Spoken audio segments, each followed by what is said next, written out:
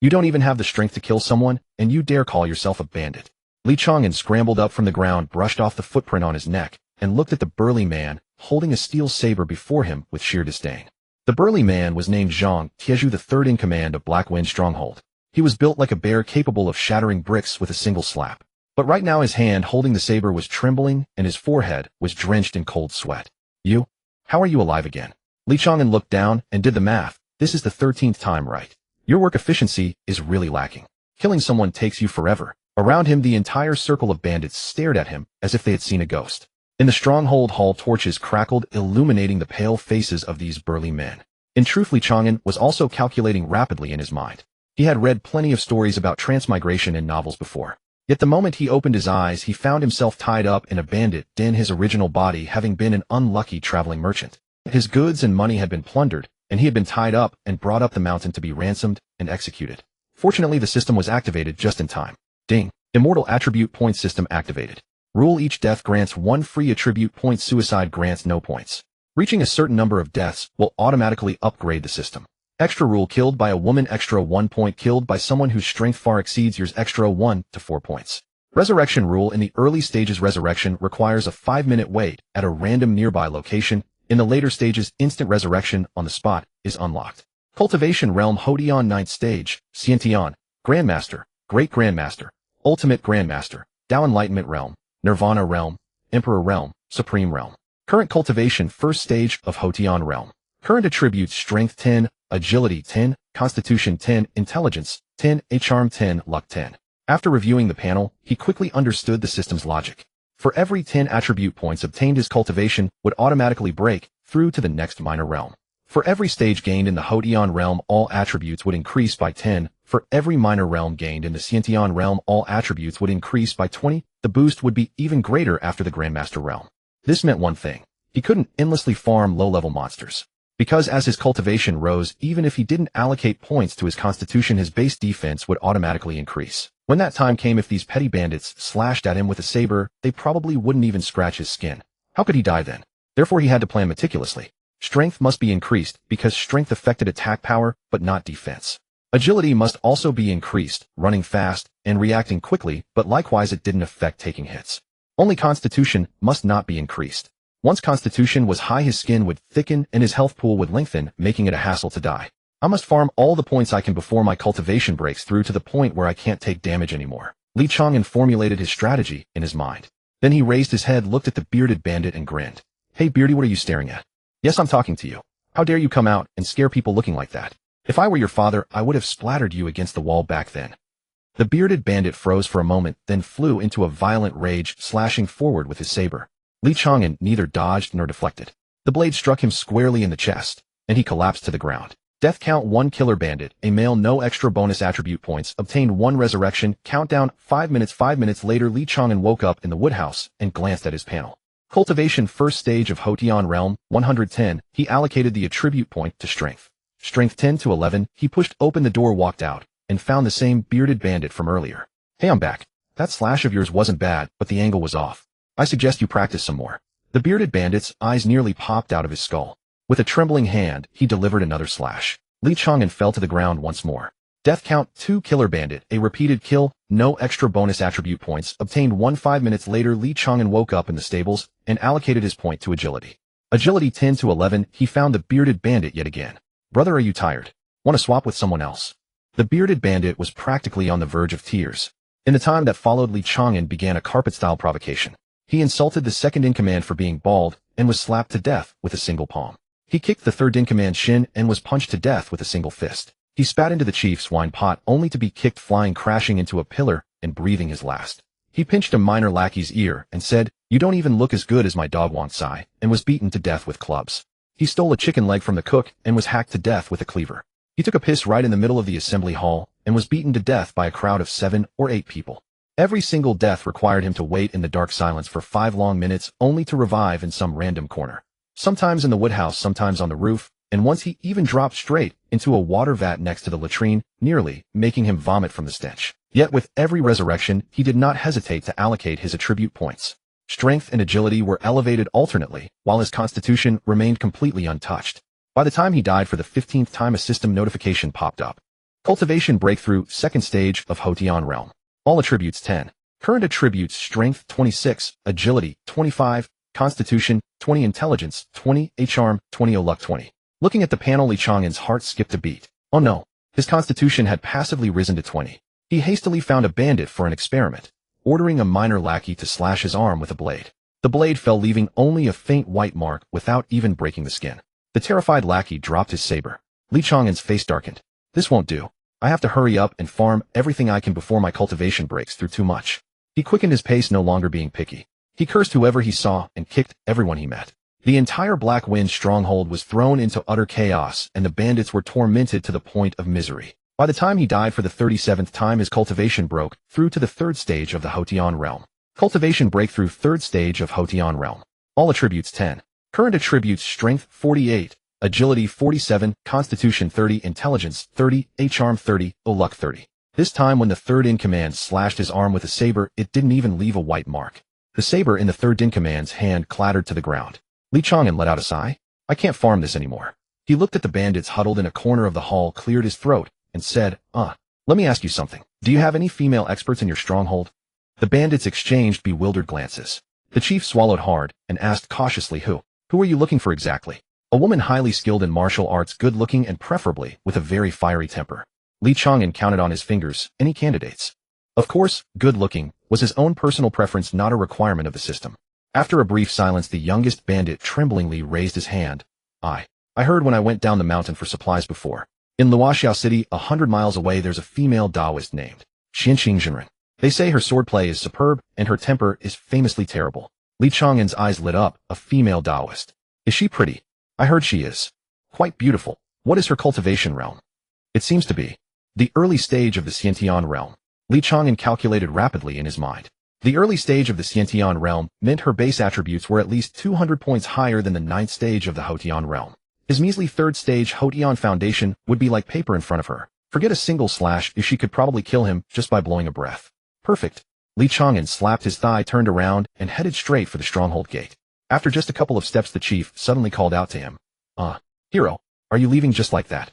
Li Chang'an looked back. What do you want to keep me for dinner? No. The chief waved his hands frantically, his face covered in a forced smile. We just wanted to offer you some travel expenses. After all, you've been working so hard here for so long. He waved his hand, and several lackeys carried out 2 heavy chests. When opened, they were filled to the brim with gleaming silver ingots and copper coins. Li Chang'an raised an eyebrow. Oh, so generous. The chief's smile was uglier than a crying face. It's only right. Safe travels, and please never come back. Li Chang'an did not hesitate. He picked up a chest of silver and weighed it in his hands, finding it quite heavy. Nodding with satisfaction, he turned his gaze back to the chief. By the way, where exactly is that female Taoist in Luoxiao City? There is a Xianqing temple outside the city. She resides there. Got it. Li Chang'an hoisted the silver onto his shoulder and strode out of the stronghold gates. Behind him, a group of bandits slumped to the ground, drenched in sweat, as if dragged from a river. The third chief wiped the sweat from his forehead. Big brother, he won't come back, will he? The chief stared at the departing figure for a long time in silence, before finally, speaking slowly, notify the brothers. Pack up, we are moving. Move where? The further the better. The chief's voice was firm. In this lifetime, I never want to see that man again. The mountain wind blew, carrying the faint intermittent sound of Li Chang'an's singing from afar. Sister, boldly stride forward, go forward, do not look back. The voice grew more distant, gradually fading into the twilight. Li Chang'an walked along the mountain path in high spirits. 37 deaths, 37 attribute points, boosting his cultivation from the first layer of the Hotian realm straight to the 3rd layer. Although he hadn't completely squeezed the Black Wind stronghold dry, the harvest was quite decent. More importantly, he had obtained a clue for his next target. Adept Xuanqing, early Xiantian realm, a female Taoist. Getting killed by a woman yields extra rewards. I hope she lets me farm her a few more times. Li Chang'an licked his lips, his steps growing even lighter. Luoxiao City, here he comes. Carrying a chest of silver on his shoulder, Li Chang'an hummed a tune as he walked along the mountain path. The Black Wind stronghold was already 3 miles behind him, and he was in a great mood. 37 deaths had raised his cultivation from the 1st layer to the 3rd layer of the Hotian realm, pushing both his strength and agility close to 50 points. Although his constitution was forced to rise to 30, meaning minor bandits could no longer even scratch him, he was still quite satisfied with this start. Luoxiao City Adept Xuanqing, early Xiantian realm, female Taoist. He muttered as he walked. I hope this Taoist master has a fiery enough temper to slice me in half with a single strike. Just as he was thinking, a sudden and fierce clashing of weapons erupted from the forest ahead, mingled with angry shouts and screams. Li Chang'an froze in his tracks. Judging by the sound, there were many people involved, and the commotion was massive. The sound of splintering trees and the muffled impacts of inner energy made it clear this was no ordinary brawl. After all, he was now at the third layer of the Hotian realm with senses far superior to ordinary people, allowing him to determine that the combatants were at least skilled martial artists of the sixth layer or higher. A fight! Li Chang'an's eyes lit up. He quickly hid the silver in the roadside bushes, hunched over, and crept forward. Parting a thicket of shrubs, the sight before him instantly made his eyes widen with excitement. There stood a woman in black holding a slender, flexible sword, relentlessly pursuing and slashing at a dozen men. She appeared to be in her early 20s with a cold, elegant face and delicate features that looked as if they were painted, her phoenix eyes flashing with fierce, lethal intent. The tight black martial arts outfit contoured her slender, yet powerful physique, her long black hair, tied, high, swinging in a sharp, clean arc with her movements. Her sword was incredibly fast and ruthless, each thrust carrying a sharp, whistling sound as it tore through the air. Her opponents stood no chance of fighting back, forced into a desperate retreat as they frantically parried her blows. The dozen or so men she was hunting were all wounded, their clothes torn to shreds, clearly on the verge of collapse. Watching this, Li Chang'an felt his blood boil with excitement. He didn't care at all who was righteous and who was evil. He only saw two key pieces of information. First, this woman was a top-tier expert, at least at the 8th layer of the Hotian realm, or even touching the threshold of the Xiantian realm. Second, she was extremely beautiful. Getting killed by a woman added an extra attribute point. Plus, since her strength far exceeded his, that meant another 1 to 3 extra points. No matter how he calculated it, this was an incredibly lucrative deal. Li Chang'an took a deep breath, leaped out of the bushes, and stood right in the middle of the path. Hands on his hips, he shouted with full resonant force, "Halt! In broad daylight, under the bright sky, you dare to commit violence in public? Is there no law left?" This resonant shout actually startled both fighting parties. The black-clothed woman withdrew her long sword and frowned at him. Her gaze swept over Li Chang'an, instantly turning into sheer disdain. A mere third layer of the Hotian realm was no different from an ant in her eyes. "Scram if you don't want to die," she said coldly, her tone as casual as shooing away a fly. Hearing this, Li Chang'an was absolutely thrilled inside. Scram if he didn't want to die. But he wanted nothing more than to die. Besides, if this woman wanted to kill him, wasn't that just attribute points delivered right to his doorstep? Without another word, he lunged forward, shielding the hunted men behind him with outstretched arms, and shouted with heroic righteousness, "You guys go first. I'll cover the rear." The hunted men, who had been utterly hopeless, were so deeply moved by this sudden courageous youth that tears almost welled up in their eyes. The burly leader of the group, his eyes reddening, cupped his fists respectfully. "Young hero, your righteousness is unparalleled. We shall forever remember this life-saving grace. From this day forth, you are our blood brother of different parents. Cut the chatter, go." Li Chang'an waved them off without even turning his head. The burly leader gritted his teeth and led his men as they scrambled and crawled into the depths of the forest. The black-clothed woman's face turned icy cold, and she raised her sword to give chase. How could Li Chang'an let her have her way? He lunged straight forward, blocking her path, his face a mask of righteous determination. "If you want to get to them, you'll have to kill me first." Losing all patience, the black-clothed woman flicked her wrist, and her flexible sword lunged forward like a striking serpent. Li Chang'an only felt a sudden coldness at his throat before his vision plunged into darkness. Death count 38, killer woman in black, female, extra 1 point, strength far exceeds host, extra 2 points, attribute points, obtained 4, resurrection, countdown 3 minutes. Li Chang'an's consciousness lingered in the darkness for a moment. He was ecstatic. For points. He had gained 4 attribute points in a single go. This was far more than what he had earned from grinding half the day in the bandit stronghold. Moreover, the resurrection time had dropped from 5 minutes to 3, indicating that as his cultivation rose, his recovery speed was also accelerating. He lay in a pool of blood with a satisfied smile. The black-clothed woman didn't even spare a glance at the body on the ground, raising her sword to continue her pursuit of the fleeing men. Deep in the forest, the group hadn't managed to run very far. Knowing they couldn't outrun this female demon, they simply stopped and formed a defensive formation. The burly leader, while organizing the formation, sighed with emotion. Though that young hero was deeply righteous, his strength was unfortunately lacking, and he threw away his life in vain. We must forever remember his kindness. "Cut the talk, she's here," someone nearby cried out in panic. The black-clothed woman had already caught up, her flexible sword unsheathed, once more flashing with a chilling light. Although they had numbers, their strongest member was only at the 7th layer of the Hotian realm, which was utterly insignificant before the black-clothed woman. With 1 strike per person, she downed 3 of them in the blink of an eye. The remaining men fought desperately to hold their formation, but they were merely buying a little more time. "Hold on," the burly leader roared through gritted teeth, blue veins bulging on his forehead. But they all knew in their hearts that in a few minutes at most they would all perish here. Just then a familiar voice rang out from behind them, "Demonis, If you want to get to them, you'll have to kill me first. Everyone froze in utter shock. They turned their heads, only to see Li Chang'an charging out of the forest. He was completely clean. Not only was there not a single wound on him, but even his clothes were entirely intact, as he lunged fiercely toward the black-clothed woman. The group was completely dumbfounded. Wasn't he dead? A big bearded man rubbed his eyes thinking he had misseen. I saw it with my own eyes. He was struck through the throat. Another man's voice trembled. Could it be a ghost? A ghost wouldn't have that kind of aura. Look at his stance. He's even more spirited than before. The leading man was also stunned, mumbling this. What is this? Li Chang'an paid no heed to their shock. His mind was entirely occupied with attribute points. Resurrecting in 3 minutes for 4 attribute points. This deal was simply too good. He was now tempted to kiss this woman. Though after the kiss he'd likely be hacked to death, but that didn't matter. The black-robed woman frowned slightly as she saw him reappear. She distinctly remembered thrusting her sword through his throat, and she had confirmed that he had stopped breathing.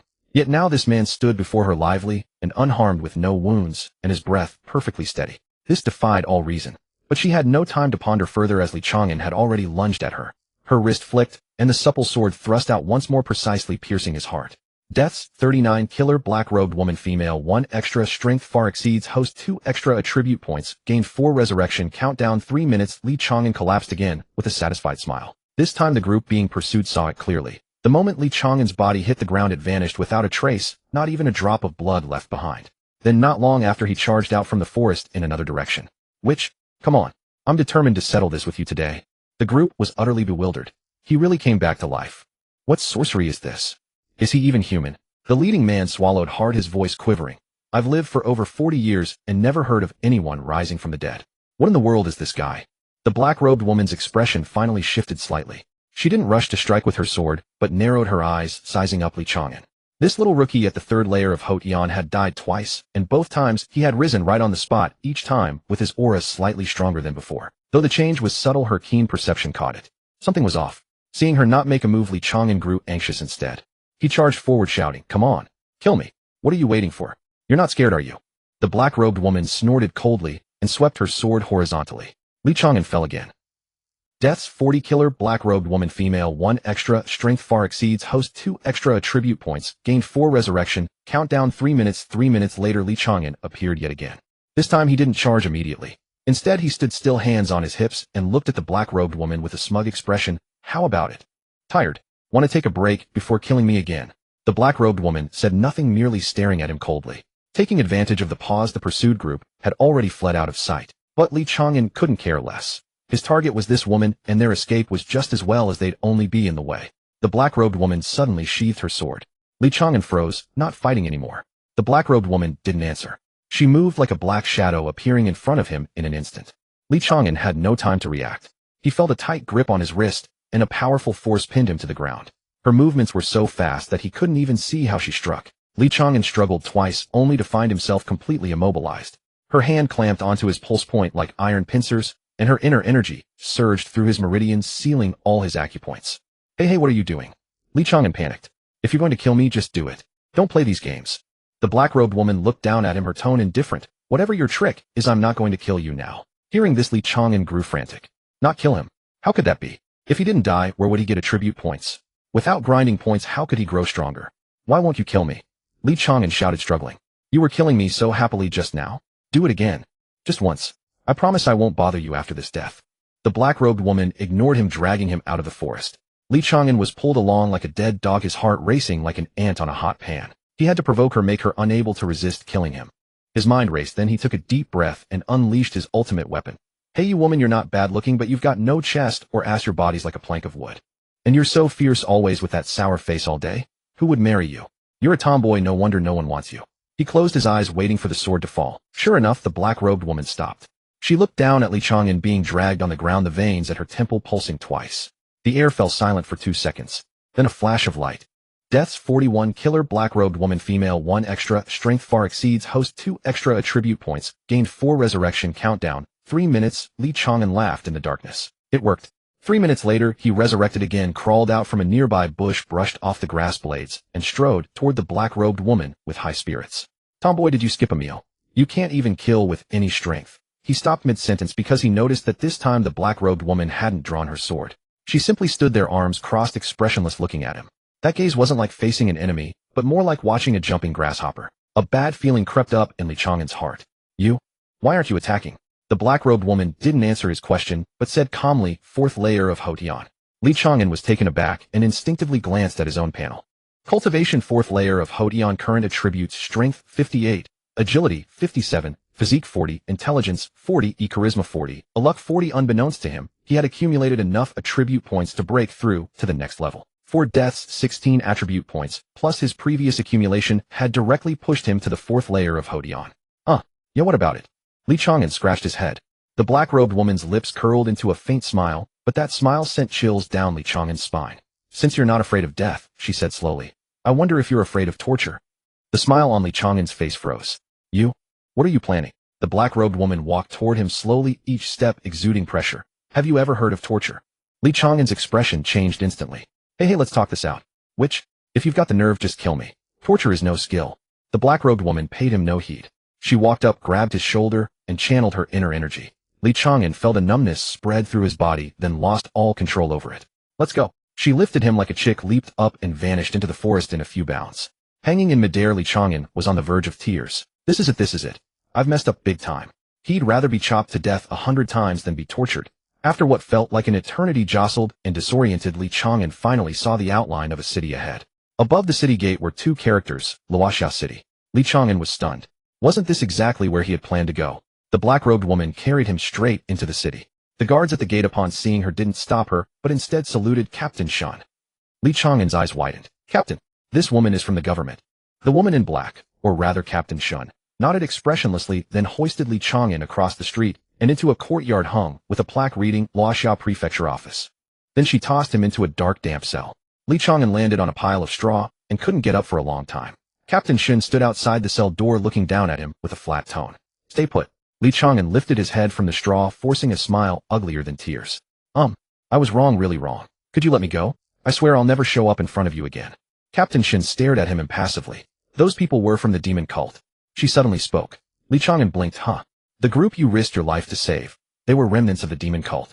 I chased them for 3 days and nights. I was about to catch them all today, but you ruined it. Li Chang'an's expression froze. Demon cult. Yes. The kind that commits murder, arson, and every evil imaginable. Exactly. Li Chang'an was silent for a full 5 seconds. Then he slapped his forehead and let out a long sigh. No wonder that woman was chasing those dozen people with a blade. Turns out she was on official duty punishing the wicked. And he, the fool, had rushed in to play the hero and rescue a beauty. No rescue demon cult remnants. Captain Shun watched his remorseful expression, the corner of her mouth twitching upward slightly, before quickly returning to coldness. Now you know. Too late. She turned and left, pulling the cell door shut behind her. Wait. Captain Shun. Sister Shun. I really misunderstood. Let me out, and I'll help you catch those demon cult members. I know them. They're my sworn brothers from different parents. Captain Shun's footsteps faded away, eventually disappearing down the corridor. Li Chang'an collapsed weakly onto the straw pile, staring at the mottled ceiling above, wanting to cry, but having no tears. What a mess this was. He came to find a female expert to boost his stats, but instead he got himself thrown into jail. He rolled over, lying face down on the straw, and began to think about how to make that female captain lay hands on him again. If nothing else worked, he could just keep calling her a tomboy. As long as she killed him, he could resurrect and escape. Thinking this, Li Chang'an felt better. He rolled over, crossed his legs, and started brewing his next round of suicidal taunts. Lying on the straw in the cell, legs crossed, Li Chang'an's mind raced. He was trapped in the dungeon of Luoxia Prefecture Office, and that tomboy Captain Shun said she would torture him. That couldn't happen. He would rather die 100 times than be tortured. He had to find a way to make that tomboy kill him, or someone else could do it. He sat up and surveyed the situation outside the cell. At the end of the corridor stood 2 jailers, a tall skinny one and a short fat one, both around the 5th or 6th level of the Hotian realm, chatting idly together. Further beyond, he could faintly see a duty room, where a person sat whose aura was much stronger than the 2 jailers. Li Chang'an narrowed his eyes and sensed it. Hotian Peak. You're the one. He cleared his throat and shouted down the corridor. Hey, you 2 out there. Your cell is so shabby, not even a pillow. Is this Luoxia Prefecture's hospitality? The 2 jailers turned their heads to look at him, but ignored him. Li Chang'an kept shouting. I said, are you too hard of hearing? Or are all the jailers in Luoxia Prefecture deaf? The tall skinny one frowned, walked over, and knocked on the bars. Shut up and stay put. I won't shut up. What are you going to do about it? Li Chang'an stood up, walked to the bars, and grinned at him through the iron gate. Go ahead, hit me if you've got the guts. The tall skinny one's face darkened as he reached out to teach him a lesson, but the short fat one pulled him back. Don't be rash. Captain Shun said to keep him for interrogation. The tall skinny one snorted and withdrew his hand. You got lucky, kid. Seeing that his bait wasn't working, Li Chang'an decided to turn up the heat. He turned toward the duty room and raised his voice. Hey, the one hiding in the duty room. What are you playing at playing big shot in there? Come out and let me see your face. Maybe you're too ugly to show yourself. The curtain of the duty room was pushed aside. A burly middle-aged man stepped out square-faced with a bushy beard, a broadsword hanging at his waist, and an air of ferocity about him. He strode up to the cell towering over Li Chang'an and said in a low voice, Kid, you tired of living? Li Chang'an had been waiting for exactly those words. Tired of living. I'm having the time of my life. Li Chang'an put his hands on his hips and lifted his chin. You're the head man here. Doesn't look like much to me. Hoti on peak. Sounds impressive, but I wonder if your skills are as good as your mouth. The middle-aged man's eyes turned cold. You want to try? Sure, let's try. Li Chang'an stepped back and spread his arms. Come on, hit me right here, right on the heart. If one palm strike can kill me, I'll respect you as a real man. If you can't kill me. He paused and flashed a punchable grin. Then you're a woman. The middle-aged man's face instantly turned black. In his dozen years as the head jailer of Luoxiao Prefecture, he had never seen such an arrogant prisoner. Being called a woman in front of so many men. If he didn't act, how could he ever hold his head up again among his brothers? You're asking for death. The middle-aged man struck out with a palm, internal force surging into his hand, sending a dull wind howling toward Li Chang'an's chest. Li Chang'an didn't dodge or evade. He even stepped half a pace forward. Bang! The palm force landed solidly on his chest. Li Chang'an felt his chest tighten, darkness closed in, and his whole body flew backward, crashing into the wall behind him before sliding limply to the ground. Death count 42. Killer head jailer Wang Dali, male, no extra bonus. Attribute points gained 1. Resurrection countdown 3 minutes. It worked. Li Chang'an's consciousness sank into darkness, a faint smile still on his lips. In the cell, Wang Dali stared at Li Chang'an's motionless body, and his face suddenly changed. That palm strike had used 80% of his strength, and he had indeed aimed to kill. But he hadn't expected the kid to not dodge and take the hit head on. He crouched down and checked Li Chang'an's breath. Nothing. Wang Dali's heart skipped a beat. He had only wanted to teach the kid a lesson, not actually kill him. Captain Shun had ordered them to keep the prisoner alive, and now his impulse had killed the man. If this came to light, he would be in deep trouble. Boss, this. The tall, skinny jailer came over and looked at Li Chang'an's corpse, also panicking. Wang Dali took a deep breath and said in a low voice, Guard this place. I'll go report to Captain Shun. He strode out of the cell, crossed the backyard of the prefecture office, and arrived at Captain Shin's study door, where he knocked. Come in. Wang Dali pushed the door open and saw Captain Shin sitting at her desk reviewing files. He kept his head down and forced himself to speak. Captain Shun, this subordinate is guilty. Captain Shin looked up at him. What is it? That kid we apprehended today. I accidentally killed him. He had expected Captain Shun to fly into a rage, but to his surprise, she merely set down the files in her hands, leaned back in her chair, and wore an expression of calm that was almost unnerving. Oh, how did you kill him? Wang Dali hesitated for a moment, then replied truthfully. That kid had a foul mouth, kept cursing and provoking me, even goading me, by saying I wasn't a man if I didn't kill him. I acted on impulse, so You killed him with a single palm strike. Yes. Captain Shun lifted the teacup on her desk and took a leisurely sip before saying, Send people to search the surrounding areas. This fellow is likely to appear nearby. Wang Dali was stunned. Huh? What, huh? Go search. Wang Dali looked thoroughly bewildered. But Captain Shun, he's already dead. How could he appear nearby? Captain Shun offered no explanation, merely waving her hand dismissively. Do as I say. Though Wang Dali was full of doubts, he dared not press further, and withdrew from the study to gather his men, beginning a search inside and outside the government office. Hearing this order, the others were equally puzzled. Chief, what exactly are we searching for? Isn't that kid already dead? Captain Shin says search, so we search. Cut the nonsense. Wang Dali barked irritably. He was wondering the same thing. How could a dead man come back to life? Was Captain Shun's mind clouded from handling too many cases lately? However, before long a young constable came running, panting heavily. Chief, we found him. That kid is sneaking food in the kitchen. Wang Dali's eyes widened. What did you say? It's true. He's right in the kitchen gnawing on a chicken leg. Wang Dali led his men rushing to the kitchen, and indeed found Li Chang'an sitting by the stove, clutching a greasy chicken leg in his hand, eating with grease dripping from his mouth. Seeing Wang Dali burst in, Li Chang'an even waved the chicken leg at him. Hey Chief, while you're here, these kitchen chicken legs are pretty good. Want one? Wang Dali's jaw nearly hit the floor. Wasn't this kid dead? He had personally checked his breath and confirmed he was gone. How could he be alive and well eating chicken legs in the kitchen? Seize him. Wang Dali waved his hand, and several constables rushed forward, pinning Li Chang'an to the ground. Li Chang'an didn't resist letting them tie him up, while a chicken bone dangled from his mouth. Easy, easy, let me finish this bite. Soon he was brought before Captain Shun. Captain Shun sat behind her desk, hands folded on the table, watching him with an expressionless face. The moment Li Chang'an saw her, he perked up and struggled, shouting, You woman, if you've got the guts, kill me. What kind of strength is locking me up? Captain Shin showed no anger, instead a faint sneer crossed her lips. Wanna die? It's not that easy. She turned to Wang Dali. Old Wang, torture this kid. I want to see how he keeps coming back to life every time he dies. Hearing this, the smile froze on Li Chang'an's face. Torture? Absolutely not. He exerted himself, forcefully unleashing the power of the later Heaven Fourth Stage, and actually broke free from his bindings in one motion. Before those around him could react, he had already darted to a nearby constable and snatched the sword from his waist. Then, brandishing the blade, he charged toward Captain Shun. You woman, I'll fight you to the death. Captain Shun's brows furrowed slightly as she instinctively drew her flexible sword to block. But she hadn't expected Li Chang'an to have no intention of fighting to the death. At close range, instead of dodging, he deliberately charged into the sword point. A piercing sound echoed as the sword tip reached his chest. Li Chang'an glanced down at the blood seeping from his wound, then looked up at Captain Shun with a grin before collapsing straight down. Death count 43 Slayer, Xin Qingyi female 1 bonus. Significantly stronger than host 2 bonus obtained attribute points, 4 revival countdown, 3 minutes. The study fell silent for a few seconds. Wang Dali looked at Li Chang'an, who had once again lost consciousness on the ground, his expression complicated. Chief, this kid seems genuinely unafraid of death. Xin Qingyi sheathed her sword with a calm demeanor.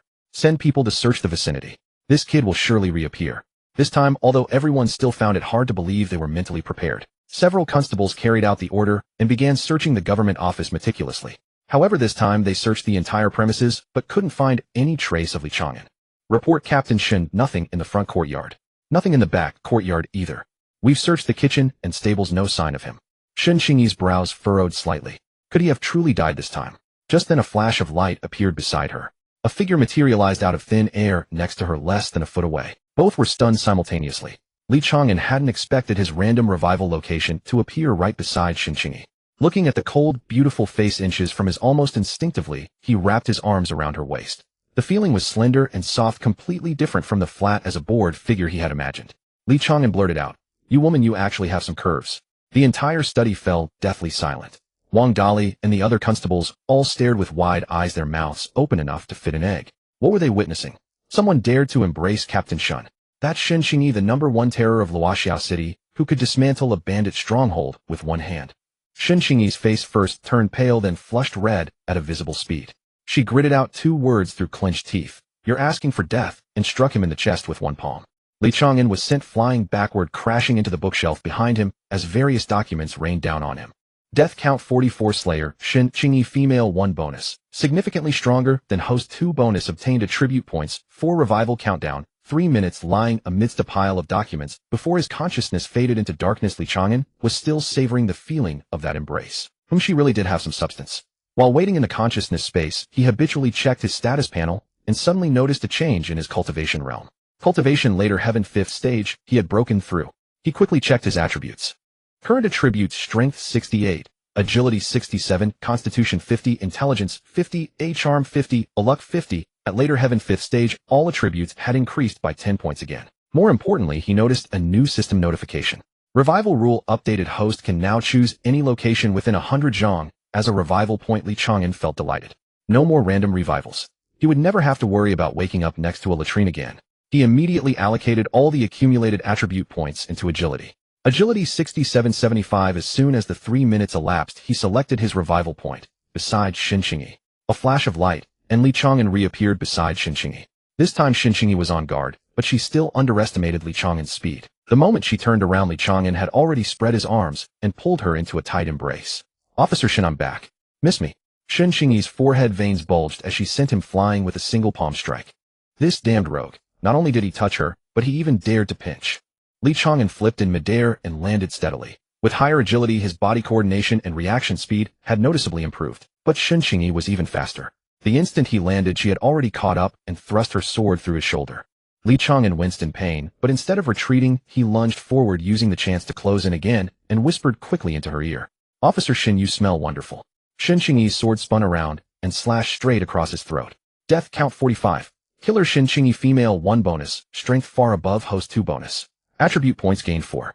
Respawn countdown 3 minutes. After Li Chang'an fell, Xin Qingyi stared at the corpse on the ground, her chest heaving with rage. She lifted her foot and viciously kicked the corpse several times. "Bastard. Scoundrel. Lecher." Wang Dali watched from the side, his heart pounding, wanting to intervene, but not daring to.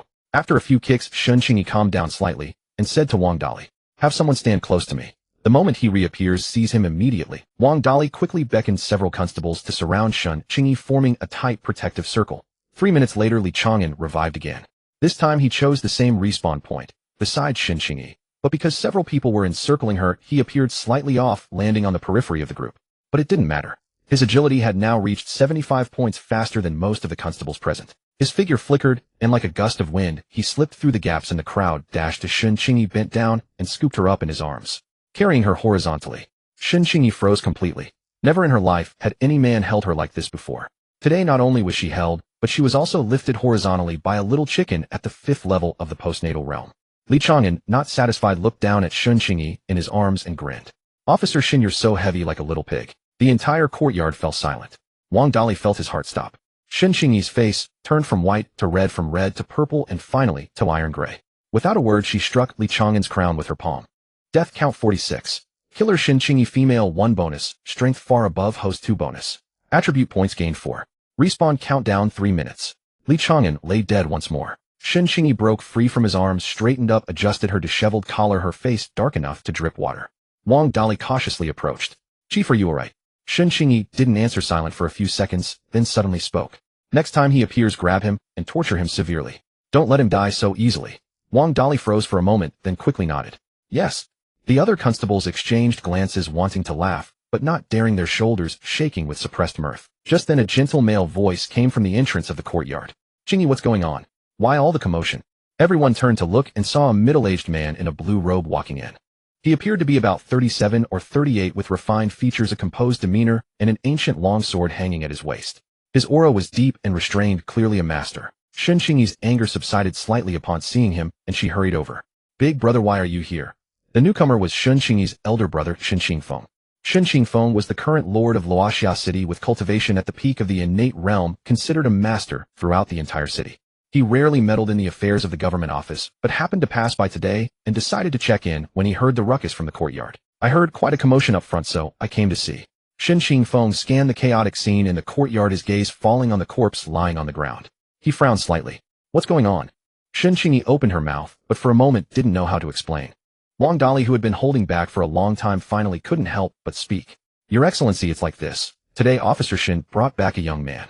This fellow is uncanny. He dies, and then revives, and we've already seen him die several times. Every time he revives, he what? He lays hands on Officer Xin. Xin Qingfeng's frown deepened. Nonsense. How can a dead man revive? No sooner had he spoken than a flash of light appeared beside him. A figure materialized out of thin air. It was Li Chang'an. The moment Li Chang'an revived, he immediately sensed an extremely powerful aura nearby. He turned his head and saw a refined middle-aged man standing beside him. The unfathomable internal energy fluctuation made his heart skip a beat. This man was even stronger than Xin Qingyi, peak of the innate realm, or even higher. If he could be killed by someone like this, wouldn't attribute points come pouring in? Li Chang'an's eyes lit up instantly. Xin Qingfeng was startled by the sudden appearance. In all his years, he had never seen anyone materialize out of thin air beside him. Out of martial instinct, he subconsciously struck out with his palm. He used only 3/10 of his strength, but for Li Chang'an, who was at the 5th level of the postnatal realm, it was more than enough. Bang!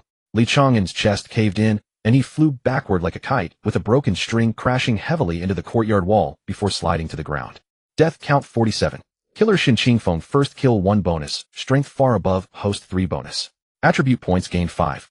Respawn countdown 3 minutes. Li Chang'an's consciousness sank into darkness, but his heart was laughing with joy. 5 points. He got 5 attribute points in one go. These 2 siblings were his lucky stars. One gave him 4, the other gave him 5. At this rate, he would break through to the innate realm in no time. In the courtyard, Xin Qingfeng looked at his own palm, then at Li Chang'an's corpse by the wall, his expression somewhat bewildered. This? Xin Qingyi quickly walked to Li Chang'an's corpse, crouched down, and checked his breath. Sure enough, he had no pulse again. She stood up and sighed. Big brother, he's the one I told you about. Xin Qingfeng frowned. You mean? He's that fellow who can revive after dying. Yes. Xin Qingfeng was silent for a few seconds, then walked over to Li Chang'an's corpse and examined it closely. He could sense that the body truly had no life force left. But strangely, the corpse was dissipating at an extremely slow rate, as if turning into specks of light merging into the air. Interesting.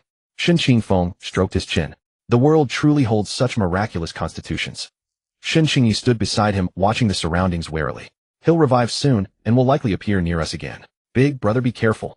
Xin Qingfeng nodded, secretly circulating his internal energy, ready to strike at any moment. But this time they waited a long time, and Li Chang'an never appeared again. 3 minutes passed. 5 minutes passed. A quarter of an hour passed. The courtyard remained utterly silent save for the rustling of leaves stirred by the wind. Wang Dali couldn't help but ask, "Boss, that kid. Is he really dead this time?" Shen Qingyi shook her head. "Impossible. He's come back every time before, and this time will be no exception." "Then why isn't he showing up?" Shen Qingyi had no answer. What she didn't know was that Li Chang'an had already chosen a resurrection point in a small alley outside the government office. Crouching in the shadow of the alley, he peered through a crack in the wall to observe the courtyard. Seeing Shen Qingyi and her elder brother standing there on high alert, a smug smile curled at the corner of his lips. "Trying to catch me? It won't be that easy." He quietly rose to his feet, brushed the dust off his clothes, and turned to slip away in the opposite direction. Through these several deaths, he had accumulated quite a few attribute points. Combined with the points he had left over from before, and the 5 Shinqing Feng had just given him, his attributes had now undergone a qualitative leap. But he did not rush to continue grinding. Shen Qingyi and her brother were now on guard. Charging at them recklessly would only get him captured and tortured. He needed to find a place to lie low, digest his gains, and then plan his next move. Li Chang'an twisted and turned through the alleys, quickly vanishing into the dense maze of streets in Luoxiao City. Meanwhile, in the courtyard of the government office, Shen Qingyi waited for a long time without seeing Li Chang'an appear, and finally realized something was wrong. She sent people to expand the search, meticulously combing through every alley around the government office, but they found no trace of Li Chang'an. Wang Dali rushed back, panting heavily, to report, "Boss, we've searched everywhere. No sign of him." Shen Qingyi stood in the center of the courtyard, the night wind stirring her robes. Her face was inscrutable under the moonlight. She was silent for a long time before finally speaking slowly. "Issue an order wanted throughout the city. 50 silver taels for information leading to his capture, 500 silver taels for his capture alive." Wang Dali clasped his hands. "Yes." Shen Qingyi looked up into the distant night sky, a complex glint flashing in her eyes. That bastard had actually run away. She touched her waist, where the warmth and sensation of his embrace still seemed to linger. Her face flushed again. "Next time I catch you," she muttered through gritted teeth, "I'll skin you alive." Li Chang'an crouched in the alley, confirming that Shen Qingyi's men hadn't followed, and finally breathed a sigh of relief. He leaned against the wall and glanced at his status panel. Cultivation Hotian 5th stage, remaining attribute points 12, strength 68, agility 75, constitution 50, intelligence 50, a charisma 50, a luck 50, 12 attribute points. The accumulation from his recent deaths. After a moment's thought, he poured all of them into agility. Agility 75, 87, a warm current flowed through his body. He felt much lighter, and a nimble power surged through his limbs. He was now confident that even if he couldn't defeat those experts, ordinary people would never catch him when he ran. But soon a new problem arose. His cultivation was nearly at Hotian 6th stage, yet he didn't know a single proper technique. Previously, he had relied on raw strength and recklessness in fights. Now that his cultivation was rising, he couldn't keep relying on wild punches forever. He murmured in his mind, "System, are there any technique rewards?" The system's voice echoed in his mind. "Upon reaching the Xiantian realm, the exchange area will be unlocked. The host may use attribute points to exchange for techniques, martial skills, movement arts, etc." Li Chang'an frowned. "Xiantian. I'm only at Hotian 5th stage now. There are still several realms to go before I reach Xiantian. What am I supposed to do in the meantime? Fight barehanded?" The system did not respond. Li Chang'an thought again and asked, "One more question. I hid some silver by the roadside earlier. If I die somewhere else, won't I not be able to get it back? Can you give me something like a storage space?" The system was silent for a few seconds. Scanning. In light of the host's proactive, death-seeking, and courageous sacrifice spirit, the system has decided to unlock the system inventory function ahead of schedule. The next moment, Li Chang'an felt a vast space open up in his mind. He focused his senses and found the space to be about 10 zhang square, enough to hold a considerable amount of items. Now that's more like it. Li Chang'an grinned, emerged from the alley, and followed the mountain path he remembered. With his agility now at 87 points, he could run faster than a horse at full speed. In less than half an hour, he returned to the place where he had hidden the silver. Pushing aside the grass, the chest was still there with the silver ingots neatly stacked inside. Li Chang'an placed his hand on the chest, and with a thought, the entire chest vanished from its spot and appeared in his system inventory. That's settled. He clapped his hands in high spirits. But then he grew troubled again about where to go next. He couldn't grind the bandits of Black Wind Stronghold anymore, and he couldn't go near Shen Qingyi for now. He couldn't just pick a fight with random people on the street, could he? What if he ran into someone who disregarded martial ethics and tied him up? He would be truly done for. As Li Chang'an was pondering, he suddenly heard a commotion coming from the main road ahead. He looked up and saw a crowd of ragged refugees, families with old and young trudging southward. Men, women, and children all wore expressions of sorrow and moved with weary steps. He quickened his pace and stopped an old man, asking, "Elder, where are you all heading? Why are so many people traveling together?" The old man sighed and pointed north. "Young man, haven't you heard? War has broken out in the border city to the north. They say the Tartars have breached the pass, burning and killing all the way. Even worse, the demon cult is causing chaos too, murdering and setting fires everywhere. The authorities can't control it. We common folks have no choice but to flee toward the capital hoping to find a way to survive. The moment Li Chang'an heard the words demon cult, his eyes lit up. Demon cult. As in the kind that kills like flies, commits every evil, and is full of top-tier experts. The old man was taken aback by his excited tone. Yes. The demon cult people are ferocious. They kill anyone they see, and even the soldiers are afraid of them. Do they have many experts? Many. I hear the demon cult has plenty of Xiantian realm masters, and even grandmaster-level figures overseeing them. Li Chang'an took a deep breath, feeling his blood boil. Xiantian masters, grandmasters, killing sprees, hacking at anyone in sight. This was exactly the paradise for grinding points he had dreamed of. Elder, which direction is the demon cult? The old man pointed northwest. They say they're active around Blackwind Ridge, about 200 li from here. Young man, why are you asking? Don't do anything foolish like going after them. Li Chang'an grinned. Don't worry, Elder. I know what I'm doing. He turned and strode northwestward. The old man watched his retreating figure and shook his head. Another reckless youth who doesn't know the immensity of heaven and earth. Li Chang'an galloped all the way, relying on the silver in his system inventory, buying dry rations and water at post stations along the route, so he didn't suffer much hardship. 2 days later he arrived at the nearest city to Blackwind Ridge, Jinbei Pass. The pass had clearly just experienced a war. There were several obvious signs of damage on the city walls. Although the city gate was open, very few people were coming and going. Most of the shops on the main street were closed, and the occasional pedestrians hurried along with their heads lowered, not daring to look around. Li Chang'an took a stroll around the city, found a tea house still open, ordered a pot of tea and a plate of peanuts, and sat down to rest. In the tea house a few tables were sparsely occupied, mostly by Jianghu figures carrying weapons. They spoke in loud voices. Li Chang'an pricked up his ears and found that the topic of their conversation revolved around the same thing: exterminating the demon cult. Have you heard? The Imperial Court is serious this time. They've sent 2 Supreme Grandmasters to lead the team aiming to wipe out the demon cult's lair in Blackwind Ridge. Are 2 Supreme Grandmasters enough? The demon cult has several Enlightenment realm experts stationed there. It's not just the court. Many sects from the Jianghu have answered the call. The sect leader of Qingyun sect personally brought over a dozen disciples, and people from Chang'an sect and Bisui Pavilion have also arrived. So, does that mean action will be taken in the next few days? It should be soon. It's said that all the experts have gathered west of the city waiting for the final order. Li Chang'an felt his heart burning with excitement. He stood up with his tea bowl, walked over to that table, and cupped his hands. Gentlemen, I am Li Chang'an at the 5th level of postnatal realm. I also wish to contribute and eliminate the demon to uphold the Tao. I wonder if you could take me along. The people at the table turned around and looked him up and down. A burly man with a beard sneered, postnatal realm 5th level. Little brother, do you know what cultivation levels the demon cult members have? The weakest are at postnatal realm 6th or 7th level, and the leaders are all experts at the innate realm or above. If you go, you won't even be cannon fodder. Better stay in the city.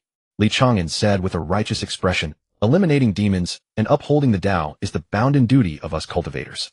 How can you look down on me just because I'm weak? Although my cultivation is not high, I have a sincere heart. Even if I die in battle, I will never retreat. He spoke with fervor and passion, his voice echoing in the tea house, drawing the attention of other tables. The bearded, burly man paused, and the mockery on his face slowly turned into admiration. He put down his wine glass and patted Li Chang'an's shoulder. Good. Well said. I was too narrow-minded. Since you have such determination, come along with us. Li Chang'an was overjoyed but kept a solemn expression on his face, clasping his fists. Thank you for your kindness. And so he smoothly joined this demon-suppressing team composed of experts from various paths. The team was packed with experts. There were 1 or 2 dozen at the innate realm alone and 2 grandmasters overseeing them. One of the grandmasters was an old man with white hair, his aura as deep as a mountain, rumored to be a guest elder of the Imperial Court's Hall of Offerings. The other grandmaster was a middle-aged monk named Huaming from Shaolin Temple, whose iron palms were said to be able to split stone steels. In addition, there were many young disciples in the team, mostly sent by various sects for training. Among them, 2 female disciples were particularly eye-catching.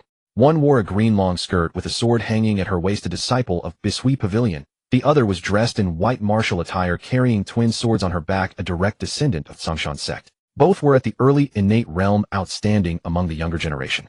When they saw Li Chang'an, a small fry at the postnatal realm 5th level, mingling in the team, they didn't say anything, but the disdain in their eyes was unmistakable. Li Chang'an didn't mind. He actually wished everyone would look down on him, so that when the fight broke out he could peacefully die and farm points. The team rested for half a day at Jinbei Pass, replenishing dry rations and fresh water, then set out in the afternoon, advancing along the official road toward Blackwind Ridge. After leaving the city gate and traveling about 10 li, the trees on both sides of the road became denser and the terrain gradually grew rugged. The scout at the front suddenly made a hand signal indicating for the team to stop. Ambush ahead. As soon as the words were spoken, a dozen black spheres flew out from the woods on both sides, crashing into the crowd, bursting with a bang and emitting thick yellow smoke.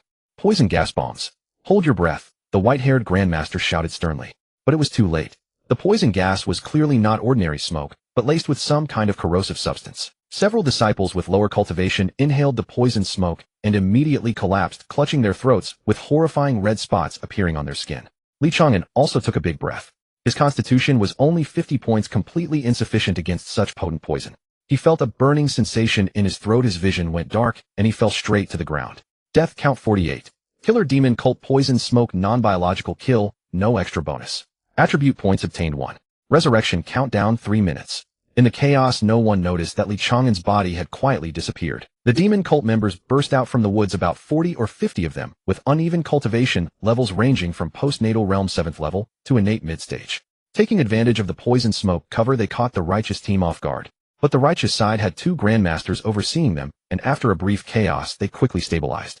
The white-haired grandmaster struck out with a palm, his powerful palm wind dispersing most of the remaining poison smoke.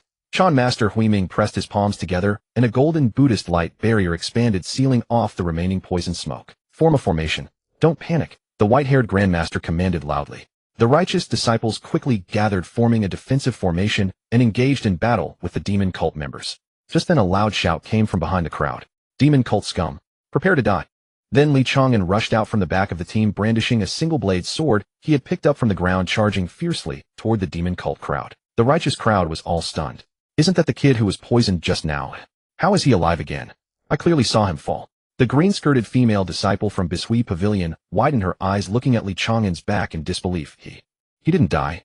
Li Chang'an didn't care what others thought. His mind was full of attribute points, and he charged straight at a demon cult innate expert. That demon cult expert was locked in combat with a righteous disciple when he caught a glimpse of a small fry at postnatal realm 5th level charging at him and casually swept his blade across. Li Chang'an did not dodge or evade. A deep gash was cut across his chest, blood spurted, and he fell again. Death count 49. Killer demon cult expert male, no extra bonus. Strength far exceeds host, extra 1 point.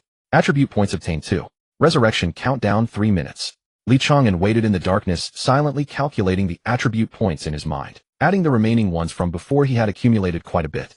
As soon as the 3 minutes were up, he resurrected again and rushed out from behind a large tree. Demon, come again. This time he charged at the same demon cult expert. That demon cult expert was just about to deliver a killing blow to another righteous disciple when he suddenly saw Li Chang'an charging again, his pupils sharply contracting. It's you? Weren't you dead? Li Chang'an didn't answer, lowered his head, and charged forward. The demon cult expert stabbed his sword through Li Chang'an's abdomen. Death count 50. Killer demon sect expert, not the first kill, no extra bonus. Power far exceeds host, additional 1 point. Attribute points earned 2. Revival countdown 3 minutes. 3 minutes later, Li Chang'an appeared yet again. This time, not only the demon sect members, but also those from the righteous path began to sense something amiss. What exactly is that kid? He's died 3 times and comes back to life every single time. Could he be some kind of demon in disguise? Li Chang'an paid them no mind and charged once more toward the demon sect expert. This time he heard the system announce that his cultivation had broken through to the 6th stage of the postnatal realm, and his revival time had shortened to 1 minute. Ecstasy surged through his heart as he continued to throw himself into danger. 4th time, 5th time, 6th time. By the 7th time, the demon sect expert had already begun avoiding him. But Li Chang'an's agility stood at a staggering 87 points, his speed surpassing even that of ordinary prenatal realm experts. He was simply impossible to evade. You bastard, don't come any closer. The demon sect expert was on the verge of breakdown. Li Chang'an charged straight at him, deliberately throwing himself onto the blade. Death count 56. Killer demon sect expert, not the first kill, no extra bonus. Power far exceeds host, additional 1 point. Attribute points earned 2. Revival countdown 1 minute. Li Chang'an revived once more and discovered his cultivation had reached the peak of the 9th stage of the postnatal realm, merely a step away from the prenatal realm. He took a deep breath and charged forward once more. This time, upon reviving, he immediately spotted the green-skirted female disciple from the Bisui Pavilion, driven to a desperate corner by a mid-stage prenatal expert from the demon sect. Her sword had been knocked away and a deep gash marred her left arm, blood soaking through half of her sleeve. The demon sect expert sneered as he raised his curved blade, preparing to deliver the final blow. Without hesitation, Li Chang'an's figure flickered like a phantom, appearing between the two. His agility had broken through 100 points, his speed so swift that none present could discern how he had moved. The curved blade descended. Li Chang'an threw his body forward to block the strike. The blade slashed diagonally from his left shoulder, nearly cleaving him in two. Death count 57. Killer demon sect mid-stage prenatal expert male no extra bonus. Power far exceeds host additional 2 points. Attribute points earned 3. Revival countdown 1 minute. Li Chang'an collapsed to the ground, blood gushing from his wounds. The green-skirted disciple gazed blankly at the figure shielding her, her eyes welling with tears. Young heroically. Though she had previously looked down on this mere postnatal 5th stage nobody, in this moment words could not express the shock and gratitude surging within her heart. Li Chang'an's consciousness drifting in darkness heard her call and felt a profound sense of satisfaction. Worth it. The 1-minute revival time passed in the blink of an eye. He revived once more, but before he could charge forward again, a terrifying aura descended from the heavens. Everyone froze in place. It was a crushing pressure originating from the depths of one's soul, as though an invisible mountain rested upon every shoulder. Disciples with lower cultivation found their legs giving way, collapsing to the ground. Even the 2 Grandmaster-level experts grew grave in expression. From the sky a black-clad figure descended with deliberate slowness. She was a woman, clad in a long black dress, her hair cascaded like a waterfall down to her waist. Her face was breathtakingly beautiful, yet cold as ancient ice. Her eyes were pitch black, devoid of any emotion, as though all things in this world were but dust in her gaze. The moment she touched the ground, the air within 100 zhang seemed to solidify. The demon sect members knelt in unison, their voices ringing out as one. We pay our respects to the demon venerable. On the righteous path side, every face underwent a dramatic change. The white-haired Grandmaster gripped his long sword tightly, his voice rough with tension. Enlightenment realm. She is a powerhouse of the Enlightenment realm. Venerable Hui Ming pressed his palms together and murmured a Buddhist invocation. Amitabha. Today's conflict may prove impossible to resolve peacefully. Without hesitation, the white-haired Grandmaster barked a command. Retreat. Everyone fall back. The righteous disciples, as though granted a reprieve from death, turned and fled in every direction. The demon sect members attempted to give chase, but the black-clad woman raised her hand to halt them. Never mind. No need to pursue. Her voice was cold and detached, utterly devoid of emotion. Return to headquarters first. Yes. The demon sect members respectfully parted to either side, clearing a path for the black-clad woman. At that moment, a figure materialized out of thin air beside her. It was Li Chang'an, who had just revived. Before he could take in his surroundings, he spotted a stunning woman in black standing nearby. Assuming she was merely an ordinary female disciple of the demon sect, he instinctively flashed a lecherous grin. Beauty, let this lord get a good look at your figure. His hand had barely moved before the black-clad woman's brows furrowed slightly, and she swept her sleeve. An invisible force slammed into Li Chang'an, his body crushed as though beneath a massive mountain. The sound of shattering bones rang out clearly as he was sent flying, crashing through 3 great trees before coming to a halt. Death count 58. Killer demon venerable first kill, additional 1 point of power far exceeds host extra 4 points. Attribute points earned 6. Revival countdown 1 minute. Li Chang'an's consciousness sank into darkness, yet a grin stretched from ear to ear across his face. 6 points. 6 points in a single kill. This woman was indeed a supreme boss. If he could only let her kill him a few more times, not to mention the prenatal realm, even becoming a grandmaster wouldn't be a dream. He rubbed his hands together in excitement within the darkness. On the ground, the black-clad woman, the demon venerable, gazed at Li Chang'an's corpse and frowned slightly. How did this kid appear? He managed to slip past my perception. A demon sect leader hurried forward to report. Reporting to demon venerable, this kid is rather uncanny. During the battle just now, he had already died several times, yet each time he revived. Moreover, his aura grew stronger with every resurrection. The demon venerable raised an eyebrow. Oh, such a thing exists. She glanced down at Li Chang'an's corpse and noticed it was slowly dissipating, breaking apart into fine particles of light that merged into the air. Interesting. She spoke softly, a flicker of interest dancing in her eyes. Then let us wait here. Though the demon sect members were puzzled, none dared to ask further and could only stand obediently in place. Roughly a minute later, Li Chang'an indeed revived once more. This time he had learned his lesson, choosing to appear at a slightly greater distance rather than directly beside the demon venerable. But the moment he appeared, the demon venerable sensed him. Her figure flashed, and she materialized before him in an instant. With a mere gesture, an invisible force immobilized Li Chang'an where he stood. Li Chang'an felt as though his body had been frozen solid, unable to move even a single finger. The demon venerable extended 2 fingers and grasped his wrist, sending a thread of internal energy into his meridians to examine him closely. Early prenatal realm. She raised an eyebrow slightly. His cultivation is unremarkable, but this revival constitution is truly rare. Held by the wrist, Li Chang'an gazed at that breathtaking face from close range, his heart aching with both longing and panic. What thrilled him was that this woman was extraordinarily beautiful. What terrified him was that he was completely immobilized. If she chose not to kill him, and instead took him back for experimentation, he was finished. He quickly shot back with a taunt. Wicked witch. If you have the courage, kill this lord. Otherwise I'll boil you, and kill you, and kill you again. The demon venerable regarded him expressionlessly, flicked her finger, and sent a blast of chi to seal his mute acupoint. Li Chang'an opened his mouth, but found himself utterly unable to speak. Take him back, the demon venerable said coldly, grabbing Li Chang'an by the collar. With a flicker of her figure she vanished from sight. Li Chang'an was suspended in midair by her, the wind howling past his ears, his heart filled with anxiety. This is it, I've really messed up this time. He quickly sank his consciousness into his mind and opened the newly unlocked exchange area. Rows of options unfolded before his eyes: cultivation arts, martial skills, movement arts, pills, and elixirs, special items. Under each category were dense entries, but most were grayed out, showing insufficient cultivation, cannot exchange. Only the most basic cultivation arts and martial skills were lit. Li Chang'an quickly scanned through, his gaze locking onto the cheapest art, the turtle breath locking essence art. Gui Shi So Yuan Ju, priced at 10 attribute points.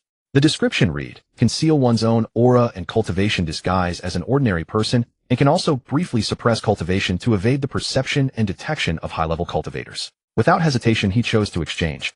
Exchange successful. Turtle breath locking essence art. Gui Shi So Yuan Ju acquired. Attribute points consumed 10. Remaining attribute points 23. A mysterious art formula surged into his mind, and Li Chang'an felt a bit more control over his body return. He tried to circulate this art, suppressing his cultivation aura to the minimum, to the point where even his heartbeat and breathing became faint and almost imperceptible. The demon venerable was carrying him in high-speed flight when she suddenly sensed that the prey in her hand had become extremely weak, almost like a corpse. She glanced down, frowned slightly, but did not stop to check. Li Chang'an secretly rejoiced and continued browsing the exchange area. He needed a way to escape from the demon venerable. His gaze fell on a movement art, flowing light shadow escape, Lu Guang Dunning, priced at 15 attribute points. The description read: a short-range burst movement art, instantly increasing movement speed by 3 times for 3 breaths. Cooldown 1 jaw sticks burn. Li Chang'an exchanged it without hesitation. Exchange successful. Flowing light shadow escape, Lu Guang Dunning acquired. Attribute points consumed 15. Remaining attribute points 8. He silently ran through the art's formula, feeling the power surging in his legs, his heart settling slightly. This art, combined with his agility points far surpassing his peers, would definitely catch others off guard. But now was not the time to flee. The demon venerable's cultivation was too high. Even with flowing light shadow escape, he might not be able to escape. He needed to wait for the right moment for when she let her guard down to escape in one go. Li Chang'an closed his eyes, pretending to have fainted, while secretly gathering strength, waiting for the perfect moment to counterattack. The wind howled past his ears, and on the distant horizon the silhouette of a massive black city gradually emerged. That was the demon sect's headquarters, Black Heaven Demon City, Haitian Maching. Black Heaven Demon City was situated within a stretch of continuous black mountains, the entire city built from massive black stones. The city walls towered into the clouds, densely covered with countless runes that faintly emitted a dim glow. The city's buildings were arranged in an orderly yet varied manner, with wide streets, but few pedestrians.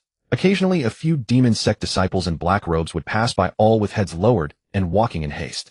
Li Chang'an was carried by the venerable like a chicken passing through several streets until they arrived before the most magnificent building in the city. It was a massive black palace with 2 stone pillars, dozens of zhang tall, standing before it.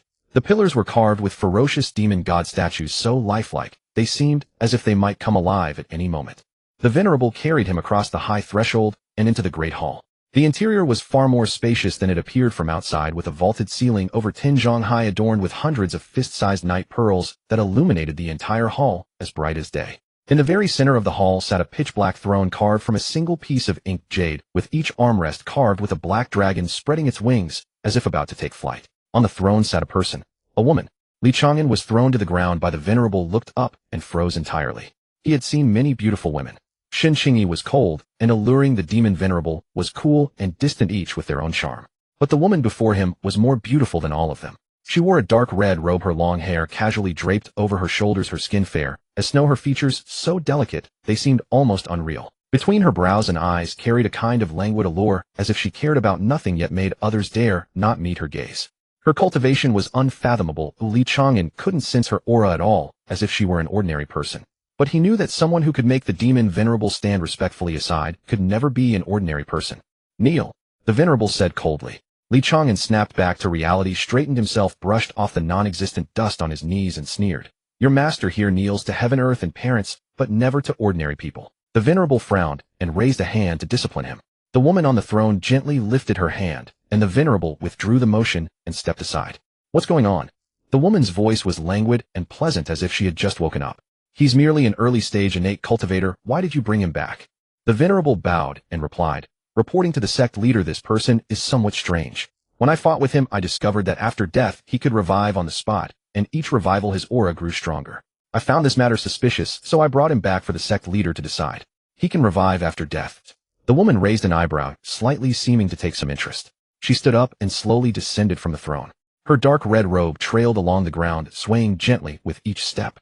She walked up to Li Chang'an, looked him over from above, her gaze filled with scrutiny and curiosity. Indeed, only early stage innate. She murmured, let this sovereign see whether you truly cannot die. She raised her hand, extended a slender finger, and gently pressed it to Li Chang'an's brow. A terrifying force surged into Li Chang'an's body in an instant, destroying all his meridians and organs with irresistible power. Before he could even feel pain, his consciousness plunged into darkness. Death count 59. Killer Demon Sect Leader Inge Yoga. First kill, extra 1 point. Female, extra 1 point. Strength far exceeding. Host, extra 4 points. Attribute points. Gain 6 revival. Countdown. Can choose to revive at any time point and any location within 1 minute. Li Chang'an laughed out loud in the darkness.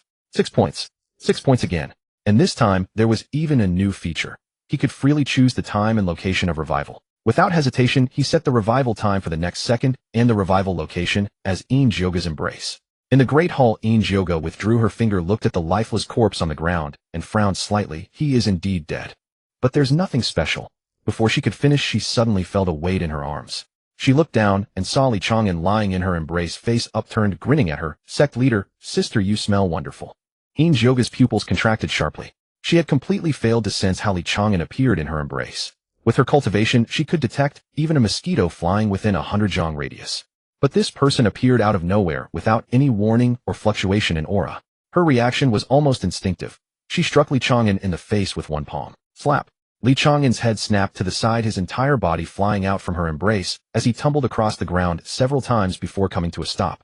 Death count 60. Killer Cult Leader Inge Yoga. Not the first kill. Female, extra 1 point. Power far exceeds. Host, extra 4 points. Attribute points. Gain 5. Revival countdown. Can choose to revive at any time within 1 minute at any location. Li Chang'an revived again, this time choosing to appear behind Inge Yoga. As soon as he appeared, he wrapped his arms around Inge Yoga from behind, his hands wandering to her waist as he said, Sister Cult Leader, your waist is so slender. Inge Yoga's body went rigid in an instant. She had lived for over 100 years and no one had ever dared to treat her this way. Not only had someone hugged her, but anyone who had touched even a single finger on her body would already have 3 feet of grass growing over their grave. Her face flushed red at a speed visible to the naked eye, and a terrifying surge of true energy exploded from within her body, sweeping through the surroundings like a violent storm and massive waves. Li Chang'an was struck head-on by this surge of true energy, his entire body sent flying as he crashed into a stone pillar in the hall, bounced back to the ground, and slid several jong away. Death count 61. Killer Cult Leader Inge Yoga. Not the first kill. Female, extra 1 point. Power far exceeds. Host, extra 4 points. Attribute points. Gain 5. Revival countdown. Can choose to revive at any time within 1 minute at any location. Li Chang'an lay on the ground feeling as though his internal organs had been shattered, yet a satisfied smile played on his lips. 5 more points. He glanced at his cultivation panel and realized he was just 1 step away from reaching the mid-stage of the innate realm. One more time, and I'll break through. Excitedly, he rubbed his hands together in the darkness and once again chose to revive beside Inge Yoga. With a flash of light, he appeared at her side and reached out to grab her shoulder. But this time Inge Yoga was already prepared. Her hand shot out like lightning, seizing Li Chang'an's wrist, and immediately a torrent of true energy surged into his body, instantly sealing his meridians and acupoints throughout. Li Chang'an felt his body go numb, completely immobilized. Inge Yoga gripped his wrist and pulled him close, her teeth clenched as she said, "You are truly a shameless person. You're the first who dares to lay hands on me." Although Li Chang'an couldn't move, he could still speak. With a lecherous grin, he replied, "Sister Cult Leader, you look so thin, but I didn't expect you to be quite substantial when I hold you." Inge Yoga's forehead veins throbbed, killing intent surging in her eyes. She raised her hand and struck Li Chang'an on the crown of his head. Slap. Li Chang'an's head tilted to the side and he died again.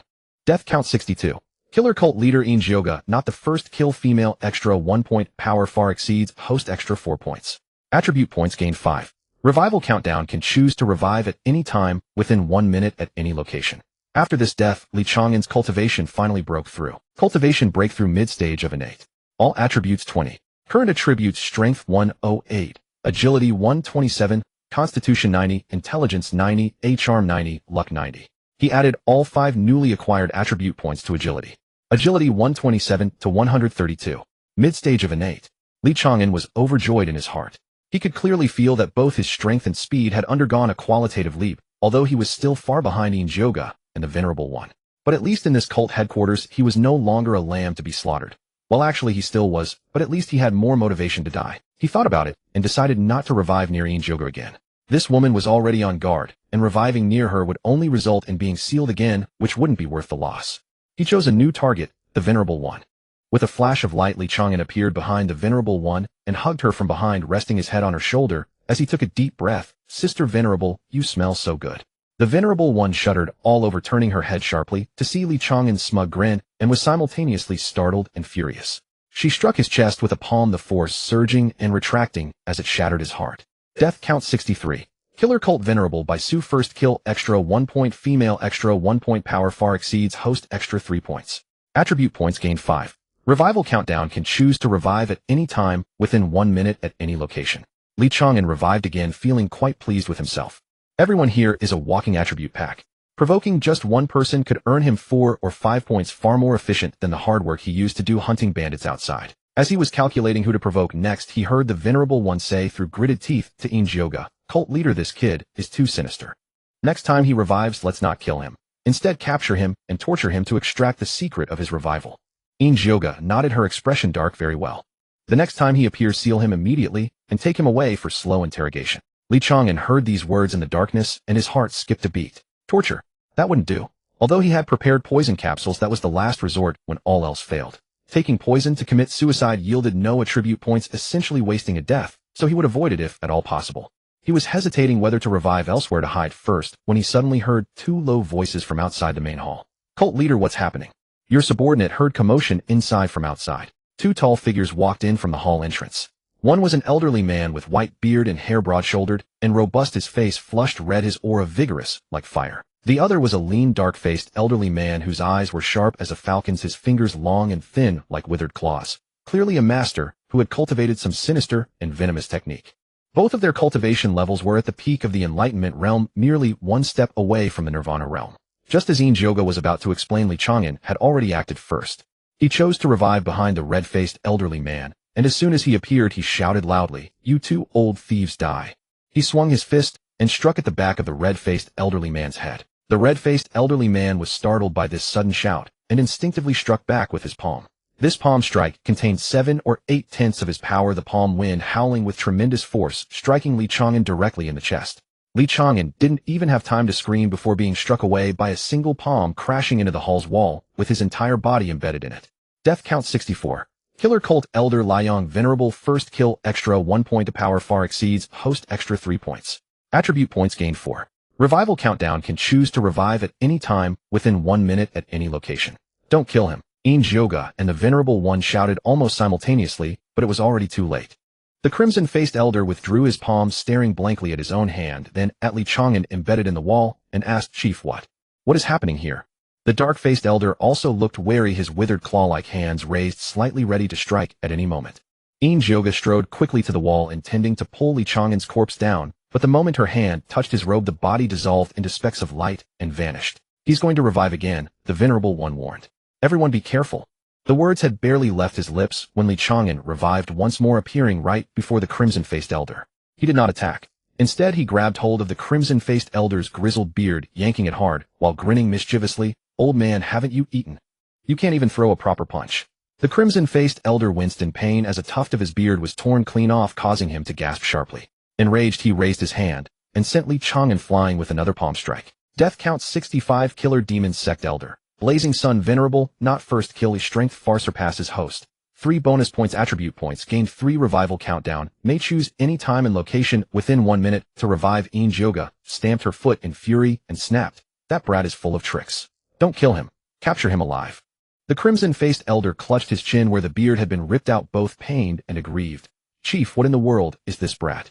"I don't know either, but he grows stronger with every revival." Yoga's gaze swept across every corner of the hall. "He will revive again soon. Everyone stay alert to any fluctuation of spiritual energy nearby." The 4 of them stood back to back in a circle, each circulating their true chi, keenly sensing every movement around them. The hall fell silent, with only the faint glow of the night pearls flowing quietly across the dome. After about a dozen breaths, Li Chang'an's figure reappeared in the center of the hall. The moment he materialized, Yoga and the Venerable One moved simultaneously. Yoga attacked from the left, her 5 fingers curved into claws aiming straight for Li Chang'an's shoulder. The Venerable One circled around from the right, his palms flipping through the air, sealing off any path of retreat. But this time Li Chang'an had chosen his revival point cleverly. He stood precisely at the center of the circle formed by the 4.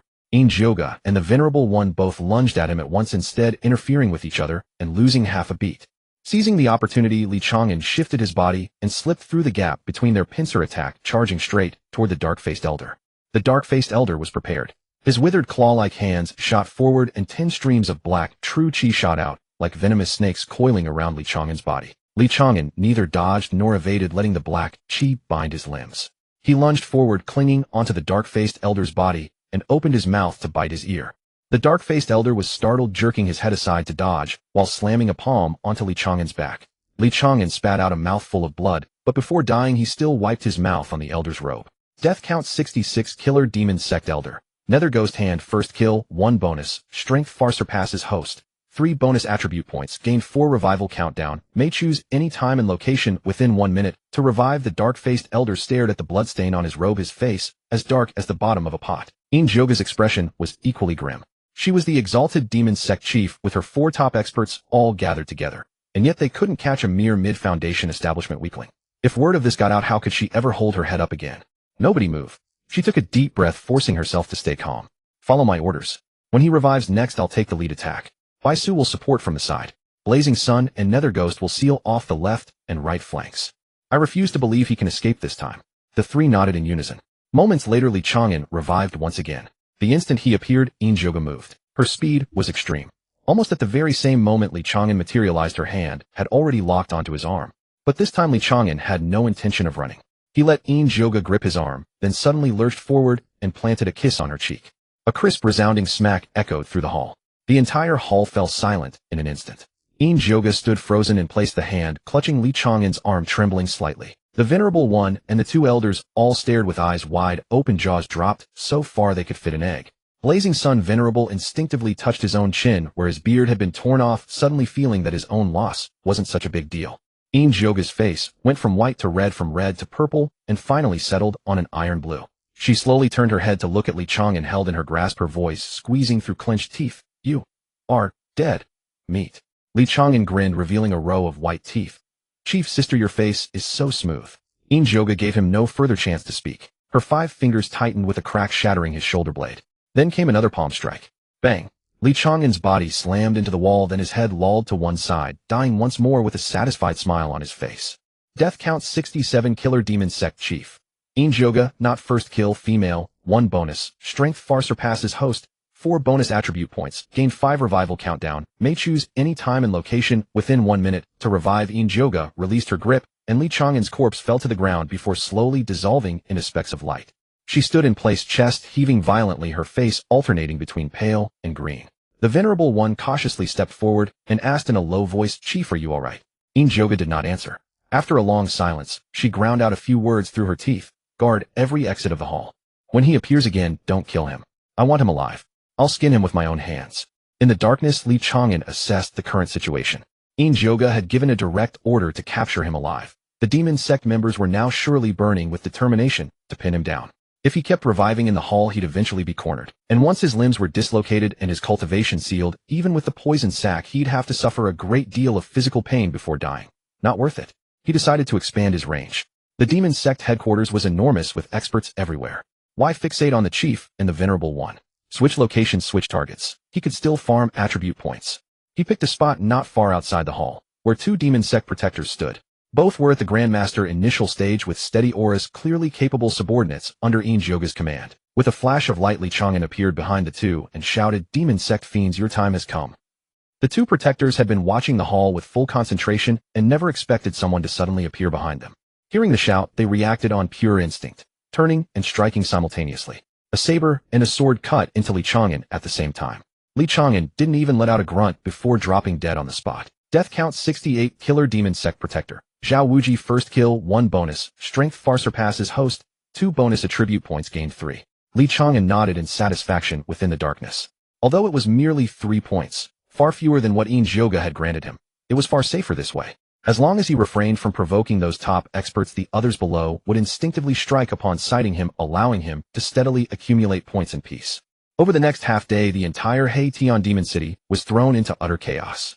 Li Chang'an moved like a phantom, appearing and disappearing at every corner of the demon cult headquarters. He appeared in the pill-refining chamber and kicked over a female disciple's cauldron mid-refinement. She screamed in fury and struck him dead with a single palm. He appeared on the martial arts training ground, darted beneath the arms of a burly man, practicing his forms, and playfully slapped his rear. Consumed by shame and rage, the man smashed his skull with a single punch. He appeared in the scripture pavilion and toppled an entire row of bookshelves. The elderly guardian, so enraged that his beard seemed to bristle upward, struck him flat with one palm. He appeared in the kitchen and overturned a massive pot of simmering soup. The cook grabbed an iron wok and crushed him beneath it. He appeared in the latrine and startled an elder mid-relief who leaped up in panic and struck him down without even pulling up his trousers. He appeared in the stables and spooked several precious spirit horses, sending them galloping in every direction. The stable hand whipped him to death. Each time he died, he gained between 2 to 4 attribute points. Though each death yielded only a few points, the sheer frequency compensated for it. In half a day, he died nearly 30 times, his cultivation skyrocketing from the mid-stage to the late stage of innate, accumulating over 100 attribute points. He poured all his attribute points into agility. Agility 1-3-2-2-4-7. When his agility broke through the 200 mark, Li Chang'an felt a fundamental transformation occurring within his body. His perception of the surrounding environment became extraordinarily sharp. Wind, direction, ground, tremors, the flow of spiritual energy in the air, all presented themselves with crystal clarity to his senses. His reflexes reached an almost unbelievable degree of speed, allowing him to anticipate an opponent's attack trajectory the instant they moved.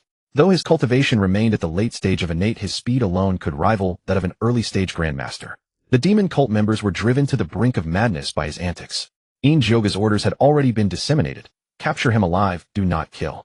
But the problem was that Li Chang'an was infuriating every time he appeared. He specifically targeted female disciples, grabbing their backsides or waists while lewd words spilled from his mouth.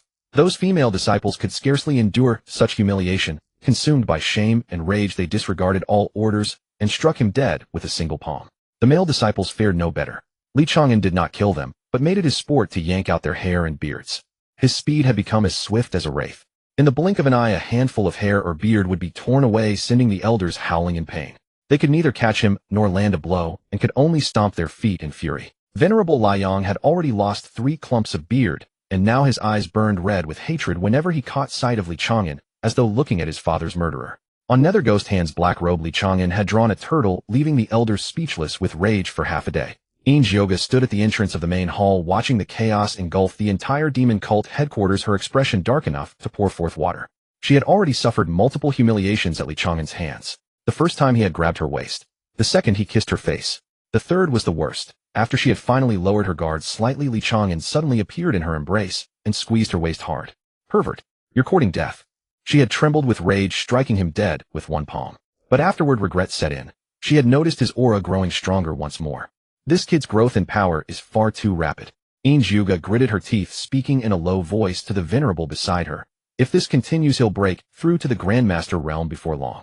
The venerable's expression was equally grave. Cult Master, what should we do? We cannot simply let him continue this madness, can we? Yoga fell silent for a moment before speaking. Issue the order. When anyone encounters that kid, do not strike to kill. Capture him alive at all costs. Whoever captures him alive shall be rewarded with a heavenly grade technique. The order cascaded down through the ranks. Though the demon cult members chafed at the restriction, none dared defy their cult master's command. They could only grit their teeth and endure. Li Chang'an quickly noticed the shift. He revived once more and appeared behind a female demon cult disciple, and as was his custom, slapped her backside.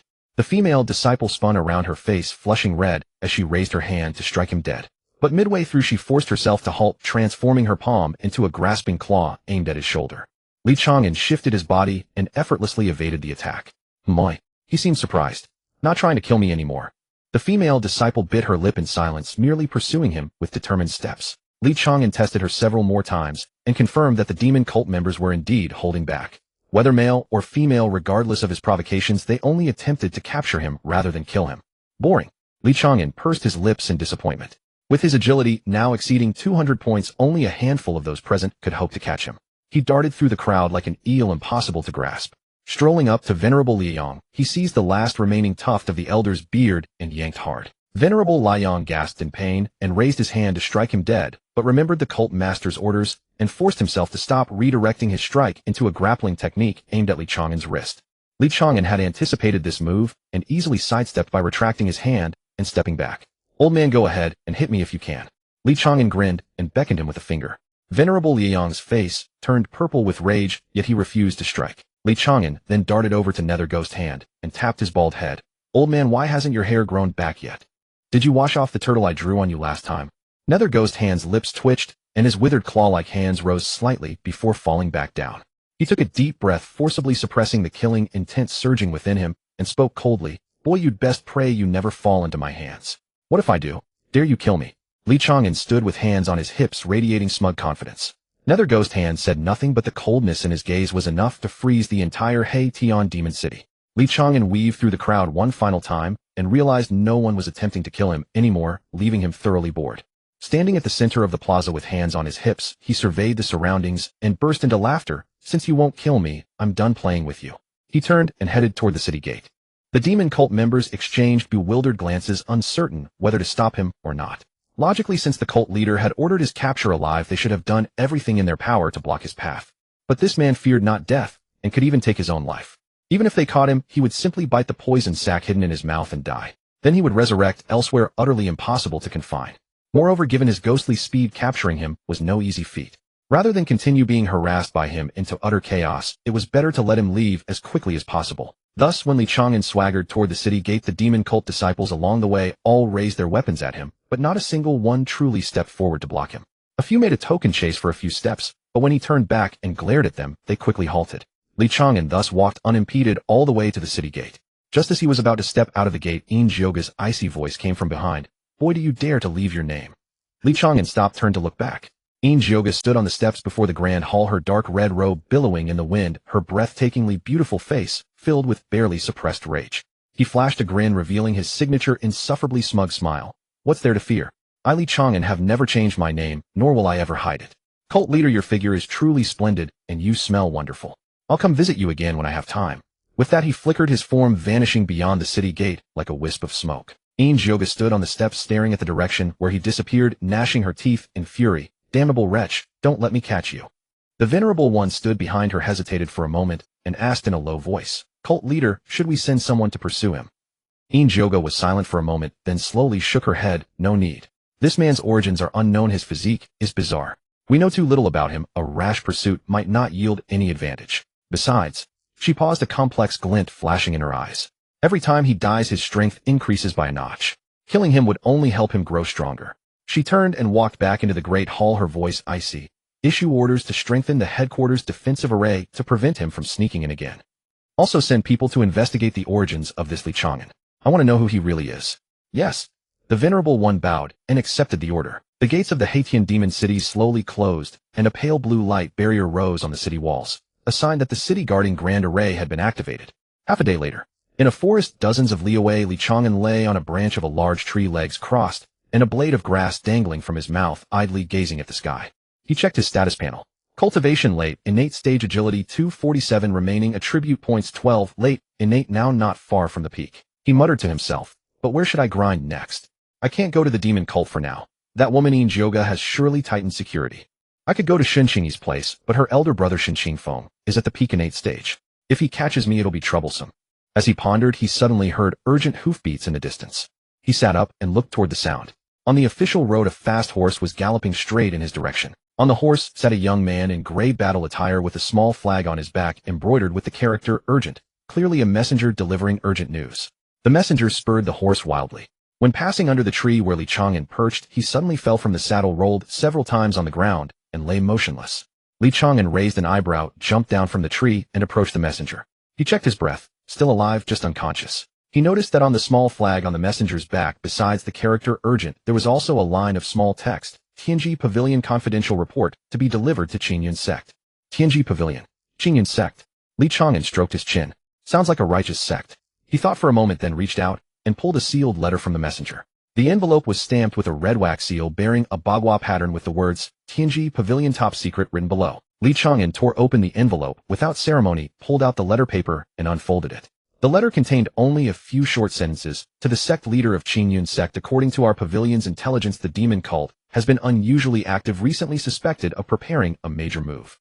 Additionally, rumor has it that demon cult leader Yoga is secretly searching for a young man with a special physique. This man is named Chang'an at the innate stage and is suspected of mastering a method of resurrection after death. If your sect encounters this person, it is recommended to capture him alive and not to kill him. Details to be discussed in person. Zhuge Xuanming, master of Tianji Pavilion. After reading the letter, Chang'an was stunned for a moment, then couldn't help but laugh. Well, I just escaped the demon cult, and now Tianji Pavilion has already set its sights on me. They recommend capturing me alive. Are they planning to slice me up for research? He folded the letter paper, put it back into the envelope, and stuffed it back into the messenger's clothes. Then he stood up, dusted off his hands, and looked at the distant horizon. Chang'an sect. He murmured, a righteous sect with many experts should be a good place to farm points. He flashed a grin, flickered his form, and dashed toward the direction of Chang'an sect. Chang'an concealed the poison sac under his tongue, confirmed it was secure, and continued along the official road. His speed was extreme. With the flowing light shadow step combined with over 200 agility points, his entire body was like a blurry shadow skimming across the ground, the wind roaring past his ears. Occasional travelers on the roadside felt only a flicker before their eyes, as if something had flashed by. They rubbed their eyes and looked again, but saw nothing. He estimated that at his current speed, he would reach the territory of Chang'an sect in about half a day. But he was in no hurry. As he traveled, he browsed the system shop, pondering what useful items he could exchange. As he walked, the road ahead suddenly narrowed, flanked by dense forests and rugged terrain. It was a perfect spot for an ambush. Just as Chang'an slowed down, 3 men leaped out from the woods by the roadside. All 3 were burly men clad in worn leather armor, brandishing gleaming broadswords. The leader was a burly man with a thick beard at around the mid-innate stage, while the other 2 were slightly weaker at the early innate stage. Halt! The bearded man roared, pointing his broadsword forward. This mountain is mine, this tree is mine. If you want to pass, leave your toll. Chang'an stopped, sizing up the 3 men from head to toe, his eyes growing brighter and brighter. Innate stage bandits. These were perfect, delivered to the doorstep point farming tools. Without a word, he charged straight at them, shouting, "Spare me, good sir. Don't kill me." Even as he cried for mercy, he deliberately hurled himself onto the bearded man's blade. The bearded man was utterly baffled by his actions. In over a decade as a bandit, he had seen people begging for mercy, fleeing, or fighting back desperately, but he had never seen anyone willingly throw themselves onto a blade. Before he could react, his blade was already unstoppable. With a thud, it plunged into Chang'an's chest. Chang'an looked down at the blade in his chest, then looked up at the bearded man, and flashed a grin. "Thanks, man." Then his head drooped, and he breathed his last. Death's 97 killer bandit leader, male, no bonus attribute points gained 1. The burly man drew his blade, wiped the blood on Chang'an's clothes, then crouched down and rummaged through his body. After searching for a while, he found nothing but a piece of dried ration and half a flask of water. "Damn, this guy's broke." The burly man grumbled as he stood up, kicking Chang'an's corpse. "What a waste of my effort." The other 2 bandits also searched him, finding nothing. They spat on the ground and turned to leave. They had only taken a few steps when a familiar voice came from behind. "Hey, 3 big brothers, don't leave just yet."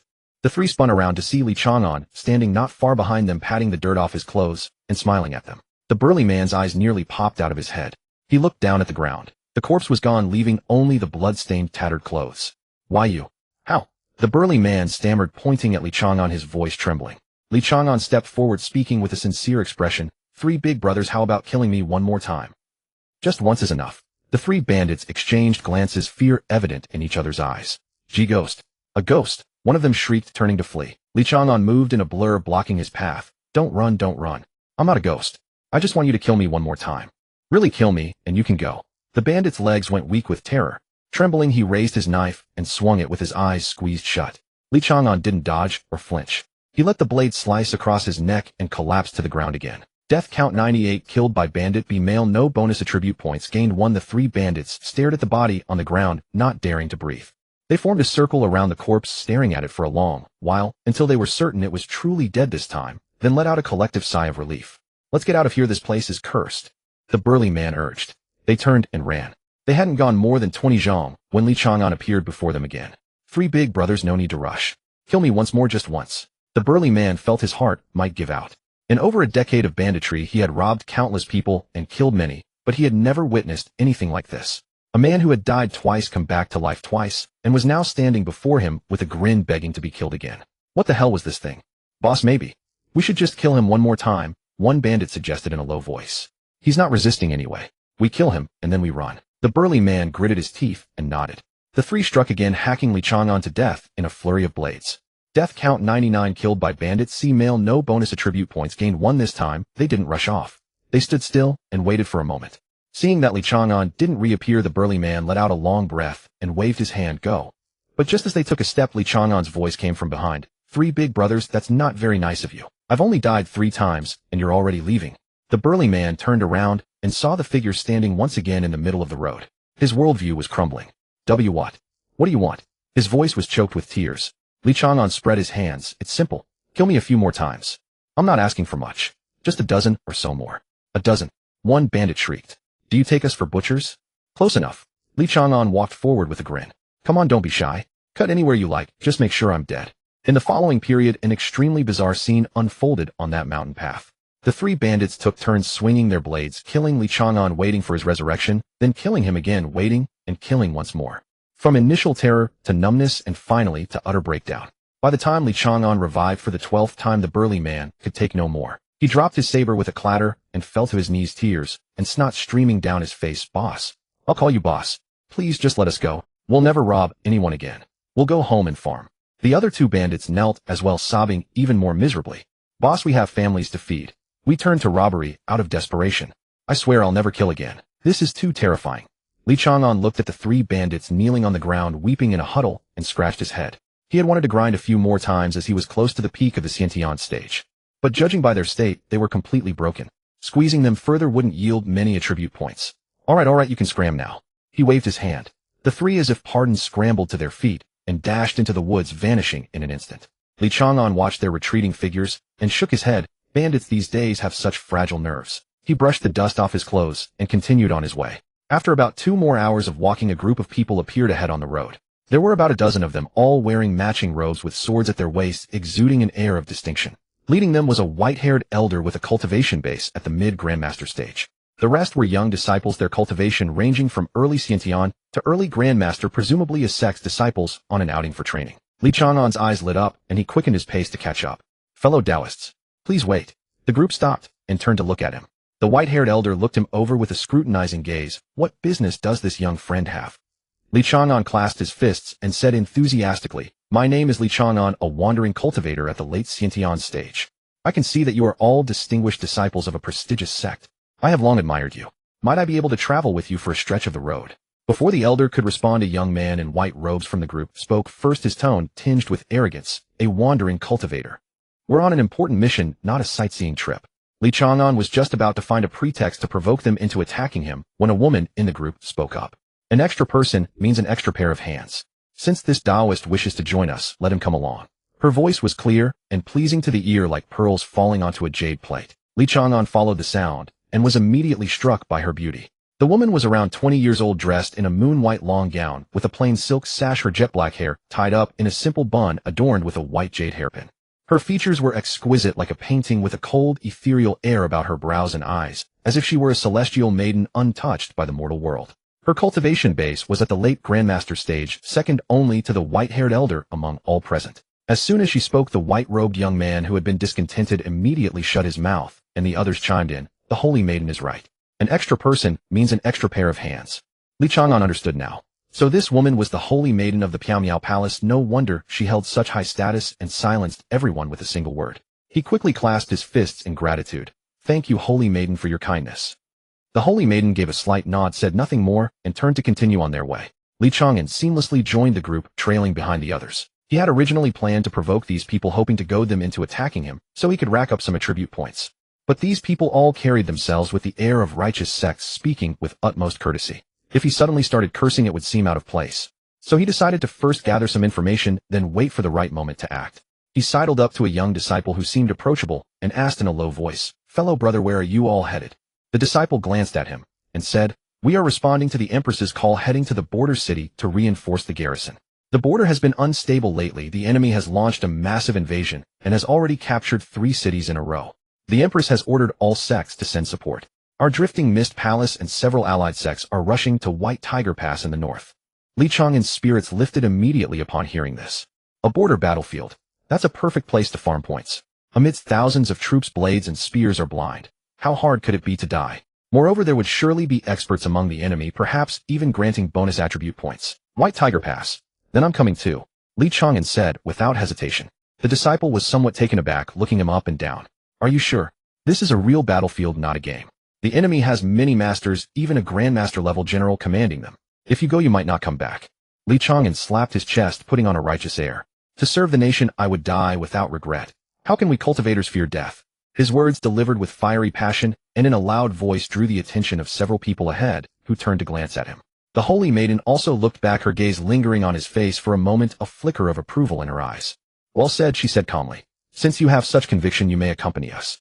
Li Chang'an quickly clasped his fists. Thank you, holy maiden. The group continued onward.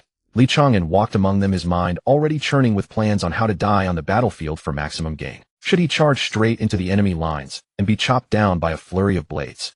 Or find an enemy general and get instantly killed in a duel? Or simply jump off the city wall and splatter on the ground? The more he thought, the more excited he became, and his steps quickened. The young disciples nearby, seeing his eager expression, assumed he was just a hot-blooded fool wanting to make a name for himself on the battlefield, and shook their heads inwardly. Only Li Chang'an himself knew the single reason for his excitement. He could happily go die again. At that moment, the group was traveling along an official road through a sparse forest. The white-haired grandmaster leading at the front suddenly raised his hand, signaling for the group to halt. He listened intently for a moment, then his expression changed slightly. There's movement ahead. Many people with hostile auras. The group immediately tensed up, hands gripping their weapons. The holy maiden stepped forward, standing beside the white-haired grandmaster, and peered intently into the distance. Around the bend in the road ahead, 20 or 30 people emerged, one after another.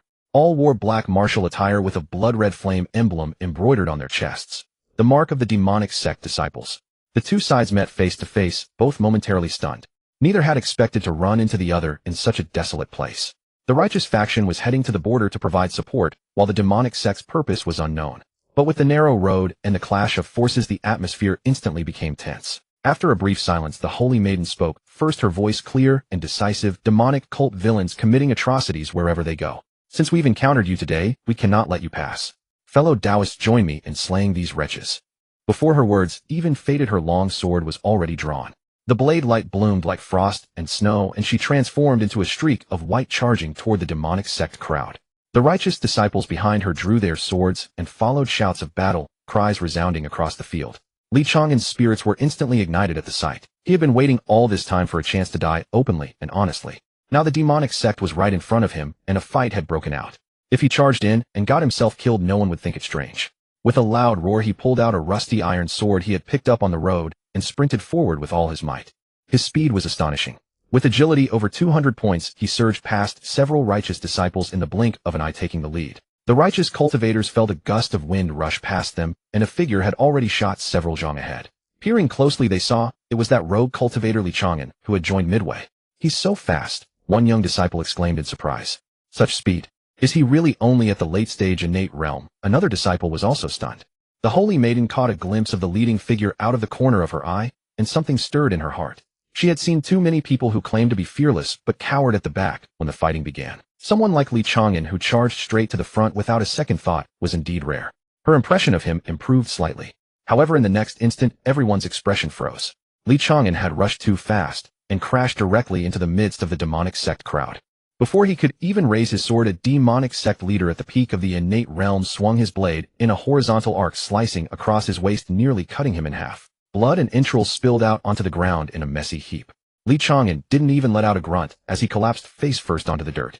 Death count 1 killer. Demonic sect leader Chen Xiao first kill 1 extra point, strength far above host 2 extra points, attribute points gained 3. The righteous crowd was completely stunned. He's dead just like that. He charged in so fiercely I thought he was some kind of expert. All that hot blood is useless. Without strength, rushing in is just throwing your life away. Several disciples who had held a favorable view of Li Chang'an shook their heads and sighed, thinking that although this rogue cultivator had courage, he was ultimately just a reckless brute. The holy maiden also frowned slightly, but the battlefield allowed no distraction. She quickly averted her gaze, brandished her long sword, and engaged the demonic sect leader. On the demonic sect side, seeing Li Chang'an cut down with a single stroke, they didn't think much of it, merely dismissing him as an arrogant greenhorn. The leader named Chen Xiao flicked the blood off his blade and grinned ferociously as he faced the holy maiden. The two sides clashed together, a storm of flashing blades and surging true energy. With the holy maiden and the white-haired grandmaster holding the line, the righteous faction had the upper hand in overall strength, but the demonic sect had numerical superiority, making victory elusive in the short term. Just as the battle hung in the balance, a figure suddenly burst out from the rear of the demonic sect formation. Demonic villains. Your time is up. The figure howled, brandishing a rusty iron sword, and charged straight for the center of the demonic crowd. Everyone, whether righteous or demonic, instinctively turned to look. And then they saw Li Chang'an. The same Li Chang'an who had been sliced in half with entrails spilling everywhere, now bursting forth energetically from behind a demonic disciple, driving his sword into the disciple's lower back. Though the strike was not powerful, piercing only about an inch deep, the shock it caused was explosive. How is he alive again? A righteous disciple blurted out, his voice cracking. The demonic sect was equally bewildered. The leader, named Chun Xiao, widened his eyes, looking at the bloodstains and torn clothes on the ground in the distance, then at Li Chang'an, hacking wildly through the crowd, unable to process what was happening. He had killed the man with his own hands. How could he not recognize him? That waist-splitting blow with intestines spilling out would have killed anyone, even if a god came down to save them. But now this man stood there perfectly fine, without even a scar on him. Li Chang'an paid no mind to what others might think. He charged into the crowd, locked onto a demonic cult disciple, and threw himself at them with no defense whatsoever, letting their blade plunge straight into his stomach. He glanced down at the blade protruding from his abdomen, then looked up and smiled at the demonic cult disciple, before collapsing to the ground. The demonic cult disciple Zhao Si stared at the fresh blood on his blade, then glanced down at Li Chang'an lying on the ground, completely bewildered. He had taken lives before, but never encountered someone who smiled at him in the moments before dying. Before he could make sense of it, Li Chang'an reappeared. This time he materialized behind another demonic cult disciple, seized their head in a firm grip, and wrenched it backward with brutal force. The disciple flinched in shock and retaliated, driving a blade through Li Chang'an's ribs. Li Chang'an fell to the ground, his death swift and decisive. Within moments, Li Chang'an appeared once more. This time he had learned to be cunning. Rather than charging headlong into the crowd, he circled around a demonic cult archer, snatched the bow from their grasp, and pressed the bowstring against the archer's throat. The archer's face flushed crimson from the suffocation, and in a desperate move drew a short blade from their waist to stab Li Chang'an through the heart. Li Chang'an released his grip and collapsed, a satisfied smile on his face. The atmosphere across the battlefield grew increasingly eerie. The righteous and demonic factions had largely ceased their fighting. Everyone froze, watching in stunned silence as Li Chang'an died, repeatedly resurrected, and then found new ways to throw himself into certain death. He was like some monstrous entity that refused to stay dead. Each time he fell, he rose again within moments, howling as he charged toward new targets. Panic began spreading through the demonic cult ranks. What is wrong with this kid? Why can't we kill him? I clearly stabbed right through his heart. He stabbed my lower back just now. Damn it, I thought I was seeing ghosts. Suddenly someone in the crowd let out a loud cry. It's Li Chang'an. The moment that name was spoken, expressions among the demonic cult members shifted dramatically. Li Chang'an. That name had already spread throughout their ranks. He was the person personally hunted by the demon lord Yoga, rumored to resurrect infinitely after death, and had wreaked havoc at the demonic cult's headquarters. He had teased both the demon lord and the venerable ones, ripped off the fierce sun venerable's beard, drew a turtle on the ghost hand of the netherworld's robes, and escaped unscathed, leaving the entire demonic cult powerless to stop him. These tales had become legend within the demonic cult. Some claimed he was an immortal monster, others said he possessed ancient secret arts, and still others believed he was the reincarnation of a great powerhouse. In short, a consensus had formed across the demonic cult: when encountering Li Chang'an, do not engage, flee if you can. And now this legendary plague god stood before them, watching with a cheerful smile. Run. No one could say who shouted at first, but the demonic cult members retreated like a receding tide, turning to flee into the forest. Chun Xiao had intended to organize an orderly retreat, but seeing most of his men already scattered, he abandoned all pretense of dignity and turned to run as well. Li Chang'an had just resurrected and spotted the demonic cult members fleeing. He hurried after them, calling out, "Hey, don't run. Kill me a few more times. Just a few more times." Had he stayed silent, things might have been different, but his shouts only made them flee faster. In the blink of an eye, 20 or 30 demonic disciples vanished into the deep forest, abandoning their wounded companions without a second thought. Li Chang'an chased for a stretch before realizing he couldn't keep up. He stopped, hands on his hips, panting and muttering, "They run so fast. I only died 4 times." Turning around, he found all the righteous cultivators watching him. The white-haired grandmaster stroked his beard, his expression complicated. The holy maiden stood nearby, her long sword lowered, her cold eyes fixed on him with a mixture of scrutiny and curiosity. The other righteous disciples displayed a range of reactions, some with mouths agape, others rubbing their eyes as if doubting what they had seen, and a few whispering amongst themselves. Li Chang'an felt a bit embarrassed under their collective gaze, scratching his head with a sheepish grin. Don't misunderstand, my cultivation method is rather unusual. Whenever I receive a fatal blow, I can use a clone or substitute to absorb the damage, while my true body teleports to a nearby safe location. So it appears I have died, but really it is just a substitute taking the hit for me. The explanation was half truth, half fiction, but it sounded plausible enough. The cultivation world was vast and boundless, with extraordinary techniques emerging constantly. Having 1 or 2 life-preserving substitute methods was hardly remarkable. As expected, the shock on everyone's faces faded considerably, replaced by expressions of dawning understanding. So that is how it is. I was wondering how he could die and still come back to life. A young disciple nodded in agreement. Substitute techniques are rare to be sure, but they do exist. However, I have never encountered anyone who could use them repeatedly like this. Another disciple murmured in admiration. The white-haired grandmaster studied Li Chang'an with a probing gaze, saying nothing, but his eyes clearly carried an air of scrutiny. The holy maiden sheathed her sword and approached Li Chang'an, speaking in a calm tone. Your technique is indeed an excellent means of preserving your life. Li Chang'an quickly waved his hands dismissively. Not at all, it is merely a stronger life preservation ability. When it comes to actual combat power, my cultivation is still rather insignificant.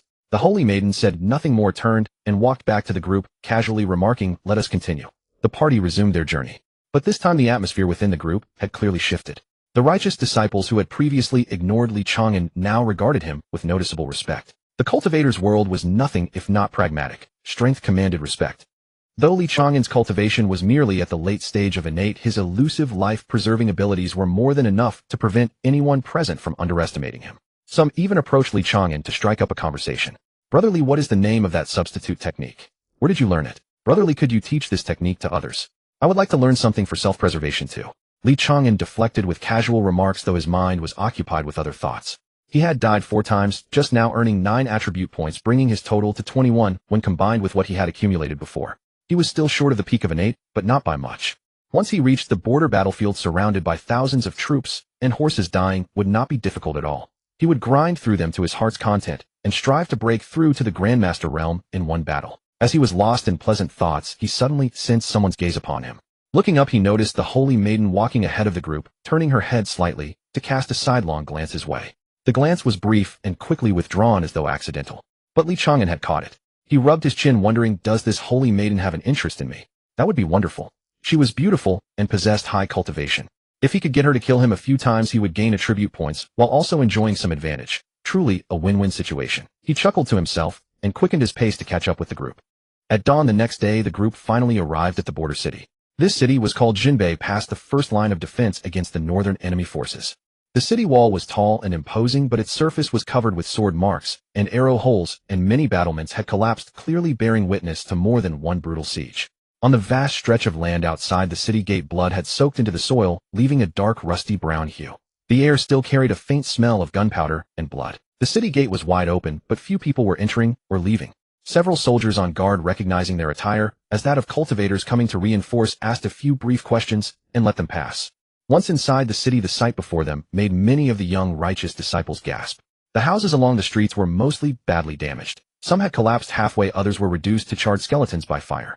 Under the eaves by the roadside and against the walls, wounded soldiers lay everywhere. Some had blood-stained bandages wrapped around them, some were missing arms or legs, and some leaned motionless against the wall. Whether asleep or dead, no one could tell. The air was thick with the mingled smell of herbal medicine and blood, heavy and oppressive. A middle-aged general in silver armor came forward and led them to the marshal's mansion in the city. The marshal's mansion was a sizable compound, but its original grandeur was now barely visible. The courtyard was piled with weapons and supplies, and several officers who looked like clerks were busy recording something at a table. The main hall's door was wide open and low voices could be heard from inside. The silver-armored general led them into the hall. In the hall sat a middle-aged man in golden armor, about 40 years old, with a resolute face and deep weariness etched between his brows.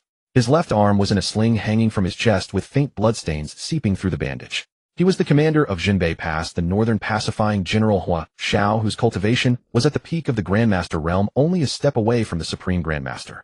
With his status and strength, he should have been commanding on the front lines, but now he could only sit in the marshal's mansion handling military affairs, because he was wounded, and not lightly. Seeing people enter, Hua Xiao put down the military report, stood up, and swept his gaze over the group. He forced a smile and said, "You must be the fellow cultivators sent by the various sects to reinforce us. I appreciate your arduous journey here." Hua is deeply grateful. The white-haired Grandmaster stepped forward, clasped his hands, and said, "General Hua, you flatter us. When the nation is in peril, every man has a duty. Though we come from the mountains, we understand the principle of loyalty to the sovereign and serving the country. This time we will do our utmost to help you defend Jinbei Pass." Hua Xiao nodded, gestured for everyone to sit, and then briefly explained the current situation. Outside the city, there are about 200,000 enemy troops stationed. Their leader is the Prince of Southern Pacification of the Northern Yan Kingdom, Yalu Hong, whose cultivation is at the peak of the Supreme Grandmaster, only a step away from the Tao Enlightenment realm. He has 5 generals under him, all above the peak of Great Grandmaster. In addition, there are many experts from the Northern Yin Imperial Hall of Supplicants in the army. Their overall strength far surpasses ours. He paused, his tone growing heavier. To be honest, with the current forces at Jinbei Pass, it is very difficult to hold the city. Unless a powerhouse above the Tao Enlightenment realm comes to our aid otherwise. He didn't finish the sentence, but everyone present understood his meaning. A brief silence fell over the hall. The Saintess spoke up. Has the Imperial Court not sent any Tao Enlightenment realm supplicants to reinforce us? Hua Xiao gave a bitter laugh. The Imperial Court's Hall of Supplicants does have Tao Enlightenment realm experts, but there are only 3 in total. One guards the capital protecting the emperor and cannot be moved lightly. One guards the eastern border resisting the sea tribes and is tied up. The third came to Jinbei Pass half a month ago. He looked down at his left arm in the sling. That supplicant fought a great battle with Yelu Hong. Though he wounded Yelu Hong, he himself suffered serious internal injuries and has returned to the capital to recover. Before leaving, he said Yelu Hong's injuries were lighter than his and would heal in about a month. By then, if no new Tao Enlightenment realm expert arrives, Jinbei Pass will likely fall. The atmosphere in the hall grew even more oppressive. Several young righteous disciples showed worried expressions and began to whisper among themselves. They had originally thought coming to the border to reinforce meant merely assisting in defending the city and dealing with ordinary enemy generals, never expecting to face a peak supreme grandmaster with 200,000 troops. With their small numbers thrown into an army of 200,000, they wouldn't even make a ripple. The white-haired grandmaster frowned in deep thought, remaining silent. The Saintess also lowered her eyes, lost in thought. Just then a voice broke the silence. I am willing to go alone into the enemy camp. All eyes turned to the speaker. Li Chang'an stood in the hall looking earnestly at Hua Xiao and repeated, I said, I am willing to charge into the enemy camp alone. Hua Xiao was stunned, scanning him from head to toe. His brow furrowed. You late Xiantian. His tone held no mockery, but the doubt was evident. A late Xiantian cultivator might be able to handle a few dozen ordinary soldiers on the battlefield, but charging alone into a camp of 200,000 was practically suicide. The Saintess also frowned and spoke. Li Chang'an, your substitute body art can save your life, but against an army of thousands this is no joke. The enemy camp is full of experts. If your art has a limited number of uses, or if someone finds a way to counter it, you'll go in and never come out. Li Chang'an shook his head, his expression resolute. Saintess, rest assured. Since I dare to go, I have confidence. My art may not be limitless, but dying a few dozen times in a short time is no problem. Besides, if I don't try, how will I know it won't work? What if I annoy Yelu Hong to death? Everyone. What kind of logic was that? Hua Xiao wanted to dissuade him further, but Li Chang'an had already turned and started walking out, saying, General Hui, just watch from the city tower. I'll come back when I've had my fun. He walked out of the marshal's mansion, crossed the street, and headed straight for the city gate. The righteous cultivators looked at each other in confusion, but eventually the Saintess was the first to follow. The others also rose and followed suit. They climbed the city tower and saw Li Chang'an already standing at the edge of the wall. The morning breeze stirred his robes and hair. He stood high, gazing into the distance at the vast dark enemy camp, and took a deep breath. A group rushed out of the city gate and onto the wall. Li Chang'an stood by the battlement and looked down. The wall was about 10 zhang high. Below was open plains with enemy tents stretching endlessly beyond the horizon. Between the tents, banners fluttered and soldiers could be vaguely seen drilling their blades and spears, reflecting sunlight in a blinding white sea. He took a deep breath, feeling the dust and blood smell in the wind, and his blood began to boil. A late Xiantian cultivation was only slightly above average on the battlefield. The enemy army had countless grandmasters, not a few great grandmasters, and possibly even a supreme grandmaster. With his meager cultivation, charging in would mean instant death at the hands of any expert. Yet that was exactly what he wanted. Li Chang'an glanced back at the group behind him. The holy maiden stood at the forefront, her moon-white gown fluttering in the wind, her brows slightly furrowed, clearly not approving of his decision. An elderly man with white hair stood by her side, his hands concealed within his sleeves, his gaze filled with scrutiny and concern. The other young disciples also wore various expressions, some filled with admiration, others with doubt, and some simply thinking he was insane. The marshal leaned on a long spear, standing at the edge of the city wall, his voice deep and grave. Young man, let me say this once more, this is no trivial matter. The enemy camp is teeming with masters. You at the late stage of innate realm would make no impression whatsoever. Li Chang'an grinned. Marshal, rest assured. I know what I'm doing. The holy maiden stepped forward, her voice cold and clear. Li Chang'an, although your life substitution technique is miraculous, it cannot be used infinitely, can it? Facing an army of thousands, one person's strength is ultimately limited. Li Chang'an thought that his technique could indeed be used infinitely, but he could not say that. He could only put on a face of someone ready to face death, his voice deep. Holy maiden, I appreciate your kindness. But with the border in crisis, someone must take action. Although my cultivation is not high, my life is worthless. If I can trade it for several enemy masters, that's a good deal. With those words, everyone present was moved.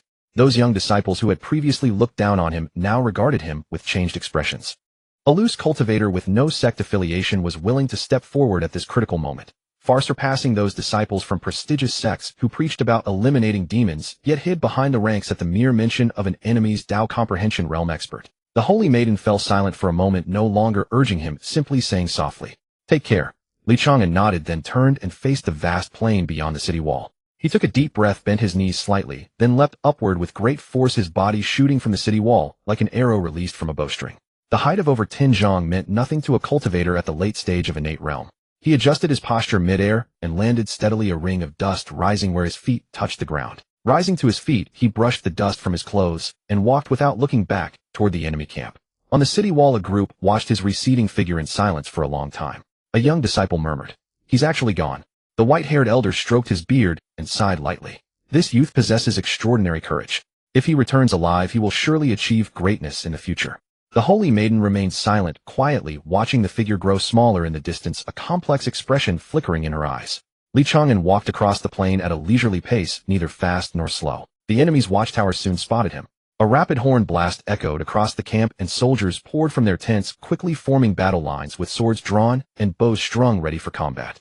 A general mounted on a tall horse pushed through the ranks, wielding a long spear, and looked down at Li Chang'an, asking in stiff official speech, "Who approaches? Identify yourself." Li Chang'an stopped and looked up at the general with a grin.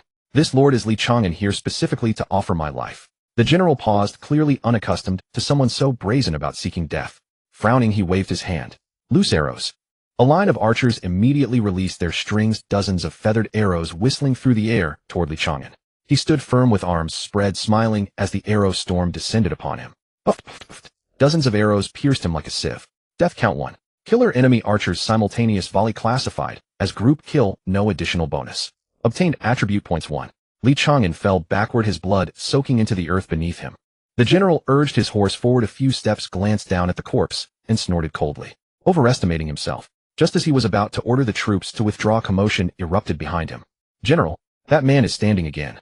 The general whirled around to see the man riddled with arrows slowly rising from the ground, pulling an arrow from his shoulder and tossing it aside. "Brothers with bows, your strength leaves something to be desired," Li Chang'an said with a grin, brushing dust from his clothes. "Shall we try again?" The general's expression darkened. In 20 years of warfare, he had never witnessed anything so unnatural. A man struck by dozens of arrows not only survived but stood up and appeared unharmed. "Shoot. Fire again," he barked. The second volley of arrows struck. Li Chang'an fell once more. Death count 1. Killer enemy archers simultaneous volley classified as group kill, no additional bonus. Obtained attribute points 1. 3 breaths later, he rose again. The general's pupils contracted sharply. He had seen clearly. Those arrows had indeed struck vital points: throat, heart, temple, each one fatal. Yet this man simply would not die. Li Chang'an pulled an arrow from his throat, cleared his voice with 2 coughs. "Say, could you try something different? Shooting arrows alone is rather boring." Though he could resurrect, the wounds still hurt terribly. The general's face darkened like storm clouds. He raised his long spear, urged his warhorse forward, and charged toward Li Chang'an like a whirlwind. "Since you seek death, I shall escort you myself." The spear tore through the air with vicious force, aimed directly at Li Chang'an's chest. Li Chang'an did not dodge or evade. He even stepped forward to meet it. Thud! The spear pierced through his chest, the tip emerging from his back in a spray of blood. Li Chang'an glanced down at the spear in his chest, then up at the general before him, grinning to reveal blood-stained teeth. "Excellent spear technique, General." With those words, his head lolled to the side, and he expired. Death count 1. Killer enemy vanguard commander Huyen Bao, first kill bonus 1, whose strength far exceeds host bonus 2. Obtained attribute points 3. Huyen Bao withdrew his spear, watching the corpse slide off the tip and fall to the ground. He waited a moment, confirmed the body showed no movement, and finally exhaled in relief. But just as he prepared to turn back to camp, a voice from behind sent chills down his spine. "General, your spear had good force, but the angle was slightly off. Next time, shift it 1 inch to the left, and you'll pierce the heart directly. Death comes faster that way." Huyen Bao spun around to find Li Chang'an standing less than 3 feet behind him, arms crossed, seriously critiquing his technique. Huyen Bao felt his scalp go numb. In all his years of warfare, having killed nearly 1,000 men, he had never encountered anything like this. A man who had died twice under his spear revived both times, and now stood before him offering tactical feedback. What exactly are you?" His voice came out parched. Li Chang'an tilted his head. "I told you I'm here to die. General, shall we try again?" Huyen Bao gritted his teeth and thrust his spear once more. This time he aimed for Li Chang'an's throat, the tip whistling through the air as it pierced cleanly through his windpipe. Li Chang'an clutched his throat and collapsed. Death count 1. Killer Enemy Vanguard Commander Huyin Bao non-first kill strength far exceeds host bonus 2. Obtained attribute points 2. Huyin Bao kept his spear planted, staring intently at the corpse on the ground, waiting for him to rise again. As expected, within 10 breaths, Li Chang'an stood up once more. He rubbed his throat and coughed twice. That strike was good, precise. Again. Huyin Bao's expression had gone beyond mere ugliness. His hand gripping the long spear trembled slightly, whether from rage or fear, even he could not tell. He grit his teeth and struck again. The 4th time, the 5th, the 6th. By the 7th, Huyin Bao's composure completely shattered. For the 7th time, he impaled Li Chang'an to death, only to watch him rise again, with that infuriating grin still plastered on his face. His 2 decades of battlefield experience felt like nothing more than a bitter joke in that moment. Suddenly, he wrenched his horse around and galloped silently toward the main camp. Li Chang'an shouted after him, "General, don't leave. Just one more time, please." But Huyin Bao didn't look back, riding faster still. Li Chang'an stood alone on the vast plain, watching the dust clouds rise from the retreating hooves, and clicked his tongue in disappointment. Only died 7 times, and he's already running. He glanced down at his status panel. 7 deaths, combined with what he'd accumulated before, had brought his cultivation one step closer to the peak of the innate stage. But he still hadn't reached the breakthrough. He needed more deaths. Looking up at the endless enemy camps stretching into the distance, he grinned and strode forward. Inside the enemy camp, Huyin Bao spurred his horse into the central command tent, dismounted, and fell to one knee, his voice urgent. "Great General, there's a strange man outside. He can't be killed." In the central tent, a middle-aged man in golden armor sat at a desk studying a map. He looked up at these words, revealing a face with sharp angles and an aura of natural authority. This was Tuoba Xiong, the enemy commander, known as the king who guards the north, whose cultivation had reached the peak of the extreme Dao Grandmaster realm, separated from the Enlightenment realm by only a thin thread. "Can't be killed." Tuoba Xiong set down the map, his brow furrowing slightly. "What do you mean?" Huyin Bao was drenched in sweat. "I killed him 7 times with my own hands, yet he revives each time. And each time he returns, his aura grows stronger. This person is too bizarre. I dare not act without orders anymore, which is why I've come to report to you, Great General." Tuoba Xiong's frown deepened. After a moment of thought, he rose and stepped out of the command tent. Outside, a large group of soldiers had already gathered, forming a massive encirclement. In the center of the ring, Li Chang'an sat cross-legged on the ground, idly pulling at blades of grass. When he spotted Tuoba Xiong emerging, his eyes lit up, and he hurried to his feet, waving. "Hey, you're the top commander here, right? Come on. Kill me a few times." Tuoba Xiong didn't rush to attack. Instead, he narrowed his eyes and studied him carefully. Late-stage innate cultivation. Not particularly high, but his aura was steady and his demeanor calm. He didn't look like someone come to die at all, but more like a tourist sightseeing. After decades of warfare and countless faces he'd encountered, this was the first time he'd seen someone like this. "Who are you?" Tuoba Xiong asked in a deep voice. "This young master is Li Chang'an," he declared, hands on his hips and chest puffed out. "I've come specifically to die." Tuoba Xiong stared at him for a long moment, then suddenly laughed. "Interesting. In all my years of campaigning, I've never encountered someone who actively seeks out death. Since you're so determined to die, I'll grant your wish." He raised his hand and delivered a palm strike from a distance. A tremendous force, solid as stone, slammed into Li Chang'an. His body contorted, instantly sent flying backward, and he tumbled across the ground for over 10 zhang before coming to a halt. Tuoba Xiong withdrew his hand and stood with his arms behind his back, gazing at the twisted corpse in the distance. But soon his brow furrowed again. Because the corpse was healing at a speed visible to the naked eye. Twisted limbs straightened, the sunken chest inflated once more, and broken bones crackled as they knitted themselves back together. In less than 10 breaths, Li Chang'an rose from the ground, stretched his limbs, and gave Tuoba Xiong a thumbs up. That strike had real power. Let's go again. Tuoba Xiong's expression finally grew grave. Though that palm strike had only used half his strength, it should have shattered any cultivator below the Grandmaster realm into pieces. Yet this man not only survived, but his aura was noticeably stronger than before. After a moment of silence, he raised his hand once more. This time he employed 7/10 of his power. Li Chang'an was sent flying again. Revived. Struck again. Revived. Struck once more. By the 4th time, Tuoba Xiong halted. He had discovered something that chilled him. Each time this man died, his aura grew stronger. Though the increase was modest, each time for consecutive deaths had pushed his cultivation from late-stage innate to the brink of the innate peak. Killing him was only making him stronger. Tuoba Xiong's expression darkened. Throughout his entire career of warfare, he had never faced such a predicament. He couldn't bring himself to kill the man, yet he couldn't simply let him go either. Like holding a burning ember, it scorched his hand, but discarding it felt like a waste. Seeing Tuoba Xiong cease his attacks, Li Chang'an grew anxious. "Hey, big guy, why'd you stop? Keep going." Tuoba Xiong ignored him and turned to whisper something to the adjutant beside him. The adjutant nodded and hurried away. Li Chang'an's instincts screamed danger. He wasn't foolish. He could see Tuoba Xiong had realized that killing him only made him stronger, so he was holding back. If the commander ordered him captured and tortured, that would be far worse. He made up his mind instantly. Rather than waiting for Tuoba Xiong to devise a countermeasure, he would strike first. His body blurred like lightning as he charged toward the commander, shouting, "Big guy, take this punch." Tuoba Xiong frowned and waved his hand, delivering another palm strike. Li Chang'an was struck down and died once more. Tuoba Xiong looked down at the corpse on the ground, his face dark with frustration. He had already decided not to kill him, but the young man had charged forward willingly, and he couldn't simply stand there and take the provocation. Taking a deep breath, he issued a commanding order, "Pass the word to the entire army. He is not to be killed if he appears again. Capture him alive at all costs." The orders rippled through the ranks as hundreds of thousands of soldiers mobilized. Meanwhile, in the darkness, Li Chang'an was reviewing his status panel. After dying so many times in succession, his cultivation had finally broken through. His cultivation had reached the peak of the innate stage, with all attributes increased by 20. His current stats stood at Strength 128, Agility 267, Constitution 110, Intelligence 110, Charm 110, and Luck 110. He allocated all the new attribute points to Agility. He then selected a new respawn point, the rear of the enemy camp where the grain and supplies were stored. A flash of light, and he appeared beside a pile of fodder. Pulling a fire starter from his system inventory, he blew it into flame and tossed it onto the dry grain. The moment the open fire touched the parched provisions, flames erupted and spread rapidly. "Fire! Fire!" The enemy soldiers cried out in panic. The entire camp descended into chaos. The flames spread rapidly, igniting the entire tent in an instant. Li Chang'an stood amidst the fire, choked by thick smoke and coughing repeatedly, yet he did not flee. Instead, he remained where he was, waiting for the flames to consume him.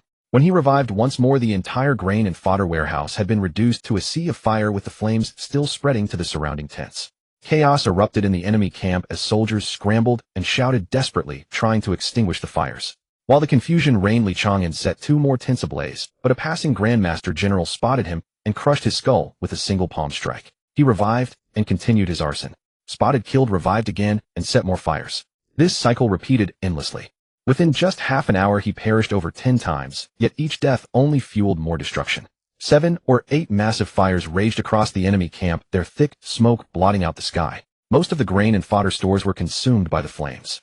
The war horses in the stables, terrified by the fire and choking smoke, broke free from their restraints and stampeded in every direction, trampling tents and injuring numerous soldiers. The entire camp descended into chaos. Yelu Hong stood before the central command tent, his face darkening as he surveyed the burning grounds and the scattered wreckage of men and horses.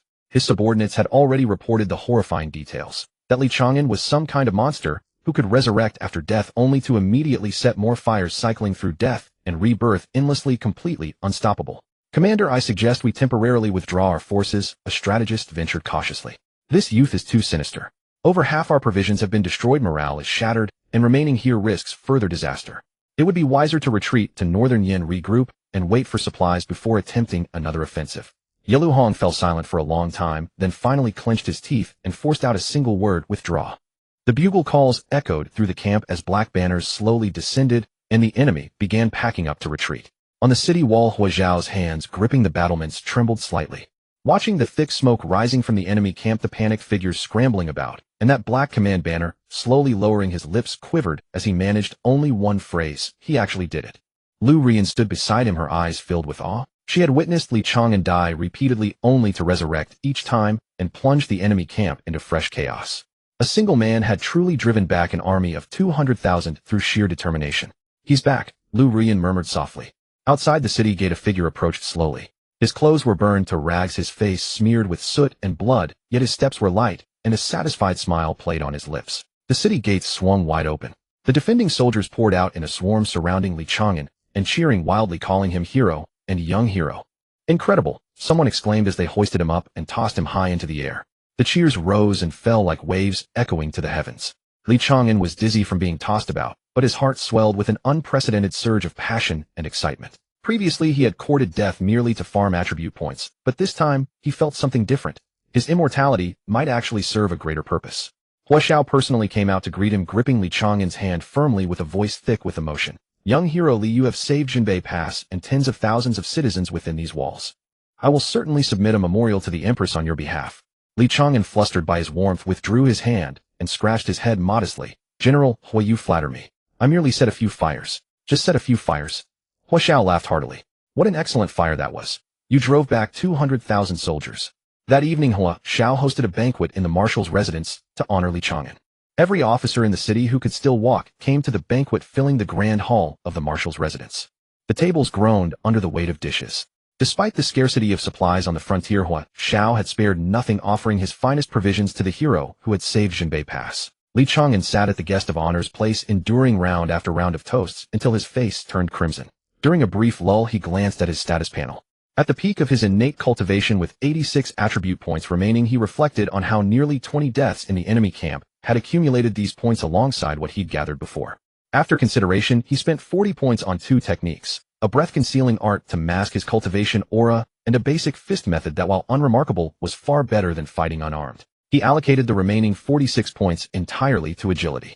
With agility climbing from 247 to 287 and nearing the 300 mark, his body felt as light as a feather, each movement carrying him several zhang through the air. He now felt confident that even a grandmaster at the peak of their cultivation might struggle to match his speed. After several rounds of wine, Hua Xiao approached Li Chang'an with his cup, lowering his voice to ask, "Young hero, Li, what are your plans next? If you're willing to stay in the military, I can petition the Empress to grant you an official position." Li Chang'an set down his cup, considered the offer, and asked, "General Hua, I have a question for you. Are there any particularly dangerous places nearby, or any exceptionally powerful figures?" Hua Xiao paused, surprised by the question. Li Chang'an chuckled, "I can't sit idle. I'm always looking for some excitement." After a moment of silence, Hua Xiao replied, "Actually, there is one place. About 300 li from here lies the Chang'an Mountains, where an ancient secret realm has recently been discovered. Legends speak of inheritances and treasures from a primordial powerhouse within, and all the major sects have sent their elders to investigate. Only those with at least grandmaster cultivation or higher could venture there. There were numerous great grandmasters and extreme Dao grandmasters among them. A foundation establishment cultivator like Li Chang'an would stand little chance and could easily lose his life." He had expected Li Chang'an to abandon the idea upon hearing this, but instead the young man's eyes grew brighter and he became visibly excited. An ancient secret realm, elders from major sects, great grandmasters, extreme Dao grandmasters. Li Chang'an slammed the table. "Perfect. I was wondering where to find strong opponents." Hua Xiao stared at him. "Do you have some misunderstanding about the word danger?" Lu Rian, who had been listening quietly, suddenly spoke up. "I'm going too." Both Li Chang'an and Hua Xiao turned to look at her.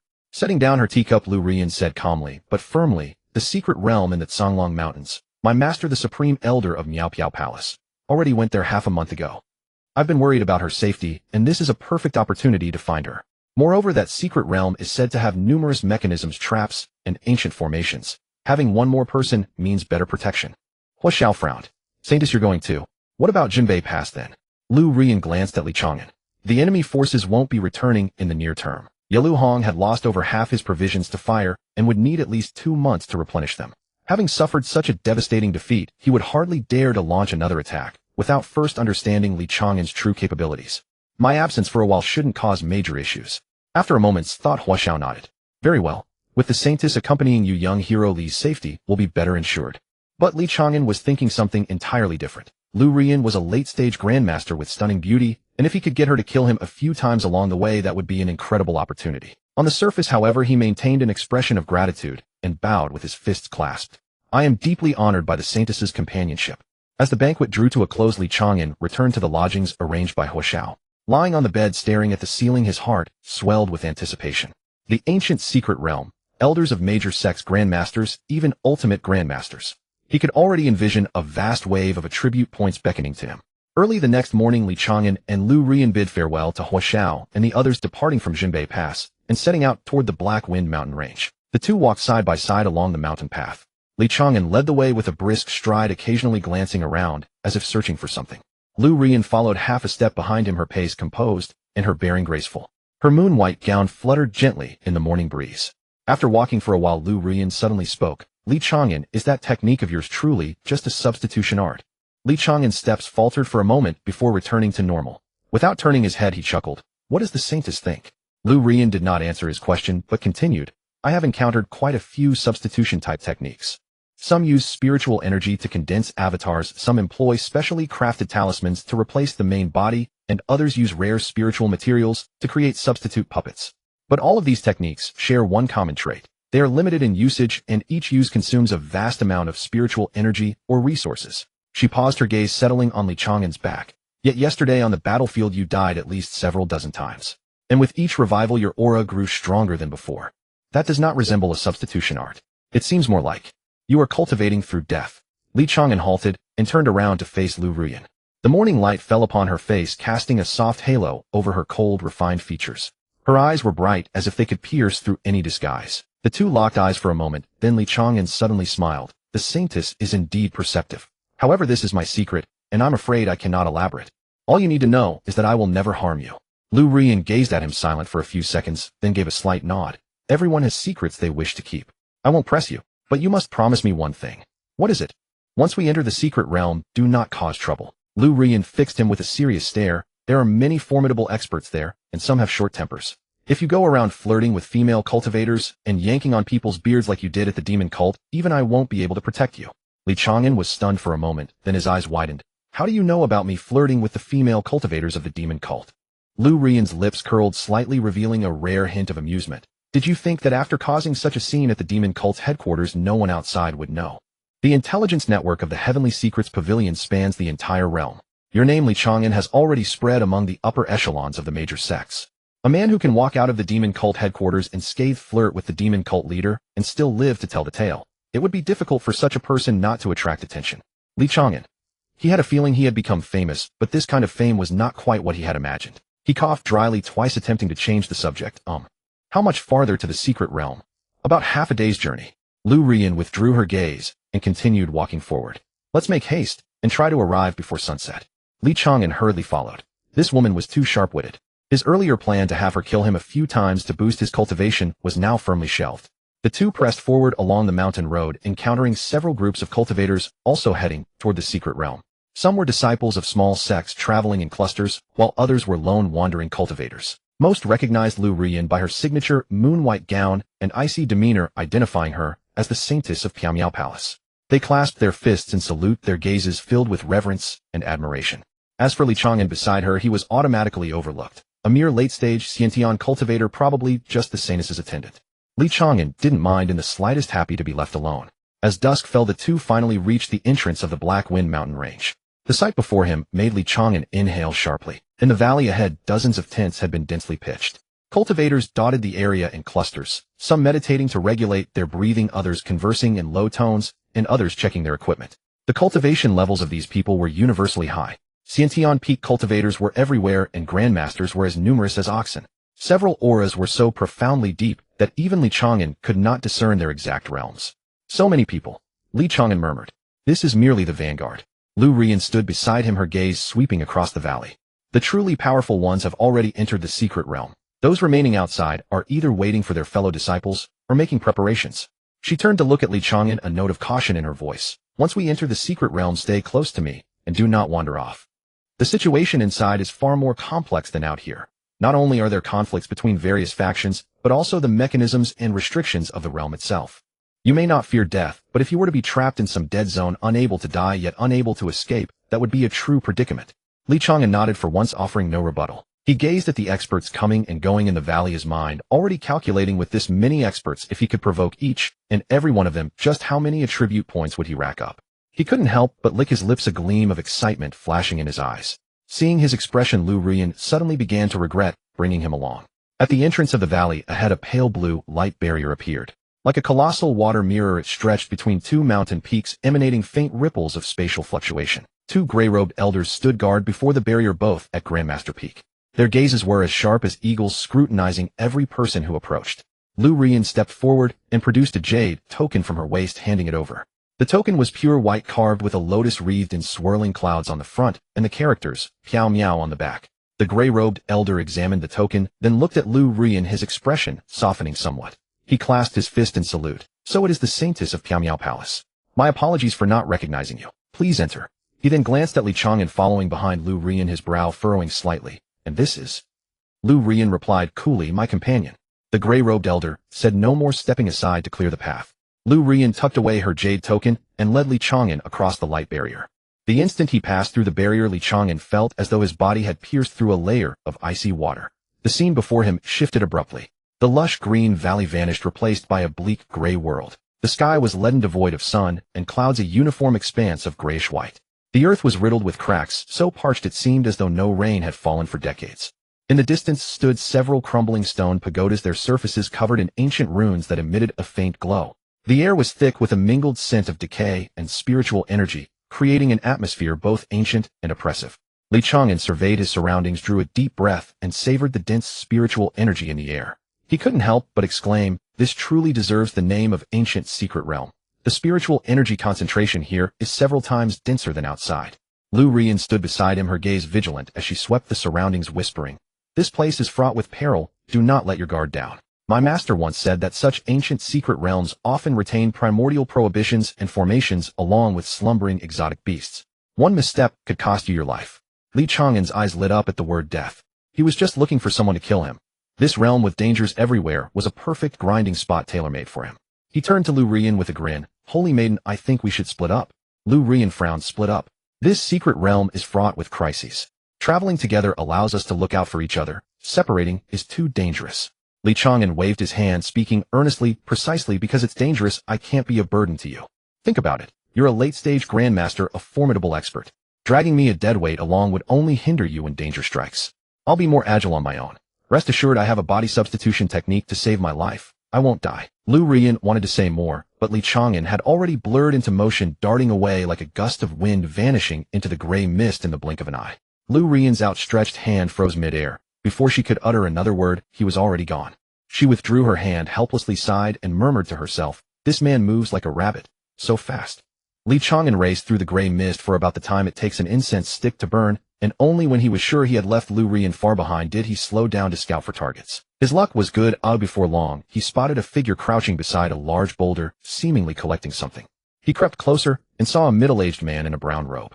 The man was at the mid-stage of Grandmaster level, carefully digging a small shovel into a crevice to extract a pale blue glowing ore. The ore, about the size of a fist, shimmered with a lustrous sheen, clearly no ordinary find. Li Chang'an took a deep breath, leaped out from his hiding spot, and bellowed, "Hey, you scoundrel! Leave that fortune behind for me." Startled by the sudden shout, the middle-aged man nearly dropped his shovel. He spun around warily, fixing his gaze on Li Chang'an. When he saw that the newcomer was only at the early Grandmaster stage, his caution instantly turned to contempt. "A mere peak of innate realm dares to rob me. You're courting death." Without another word, he raised his hand and struck. He used only half his strength, believing that half was more than enough to deal with a brat at the early Grandmaster stage. The palm wind howled toward Li Chang'an, who neither dodged nor evaded, but even stepped forward half a pace, letting the blow land squarely on his chest. With a dull thud, Li Chang'an's chest caved in, and he flew backward, crashing into a large rock behind him before sliding limply to the ground, dead on the spot. The middle-aged man withdrew his hand, staring at the lifeless body on the ground, momentarily stunned. He had expected that the audacious young man who jumped out to rob him would have at least some skill, but he couldn't even block one palm strike, and didn't even try to dodge. How could he be so weak? Shaking his head, he turned to resume mining, but a cheerful voice came from behind. "Not bad, not bad. That palm had plenty of force. How about one more round?" The middle-aged man's body stiffened. He slowly turned to find Li Chang'an standing less than 3 feet away, arms crossed, grinning at him. He was spotless, without a single wound or even a tear in his clothes. The man looked down at the ground. The corpse was gone, leaving only a pool of blood. "Why you?" His voice trembled.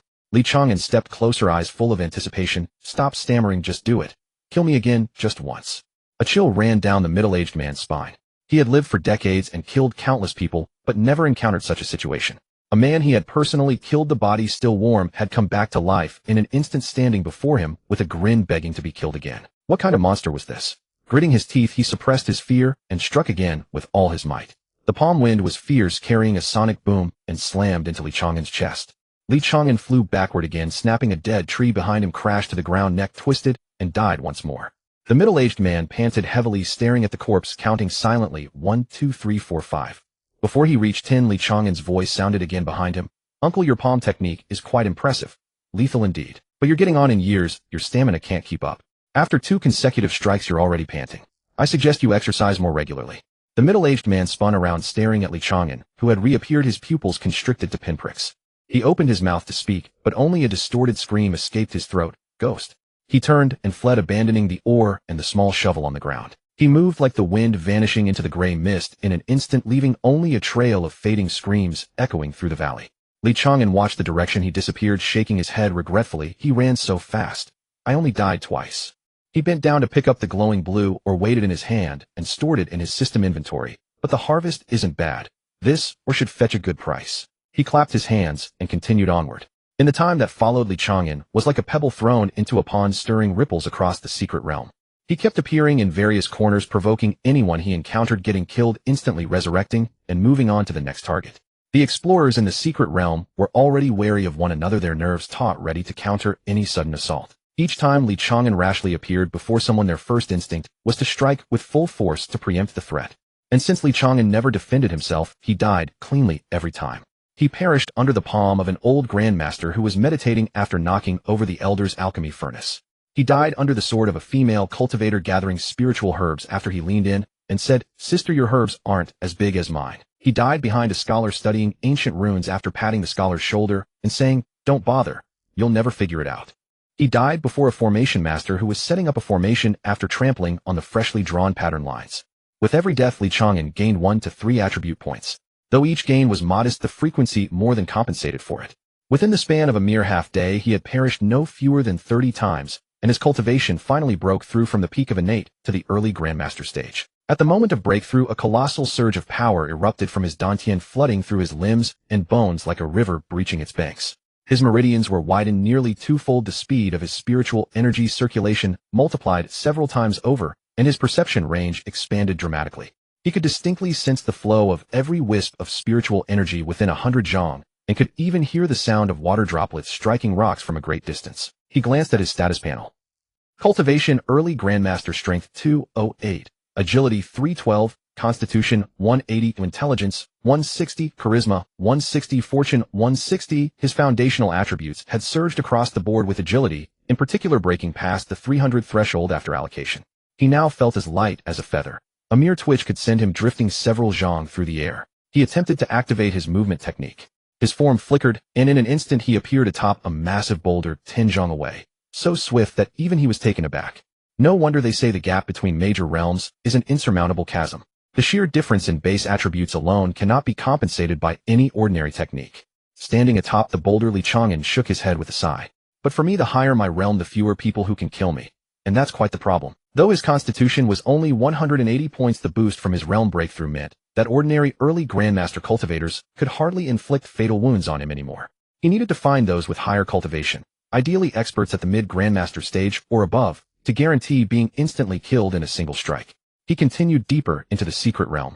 As he advanced, the cultivators he encountered grew increasingly formidable. Mid-grandmaster, late grandmaster, peak grandmaster, and even mighty great grandmaster figures. Li Chang'an was like a shark drawn to the scent of blood, weaving excitedly among these powerhouse experts, provoking death, reviving, and steadily raising his cultivation. But soon the cultivators within the secret realm began to crack. The trigger was an elderly man at the late grandmaster stage. The old man was studying ancient inscriptions carved upon a stone wall when Li Chang'an suddenly appeared behind him and declared loudly, "I am an ancient, mighty one, leaving this legacy for the destined to claim. Hey, old timer, can you read these characters? If you can't stop pretending and move aside, let little me have a look." The old man was so enraged his beard bristled, and he struck out with a backhanded palm, killing him on the spot. But before long, Li Chang'an reappeared beside him, clutching a rock and smashing it against the stone wall with resounding clangs, obliterating the ancient text into utter ruin. Trembling with fury, the old man killed him once more with another palm strike. Yet upon his third revival, Li Chang'an stood directly before the old man, hands on hips, and declared, "Old timer, you've killed me twice now. Shouldn't that be enough? How about we make a deal? Let me pick that Ganoderma of yours and I promise I won't bother you again." It was only then that the old man realized the 1,000-year Ganoderma at his feet had vanished without a trace. He looked down at the empty ground, then up at Li Chang'an's insufferable grinning face, and finally reached the breaking point. He let out a thunderous roar to the heavens, shattered the very stone wall he had been studying with a single palm strike, and fled the secret realm without looking back. Similar scenes played out in every corner of the secret realm. A peak grandmaster blade master was locked in battle with a guardian beast when Li Chang'an suddenly appeared between them, and was promptly swatted to death by the beast's claw. Upon reviving, he appeared behind the blade master and shouted, "Brother, I'm here to help," then promptly stabbed him in the lower back. The blade master was so enraged he nearly suffered a chi deviation. He spun around and cleaved Li Chang'an in two, but after reviving, Li Chang'an appeared behind the guardian beast and grabbed hold of its tail. Enraged, the guardian beast killed him with a swipe of its claw, and in the process severely wounded the blade master as well. The blade master ultimately fled the secret realm in utter disgrace, swearing he would never set foot in another secret realm for the rest of his life. A female cultivator at the early Great Grandmaster stage was carefully gathering a 7-colored Ganoderma when Li Chang'an suddenly appeared beside her, yanked the precious herb from the ground by its roots, stuffed it into his mouth, chewed twice, and swallowed. The female cultivator froze for 2 full seconds, then let out an ear-splitting shriek and pulverized Li Chang'an into a smear of flesh with a single palm strike. But after reviving, Li Chang'an appeared before her again, chewing something, and mumbled indistinctly, "Sister, that Ganoderma of yours was quite tasty. Got any more?" Tears welled up in the female cultivator's eyes from sheer frustration, and she struck him dead once more. Yet upon his next revival, Li Chang'an appeared with a large handful of wildflowers he had gathered from elsewhere, dropped to one knee, and said with deep sincerity, "Sister, consider that Ganoderma a debt I owe you. Please accept these flowers as my apology." The female cultivator stared at the messy bouquet of wildflowers, then at Li Chang'an's earnest face, and found herself at a loss, unsure whether to be furious or amused. In the end, she gritted her teeth and turned away, abandoning even the remaining spirit herbs she had been gathering. And then there was something even more outrageous. An old man at the early Extreme Grandmaster stage was meditating in a cave when Li Chang'an suddenly appeared before him. Without a word, Li Chang'an crossed his legs and sat down across from him, mimicking the meditation posture, and said with closed eyes, "Senior, I figured you must be bored meditating all alone. Mind if I join you?" The old man opened his eyes, looked at this young upstart who clearly didn't know his place, twitched the corner of his mouth, and reduced him to dust with a single palm strike. But Li Chang'an swiftly revived beside him, still sitting cross-legged, still with eyes closed, and muttered contemplatively, "Senior, that palm strike of yours was flawed. The flow of true qi was misaligned. You should circulate it from the dantian through the conception vessel, then through the governing vessel, and finally expel it from the Laogong point at the center of your palm. That's how you unleash its full power." The old man was rendered speechless by his words, because he had indeed deviated a strand of true qi in his haste to strike, and this brat had apparently noticed. He eyed Li Chang'an with uncertainty, and for a moment dared not strike again. Li Chang'an opened one eye, saw that the old man hadn't moved, closed it again, and continued, "Senior, don't be afraid. I won't harm you. I just want you to kill me a few more times. Truly just a few." The old man fell silent for a long moment, then silently rose to his feet, gathered his belongings, and walked out of the cave without a backward glance. He had lived for over 300 years and weathered countless storms, but never in his life had he questioned existence itself as he did today. And so Li Chang'an roamed the secret realm like a proverbial stick in a cesspit, stirring up chaos and robbing everyone of their peace. Some were driven to flee the secret realm entirely, some spat blood from sheer fury, and others wept as they handed over their storage pouches, begging only that he never appear before them again. Li Chang'an collected a pile of spoils, but felt increasingly bored. These people had such fragile minds. They couldn't handle a few deaths before breaking down. No stamina at all. He resolved to press deeper still, to venture into the very heart of the secret realm and see what awaited him there. Li Chang'an journeyed deeper into the secret realm.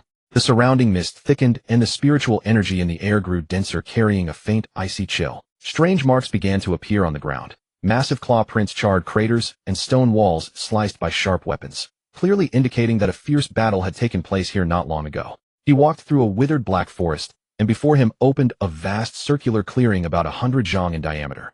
At the center of the clearing lay a deep dark pool of water, its surface unnaturally azure, as still as a mirror, not a single ripple stirring. Above the pool a flower floated in midair. It was about the size of a palm, with semi-translucent milky white petals layered and unfurled, its stamen golden, emitting a soft fluorescent glow. The flower hovered about 3 feet above the water, slowly rotating. With each turn a visible ripple of spiritual energy radiated outward. That spiritual energy was pure and dense. Just a single breath refreshed the mind and spirit, invigorating the internal qi. Around the pool stood 7 or 8 people. Each person bore an aura as deep as an abyss. Li Chang'an glanced at them and noted that all were at least at the initial Grandmaster stage, with 3 of them even at the level of Supreme Grandmaster. They stood at different positions around the pool, maintaining a wary distance from one another, their gazes fixed on the flower above, filled with greed and caution. An old man in a golden robe, a Supreme Grandmaster, spoke first, his voice low and hoarse. "Fellow cultivators, we have been here for 3 days already. This mystic frost jade lotus is right before us, but none can cross the pool. I suggest we join forces to break the sky ceiling formation over the water. Then each may compete for the flower on their own merits. What say you?" Another man in black battle robes, a middle-aged man, sneered, "Join forces. Old Monster Gene, do you take me for a child? We have all witnessed the pool's restrictions. Not only the sky ceiling formation, but the water itself can seal cultivation. That fellow at the late Grandmaster stage just tried to cross using his physical strength. What happened? Within 3 breaths of entering the water, he turned into an ice statue and sank to the bottom. Even if you break the sky ceiling formation without solving the water's problem, no one can claim that flower." A third man, an old Taoist in a cyan robe, stroked his beard and said slowly, "This poor Taoist has a plan. We could capture some low-level cultivators and use them as stepping stones to cross the water. Before they freeze into ice statues, a Grandmaster or Supreme Grandmaster would have enough time to use their movement technique to make a round trip. At these words the others fell silent for a moment. Some showed a flicker of interest, but more appeared hesitant. A middle-aged scholar in white robes frowned. Such a method is too cruel and against the heavens. We are all from reputable sects. If word spreads that we used living humans as stepping stones to seize treasures, how could we ever show our faces in the cultivation world again? The golden-robed old man snorted. White-faced scholar, if you disagree, feel free to withdraw.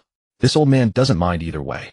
The scholar's face alternated between pale and red, but in the end he did not withdraw. Clearly the allure of the mystic frost jade lotus far outweighed his so-called face. As the debate raged on, a voice suddenly came from the edge of the clearing. It was not loud, but everyone present heard it clearly. Move aside, move aside. Let little master handle this. A bunch of incompetents can't even manage a simple pool, and you're still arguing here. Aren't you ashamed? All eyes turned toward the source of the voice. A young man in tattered clothes, hands on his hips, swaggered out of the forest. His cultivation was low, only at the initial Grandmaster stage. But his demeanor was utterly arrogant, as if the Supreme Grandmasters and Grandmasters present were mere chickens and dogs. It was Chang'an. The clearing fell silent for 2 seconds. Then the man in black battle robes sneered. Where did this reckless brat come from? Initial Grandmaster. Are you lost or tired of living? Chang'an walked to the edge of the pool, glanced at the floating flower, then swept his gaze over the crowd, grinning. Look at you all, Grandmasters and Supreme Grandmasters, yet stumped by a tiny pool for 3 days. Aren't you afraid of being laughed at? Little Master here will show you today what real skill means. As he spoke, he rolled up his sleeves, making as if to jump into the pool. The several experts exchanged glances, all sharing the same thought. Either this kid was a fool, or he was pretending to be weak to catch them off guard. A mere initial Grandmaster daring to be so arrogant before a group of Grandmasters and Supreme Grandmasters. Either he was tired of living, or he was an old monster hiding his cultivation. For a moment no one dared to make the first move. Chang'an waited, but no one acted. Feeling anxious, he decided to turn up the heat. He turned around, faced the crowd, hands on his hips, and shouted at the top of his lungs. I said, you bunch of incompetents. If you've got no skill, get out of the secret realm. Don't waste the air here. These words had the desired effect. The man in black battle robes darkened his expression and snorted, arrogant brat. He raised his hand and flicked, sending a black blade of true essence flying through the air, aimed straight at Chang'an's throat. This strike used only 30% of his power, meant as a probe. Chang'an did not dodge. He let the true essence blade slice open his throat.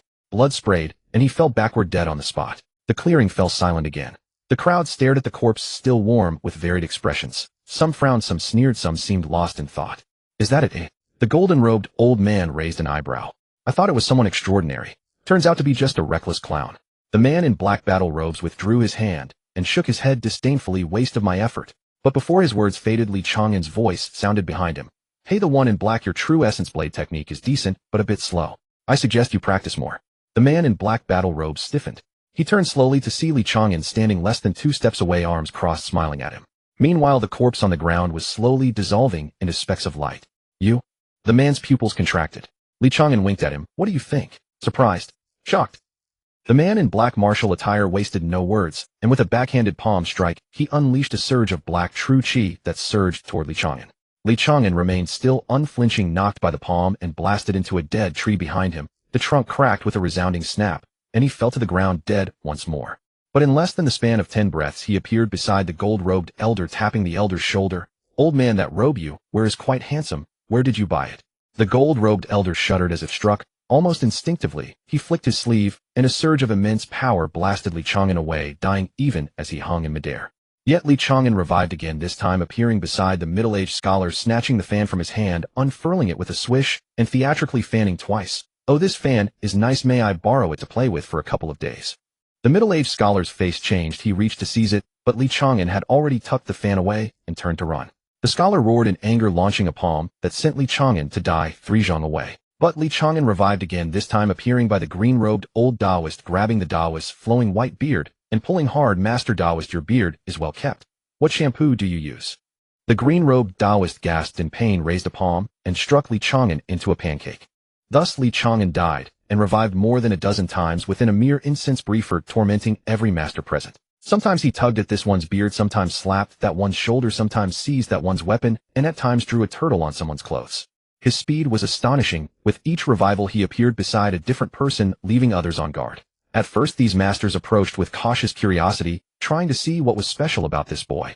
But as Li Chang'an died more and more times, and revived more and more, their attitude began to shift. First came confusion. Who is this kid anyway? Dead so many times, how can he keep reviving? Then came awe. His aura seems to be growing stronger. After each revival his cultivation rises a little. Then doubt.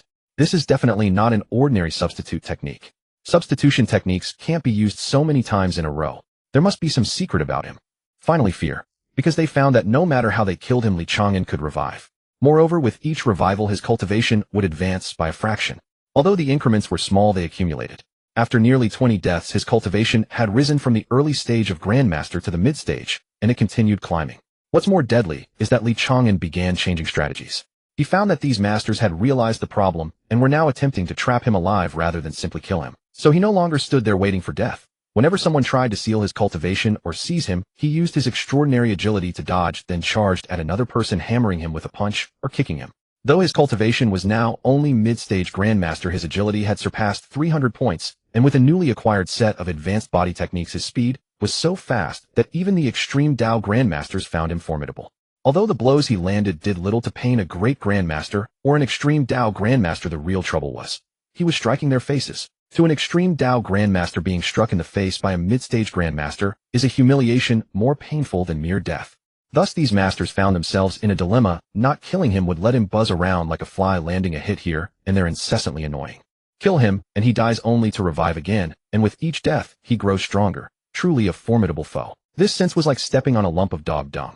If you don't step on it, it clings to the soul. If you do, it's dirty and smells, and only grows worse the more you tread. Finally, after nearly half an hour of torment, the gold-robed elder broke first. He seized his own hair, howled to the heavens, then pointed at Li Chang'an's nose and cursed. What the hell do you really want? Li Chang'an had just revived, crouching by the pool playing with the water. Hearing the gold-robed elder's shout, he looked up with an innocent expression and said, I don't want to do anything, I just want to die. If you kill me, I thank you. If you don't kill me, I'll just bother you. It's simple. The gold-robed elder trembled with anger, but he dared not strike again, because he had discovered that every time Li Chang'an died the boy's aura grew stronger. If they continued killing him, it wouldn't be long before the boy rose from the early Grandmaster to the great Grandmaster, at which point they would have no recourse. He clenched his teeth and made a difficult decision. Enough. I cast aside this Xian Frost Jade Lotus. With that he turned and walked away, vanishing into the mist. The remaining few exchanged looks. The man in black fell quiet for a moment, then shook his head. I don't want it either. He followed the gold-robed elder off the clearing. The green-robed Taoist looked at the flower on the pool, then at Li Chang'an playing by the water, his lips twitching, and finally sighed and turned away. The middle-aged scholar hesitated to leave, but Li Chang'an suddenly stood up and shouted, Hey, the one with the fan. Your fan is still in my hands. The middle-aged scholar halted, glancing back at the torn fan in Li Chang'an's hand, his face alternating between pale and ashen, and at last he grit his teeth and walked away without looking back. In less than the time it takes for a cup of tea, 7 or 8 masters who had gathered around the pool left, not a single one remaining. Li Chang'an stood in the empty clearing, looking around and scratching his head. All gone. All gone. I've died more than 20 times, and I haven't had enough fun yet. He lowered his head to glance at his status panel. Status: Great Grandmaster Midstage. Remaining attribute points 268. From the early stage Grandmaster up to the Great Grandmaster Midstage, the ascent was faster than a rocket. He nodded with satisfaction, then opened the system shop and spent 60 attribute points to exchange for 2 sets of advanced cultivation methods and a set of body movement skills. The remaining over 200 points he poured entirely into agility. Agility 312, 537. When agility surpassed the 500 mark, Li Chang'an felt a qualitative change in his body. His perception of the surrounding environment grew razor sharp, able to sense the trails of dust in the air. His reaction speed reached an incredible level, as if everything around him moved in slow motion. He tried the newly acquired body movement skill, his figure flickered, and he instantly appeared on the other side of the pool so fast that even he was astonished. This speed should rival the peak of extreme Dao Grandmasters, he muttered to himself, a satisfied smile on his face. He clapped his hands about to leave when a familiar voice spoke behind him, Li Chang'an. Li Chang'an turned around and saw Lu Ruyan standing at the edge of the clearing, staring at him in utter shock.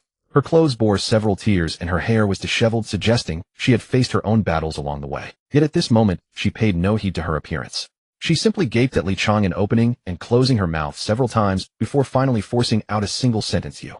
What exactly did you just do? Why did all those extreme Dao Grandmasters and Grandmasters flee? Li Chang'an scratched his head and grinned sheepishly. Nothing much, just played with them for a bit. Lu Ruyan was left speechless. Though she didn't know the specifics of what had transpired, judging by the expressions on those experts' faces as they departed, she could roughly guess that Li Chang'an had once again done something utterly mind-shattering. She took a deep breath, deciding not to press the matter further, and instead asked, "What about the frost jade lotus?" Li Chang'an pointed toward the surface of the pond. "It's right there." Lu Rian followed his gaze and sure enough saw the milky white flower still hovering above the water, radiating a soft, gentle glow. She furrowed her brow. "This pond has a restrictive formation. How do you plan to retrieve it?" Li Chang'an smiled. "I have my ways." He walked to the edge of the pond, took a deep breath, and then leaped straight into the water. Lu Rian let out a startled cry. "Are you insane?" But Li Chang'an had already plunged into the water. Just as those experts had warned, the pond water instantly sealed the spiritual energy within his body. A bone-piercing chill surged from all directions, as if threatening to freeze his very blood into ice. His body began to stiffen, and a thin layer of frost formed on his skin. But he did not struggle. Instead, he allowed himself to sink. As he descended, he mustered his last ounce of strength, reached out, grasped the stem of the frost jade lotus, and with a forceful tug plucked it and stored it away in his system space. Then his consciousness faded into darkness. Death. 1 moment later, Li Chang'an revived on the shore, a triumphant smile on his face. "Got it." Lu Rian hurried over, her voice laced with both reproach and concern. "You really have no regard for your own life. That water could freeze even an extreme Dao Grandmaster solid, and you're just a Grandmaster. Wait, since when did you become a Grandmaster?" She stopped mid-sentence, suddenly stunned. For she realized that Li Chang'an's aura was no longer that of a Grandmaster, but of a mid-stage Grandmaster. She distinctly remembered that just half a day ago, when they first entered the secret realm, he had only been at the peak of the innate stage. How much time had passed since then, and he had skyrocketed from the peak of the innate stage all the way to the mid-stage Grandmaster. What kind of cultivation speed was this? Li Chang'an sneezed, rubbed his nose, and grinned. "I told you I have my ways." Lu Rian stared at him for a long moment, but ultimately chose not to press further. Everyone had their own secrets, and her relationship with Li Chang'an had not yet reached the point of complete openness. She merely sighed and said, "Let's go. We should leave this place first. The chill in your body hasn't been fully dispelled, yet you need to find a place to rest properly." Li Chang'an nodded, then followed Lu Rian toward the exit of the secret realm. He glanced back at the now empty pond, a hint of regret flickering in his heart. It was a pity those experts had all fled, otherwise he could have farmed them a while longer. But it didn't matter. He had memorized this place, and if the opportunity arose in the future, he could always return to see if there were any other treasures. He patted the frost jade lotus tucked against his chest, a smile curling at the corners of his mouth. The gains from this trip were already more than enough to satisfy him. Li Chang'an and Lu Rian walked out of the secret realm's luminous barrier one after another. Passing through that water-blue membrane, the scenery before them shifted from the gray, dim world of the secret realm back to the lush green mountains and clear waters of the Chang'an mountain range. Li Chang'an took a deep breath of the outside air, feeling an immense sense of relief wash over him. But before he could fully savor it, he noticed something was amiss. On the open ground outside the secret realm's entrance, a dense crowd of people had gathered. A quick scan revealed at least 100 or more. These people were clustered in small groups. Some sat cross-legged in meditation, others conversed in low voices, and some paced back and forth, all wearing expressions of anxiety and unwillingness. Their cultivation levels were not low at all. The weakest were at the early Grandmaster stage. Grandmasters were everywhere, and there were even several extreme Dao Grandmasters. Clearly these were either people who had retreated from the secret realm or disciples of various sects waiting outside for news. The reason they hadn't left was simple. They refused to accept defeat. The opportunity of an ancient secret realm lay right before them, and no one wanted to return empty-handed. Some had retreated after suffering losses inside, while others were waiting for their elders to emerge. Still others were simply waiting outside, hoping to pick up scraps or ambush those who came out. The moment Li Chang'an and Lu Rian stepped through the luminous barrier, all eyes turned toward them in unison. They recognized Lu Rian, the holy maiden of the Misty Cloud Palace. Many among the crowd knew her, but they did not recognize Li Chang'an. He appeared to be an ordinary young man with a cultivation level. Wait, why couldn't they see through this young man's cultivation? A few of the more highly cultivated individuals squinted and sensed more carefully, discovering that Li Chang'an's aura was roughly that of a mid-stage Grandmaster. This level of cultivation was already quite impressive among the younger generation, but in the presence of these elders and distinguished disciples from various sects, it was hardly anything remarkable. What truly drew their attention was another matter. These two had come out of the secret realm, which meant they might have obtained treasures from within. In an instant, countless gazes focused on Li Chang'an and Lu Rian. Some scrutinizing, some probing, some greedy, and some outright hostile. Feeling the pressure of those stares, Lu Rian frowned slightly and was about to say something when she heard Li Chang'an's voice in her ear, transmitted through divine sense. "Holy maiden, don't say anything. Step aside and watch my performance." Lu Rian was taken aback. She turned to look at Li Chang'an and found him winking at her, his face brimming with eager anticipation. Though she had no idea what he intended to do, after several days of acquaintance, she had come to understand Li Chang'an's modus operandi. This guy never played by the rules, but every time he did something unconventional, it ultimately proved he had his reasons. She hesitated for a moment, then stepped back as instructed, positioning herself under a large tree at the edge of the clearing, crossing her arms as she watched quietly. Li Chang'an cleared his throat, stepped forward a few paces, and stood at the most conspicuous spot in the center of the clearing. He looked around, flashed a brilliant smile, and then reached into his robes, actually into his system inventory, and produced the frost jade lotus. The milky white petals shimmered with a lustrous glow under the sunlight, while the golden stamen emanated a dense, almost tangible wave of spiritual energy. The fragrance of the flower drifted with the wind, and everyone within a radius of several dozen zhang could catch a refreshing, invigorating scent. A single whiff was enough to make the spiritual energy within their bodies feel more active. The clearing fell utterly silent. All eyes were fixed intently on the flower in Li Chang'an's hand, their breathing growing rapid. Some stared with eyes bulging like copper bells, while others unconsciously parted their lips in awe. One person even took an instinctive step forward before forcibly stopping. They were all experienced enough to recognize a treasure. The spiritual energy fluctuations and extraordinary phenomena emanating from this flower clearly matched the legendary Xuanxuang jade lotus from the secret realm. They had spent days struggling in the secret realm, with many perishing, yet none managed to claim it, forcing them to retreat in frustration. Now this flower was being flaunted by a young man, right before their eyes, displayed like a trophy. Li Chang'an seemed oblivious to the intense gazes upon him, examining the flower in his hands while muttering to himself, "Wait, how am I supposed to use this flower? Should I consume it raw or refine it into pills? I've heard that consuming heavenly treasures directly yields the best results, but could it cause stomach issues, eh?" His voice was soft, yet the cultivators present possessed hearing far surpassing ordinary humans, catching every word clearly. An elderly great grandmaster in gray robes couldn't contain himself, and spoke, his voice trembling slightly. "Young friend, did you obtain this flower from the secret realm?" Li Chang'an looked up at him, nodded with an innocent expression. "Yes, I picked it above that pond. The water was freezing cold. I nearly froze to death when I jumped in, but luckily I survived and managed to pluck it." The gray-robed elder's breathing quickened further. He stepped forward 2 paces, suppressing his excitement and forcing his voice to sound calm. "Young friend, I am an elder of Chang'an sect skilled in alchemy. If consumed raw, the medicinal properties of the Xuanxuang jade lotus would be largely wasted. Only when refined into pills can it reach its full potential. Why not entrust this flower to me, and I'll refine it into pills for you? Then we can split the results equally. What do you say?" Before he finished, another voice rang out with a sneer. "An elder of Chang'an sect? He who doesn't know your sect's alchemy is mediocre. Don't ruin a fine spiritual herb. Young friend, I am the Valley Master of Tiandan Valley, the true orthodox in alchemy. If you trust me, entrust this flower to my refinement, and I'll offer 1 Tianyuan pill plus 3 Shinning pills as compensation." "Ha! Tiandan Valley dares call itself the orthodox?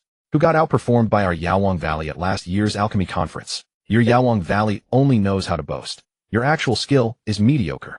Elders from several alchemy sects erupted into heated arguments, spitting and refusing to yield. Li Chang'an watched them argue, secretly thrilled but feigned distress on the surface, scratching his head. "Senior elders, please stop arguing. I don't know whom to trust. How about this?" He paused, then suddenly raised the Xuanxuang jade lotus high and shouted, "Whoever wants this flower, come and grab it." The entire clearing fell silent for a second. Then, like a spark falling into a powder keg, the scene erupted instantly. "Young brat, so arrogant. Let me teach you a lesson." A burly man at the early stage of great grandmaster closest to him struck first. His palm broad as a fan swept through the air with a whistling wind toward Li Chang'an. Li Chang'an didn't dodge or evade, letting the massive hand seize his neck before a sharp crack echoed as his neck snapped. Death won. The burly man held Li Chang'an's corpse, momentarily stunned. He had assumed the young man's boldness meant he possessed some real skill, never expecting him to fall so easily. Searching Li Chang'an's body, he sought the Xuanxuang jade lotus, but found nothing. Just then Li Chang'an's voice rang out from behind him. "Hey big guy, were you looking for me?" The burly man whirled around to see Li Chang'an standing behind him, still holding the Xuanxuang jade lotus aloft, a cheerful smile on his face. The burly man's pupils contracted sharply, but before he could react, someone nearby shouted, "The flower is in his hand." Several figures lunged toward Li Chang'an simultaneously. Blades flashed and palms struck, overwhelming Li Chang'an in an instant. Death won. Li Chang'an fell to the ground once more, his corpse shattered by multiple attacks. But soon he revived in another direction, still holding the flowers, still smiling broadly. Come, don't be shy. Winner takes all." The crowd went completely mad. Over 100 people, grandmasters, great grandmasters, extreme Dao grandmasters, all surged toward Li Chang'an. Everyone wanted to seize the Xuanxuang jade lotus, each hoping to be the fortunate one. The scene descended into utter chaos. People trampled, accidentally struck, or sabotaged by rivals in the confusion, with screams and curses echoing everywhere. At the storm's center, Li Chang'an cycled through death and revival. He fell to an elderly great grandmaster mid-stage, palm, his skull crushed by a single strike. After reviving, he perished beneath a woman's sword at the early extreme Dao grandmaster stage, pierced through the heart. Reviving once more, he was beaten to pulp by a burly man wielding twin hammers. After another revival, he fell to a slender man's poisoned dart, which struck his throat. Reviving again, he was impaled and sent flying by a young disciple's spear. Each death granted him 1 to 5 attribute points. Killing by a woman provided bonus points, as did dying at the hands of someone far stronger than him. Too many experts were present. He was like meat dropped into a shark school, each revival met by countless attacks that overwhelmed him, instantly killing him swiftly and decisively. His cultivation base was advancing at a visibly rapid pace. Great Grandmaster Midstage, Great Grandmaster Peak, Great Grandmaster Late Stage, Great Grandmaster Late Stage Peak. Each death strengthened his aura slightly, and though individual gains were modest, the frequency of deaths was overwhelming. In less than half an hour, he had died nearly 50 times. Those surrounding him began to notice something was wrong. At first, everyone was only focused on grabbing the flower, paying no attention to Chang'an himself. But as time passed, more and more people noticed this bizarre phenomenon. This kid kept dying and reviving over and over again, dozens of times already. Moreover, each time he revived, his aura grew noticeably stronger than before. An elderly Great Grandmaster Late Stage, drenched in sweat, paused and panted while watching Chang'an, who had just revived nearby. He spoke to his companion. "Old Zhang, have you noticed? This kid seems to grow stronger the more he dies." His companion, equally exhausted, nodded with a grave expression. "I noticed it long ago. When he first appeared, his aura was around Great Grandmaster Midstage. Now since it again, he's already at Great Grandmaster Peak. How much time has passed? Not just a matter of cultivation." Another middle-aged man in a cyan robe interjected, his face pale. "Have you noticed that after each death his corpse disappears, and he revives elsewhere? This isn't a clone technique, nor a life-preserving treasure. A clone technique couldn't be used dozens of times consecutively, and a life-preserving treasure would eventually run out of spiritual energy. This kid has something wrong with him." Upon hearing this, several people around fell silent. All present were elders or core disciples from various sects, well-versed in diverse magical arts, unique techniques, and magical treasures. Yet Chang'an's ability to resurrect after death far exceeded their understanding. If 1 or 2 occurrences could be explained away as a substitute body technique, then dozens of consecutive deaths were absolutely abnormal. Especially those who had killed Chang'an numerous times in the secret realm, who had assumed his magical treasures or methods had limitations, never expecting to witness such an endless cycle. What unsettled them further was that Chang'an's cultivation kept advancing through each death. In other words, every time they killed him, they were effectively strengthening him. This was nothing short of bolstering the enemy. Some began to waver. An elderly man clad in white robes at the early stage of Extreme Dao Grandmaster sheathed his long sword and gazed at the resurrected Chang'an with a furrowed brow, shaking his head. "Enough. This old man will fight no longer. This kid is too sinister. If we keep going, who knows what might happen." He turned and left without looking back, departing the clearing. Yet most had not yet given up. The temptation of the mystic frost jade lotus was too great. It was a heavenly treasure capable of helping an Extreme Dao Grandmaster break through their bottleneck and advance to the Enlightenment realm. For this flower, even the greatest risks were worth taking. Thus the attacks resumed. Chang'an continued to die, continued to resurrect, and continued to grow stronger. After roughly another incense stick's worth of time, his cultivation finally brushed against the threshold of Extreme Dao Grandmaster. Cultivation breakthrough, early stage of Extreme Dao Grandmaster. A torrential surge of power erupted from his dantian, sweeping through his entire body like a mountain flood. His meridians expanded once more, his spiritual energy circulation accelerating by more than double, and his perceptual range broadened significantly. He could clearly perceive the breathing rhythm and heartbeat cadence of everyone nearby, even tracking the flow of spiritual energy within their bodies. He glanced at his status panel. Cultivation, early stage of Extreme Dao Grandmaster, agility 802. With 802 points of agility and the advanced movement technique he had just acquired, his speed had reached an astonishing level. He now felt confident that even facing an Extreme Dao Grandmaster at their peak, he would not flinch. But a problem emerged alongside this confidence. The higher his cultivation grew, the fewer people could instantly kill him.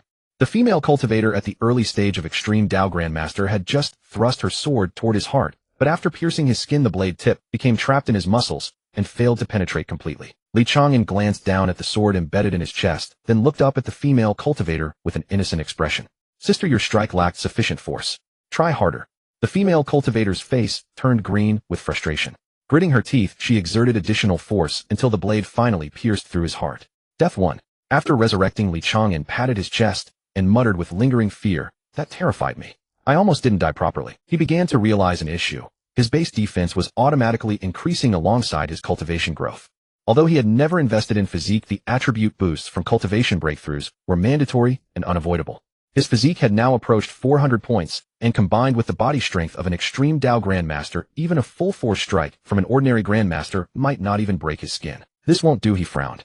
I need to find true masters to kill me. Preferably those at the peak of extreme Dao Grandmaster. Otherwise dying isn't satisfying enough. He looked around and noticed that the number of people surrounding him had significantly decreased. Some had grown weary from combat and squatted on the ground gasping for breath. Others had sensed something was wrong and quietly slipped away. A few remained, but their strikes had noticeably weakened, clearly wavering in their resolve. Li Chang'an realized this approach wouldn't work. The efficiency was far too low. After some thought, he decided to change tactics. Upon resurrecting again, instead of standing still waiting to die, as before, he charged directly into the crowd. His speed was as swift as a phantom. He weaved through the crowd and delivered slaps to several female cultivators' rear ends. Smack! Smack! Smack! The crisp sounds echoed across the clearing. Those female cultivators froze for a moment, then looked down at where they'd been struck. When they raised their heads again, their expressions had shifted from shock to outright fury. Pervert! I'll kill you! Several female cultivators attacked simultaneously, their sword chi and palm winds weaving into a dense net of attacks that enveloped Li Chang'an. Li Chang'an neither dodged nor blocked, taking multiple attacks simultaneously and dying instantly. Death 1, killed by female, additional 1 point. Li Chang'an chuckled in the darkness. As expected, this method proved most effective. Upon resurrecting, he repeated his tactic and charged toward another group of female cultivators. This time, he went even further, not only slapping their rear ends but also grabbing at the waists of several female cultivators while shouting, "Sisters, you have such wonderful figures." The female cultivators were so enraged they nearly exploded on the spot. They pursued him, slashing through half a mountain peak before finally satisfying their anger after killing him 3 times. Li Chang'an contentedly collected the attribute points from those 3 deaths, filled with mixed emotions. Female cultivators truly were the most lovely creatures in the world, not only beautiful, but also granting bonus points when they killed him. Simply perfect. In this manner, he farmed for roughly another incense stick's duration, his cultivation steadily advancing from the early stage to the middle stage of extreme Dao Grandmaster. Yet at this point, the number of people besieging him had grown increasingly sparse. The reason was simple. They were exhausted, afraid, and felt it was no longer worthwhile. They had fought for nearly an entire 2-hour period, killing Li Chang'an countless times, yet he remained vibrant and alive, his cultivation soaring from the middle stage of Grandmaster to the middle stage of extreme Dao Grandmaster. And themselves, they were exhausted beyond measure, with some even injured from friendly fire in the chaos. Most crucially, they gradually realized that even after killing Li Chang'an, they could not locate the mystic frost jade lotus. His corpse held no storage equipment whatsoever. The flower seemed to vanish into thin air, only reappearing upon his resurrection. What was the point of continuing this fight? An elderly man at the peak of extreme Dao Grandmaster sheathed his whisk and let out a long sigh, his voice heavy with exhaustion and resignation. Enough, enough. After over 300 years of cultivation, I have never encountered anything so bizarre. It seems the mystic frost jade lotus is not meant for me. I cannot force fate. He shook his head and turned to leave. Another burly man at the peak of Grandmaster also sheathed his weapon, dropped onto the ground, and panted heavily as sweat streamed down his face. I'm done fighting. If I continue, I'll exhaust myself to death. This kid isn't human. He's a monster. A female cultivator straightened her disheveled clothing, glared at Li Chang'an through gritted teeth, but ultimately stomped her foot and walked away. More and more people began to give up. Some shook their heads in sighs, others muttered curses under their breath, and still others wore expressions of unwillingness. But in the end, all chose to depart. They had finally come to understand. If Li Chang'an remained, no one would ever claim the mystic frost jade lotus. In less than the time it took to drink a cup of tea, more than half had left the clearing, leaving only 20 or 30 still watching. Li Chang'an watched those departing figures, feeling a touch of regret. What a prime opportunity to farm experience points. Gone just like that. Li Chang'an glanced down at his status panel. His cultivation had stabilized at the mid-stage of extreme Dao Ancestor, with some distance still remaining before reaching the late stage. He had accumulated quite a few attribute points, and combined with what he had left before, the total had exceeded 200. He was pondering whether to do something else to draw more hostility when he suddenly noticed a female cultivator in the crowd who hadn't yet left. The female cultivator appeared to be in her early 30s, dressed in an elegant cyan long gown. Her features were dignified and beautiful, and her demeanor was as gentle as flowing water. Her cultivation was extremely high. She was at the peak of extreme Dao Ancestor, only 1 step away from the Enlightenment realm. She stood at the edge of the crowd, never intervening, merely watching everything in silence, her gaze carrying scrutiny and contemplation. Li Chang'an's eyes lit up. An extreme Dao Ancestor peak female cultivator. This was a top-tier point farming target. Her cultivation was high enough to one-shot him, and being female provided an extra bonus. If he could get her to kill him 100 times, how many attribute points would that yield? He trotted over to the female cultivator with a grin and said, "Sister, why aren't you joining in? Do you want this flower too?" The female cultivator glanced at him, her gaze calm, her tone indifferent. "I do, but I cannot win it." Li Chang'an scratched his head and chuckled. "Sister, how about we make a deal? The female cultivator raised her eyebrows slightly. What deal? Li Chang'an took the mystic frost jade lotus from his system inventory, weighing it in his palm, as he said, "You kill me 100 times, and I'll give you this flower." The female cultivator was stunned. In all her long years of life, she had witnessed all sorts of transactions. Spirit stones exchanged for cultivation techniques, pills traded for favors, intelligence bartered for resources. But using kill me 100 times as currency for a treasure was something she had never heard of before. After a moment of silence, she asked uncertainly, "Are you serious?" Li Chang'an nodded vigorously, his expression utterly sincere. "Completely serious. I simply enjoy being killed by beautiful women. The more you kill me, the happier I become. Just promise to kill me 100 times, and this flower is yours." The female cultivator's lips twitched slightly. She felt her worldview being shaken, but the temptation of the mystic frost jade lotus was simply too great. After a few seconds of hesitation, she finally nodded. "Very well, I agree." In all her life, this was the first time she had ever encountered such an absurd request. Li Chang'an cheered and eagerly thrust his neck forward. "Come on, sister, don't hold back. Strike right here." The female cultivator took a deep breath, raised her hand, and delivered a palm strike to the crown of Li Chang'an's head. Death 1 killed by a female, additional 1 point killed by a powerhouse, far surpassing the host, additional 2 points. After reviving, Li Chang'an once again thrust his neck forward. Again, the female cultivator struck him once more. Death 1 inch again. Death 1 inch, keep going. Death 1. The remaining 20 or 30 people in the clearing all stood dumbfounded watching this spectacle. An extreme Dao ancestor peak female cultivator was repeatedly striking down an extreme Dao ancestor mid-stage young man, palm after palm. And that young man, after each revival, would cheerfully stick out his neck, calling out, "Again, keep going, don't stop." The scene was bizarre beyond measure, deeply unsettling. Someone couldn't help but mutter under their breath, "What on earth is going on here? I feel like I'm watching some kind of strange performance." The person beside them shook their head blankly. "Don't ask me, I don't understand either. I've been cultivating for so many years, and I've never heard of anyone begging others to kill them. And have you noticed? That kid's cultivation has risen again. When he first appeared, he was only at the mid-stage of Great Emperor, and now he's already at the mid-stage of Extreme Dao Ancestor. If he keeps dying like this, he'll break through to the late stage of Extreme Dao Ancestor. I'm losing my damn mind. It took me 30 years to break through from mid-stage Great Emperor to late-stage Great Emperor, and this kid accomplished in 1 hour what I couldn't achieve in 30 years of hard work. Stop talking, or I'm going to cry." Amid the complex gazes of the crowd, Li Chang'an had already died more than 30 times. And at this moment, a new problem emerged. The female cultivator discovered that it was becoming increasingly difficult to kill Li Chang'an. At the beginning, she could casually swat him down with a single palm, as effortless as killing a mosquito. But as time went on, Li Chang'an's cultivation continued to grow, and his physical strength increased accordingly. By the 30th plus death, she needed to exert half her strength to ensure a killing blow. By the 40th death, she needed 7/10 of her full power.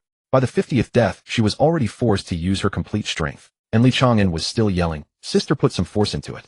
My skin has grown thicker. If you go easy on me, you won't be able to kill me. Just give me a clean death. I'm not afraid of dying, I'm afraid of pain." Gritting her teeth, the female cultivator pushed her power to full strength and delivered a palm strike to his crown. This time she finally killed him, but she herself was thoroughly exhausted, fine beads of sweat forming on her forehead. She caught her breath, and watching Li Chang'an revive once more couldn't help but ask how. "How many more?" Li Chang'an counted on his fingers. 48 more. "Keep it up, sister. You're past the halfway mark." The female cultivator took a deep breath, regulated her inner energy, and struck again. Another 40-plus rounds of back and forth followed. When the 100th death finally arrived, Li Chang'an's cultivation broke through to the late stage of Extreme Dao Ancestor. He lay on the ground, sensing the surging power within his body, a satisfied smile spreading across his face. Meanwhile, the female cultivator had both hands resting on her knees, gasping for breath, and great heaves her back, completely drenched in sweat. She had killed more people in a single day than in all her previous years combined, and they were all the same person, yet killing the same person over and over. The thought itself was absurd. Li Chang'an rose from the ground, brushed off the dust, and then took the mystic frost jade lotus from his system inventory. Holding it out with both hands toward the female cultivator, he said with a grin, "Sister, this is yours now. I'm a man of my word. I never break a promise." The female cultivator gazed at the mystic frost jade lotus, which radiated a soft glow, and stood motionless for a long moment before reaching out to take it. Her fingers trembled slightly, whether from excitement or exhaustion, she could not tell. She carefully stored the mystic frost jade lotus, then looked up at Li Chang'an, her gaze complex. "You really just gave it to me like that?" Li Chang'an nodded. "Of course. I, Li Chang'an, always keep my word." The female cultivator fell silent for a moment, then suddenly bowed deeply to him, speaking with solemnity. "Thank you, young hero. I am Su Yingxue, an elder of the Yaoqi sacred land. If you ever need my assistance in the future, do not hesitate to ask." Li Chang'an waved his hand. "No need, no need. You killed me 100 times. I should be the one thanking you."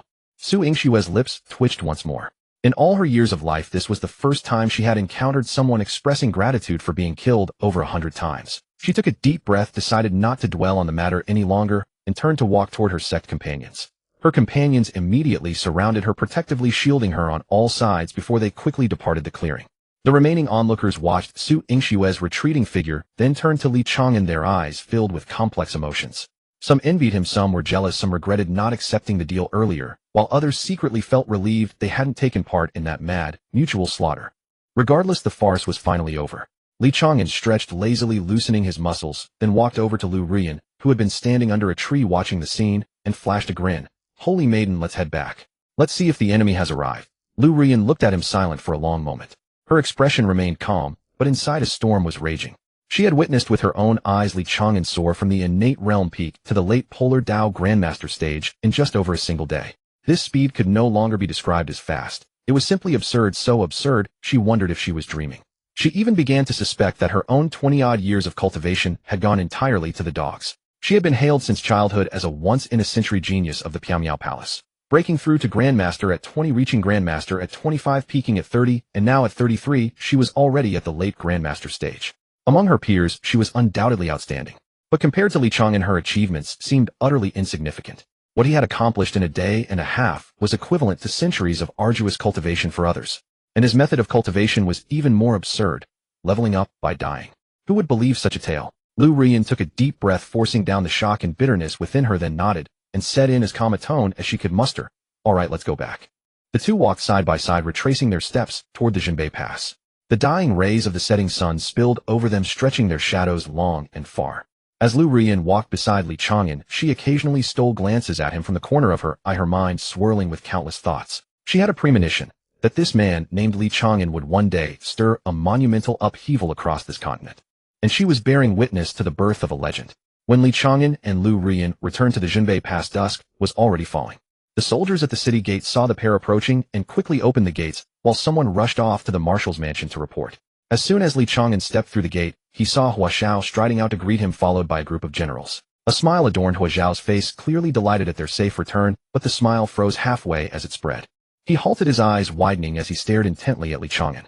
His mouth opened several times before words finally came out. Your cultivation." Li Chang'an scratched his head and chuckled. "Oh, I ran into some lucky encounter in the secret realm and made a breakthrough." "A lucky encounter? A breakthrough?" Hua Xiao's voice shot up an octave, his pointed finger trembling. 2 days ago when you left, you were at the innate realm peak. And now you're at the late Polar Dao Grandmaster stage. You call that a breakthrough?" The generals behind him were utterly dumbfounded. A group of them stared at Li Chang'an, as if he were a monster, their gazes filled with incredulity. These were battle-hardened cultivators who had spent years in the military, all too familiar with the realms of cultivation. The leap from innate to Grandmaster was a formidable barrier. From Grandmaster to Grandmaster, an even greater one, and from Grandmaster to Polar Dao Grandmaster was nothing short of an insurmountable chasm. Ordinary people could spend their entire lives without crossing a single one of these thresholds, yet Li Chang'an had vaulted over 3 in just 2 days, rocketing from the innate realm peak all the way to the late Polar Dao Grandmaster stage. This was no longer cultivation, it was cheating. Hua Xiao circled Li Chang'an 3 times, scrutinizing him from head to toe, then reached out and pinched his arm as if to confirm he was real. Finally he stopped, took a deep breath, and said in a voice nearly like a dream, "I have cultivated for over 40 years and consider myself to have seen many geniuses, but someone like you, I have never seen, never even heard of." Feeling somewhat embarrassed by the praise, Li Chang'an changed the subject. "General, while I was away, what's the situation outside the city?" At the mention of military matters, Hua Xiao's expression immediately turned serious. As he led Li Chang'an and Lu Rian toward the marshal's mansion, he said, "Yalu Hong has reorganized his troops and sent scouts prowling beyond the pass yesterday. Looks like he's preparing for another assault. The court's reinforcements haven't arrived yet, and word is that several imperial advisors are still recovering from their injuries, so we can't rely on them in the short term. With our current forces facing a 2,000 strong army head-on, doesn't bode well." He paused mid-step, then turned to look at Li Chang'an, a glimmer of hope flashing in his eyes. "Young heroically, now that you're at the late Polar Dao Grandmaster stage, if you were willing to lend your strength." Li Chang'an cut him off, slapping his chest confidently. "Rest assured, General Hua. Tonight I'll pay the enemy camp a visit and wreak havoc through their ranks 7 times over. I guarantee they won't dare to come near again." Hua Xiao's eyes lit up, but he quickly voiced his concern. "The enemy hosts many formidable experts, and Yalu Hong himself is at the peak of the Polar Dao Grandmaster stage. If you go alone—" "No worries, no worries." Li Chang'an waved his hand dismissively, his expression relaxed. "Don't you know my abilities by now? I may not have many talents, but I'm lucky in one thing.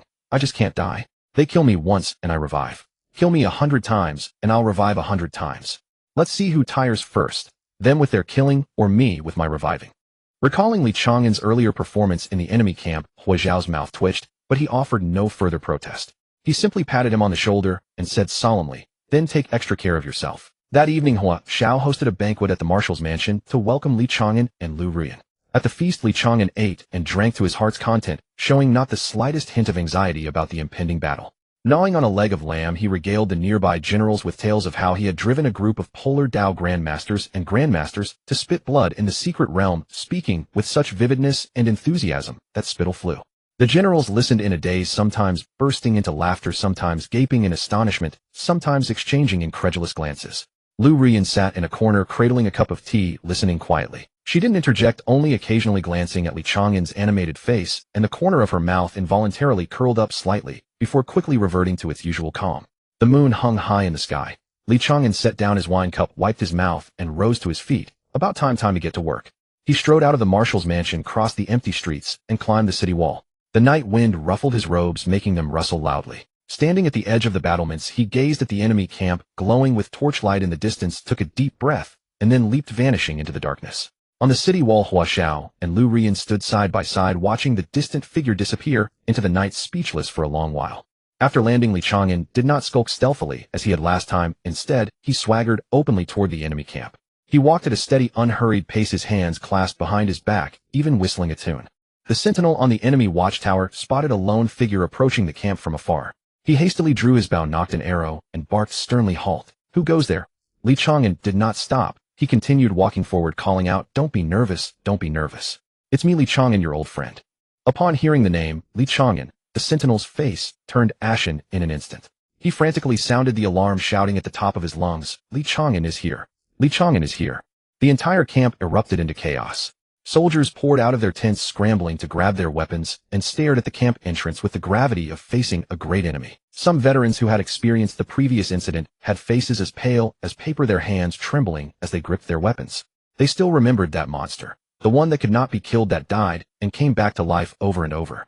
It was a living nightmare. When Li Chang'an reached the camp gate and saw the dense sea of soldiers before him, he grinned. "Oh, so many people to welcome me. Too kind, I'm almost embarrassed." No one answered him.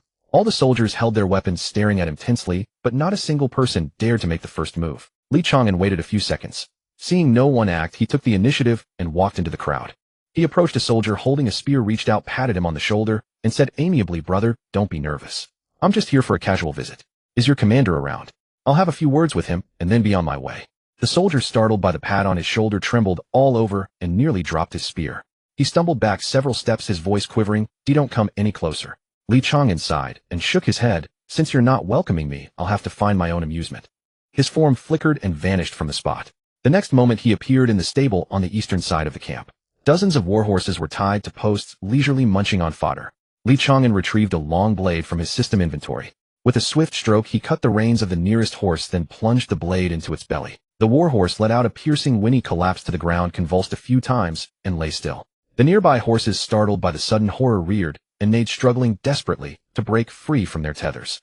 Li Chang'an did not pause. One stroke per horse, and in the blink of an eye, 7 or 8 warhorses lay dead. Enemy attack! Enemy attack! Over by the stable. The soldiers finally reacted and surged toward the stable. Several officers who looked like commanders led the charge. When they saw Li Chang'an slaughtering the horses, their eyes blazed with fury and they roared as they lunged at him. Li Chang'an turned unhurriedly to meet them. His speed was extreme, like a black shadow weaving through the crowd. The soldiers and low-ranking officers could not even see his movements. They only felt a blur before their eyes, a chill at their throats, and then they lost consciousness. Soldiers below the Grandmaster level could not last a single move against him. Even early Grandmaster officers could only withstand 2 or 3 strikes before being killed in a single blow. Only mid-Grandmaster and above commanders could exchange a few moves with him, but still just a few moves. Li Chang'an's current cultivation was at the extreme Dao Grandmaster late stage, and with his agility exceeding 800 points, his speed had reached a terrifying level. Even a fellow extreme Dao Grandmaster late-stage powerhouse might not surpass him in speed. Among the enemy commanders, the highest cultivation was merely extreme Dao Grandmaster early stage, completely insufficient before him. He was like a whirlwind darting back and forth through the stable. Each time he appeared, a warhorse fell and a soldier died. In the span of a single cup of tea, over 100 warhorses in the stable had all fallen into a pool of blood, and the dozens of soldiers, and several officers guarding the stable had not been spared either. Li Chang'an stood amid the mountain of horse carcasses, flicked the blood off his blade, and a satisfied smile spread across his face. He glanced at his panel. This wave of harvesting had not brought in any attribute points, but seeing the enemy's heavy losses, he felt a deep sense of satisfaction. He raised his blade and headed for his next target, the grain depot. The enemy camp's grain depot was located slightly west of the center, heavily guarded. After Li Chang'an burned a batch of supplies last time, Yelu Hong had reinforced the depot's defenses, assigning 4 great Grandmaster-level commanders to rotate guard duty day and night. But when Li Chang'an appeared at the depot gate, none of those 4 great Grandmaster-level commanders dared to step forward and stop him.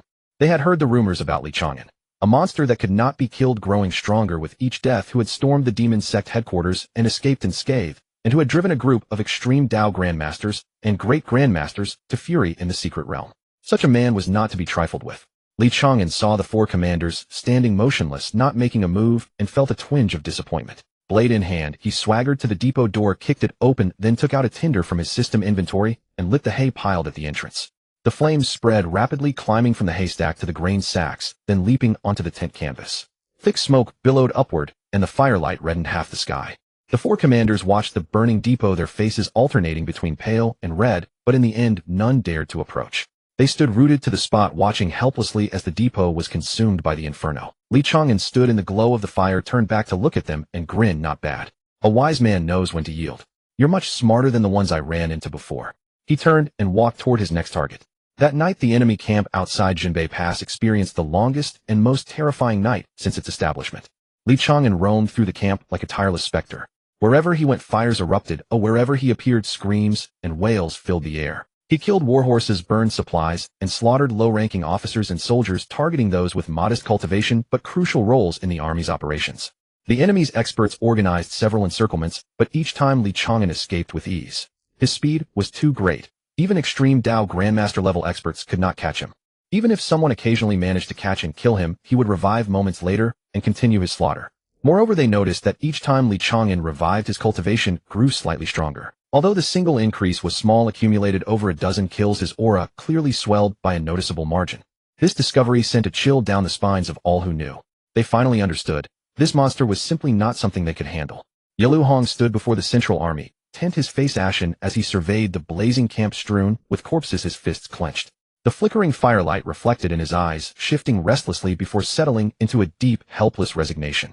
He had lived for many years, fought countless battles, and encountered all manner of foes. Yet never before had he felt as powerless as he did today. His adversary was but one man, yet he was utterly helpless against him.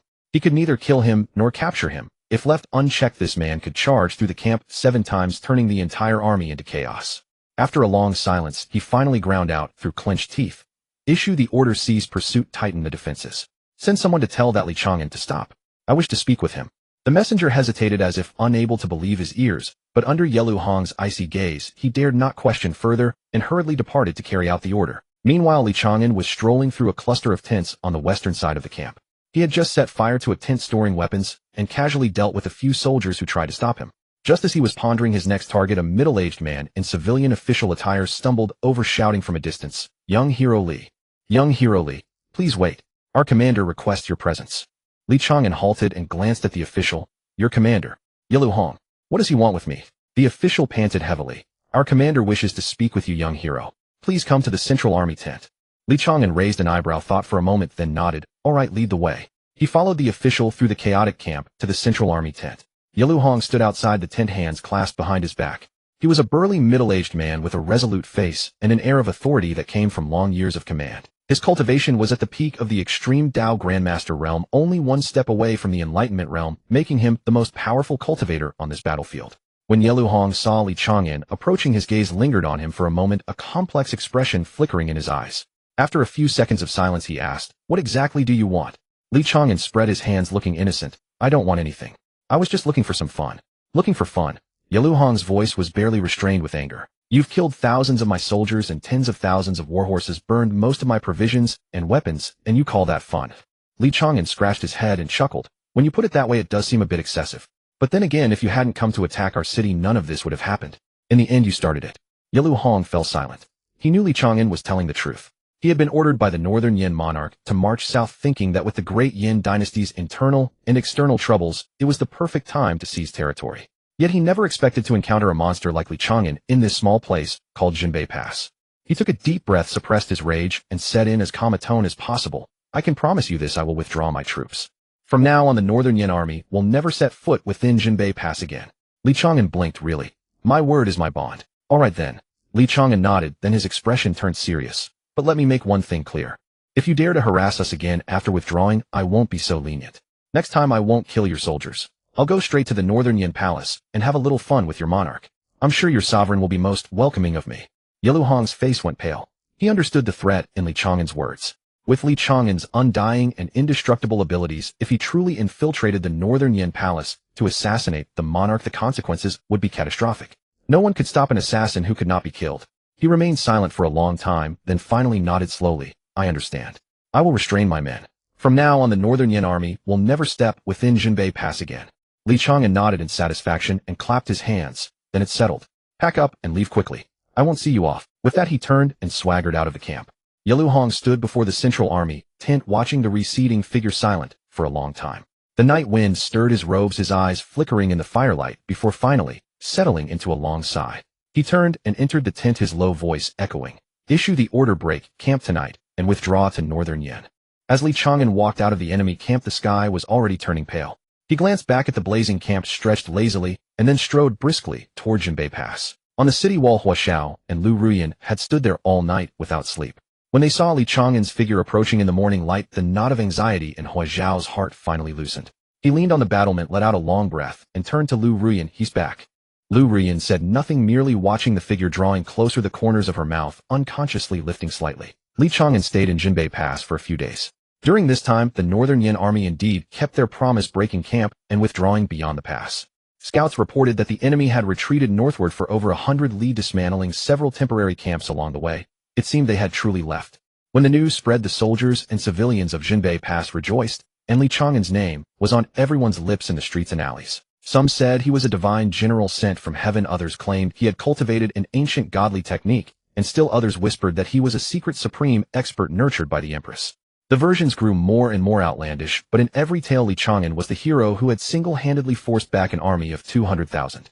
Li Chang'an himself was utterly indifferent to these rumors. He woke up naturally each day, ate a meal, took a stroll around the city, chatted with the guards on duty, and then went back to sleep. Though life was comfortable, he knew in his heart that it could not last. His cultivation had stalled at the late stage of the extreme Tao Grandmaster realm, still a distance from the peak, and breaking through to the Enlightenment realm would require an astronomical number of attribute points. Staying in Jinbei Pass would only let him idle away his time. He had to go out and find strong opponents to earn points. That morning, Li Chang'an found Hua Xiao and announced his departure. Hua Xiao was handling military affairs in the marshal's residence. When he heard that Li Chang'an was leaving, he put down his brush, fell silent for a moment, then sighed. "Young hero Li, you saved Jinbei Pass. I haven't even properly thanked you. Your leaving weighs heavily on my heart." Li Chang'an waved his hand. "General Hua, you flatter me. I merely happen to be of help. However, I cannot stay idle. Lingering in one place for too long makes me restless. I must take a journey." Hua Xiao nodded, indicating understanding, then asked, "Where does young Master Li plan to go next? Do you have any intentions?" Li Chang'an pondered for a moment, then said, "My cultivation has reached the late stage of Supreme Grandmaster. Most people cannot kill me anymore.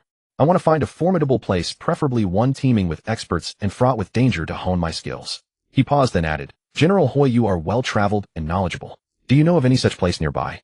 Hua Xiao fell into deep thought for a moment, then slowly said, "As for dangerous places aside from the demon sect's headquarters, I can think of none other nearby. The various major sects also have experts stationed there, but young Master Li, you cannot simply go challenging each sect one by one, can you?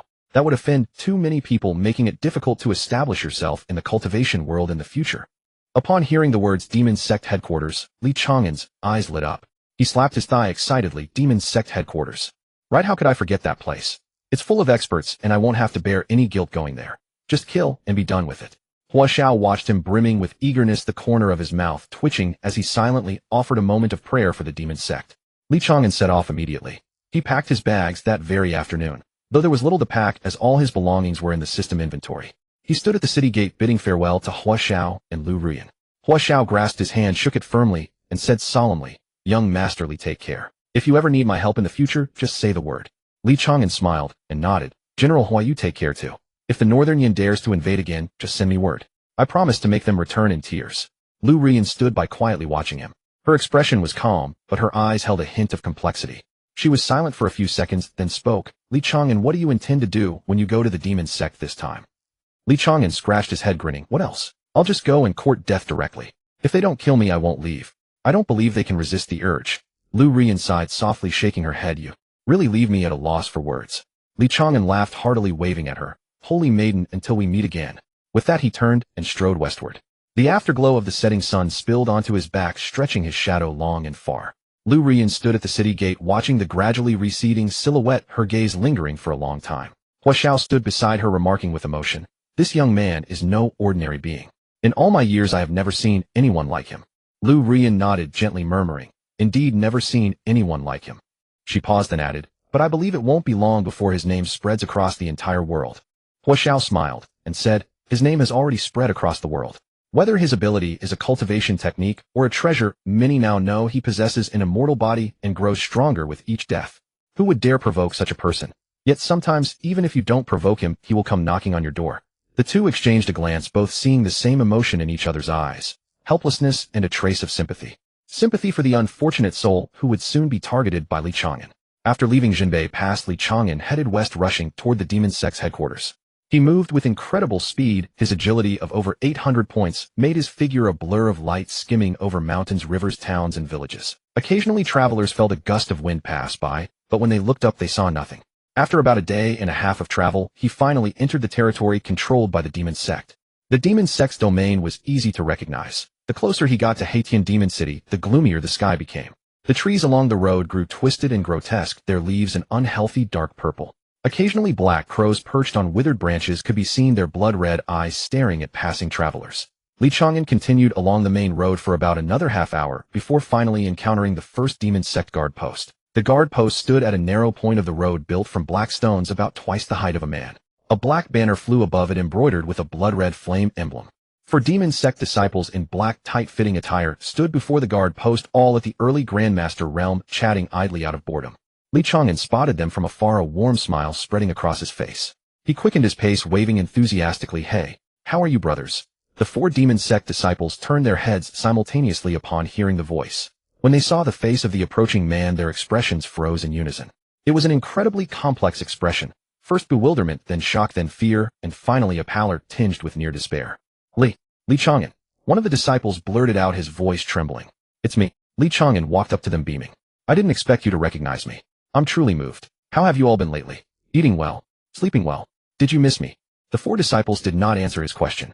They exchanged glances, then made an extremely unanimous move, turning around and bolting. "Damn, Li Chang'an is here. Run. Quickly report to the sect leader. Don't let him catch me. I don't want to die." The four vanished around the bend in the road in an instant like startled rabbits, leaving only a few wisps of dust in their wake. Li Chang'an stood still, his smile frozen on his face. He scratched his head, bewildered. "Why run? I haven't even finished speaking." He continued forward. After walking about 10 li, he encountered a second group of demon sect disciples. This time there were 6 mounted patrol cavalry on black-scaled horses, all at the mid-Grandmaster realm. They spotted Li Chang'an from afar, reined in their horses warily, and one of them pulled a portrait from his chest. He glanced at the portrait, then at Li Chang'an, and his face instantly turned pale. "It's Li Chang'an. Retreat. Quick retreat." The 6 cavalrymen turned their horses without hesitation and galloped away, the sound of hooves, urgent and frantic, soon disappearing at the end of the road. Li Chang'an stood there, opening his mouth as if to say something, but finally closed it. He silently continued walking, a vague, indescribable feeling welling up in his heart. When did I become so unwelcome? Li Chang'an pressed on, and along the way he met 3 or 4 more waves of demon sect members. All of them, without exception, upon seeing him, either turned and fled, or took a detour, or pretended not to see him, hurrying past with bowed heads. One slightly bolder man, after running a distance, looked back and shouted at him. "Li Chang'an, our master said we do not welcome you. Don't come any closer." Li Chang'an, hearing this, not only did not get angry, but smiled. He shouted after the retreating figure. "Tell your master that Li Chang'an must come today, come what may. Tell her to prepare the meal. I shall eat first upon arrival." The man ran even faster. Li Chang'an continued walking. After about another hour, he finally saw the tall black walls of Haitian Mo Chang. The runes on the walls still emitted a dim, eerie glow, the gates were closed, and the walls were lined with demon sect disciples, all staring at him, as if facing a formidable foe. Li Chang'an walked up to the gate, looked up at the tense faces on the walls, grinned, and shouted, "Hey, brothers up there, please open the gate. I'm coming." The wall fell quiet for a few seconds. Then a middle-aged man who looked like a leader leaned out, his voice quivering slightly. Li Chang'an, what are you here for? Our master said you are not welcome. Li Chang'an with hands on his hips and head held high proclaimed. I am here as a guest. Where is your master? Bring her out to see me. If she won't come out, I'll climb over the wall myself. The people on the walls exchanged glances, unsure what to do. They all knew Li Chang'an's abilities, that he cannot be killed. The more he is killed, the stronger he becomes, and that he can even kill himself. Such a man they could neither provoke nor stop. After a moment of silence, the leader grit his teeth and said, Wait, I will report to the master. He turned and ran down from the wall. After roughly the time it takes for an incense stick to burn, a seam opened in the gate, and a figure in a black long dress stepped out from the gap. It was Yoga. Today she wore her attire with regal icy elegance, a black gown embroidered with dark crimson patterns, her long hair tied up high, exposing a pale, slender neck. Her face was cold, her gaze filled with restrained anger and helplessness. She walked to the gate, arms crossed, giving Li Chang'an a cold look, and through clenched teeth asked, What are you here for again? Li Chang'an saw Yoga, and the smile on his face grew even brighter. He stepped forward a few steps, warmly greeting. Master Yoga, long time no see. You've become prettier again. Have you recently used some new skincare products? Recommend one. Yoga's lips quivered slightly, and she forcibly suppressed her anger, coldly saying, Don't try to get close to me. What are you here for again? Li Chang'an rubbed his hands with a sincere look. I'm here to seek death. Yoga's brow veins twitched. She took a deep breath, trying to keep her voice steady. Li Chang'an, we already know you can revive, and each time you revive your power increases. If you make us kill you, you're helping you become stronger. Do you think we'd do such a foolish thing? Li Chang'an scratched his head with a sly smile. I know you know, but I have no choice. You know I can't stand not dying for a day. If you won't kill me, I'll just stay here and not leave. After all, your demon sect HQ is so big, there should be plenty of rooms, right? Arrange me a room, I'll stay and wait. When you all figure it out, come kill me. Yoga's face shifted from pale to white. She had lived so many years, seen countless shameless people. But Li Chang'an, who could state, I want to die so uprightly, and make refusing to leave seem perfectly natural. This was the first time she had seen such a man. She clenched her teeth and said coldly, You're playing the rogue. Yes, I am playing the rogue. Li Chang'an admitted it openly, then stepped forward, lowering his voice. Master Yoga, if you don't want to act, I can go find your demon sect elders and play with them myself. I think they all seem to want me. Yoga's lips quivered even more. She knew Li Chang'an wasn't joking. If really letting him roam freely inside the demon sect HQ with his knack for stirring trouble, it wouldn't be long before the entire sect would be turned upside down. She fell silent for a long time, finally squeezing out a sentence through her teeth. What do you really want? Li Chang'an thought for a moment, then spoke seriously. I've come all this way today, I won't leave until I die 100 times over. However, I am not unreasonable either. How about this? First, have someone bring me some food. I've traveled all day and am hungry. Eating well is necessary to die with strength. By the way, you may poison the meal if you wish. I won't mind, it would save you trouble. The venerable masters behind Yoga, hearing this, all wore utterly grim expressions. The demon sect had ruled over the Jianghu for 100 years, and they were always the ones who bullied others. When had they themselves been bullied in this way? Moreover, the foe was only one person whose cultivation was not as high as theirs. But this man they had no way to deal with. Yoga fell silent for a long time, finally grinding her teeth and giving orders to those behind her. Go prepare the meals. That demon sect disciple froze for a moment, as if he could not believe his ears. But under Yoga's icy gaze, he did not dare to ask more, nodding and turning to run into the city. Li Chang'an nodded with satisfaction, then swaggered into the gate, looking around as he went, muttering, This Hei Tian Mo Chung is my first time entering in daylight. Last time it was dark, and I couldn't see clearly. The walls were well built and imposing. What is that tower over there for? Is the view nice? Can I go up to take a look? Yoga followed him, and her face grew darker at his touristy tone. She restrained the impulse to strike again and coldly said, You'd better behave and don't run around. Li Chang'an turned back and flashed a grin at her. Don't worry, Master Yoga, I won't run around. Not until I've eaten.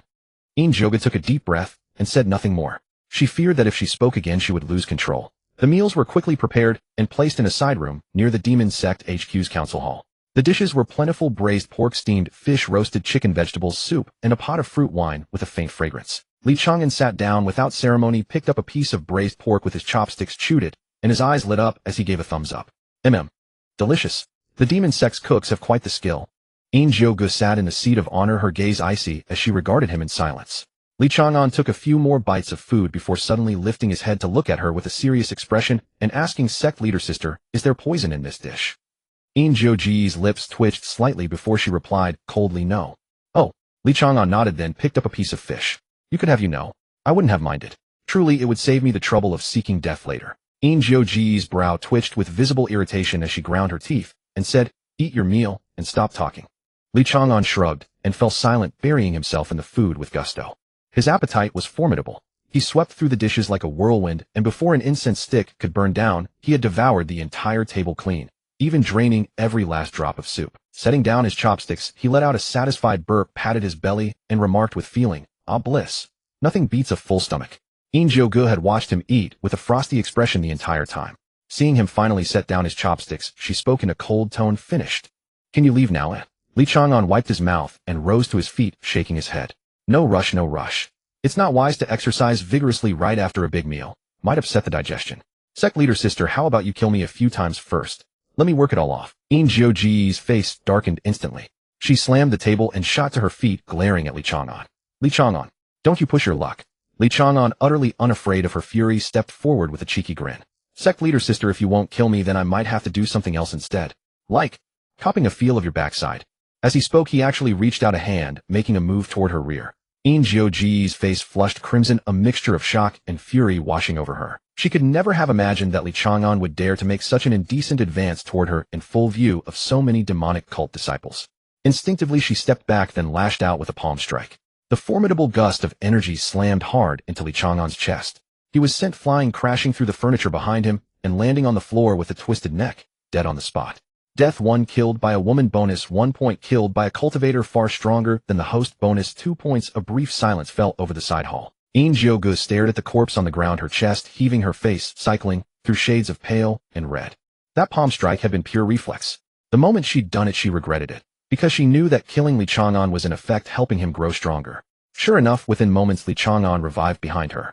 He dusted off his clothes, which had no trace of dirt on them, and said with a grin, "Sect leader sister, that palm had real weight behind it. Felt wonderful. How about one more?" In Jio-gu spun around, glaring at him, grinding her teeth. "You." Li Chang'an didn't wait for her to finish. He stepped forward again, reaching out toward her waist. In Jio-gu instinctively struck out again, killing him on the spot. Death 1. When Li Chang'an revived, he appeared on her left, tugging at her sleeve. Another palm strike from In Jio-gu. Death 1. Li Chang'an revived again, this time appearing on her right, reaching out to toy with her hair. Another palm strike. Death 1. This cycle repeated 7 or 8 times before In Jio-gu finally realized something was wrong. She stopped, gasping for breath, looking at the body that was once again vanishing from the ground. Then she sensed the lingering auras in the air, and her expression turned extremely grim. Li Chang'an's cultivation had risen again. It wasn't a huge increase, but it was undeniably real. At this rate, it wouldn't take long before he broke through from the late stage of the Extreme Dao Grandmaster to the peak of the Extreme Dao Grandmaster, perhaps even brushing the threshold of the Dao Enlightenment realm. In Jio-gu gritted her teeth and forced herself to calm down. She drew a deep breath, then addressed the few demonic cult elders standing at the doorway. "You lot, watch him. I'm going into seclusion." With that, she turned and left the side hall without looking back. Li Chang'an had just revived when he caught a glimpse of her silhouette disappearing around the corner of the corridor. He froze for a moment, then chased after her a few steps, calling out, "Hey, sect leader sister, don't go. I haven't had enough of dying yet. Come kill me a few more times." In Jio-ji's steps didn't pause. If anything, she quickened her pace, vanishing around the end of the corridor in the blink of an eye. Li Chang'an stood at the mouth of the corridor, watching the retreating figure, and shook his head with regret. She runs fast.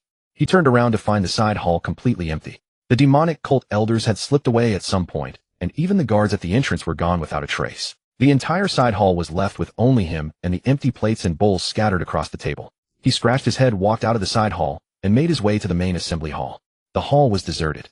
Even the disciples who usually stood watch were nowhere to be seen. He walked out into the courtyard, only to find the usually bustling plaza completely empty. A few black crows perched on the eaves, tilting their heads to stare at him. Li Chang'an stood in the middle of the desolate plaza, looking around in bewilderment. Where is everyone? Where did they all go? What he didn't know was that during his interaction with In Jio-gu, news of Li Chang'an is here again had already spread through the entire demonic cult headquarters like wildfire. Every demonic cult disciple who had heard of his illustrious deeds had unanimously chosen to avoid him. If they couldn't afford to provoke him, they could at least afford to hide from him. Li Chang'an stood in the plaza for a while. When he was certain no one was coming out to entertain him, he decided to take a stroll on his own. Like a tourist visiting an attraction, he wandered through the demonic cult headquarters, looking around here and there, occasionally offering his commentary. "This statue is carved quite well, but the expression is a bit fierce. I'd suggest swapping it for something more benevolent. These flowers in the garden are pretty, but the colors are too plain. You should plant some red and yellow ones, more festive. The fish in this pond look nicely plump. Are they edible?" He walked along, critiquing everything he saw, stopping now and then to touch or examine something that caught his interest. A few demonic cult disciples along the way who hadn't managed to hide in time all kept their heads down and hurried past the moment they saw him coming, not daring to so much as look his way. Li Chang'an was rather displeased by this. He'd gone to all the trouble of visiting the demonic cult, and no one was paying him any attention. No one was trying to kill him. What was the point of coming at all? He decided to cause some trouble. He crossed several corridors, skirted around a few buildings, and arrived at a relatively secluded area. Here stood a black stone gate, its surface carved with intricate runes that emanated a faint shimmering glow. Four elders in black robes stood before the gate, their cultivations all around the mid-stage of the extreme Dao Grandmaster, clearly the guardians assigned to protect this place.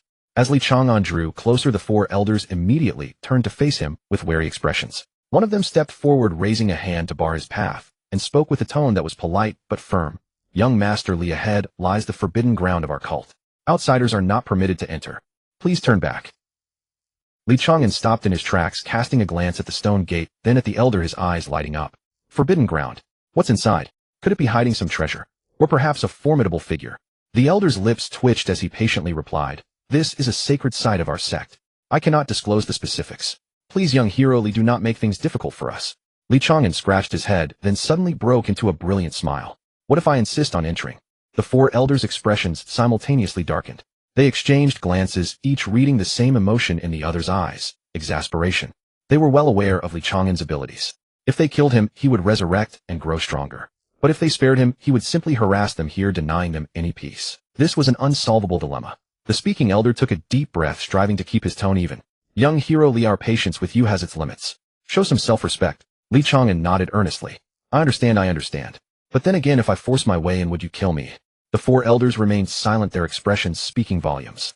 Seeing their refusal to answer, Li Chang'an took it as tacit acceptance. He grinned broadly and strode toward the stone gate. The four elders moved in unison, aiming to capture him alive rather than kill him.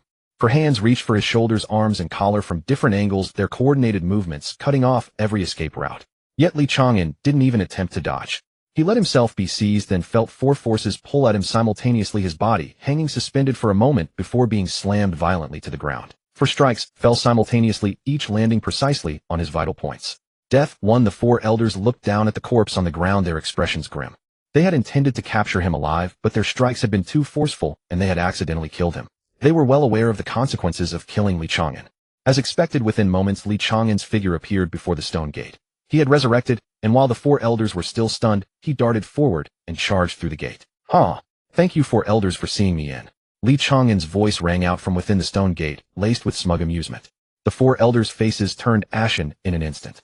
They turned to look into the gate, where Li Chang'an stood a short distance away, waving goodbye, before turning and sprinting deeper inside. "We're finished. One elder covered his face, his voice thick with despair. "He's inside. When the sect master finds out, she'll flay us alive." The other elder's face was equally ashen, but he finally sighed and said, "Forget it, we couldn't have stopped him anyway. If the sect master holds us accountable, we'll just tell the truth. It's not that we didn't try our best, it's that this kid is just too cunning." The other three elders nodded in agreement.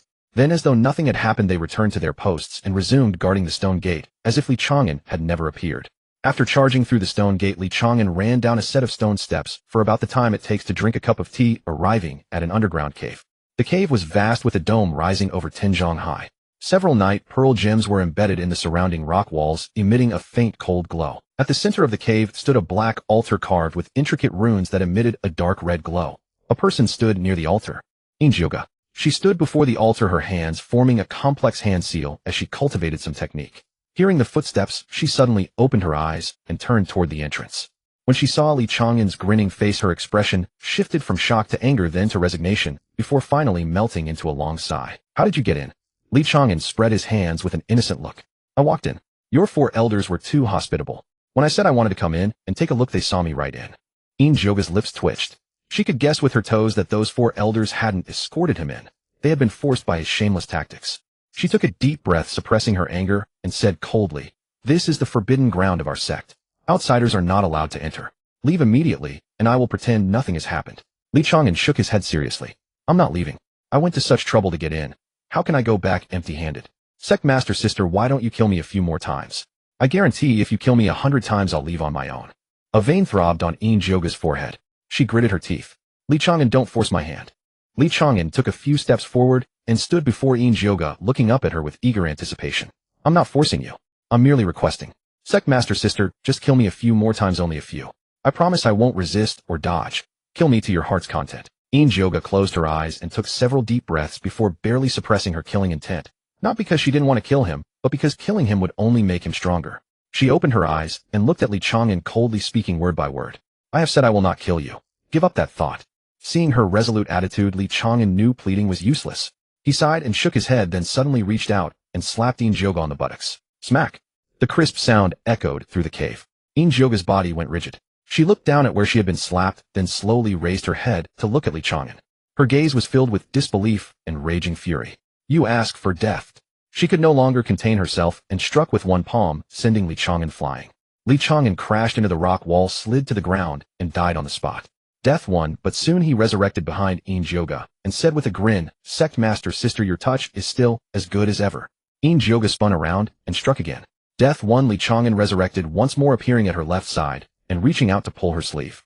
Death won. He resurrected again on her right side, reaching out to touch her hair. Death won. After repeating this over a dozen times, Jioga finally stopped. Jioga spun around and struck again. Death won. Li Chang'an resurrected once more, appearing at her left side and reaching out to pull her sleeve.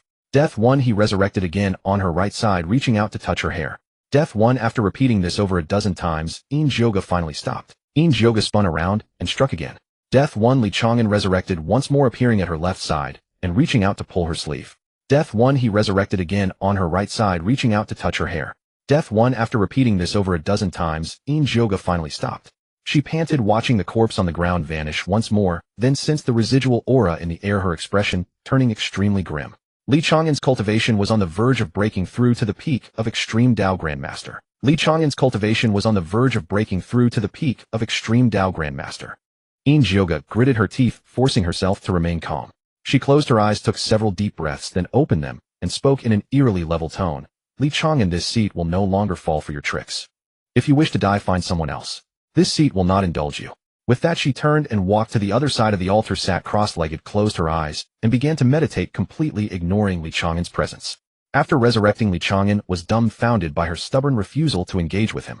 He approached her, crouched down, and waved his hand in front of her face. Sect leader sister. You truly won't kill me. Jioga kept her eyes shut, motionless, as though she hadn't heard a word. Sister? Beautiful sister. Sect leader sister. Li Chang'an called out several more times, but she remained completely unmoved. He rose with a sigh, scratched his head, and muttered, Fine, fine. If you won't kill me, I'll just stay at your demonic sect. I have plenty of time anyway. We can wear each other down. He turned and exited the cave. Behind him, Jioga opened her eyes, watching his figure disappear around the corridor's bend before closing them again. Her lips twitched involuntarily, though she said nothing. After leaving the forbidden ground, Li Chang'an found the four elders still posted at the entrance. Their expressions upon seeing him emerged as a tangle of relief, astonishment, and bewilderment. One elder couldn't contain himself and asked, You, how did you come out? Li Chang'an spread his hands in exasperation. Your sect leader won't kill me, or even acknowledge me. Sitting in there alone was boring, so I left. The four elders exchanged glances, each reading the same sentiment in the other's eyes, a wave of relief. At least the lad hadn't caused any major trouble in the forbidden ground, which lessened their burden somewhat. Li Chang'an wandered through the demonic sect headquarters once more, only to discover everyone was actively avoiding him. Wherever he went, people scattered like birds and beasts, vanishing in an instant.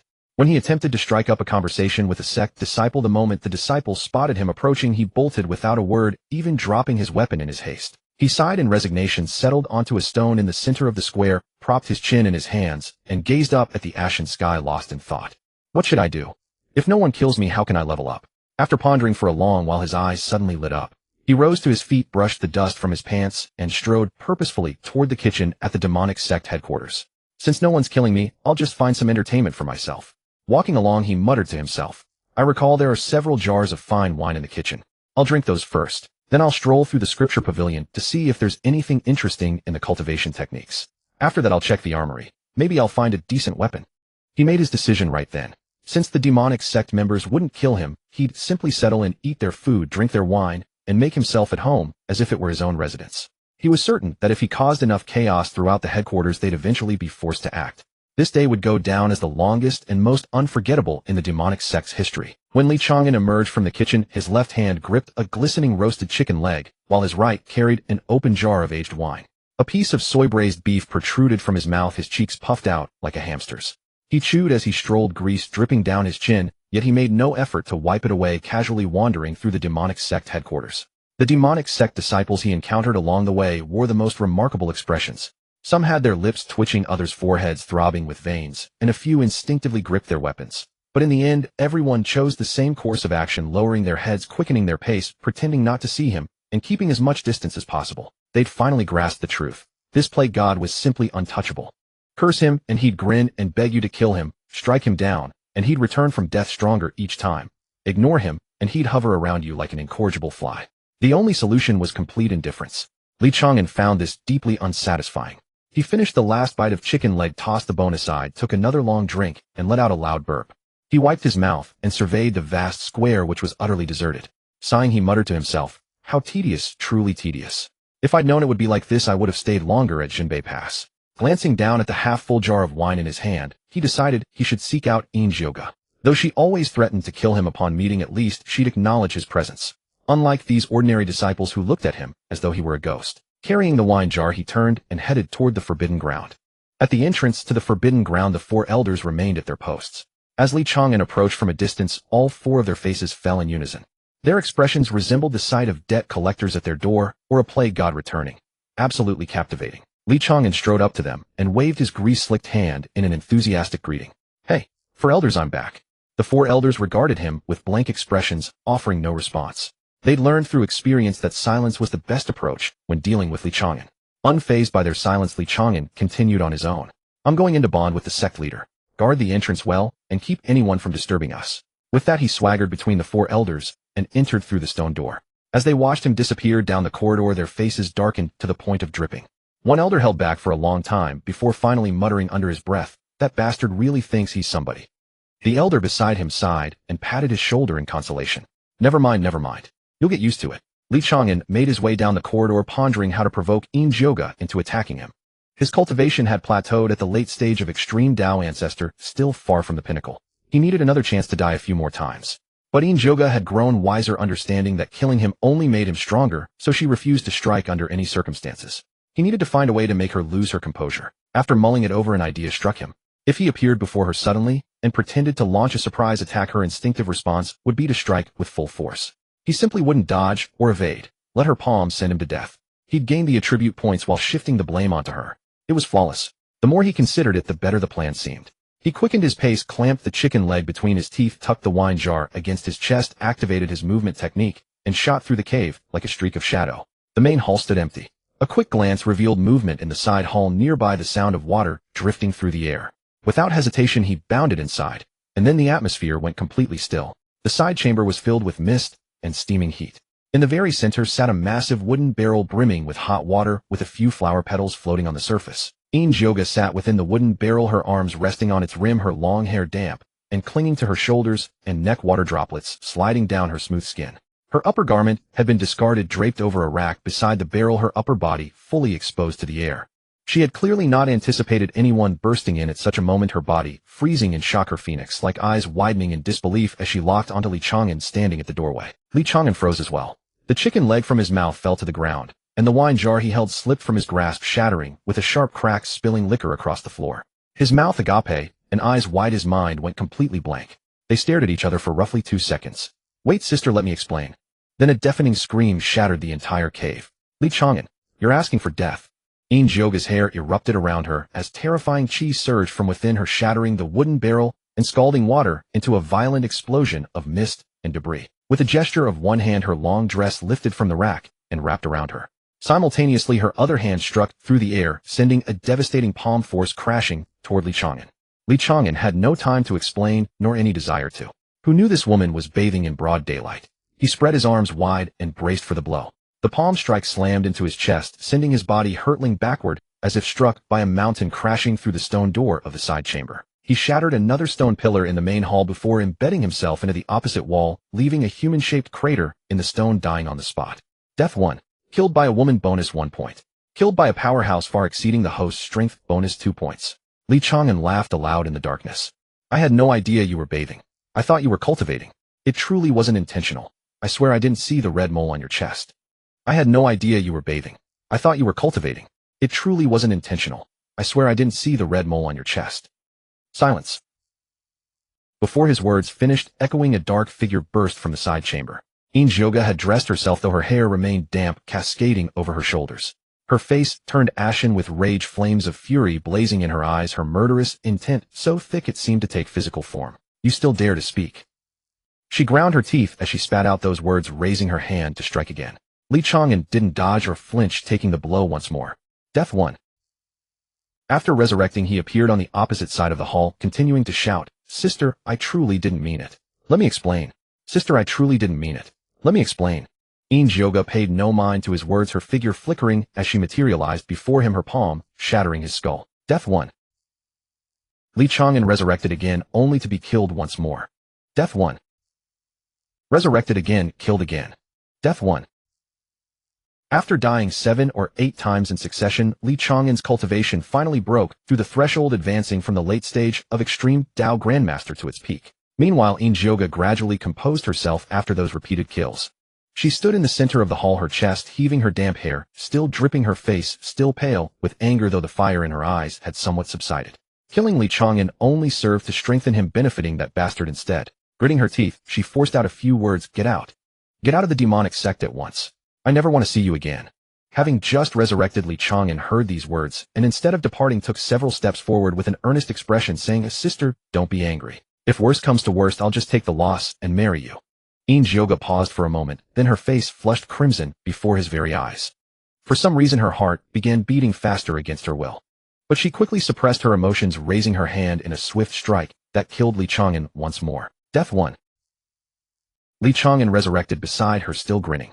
Yoga gritted her teeth and retorted, "You're the one suffering. I'm the one who's lost out." Seeing that she scolded him but didn't strike again, Li Chang'an grew bolder. He reached out and grasped her hand, and Yoga instinctively tried to pull away.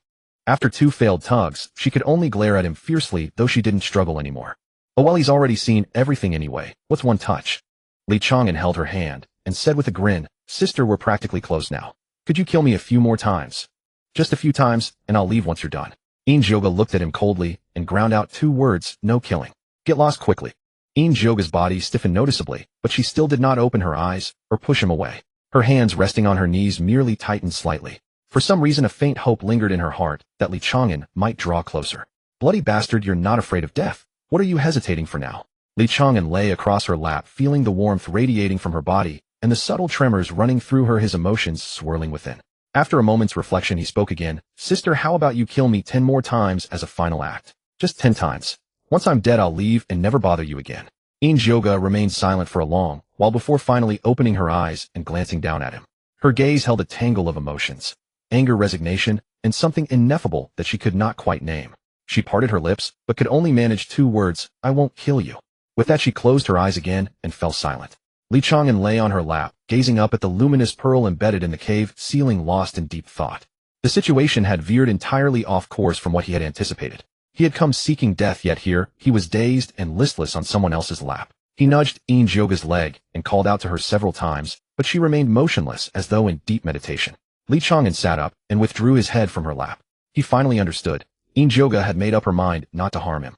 No matter how he touched or caressed her, she refused to retaliate, maintaining that defiant, indifferent attitude, as if to say, "Do what you want." This attitude bored Li Chang'an like punching cotton, with no resistance to be found.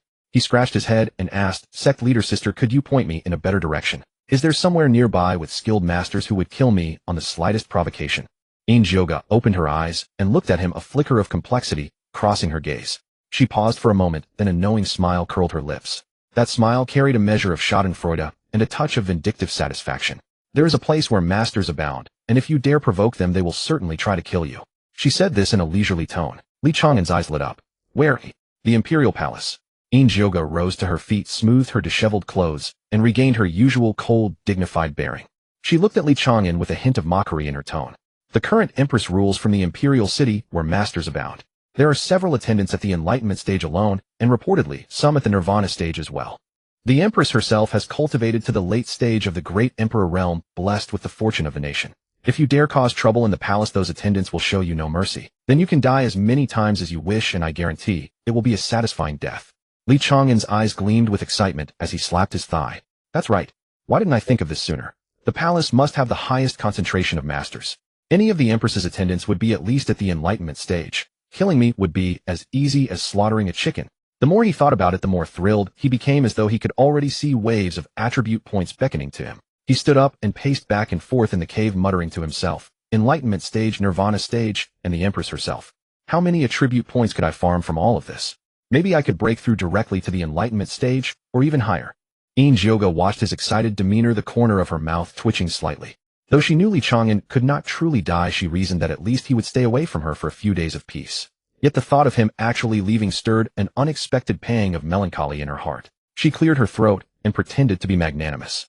The journey to the imperial city is long. I can prepare some funds and gifts for you.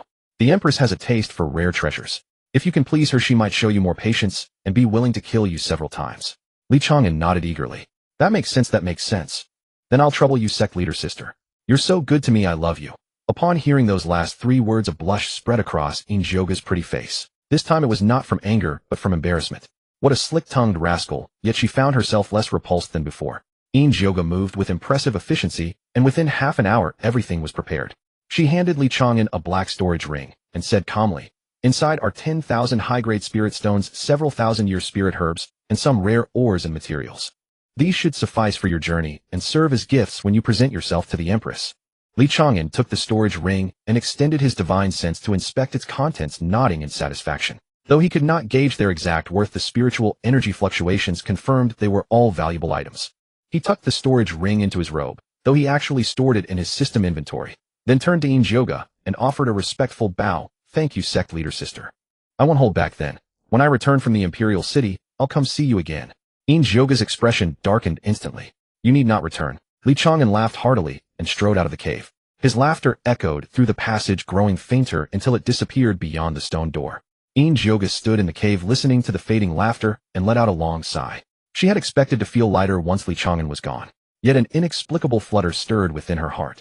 She sat on the stone couch massaging her temples and murmured to herself, "That damn fool, I hope he does not actually get killed." When Li Chang'an emerged from the forbidden grounds, the 4 elders were still waiting at the entrance. Upon seeing him appear, all 4 displayed expressions of relief. Li Chang'an waved cheerfully and bid them farewell. "Elders, I'm off. Take care of yourselves. I'll visit when I have time. Try not to miss me too much." The 4 elders' expressions turned extraordinarily vivid. One elder opened his mouth as if to speak, but closed it again. Another silently turned away, pretending not to hear. The remaining 2 elders silently prayed he would never return. Li Chang'an walked along the central avenue of the demonic cult's headquarters. The demonic cult disciples along the way stopped and eyed him warily at first. Seeing he carried no blade, wore a smile, and seemed ready to depart, their expressions shifted from wariness to delight, then to euphoria. Someone whispered to a companion, "Is he leaving? Looks like it. See how he's heading toward the city gate. Heaven has finally shown mercy. This plague god is leaving. Don't celebrate too soon. What if he comes back? Shoo, keep it down. Don't let him hear." Li Chang'an's hearing was remarkably sharp, catching every whispered word. He could only shake his head with a bitter smile quickening his pace. He finally understood just how unwelcome he was in the demonic cult. As Li Chang'an stepped out of the gate of Haitian Demon City, faint cheers echoed from behind. He turned to look and saw the city wall crowded with demon sect disciples, each face beaming with genuine joy. Some were even waving farewell, not the reluctant kind, but the sort that said, "Finally the plague's been sent away." Li Chang'an gave a helpless smile, turned, and strode eastward. His next destination was the imperial capital of the Dine dynasty. The journey from Haitian Demon City to the capital was long. Under normal circumstances, it would take 5 or 6 days. But Li Chang'an's speed was now beyond compare. With over 800 agility points and a high-level movement technique, he could reach it in about 2 days if he pushed himself. He was in no hurry, however, and strolled along enjoying the scenery. Whenever he came across a town, he would stop to rest and have a good meal, living a rather leisurely life. After leaving the demon sect's territory, the number of pedestrians and merchants on the road gradually increased. Li Chang'an changed into clean clothes and suppressed his aura, appearing as an ordinary young traveler, attracting no particular attention. After about a day and a half of travel, he arrived at a familiar city, Luoxia City. Standing outside the city gate, he gazed at the 3 large characters above it, and a smile involuntarily curled at the corners of his mouth. Luoxia City was a place he had visited shortly after his transmigration. Here he had been thrown into prison by Shun Qingyi, provoked the jailer, and was killed, then repeatedly resurrected to tease Shun Qingyi, and finally escaped after showing off his skills in front of Shen Qingfeng. Now revisiting this place, his cultivation had soared from the Hotian 5th layer back, then to the extreme Dao Grandmaster peak. As for the siblings, Shun Qingyi and Shen Qingfeng, one at Xiantian peak, the other at Xiantian midstage, they were no longer worth his notice. He shook his head and stepped through the city gate. Luoxia City had changed little since his last visit. The shops lining the streets were the same, and pedestrians came and went. He found a restaurant that looked fairly clean, requested a seat by the window, and ordered a pot of wine and a few side dishes, planning to eat his fill before continuing his journey. Just as the food and wine were served, he picked up a piece of braised pork with his chopsticks and stuffed it into his mouth. Before he could even chew, he heard a familiar, furious shout behind him, "Li Chang'an!" Li Chang'an turned around and saw a woman in black, tight-fitting clothes standing at the top of the stairs, one hand on the hilt of her sword, her eyes wide open, staring fixedly at him. The woman, about 20 years old, had a cold and beautiful face with delicate features. She was none other than the captain of Luoxia City, Xinqingyi. Xinqingyi happened to be off duty today, out buying some daily necessities. As she passed by this restaurant, she habitually glanced inside and saw the figure that made her gnash her teeth. That bastard who had repeatedly resurrected in the Luoxia City prison teased her, hugged her, and called her fat as a little pig. How dare he come back? Without a word, she drew her sword and charged at Li Chang'an. The blade light bloomed like frost and snow, thrusting straight at his face. Li Chang'an, unhurried, put down his chopsticks, extended 2 fingers, and gently clamped them together. The sword tip was firmly caught between his fingers, motionless. Xinqingyi's expression changed as she tried to pull the sword back with all her might, but the blade seemed locked in a vice, utterly immovable. A shock ran through her heart. Only then did she carefully sense Li Chang'an's cultivation, and then she froze completely. Extreme Dao Grandmaster Peak. She remembered clearly that just over half a month ago, when Li Chang'an fled Luoxia City, his cultivation was merely Houtian 5th layer. In half a month from Houtian 5th layer to Extreme Dao Grandmaster Peak. How could this be possible? Even a rocket couldn't be this fast. In that instant of her days, Li Chang'an twisted his fingers, using a clever force to snatch the long sword from her hand, then pulled her along. Xinqingyi lost her balance and stumbled toward him. Li Chang'an's other hand smoothly wrapped around her waist, pulling her into his embrace, and he said with a grin in her ear, "Captain Shin, long time no see. Why the rush to throw yourself into my arms? Miss me that much?" Xinqingyi's face flushed crimson, instantly both embarrassed and furious. She struggled to break free from his embrace, but his arm locked around her waist like an iron hoop, and she couldn't budge at all. She gritted her teeth and cursed, "Bastard! Let go of me." Far from letting go, Li Chang'an even gave her waist a light pinch and clicked his tongue in admiration. "Captain Shin, you've lost some weight since last time. Your waist is slimmer.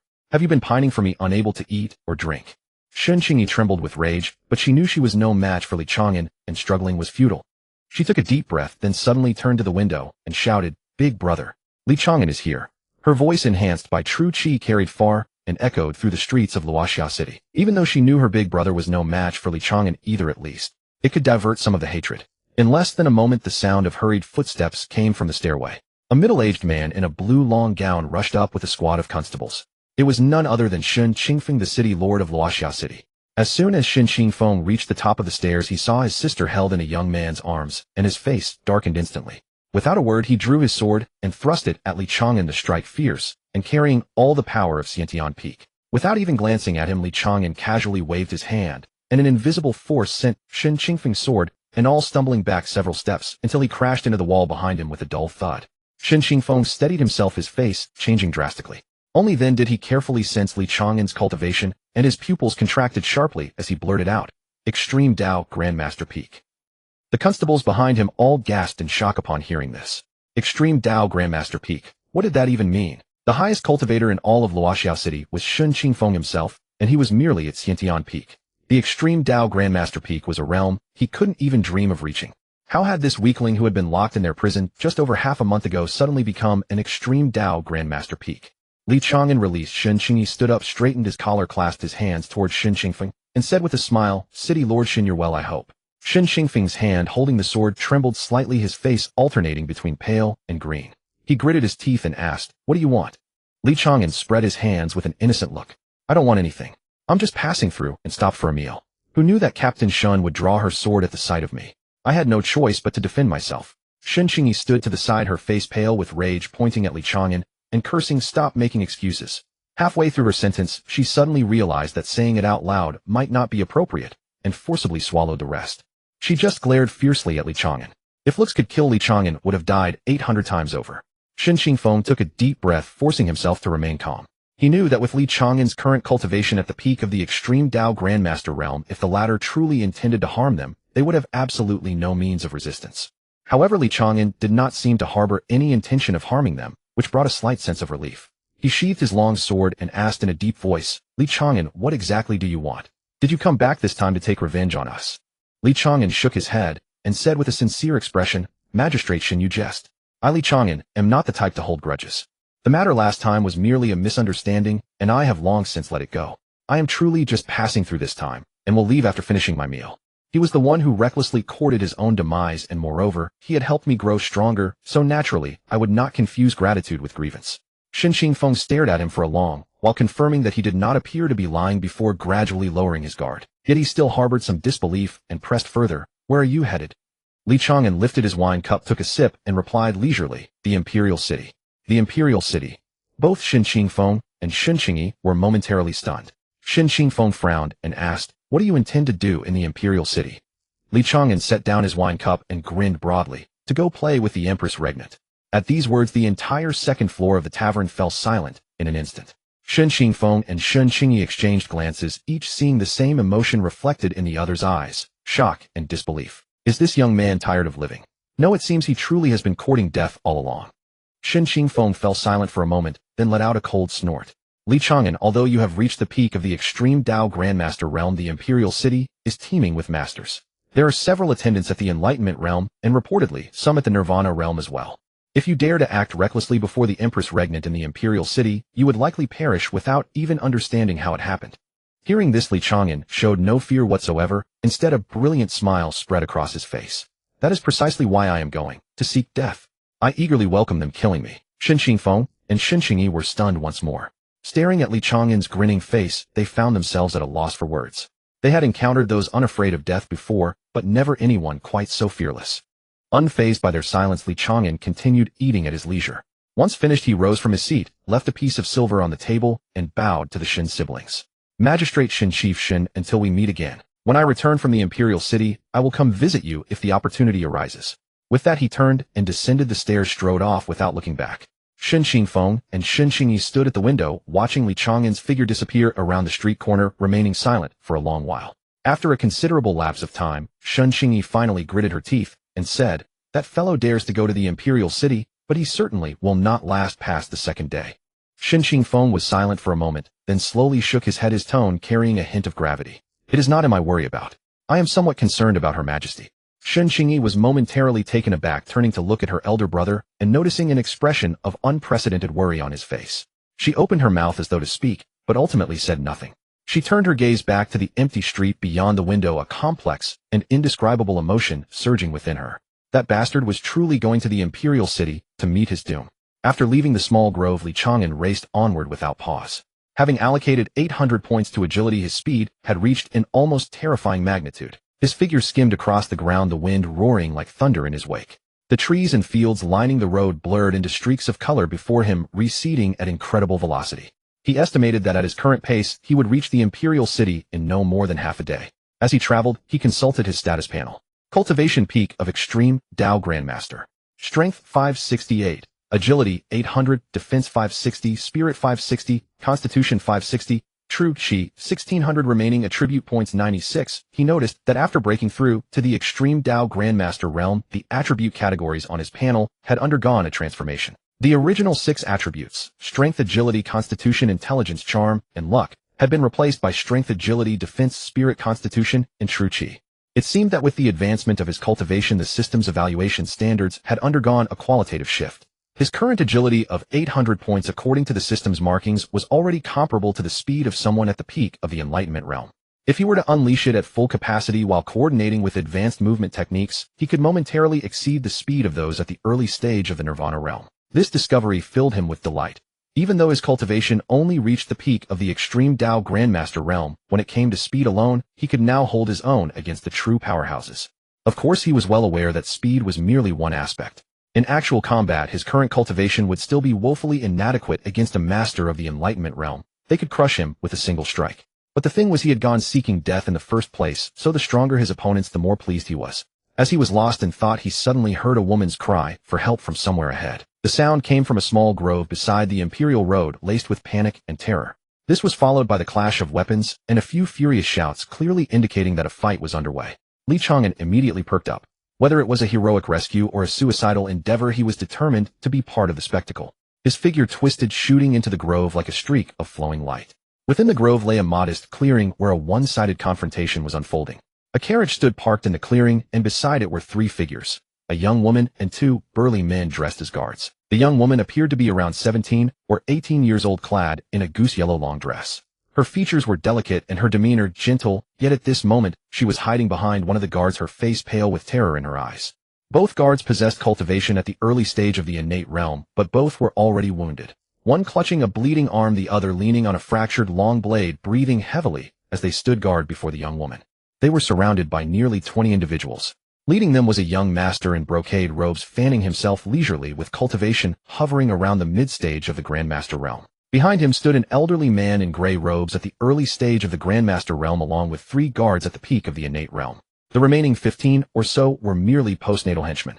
The young master in brocade robes fanned himself with a smile, leering at the young woman in yellow trapped at the center. "Little lady, why are you running? This young master is hardly a villain. I merely wish to invite you to my residence for tea and conversation. Why resist so vehemently?" The young woman in yellow bit her lip, glaring at him with trembling fury. "Never. I would rather die than go with you." The brocade-robed young master threw back his head and laughed. "Then keep shouting. Even if you scream your throat raw, do you truly think anyone will come to save you?" Despair flickered across the woman's face, but then her gaze caught sight of the suddenly appeared Li Chang'an, and she tentatively called out, "Shatter my throat. Shatter my throat." No sooner had she spoken than a voice echoed down from above the trees. "Oh ho! In broad daylight, under the open heavens, someone dares to forcibly abduct a common woman. Is there no law in this land?" The crowd looked up only to see a young man sitting on a horizontal branch of a large tree, his legs dangling and swinging. In his hand, he held a wild fruit plucked from somewhere unknown and was munching on it with a crisp crunch. It was Li Chang'an. The brocade-robed young master narrowed his eyes and scrutinized Li Chang'an, discovering that he appeared quite young and exuded no remarkable aura of power, looking like nothing more than an ordinary passerby. He let out a disdainful snort, pointing his folding fan at Li Chang'an. "Kid, don't meddle in affairs that don't concern you. My matters are beyond your reach. If you know what's good for you, scram before you lose your life." Li Chang'an leaped down from the tree, patted the mud off his backside, and sauntered slowly to the center of the clearing. He glanced at the yellow-gowned woman, then at the brocade-robed young master, and asked, "What's going on? Fill me in." The yellow-gowned woman, clutching at him like a lifeline, quickly said, "Young hero, I am the daughter of a merchant family in the Imperial City. Today I came out with my guards for an outing, never expecting to meet this villain. Seeing me alone, he took a wicked fancy and wanted to force me to be his concubine. My guards fought desperately to hold him off until now. Please, young hero, save me." After hearing this, Li Chang'an nodded and turned to the brocade-robed young master. "Is what she said true?" The brocade-robed young master snorted coldly, too contemptuous to reply, merely pointing his folding fan at Li Chang'an with a menacing tone. "Kid, my father is the Martial Alliance leader. I'm giving you one last chance. Leave now while you still can. Otherwise, I'll make sure you regret it." Li Chang'an scratched his head and sighed. "I didn't want to meddle, but you, my friend, are simply too deserving of a beating." The moment his words fell, his figure flickered and vanished from the spot. The brocade-robed young master only saw a blur before a silhouette appeared right in front of him. Before he could react, an excruciating pain shot through his groin. He screamed in agony, flying backward, crashing through a bull-thick tree trunk, behind him tumbling across the ground several times before finally stopping. He curled up on the ground, clutching his crotch, his face deathly pale, emitting heart-wrenching screams. The entire forest fell silent for a moment. Everyone was stunned. The gray-robed elder, who was at the initial Grandmaster stage, was the first to react. His face changed drastically as he roared, "Boy, you're asking for death." He raised his palm and struck at Li Chang'an. Without even glancing at him, Li Chang'an casually waved his hand. A surge of overwhelming force sent the gray-robed elder flying backward, crashing into a large boulder, spitting out a mouthful of blood. He struggled a few times, but failed to get up. Seeing this, the remaining guards and lackeys dared not step forward. They stood frozen in place, neither daring to advance nor retreat. Li Chang'an walked over to the brocade-robed young master, crouched down, and looked at his pain-twisted face.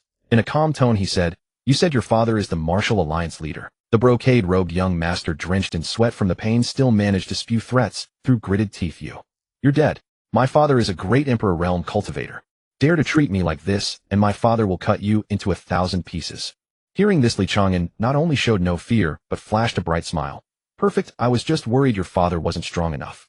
Go back and tell your father that after I've had my fun at the Imperial Palace, I'll go find him and ask him how he plans to answer for his failure in disciplining his son."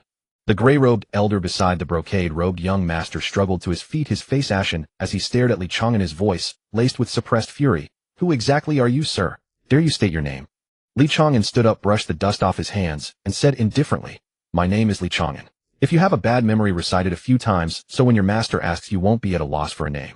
The gray-robed elder gave him a long, hard look, said nothing more, than bent down to help the curled-up brocade-robed young master to his feet.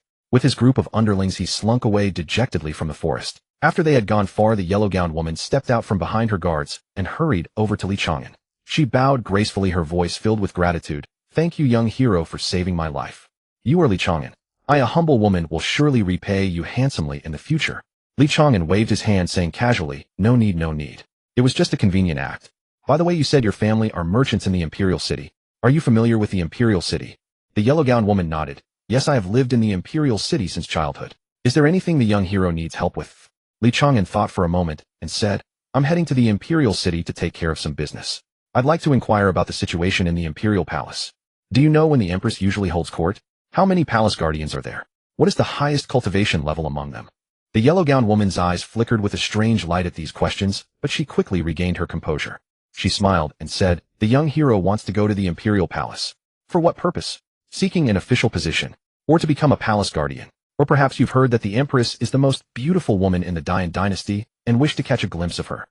Li Chang'an shook his head, his expression serious. "None of that. I simply want to go and seek death." The yellow-gowned woman and her two guards were stunned simultaneously. The three exchanged glances, all thinking they had misheard. The yellow-gowned woman blinked, asking uncertainly, "Young hero, what did you just say?" "Seek death." Li Chang'an nodded, admitting frankly, "Yes, seek death. I've heard that the Imperial Palace is teeming with experts with plenty in the Tao Comprehension realm and Nirvana realm, and the Empress herself is a late-stage Great Emperor realm powerhouse. If I go there, they'll surely kill me, which suits my wishes perfectly." The yellow-gowned woman's lips twitched, and for a moment, she didn't know what to say. In all her years, she had met all kinds of people, those seeking wealth, power, fame, or immortality. But someone seeking death, that was truly a first.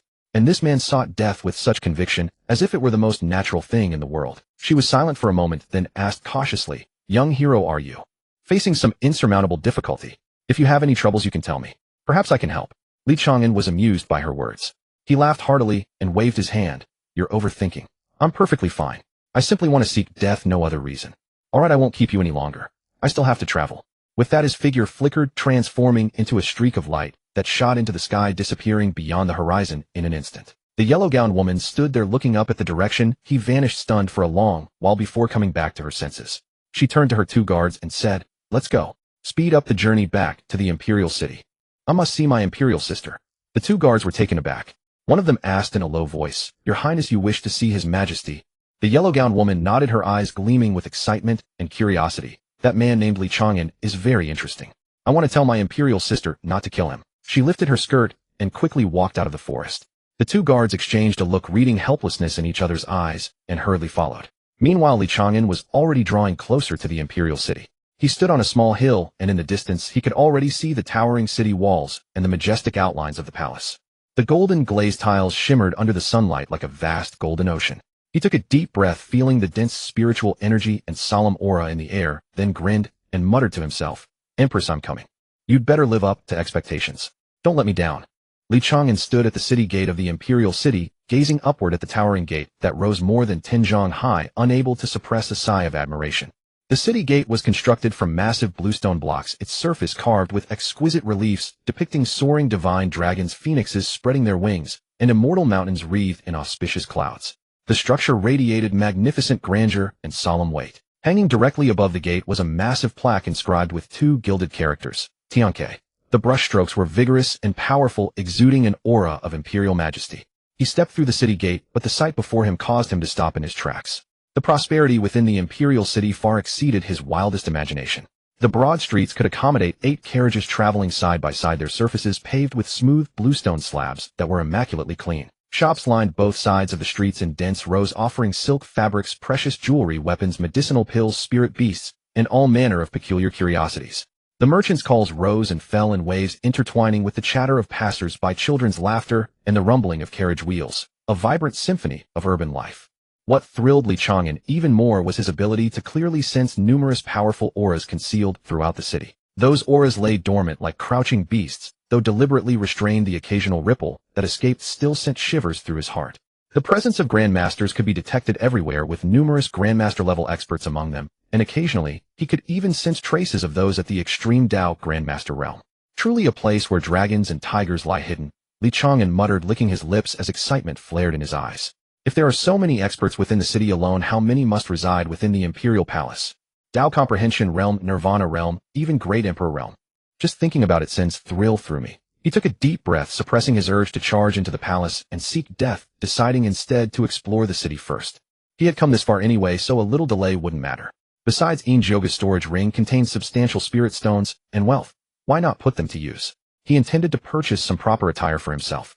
He strolled along the main street and spotted someone selling candied hawthorn skewers by the roadside. He bought one and took a bite. The sweet and sour flavor was quite delightful. Noticing a vendor selling roasted sweet potatoes, he purchased another one. Cradling the steaming warmth in his palms, he peeled back the skin and bit into the sweet, soft flesh.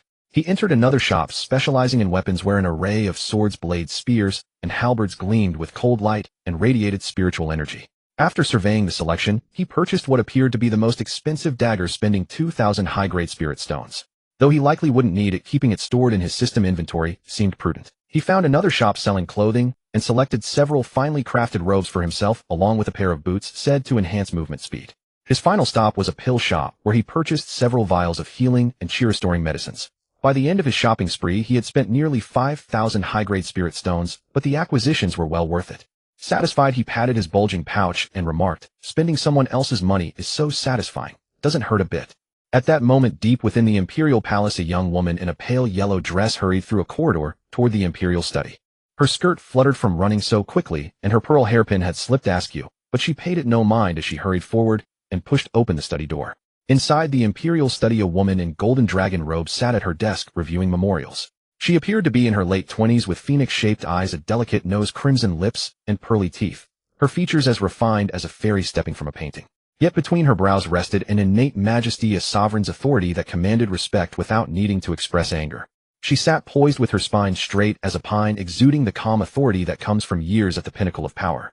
She was Murongzio, the empress of the great Yin dynasty. Hearing the door open, Murongzio looked up and recognized her younger sister Murong, Xiran, her brow furrowing slightly. "Xiran, what's all this running about? As a princess to behave so immodestly, what would the court think?" Murong Xiran gasped for breath and hurried to the desk, bracing herself on the surface as she asked urgently, "Your imperial sister. Did a young assassin break into the palace today, eh?" Murongzio set down her vermilion brush, her frown deepening. "What assassin are you referring to?" Just as Murong Xiran was about to explain, sudden hurried footsteps echoed from outside. A eunuch in cyan official robes hurried to the study entrance and bowed deeply to report, "Your Majesty, a young man named Chang'an has forcibly entered the palace grounds, claiming he wishes to seek an audience with you. To request death. Several palace attendants have gone to intercept him. How should your Majesty proceed?" Before Murongzio could respond, Murong Xiran spoke first. "Your imperial sister." "It's him. He's the one who saved me." Murongzio's brows knit tighter. "Saved you? What happened?" Murong Xiran took a deep breath and recounted the day's events outside the city. How she had sneaked out to explore, encountered the Martial Arts Alliance leader's son, found herself surrounded, and how Chang'an had appeared to rescue her before disabling the spoiled young master. After finishing her account, she grasped Murongzio's sleeve and pleaded, "Sister, he saved my life. He is my benefactor. Please do not harm him. Invite him in so I may thank him in person." Murongzio fell silent for a moment before issuing her decree to the eunuch at the door, "Convey my edict. Do not harm that Chang'an. Bring him to the imperial study." The eunuch departed with the order. Meanwhile, in the palace courtyard, Chang'an found himself surrounded by 6 elderly men whose aura proved unfathomable.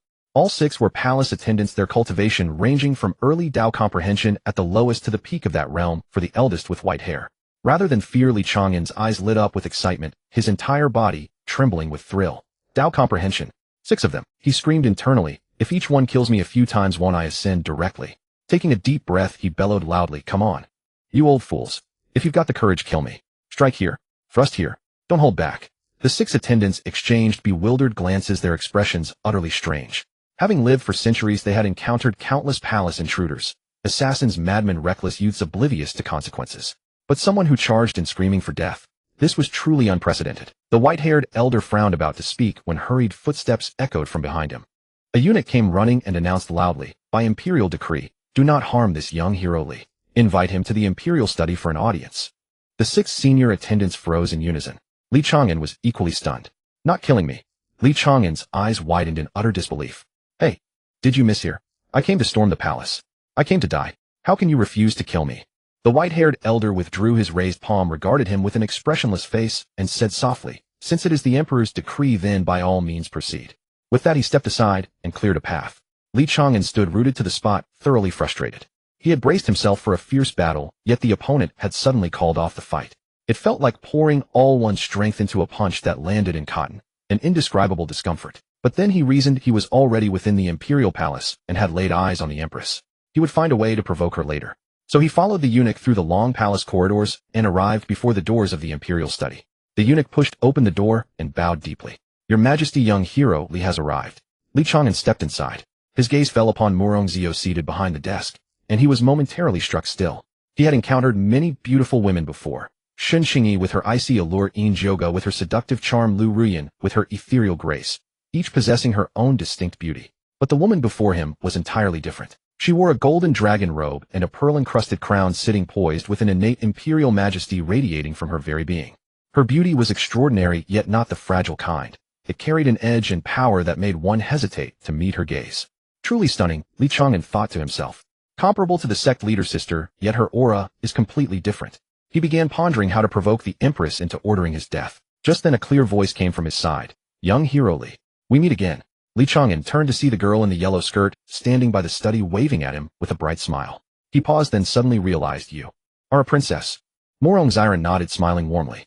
"Allow me to introduce myself. I am Murongziran, princess of the Dian dynasty. Thank you for saving me outside the city today." Li Chang'an's expression shifted through a dozen emotions at once. He opened his mouth, closed it, opened it again, and finally erupted in a mournful cry. "Did you tell the empress not to kill me?" Murongziran nodded matter-of-factly. "Of course. You saved my life. You're my benefactor. How could I let my eldest sister harm you?" Li Chang'an felt his blood pressure skyrocketing. He took a deep breath, forcing himself to remain calm, then looked at Murongziran with utmost seriousness. "Your Highness, listen to me. You are not repaying a kindness. You are repaying it with betrayal. My only wish right now is to die. If you truly wish to thank me, order your eldest sister to kill me, preferably 100 times over." Murongziran blinked, utterly bewildered. "Why? Isn't living good?" "Living is good, but I'd rather be dead." Li Chang'an couldn't explain the system to her, so he said vaguely, "Just do as I say. Have your eldest sister kill me a few times." Both sisters stared at him in silence. What kind of request was this? Was there really someone who desired death? Murongziran firmly shook her head. "No, I cannot let my eldest sister kill my savior." Li Chang'an grew anxious and turned to Murongzio. "Your Majesty, you must kill me today. Otherwise I shall cause chaos." Murongzio had been watching their exchange with cold detachment, but now she finally spoke. Her voice was chilling and imperious, laced with displeasure. "I am curious, what manner of person are you, who begs another to kill them? If word spreads, what will the realm think of me and my sister? That I repay kindness with betrayal, killing my sister's savior." Seeing her reluctance, Li Chang'an grew more desperate. He glanced around and spotted a stack of memorials on the desk. An idea struck him, and he strode over quickly.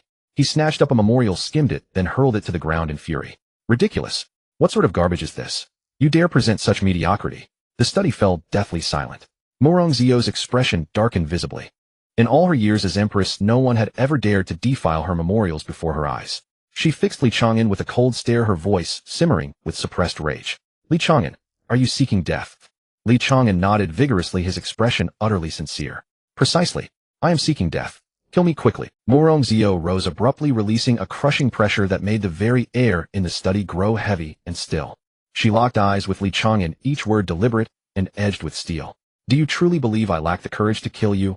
Rather than flinch, Li Chang'an stepped forward 2 paces, craning his neck, closing his eyes. A man presenting his throat for the blade. "Come then. Strike here. Spare no courtesy." Murongzio's eyes flashed with killing intent, and she raised her palm to strike. Just then Murongziran rushed forward, arms outstretched, throwing herself between them. "Eldest sister, you cannot kill him. He is my savior. If you wish to kill him, kill me first." Murongzio's hand froze midair. She gazed at her younger sister, brows drawn tight. "Ziran, move aside." "I won't." Murongziran held her chin high, defiant. "Unless you promise not to kill him." Behind her, Li Chang'an stamped his foot in frustration. He shoved Murongziran aside and snapped, "Move along, girl. Stop ruining my plans." Murongziran stumbled, but steadied herself, her eyes widening in disbelief. You push me." Li Chang'an stood his ground. "What of it? Try to stop me again, and I'll spank you." Murongziran tossed her head defiantly. "I hardly believe you would." Before she could finish, Li Chang'an's hand came down with a sharp smack. Not hard, but enough. The sound rang crisp and clear through the silent study. Murongziran froze. Murongzio froze as well. A moment later, Murongziran's face flushed crimson.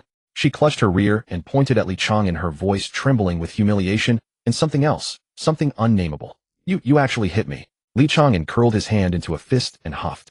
"Scared now? Move along, or I'll do it again." Murongzio's face had darkened to the color of a soot-blackened wok. She watched as Li Chang'an struck her sister right before her eyes, feeling her authority challenged as never before. This wasn't merely a slap on the rear. It was a slap to the imperial face. Wait. Something felt off. Regardless, it was unacceptable. Li Chang'an, how dare you, she thundered. In a flash, she moved like a streak of golden lightning, palm outstretched, striking toward him. The furious strike from a great emperor in the late stage was terrifyingly powerful. Li Chang'an had no time to react, feeling as though a mountain collapsing sea-draining force had crashed into his chest. His entire body was sent flying backward, smashing through the wooden door of the imperial study. He rebounded off a corridor pillar outside and finally crashed onto the courtyard ground, dying on the spot. Li Chang'an's consciousness lingered in the darkness for a moment, a smug smile forming on his lips. 5 attribute points in hand, and the Empress had already struck. As long as he kept at it, and let her kill him a few more times, reaching the Enlightenment realm today was no longer a dream. Just as he was about to revive beside Morongziyu, to let her kill him once more, he suddenly heard Morongziran's voice. Morongziran threw herself onto Li Chang'an's still fading corpse, then turned her head with tearful eyes toward Morongziyu, her voice trembling with both sobs and anger. Sister Empress, you actually killed my savior. Morongziyu stood at the doorway of the imperial study, watching her younger sister weep over a dissolving corpse, a look of embarrassment crossing her face. She explained, Ziran, you saw it yourself. This boy brought this upon himself. He just slapped your bottom. Aren't you angry? Morongziran wiped away her tears and huffed. Why would I be angry? He's the first person in my entire life to dare lay a hand on my bottom. I'm not angry at all. I find it quite thrilling. Sister Empress, I hate you. Morongziyu's lip twitched at a loss for words. Her own sister actually had masochistic tendencies. This bad habit would need to be corrected somehow. Just then she felt a ripple in the space around her, and before she knew it, a figure materialized beside her. Li Chang'an himself. He patted the non-existent dust from his clothes and grinned. Stop arguing, I'm not dead. Morongziran turned sharply at the sound, catching sight of Li Chang'an standing there unharmed, and froze for a moment. She rubbed her eyes, then glanced down at the dissolving corpse on the ground to confirm she wasn't imagining things. A cry of delight escaped her lips as she scrambled to her feet and threw herself into Li Chang'an's arms, holding him tightly, her voice trembling with joy and lingering fear. Thank goodness. Young hero Li, you're safe. That's all that matters. You nearly gave me a heart attack. Li Chang'an struggled for breath under her embrace and quickly pushed her away, saying, Your Highness, a prince and a lady should maintain proper distance. Mind your reputation. Morongziran wasn't offended by being pushed away, as she simply grinned at him, curiosity sparkling in her eyes. Morongziyu stood to the side, watching the exchange with a slight frown, then suddenly spoke. Li Chang'an, I remember now. You are the one who wreaked havoc at the demonic sect, seized the Xian Shuang Jade Lotus in the secret realm, and single-handedly repelled the 200,000-strong Northern Yen army. The one rumored to possess an immortal body. Li Chang'an was taken aback that his reputation had already reached the imperial palace. He scratched his head modestly. Your Majesty flatters me. It was all mere luck. Morongziran's eyes lit up at those words as though she had discovered a new world. Tugging at Li Chang'an's sleeve, she eagerly asked, Immortal body? Young hero Li, do you truly have an immortal body? Does that mean even if you were cut apart you could grow back? A vein pulsed on Li Chang'an's forehead as he retorted irritably. If you're cut apart you won't grow back. Princess, please don't harbor such bizarre thoughts. Morongziran stuck out her tongue with a cheeky grin, though the curiosity in her eyes remained undiminished. Morongziyu watched their interaction in silence for a moment, then spoke. Li Chang'an, since you are alive and have rendered service to the Dian dynasty, I shall overlook your earlier rudeness. You saved my royal sister. I ought to reward you. What do you desire as a reward? Li Chang'an answered without hesitation. I wish for your majesty to kill me 100 times. Morongziyu's eyebrow twitched. Such a reward had never been heard of in her entire life. What an extraordinary request, to be killed 100 times. Before she could refuse, Morongziran had already stepped in front of Li Chang'an, arms spread wide, her expression earnest. No. Sister Empress must not kill him again. Even if he has an immortal body, being struck by swords and blades must hurt. Li Chang'an grew impatient and shoved Morongziran aside, saying, Move along, don't delay my attempt at death. After being pushed away, Morongziran stubbornly crept back, looking up at him and declaring, I won't let you. If you want to die, you'll have to go through me first. Frustrated by her obstinacy, Li Chang'an raised his hand and slapped her bottom twice, saying, Move it already, don't stand in the way of my business. Rather than being offended, Morongziran pouted and grinned, saying, If you enjoy it, just slap me a few more times. A distinct cross-shaped vein appeared on Li Chang'an's forehead. Morongziyu watched the scene unfold, her own brow twitching violently, feeling her blood pressure rising. She had been empress for decades, handled countless matters of state, and quelled innumerable rebellions. Yet never in all her years had she felt so utterly exasperated and powerless. Li Chang'an put on a fierce expression, glaring at Morongziran through gritted teeth. Princess, if you don't move aside, I truly will have no choice but to be polite to you. Morongziran didn't back down an inch. Instead, she planted her hands on her hips, puffed out her chest, and grinned at him. Then be impolite to me. I'd like to see how unpolite you can be. Li Chang'an felt as though he were punching cotton. He opened his mouth, closed it again, and finally sighed in defeat. Turning to Morongziyu, he spoke in a tone bordering on pleading. Your Majesty, please, just kill me 100 times. If you don't act, I truly don't know what I might do. Morongziyu's eyebrow twitched again as she asked through gritted teeth, what are you planning now? Li Chang'an glanced at the starry-eyed Morongziran, then at the ashen-faced Morongziyu, and a bold notion suddenly surged within him. If offending the princess carried no penalty, what would happen if he offended the empress herself? A wicked impulse took hold, and he resolved to go all the way. He took a deep breath, then lunged toward Morongziyu with both hands outstretched, fingers grasping his target, aimed squarely at the empress's generous bosom, shouting as he charged, Your Majesty. Forgive me, Your Majesty. I'm sorry. Morongziyu's expression changed instantly. She never expected that Li Chang'an would dare to make such a frivolous move right in front of her. Without even a moment's thought, she instinctively waved her hand, unleashing a surge of overwhelming power that struck Li Chang'an squarely in the chest. Li Chang'an flew backward like a sandbag struck by a giant hammer, crashing through a flower pot stand behind him and tumbling several times across the ground before coming to a stop, dead on the spot. Morongziran let out a startled cry and hurried to Li Chang'an's side, crouching down to check on him. Then she turned around, puffing her cheeks in anger as she glared at Morongziyu. Imperial sister, you killed him again.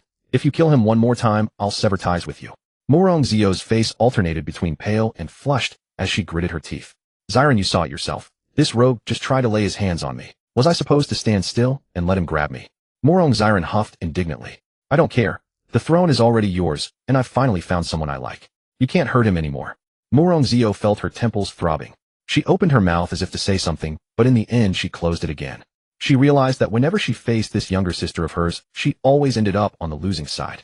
Just then Li Chang'an's figure reappeared beside Morongziyu. The moment he revived, without a word he reached out and wrapped his arm around Morongziyu's waist, grinning mischievously. Your Majesty, don't mind that little girl. Come on, kill me again. Morongziyu's body stiffened. She looked down at the hand resting on her waist, then raised her gaze to Li Chang'an's insufferably smug face. A blaze of fury surged straight to the top of her head. She raised her hand to strike, but at that moment Morongziran rushed over and grabbed her arm, shouting, Imperial sister, stop. You're not allowed to kill him anymore. Morongziyu's hand froze midair. She wanted to strike, but her sister held her arm in a death grip. She wanted to pull back, but the fury had nowhere to go. What infuriated her even more was that Li Chang'an's hand on her waist was shamelessly roaming up and down. She gritted her teeth and squeezed out a single sentence. Does it feel good to touch? Li Chang'an answered instinctively, feels great, nice and springy. No sooner had the words left his mouth than he realized his mistake and hastily corrected himself. No, no, no. Your Majesty, please kill me. I'm really begging for death. Morongziyu's face had turned as dark as the bottom of a wok. Just as she was about to force her way past her sister's obstruction to strike, Morongziran moved first. She pulled Li Chang'an's hand away from Morongziyu's waist, placed it on her own waist, and looked up at him with a determined expression. Li Chang'an, if you like touching, you can touch mine. But you can't touch any other woman, not even my imperial sister. Li Chang'an's face darkened as he yanked his hand back, saying irritably, What nonsense is this? I really am trying to get myself killed. And besides, I have no interest in an undeveloped little sprout like you. Morongziran refused to accept this, puffing out her chest defiantly. Who's undeveloped? I'm only a tiny bit smaller than my imperial sister. Morongziyu's cheeks flushed crimson instantly as she gritted her teeth. What are you babbling about? She took a deep breath, forcefully suppressed the anger in her heart, waved her hand, and said in a weary tone, Fine, fine. Just take this wretch away and don't let me see him again. Li Chang'an wanted to say something more, but Morongziran was already dragging him out. He struggled to turn back, but Morongziran's grip was surprisingly strong. She hauled him out of the imperial study through the long corridor and arrived before an ornately decorated palace. The plaque above the palace read 3 characters, Zichan Palace. Morongziran pulled him inside, passed through the main hall, and came to an elegantly furnished side chamber, where she finally released her grip and turned around with a bright smile. Li Chang'an plopped down onto a chair, looking at her weakly. Princess, what exactly do you want? Can you just let me go? I only want to die. Morongziran sat across from him, propping her chin on her hands, beaming. Don't beg for death. How about becoming my consort? I guarantee you a lifetime of wealth and honor beyond measure. Li Chang'an rolled his eyes. Can I have multiple wives? Morongziran thought about it seriously, then nodded. Technically no, but if you insist, they'd have to be secondary wives. Li Chang'an's face twitched. I haven't even agreed yet. How are you already acting like the head wife? You saw it yourself, I can revive after death. Can you please stop blocking me from seeking death? Morongziran shook her head firmly. No. Li Chang'an took a deep breath, deciding to switch strategies. He sat up straight and spoke in a coaxing tone. Princess, how about this? If you agree not to stop me from seeking death, I'll grant you one request. Anything but becoming your consort. Murong Xiren's eyes darted around, and a sly smile spread across her face. Then I won't be a princess anymore, so you won't be a consort. I'll marry you. That should work right. Li Chang'an nearly tumbled off his chair. He steadied himself by gripping the armrest, looking at Murong Xiren with utter exasperation. Princess, I came here to seek death, not to abduct a princess. Sure, the Empress will probably hunt me down, but that's not my goal. I can't accept this request. And I can tell the Empress treats you well. Don't do anything that would put her in a difficult position. Murong Xiren pouted and was silent for a moment before speaking. Then I want you to stay in my palace tonight. Li Chang'an considered this. A princess's palace surely had more than one room, and staying one night shouldn't be a big deal. He nodded. Fine, I'll stay in the side chamber. Murong Xiren's face immediately lit up with joy. The side chamber it is. But when you go seek death, I'm coming along to watch. Li Chang'an hesitated for a moment, then nodded. You can watch, but you can't interfere. Otherwise our deal is off. Murong Xiren nodded eagerly. Li Chang'an stood up and asked, so where is the most powerful guardian in the palace? Take me to the Hall of Guardians. Murong Xiren's eyes sparkled, and she jumped up excitedly. Sure. I'll take you there. But can you really revive? Nothing will go wrong, right? Li Chang'an patted his chest confidently. Don't worry, I definitely won't stay dead. And I get stronger every time I die. Why else would I be so desperate to die? Murong Xiren cupped her face in both hands, her eyes shimmering with adoration. Wow, what a twisted way to grow stronger. Li Chang'an stumbled, nearly falling again. He steadied himself, pretended not to hear her remark, and strode out of the hall with big steps.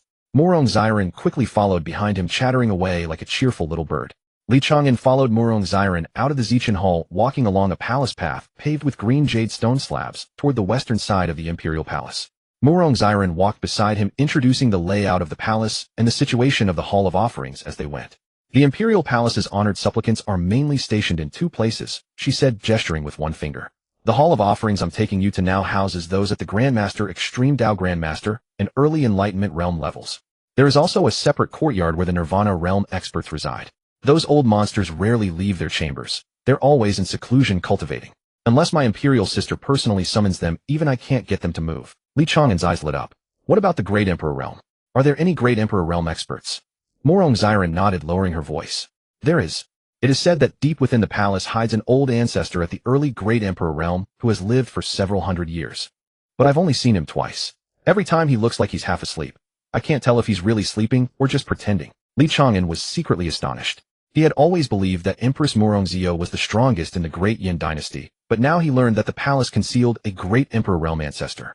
No wonder the Great Yin dynasty could suppress all the major sects and neighboring kingdoms. Just the hidden strength within this palace was enough to deter any force from rash action. He suddenly recalled that when he was at the northern pass, Xiao had complained that the court had not dispatched any Enlightenment realm or above experts to support the border. Now it seemed that it wasn't that the Empress didn't want to send them, but that she couldn't. Experts above the Enlightenment realm were like nuclear weapons from his past life, existing more as a deterrent force. If the Great Yin dynasty were the first to send Enlightenment realm experts into conventional warfare, the Northern Yin kingdom would inevitably dispatch experts of the same level to counter. Then the war would escalate into a clash of top-tier combat power, which would be a devastating catastrophe for ordinary soldiers and low-level cultivators. No wonder on the battlefield earlier the highest combat power on both sides was capped at the peak of Extreme Dao Grandmaster. Li Chang'an nodded thoughtfully. It turns out everyone tacitly abides by certain rules. Murong Xiren nodded and casually remarked, there is a world of difference between the Enlightenment realm and the Extreme Dao Grandmaster. If Enlightenment realm experts were allowed to participate in conventional warfare, a single palm strike could level a small hill, causing devastating casualties among ordinary soldiers. So there is an unwritten rule among the major powers. Experts at the Enlightenment realm and above shall not actively participate in secular wars unless the other side breaks the rule first. Better to have them and not need them than to need them and not have them. Li Chang'an deeply agreed. As they were talking, they arrived before a magnificent hall. The plaque above the door bore 3 gilded characters, Hall of Offerings. The doors were wide open, and inside several figures could be faintly seen sitting or standing. Some were drinking tea, some playing chess, some meditating with eyes closed. Murong Xiren stepped inside, with Li Chang'an following closely. The supplicants inside heard the footsteps and turned their heads. When they saw it was Murong Xiren, they quickly set down their teacups and chess pieces and rose to bow. Greetings, Your Highness. Murong Xiren waved her hand, putting on a princely air, and said, no need for formalities. Today I came to ask for a little favor. An old man with graying hair who was at the early Enlightenment realm cupped his hands and respectfully asked, what commands does Your Highness have? Speak freely, we shall do our utmost. Murong Xiren pointed at Li Chang'an beside her and said bluntly, kill him. The supplicants were all stunned. They looked at Murong Xiren, then at Li Chang'an, their gazes flickering back and forth several times. These two had clearly walked in arm, chatting and laughing. They didn't look like enemies at all. How could she ask to kill someone right off the bat? A middle-aged supplicant asked cautiously, Your Highness. You mean kill him? Before Ziren could answer, Li Chang'an eagerly stepped forward, his face full of excitement. Yes. That's right. I'm here to be killed. The more times the better. Kill me to death. Kill him to death. The supplicants' expressions grew even more bizarre. They exchanged glances, all seeing the same confusion in each other's eyes. What kind of strange request was this? Begging for death was one thing, but asking to be killed multiple times. Necrophilia. A younger supplicant couldn't help whispering to his companion, Are these two insane? Another supplicant whispered back, I think the world has gone insane. The old white-haired supplicant frowned uncertainly, asking, Your Highness, shall we really kill him? I recall His Majesty once issued an oral decree that we should not harm this young hero. Ziren waved her hand dismissively. Don't worry, I'll explain to my imperial sister. Just go ahead and do it. Li Chang'an also craned his neck, patted his chest, and urged, Come on, don't dawdle. Slash me dead with one blow. Make it quick. The old supplicant hesitated for a moment, then finally nodded. He walked up to Li Chang'an, raised his palm, and struck Li Chang'an's chest. Considering the princess's ambiguous attitude, he used only about 3/10 of his strength, intending to test the waters. The palm force landed on Li Chang'an's chest. Li Chang'an grunted, stumbled back a few steps, and a trace of blood oozed from the corner of his mouth, but he did not fall. He looked down at his chest, then up at the old supplicant, and burst out cursing. Did you skip breakfast? Can't even kill a man. I'm not afraid of death, but I'm afraid of pain. That strike left me half dead. It's agonizing. Are you a man? Give me a clean death, will you? The old supplicant's face instantly darkened. In his several hundred years of life, no one had ever dared to call him not a man to his face. His pride was wounded. He clenched his palms slightly, but couldn't flare up, so he could only turn to Ziren, seeking guidance with his eyes. Ziren nodded seriously and said, He's right. Go ahead and kill him, but do it gently and quickly. Don't let him suffer too much pain. The supplicants were all speechless. Kill gently. What kind of killing method was that? Wanting to kill, yet be gentle. Wasn't that a contradiction? Li Chang'an had grown impatient. Hurry up. The simpler and cleaner the better. Stop stalling. The old supplicant gritted his teeth, no longer hesitating, and raised his palm to strike Li Chang'an's crown. This time he used 70% of his strength. The palm force was heavy and decisive. Li Chang'an's head snapped to the side and his entire body went limp, collapsing to the ground, dead on the spot. A faint smile still lingered on his face, a smile of satisfaction at having his wish fulfilled. The old supplicant withdrew his palm and looked at the corpse, about to breathe a sigh of relief. Suddenly, he noticed that the corpse was becoming transparent at a visible rate, then dissolving into specks of light that dissipated into the air. Before he could figure out what had happened, he heard Li Chang'an's voice from behind. Not bad. That strike was clean and swift. Let's continue. Li Chang'an's voice echoed from behind. Not bad. That strike was clean and swift. Let's continue.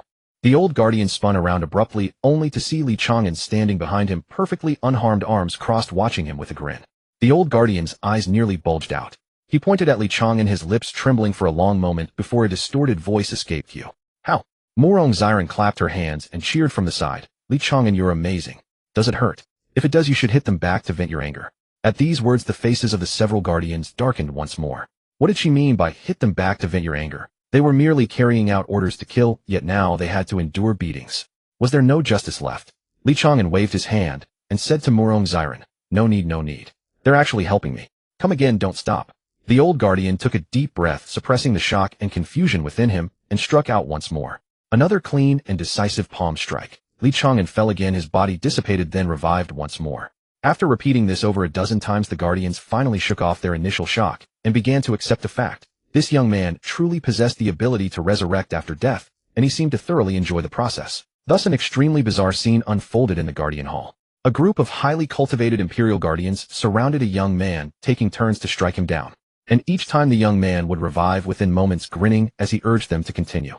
Beside them, a princess in an ornate palace dress sat on a chair, chin resting on her hands, watching with great interest, occasionally offering commentary. That palm strike was well executed. Clean and decisive. Oh dear, that one looked painful. Go a bit easier. After about 20 kills, the old guardian began to sense something wrong. He stopped, sensed Li Chang'an's aura, and his expression subtly shifted. His cultivation seems to have increased. Another guardian nodded solemnly. I sense it too. When he first arrived, he was at the peak of the extreme Dao Grandmaster stage, and now he's faintly showing signs of breaking through to the enlightenment stage. Over 20 kills, and he went from peak extreme Dao Grandmaster to the threshold of enlightenment. That's absurdly fast. No wonder he begged us to kill him. It turns out killing genuinely helps him grow stronger. The guardians exchanged glances, unsure whether to continue or stop, but Li Chang'an gave them no time to hesitate. After reviving again, he urged, Don't stop. Keep going. I feel like I'm about to break through. The guardians exchanged a look and ultimately struck again. After another dozen-plus kills, a long-awaited notification sounded in Li Chang'an's mind. Cultivation breakthrough, early enlightenment stage, strength 1150, agility 1355, defense 1000, spirit 1000, constitution 1000, true chi 10,000, remaining attribute points 236. A surge of overwhelming power erupted from his dantian, like a river breaking its banks, surging through his limbs and bones. His meridians were expanded once more, the flow of spiritual energy increased severalfold, and his perception range expanded greatly. He could clearly sense the breathing and heartbeat of everyone in the Guardian Hall, and even capture the subtle trajectories of spiritual energy flowing through the air.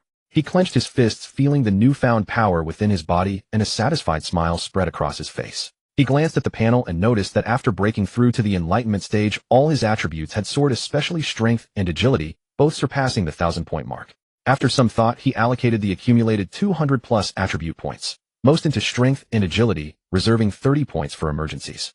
Strength 1150-1250, agility 135-51455. He stretched his muscles and bones, feeling as light as a feather, yet brimming with explosive power. He lifted his head, looked at the old guardian, and grinned. Come again.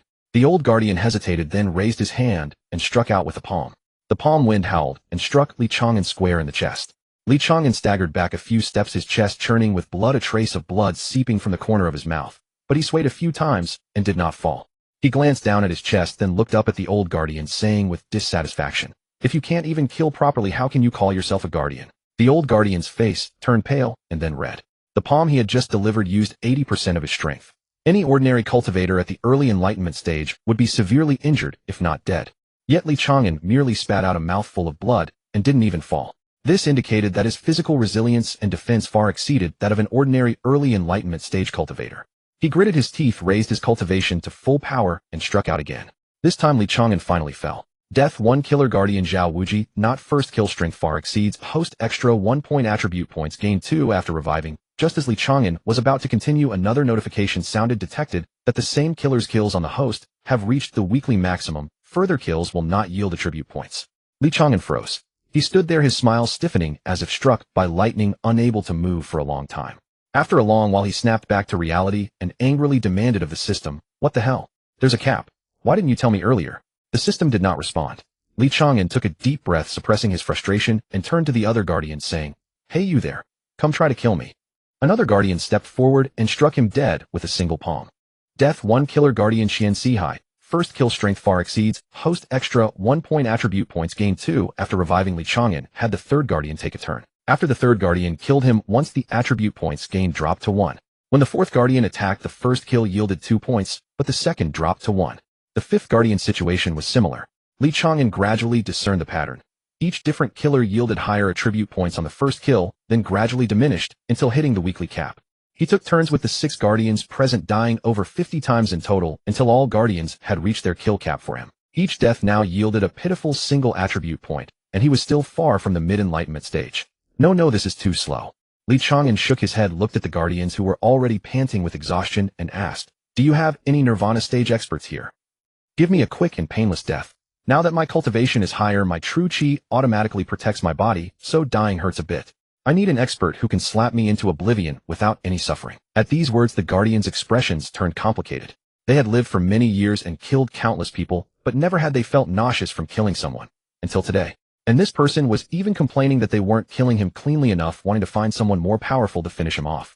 A Nirvana stage initial elder remained silent for a moment, then slowly spoke. "It's getting late today. How about we continue tomorrow?" Li Chang'an glanced at the sky beyond the window. The sun had only just begun its descent, with at least another hour or two before dusk. He was about to retort when Murong Xiren beat him to it. "Indeed, let's call it a day here. We'll continue tomorrow." She walked over to Li Chang'an, took his hand, and said with a beaming smile, "Li Chang'an, you promised to sleep with me tonight, MMPH. Before she could finish, Li Chang'an swiftly clamped his hand over her mouth, then dragged her briskly out of the Palace of Offerings. The several venerable elders there were all highly cultivated, their hearing far surpassing ordinary men. Murong Xiren's unfinished words had already reached their ears with crystal clarity. One elder opened his mouth, his expression complex as he looked at his companion beside him. "Did Her Highness just say, sleep together?" Another elder replied expressionlessly, "Don't ask. I don't know and I don't want to know." A third elder fell silent for a moment, then slowly said, "I've lived over 200 years and today I've truly witnessed something new. It's the first time I've killed so many I feel like throwing up. The fourth elder sighed, a hint of weariness in his voice. I'm developing a psychological trauma from killing now. Every time I kill someone I can't help but worry that the person might resurrect from behind. An old man at the Nirvana realm who had been drawn by the commotion fell silent for a long time, then rose to his feet, and said with firm resolve, if they come again tomorrow, just say I'm in seclusion. Another Nirvana realm elder quickly nodded in agreement. Exactly, I'm also going into seclusion. Say I'm breaking through a bottleneck and need at least 3 months of seclusion. The remaining elders exchanged glances and nodded in consensus. They had finally seen the truth. This young man, named Chang'an, was nothing but a hot potato. Whoever touched him would be doomed. Staying as far away as possible was the wisest choice. Chang'an was led back to the Zichan Hall by Ziran. He had assumed that the princesses living together meant occupying different rooms within the same palace. After all, imperial palaces were vast with countless side halls and chambers. But Ziran directly pulled him through the front hall and corridors, pushed open a carved wooden door, and revealed a lavishly decorated room, filled with a fragrant mist. The room contained a wide purple sandalwood bed draped with pale pink gauze curtains, a dressing table cluttered with cosmetics, powders, and jewelry, and an ancient zither placed by the window. Chang'an halted abruptly. He pointed at the bed, turned to Ziran, and asked warily, Princess, is this your bedchamber? Ziran nodded matter-of-factly and giggled. Yes, it's where I sleep. We agreed to sleep together, didn't we? Chang'an's forehead instantly beaded with sweat. When you said sleep together, did you mean it literally? What else? Ziran blinked innocently. Is there another meaning? Chang'an took a deep breath, quickly stepped back, and waved his hands. No. Absolutely not. The Empress would kill me if she found out. Ziran planted her hands on her hips, and said with a righteous air, aren't you exactly seeking death? Being killed by my imperial sister, wouldn't that be just what you want? Chang'an opened his mouth. That reasoning was so sound, he was left speechless. Yet though he was bent on dying, he had never imagined dying in this manner. He might be thick-skinned, but he still clung to a basic moral bottom line. Though Ziran was of age, she remained in his eyes an innocent, carefree young girl. If anything truly happened, he would have to shoulder the responsibility, and he had no desire to be a heartless scoundrel. He drew in a deep breath, and said seriously, Princess, stop joking. I thought when you said, live together, you meant sharing the same palace complex. Your Zichan Hall is spacious enough, but surely there are side halls or guest rooms. I'll stay in a side hall. Ziran pouted discontentedly. What's the big deal?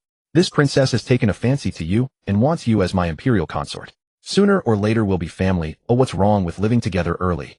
Chang'an felt his temples throbbing. He was about to continue persuading her when he suddenly heard a palace maid's voice from outside the door. Her Majesty the Empress arrives. Both of them were startled. Chang'an's heart sank with foreboding, while Ziran hastily straightened her dress.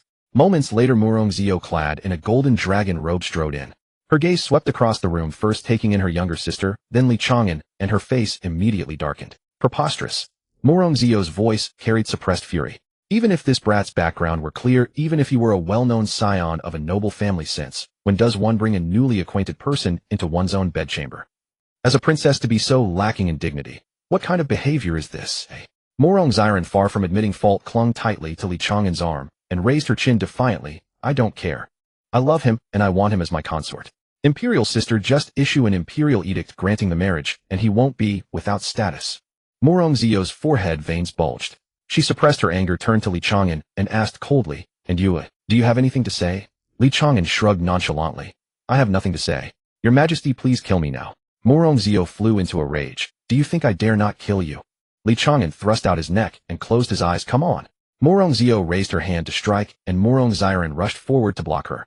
But Chang'an beat her to it. He reached out, slapped her bottom twice, then pushed her aside, and said, shoo, don't get in the way.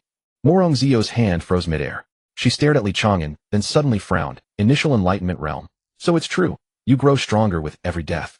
No wonder you're so eager to die and unafraid of it. Chang'an opened his eyes and grinned. So please, your Majesty, grant my wish, and kill me a few times. Zio snorted coldly, and withdrew her hand. I'm not going to help you become stronger. Seeing her refusal, Chang'an steeled himself, stepped forward, grabbed Zio's hand, rubbed it between his palms, and said with a roguish smile, Your Majesty, your hand is so smooth. Zio's face flushed crimson. She yanked her hand back and struck Chang'an square in the chest. The strike was delivered with deft control, force enough to send an initial enlightenment realm cultivator flying, yet not fatal. Chang'an somersaulted twice in the air, crashed to the ground, blood trickling from the corner of his mouth, yet he did not die. He climbed to his feet, covered his face, and said gloomily, Your Majesty, if you want to kill me outright. What's the point of beating me half to death? Zio snorted coldly. This way you'll lie still and behave, so you won't be restless seeking death. Also, I warn you, if you dare have any improper thoughts about Xiren, I'll have you castrated. Li Chang'an trembled with fear, instinctively squeezing his legs together. He quickly regained his wits. He had come here to seek death. How could a mere threat frighten him? He gritted his teeth, unleashing his supremely agile speed to the limit, his figure turning into a he lunged at Mu Rongzio, shouting, "Since His Majesty won't kill me, I shall seek death myself." Mu Rongzio hadn't expected him to strike so suddenly, but the late-stage Great Emperor realm cultivation stood before her. Her reflexes were far beyond Li Chang'an's imagination. Almost instinctively, she raised a palm and struck, landing squarely on Li Chang'an's chest. This time she did not hold back. The force sank a hollow into his chest. The man was sent flying backward, crashing through the screen behind him and rolling several times on the floor before stopping dead on the spot. Mu Rongziren cried out, "Older sister, take it easy next time." But the words were already out, and he was dead. Li Chang'an's consciousness lingered in the darkness for a moment, a smug satisfaction blossoming in his heart. 5 attribute points were earned. In the Great Emperor realm, a master indeed gave power. He immediately chose to respawn beside Mu Rongzio, and as soon as he appeared, he reached out and slapped Mu Rongzio's butt. Pop! A crisp sound echoed through the sleeping hall. Mu Rongzio's body stiffened suddenly. She slowly turned her head, looking at Li Chang'an in disbelief. From childhood to now, no one had ever dared to smack her butt. This man is the first. Her cheeks reddened at a visible pace, a mix of shame and anger flooding her. She raised a palm to crush Li Chang'an's head, but when she saw him close his eyes, a look of anticipation on his face, her hand paused in midair. She gritted her teeth and said, "I won't help you get stronger." Li Chang'an, seeing her withdraw, hurriedly spread his arms, wrapping around her waist, his face pressed against her back, saying, "If your majesty won't kill me, I shall molest you." Mu Rongzio's body stiffened again. A surging chi burst forth from within her, blasting Li Chang'an away. Truly outrageous. Never have I seen such brazen shamelessness. Li Chang'an struck the wall, slid to the ground, coughing up blood a few times, but he did not die. As strength rose, even with defenses abandoned, if the opponent did not go all out, a single strike often could not finish him. Mu Rongziren, now consumed with jealousy, hurried over to lift Li Chang'an to his feet, blocking in front of him, and said in a huff to Mu Rongzio, "Don't you dare hug older sister. If you want to hug me." Li Chang'an thought with urgency. He pushed Mu Rongziren aside and said irritably, "Quit messing around. Today, if I don't die 180 times, I will cling to your elder sister forever." Mu Rongzio heard this and felt her head spin. She realized that Li Chang'an was a stubborn rascal, fearless of death, and growing stronger with each death. If he truly latched onto her, it would be a nightmare. Given this brazen fellow's nature, she had no doubt Li Chang'an would dare to creep onto her bed in the middle of the night. Yet more alarming was that at the moment he hugged her waist, her heart unexpectedly beat faster by several beats for no reason. She had lived many decades. Never had any man dared treat her this way, nor had any man stirred such unfamiliar feelings within her. She drew a deep breath, forcing herself to calm down, then scoffed and said, "Don't kill me. Do as you please with me." With that, she turned and walked away, her steps a little quicker than usual, as if fleeing from something. Mu Rongziren watched the retreating figure of Mu Rongzio, then turned to Li Chang'an with a playful smile and said, "Your sister won't kill you," and she left. "Does that mean we can live together now?" "No way. I need her to kill me." Li Chang'an groaned. Mu Rongziren held his arm tightly, not letting him go, and said, "Quit clinging to older sister. Come bully me if you like. If I get angry, I can kill you too." Li Chang'an looked down at her cultivation, rolled his eyes. "Tickling you isn't enough for me. Even if I don't dodge or evade, you can't even harm a hair on my head." Mu Rongziren scoffed, lifting her chin. "Then it depends on the method. Stay still, and I can keep you from getting out of bed tomorrow." Li Chang'an staggered, nearly losing his balance. He steadied himself, his eyes wide with fear, thinking, whose did this princess learn her tiger and wolf words from? Li Chang'an gave Mu Rongziren a light tap on her head, frowning, "Don't think about this rubbish. You sleep your own way, or I'll go to the Western Annex. Otherwise, I'll leave right now, and you'll never see me again." Mu Rongziren covered her head, pouted, unwillingly watching him, but seeing his resolve and seriousness, not joking, she finally compromised. She muttered, all right, the Western Annex then. Why so fierce? Though I like the way you look when you're fierce, what the heck? Li Chang'an rolled his eyes, ignoring her, turning to leave the royal bedchamber, and under the guidance of a maid he arrived at the Western Annex on the western side of Xichen Hall. The annex may not be as spacious as the main hall, but its arrangement was equally elegant. The bed and coverings were complete. He closed the door, shed his outer robe, and laid down on the bed, letting out a long breath. Meanwhile, in the imperial study, Mu Rongzio slowly retracted her divine sense. She leaned back in the chair, lifted the teacup, took a sip, and the taut expression slackened a little. She had been watching the movements in Xichen Hall with her divine sense, fearing that Li Chang'an, that brazen rogue, would really do something improper to her younger sister. If Li Chang'an truly remained in Mu Rongziren's sleeping quarters, she would intervene no matter what. But now it seems that although this fellow is death-seeking and reckless, at least he has some bottom line in certain matters. Mu Rongzio set the teacup down, her fingertips unconsciously brushing over her waist and buttocks. The place still bore the warmth and memory of Li Chang'an's hand. Her cheeks flushed slightly as she clenched her teeth and muttered, "This bastard's so brazen. He won't really appear on my bed in the middle of the night. Will he?" She shook her head, pushing these thoughts aside, picked up the memorial again, but her gaze lingered on the characters for a long time. Her mind kept conjuring Li Chang'an's cheerful smiling face and the strange, uncanny sensation of his arm around her waist. After all these years, it's the first time a man has dared to treat her this way. Tomorrow I must keep a closer eye. No more trouble from Xiren. She muttered to herself again, turning her attention back to the memorial. In the western annex, Li Chang'an lay on the bed, his hands behind his head, gazing at the finely painted ceiling, beginning to plot his next steps. The situation was rather tricky. Murong Xiren kept getting in the way, protecting him at every turn, so he couldn't provoke the Empress. Meanwhile, Empress Murong Zio had seen through his plan and made clear she would not help him grow stronger. Continuing to pest the palace would perhaps have some effect, but the rate was too slow, and with the princess meddling nearby, he could hardly unleash his full power. I must find someone who hates me to the bone, who would crave to tear me apart piece by piece. Li Chang'an narrowed his eyes as a sudden image flashed through his mind. The brocade-clad young master he had crippled, writhing on the ground while clutching his groin in agony. A faint smile curled at the corner of his lips. The Martial Arts Alliance leader's son. A blood feud that ends his lineage. His father should be more than willing to kill me with his own hands, shouldn't he? The more he thought about it, the more feasible the idea seemed. The Martial Arts Alliance leader was at least a great Emperor realm cultivator, and he bore a deep-seated grudge. Unlike the Empress, who was bound by countless considerations, the Alliance leader would undoubtedly try to kill him with full force. If he could find that Alliance leader and have him kill him hundreds of times, he might even skyrocket from the early Tao Enlightenment realm to the peak, or even break through to the Nirvana realm. But before that, he still wanted to try squeezing something more out of the palace.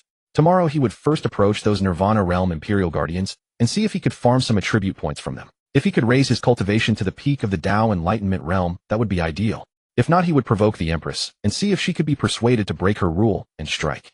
If the Empress still refused to kill him, he would leave the palace and seek out the Martial Arts Alliance leader. With a clear plan in mind, Li Chang'an felt a weight lift off his shoulders. He turned over, adjusted his sleeping position, closed his eyes, and soon drifted into a deep slumber. Early the next morning, as dawn was barely breaking and Li Chang'an was still in the midst of his dreams, a loud bang echoed. The door of the side hall was suddenly pushed open. Immediately after, light footsteps accompanied by a cheerful chatter streamed in. Li Chang'an, get up quickly. The sun is already high. Let's go have breakfast together. Li Chang'an jolted awake and instinctively sat up, only to realize that he had habitually taken off his trousers before sleeping. At this moment, he was only wearing a short pair of undergarments, leaving most of his thighs and lower abdomen exposed to the air. He quickly grabbed the blanket to cover himself, looking at Murong Xiren, who stood by the bed with sparkling eyes, and gritted his teeth. Princess, can't you understand the concept of propriety between men and women? I'm used to sleeping naked. Instead of turning away, Murong Xiren tilted her head curiously, her gaze wandering over the blanket-covered area, and giggled.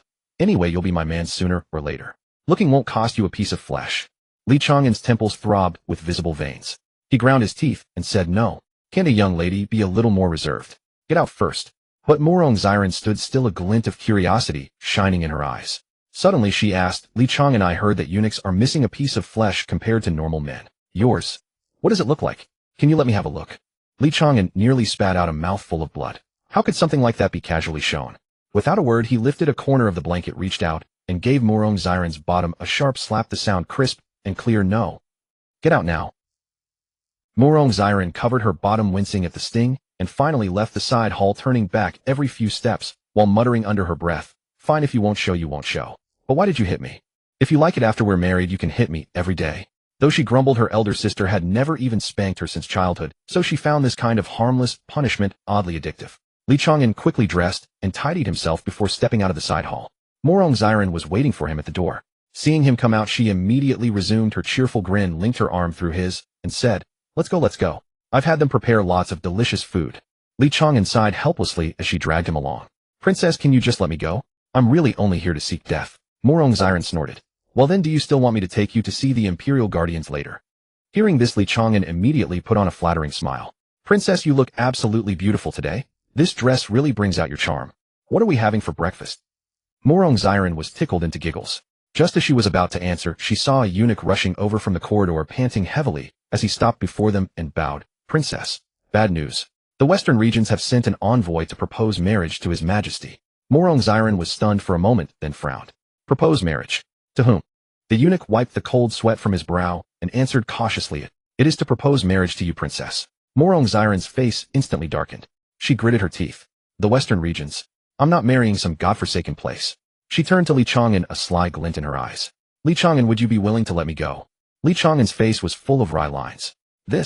I don't really have a say in it, do I yet? Morong Xiren huffed, took his hand, and headed toward the main hall, saying as she walked, let's go see what's going on. When the time comes, just say that you and I have already consummated our relationship, so I can't marry abroad. Li Chang'an nearly stumbled and fell. He steadied himself quickly. Princess, this joke is not funny. Morong Xiren cut him off, pouting. You won't even help me with this. After all the devotion I've shown you, taking you to the Imperial Guardians, preparing food and drink for you. Li Chang'an, overwhelmed by her nagging, waved his hand. Fine, let's first see what's happening, alright. Morong Xiren's expression instantly turned from anger to joy, and she pulled him briskly toward the main hall. As they reached the entrance, they could hear the murmurs of the court session inside. Inside the great hall, civil and military officials stood in 2 rows. Morong Xiao sat high on the dragon throne, her expression calm, as she listened to an envoy dressed in Western region's attire speaking eloquently.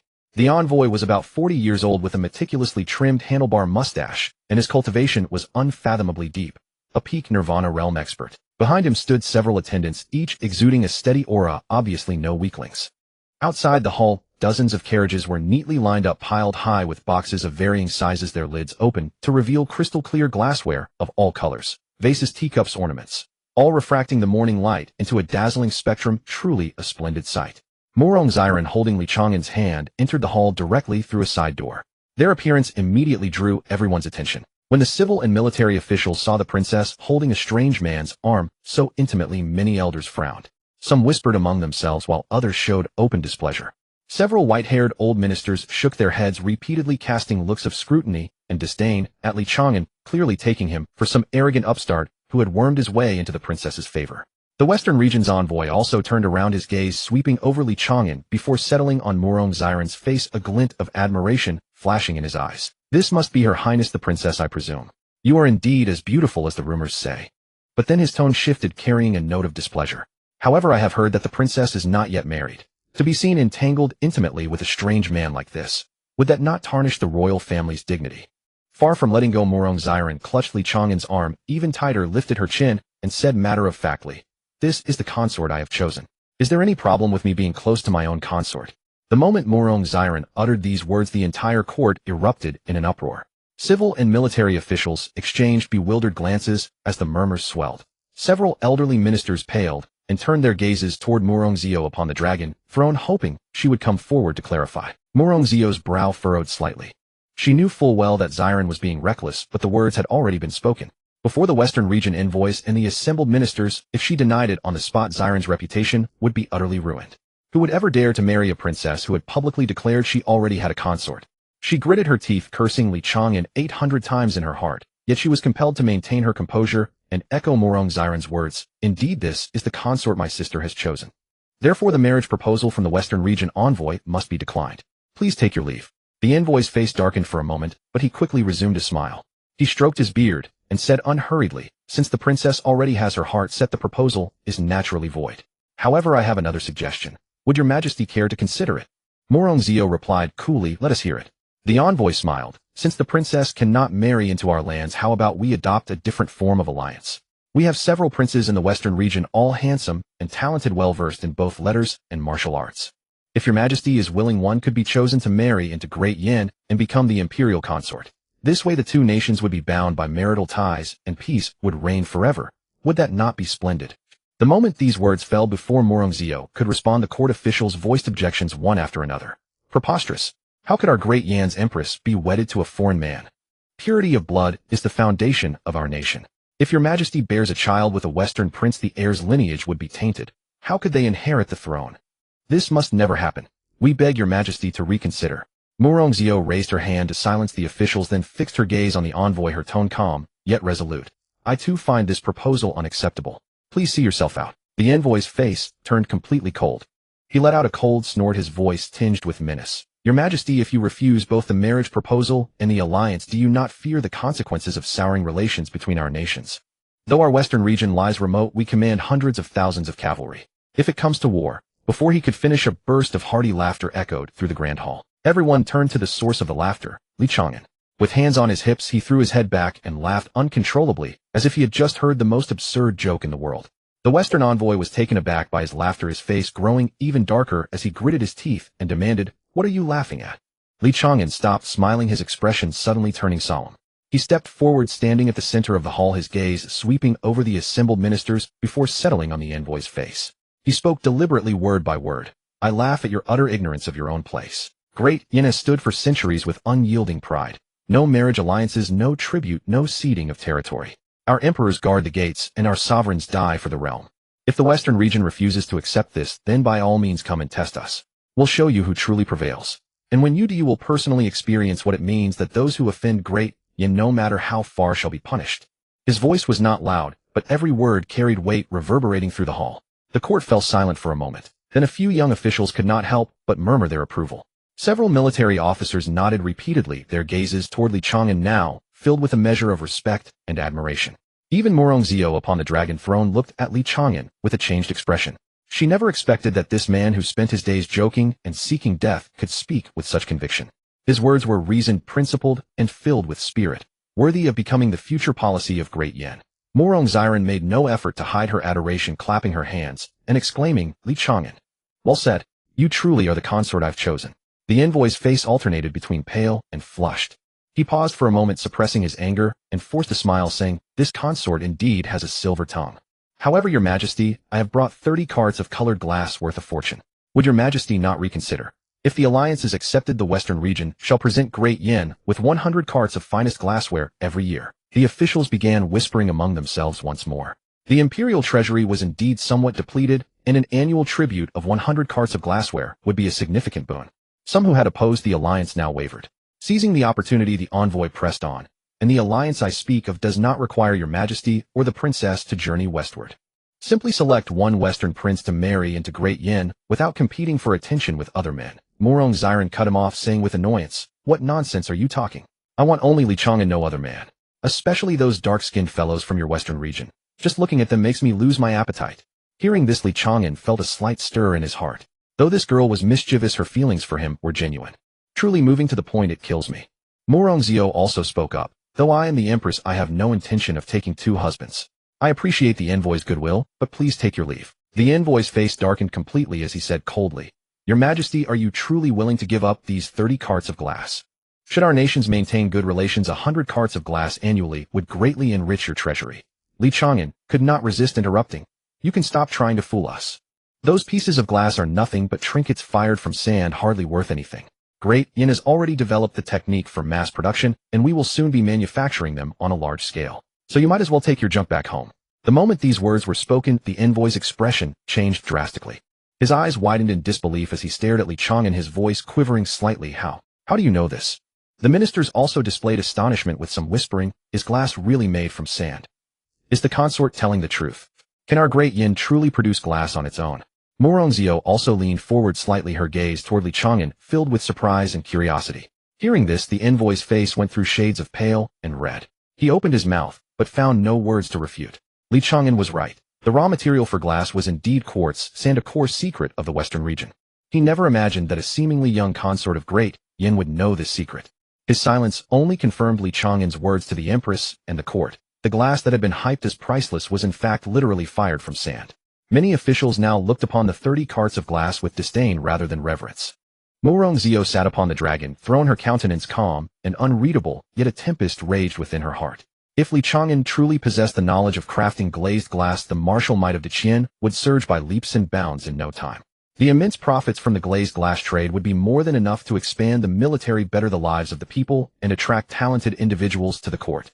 This man who seemed so eager to embrace death was hiding such remarkable abilities after all. After a moment of silence, the envoy's face flushed with humiliation and anger as he glared at Li Chang'an, grinding his teeth. "You certainly know a lot. As the consort of the Great Yin, I wondered just how capable are you in combat? What use is a silver tongue?" Li Chang'an's eyes lit up at these words. He glanced at the Nirvana Realm Peak Guard standing behind the envoy, and his heart stirred with excitement. This was a perfect opportunity to grind for points delivered right to his doorstep. He stepped forward with a grin. "I'm not too sure about my own abilities, but how about we make a little wager? If you can truly kill me outright, I'll gladly relinquish my position as consort. How about that?" Morongziran immediately grew anxious and tugged at his sleeve. "Li Chang'an, what nonsense are you talking? I forbid you from using that as a wager." Li Chang'an waved his hand, silencing her before she could continue. Murongzio, still seated on the throne, raised an eyebrow slightly. This fellow never missed a chance to court death. Yet she made no move to stop him, well aware of his true capabilities. The Nirvana Realm Peak guard behind the envoy let out a cold snort, stepping forward and looking down at Li Chang'an with undisguised contempt. You're just at the early stage of Dao comprehension, aren't you? At your age, achieving such a cultivation base is indeed remarkable, but you're far too arrogant. Do you truly believe that mere words can bridge the gap between the Dao comprehension realm and the Nirvana realm? Li Chang'an replied with a cheerful grin. Here's the deal, I'll stand right here and let you strike me. If you can kill me so thoroughly that I can't get back up, I'll leave immediately without any hesitation. The guard's expression darkened. You're too insolent. You really won't move. Li Chang'an nodded with a calm, composed expression. Of course not. However, to keep this place clean, let's take this outside. I'd hate to leave this hall all bloody. Everyone's gaze turned toward Murongzio. Murongzio pondered for a moment before finally nodding in agreement.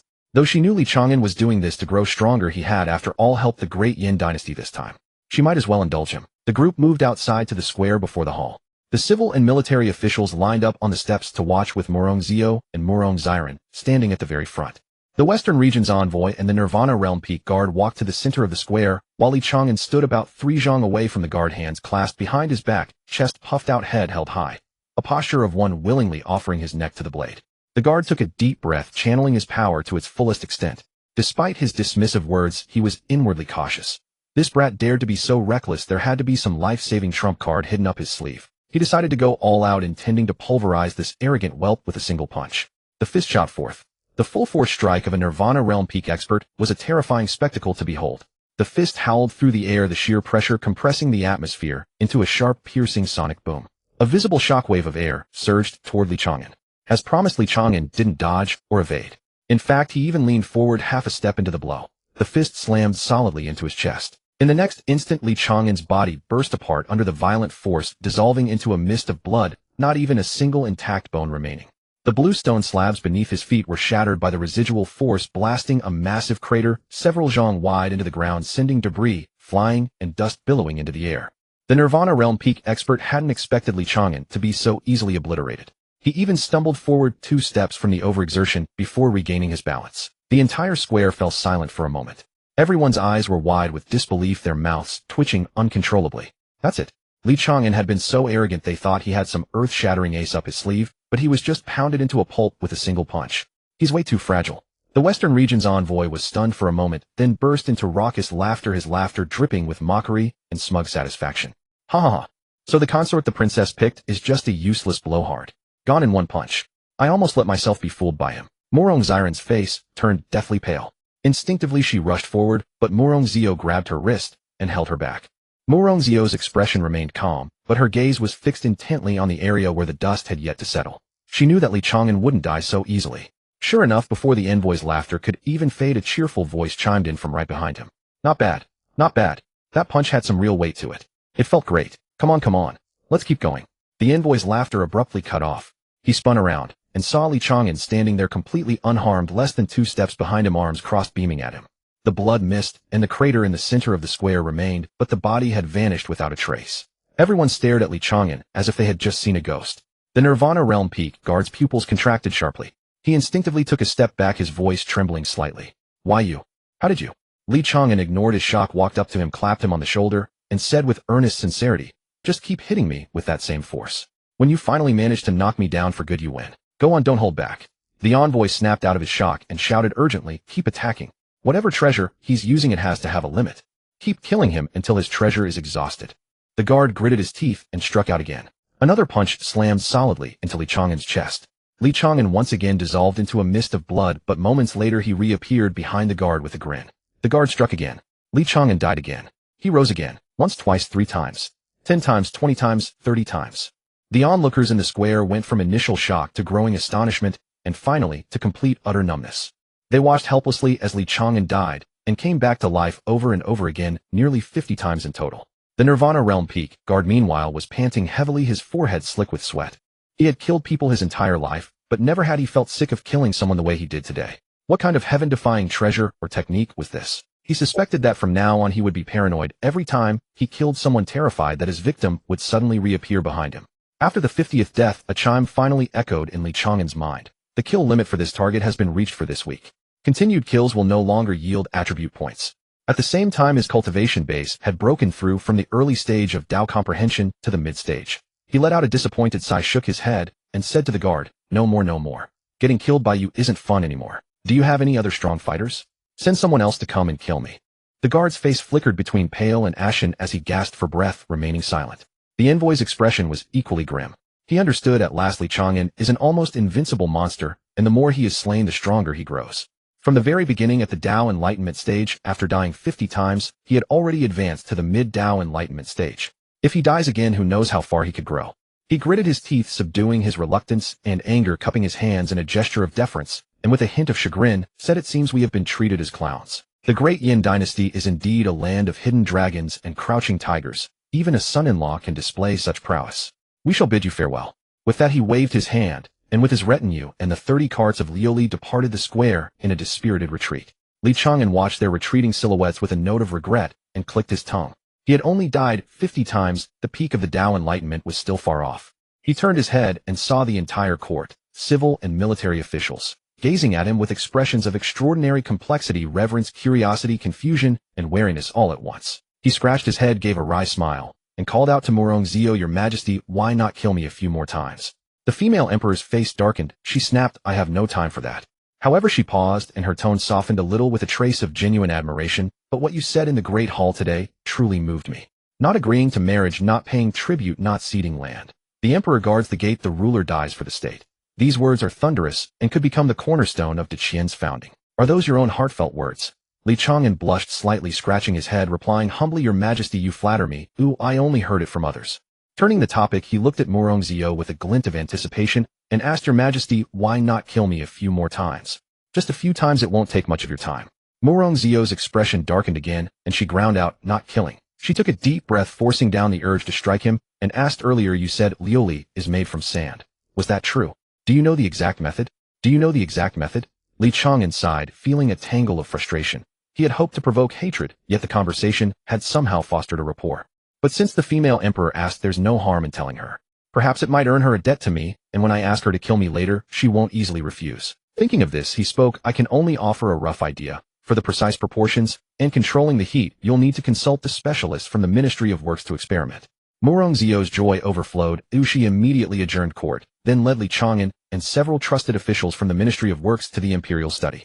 Li Chang'an, drawing on memories from his past life of documentaries and popular science articles, explained the basic principle of Liuli smelting from start to finish: quartz, sand, soda ash, and limestone, mixed in proportion, melted at high temperatures, then slowly cooled into shapes, while hot iron tubes could be used to blow mold and shape them into various vessels. He also picked up a pen and sketched a rough schematic of a high-temperature reflective furnace, annotating as many details as he could recall. Several Ministry of Works officials' eyes lit up. They held the drawing like a treasure, praising Li Chang'an for his breadth of knowledge and talent, eager to kneel and beg him to accept them as disciples on the spot. Murongzio immediately ordered the Ministry of Works to set up a test kiln overnight, sparing no expense, to produce the first batch of Liuli as soon as possible. After the Ministry of Works people departed with countless thanks, only Murongzio and Li Chang'an remained in the imperial study. Murongzio looked at Li Chang'an with a complex expression, and after a moment of silence, said, "Li Chang'an, you have once again earned a great merit. Tell me, what reward would you desire? If I can do it, I shall grant it." Li Chang'an's eyes lit up. He eagerly replied, "Then, Your Majesty, could you kill me 100 times? No, 50 times will do." He knew there was a weekly limit. After all, daily killing would be excessive. A slow, steady approach is the king's way. Murongzio's face instantly darkened. After so many years as emperor, there were those who sought offices, wealth, lands, or marriages, but someone asking to die. This was the first time she had encountered such a request. Gritting her teeth, she said, "Can't you ask for a normal reward?" Murongziran, standing nearby, grew anxious, tugging Li Chang'an's sleeve. "Li Chang'an, can't you ask your sister to grant us a marriage? If we become a family, would it be easier for the empress to kill you a few more times?" Li Chang'an and Murongzio both wore dark lines on their faces. If it really becomes a family, the empress would be even more reluctant to strike you down. What side is this girl on anyway? Murongzio rubbed her temples and sighed, "Let's drop the killing. However, I can agree to another condition. If you nod, I can immediately decree that you will be the husband of my imperial sister." Li Chang'an was suddenly anxious. He had helped the empress so much today, surely she would be reluctant to strike at him again. This wouldn't do. He steeled his resolve, gritting his teeth. "Your Majesty, if you won't kill me, then I will sneak into your bed in the middle of the night. Believe it or not." Murongzio's first reaction wasn't anger, but a sudden, inexplicable flutter of unease. She knew all too well that this scoundrel could indeed pull off such a reckless act. But what about the imperial sister? and one's own reputation. She spat, pushing such chaotic thoughts from her mind, though her cheeks flushed a little despite herself. Murong Xiren heard this and immediately pouted, sulking. Li Chang'an, you are not allowed to go to the Imperial Sister's bed. You can come to my room. Li Chang'an, only seeking death, decided to go all out and said, Princess, give up. I prefer your sister, the Empress. Either she kills me 50 times or I will pester her every day. Your choice. Murong Xiren froze for a moment, then let out a wail, tears like beads breaking loose, crying out, Li Chang'an, I hate you. She stomped off, turning and sprinting out of the Imperial study, her cries fading into the distance. Murong Xiren stood up a little flustered and glared at Li Chang'an, asking, what nonsense are you spouting? You've made the Imperial Sister cry now, huh? You caused it. Go and soothe her yourself. Li Chang'an felt he might have gone too far. Though guilty in his heart for betraying the princess's sincerity, he truly had no other choice. He clenched his teeth and looked at Murong Xiren, asking, Your Majesty, then tell me, how will you be willing to kill me? Murong Xiren snorted coldly, turning her head away. I said no. I won't kill you, and I won't help you grow stronger. Li Chang'an, hardening his resolve, stepped closer to Murong Xiren, pretending to embrace her, and said, Are you going to kill me or not? Murong Xiren's heart suddenly raced, and a faint blush crept unbidden onto her cheeks. Yet she stubbornly kept her head turned away, refusing to look at him, and said, I won't kill you. Gritting his teeth, Li Chang'an reached out and pulled her into an embrace. This time Murong Xiren did not use her spiritual energy to blast him away. Li Chang'an felt the fiery, rigid body in his arms, and he himself was stunned. I've gone this far, and you still won't kill me. Could it be that the saying, persistence wins over a steadfast woman, is true? At this moment Murong Xiren's mind was also blank. She realized that she could not muster any hatred for this man, and that palm strike simply refused to fall. Seeing that she still made no move, Li Chang'an suddenly felt as bored as he had with Injuji back then. He released his hold and said dejectedly, How boring. Truly boring. It seems I need to leave for a while. Murong Xiren, still not fully recovered from the embrace, hastily asked upon hearing he was leaving, You're leaving? If you go, what about my Imperial sister? She paused, then added, Oh, and she's crying because of you now. Go and comfort her. Li Chang'an also felt he had wronged the princess and nodded. All right, I'll go and comfort her. With that he turned and walked out of the Imperial study. Murong Xiren watched his figure disappear beyond the door, her gaze lingering for a long time. She still recalled the feeling of being held in his arms, the solid chest, the fiery breath. In that instant the woman who had single-handedly supported the Empire for years experienced a sense of protected security. She muttered softly, Bastard. You've already provoked my Imperial sister, and now you come to provoke me. Next time you dare to touch me, I will not go easy on you. Her voice grew softer, and by the end, even she herself doubted the weight of her words. Li Chang'an arrived at the princess's palace gate, and saw several palace maids standing outside, peering anxiously inside, but daring not to enter. He approached one maid and asked, Where is the princess? The maid recognized him, quickly bowed, and replied in a low voice. Masterly, the princess ran back to her room in tears, locked herself in, and won't let anyone in. Li Chang'an sighed, helplessly waved his hand to dismiss the maids, and walked to the princess's door. As he drew near, he heard a dull thudding from inside, mingled with the princess's tearful mutterings. Stinky Li Chang'an. Bad Li Chang'an. You don't even like me. You like my Imperial sister. Boo-hoo. I'll bite you to death. Another thud of a pillow being pounded followed. Li Chang'an pushed at the door, which was unlocked, and swung open.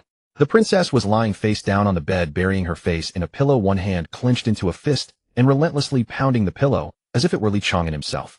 Without turning her head, she shouted, Who told you to come in? Get out. Li Chang'an closed the door, leaned against the frame, and said calmly, If your highness doesn't want to see me, shall I leave? The princess's body stiffened.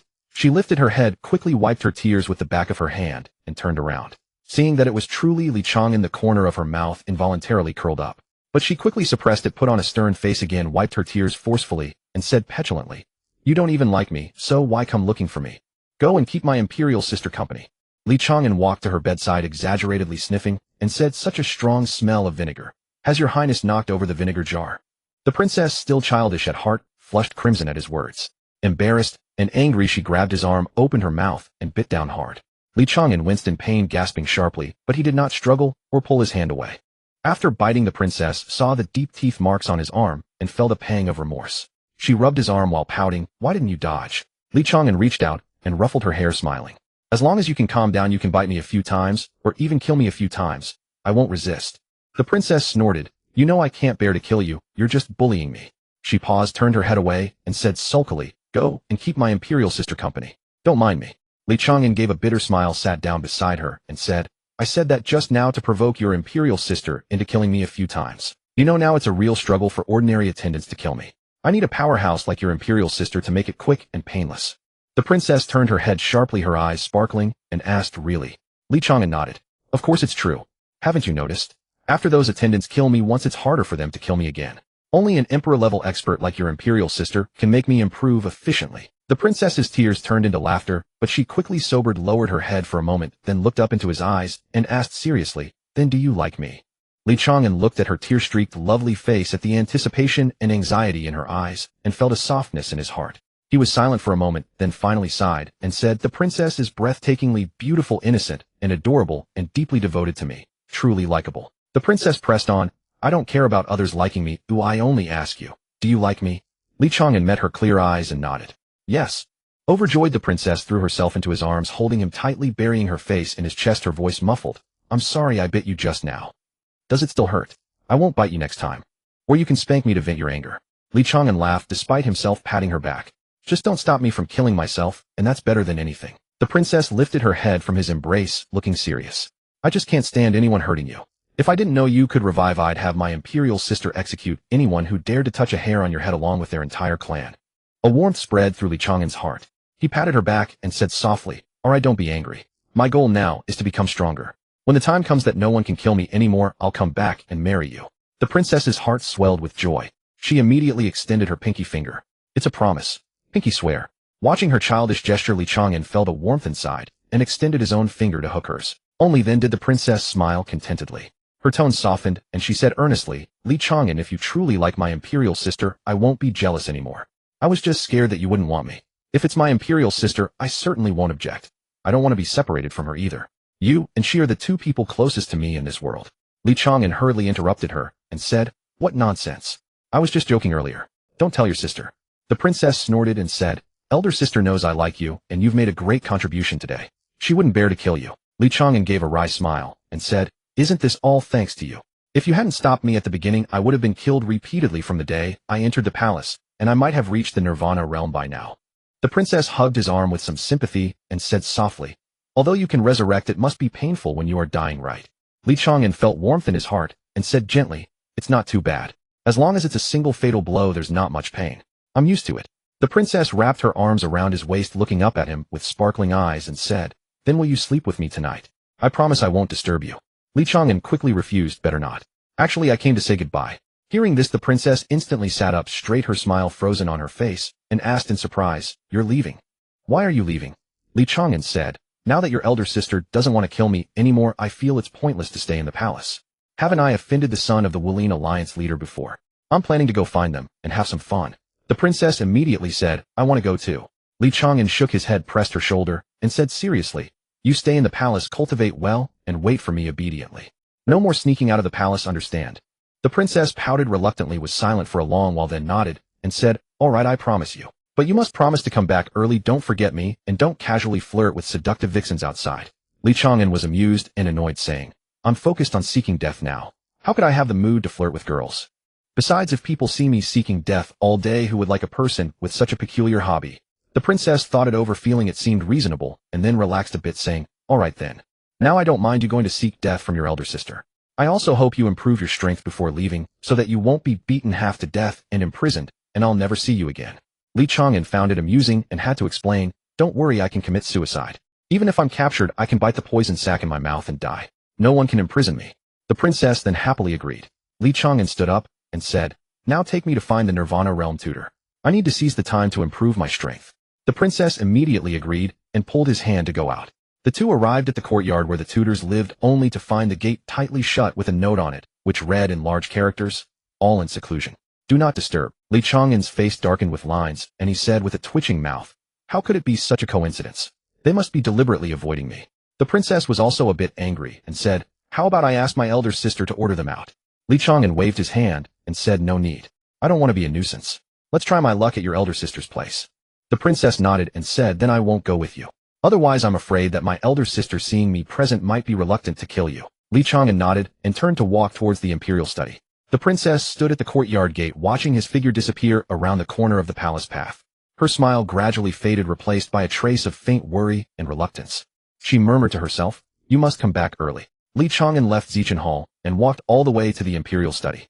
The maids and eunuchs along the way, upon seeing him, bowed their heads and salute, their eyes filled with curiosity and awe. The words spoken by this imperial consort in the Great Hall today had spread throughout the entire palace along with the rumor of his immortality. Li Chang'an had no mind to heed these glances. His head was full of how to make the Empress kill him a few more times.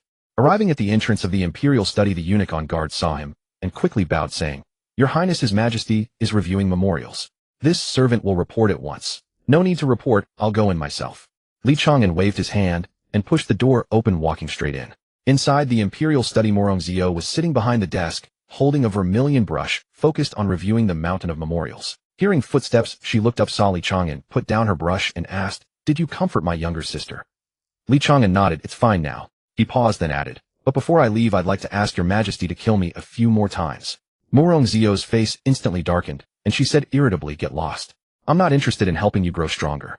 Li Chang'an grew anxious, stepped forward 2 paces, and said, "Then just kill me 10 times, okay? 10 times will do. It won't take much of your time." Morongzio ignored him, picked up her vermilion brush again, and lowered her head to review the memorials as if he didn't exist.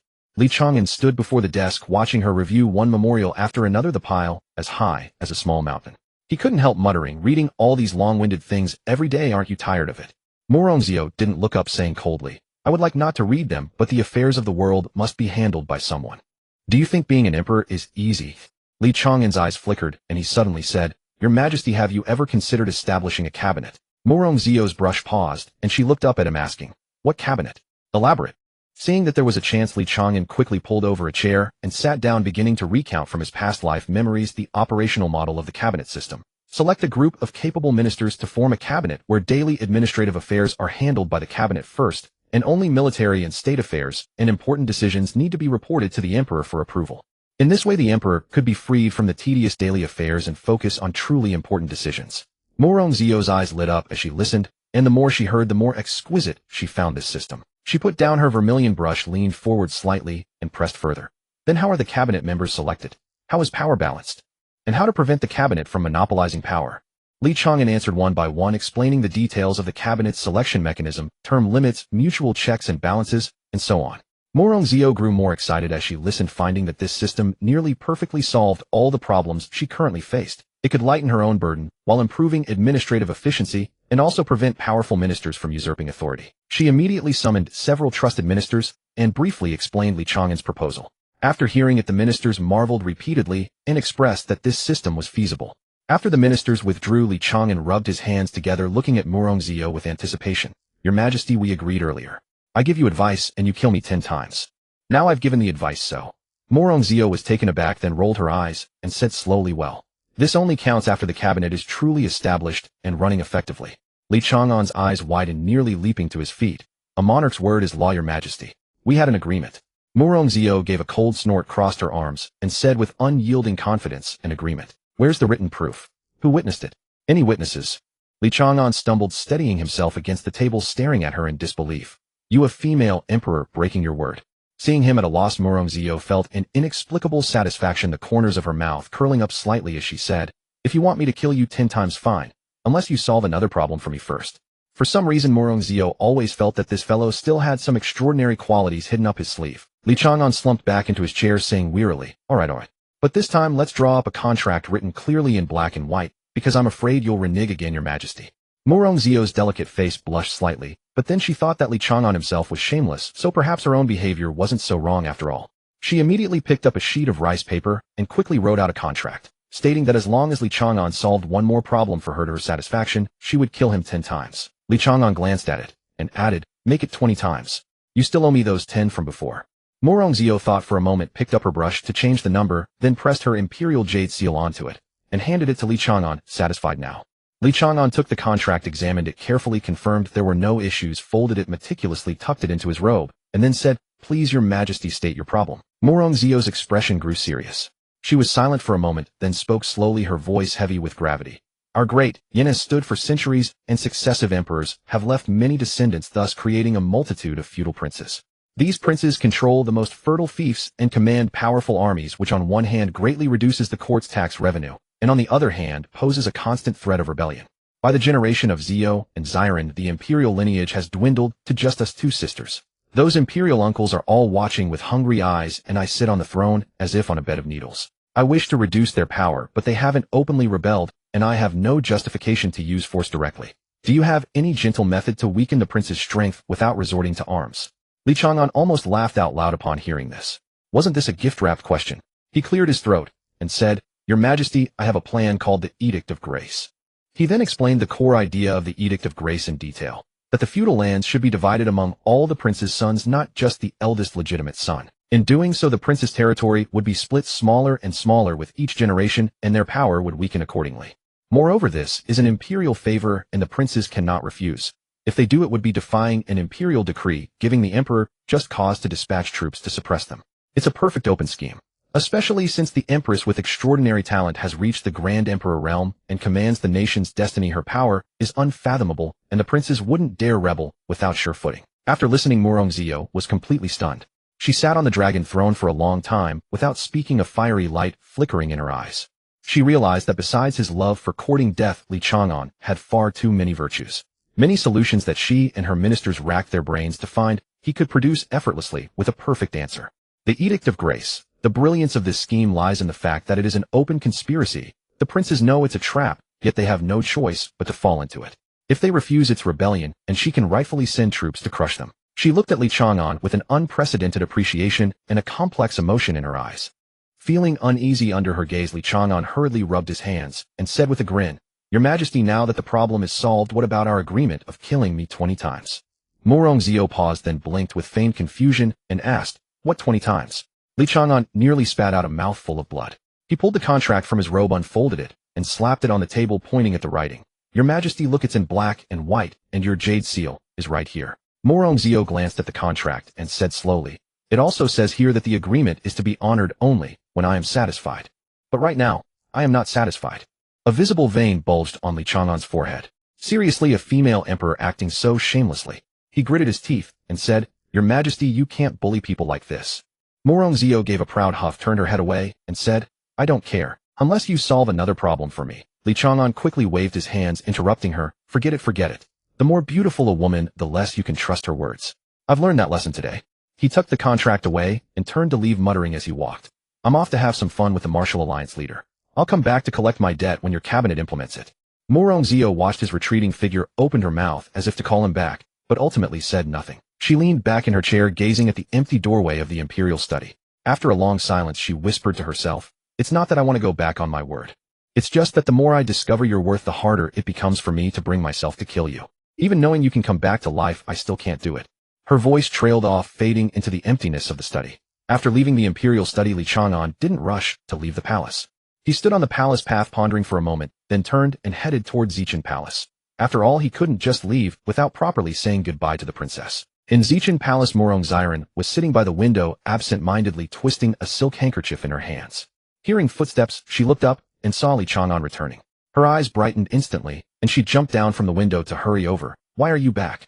Did you change your mind about leaving? Seeing the anticipation in her eyes, Li Chang'an felt a softness in his heart and shook his head, saying, I still have to go. But before I leave, I wanted to say a proper goodbye to you. The smile on Murongzio's face faded a little, yet she didn't cry as she had before. Instead, she was silent for a moment, then gently threw herself into his arms, burying her face in his chest, her voice tinged with reluctance. Then you must promise to think of me, not fool around with others out there, and most importantly, don't forget me. A wave of tenderness washed over Li Chang'an. He reached out and gently patted her back, saying softly, Don't worry, it's not like I'm never coming back. Murongzio lingered in his embrace for a while before reluctantly letting go. She turned around, took a storage pouch from the bedside, and pressed it into Li Chang'an's hand, saying, There are 10,000 spirit stones and 100,000 taels of silver notes in here. Eat well, drink well, and don't stint on yourself while you're out there. If you ever get tired, come back early. Great, Yin is your home. Li Chang'an clutched the storage pouch, still warm from her touch, gazing at the young girl before him, whose eyes were red-rimmed, yet held a facade of bravery. A warmth he had never felt before surged within his heart. He fell silent for a moment, then lowered his head and gently kissed her smooth forehead, whispering softly, My princess, wait for me. I will come back for you.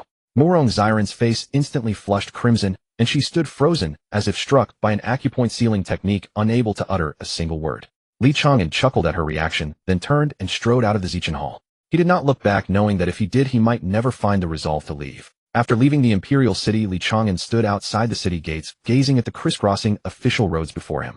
He suddenly realized he faced an awkward dilemma. He knew the young master he had crippled was the son of the martial arts alliance leader, but he had no idea where the alliance leader actually resided.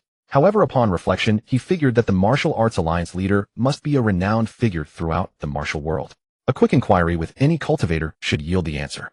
He decided to first enter a town, find an inn, and gather information before setting out. He walked into the nearest town outside the Imperial City and found an inn that seemed to be doing brisk business. As soon as he stepped through the door, he noticed several cultivators in the hall sitting together chatting animatedly. His eyes lit up and he approached, taking a seat at a nearby table, ordering a pot of tea and perking up his ears to listen.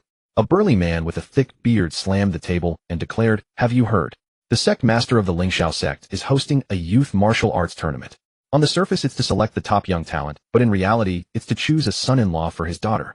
A lean middle-aged man nodded eagerly and added, "I've heard that too. The prodigies of all the major sects are eager to participate. Unfortunately the age limit is under 30, or I try my luck myself." He chuckled self-deprecatingly, drawing laughter from the others. A younger cultivator added, "Even if you don't aim to be the son-in-law, winning first place brings immense rewards, a top-tier cultivation manual from the Lingxiao sect, and a chance to make one request of them. As long as it's within their power and doesn't violate moral principles, they won't refuse." Li Chang'an's ears perked up instantly at the words, "make one request." What did he need most right now? It was powerful experts to kill him. If he could win first place and request that they kill him 50 times a day, wouldn't that be absolutely perfect? As one of the top 10 sects, they surely wouldn't go back on their word like the Empress did. The more he thought about it, the more feasible it seemed. He immediately picked up his teapot, sidled over, and interjected, "My friend, sorry to interrupt. Could you tell me how to get to the Lingxiao sect?" They turned to look at him, sizing him up. At this moment, Li Chang'an was using the chi concealment art to suppress his cultivation to the early innate stage, appearing like a young cultivator fresh out of apprenticeship. The burly man shook his head and advised kindly, "Young brother, with your cultivation, you'd better not go. Those participating in this tournament are all prodigies from major sects. Several have already reached the Grandmaster realm, and there are even 2 monstrous talents at the Grandmaster Supreme level. You wouldn't even pass the preliminary rounds. It'd be a wasted trip." Li Chang'an quickly smiled and said, "Don't worry, friends. I just want to broaden my horizons and see what it's all about. If you can give me accurate directions, this round of drinks is on me." Seeing his sincerity and his offer to treat, they felt reluctant to dampen his spirits further. The lean middle-aged man pulled out a simple map from his robe, spread it on the table, and pointed to a marked spot, saying, "The Lingxiao sect is on Lingxiao Peak to the southeast, about a day's journey from here. Follow this main road until you reach Qingshi town, then turn east. You'll see the tallest peak. That's it." Li Chang'an memorized the route, cupped his hands in thanks, paid their bill, and hurriedly left the inn. He could set aside the matter of the Martial Arts Alliance leader for now and head to the Lingxiao sect to gain some experience first. After he left, the cultivators watched his departing figure and couldn't help but shake their heads and sigh. Just another young dreamer. The young always need to hit a few walls before they learn their place. Li Chang'an left the inn and, after confirming no one was around, unleashed the full power of his Enlightenment Realm movement technique. His figure transformed into an almost invisible blur as he swept along the official road, the wind from his passage flattening the wild grass along the roadside. What would normally take a full day's journey took him only most of the day to complete. The Lingxiao sect was perched atop a majestic peak, its mountain gate built with imposing grandeur. 2 massive stone pillars stood on either side, carved with lifelike auspicious clouds and cranes. Several gate-guarding disciples dressed in uniform attire stood before the gate, their cultivation levels around the early Grandmaster stage. They held their heads high with proud expressions, clearly exuding pride in being disciples of the Lingxiao sect. Li Chang'an straightened his collar and stepped onto the stone stairs. As he neared the gate, a guard disciple blocked his path, demanding, "Halt. Who goes there? Do you have an invitation?" Li Chang'an was taken aback. "Invitation? Do you need an invitation to participate in the tournament?" The guard disciple looked him over, noting his plain clothes and seemingly early innate stage cultivation, and spoke with a hint of impatience. "No invitation, no entry. That's the rule." Li Chang'an scratched his head, pondering whether he should just barge in and court death, when his peripheral vision caught a familiar figure approaching along a mountain path. It was a woman in a black dress, graceful and bearing, with a cold and beautiful face, followed by several disciples of the demonic sect. He looked closer and grinned. Wasn't this Baisu, the venerable under the demonic sect leader Yin Jioga? He immediately left the guard disciple hanging and strode over, greeting her enthusiastically, "Sister Baisu. What a coincidence. We meet again." Baisu was walking toward the mountain gate with an aloof and haughty expression, but upon hearing that familiar voice, her steps faltered and her face instantly stiffened. She slowly turned her head, and upon seeing Li Chang'an's grinning face, felt as if struck by lightning. Her composure crumbled faster than she ever imagined. She darkened her expression and said with a mix of exasperation and annoyance, "Why do I run into you everywhere?" Li Chang'an, as forward as ever, stepped up and grabbed her hand, shaking it while grinning. "Sister, don't say that. We're old friends. Meeting is fate. It means we're destined to cross paths." He shook her hand as he spoke. Bai Su tried to pull away twice, but failed, so she gave up struggling, though her face grew even darker. Seeing that she hadn't struck him dead with the palm, Li Chang'an grew bolder and leaned in to ask, "Sister Bai, what are you here for? You're from the demonic sect, and a woman at that. Surely you're not here for the tournament to find a husband." Bai Su snorted coldly, pulled her hand free, and said icily, "Of course not. I'm not here to participate. I'm here to make them disband this tournament." Li Chang'an was about to press further when a flurry of urgent footsteps echoed from within the mountain gate. A group of venerable elders with profound auras strode out swiftly, led by an old man in a blue Taoist robe, with graying hair and beard whose cultivation was unmistakably at the peak of the Nirvana realm. Behind him followed over a dozen elders and young prodigies from various sects, all glaring at Bai Su, as if facing a formidable enemy. The blue-robed elder spoke in a grave tone, his voice laced with suppressed anger. "Venerable Bai Su, we righteous sects are hosting a martial arts tournament. What business does the demon sect have here? Are you here to cause trouble?" Bai Su, facing a group of righteous experts whose cultivation far surpassed her own, showed no change in expression. She said indifferently, "I am here on the orders of our sect leader to inform you to disband this tournament, lest you gather under the guise of competition and conspire against our demon sect." As soon as these words were spoken, the righteous experts present erupted in fury. Some grasped their sword hilts, others stepped forward with cold smiles, all seemingly ready to strike at any moment. Yet Bai Su remained unperturbed and continued, "I am here today to inform you not to negotiate. Our sect leader said that if you do not disband and return to your own sects, she will personally come tomorrow." She paused, her gaze sweeping over the crowd, a hint of amusement creeping into her tone. "Oh, and I almost forgot to remind you. Our sect leader is now a half-step supreme." The moment those 4 words, "half-step supreme," were uttered, the expressions of everyone present changed drastically.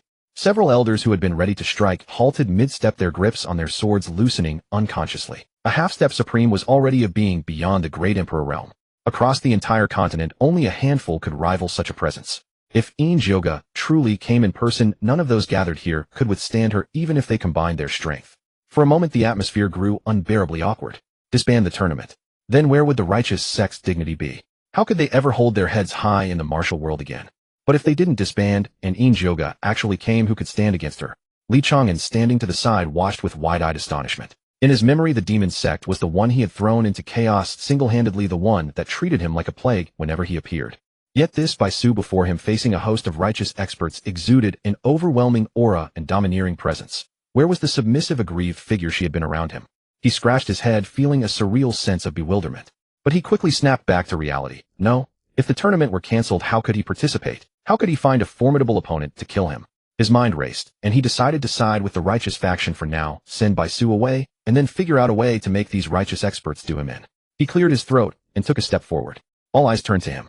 Some frowned, some looked puzzled, and a few recognized him as the young man who had been arguing with Bai Su earlier, their gazes now tinged with wariness and disdain. Ignoring those stares, Li Chang'an grinned at Bai Su and said, "Sister Bai, go back and tell sect leader sister not to have them disband. I want to join this tournament." Bai Su's brow furrowed.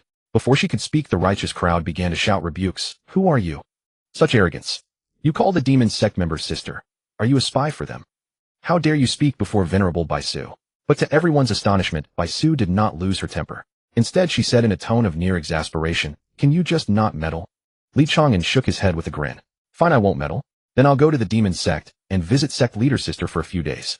Bai Su's face instantly turned deathly pale. She knew all too well what would happen if Li Chang'an set foot in the demon sect. The entire sect would be thrown into utter chaos. The sect leader had barely managed to send him away. If he returned, she, Bai Su, would be the traitor of the demon sect. She gritted her teeth, fell silent for a moment, and then said irritably, "Fine, you win. The tournament doesn't start until tomorrow anyway. I won't come tomorrow. Consider it my tacit approval for you to participate. If the sect leader wants to stop you, she'll talk to you herself." With that, she flicked her sleeve and turned away, her pace quicker than when she had arrived, as if fleeing something terrifying. The righteous crowd at the mountain gate stood frozen in shock. They watched Bai Su's retreating figure, then turned to Li Chang'an, their eyes filled with astonishment and confusion. Who was this young man? Venerable Bai Su, who wouldn't even deign to acknowledge the sect leaders and elders of major schools, had her face change drastically and turned away just because he said, "I'll go to the demon sect." She even said, "Let the sect leader talk to you herself." Feeling a bit unnerved by the stares, Li Chang'an scratched his head, coughed, and cupped his hands. "Well, I'd like to join the tournament. Is that all right?" Several elders of the Lingxiao sect exchanged glances and murmured among themselves. Regardless, Li Chang'an had just helped them out of a tight spot, sending the demon sect's venerable away with just a few words. For that alone, they could hardly refuse his request. Besides, who knew what consequences refusal might bring? A person who could make venerable Baisu turn pale and flee was no ordinary figure. A gray-haired elder stepped forward and nodded. Since the young hero is interested, by all means join. In the end, it's all about strength. Whether you can go all the way depends on your own ability. Li Chang'an was overjoyed and quickly bowed in thanks, then added somewhat sheepishly, but I don't have an invitation. Everyone's faces darkened. You wanted an invitation. Sending away the demon sect's venerable was the best invitation of all. The elder waved his hand. No need for an invitation. Come with us. Li Chang'an hastily followed the group through the mountain gate. Beyond it the view opened up. Pavilions and terraces built along the mountain scattered in an orderly fashion, shrouded in mist like a celestial realm. The square was paved with large slabs of green jade, and in the center stood a towering martial arts platform, its perimeter engraved with protective formation runes. On distant peaks the glazed tiles of several grand halls gleamed under the sunlight. Li Chang'an looked around as he walked, secretly admiring the scene. No wonder it was one of the top 10 sects. The grandeur was truly impressive. He was assigned a small secluded courtyard in the guest quarters with a quiet environment and complete amenities.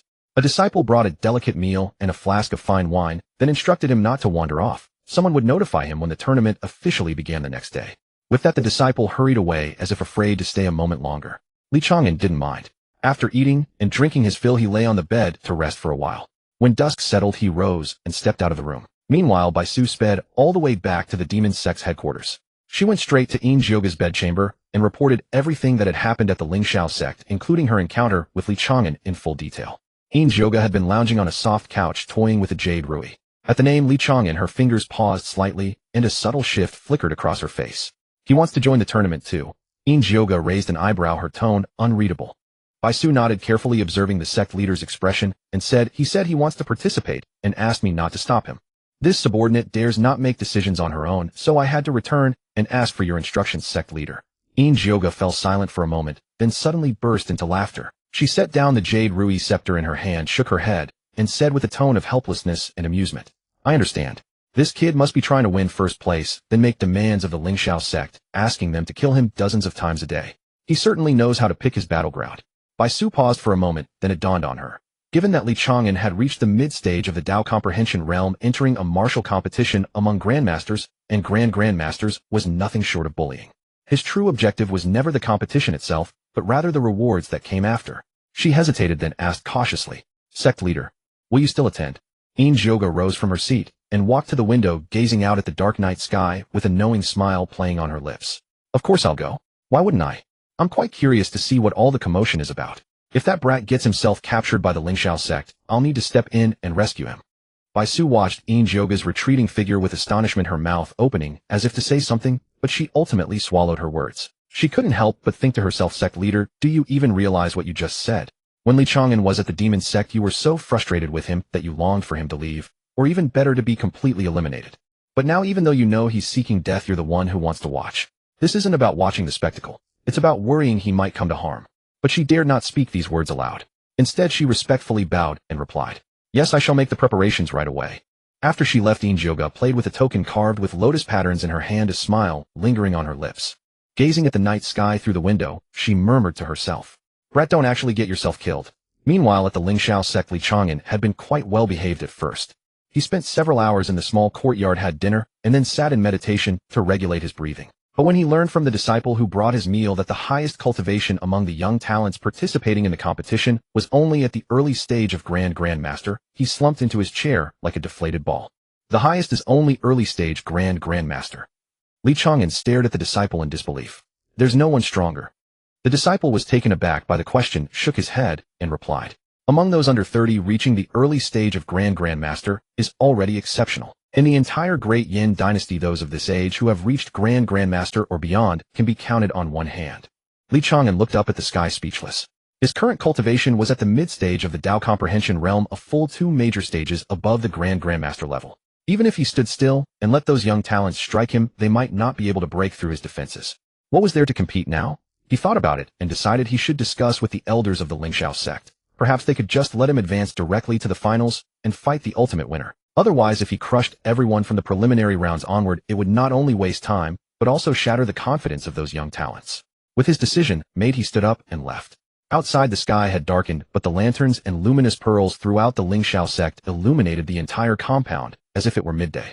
In the plaza, numerous disciples from various sects who had arrived early were gathering in small groups to chat, and spar, creating a lively atmosphere. Li Chang'an wandered about pondering where to find the Lingxiao sect elders when he suddenly heard commotion ahead. "The young miss is here. The young miss is here." An excited murmur rippled through the crowd. Li Chang'an followed the sound and saw a group of disciples escorting a young woman approaching along a nearby path. The woman appeared to be in her early 20s, wearing a pale purple long dress with a silver sash cinching her slender waist. Her beauty was striking, with features like a painted masterpiece and porcelain skin, her demeanor a blend of gentleness and aloofness, like an orchid blooming in a secluded mountain valley. Curious, Li Chang'an drifted closer. Since he had nothing better to do, watching the spectacle wouldn't hurt. Li Chang'an stood in the crowd listening to the surrounding chatter and quickly pieced together information about this young miss. Luo Hongyi, the only daughter of Luo Qinshan, the sect leader of the Lingxiao sect. She was 25 years old and had reached the early stage of grandmaster cultivation. No wonder they were holding a martial competition to find a husband. With her talent and status, ordinary young men wouldn't stand a chance of catching her eye. Luo Hongyi stood at the center of the crowd, moonlight cascading over her pale purple dress, enhancing her ethereal and detached elegance. A young talent in brocade robes at the mid-stage of grandmaster cultivation stepped forward, holding an exquisite jade box, his face beaming with a smile as he attempted to present a gift. Luo Hongyi merely glanced at him coldly, her voice like heavenly music as she spoke without hesitation. "This gentleman, I will not accept gifts from anyone. If you wish to have any connection with me, please win first place in tomorrow's competition." The young talent's face flushed between green and white, and amid the mocking glances of onlookers, he awkwardly retrieved his jade box and slunk away. A few suppressed laughs rippled through the crowd, and someone whispered, "That's the third one rejected today. The young miss is truly untouchable." Li Chang'an couldn't help but sneer inwardly. He had seen his share of beautiful women. Yin Zhouge, the demon sect leader, was enchanting and alluring. Empress Murongziyu was majestic and noble. Princess Murongziren was innocent and lively. Venerable Baisu was cold and striking. Any of them would not pale in comparison to this Miss Luo. While each had her own distinct personality, none were so completely aloof and distant. Well, at least Yin Zhouge and Baisu, despite initially wanting to kill him, only scolded him when he held their hands. They never truly turned against him. This guy had no idea that his single-minded pursuit of death was actually making him stronger, leaving others powerless against him. After Luo Hongyi finished speaking, she prepared to turn and leave. Her gaze casually swept over the crowd, but suddenly paused on Li Chang'an's face. She furrowed her brow, slightly stopped in her tracks, and asked, "Are you that young hero who made the demon sect venerable leave with just a few words?" Li Chang'an was taken aback that she would speak to him directly, but quickly recovered and bowed with a grin. "That would be me. It was all thanks to Sister Baisu's kindness." Luo Hongyi's brows drew together more deeply, her tone growing colder. "You call a demon sect with your sister? It seems you belong to the demon sect as well." Before Li Chang'an could respond, the brocade-robed young talent, who had just been rejected, leapt forward, as if seizing an opportunity to make a display, pointing at Li Chang'an and cursing. "You demon sect scum! How dare you set foot in the Lingxiao sect's gates, enter the competition, and stay in the guest quarters? This is an outright insult to all the righteous sects." Li Chang'an rolled his eyes and glanced at him lazily. "Which one?" That proud prodigy, choked by those three casual words, flushed crimson with rage. He drew his sword and thrust it toward Li Chang'an, eager to show off before Luo Hongyi. His sword strike was fierce, carrying the full power of an early grandmaster, the tip gleaming with cold light as it aimed straight for Li Chang'an's throat. Yet the moment he lunged forward, a blur crossed his vision, and Li Chang'an had already vanished from where he stood. The next instant, he felt a vicious kick land on his rear, sending him off balance. He tumbled to the ground in an utterly humiliating posture, face-planting into the dirt. A master's skill is known the moment he moves. The crowd, which had been murmuring softly, fell silent in an instant. Everyone saw it. The speed Li Chang'an had just displayed was absolutely beyond the realm of the innate stage, and even beyond what a grandmaster could achieve. Luo Hongyi's pupils contracted slightly, and a newfound gravity entered her gaze as she regarded Li Chang'an. The prodigy, covered in dust and shame, scrambled to his feet, his face burning with humiliation in front of the crowd. Still failing to recognize the gap in their abilities, he charged at Li Chang'an once more. Li Chang'an let out a sigh, his form flickering again as he effortlessly dodged the attack. He casually hooked his foot, sending the man tumbling to the ground once more. This repeated 3 or 4 times until the prodigy was battered and bruised, his clothes caked with mud, a truly sorry sight. Finally realizing he was no match for Li Chang'an, he scrambled to his feet, pointed a trembling finger at him, and spat through clenched teeth. "You just wait. I'm going to find someone to deal with you." With that, he turned, pushed through the crowd, and hurried away. Li Chang'an shrugged, quite hoping the man would find a true expert capable of killing him. Seeing his utterly unconcerned demeanor, Luo Hongyi couldn't help but ask, "Aren't you afraid? He's a genius disciple of the Iron Sword sect, and they are notoriously protective of their own. The elder accompanying them is at the Mid-Nirvana realm." Instead of fear, Li Chang'an's eyes lit up with interest. He grinned and said, "It's best if they can kill me. I wouldn't be interested if they were too weak. His words made everyone around roll their eyes in exasperation. What did he mean by it's best if they can kill me? Who in this world would wish for a shorter life? Was this man a madman? Before long, the Iron Sword sex prodigy who had been toyed with by Li Chang'an returned storming back with an elder in tow. The elder, around 50 years old, wore a plain gray robe with a small silver sword embroidered on his chest, the insignia of the Iron Sword sect. His cultivation was at the mid-nirvana realm, his aura dense and powerful. He walked with an imposing stride, his triangular eyes flashing with cold menace. Several Iron Sword sect disciples followed behind him, their expressions hostile, signaling trouble. The elder charged forward, his gaze locking onto Li Chang'an like a blade, and bellowed, "Boy, are you the one who bullied someone from my Iron Sword sect?" Li Chang'an let out a derisive snort, crossing his arms casually. "Why don't you ask everyone here what actually happened just now?" The elder waved his hand dismissively and sneered. "I don't care what happened. All I know is that someone from my sect was bullied by you." As he spoke, his true chi began to churn, his sleeves billowing without any wind, clearly preparing to attack. Seeing this, Luo Hongyi's expression darkened. She stepped forward, quickly placing herself in front of Li Chang'an. "Elder, regardless of whether he's from the demonic cult or not, the demon cult venerable left today only because of him. He is currently a guest of the Soaring Cloud sect. If you have any grievances, please do not settle them on our territory." The Iron Sword sect elder's face flickered with conflicting emotions. He couldn't afford to disregard the Soaring Cloud sect's prestige, but backing down now would leave a bitter taste in his mouth. While he hesitated, Li Chang'an reached out and gently pushed Luo Hongyi aside, saying with a nonchalant air, "Miss Luo, don't concern yourself with this. Let him try to kill me. If he can't kill me 100 times today, I'll think less of him." Everyone was speechless. 100 times. Did he think he could respawn infinitely? His arrogance knew no bounds. The Iron Sword sect elder laughed in sheer frustration. "Boy, do you think hiding behind a woman and spouting threats will make me afraid to deal with you? If you have the guts, let's settle this outside the Soaring Cloud sect, so we don't put them in a difficult position." Li Chang'an nodded readily. "Fine, let's not have the Soaring Cloud sect meddling in our affairs." Luo Hongyi was so furious she nearly stomped her foot. What kind of talk was that? Since when was protecting him considered meddling? But before she could speak, the Iron Sword sect elder, overjoyed, had already turned and was heading out. Let's go. If you can still talk tough after you leave the Soaring Cloud sect today, I'll have to respect you." "Don't worry. Whoever backs down is a coward." Li Chang'an chuckled and followed without a care. Seeing this, the disciples of other sects and the Soaring Cloud sect members flocked after them to watch the spectacle. This was far more thrilling than a dry preliminary competition. Luo Hongyi's face turned pale with anger. She quickly instructed a disciple, "Go fetch my father and the inner elders at once." With that, she hurried after them. On the open ground outside the Soaring Cloud sect's gates, the Iron Sword sect elder stopped, turned around, and glared at Li Chang'an, his voice laced with a final vestige of restraint.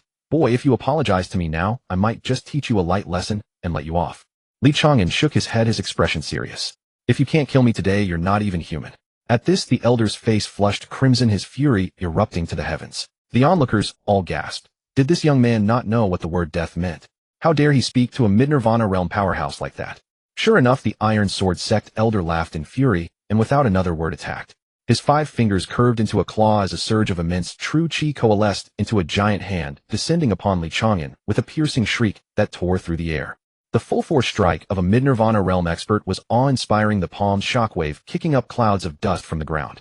Feeling the lethal crisis, Li Chang'an's heart instead filled with delight. He didn't dodge or block. He even leaned forward half a step, letting the massive true chi hand seize his head and twist violently. A sharp crack echoed. Li Chang'an's neck snapped, and his body crumpled limply to the ground, dead in an instant. The entire clearing fell into dead silence. Everyone stared blankly at the corpse on the ground. That was it. He was just so arrogant a moment ago, and now he's gone in one move. The Iron Sword sect elder was stunned as well. He looked down at his own hand, then at the corpse on the ground, unable to process what had just happened. Had he actually killed this kid? As he calmed down, a wave of dread washed over him. This man had made the demon cult venerable retreat with a single sentence. Who knew what his connection to the demonic cult really was? If the demonic cult were to vent their anger on the Iron Sword sect because of this, the consequences would be unimaginable. Luo Hongyi's expression also turned extremely grim. If Li Chang'an truly died here once the demon sect pursued the matter, the Lingxiao sect would be implicated, and a considerable amount of trouble would inevitably follow. Just as the crowd was mired in complicated emotions, a cheerful voice suddenly echoed from behind the Iron Sword sect elder. Not bad, not bad. Decent strength. Let's continue." The Iron Sword sect elder spun around abruptly, only to find Li Chang'an standing behind him, completely unscathed, who reached out and yanked off his beard, causing the elder's mouth to twitch in pain.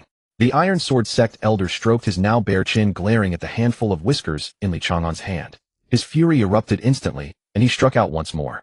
A palm strike later, Li Chang'an was dead again. Yet moments after, he revived behind the elder once more. After this cycle repeated 4 or 5 times, the watching crowd finally understood. This fellow genuinely could revive indefinitely, and with each resurrection his aura grew slightly stronger than before. Though he wasn't circulating any true chi to defend himself, the summoned elders from various sects, and the Iron Sword sect elder, keenly sensed Li Chang'an's true cultivation level, the mid-stage of the Enlightenment realm. A mid-stage Enlightenment realm cultivator, this young possessed talent, far surpassing every prodigy currently competing in the martial tournament. This revelation sent a chill through all who heard it. At that moment, a dignified voice rang out from within the mountain gate. Enough!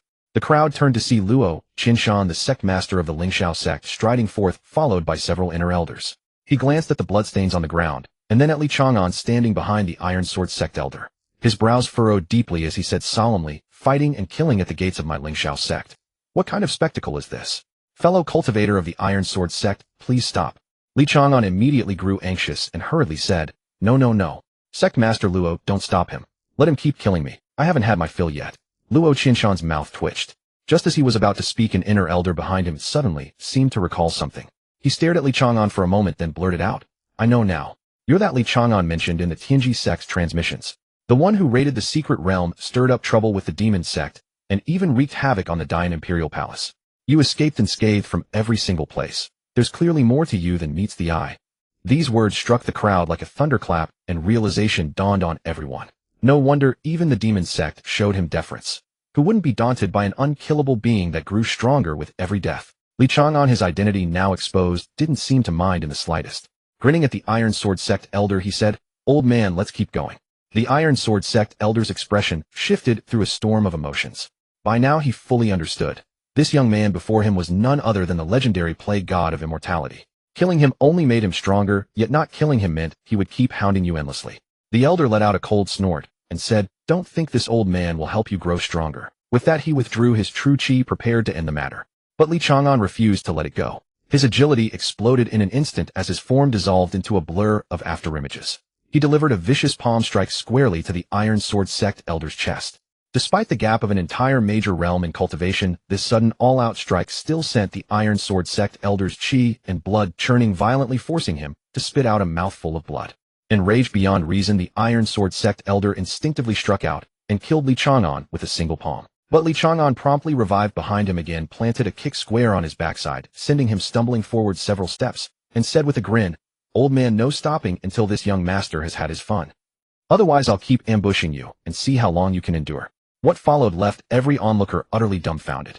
The Iron Sword sect elder killed Li Chang'an again, and each time Li Chang'an revived, seizing the opportunity to ambush the elder in return. Although the Iron Sword sect elder's cultivation was a full major realm above Li Chang'an's, Li Chang'an was utterly fearless of death. And worse, he grew stronger with every demise, his speed and power slightly improving with each resurrection. The Iron Sword sect elder meanwhile could kill Li Chang'an every time, but Li Chang'an's ambushes steadily accumulated fresh wounds on his body. Though they were all superficial, they added up to a considerable toll, and more critically, his true chi and stamina were draining at an alarming rate. The assembled elders and disciples from other sects watched the scene, and a single thought arose in every mind simultaneously. No wonder this bastard could drive both the demon sect and the Empress herself to their wits' end, yet still walk away unscathed. This guy was nothing but a stubborn piece of sticky candy. Once he latched onto you, it was a fight to the death. At this rate of dying one day, he would grow powerful enough that no one could kill him. And when that day came, it would be the end of every enemy he had. The Iron Sword sect elder had clearly come to the same realization. The more he fought, the more alarmed he grew. The more he fought, the more he regretted his decision. Had he known this brat was that legendary Li Chang'an, he would never have provoked this plague god, even to save his own life. After killing Li Chang'an over a dozen more times, he finally reached his limit. He waved his hand and said, "No more. I'm done." This old man concedes defeat. But the moment the words left his mouth, Li Chang'an revived directly in front of him, raised his hand, and delivered a crisp slap across the elder's face. "Old man," he cursed. "You start when you feel like it, and stop when you feel like it. Who do you think this young master is?" The Iron Sword sect elder covered his stinging cheek, his face burning with humiliation and rage, yet he had no desire whatsoever to continue this fight. If he kept going, he would only lose more. He clenched his teeth, swallowed his fury, and remained silent. A dignified Nirvana realm elder slapped across the face in public by an Enlightenment realm cultivator, and still managing to restrain himself from retaliating. Such a feat was something only Li Chang'an could accomplish. The elders of the other sects hastened to intervene, hoping to mediate and persuade Li Chang'an to let the matter rest. But Li Chang'an planted his hands on his hips, surveyed the crowd, and announced loudly, Anyone who dares to stop me, I'll latch onto them and make them kill me every single day." At these words, every elder fell instantly silent. Not a single person dared to utter another word. Damn. Who in their right mind would want to provoke Li Chang'an, that harbinger of calamity? They could only cast sympathetic glances at the Iron Sword sect members, secretly thanking their lucky stars that they weren't the ones who had provoked this plague god. The Iron Sword sect elder and the prodigy who had instigated this entire mess now realized they had stumbled into a colossal disaster. The Iron Sword sect elder drew a deep breath, lowered his posture, and said to Li Chang'an, "Young hero Li, what happened today was wrong on our part. Tell me, what must we do to make amends?" Li Chang'an let out a cold snort and said, "First, that fellow kneels and kowtows to me 3 times. Second, you apologize to me and inflict a wound on yourself. Otherwise, the grudge from killing me so many times, I'll settle it slowly with your Iron Sword sect." These words stunned everyone present, yet no one dared to speak up in dissent. The Iron Sword sect prodigy flew into a rage upon hearing this and roared, "Why should I kowtow to you?" Before he could finish his sentence, the Iron Sword sect elder had already driven a kick into the back of his knee, forcing him to collapse to the ground, and barked sternly, "You insolent fool. Kowtow to young hero Li and apologize." That Tianjiao was overwhelmed by the elder's imposing presence and could no longer resist, grinding his teeth as he kowtowed 3 times. The Iron Sword Gate elder bowed deeply to Li Chang'an, then drew a dagger from his belt, and without hesitation stabbed into his own abdomen, blood instantly staining his robes. Enduring the pain, he looked up at Li Chang'an and asked, "Li Xiaoxiaocanon now?" Everyone stared in astonishment. A Nirvana realm master indeed. He was forced into self-harm and a surrendering apology. If not for witnessing it with their own eyes, no one would believe it. Li Chang'an waved his hand in dismissal and said, enough. If there were still any benefit to be gained from you, I wouldn't let you off so easily. Not out of magnanimity. With my present strength, I can't kill this old fellow yet. Later I can use this as an excuse to go to the Iron Sword Gate and grind for some attributes. The Iron Sword Gate elder felt deeply humiliated, but could only bow his head in thanks, then left with that Tianjiao and a few disciples' tails between his legs. Li Chang'an watched them depart, then suddenly turned to the surrounding elders, smiling, and asked, "By the way, who among you wanted us to just give up earlier?" The elders were startled, exchanged glances, and someone looked up to the sky saying, "Tonight's moon is so beautiful. What were we doing just now?" "Tea. Yes, let's go back to tea. Brother Zhang, our swordplay isn't finished yet. Let's continue. Li Daoist, where did you say the girl looked good? Come tell us in detail." In the blink of an eye, all the elders slipped away, slipping back to Ling Shao sect. Only the prodigies from various sects and Ling Shao sect's ordinary disciples remained, along with Luo Hongyi, who everyone looked at Li Chang'an with a profoundly complex gaze, curiosity, awe, and fear interwoven. After everyone left, Li Chang'an stood on the clearing outside Ling Shao sect's mountain gate, gazing at the distant mountains in the evening light, and suddenly felt a sense of waning interest. He looked down at his hands, clenched his fists, feeling the power of the mid-stage of Tao enlightenment within him, and recalled the encounter with the Iron Sword Gate elder. Although he had died dozens of times and gained some attribute points, he was still far from the late stage of Tao enlightenment, not to mention Nirvana realm. Relying on a mid-stage Nirvana realm practitioner to act would hardly speed his rise. He needed a plan to have someone stronger strike him. Nevertheless, tomorrow's tournament must go on. First win first place, get Ling Shao sect to agree to his terms, and have their elders take turns striking him for a few days, stacking his cultivation toward Nirvana realm first. Having made up his mind, he turned to head back to Ling Shao sect, but after only a couple of steps, he heard urgent footsteps behind him. Luo Hongyi caught up, walking beside him, her gaze full of curiosity. "Li Chang'an, do you really have an immortal body?"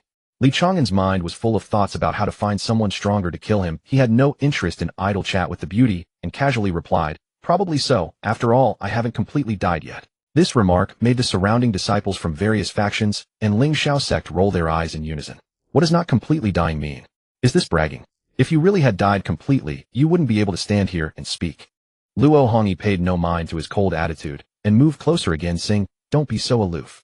I'm just curious. Why do you always want someone to kill you? Do you have a masochistic tendency?" Li Chang'an's face darkened, and he was too lazy to explain the system. But then he thought of something, paused, turned to Luo Hongyi, and asked, "Your father is Ling Shao sect's leader. What cultivation is he at?" Luo Hongyi was taken aback by the sudden question and answered instinctively, "Early Emperor realm." Why? Li Chang'an's eyes lit up instantly. He grabbed Luo Hongyi's wrist and exclaimed, "Then could your father kill me dozens of times?" "Not many, just dozens." Luo Hongyi almost toppled. She had met those who sought wealth, power, and fame, but this is the first time anyone begged her father to kill her. Thinking of the Iron Sword Gate elder's humiliation, she withdrew her hand, stepped back 2 steps, and eyed him warily, saying, "My father won't strike at people lightly. Young Master Li, you'd better look elsewhere." Li Chang'an, seeing her guarded look, smiled. "Don't rush, I was just asking. Anyway, tomorrow you will have to agree to my terms." Luo Hongyi paused, then realized, and her expression changed slightly. What do you mean? Are you entering the tournament not for me, but for our Ling Xiao sect's promise? Li Chang'an nodded calmly, a straight face. Of course. Women only slowed down my invincible pace. As he spoke, Morong Xiren's silhouette involuntarily rose in his mind. If not for her repeated interference, the Empress would have killed him hundreds of times by now, and perhaps he would already be in Nirvana realm. So women are truly stumbling blocks on the path to becoming stronger. This thought unsettled Luo Hongyi. Countless prodigies had sharpened their minds to enter the tournament. Some sought Ling Xiao sect's elite techniques, but more wished to glimpse her beauty, even win her over. Yet Li Chang'an instead came for that promise and showed no interest in her at all. She, Ling Xiao sect's heir, a grandmaster in the early stage, was treated with such disdain by him. A sense of injustice rose as she hurried after him, not believing that he would spare even a few glances for her. Behind them, Ling Xiao sect's senior brothers and prodigies from other factions watched with gloom. The goddess in their hearts was chasing after a man who showed no interest in her, and they could not bear it. Li Chang'an returned to his small courtyard gate, seeing Luo Hongyi still trailing, and waved his hand in disgust. Go away, go away. Ooh, I want to rest. We have a match tomorrow. Luo Hongyi bit her lip, wanting to say something, but in the end she held back, stomped her foot, and left. A night without words. The next morning, sunlight streamed through the window as Li Chang'an stretched, washed, and stepped out of the courtyard. The martial tournament site was prepared. The square was packed with people, disciples, and elders from all factions gathered in a lively throng. But when Li Chang'an appeared on the square, the once noisy crowd suddenly quieted down. The scene outside the gate yesterday had already spread through Ling Xiao sect and all guests. Everyone knew that this seemingly unremarkable young man was the legendary Undying Plague Li Chang'an, whose cultivation had reached the mid-stage of Tao enlightenment. When this news spread, nearly all the participating prodigies lost their fighting spirit. A mid-stage Tao enlightenment monster competing against a gathering of masters and grandmasters. What could be harder? They surrendered at once.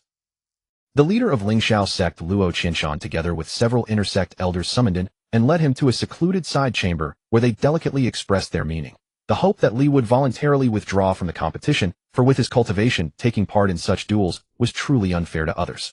If his purpose for coming here was to win Luo Hongyi's favor, Ling Xiao sect could grant him a separate concession without the need for a duel. Li Chang'an waited for this moment. He cleared his throat and spoke with righteous confidence. Not participating is fine, but I have one condition. You Ling Xiao sect must kill me 50 times every day until I am satisfied. At these words, the side hall fell abruptly silent. Luo Qinshan and the elders exchanged glances, their expressions turning subtly nuanced. Every day? 50 killings. They knew well the rumors that Li Chang'an could resurrect after death and grow stronger with each renewal. If they agreed to his condition, would they not be aiding his rise? Moreover, they still had not clarified Li Chang'an's connection to the demon cult. If he truly belonged to the demon cult, assisting him would be aiding their enemy. Luo Qinshan remained silent for a moment, then finally shook his head and refused Li Chang'an's demand. Li Chang'an, upon hearing this, grew impatient and declared, if you won't agree, then I won't leave. Anyway, I'll stay with you in the Ling Xiao sect, haunting you daily. Let's see what you do. Luo Qinshan and the elders' faces turned pale and ashen. Of course, they knew how formidable Li Chang'an's nagging could be. The Iron Sword Gate elders' fate yesterday was the best example. If Li Chang'an persisted, the next one to beg for mercy through self-harm would be the Ling Xiao sect. Yet they would not yield so easily. This touched Ling Xiao sect's pride. At that moment, a cold voice came from outside the side hall. He does not participate in the duel. Ooh, I will not consent. Everyone turned toward the source of the voice and saw a figure in black approaching gracefully. She wore a black gown, her figure elegant, her face cold and stunning, exuding an oppressive aura. The Mo Jiao sect leader Yin Jioga. The atmosphere in the side hall instantly cooled to an icy point. Luo Qinshan and the elders' faces hardened, their hands closing over their weapons, as if facing a formidable foe. Yin Jioga, seemingly oblivious to their tension, walked straight to Li Chang'an's side, glancing at him with a faint, almost imperceptible smile. Li Chang'an, seeing Yin Jioga, brightened with joy and seized her hand, caressing it while grinning. Sister, what brings you here? Are you here to kill me? Yin Jioga's face darkened as she pulled her hand away, saying, with so many eyes watching, what are you doing tugging at me? Li Chang'an paid no heed and let his hand rest on hers again, saying, Sister, you're the Mo Jiao leader. I fear nothing from you. Why should we care about worldly gazes? Why should we care about worldly eyes? He looked her up and down, praising, Sister, your skin is getting better and better. What skincare do you use? Such carefree banter between them made everyone's faces in the hall strangely unsettled. Luo Hongyi stood behind her father, watching Li Chang'an's affectionate display toward Yin Jioga, and remembered his icy attitude toward her last night, a pang of sourness rising in her heart. She bit her lip, quietly sizing up Yin Jioga. Besides being somewhat fuller in figure, her aura was more seductive. Just what about this demon lord surpassed her? But what she did not know was that in Li Chang'an's heart, the one whose strength mattered most was the one who could help him advance, and thus would be the most worth heaping warmth or clinging to. Joga was a half-step supreme. Killing him would be as easy as crushing an ant, so of course, he would curry favor with her. As for Luo Hongyi, the Grand Master in the early stage, his defense could not even breach him, so Li Chang'an had no interest. Ling Xiao sect's people could no longer hold their tongues. Luo Chen stepped forward, fixing Joga with a piercing gaze, and asked in a grave tone, "Leader Yin, what do you mean by this? What does this have to do with our Ling Xiao sect hosting a duel?" Joga let out a cold snort, her tone calm, yet oppressive. "My meaning is simple. You either cancel this duel, or you let my younger brother participate." Then she paused, looked at Li Chang'an, and a barely there smile lifted the corners of her mouth. "Or simply agree to his condition. Kill him 50 times a day until he is satisfied." The Ling Xiao sect's faces instantly darkened, as if blackened by a pot. Any of these three options would be a loss for them. First option, the Ling Xiao sect would issue invitations to all factions. Now to cancel would ruin their standing in the martial world. How could they lift their heads thereafter?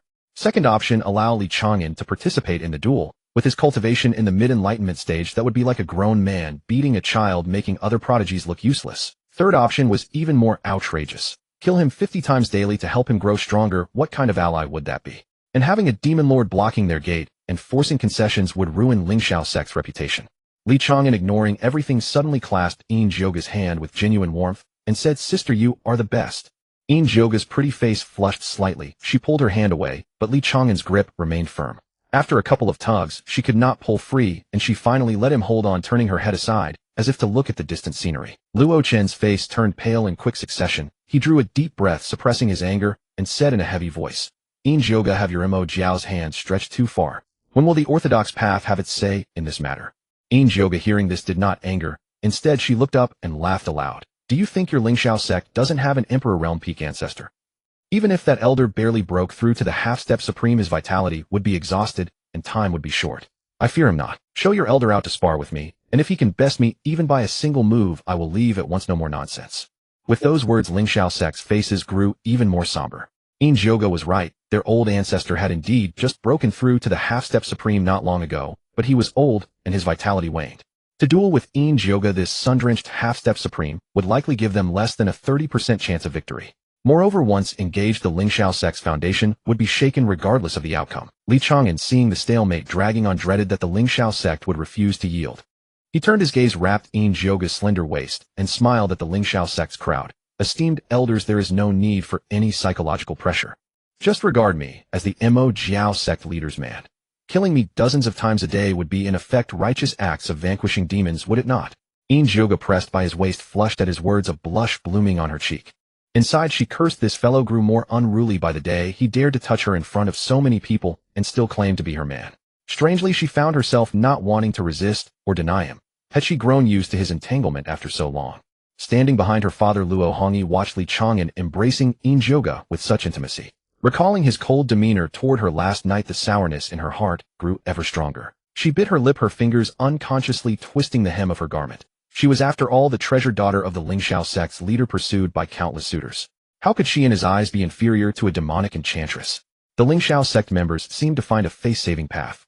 Luo Chun fell silent for a moment before speaking in a deep voice. "If we are to act, certain conditions must be met. We will slay you 100 times. After 100 deaths, whether you are thoroughly dead or not, your grudge with the Ling Xiao sect will be settled. We will publicly claim we could not finish you off.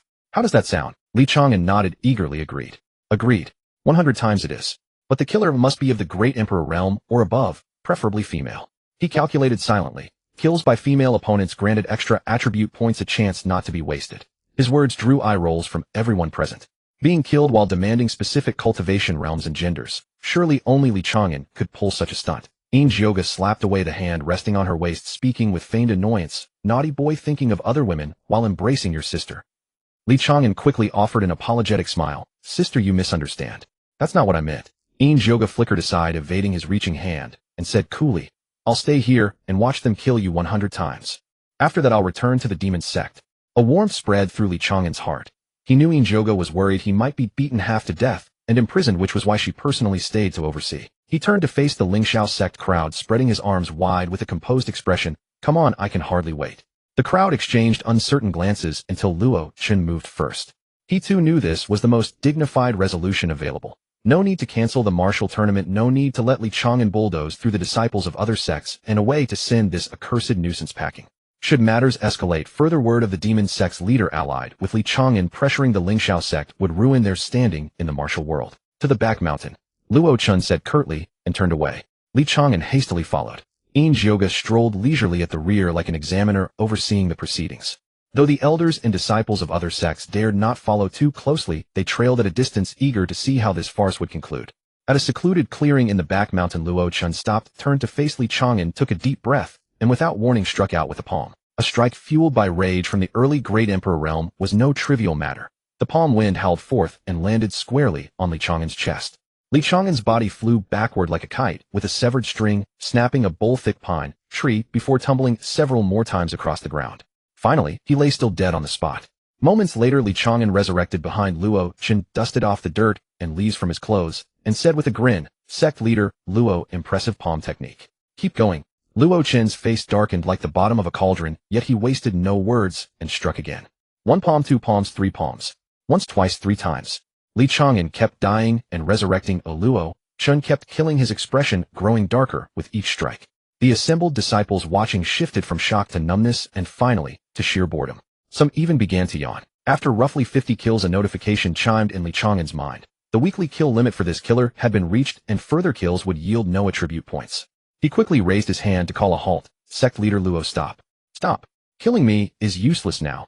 Have someone else of the Great Emperor realm do it. Luo Chun withdrew his hand, chest heaving, whether from exhaustion or anger was hard to tell. He gritted his teeth, fell silent for a moment, then instructed a nearby disciple, "Go and ask the Grand Elder to come out of seclusion." The disciple faltered, then bowed and hurried away. After about the time it takes to burn a stick of incense, an elder with snow-white hair and a deeply wrinkled face walked slowly forward, supported by a disciple. He wore a faded gray Taoist robe, his figure hunched like a candle flickering in the wind. Yet the occasional glint of sharp light in his turbid eyes made it clear he was not to be underestimated. He was the anchor of the Lingxiao sect, the Lingxiao Grand Elder whose cultivation sat at the half-step supreme realm. Upon learning that he was to slay a young man 50 times, the Grand Elder's expression turned strange, a mixture of confusion, displeasure, and a hint of helplessness. He was inclined to refuse, but a glance at the composed Yoga standing nearby made him relent with a sigh and a nod. The remaining 50 kills were carried out by the Lingxiao Grand Elder. The strength of a half-step supreme was indeed remarkable. Each strike was clean and precise, causing Li Chang'an to die without the slightest suffering. After 50 more deaths, Li Chang'an's cultivation finally broke through from mid-Dao comprehension realm to late Dao comprehension realm, though still a fair distance from the peak. He lay on the ground, feeling the surging new power within, and let out a long breath. But worries soon crept in. He was becoming harder to kill. Where would he find so many experts to slay him in the future? He checked his panel, noting over 100 accumulated attribute points. No need to allocate them immediately. He'd save them for later. He climbed to his feet, brushed off the dust, then looked at Yoga with a cheeky grin. "Sister, how about you kill me 50 times instead?" Yoga's expression turned slightly unnatural. She averted her gaze, a rare hint of fluster in her voice. "I'm not killing you." Li Chang'an froze, about to ask why, but Yoga had already turned away. Seeing her about to leave, he hurried after her, grabbed her hand, and said with a grin, "Sister, don't rush off. Since the Lingxiao sect doesn't want to keep killing me, how about I come with you to the demon palace for a few days?" Yoga turned back, letting out a cold huff, her tone laced with helplessness and warning. "If you come to the demon sect, don't cause trouble. No one in our sect can kill you, including me." Hearing this, Li Chang'an deflated like a punctured balloon, his smile crumbling as he muttered, "Sister, don't be like that. If no one's killing me, what's the point of me going to the demon sect? Surely not just for sightseeing." Yoga glanced down at the hand holding hers, making no move to pull away, and said through gritted teeth, "Is there no other reason for you to come to the demon sect besides seeking death?" Seeing that she hadn't shaken him off, Li Chang'an grew bolder. He gently stroked the back of her hand with his fingers while grinning. "Of course, I also missed you, sister. But what I want most right now is to grow stronger quickly. How else can I protect you in the future?" A warmth stirred in Yoga's heart at his words, and 2 faint blushes rose to her cheeks. She turned her head away, her tone tinged with feigned reproach. "Who needs your protection?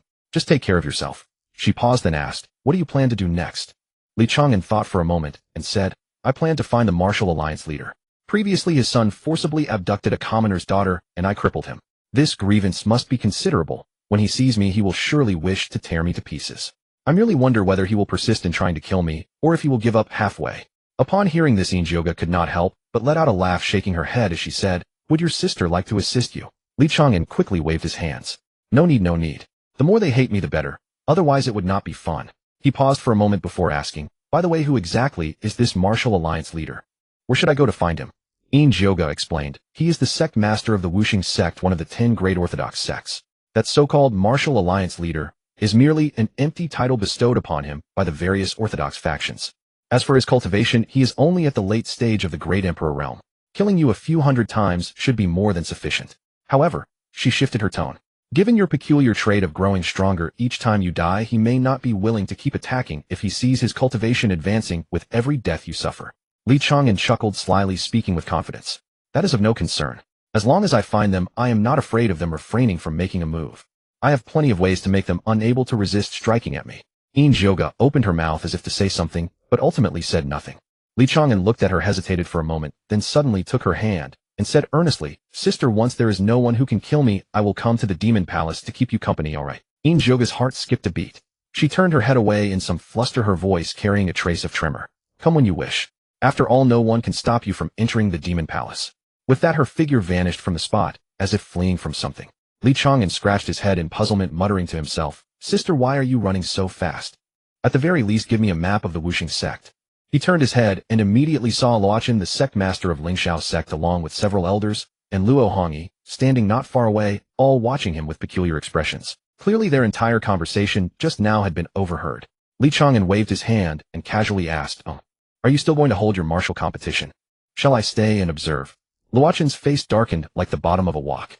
Gritting his teeth, he said, "Young hero Li, given your ambiguous ties with the demon cult, you had best leave sooner rather than later. We have already fulfilled the 100 attempts we promised you.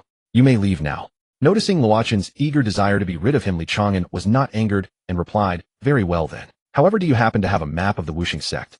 Give me one." Luochen quickly pulled a map from his bosom and took out a storage ring, handing both to Li Chang'an with a tone tinged with pleading. "Here is the map for you, and there is also some travel expenses. Take this as well. I only hope you will not come back in the future.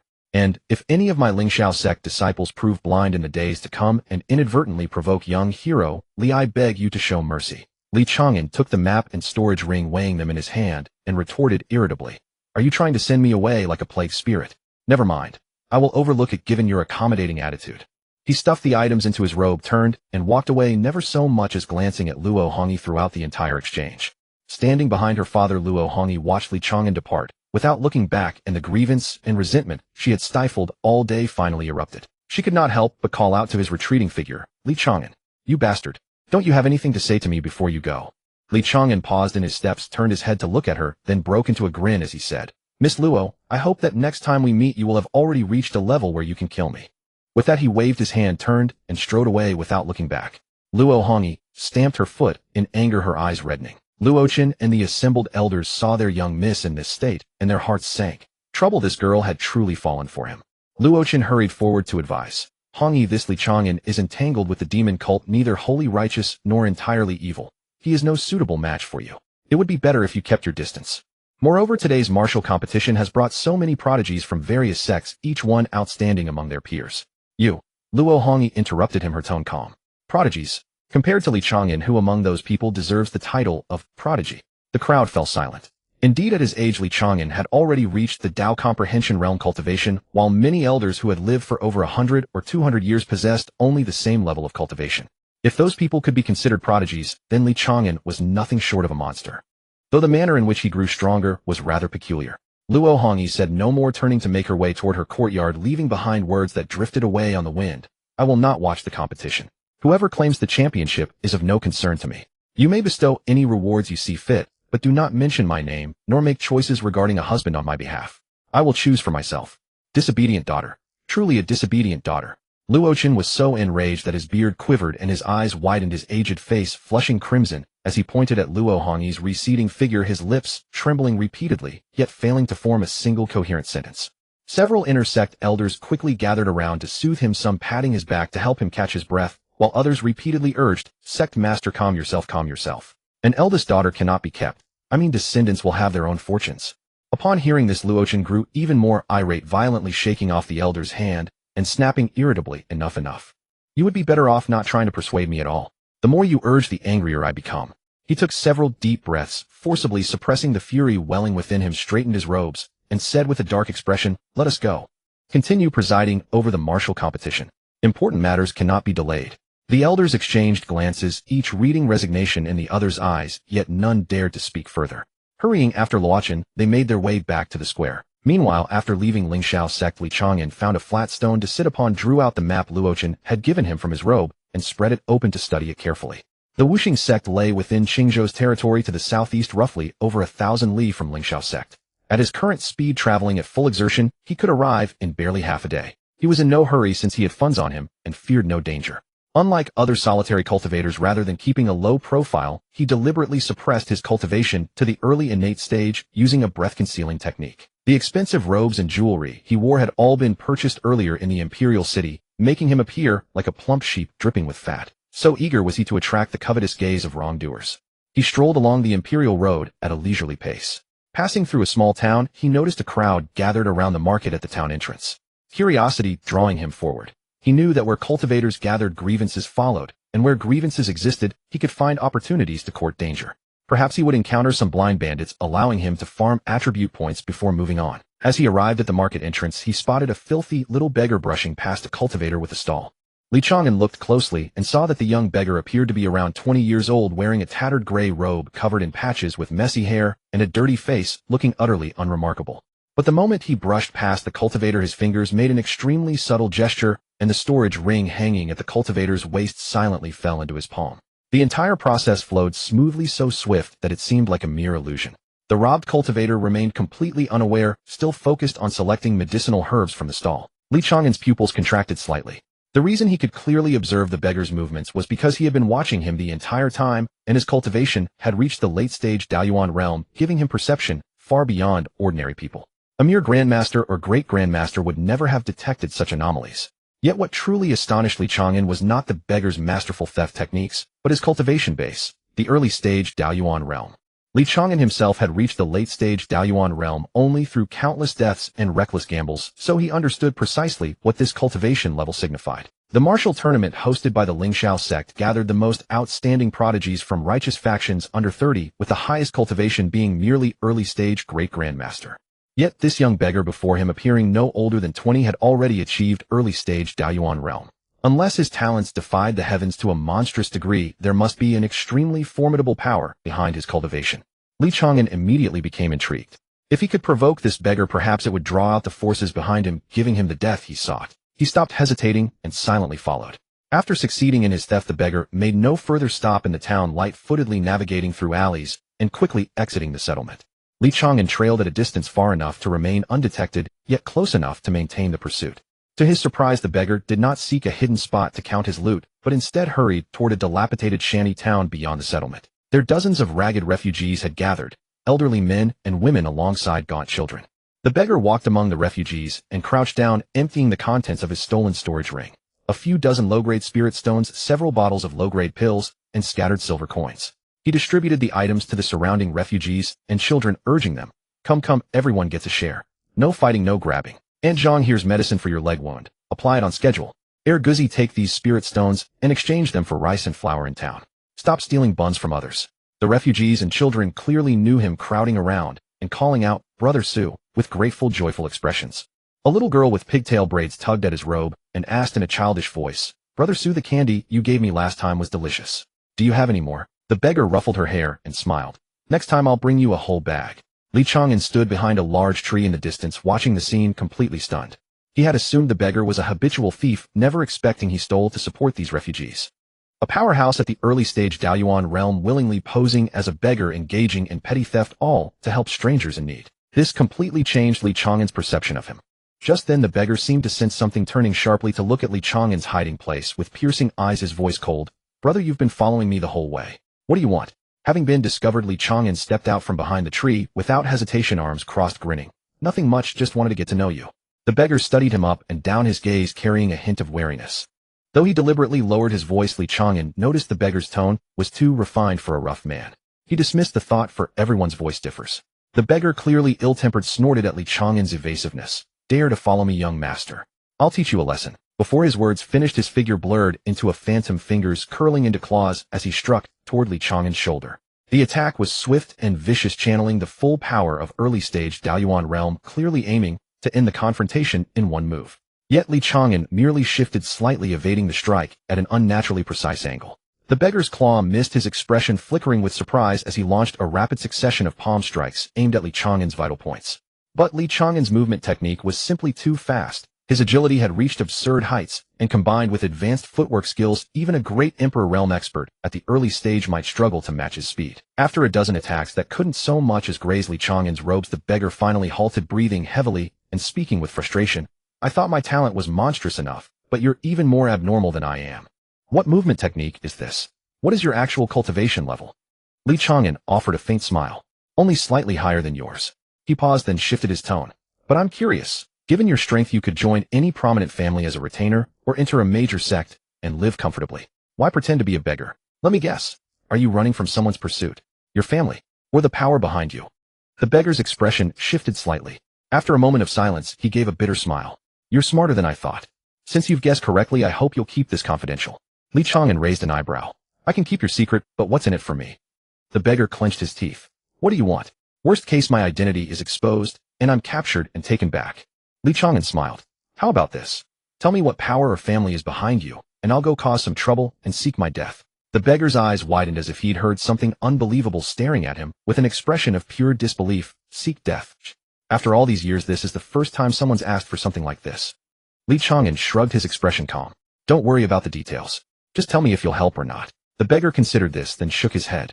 If you want to die, don't provoke the power behind me. You can't handle it. He paused, then a cunning glint flashed in his eyes. However, I do have a plan with only a 1 in 10 chance of survival. I wonder if you dare. Li Chang'an's eyes lit up at the words, 9 deaths and 1 life. And he hurriedly said, speak quickly. I fear nothing but death. The young beggar, surprised by his excitement, lowered his voice. From your cultivation, you seem reckless. Since that's the case, would you dare come with me to a holy site? Li Chang'an frowned, asked, which holy site? What for? The beggar grinned, leaned in a bit closer, and lowered his voice. Wuji Xiangong. We're going to steal the Saintess's belly band. What the heck? Steal? The Saintess's? Li Chang'an's eyes widened. He instinctively stepped back, and with a wary gaze he asked, what kind of special hobby is this? Although I am set on dying, I still have my bottom line. The beggar snorted and explained, where do you think you're going? I have a grudge with the Saintess of Wuji Xiangong. I once fought her and narrowly lost by a single move, and I've harbored the grievance ever since. Now that my cultivation has greatly advanced, I want to fight her again, but she avoids combat and gives me no chance. I stole her belly band partly to avenge myself, and partly to force her out to fight me again. This plan is too rotten. I don't want to die by such means. Li Chang'an frowned, waving his hands. You say you're not afraid of death, yet you're the one who's afraid after all. Li Chang'an shook his head and said, whether I fear death is my own business. If you want to steal the belly band, go steal it yourself, but I can help you provoke Wuji Xiangong to draw their attention. The beggar, hearing this, grew worried and said, don't mess around. Wuji Xiangong is full of experts, and they say there are supreme realm old monsters stationed there. If you get caught by them, 10 lives would not be enough to die. Li Chang'an, hearing that there are supreme realm masters, grew even more excited, his eyes shining as he said, I'm just afraid they don't have enough experts. Don't worry, I'll definitely help you hold back those masters, but what you steal has nothing to do with me. I don't want to take the blame. The beggar suddenly brightened, his eyes rolling, and he nodded repeatedly. You can rest assured I won't betray you. If danger really comes, you can run by yourself. You don't need to mind me. Li Chang'an smiled, but inwardly he sneered. Run. He had no intention of running. He actually hoped all the Wuji Xiangong masters would come out to hunt him down. At that moment, hurried footsteps behind them came with a few angry shouts. Found them. Those 2 little thieves. They stole our things and are dividing them here.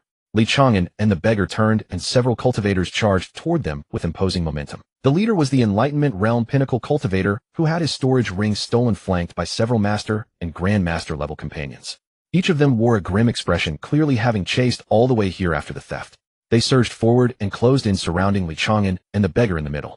The Enlightenment Realm Pinnacle cultivator cast a glance at the spirit stones and pills lying on the ground, then at the trembling refugees, and sneered, "Well, you 2 little thieves. Stealing our things and pretending to be virtuous here." The beggar stepped forward, blocking Li Chang'an, and coldly said, "One person does what one person should. The stuff is stolen by me, but has nothing to do with him." Li Chang'an pulled him aside, stepping forward himself, and said, "Let me face the death." The beggar was stunned for a moment, then gave a thumbs up, and praised sincerely, "Good brother. Truly loyal. Once this is over, let's become sworn brothers." The Enlightenment Realm Pinnacle cultivator sneered, even more, "Still loyal. Fine. Since you both want to stand out today, I will send you both on the road together." He began to move his true chi, ready to strike. The beggar whispered to Li Chang'an, "Good brother, the Nirvana Realm Pinnacle is a bit tricky. Let's split up and run. With your speed, they certainly can't catch you. I also have a way to escape." Li Chang'an shook his head and whispered, "Even a mosquito's leg is meat." Finished speaking, he advanced rather than retreated, charging toward the cultivators on purpose. Those few were surprised that a Xiantian early-stage youngster would dare to charge in, but they did not dare be careless. What if this little fellow concealed his cultivation? They struck simultaneously, palm wind and fist energy, weaving into a dense net that enveloped Li Chang'an. Li Chang'an neither dodged nor evaded, not even using true qi to shield himself. Instead, he faced the attacks head-on, exposing his throat and heart to the blows. In the next instant, several attacks landed at once. Li Chang'an's body tore apart like a tattered doll, and he died on the spot. Everyone was stunned. The Enlightenment Realm Pinnacle Cultivator looked down at his fist, then at the dissipating corpse on the ground, his face blank in confusion. Not possible. You're also in the Enlightenment Realm. How could you be so weak? The beggar widened his eyes and blurted out surlily, You just died like that. Weren't we supposed to become sworn brothers? Yet before his words finished, Li Chang'an's voice rang from behind them with his usual teasing grin. Not bad, the force was quite strong. Come, let's continue. The group turned sharply and saw Li Chang'an standing behind them, intact, arms folded, smiling at them. And the corpse on the ground had dissolved into motes of light, vanishing into the air. Their faces paled at once. One man pointed at Li Chang'an, his finger trembling as fear overtook him. You are that undying plague, God Li Chang'an. Li Chang'an's face darkened, the veins on his forehead jumping. He gritted his teeth and demanded, Who the hell gave me such a nickname? The Enlightenment Realm Pinnacle Cultivator did not answer at first. His face flickered between pale and white for a long moment. Then he breathed deeply, cupped his fists, and said, Young Li, we misjudged you and intruded upon you. We surrender. We don't want the things anymore. He spoke, then looked at the beggar with a pleading tone. But that sword is a relic left by my master. Please return it to me. We want nothing else. Li Chang'an shook his head and said, If you kill me 10 times, I guarantee I won't defend. Otherwise you won't get that sword. The Enlightenment Realm Pinnacle Cultivator nearly cried, his voice softening. Li, we all know you grow stronger the more you kill. No one wants to kill you willingly. Please spare us. Li Chang'an wanted to say more, but the beggar had already picked up a decent short sword from the pile, tossed it over, and said, Take it. Here, take it back. The cultivator caught the short sword, treasured it as a divine object, and hurriedly ran away with several companions, as if pursued by a ghost. Li Chang'an stood there in a gloomy mood, sighing, I didn't even die this time. The beggar came beside him, sizing him up with curiosity and interest, then smiled. I'm Su Qi. What's your name? Li Chang'an, recognizing this as a false name, said with annoyance, Didn't they just tell you? I am Li Chang'an. Su Qi tilted his head, curiosity deepening, and giggled. Are you the immortal plague god? Li Chang'an's forehead suddenly showed a clear vein. He gritted his teeth and said, Try saying that nickname again. Su Qi saw Li Chang'an's brow veins bulge and hurriedly a smile, saying, Don't be angry, don't be angry. It's only a joke. How about I call you brotherly then? He leaned closer, lowering his voice. Seriously, do you want to come with me to the sacred site? Li Chang'an replied. Are there really many masters there? Su Qi nodded vigorously, eyes gleaming with excitement. Relax. At Wuji Xiangong there are 2 ancient masters of the Supreme Realm, no fewer than 10 attendants at the Emperor Realm, and Nirvana Realm cultivators are plentiful beyond measure. Aren't you afraid of dying? If you help me draw their attention, I can surely sneak away with the Holy Maiden's belly band. Then I'll invite her out to fight, win, and return the belly band to her. Perfect. Li Chang'an nodded repeatedly. All right, let's do it. But once we reach the sacred site, don't think you'll be recognized by me. Su Qi patted his chest in assurance. Rest easy, a gentleman's word is as good as a swift horse. I will never betray you. The plan was settled, and the two set out together. Fortunately, Wuji Xiangong was not far, only a couple of hundred li away. With Li Chang'an and Su Qi's cultivation, they hurried along, and in less than an hour reached the outer region of Wuji Xiangong. The palace stood among the mountains, enveloped by clouds and abundant spiritual energy. From a distance, palace clusters rose along the mountains, their towers peeking in and out of the mist like a fairyland. A pale blue protective array surrounded the palace, glowing softly and enveloping the whole complex. Li Chang'an stood on a thick branch, gazing toward the distant palace, and could not help but murmur, what a grand display. Su Qi produced a talisman that gleamed with a pale golden light from his bosom and flashed it before Li Chang'an, boasting, See this. This is a short-range directional teleportation talisman capable of bypassing most mountain-protecting formations and transporting you directly inside the palace. Later you create a commotion up ahead to draw everyone's attention. I will slip in using this talisman to steal. Li Chang'an glanced at the talisman, a spark of interest flashing in his eyes.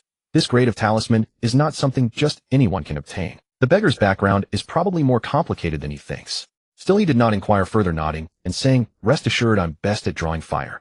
Having spoken, he leaped down from the tree and walked boldly toward the Wuji Xiangong's gate. Su Qi melted into the nearby shadows, waiting for the best moment to slip in. Li Chang'an had just reached the gate when 2 white-robed gatekeepers blocked his path, one coldly asking, Halt. Who are you? Do you have a betrothal invitation? Li Chang'an stood with his hands behind his back, chest puffed, and declared loudly, I am here to seek marriage. Hearing that Wuji Xiangong's holy maiden is celestial in appearance and talent, I and noblemen have long admired her. I have come to seek her hand in marriage. Go inform the holy maiden and have her come out to meet me." The two gatekeepers were stunned at first, then their faces grew very strange. The holy maiden of Wuji Xiangong is the jewel cherished by the entire sacred site. Ordinary cultivators would be honored to even meet her. Who is this reckless youth who dares swagger to seek betrothal? One disciple sneered, "Where did you come from, madman? Dare to rampage at Wuji Xiangong? I think you've had enough of life." Li Chang'an had been waiting for this moment. He grinned, his figure flickering, and suddenly appeared before the two disciples, delivering a slap to each of them. The two early-stage master disciples couldn't react in time, and were slapped, spinning 3 times on the spot before plopping to the ground, their eyes spinning. Li Chang'an clapped his hands and said with a cheerful smile, "So this is Wuji Xiangong's hospitality. No notice at all, and you try to shoo me away.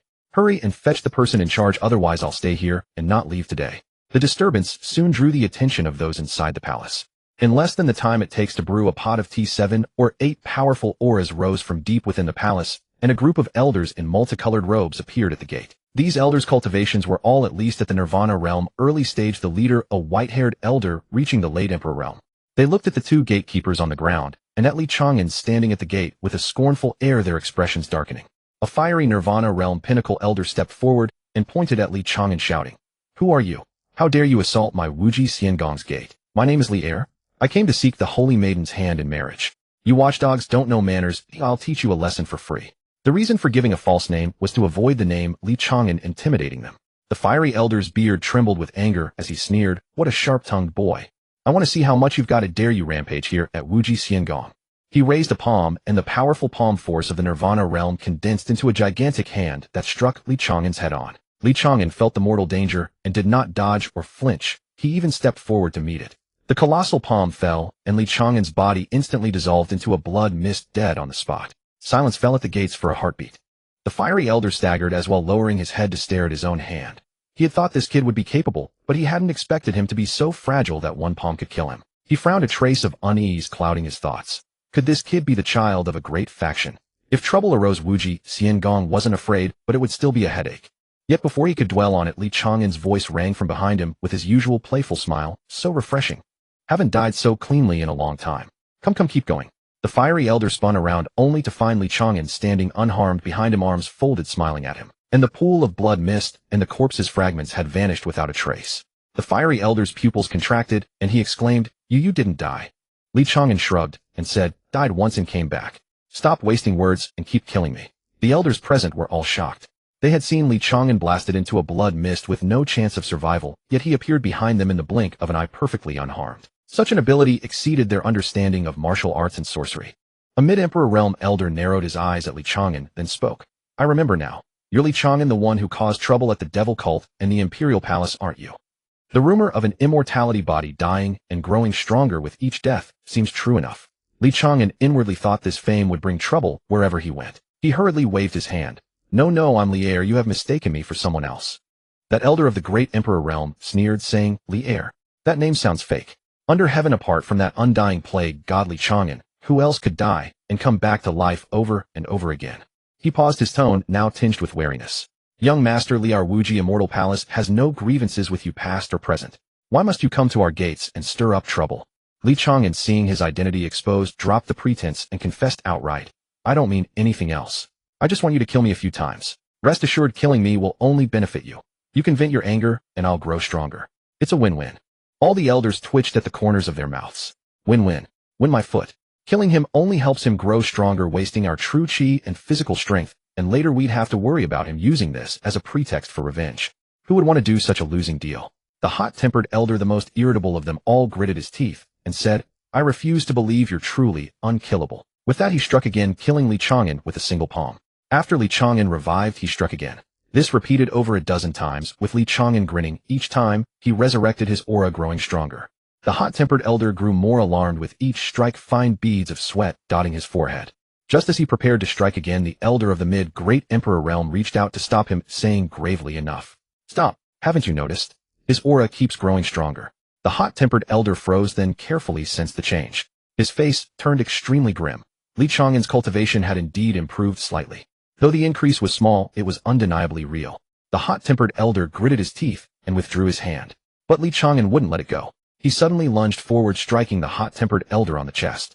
Despite the difference of a major realm, the blow only sent the hot-tempered elder back 2 steps, yet Li Chang'an's words were relentless. You start when you want and stop when you want.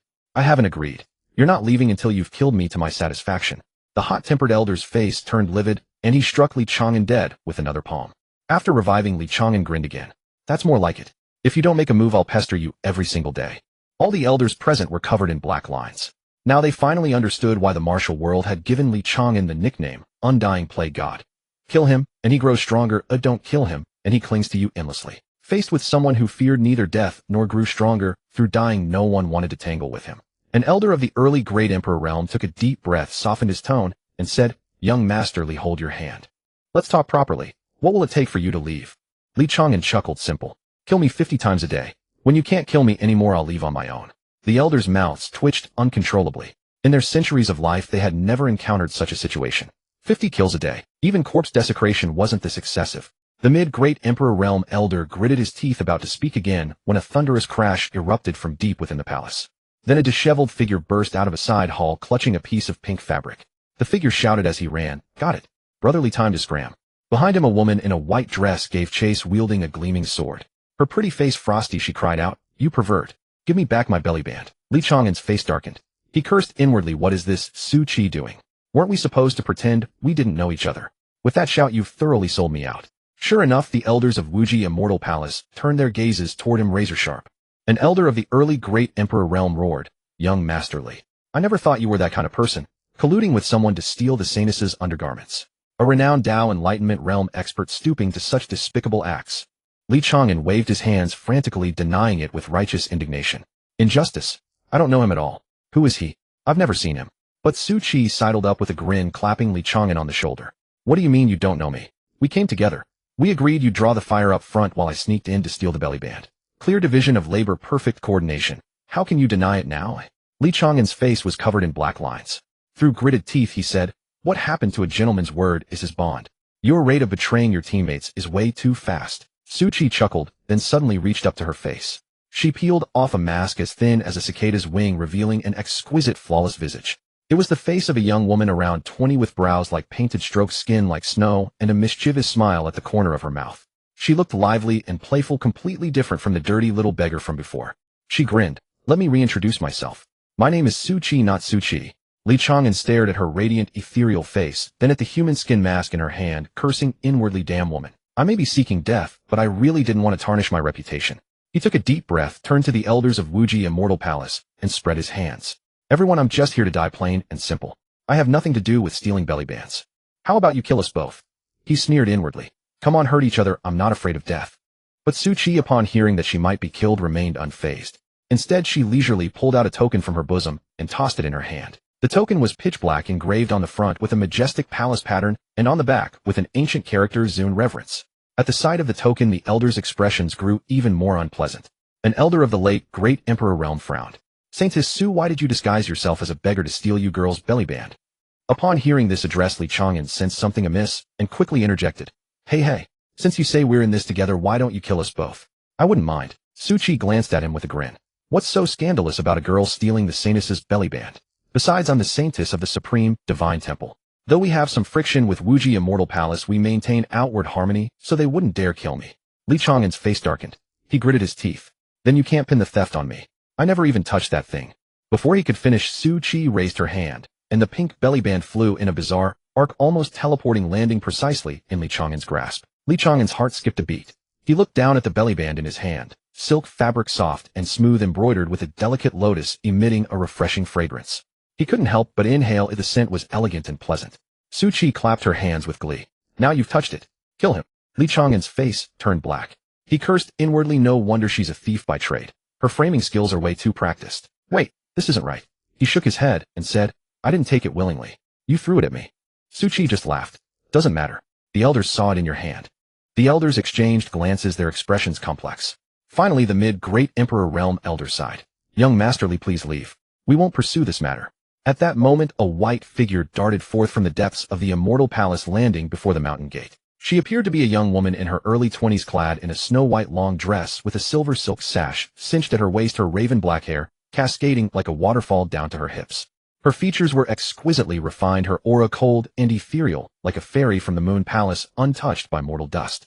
Yet at this moment her peerlessly beautiful face was frozen with frost, her autumn water-clear eyes locked fiercely upon Li Chang'an, or rather upon the pink belly band clutched in his hand. Yu Linglong gritted her teeth and spoke word by word, "Give it back." Li Chang'an quickly waved his hands and explained, Wait. I didn't steal it. That woman threw it at me." But Yu Linglong was consumed by fury and would have none of his explanations. Seeing her intimate garment grasped by a strange man who had even sniffed at a mixture of shame and indignation overwhelmed her. Without hesitation, she raised her hand and struck directly at Li Chang'an's chest. A full-force strike from the mid-stage of the Dao Comprehension realm, its palm wind fierce and laced with killing intent. Li Chang'an steeled his resolve. Rather than dodging, he stored the belly band in his system space completely, withdrew his chi defenses, and deliberately exposed his chest to Yu Linglong's palm strike. With one palm strike, Li Chang'an's body was sent flying backward like a severed kite, crashing against the stone steps before the mountain gate and dying on the spot. A crisp notification echoed in his mind: death. Count 1 killer, Yu Linglong, Saintess of Wuji Immortal Palace. First kill 1, a female, additional 1, a weaker than host 1, obtained attribute points 3 after delivering the strike. Yu Linglong froze upon seeing Li Chang'an lying motionless on the ground, no longer breathing. She glanced down at her palm, then at the corpse on the ground. The fury on her face dissipated by more than half, replaced by a trace of panic and guilt. She whispered softly, "I'm sorry. I didn't mean to kill him, I was just so angry. I never expected him to completely abandon his defenses and even expose his weakness to me." Su Qi, standing nearby with a grin, said, "Don't blame yourself. This lad has an immortal body and spends all day seeking death. You killing him would only make him thrilled." Before she could finish speaking, the corpse on the ground began to turn translucent, dissolving into shimmering particles of light that scattered into the air. In the next instant, Li Chang'an reappeared beside Yu Linglong, dusting off his clothes with a teasing smile. "Saintess, did that strike satisfy your anger?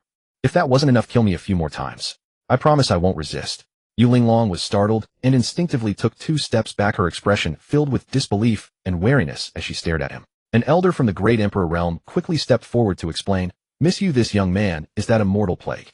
Ahem. The one with the immortal body, Li Chang'an. He can resurrect after death and grow stronger with each death. Killing him is essentially helping him." Yu Linglong's anger gradually shifted into curiosity. She studied Li Chang'an, her gaze probing as she asked, "You truly cannot die?" Li Chang'an put on a melancholic expression and sighed, "I wish I could die, but I've never found someone capable of truly killing me. So when you kill me, you're helping me find release.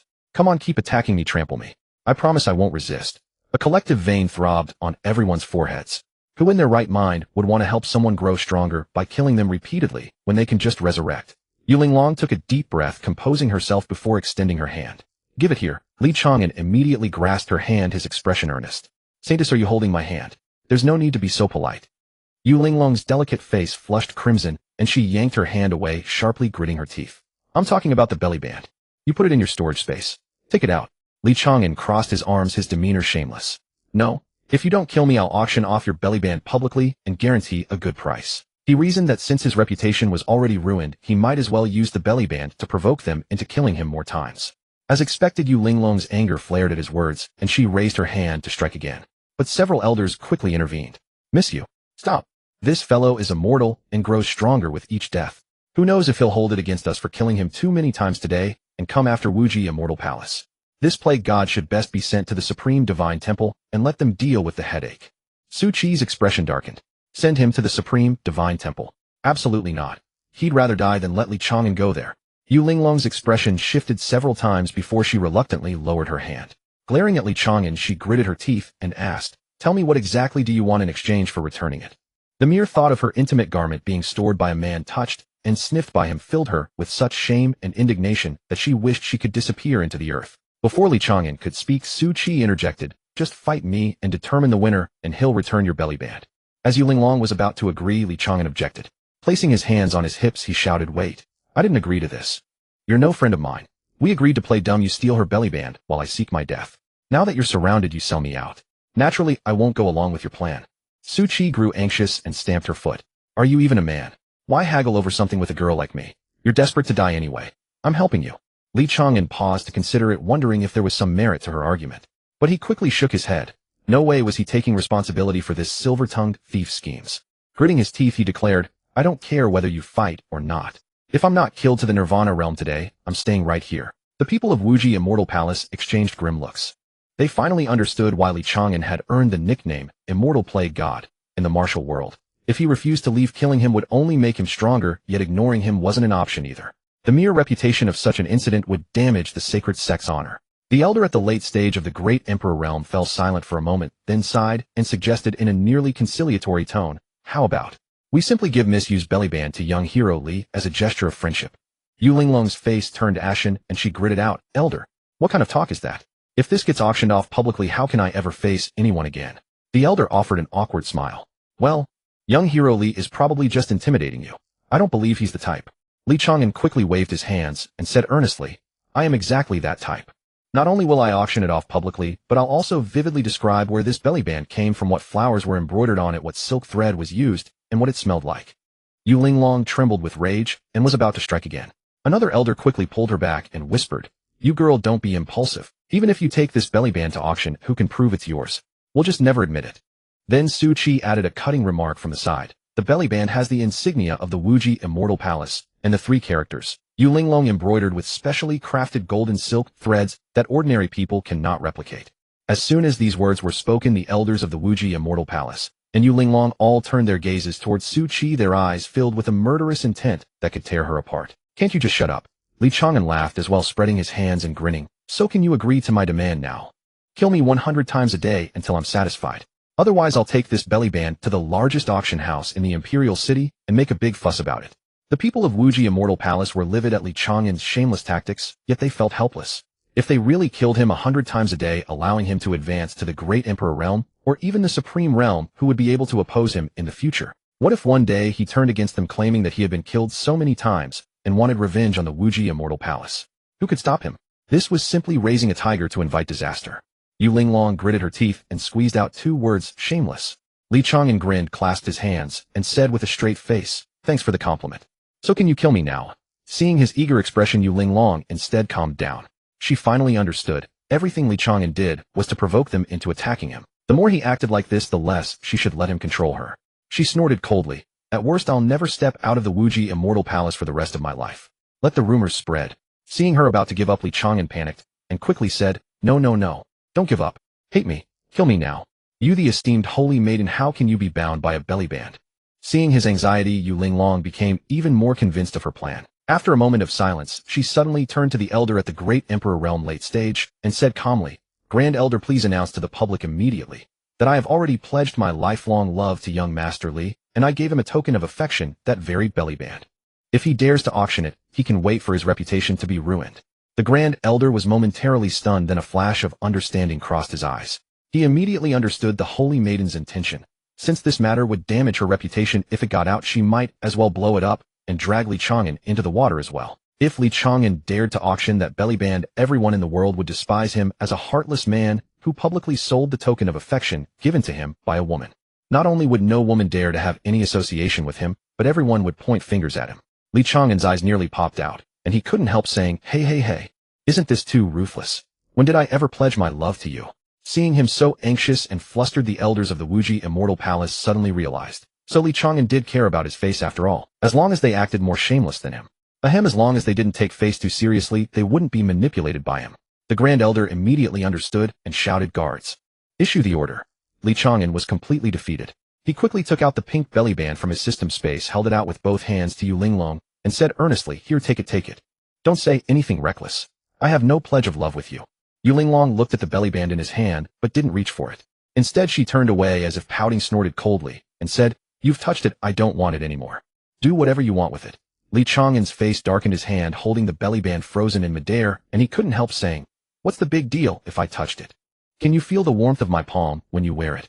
At these words, Yu Linglong's pretty face flushed crimson, and she was so ashamed and indignant that she wished she could crawl into a hole. She gritted her teeth, turned away without looking at him, and squeezed out a sentence. "I don't want it anyway. Grand Elder, issue the order." The Grand Elder made as if to speak again, but Li Chang'an quickly called out, Wait. We can still negotiate." Seeing all the elders looking at him, Li Chang'an gritted his teeth and took a step back, saying, "How about this? You kill me 100 times, and after that I'll leave. Moreover, this bellyband, I promise not to spread the word, and I'll keep it for myself." Yu Linglong's face turned even redder, and she cursed inwardly, "Who wants you to keep it?" She should have just taken it back when she had the chance. But if she asked for it now, it would seem like she was going back on her word, and she would lose face. She could only bite her lip and remain silent. The elders of the Wuji Immortal Palace exchanged glances and whispered among themselves. Killing him 100 times would help him improve his cultivation, but it was better than having him stay here and refuse to leave. Moreover, he had promised not to cause trouble in the future, which was an acceptable outcome. An elder at the early Great Emperor realm stepped forward and said, "If you want us to act, that's fine. But you must swear, after we kill you 100 times, you will not bother the Wuji Immortal Palace again. And in the future, even if you become stronger, you must not use this as a reason to cause us trouble." Hearing this, Chang'an was overjoyed and quickly patted his chest, saying, "Don't worry. My words are definitely more trustworthy than what some holy maiden says." Su Qi, standing nearby, blushed slightly upon hearing this and weakly defended herself. "Hey, aren't you the one who wants to die? I'm helping you, and you still blame me." Chang'an ignored her. Yu Linglong stood aside looking at Chang'an with a complex expression, secretly wondering, can this guy really resurrect 100 times? The Grand Elder took a deep breath, raised his palm, and prepared to strike. But Chang'an suddenly called out, "Wait." The Grand Elder's hand froze in midair, and he frowned. What now? Chang'an scanned the crowd, finally settling his gaze on a middle-aged female elder at the mid-Great Emperor realm who appeared around 40 and still retained her charm. He pointed at her and said with a grin, "Let her kill me first." Everyone was speechless. "What's wrong with you? You're picking and choosing even when being killed. And you specifically want a woman." The female elder frowned, her tone tinged with displeasure. "What kind of strange fetish is that?" Chang'an couldn't explain that being killed by a woman would give him extra attribute points, so he just grinned and said, "I feel more comfortable being killed by a woman. Come on, baby. Elder, please proceed." The female elder's face darkened, and too lazy to argue with him, she raised her hand and struck. The full-force strike of a mid-Great Emperor realm cultivator was no small matter. Chang'an's body was instantly shattered, and he died on the spot. Moments later, he resurrected behind the female elder, dusted off his clothes, and said with a grin, "Not bad, not bad. Continue." The female elder's expression remained unchanged as she struck again. Once, twice, thrice. Chang'an died, repeatedly resurrected each time, and stood up with a grin, urging her to continue. The onlookers went from initial shock to numbness and finally to utter boredom. Someone even yawned and whispered to a companion, "I've figured it out. This guy is a masochist." When the kill count reached 50, a prompt sounded in Chang'an's mind. The kills from this attacker had reached the weekly limit, and further kills would no longer grant attribute points. He quickly called a halt, scanned the crowd, and pointed to another elderly woman who looked 70 or 80 with a wrinkled face at the mid-Great Emperor realm. "Your turn." Everyone's lips twitched. This guy didn't even spare an old woman. The old woman said nothing, stepped forward, and with a clean palm strike, killed Chang'an. After 50 deaths, Chang'an stood still, sensed the changes in his internal energy, and sighed with slight disappointment. His cultivation remained at the late Enlightenment realm, still a clear distance from the peak. It seemed that as his realm advanced, the cultivation gain from each death gradually diminished, requiring more deaths to break through the bottleneck. He opened his panel and saw that his accumulated attribute points had exceeded 500. After some thought, instead of adding to defense, he allocated 200 points each to strength and agility, leaving over 100 points in reserve. Strength 1450-1650, agility 1650-1850. He clenched his fists, feeling the surging power within and the lighter movement, and felt somewhat satisfied. Although his cultivation had not broken through, his combat power had risen by at least a level. The Grand Elder of the Wuji Immortal Palace, seeing him stop, breathed a secret sigh of relief, stepped forward, and said with a tone that was calm, but carried a hint of dismissal, "Young heroically, the 100 deaths are complete. Are you satisfied now?" Chang'an nodded, and said with a grin, "Satisfied, satisfied. I keep my word. I'll let it go for now. I'll come find you again when I have time." The elders of the Wuji Immortal Palace all darkened their faces, and the same thought arose in their minds. Better if you don't come. Yu Linglong stood not far away, hesitated for a moment, then stepped forward, extended her hand, and said with a straight face, "Give me back my belly band." Chang'an took out the pink belly band from his system space, waved it in his hand, and said with a grin, "Didn't you just say you didn't want it? You also said you wanted to pledge your life to me. Call me husband once and I'll return it."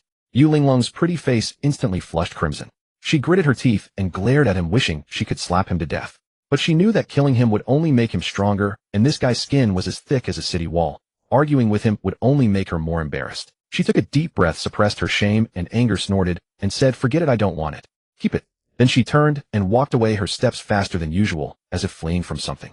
Chang'an watched her receding figure and called out a few more times, "Hey, Saintess, really don't want it. Then I'll really auction it off." Yu Linglong's steps faltered for a moment, but then quickened again, and she disappeared into the depths of the palace without looking back. Chang'an scratched his head, turned to look at the elders still standing there, and handed the belly band to them, saying, "How about you return it to the Saintess for me?" The elders acted as if they had seen a hot potato, waving their hands repeatedly, saying, "Keep it yourself, and we have things to do." and then slipped away, disappearing back into the palace, even closing the mountain gate. Li Chang'an looked at the closed mountain gate, then at the belly band in his hand side helplessly, and had to store it back into his system space. He turned his head and found Su Qi still standing there looking at him with a teasing expression. Su Qi couldn't help but shout, "You Linglong, you haven't dueled me yet." But the only response was the echo from within the mountain gate. Li Chang'an walked up to her, looked her up and down, and said, "Hey, we haven't settled the score for you betraying me earlier. How about I go to your supreme divine temple and let you kill me 100 times? Su Qi quickly waved her hands and said nervously, "No, no, no. Better not come. Our supreme divine temple is too small to accommodate a great Buddha like you." Li Chang'an was not having it, crossing his arms and saying, "That won't do. You falsely accused me of stealing the belly band earlier, almost making me take the blame. We can't just let this slide. At least let me die 100 times, or I won't feel balanced." Su Qi's eyes rolled, and she quickly said, "Didn't you get the Sanus's belly band? That's a priceless treasure. If anything, you've profited." Seeing that Li Chang'an was about to retort, she hurriedly changed the subject. "Besides, if you really want to die, I can find you a more suitable place. I'll guarantee you a quick and comfortable death." Hearing this, Li Chang'an became interested and asked, "What place?" "Tell me." Su Qi asked back, "What plans did you have before?" Li Chang'an answered honestly, "I originally planned to go to the Five Elements sect to cause trouble for the Martial Alliance leader. His son had seized a woman by force and I crippled him. The grudge should be considerable." Su Qi nodded eagerly and said enthusiastically, "Then I'll take you to the Five Elements sect. I'll help you draw their hatred, making sure they hate you to the bone and chase you to kill you. As long as you don't come to ruin our supreme divine temple, anything else is fine." Li Chang'an's face darkened. "What do you mean ruin? I'm giving you opportunities. How many people wish they could kill me, but can't?" Su Qi gave an awkward laugh and waved her hand repeatedly. "Anyway, just don't come to our supreme divine temple. After you finish with the Five Elements sect, I'll take you elsewhere. I know some deadly, perilous places where there are immense opportunities, but no one who entered has ever come out alive. But you're not afraid of death, so you can go and explore them." Li Chang'an nodded with satisfaction and said, "That's more like it. Then let's go to the Five Elements sect first." Su Qi secretly wiped her cold sweat, afraid he would change his mind, and quickly pulled his hand to walk out, saying as they walked, let's go while it's still early, we need to hurry." After the two figures completely disappeared at the end of the mountain path, the mountain gate of the Wuji Immortal Palace reopened a crack, and the figures of several elders and Yu Linglong appeared behind the door. The Grand Elder gazed at the direction they had gone, let out a long sigh of relief, wiped the cold sweat from his forehead, and said with lingering fear, "That was close. Luckily that guy kept his word and didn't continue to pester us. If he had really insisted on staying and made us kill him 100 times every day, even if he didn't cause us trouble later, once he falls into demonic ways, all righteous sects would blame us for aiding the enemy." Another elder, stroking his beard, said thoughtfully, "But come to think of it, this young man is exceptionally gifted and has an immortal body. His future is boundless. If he really has some connection with you, girl, it might not be a bad thing for our Wuji Immortal Palace in the future." Yu Linglong's face instantly reddened, and she stomped her foot, saying, "Third elder, what nonsense are you talking about? I don't want any connection with him." She paused, her voice unconsciously lowering. "And since when does our Wuji Immortal Palace need to rely on outsiders for protection?" Even as she said this, she was secretly surprised. She didn't actually feel much true hatred for that frivolous rogue Li Chang'an. The thought of her belly band in Li Chang'an's hands made her blush and her heart race. That guy, he wouldn't do anything strange with her belly band, would he? Li Chang'an and Su Qi walked side by side along the official road leading to the Five Elements sect. After walking for a while, Su Qi could no longer contain her curiosity. She turned to look at Li Chang'an and asked, "Young hero Li, I simply cannot fathom. Though you possess an undying body, dying must still hurt, must it not?"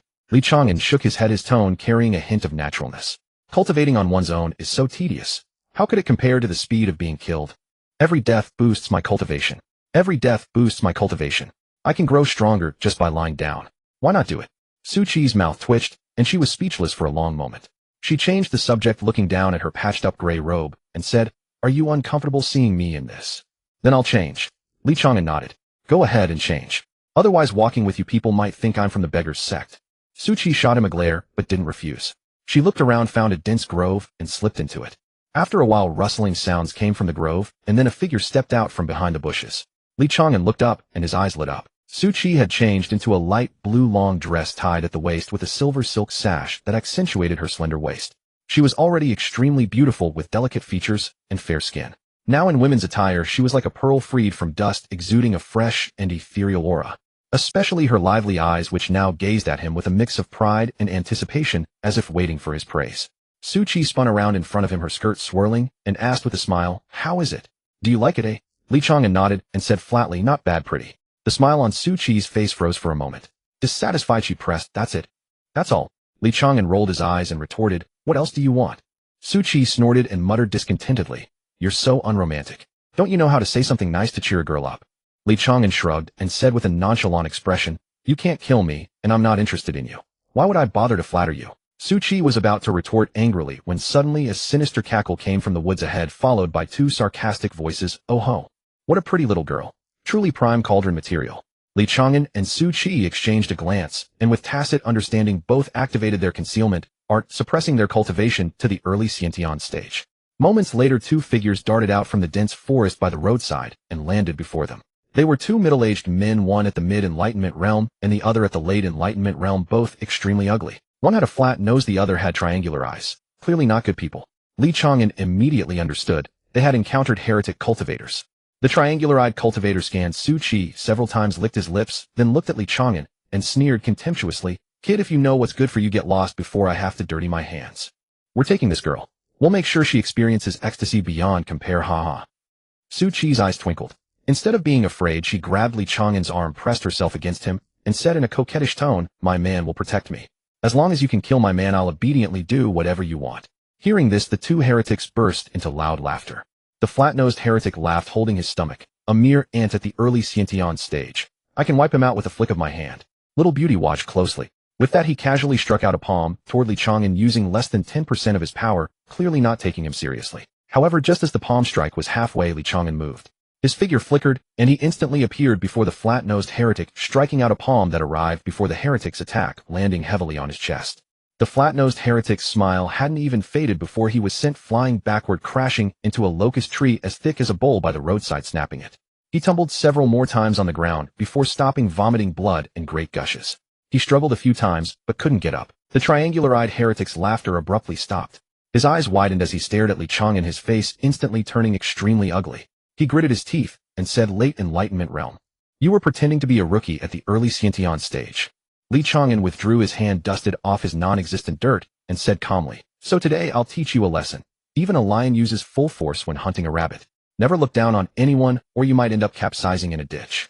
Enraged, the triangular-eyed heretic madly circulated his internal energy and struck out with a full power palm at Li Chang'an.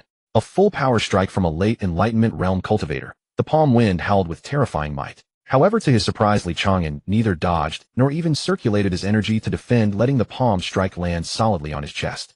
Li Chang'an's body flew backward, slammed into the mountain wall by the roadside, slid to the ground, and died on the spot.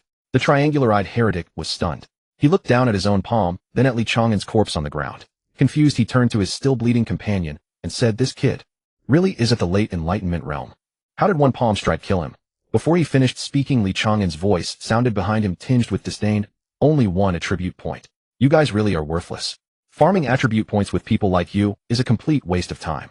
The triangular-eyed heretic spun around abruptly, and seeing Li Chang'an standing perfectly unharmed behind him, his eyes nearly popped out. Before he could speak, Li Chang'an had already stepped forward, throwing a punch at his face. Though shocked by his resurrection, the triangular-eyed heretic's instincts kicked in, and he threw a punch in return. The two fists collided with a dull bang. The triangular-eyed heretic's entire arm shattered from the fist piece by piece, with blood mist spraying. Then the violent force spread from his arm throughout his body, and his body exploded into a cloud of blood mist. Li Chang'an himself was stunned. He looked down at his own fist in disbelief. A cultivator of the same realm, and he had exploded him with one punch. Only then did he realize that although his cultivation was only at the late enlightenment realm, his strength and agility far exceeded those of his peers. Coupled with the accumulated attribute point bonuses, his actual combat power had far surpassed the level corresponding to his cultivation. The flat-nosed heretic, seeing his companion blown up with one punch, was terrified out of his wits. He quickly raised a hand and struck his own forehead, knocking himself unconscious, hoping to escape death. But Su Qi rushed forward, raised her blade, and cleanly severed his neck. Then she crouched down, skillfully rummaged through the two corpses, and stripped them of their storage rings, weapons, and anything valuable, her movements fluid and seamless. Li Chang'an rolled his eyes wildly and couldn't help but say, "You're the sacred maiden of the Supreme Divine Hall. Can you stop acting like you're reincarnated from a pauper?" Su Qi packed away the spoils he had scavenged, rose to his feet, dusted off his hands, and said with a grin, "You're like a well-fed man who can't understand the hunger of the starving. A little scavenging here, and there can save countless refugees. Though I am the holy maiden of the Supreme Divine Temple, my father has taught me since childhood. As the leaders of the righteous path, we must be the light of justice, illuminating all darkness and suffering." I may not be able to help everyone, but I'll do my best to help as many as I can. Li Chang'an was somewhat moved by these words. This girl may be a bit erratic in temperament, but her heart is truly kind. His impression of the Supreme Divine Temple also improved, feeling that their values and philosophy were quite upright. At that moment, 3 powerful auras approached rapidly from the horizon and landed before the two in the blink of an eye. They were 3 elders, the leading one at the Mid-Emperor realm, followed by 2 at the Peak Nirvana realm. Upon landing, their gazes locked directly onto Su Qi. The leading Emperor realm elder said with a wry smile, "Young mistress, it's dangerous out here. The temple master is truly worried about you. Please return with this old servant." Su Qi's expression flickered slightly at the sight of the 3, but quickly regained her cheerful demeanor. She rolled her eyes, then suddenly grabbed Li Chang'an's arm and leaned her head against his shoulder, saying, "3 elders, I'm not going back. I've already found myself a man. We've pledged ourselves to each other, and I'm going to bear his children." Li Chang'an silently gave Su Qi a thumbs up. What a good person. This girl is truly kind. Even at a time like this, she doesn't forget to stir up trouble for him. He immediately puffed out his chest and said with righteous indignation, "That's right. Don't even think about taking my wife away." As he spoke, he wrapped his arm around Su Qi's waist, and their intimate gestures truly resembled a young couple. The 3 elders' faces instantly darkened. The Emperor Realm elder's gaze was like lightning as he scanned Li Chang'an and said in a deep voice, "To have reached the late Enlightenment realm at such a young age or aptitude is indeed impressive. But the young mistress holds a noble status. How could she casually pledge herself to anyone? Young man, this old one advises you to give up this notion. The threshold of the Supreme Divine Temple is beyond your reach." Before Li Chang'an could speak, Su Qi cut in, "I'm not going back. I don't want to be the holy maiden anymore. I'm already carrying his child." At these words, all 3 elders stumbled simultaneously, nearly losing their footing. Even Li Chang'an couldn't help but cough violently, then turned his head and transmitted his voice to Su Qi in a low tone. "Aren't you overacting? The baby wouldn't come that fast." Su Qi flashed a sly smile and transmitted back, "Since you're seeking death anyway, just play along with me." Li Chang'an figured he had a point, so he patted his chest and declared with perfect confidence, "If you want to take my wife and child, you'll have to walk over my dead body." The 3 elders were livid with rage, itching to smite Li Chang'an with a single slap. But they feared that if they killed him rashly, the young mistress would hold a grudge against them. The Emperor Realm elder took a deep breath, suppressed the fury in his heart, and softened his tone. "We cannot decide your fate on our own. Why not return to the Supreme Divine Temple with us, and let the temple master pass judgment?" Su Qi immediately refused. If she let this jinx of a man go to the Supreme Divine Temple, who knows what chaos he'd cause. Besides, she'd never be able to sneak out and play again. Her father would never let her leave. She rolled her eyes and said, "3 elders, here's the deal. If you can completely kill him, I'll obediently return with you. But if you can't kill him, then go back and tell my father to stop worrying about me. I'll come back when I've had my fill of fun." What the heck? The 3 elders exchanged bewildered glances, their expressions odd. The Emperor Realm elder frowned and asked, "Holy maiden, didn't you just say you had pledged yourself to him? Now you want us to kill him? Could this be what they call love unto death?" Li Chang'an quickly chimed in, Exactly. Just kill me, and I won't stand in your way. Otherwise you can go cool your heels somewhere far away." One of the Nirvana Realm elders pondered for a moment, then looked at Su Qi and asked cautiously, "Holy maiden, if we truly make a move, you won't hold a grudge against us afterward, will you?" Su Qi shook her head hastily and said with a sincere expression, "Don't worry. As long as he's thoroughly killed, I'll obediently go back with you. I won't go back on my word." Hearing such a bizarre request, the 3 elders didn't know what to say. Though something felt off, they couldn't quite pinpoint what was wrong. The 3 exchanged telepathic messages. The Emperor Realm elder frowned and transmitted, "Why would the young mistress want us to kill her lover? Could that young man's cultivation be far beyond the late Enlightenment realm? Or does he possess some formidable treasure that makes him certain we can't kill him, which is why he dares to say such things?" Another elder at the Peak Nirvana realm transmitted back, thoughtfully, "Possible. That young man just shattered a heretic cultivator of the same rank with one punch. His strength is indeed remarkable. And knowing our cultivation levels, he remains utterly calm. He likely has some real backing." The 3rd elder transmitted, "Then what do we do? Do we actually make a move?" The Emperor Realm elder fell silent for a moment, then finally nodded and transmitted, "Let's give it a try. If we can't kill him, we'll simply return and report. If we do manage to kill him, then it's his fate, and the young mistress can't blame us." With their decision made, the Emperor Realm elder cupped his hands towards Su Qi and said, "Young mistress, we'll make our move now. If we can't kill him, we'll naturally return to report. But if we do kill him, you mustn't get angry or cry, and you can't hold a grudge against us." Su Qi nodded vigorously and patted her chest in assurance. "Don't worry. As long as you can completely kill him, I promise to obediently return with you. I won't go back on my word." With that, she turned to Li Chang'an and said in a deliberately saccharine tone, "My husband, I'll be waiting for you." Li Chang'an nodded, stepped forward, spread his arms wide, and said with a composed expression, "Come on, 3 elders. Make it quick and clean. Don't make it too painful for me." Although these three weren't female, so killing them wouldn't grant extra attribute points. The first-time kill bonus combined with their vastly superior strength still meant he'd earn 2 or 3 attribute points each time. Little by little, 100 kills would net him 200 points, enough to push his cultivation up another notch. The three elders exchanged glances, and the peak Nirvana Realm elder struck first. He threw a tentative palm strike with only half his power, sending a whistling gust of palm energy toward Li Chang'an's chest. Seeing this, Li Chang'an thought, this force couldn't possibly kill him. He immediately raised his arm to block, channeling his late Enlightenment Realm cultivation at full power, and met the peak Nirvana elder's palm head-on. Boom! A muffled crash echoed as both staggered back 2 steps. The Nirvana Realm elder's expression shifted slightly, inwardly startled. All 3 elders were secretly astonished.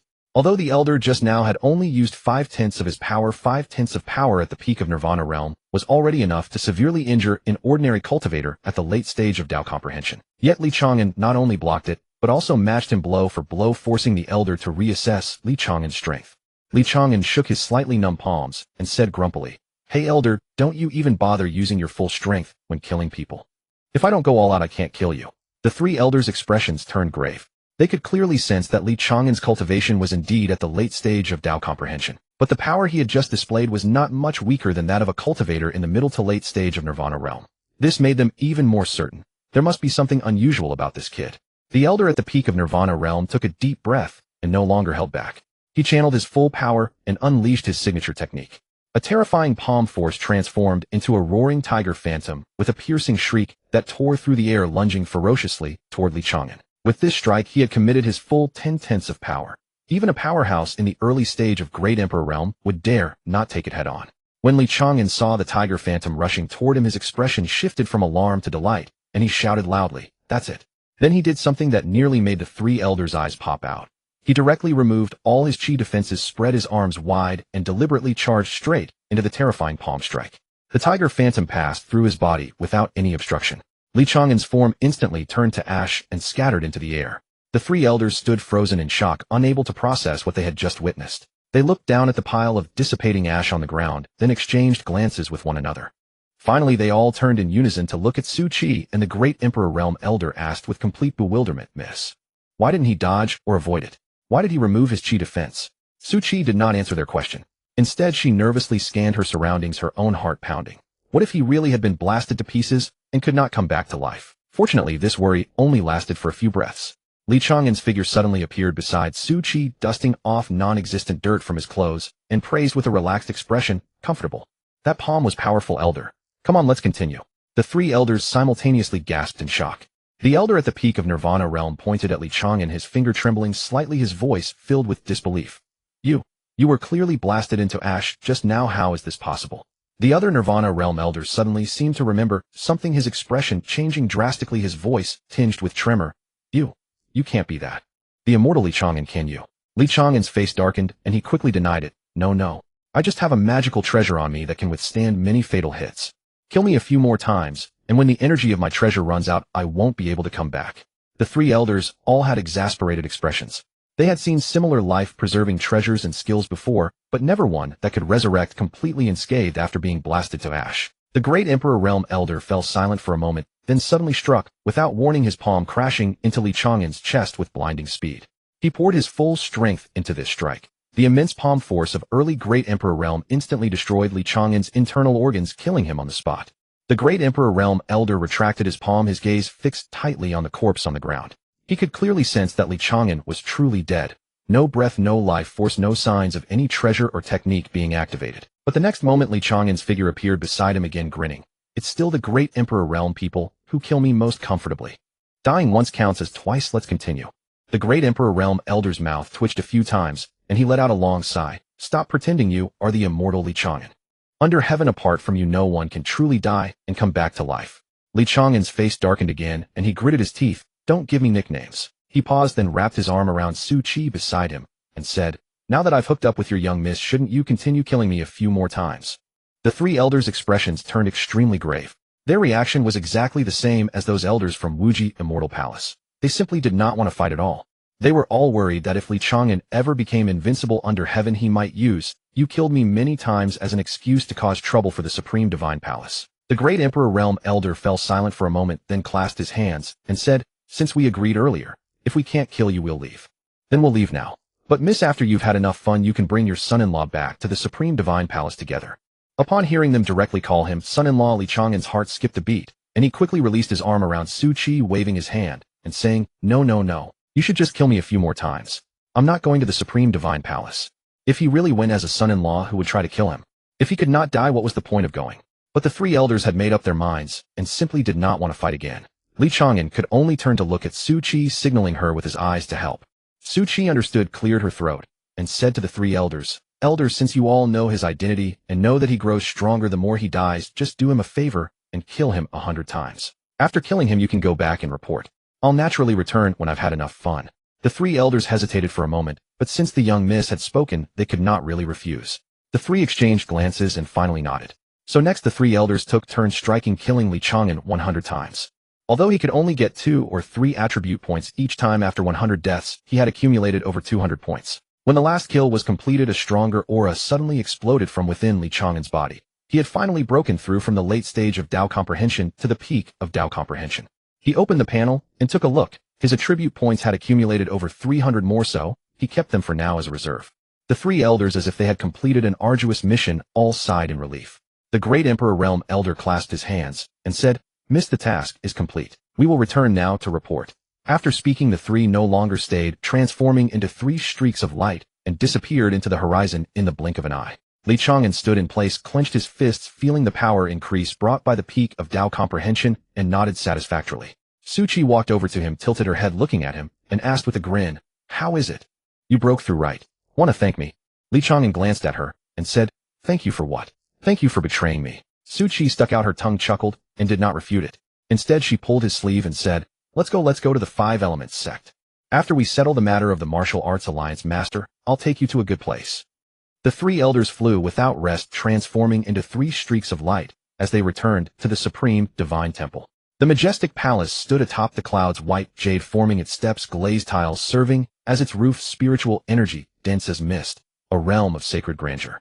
The three walked straight into the main hall, where a middle-aged man in purple robes stood with hands clasped behind his back. His back turned to them, gazing at a scroll painting of mountains and rivers hanging on the wall. His figure was tall and straight, his features elegant, yet an imposing aura emanated from his brow, without the need for anger. Truly the sect master of the Supreme Divine Temple, Su Tianqian. The three bowed respectfully, and the elder at the great Emperor realm stepped forward, reporting respectfully. Sect master, we have found the young miss. Su Tianqian turned around, his gaze calm as he looked at the three and asked, Where is she? Why did you not bring her back? The elder hesitated for a moment, forcing himself to say, Young miss. She is with a young man, and their relationship is extremely intimate. We intended to bring her back, but that boy was quite troublesome, so we refrained from acting by force. Su Tianquan's brow furrowed slightly as he walked to a chair beside him and sat down, lifting a teacup for a small sip. His tone remained composed. What kind of young man could make all three of you feel troubled? The elder took a deep breath and said, That boy's name is Li Chang'an. The very Li Chang'an with the immortal body who has been the talk of the martial world lately. His cultivation is at the late stage of the Dao comprehension realm, but we have tested him. His true combat strength far surpasses cultivators of the same rank, and indeed, as the rumors say, he can resurrect after death, growing stronger with each demise. We killed him 100 times, and his cultivation rose from the late stage of Dao comprehension to its peak. Su Tianquan's hand holding the teacup paused slightly. He fell silent for a moment, then slowly nodded and said, You did the right thing. This Li Chang'an, I have also heard of him. He is an anomaly, his character ranging between righteous and evil, acting entirely on whim. He cares nothing for the distinction between orthodox sects and demonic cults, nor does he put any power in his eyes. He has caused disturbances in the Grand Yin Imperial Palace, stirred up trouble in the demonic sect, and ultimately walked away unscathed. Such a person, if he were to come to our Supreme Divine Temple, would indeed be a headache. The Grand Elder hesitated, then asked, Then Sect Master, if something truly happens between this boy and the young miss, are you not angry? Su Tianqian set down his teacup and let out a light laugh, saying, Angry? What is there to be angry about?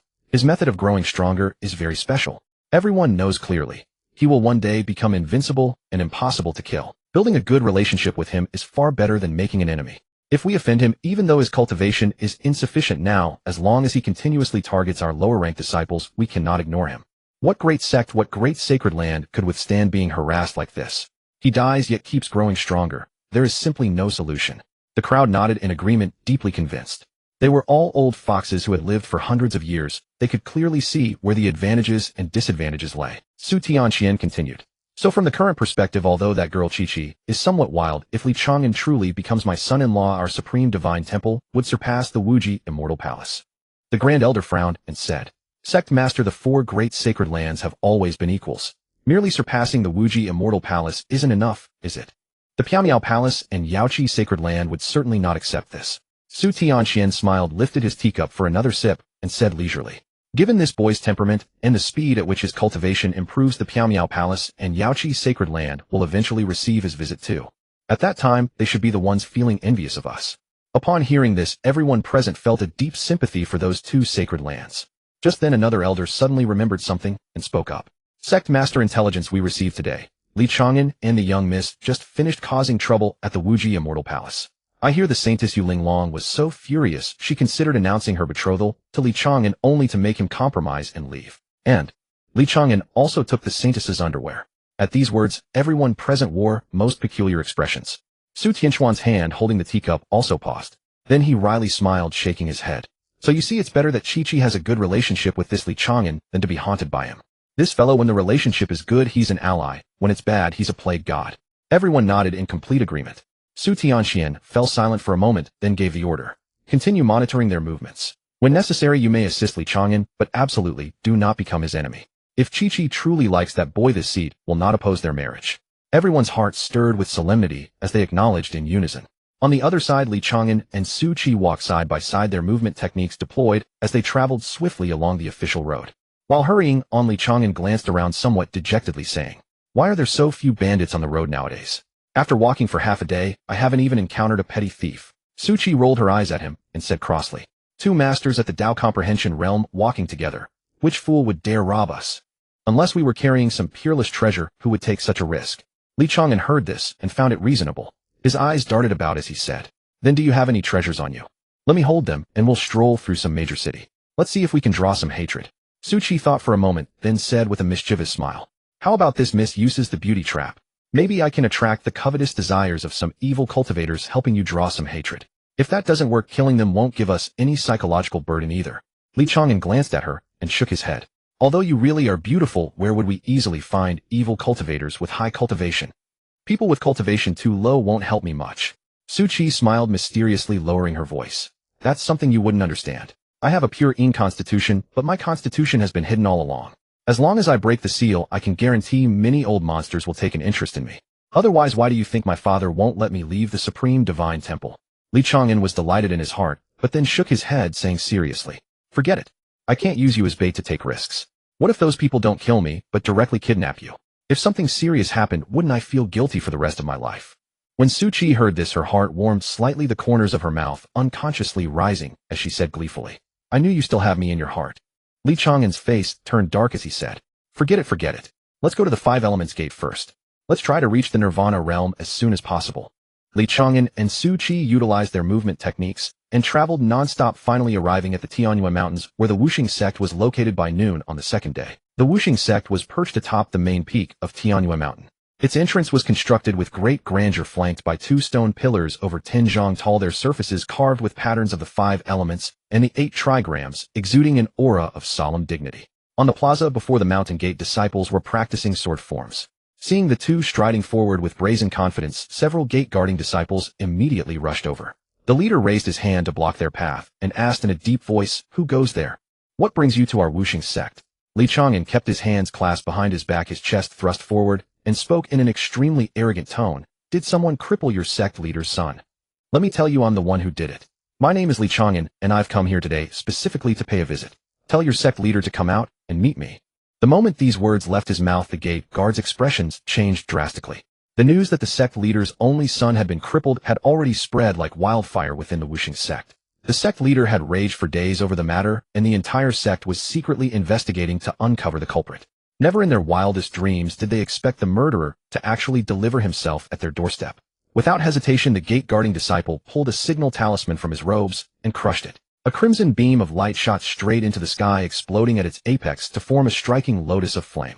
Almost simultaneously with the signal's release, a series of rapid whooshing sounds echoed from within the Wuxing sect.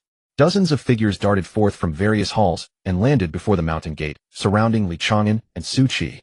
Among them were elders with white hair and beards, middle-aged deacons with profound spiritual auras, and no few elite disciples who had rushed over upon hearing the news. The lowest cultivation base among them was at the early stage of the Tao Comprehension realm, with 7 or 8 elders at the Nirvana realm. Truly an impressive lineup. An elder at the peak of the Nirvana realm stepped forward, his icy gaze fixed on Li Chang'an as he asked, "Boy, was it you who crippled our sect leader's only son?" Li Chang'an nodded, his expression completely at ease. "That's right, it was me. That young man snatched a common woman in broad daylight. I acted on behalf of heaven and destroyed the instrument of his wickedness.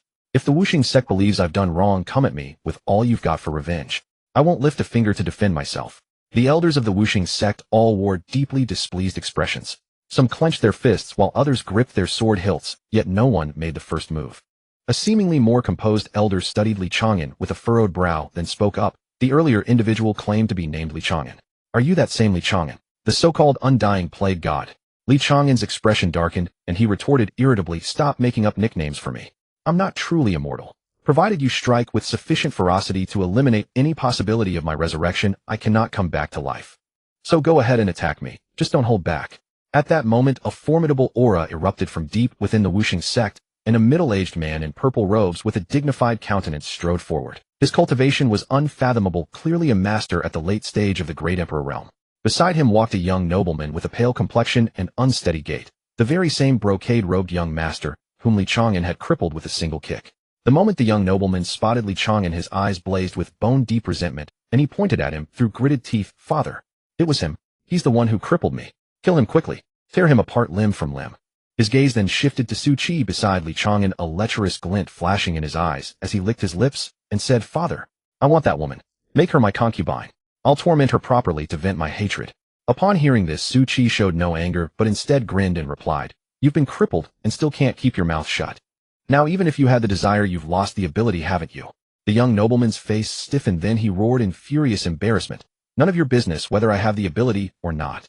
I have plenty of tools." Both Li Chang'an and Su Qi's expressions darkened simultaneously. The Wuxing sect leader and several elders also turned ashen, wishing they could find a hole to crawl into. The sect leader whirled around and bellowed, "You wretched fool. Shut your mouth. Say one more word, and I'll kill you with my own hands." Intimidated by his father's aura, the young nobleman shrank his neck and dared not speak further, though his gaze remained fixed on Li Chang'an with venomous hatred. The sect leader took a deep breath, suppressing his fury, then turned to face Li Chang'an with scrutiny and wariness in his eyes, saying slowly, "Rumors say you possess an immortal body that grows stronger with each death. I was skeptical, but since you dare to come here on your own accord, you must have some advantage." Li Chang'an grinned and replied, "I don't believe it either, so I suggest you hurry and strike to avenge your son. Killing me would be the perfect way to verify whether the rumors are true." The sect leader did not act immediately. Having lived for centuries, he was always cautious in his actions. He exchanged a glance with an elder at the peak of the Nirvana realm beside him. The elder understood the signal, strode forward, drew his waist sword, and pointed its tip directly at Li Chang'an, shouting loudly, "Why should the sect leader personally kill you? This old man alone is more than enough." Before his words had finished echoing, his figure blurred, and the long sword transformed into a cold gleam like a bolt of lightning, striking straight for Li Chang'an's heart. Li Chang'an felt the piercing sword intent, but made no attempt to dodge or evade. In fact, he deliberately pressed his chest forward to meet it. With a squelch, the sword pierced through his heart, the tip emerging from his back as blood dripped down the blade. Li Chang'an's body convulsed a few times before collapsing limply to the ground, lifeless. The Wuxing sect members exchanged bewildered glances, somewhat astonished. Was he really dead, just like that? This guy truly came here seeking death. A look of delight spread across the young nobleman's face as he laughed triumphantly. "Huh. Finally dead. Finally dead. Father, that woman is mine. I'll take her back and torment her properly." Yet before his laughter could fade, Li Chang'an's corpse dissolved into motes of light and scattered into the air. In the next instant, Li Chang'an reappeared beside the young nobleman and swiftly delivered a brutal slap across his face. The young nobleman spun around several times like a top before crashing heavily to the ground. Half his face was swollen and several teeth mixed with blood flew from his mouth. Li Chang'an cursed, "You wretched bastard, still not keeping quiet even after losing your tools. You're just wasting air." As he spoke, he raised his hand to crush the young nobleman's skull. Seeing this, the sect leader's eyes nearly burst from their sockets, and with a roar he struck instantly. The full force of a late Great Emperor realm expert moving at the pinnacle of speed landed a palm strike on Li Chang'an's back, shattering his body into fragments. Li Chang'an died on the spot, but moments later resurrected beside the young nobleman. This time he didn't give anyone a chance to react, raising his hand to palm strike the top of the young nobleman's head. The young nobleman's skull exploded, crimson and white splattering across the ground. His corpse swayed twice before crashing down. For a moment, complete silence fell before the entire mountain gate. Everyone stared dumbfounded at the headless corpse on the ground, unable to process what had just occurred. The sect leader's only son killed right before his eyes. The sect master's eyes seemed to burst from the rage, turning blood red, as an overwhelming killing intent erupted from within him. He stared fixedly at Li Chang'an, his voice sounding as if it came from the deepest hell. You dare to kill my son right in front of me. Li Chang'an shrugged indifferently and said, your useless son is nothing but a burden anyway. Since he's already been crippled, it's better to just kill him. You're still young, just have another child. If you want to thank me, kill me repeatedly. The sect master could no longer restrain himself, roaring in fury as he unleashed a barrage of palm strikes against Li Chang'an like a devastating storm. Li Chang'an neither dodged nor blocked, letting the attacks strike him down again and again, only to resurrect each time. The sect master killed Li Chang'an over 20 times in succession, each palm strike channeling his boundless wrath with increasing ferocity. Yet Li Chang'an would resurrect unharmed within moments, his aura steadily growing stronger. After more than 20 kills, the sect master's fury gradually subsided as reason took over once more. He halted his assault, his expression darkening to a grim shade as he watched Li Chang'an's infuriating grin. He finally grasped the horrifying truth. The boy was truly unkillable. Each time he died, his aura grew even more formidable. Continuing this pattern would only make him stronger. Seeing the sect master stop, Li Chang'an grew anxious and called out urgently, don't stop. Keep going. I haven't killed enough yet. If you won't do it, I'll start targeting the rest of your Five Elements sect. Upon hearing this threat, every member of the Five Elements sect's expression darkened. They had no doubt about Li Chang'an's words. He was truly unkillable, and his cultivation had already reached the peak of the Tao comprehension realm. If he truly went on a rampage against the lower-ranking disciples without restraint, it would be catastrophic for the entire Five Elements sect. Even the elders at the Tao comprehension and Nirvana realms felt a chill run down their spines when facing a madman who feared no death, could resurrect after dying, and grew stronger with each death. The sect master clearly understood this as well. He took a deep breath, forcing down his rage, and his tone miraculously softened as he spoke almost pleadingly. Young heroically, I was wrong about what happened earlier. My useless son deserved to die. I should thank you for clearing out my own ranks. Let's call it even, shall we? But upon hearing this, Li Chang'an immediately objected, placing his hands on his hips. Call it even? Don't be ridiculous. Today you either keep trying to kill me, or I'll force your hand. Choose one. Next time I strike, it won't just be one son you lose. The sect master's expression flickered, but as a seasoned schemer who had lived over 100 years, he quickly regained his composure. Biting his teeth, he said, Young heroically, we've heard of your accomplishments. Though your methods are unorthodox, you do have some principles. I find it hard to believe you'd slaughter low-ranking disciples without reason. Our Five Elements sect is a righteous sect. We've never done anything to provoke heaven's wrath or the people's hatred. If you truly have the heart to do it, then go ahead and kill me. Li Chang'an immediately frowned. Was this old man planning to just give up? He asked cautiously, I killed your son, didn't I? You really don't want revenge? Without hesitation, the sect master drew a short sword from his waist, sliced off his own sleeve, and loudly declared before the ancestral tablets, Today I sever all ties with that rebellious son. From this day forward, nothing he does concerns me. Therefore I have no need for revenge. After saying this, he sheathed his sword and looked at Li Chang'an with a blank expression. Young hero Li, is there anything else? If not, this old man has official duties to attend to. A visible vein throbbed on Li Chang'an's forehead as he gritted his teeth. You ruthless old bastard. Actually breaking the script. No one had expected that the dignified sect master of the Five Elements sect would be driven to disown his dead son just to sever ties and get rid of this plague. A dead silence fell before the mountain gate as the disciples and elders of the Five Elements sect exchanged bewildered glances. Their expressions were truly remarkable, filled with shock, humiliation, helplessness, and an indescribable measure of admiration. After all, few people could bring themselves to declare, I sever all ties with that rebellious son, in front of such a large crowd. Li Chang'an stood there with exasperation, his mouth twitching several times, momentarily at a loss for words. Su Qi stood beside him, and after a moment of stunned silence couldn't help but burst out laughing, shaking with mirth until tears formed in her eyes. Patting Li Chang'an's shoulder between laughs, she said, Haha, I've never seen anything like this today. The mighty sect master of the Five Elements sect actually disowned his dead son in public just to avoid seeking revenge. If this story gets out, the martial arts world will be laughing for 3 years. Haha. The faces of the Five Elements sect members turned from green to white, while the sect master's face darkened like a soot-covered wok, but he bit his teeth and held back his anger. All he wanted now was to get rid of this plague as quickly as possible. Otherwise, if Li Chang'an truly went on a killing spree at the Five Elements sect, more than just his son would die today. Seeing that the sect master was determined to play dead, Li Chang'an no longer expected him to make the first move. He rubbed his hands together and adopted a conversational tone, saying, Sect master, think about it. I went to the Wuji Immortal Palace, and they at least killed me 100 times before letting me leave. If your 5 elements sect won't even kill me once, and just let me leave like this, won't it make you look more stingy than the Wuji Immortal Palace when word gets out? How about this? You kill me 100 times, and I'll leave immediately after not staying for a single extra second. The faces of the 5 elements sect members grew even grimmer. After some hushed discussion, the sect master finally bit his teeth and asked, "We can kill you 100 times, but can you guarantee that after that you won't treat us as enemies and won't continue to harass our 5 elements sect?" Li Chang'an quickly nodded and patted his chest, saying, "Don't worry. If you can let go of the revenge for your son's death, what could I possibly hold against you? Come on, let's hurry." He paused and added, "But I want 2 female elders at or above the Great Emperor realm, each killing me 50 times. The faces of the 5 elements sect members darkened once more. This bastard was even picky about who killed him. What was wrong with him? But given the circumstances, they were too exhausted to argue over such details. The sect master gritted his teeth and instructed a disciple nearby, "Go fetch the supreme elder and elderine." Soon 2 figures emerged from the depths of the 5 elements sect. The one in front was a woman in her early 50s wearing an elegant cyan robe with a dignified face and composed demeanor, her cultivation at the mid-stage of the Great Emperor realm.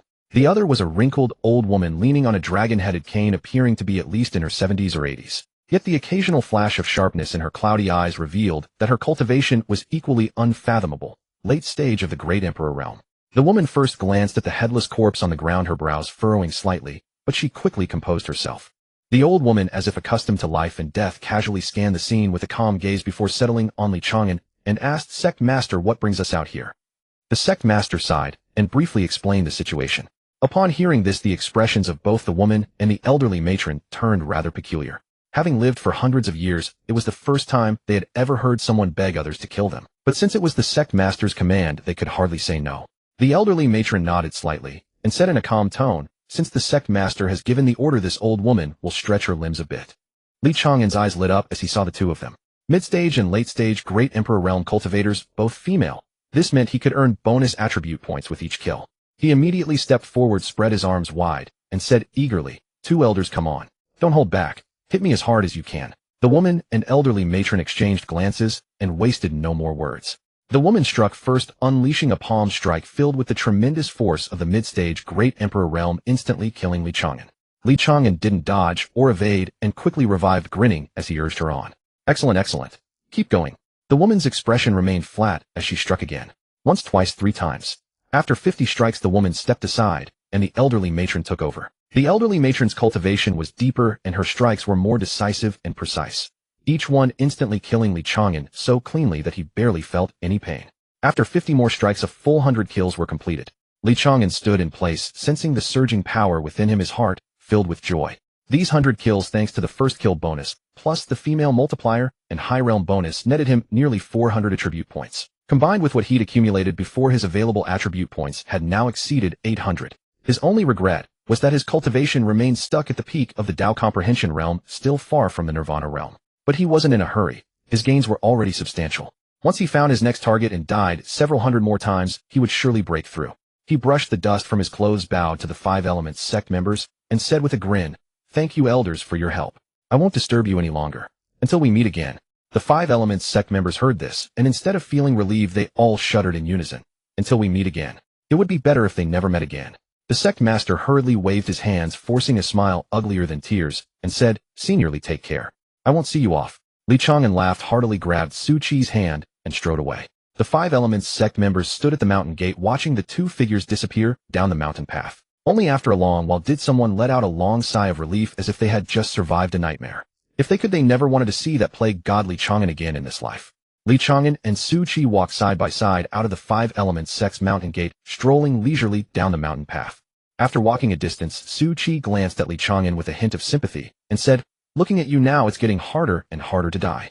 Just now at the 5 elements sect, you were killed 100 times by Great Emperor realm experts, yet you still haven't broken through to the Nirvana realm. Where will you find so many experts to kill you in the future?"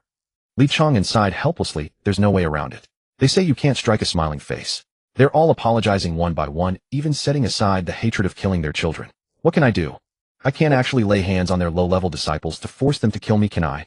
I just want to grow stronger. I never intended to become a demon. He paused, then turned to Su Chi and asked, "You mentioned before that you know some places where survival is nearly impossible. Are there other locations where I can recklessly seek death?" Hearing this, Su Chi's eyes lit up with excitement. "Then you've come to the right person. Both the righteous and demonic paths are afraid of you now. Wherever you go under that title of undying plague god, people avoid you. But have you ever thought, what if you changed your appearance every time you revived? If others didn't know your true identity, wouldn't they keep killing you? Li Chang'an's expression darkened at the words, undying plague god. But when he heard her suggestion, his eyes suddenly brightened. He slapped his thigh and exclaimed, that's right. If I changed my appearance every time I revived, who would know I'm Li Chang'an? They'd just think I'm some unlucky fool who doesn't know when to die, and they'd kill me without hesitation. He immediately opened the system panel and spent 50 attribute points to exchange for an advanced disguise technique and a shape-shifting cloak. The cloak looked ordinary at first glance, but with a mere thought it could alter the wearer's appearance, body shape, and clothing, and even simulate different auras. Li Chang'an focused his mind, and the cloak flashed with light. In an instant he transformed into a middle-aged man in his 40s. A square face, thick eyebrows, large eyes, dressed in gray cloth working clothes, looking like an ordinary martial artist from the Jianghu. He flexed his facial muscles, turned to Su Qi, and asked in a rough voice, well, you can't recognize me, can you? Su Qi circled him twice, marveling at the transformation, then her eyes sparkled as she asked with a grin, you actually know how to disguise and change your form. Can you turn into a woman? Li Chang'an's expression darkened, and he retorted irritably, no. This young master has no such peculiar preferences. But Su Qi persisted in her persuasion, think about it. If you want someone to kill you, the best method is to transform into a stunningly beautiful woman with no fighting ability. That would definitely attract dangerous people. If you encounter someone with lower cultivation, you can punish evil in heaven's name. If you meet someone stronger, you can fulfill your wish to die. What a perfect plan. Li Chang'an thought it sounded reasonable, but he couldn't quite get past that mental hurdle. He hesitated, saying, turning into a woman. This is too. Su Qi patted his shoulder in an experienced tone, you're thinking too small. Think about it. In the future, everyone in the Jianghu will know you can transform into various forms. When those villains want to rob and kill, they'll have to reconsider. Could this seemingly easy target actually be you, Li Chang'an, in disguise? You're using yourself as bait, making criminals live in fear and reducing crime rates. This is boundless merit. Li Chang'an was swayed by her reasoning, scratching his head hesitantly. Then, I'll try. Su Qi's eyes lit up and she nodded eagerly. You transform, and I'll guide you. 2 incense sticks later. Su Qi looked at the person before her and couldn't stop laughing, covering her mouth. Li Chang'an had transformed into a young woman of about 20. Rosy lips, white teeth, eyebrows like painted scrolls with long black hair cascading down to her waist. She wore a pale pink gauze short dress that revealed a glimpse of her fair legs with embroidered shoes on her feet. The entire appearance was delicate and charming, evoking compassion at first sight. Li Chang'an looked down at her outfit, then tried her delicate voice, asking hesitantly, are you sure? This is all right. I feel like I've gotten on a pirate ship. Su Qi wiped away her tears of laughter and waved her hand. Don't put it so harshly. Anything either happens 0 times or countless times. Who knows, you might grow to like this feeling later. Li Chang'an said with a deadpan expression, what nonsense. How could I enjoy cross-dressing? I'm only doing this to seek death. As they spoke, rustling sounds suddenly came from the forest ahead, followed by several lecherous laughs. Wow. What a stunning girl. I'm so lucky today. Found 2 top-quality furnished tripods at once. Li Chang'an and Su Qi turned to look, only to see 5 men in gaudy robes emerging from the woods by the roadside. These men had pale faces, unsteady steps, and lecherous glints in their eyes. Clearly not proper cultivators. Their cultivation levels ranged from at most early grandmaster to mere mid-stage master, which in the eyes of Li Chang'an and Su Qi were no different from ants. Li Chang'an instantly lost interest, too lazy to even speak. Su Qi also knew that such riffraff weren't even fit to scratch Li Chang'an's itch, let alone kill him. She planted her hands on her hips, snorted coldly, and said, if you don't want to die, get lost. With just you few shrimp soldiers and crab generals, you dare to covet your grandmother. Hearing this, the men not only refused to retreat, but grew bolder. Seeing that Li Chang'an and Su Qi only displayed early Xiantian cultivation, they thought they were just 2 clueless little girls. The leading man at early grandmaster licked his lips and chuckled. Little lady, you've got quite a temper. But I like them feisty. Taming them is all the more fun. Before his words faded, Su Qi had already moved.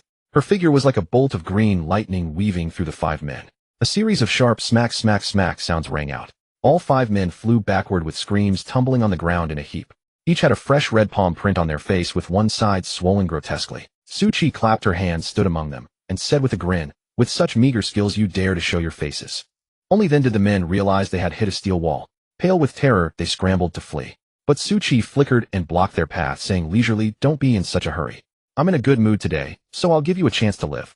Choose one of you to go back and deliver a message calling your Hehuan sect experts to come for a rescue. As for the rest, I'll kill one every incense sticks time until your people arrive. How about that? Fair, isn't it? The 5 men exchanged glances, their faces filled with terror. One of them stammered, what do you want? Su Qi didn't waste words. She casually pointed, and selected the early Grandmaster man. Then she flicked her fingers, sending a stream of true chi into his dantian, instantly crippling his cultivation. Immediately after, she added a kick. The man let out a miserable scream, clutching his crotch and curling up on the ground convulsing. Su Chi clapped her hands and said cheerfully, "All right, now you can go back and deliver the message. Remember, if no one comes within an incense stick's time, I'll kill one every incense stick until they're all dead." The crippled man, his face ashen, said with despair in his voice, You've destroyed my cultivation. From here to the Hawan sect and back takes at least an hour and more. How can I possibly return within an incense stick's time?" Su Chi glared and said matter-of-factly, "What's that to me? I've set the rules. If you don't go, I'll pick someone else to deliver the message and kill you first." The man's face alternated between green and white. In the end, he could only grit his teeth, drag his broken body, and limp down the mountain. The remaining four were tied together by Su Chi with a rope and made to squat by the roadside, not daring to breathe loudly. Li Chang'an found a clean rock to sit on, legs spread carelessly, one hand on his knee and the other fanning himself, saying impatiently, "Why make things so complicated? Just kill them and be done with it." Su Chi walked over, looked him up and down, and couldn't help covering her mouth with a laugh. "You're a woman now. Can't you be more mindful of your sitting posture? Those guys have already seen everything under your skirt." Li Chang'an waved his hand nonchalantly, speaking in a gruff voice, "What's there to fear? If I whip it out, I'll scare them to death. Let them look if they want." The bound Hawan sect disciples had been keeping their heads down, not daring to look. Upon hearing this, they couldn't help lifting their heads, staring at Li Chang'an with suspicion. Why did this delicate little beauty speak so roughly? What does whip it out and scare us to death mean? Could this seemingly charming little girl actually be a man? Seeing that they actually dared to look up, Su Chi's face darkened. In an instant, she struck her finger, whined like lightning, gouging out the eyes of those men. The men covered their eyes, letting out heart-wrenching screams. Two of them, unable to bear the torment, bit off their tongues and died. The remaining one knelt on the ground, screaming and begging, "Please, just give me a quick death.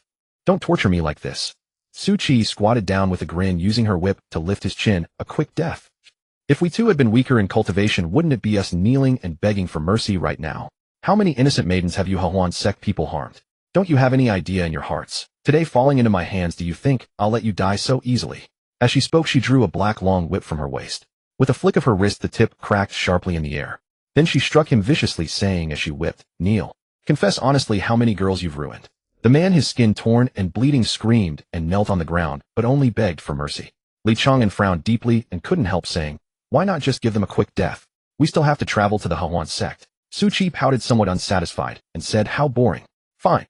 With a swift slash, she finished off the last man. Then, with practiced ease, she looted the storage equipment and valuables from the 5 bodies, nodded in satisfaction, and said cheerfully, "This will help many refugees." Li Chang'an propped his forehead with his hand and sighed helplessly. He had finally seen through it. This woman was truly a mix of good and evil. Compared to her, his own nickname, Undying Plague God, was far too weak. It should be Kind Plague God instead. Every time he was killed by someone, he would feel they had helped him grow stronger, so he couldn't bring himself to strike ruthlessly. But Su Chi's approach was also not wrong. As long as they were evil after using them, they should be eliminated to prevent them from harming others. The two briefly tidied up the scene and continued along the mountain path. After walking for a while, Su Chi turned back and saw Li Chang'an striding vigorous walking posture. She couldn't help covering her mouth and laughing. "You're a woman now. Do you know how to take small, delicate steps? Which girl walks like you?" Li Chang'an said grumpily, "I walk like this. I'm just a fake beauty. Do you really expect someone to fall for me?" Su Chi snorted, "That's not necessarily true. As they say, every man has his taste. What if someone happens to like your type?" Li Chang'an waved his hand and said, "Impossible. Even if someone fancies me, it's only because of my current appearance." Before he finished speaking, he saw a figure approaching quickly using movement technique. Seeing the two women, the figure stopped and cupped his fist, saying, "Two young ladies, the area ahead is the Hawan sect and is very dangerous. You should try to take a detour, or perhaps I could escort you for a stretch. How about that?" Li Chang'an and Su Chi looked up only to see a white figure swiftly approaching from the other end of the mountain path. His movements were graceful and his steps light, indicating that he was no ordinary cultivator. This man appeared to be around 27 or 28 years old, with a handsome and refined face. His brows exuded an air of righteousness and his eyes were clear and bright, devoid of any evil intent. He wore a moon-white robe with a jade pendant at his waist. As his spiritual energy circulated, it carried a steady and harmonious aura, clearly indicating that he cultivated orthodox Taoist techniques, not like those of evil cultivators. Su Chi gave him a thorough once-over and asked, "Who are you? Why should we trust you?" The man smiled faintly, took a token from his waist on which the front was engraved with a palace shrouded in mist and clouds, and the back was inscribed with the characters Piao Miao. He presented the token with both hands and said sincerely, "I am Bai Ziyan, a 98th generation disciple of the Piao Miao Palace. I am not a villain. You two young ladies can rest assured." Su Qi's eyes widened at the sight of the token and she blurted out, "You are the holy son of the Piao Palace." The legendary Bai Zihan, the most talented disciple of the Piao Palace in 1,000 years who has already reached the peak of the Tao Enlightenment realm at the mere age of 30. Bai Zihan smiled, sheepishly put away the token, and said, "I didn't expect you to have heard of my name. So do you believe me now?" Su Qi nodded, her eyes sparkling with curiosity, and asked, "Then how did you end up on the territory of the Hahuan sect?" "This place is far from the Piao Palace." Bai Zihan's expression turned serious and he said solemnly, "I have heard that the Hahuan sect has been abducting young women everywhere in recent years, harming many innocent girls. I originally intended to come here to eliminate evil and uphold the Tao. However, the elders of my sect believed it unwise to rashly engage in a full-scale war with a heretical sect, so I had to come alone, killing some Hahuan sect disciples on the periphery to fulfill my duty." After hearing this, Su Qi curled her lips and said disdainfully, "That's too unambitious. What's the use of killing a few lackeys? If you're going to do something, do it big. Let's just charge straight into the Hahuan sect and wipe out their nest." Bai Zihan gave an awkward smile and said, "Although I am already at the peak of the Tao Enlightenment realm, and with various techniques, I can barely contend with a Nirvana realm mid-stage cultivator. But the Hahuan sect is a major sect after all. Not only do they have Nirvana realm elders, but also a great Emperor realm sect leader and supreme elders guarding the sect. With my modest cultivation, I dare not rush straight into their mountain gate." Su Qi patted his shoulder and said in a big sisterly tone, "What are you afraid of? We'll go together, and I guarantee the Hahuan sect won't be able to do anything to us." Bai Zihan looked curiously at Su Qi, then at Li Chang'an, and asked, "May I ask who you two ladies are? What makes you so confident?" Su Qi smiled faintly and said, "My name is Su Qi." Bai Zihan was taken aback, then showed a surprised expression. "You are the eldest daughter of the Supreme Divine Palace." Su Qi waved her hand and said with a grin, "What eldest daughter? I'm just basking in the glory of my father and the Supreme Divine Palace." Bai Zihan then turned to look at Li Chang'an, his gaze probing, and asked, "And what identity does this young lady hold? Even if we are from holy lands, if we actively provoke the Hahuan sect, they may not show respect to our holy lands. It will be difficult to withdraw unscathed then." Li Chang'an waved his hand casually and said in a rough voice, "Your master." "Ahem, I'm Lianin, a rogue cultivator with no sect. I have no special skills, just a tough life." Upon hearing this, Bai Zihan's eyes showed a hint of admiration instead. He cupped his hands and said, "I didn't expect Miss Anin to be so free-spirited and humorous. When the fighting starts, allow me to go first. If the situation turns unfavorable, you two retreat first, and I will cover the rear." Li Chang'an was too lazy to argue with him. After all, he had come seeking death. This guy seemed not very bright. Even if asked to kill him, he probably wouldn't agree. He shrugged and said, "Whatever you say. But if you can't win, you run, and I'll cover the rear." Bai Zihan shook his head seriously and said, "How can that be? A real man would never let women cover the rear." Before his words faded, several terrifying auras suddenly descended from the sky, landing before the three of them. There were 6 in total. The leader was an old man in a black robe with a sinister face at the early stage of the Great Emperor realm, followed by 4 Nirvana realm elders. There was also a Hahuan sect disciple whose cultivation had been crippled, his face deathly pale, the very one whom Su Qi had released earlier to deliver a message. The crippled disciple immediately pointed at Li Chang'an and Su Qi upon seeing them and shrieked in a harsh voice, "Elder, it's these 2 bitches." Several fellow disciples must have already fallen victim to their evil hands. Far from being afraid, Su Qi instead stepped forward with a grin, tilted her head, and looked at the Hahuan sect elders, saying in a flippant tone, "Just you few useless scum." Not much to look at. Bai Zihan stood by, his heart sinking. These were several Nirvana realm and 1 Great Emperor realm experts. Are these 2 young ladies afraid they won't die fast enough? Sure enough, the Great Emperor realm elder's face darkened instantly upon hearing this, and he sneered, "Such an arrogant little girl. Let's see if your bones are as hard as your mouths." As he spoke, the spiritual energy within his body began to circulate, ready to strike. Bai Zihan quickly stepped forward, displayed the token of the Piao Palace, and announced loudly, "I am Bai Zihan, the holy son of the Piao Palace. Honored elders, could you grant me face and let this matter drop?" Upon seeing the Piao Palace token, the Great Emperor realm elder's expression shifted slightly, but soon returned to its cold demeanor. He waved his hand and said, "The holy son of the Piao Palace. Out of respect for the Piao Palace, you can scram, and I'll spare your life." Bai Zihan stood his ground and said firmly, "No, I must take these 2 young ladies away. Otherwise." The Great Emperor realm elder impatiently cut him off, his tone laced with sarcasm. "A mere holy son, where do you get such audacity? These 2 girls killed my Hahuan sect disciples. Even if your sect leader came here in person, he couldn't meddle in this." Bai Zihan's expression shifted several times, and just as he was about to say something more, Li Chang'an grew impatient.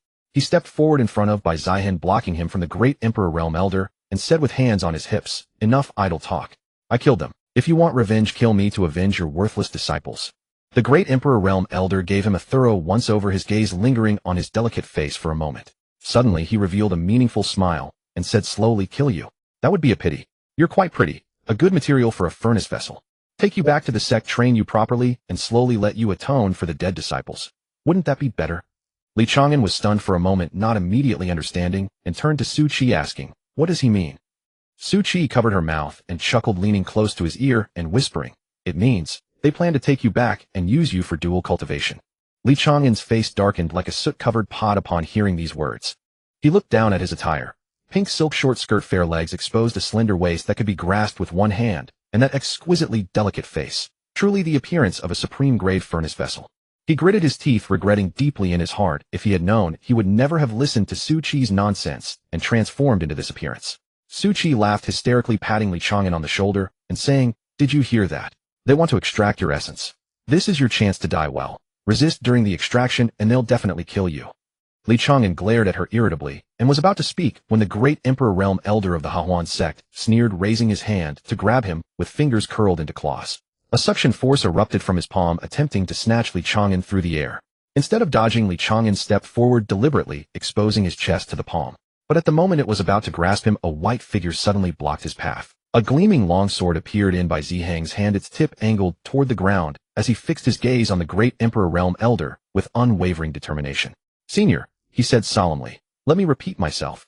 These two young ladies must come with me." The elder withdrew his hand and narrowed his eyes at Bai Zihang, his tone laced with killing intent. "Young holy son of the Piaoyao Palace, I show you restraint only because of your status.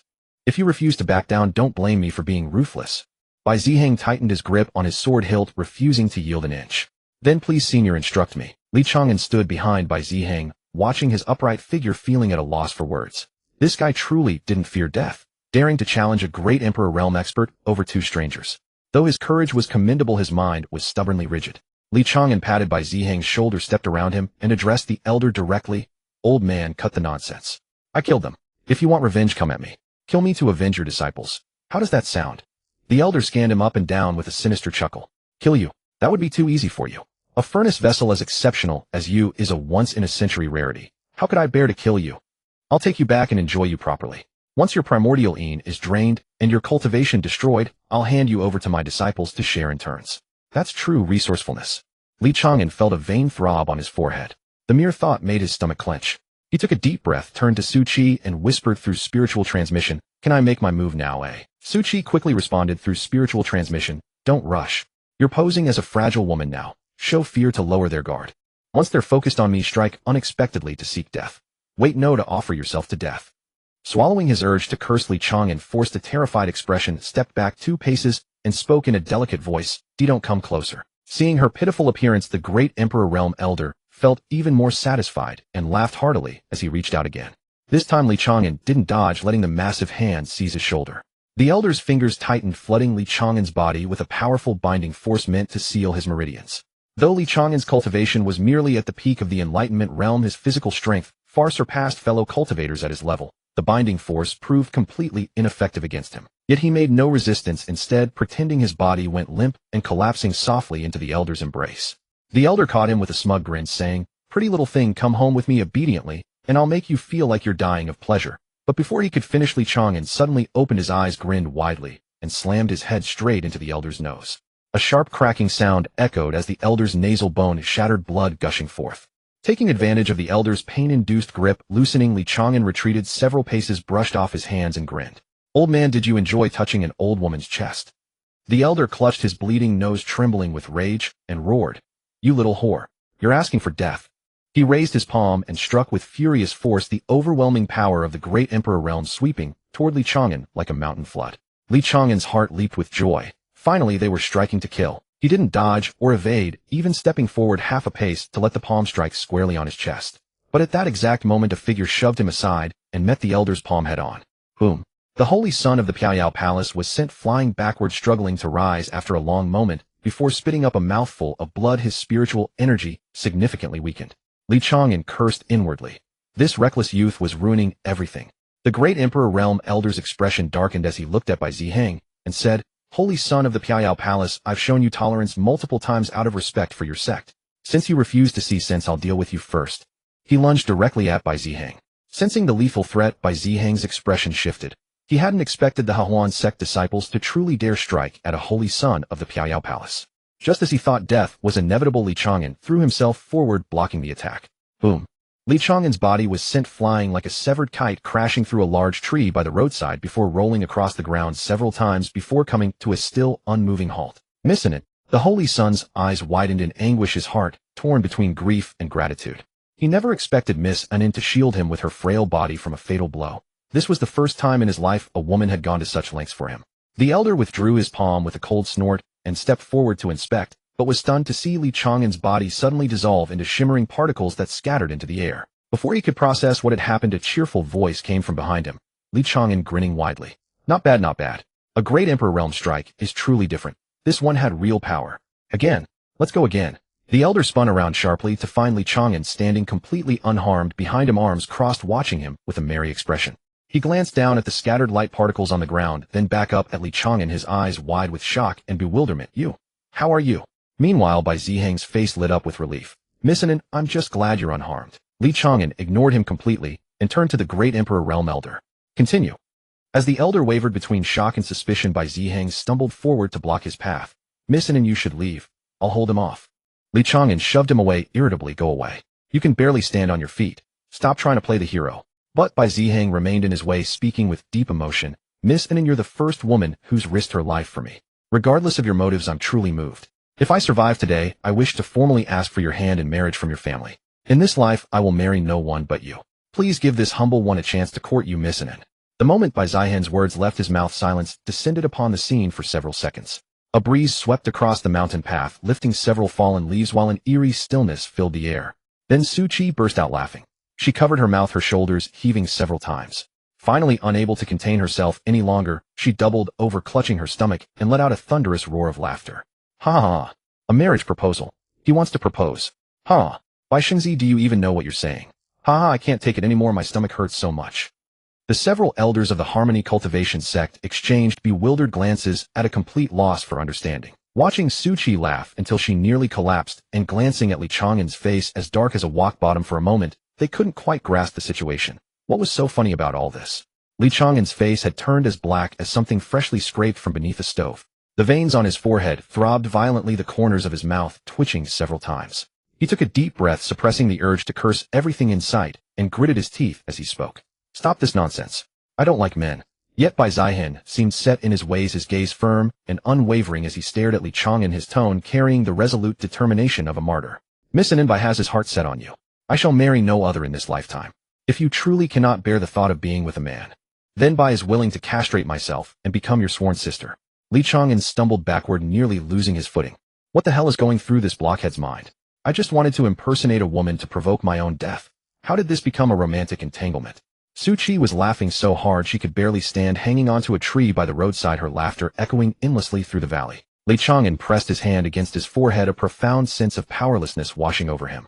After a moment of silence, he switched back to his original voice, a deep, resonant male tone. Actually, my current appearance is a disguise. Bai Zihang hesitated, a flash of surprise flickering across his features, but quickly regained that steadfast expression. His tone grew even more passionately sincere. Miss Anin, though your voice may be somewhat rough, Bai's feelings shall never change. What I love is your soul. No matter what you look like, whether your voice is unique, my devotion to you, Bai swears by the sun and moon, witnessed by heaven and earth. Li Chang'an nearly spat out a mouthful of old blood. Witnessed by the sun and moon, my foot. I'm a straight man. He clenched his teeth and snapped. Get lost. I don't have time to explain things to you right now. He turned to Su Qi with a roar. Su Qi, stop laughing. Explain this to him. Su Qi's eyes were watering from laughter. After finally straightening up and wiping the corners of her eyes, she hurried over to Bai Zihang, took his arm, and led him aside, lowering her voice to explain through transmission. As Bai Zihang listened, his expression shifted from passionate sincerity to confusion, from confusion to shock to utter stupor. In the end, he stood frozen in place, as if struck by lightning, motionless for a long while. When the elders of the Harmony Cultivation sect witnessed Su Qi and Li Chang'an's reactions, their suspicions began to grow. Could these two have backgrounds even more formidable than Bai Zihang's? The elder at the Emperor Realm narrowed his eyes, his gaze sweeping back and forth between Li Chang'an and Su Qi. An inexplicable unease stirred in his heart. Li Chang'an had already grown impatient. Pointing at the Emperor Realm elder, he spoke in his restored male voice. Old man, continue. Today either you kill me or I kill you. The Emperor Realm Elder coldly snorted. He stretched out his fingers. He had no intention of killing, only of capturing him alive. His 5 fingers formed into claws, once again reaching for Li Chang'an's shoulder, with even greater force, clearly intending to restrain him first. Seeing this, Li Chang'an flew into a rage. Instead of retreating, he surged forward and struck with all his might. His current power attributes had already far surpassed those of cultivators of the same realm. This palm carried his full strength, 10 parts in 10, and the howling wind of his strike actually caught the unsuspecting Emperor Realm Elder off guard, sending him stumbling back several steps, his chi and blood churning violently. The Elder steadied himself, his face dark as standing water. He spoke in a heavy voice. Peak of the Tao Comprehension realm, yet able to unleash power comparable to the late Nirvana realm. You truly are a monster. No wonder you're so arrogant. Li Chang'an let out a cold laugh, and said, feeling regretful about trying to capture me alive now. Before he even finished speaking, his superhuman agility exploded forth. His figure blurred into a shadow, reappearing before the Harmony Cultivation Sect disciple, whose cultivation had been destroyed. He raised his palm and slammed it down, directly driving the disciple's head into his chest cavity. The disciple didn't even have time to scream before he went limp, collapsing to the ground, utterly lifeless. The several elders of the Harmony Cultivation Sect erupted in fury, killing their disciple right before their eyes. The Emperor Realm Elder let out a thunderous roar and stopped holding back. A palm descended upon Li Chang'an's head with the force of 10,000 thunderbolts. This time he used his full strength. Li Chang'an neither dodged nor evaded. He allowed that palm to strike him head on. His body instantly shattered into pieces, dissolving into a mist of blood. Yet the next instant, Li Chang'an's figure reappeared behind another elder at the early Nirvana realm. One palm struck out, directly shattering that elder's head. The headless corpse swayed twice before crashing to the ground. The remaining elders of the Harmony Cultivation Sect were all frozen in shock. They looked down at the headless body still twitching on the ground, then raised their eyes to Li Chang'an standing unharmed not far away. Their eyes were filled with shock and incomprehension. A tremor entered the Emperor Realm Elder's voice. You can resurrect. What connection do you have with that plague god of immortality, Li Chang'an? Li Chang'an flashed a grin and spoke in his original voice. We're both your ancestors. With that, he lunged toward another elder at the mid-Nirvana realm. The remaining cultivators were already beginning to feel a chill of fear. This guy couldn't be killed. After resurrecting, his aura kept growing stronger. How were they supposed to fight this? The more the Emperor Realm Elder observed Li Chang'an's movement techniques and resurrection abilities, the more familiar they seemed. That terrible conjecture in his heart grew increasingly clear. The legends of the plague god of immortality Li Chang'an had already spread throughout the entire cultivation world. But the person before him was clearly a woman. Could he be a fellow disciple of Li Chang'an? Or perhaps the same kind of being? But there was no time to dwell on such matters now. Li Chang'an had already charged at them. They could only strike him down again and again, but every time they killed him, he would resurrect within moments and continue his assault. After several rounds of combat, 2 elders at the early Nirvana realm had been slain by Li Chang'an. Although the elders at the late Nirvana realm and the Emperor realm could still suppress him. Every time they killed him, his aura would grow stronger by a degree, while their own true energy and physical strength continued to deplete.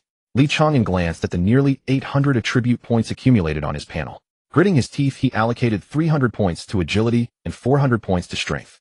In an instant, his speed skyrocketed, nearly reaching the level of an early Emperor Realm cultivator, while his strength directly surpassed that of a mid-Emperor Realm expert. His figure vanished in a blur.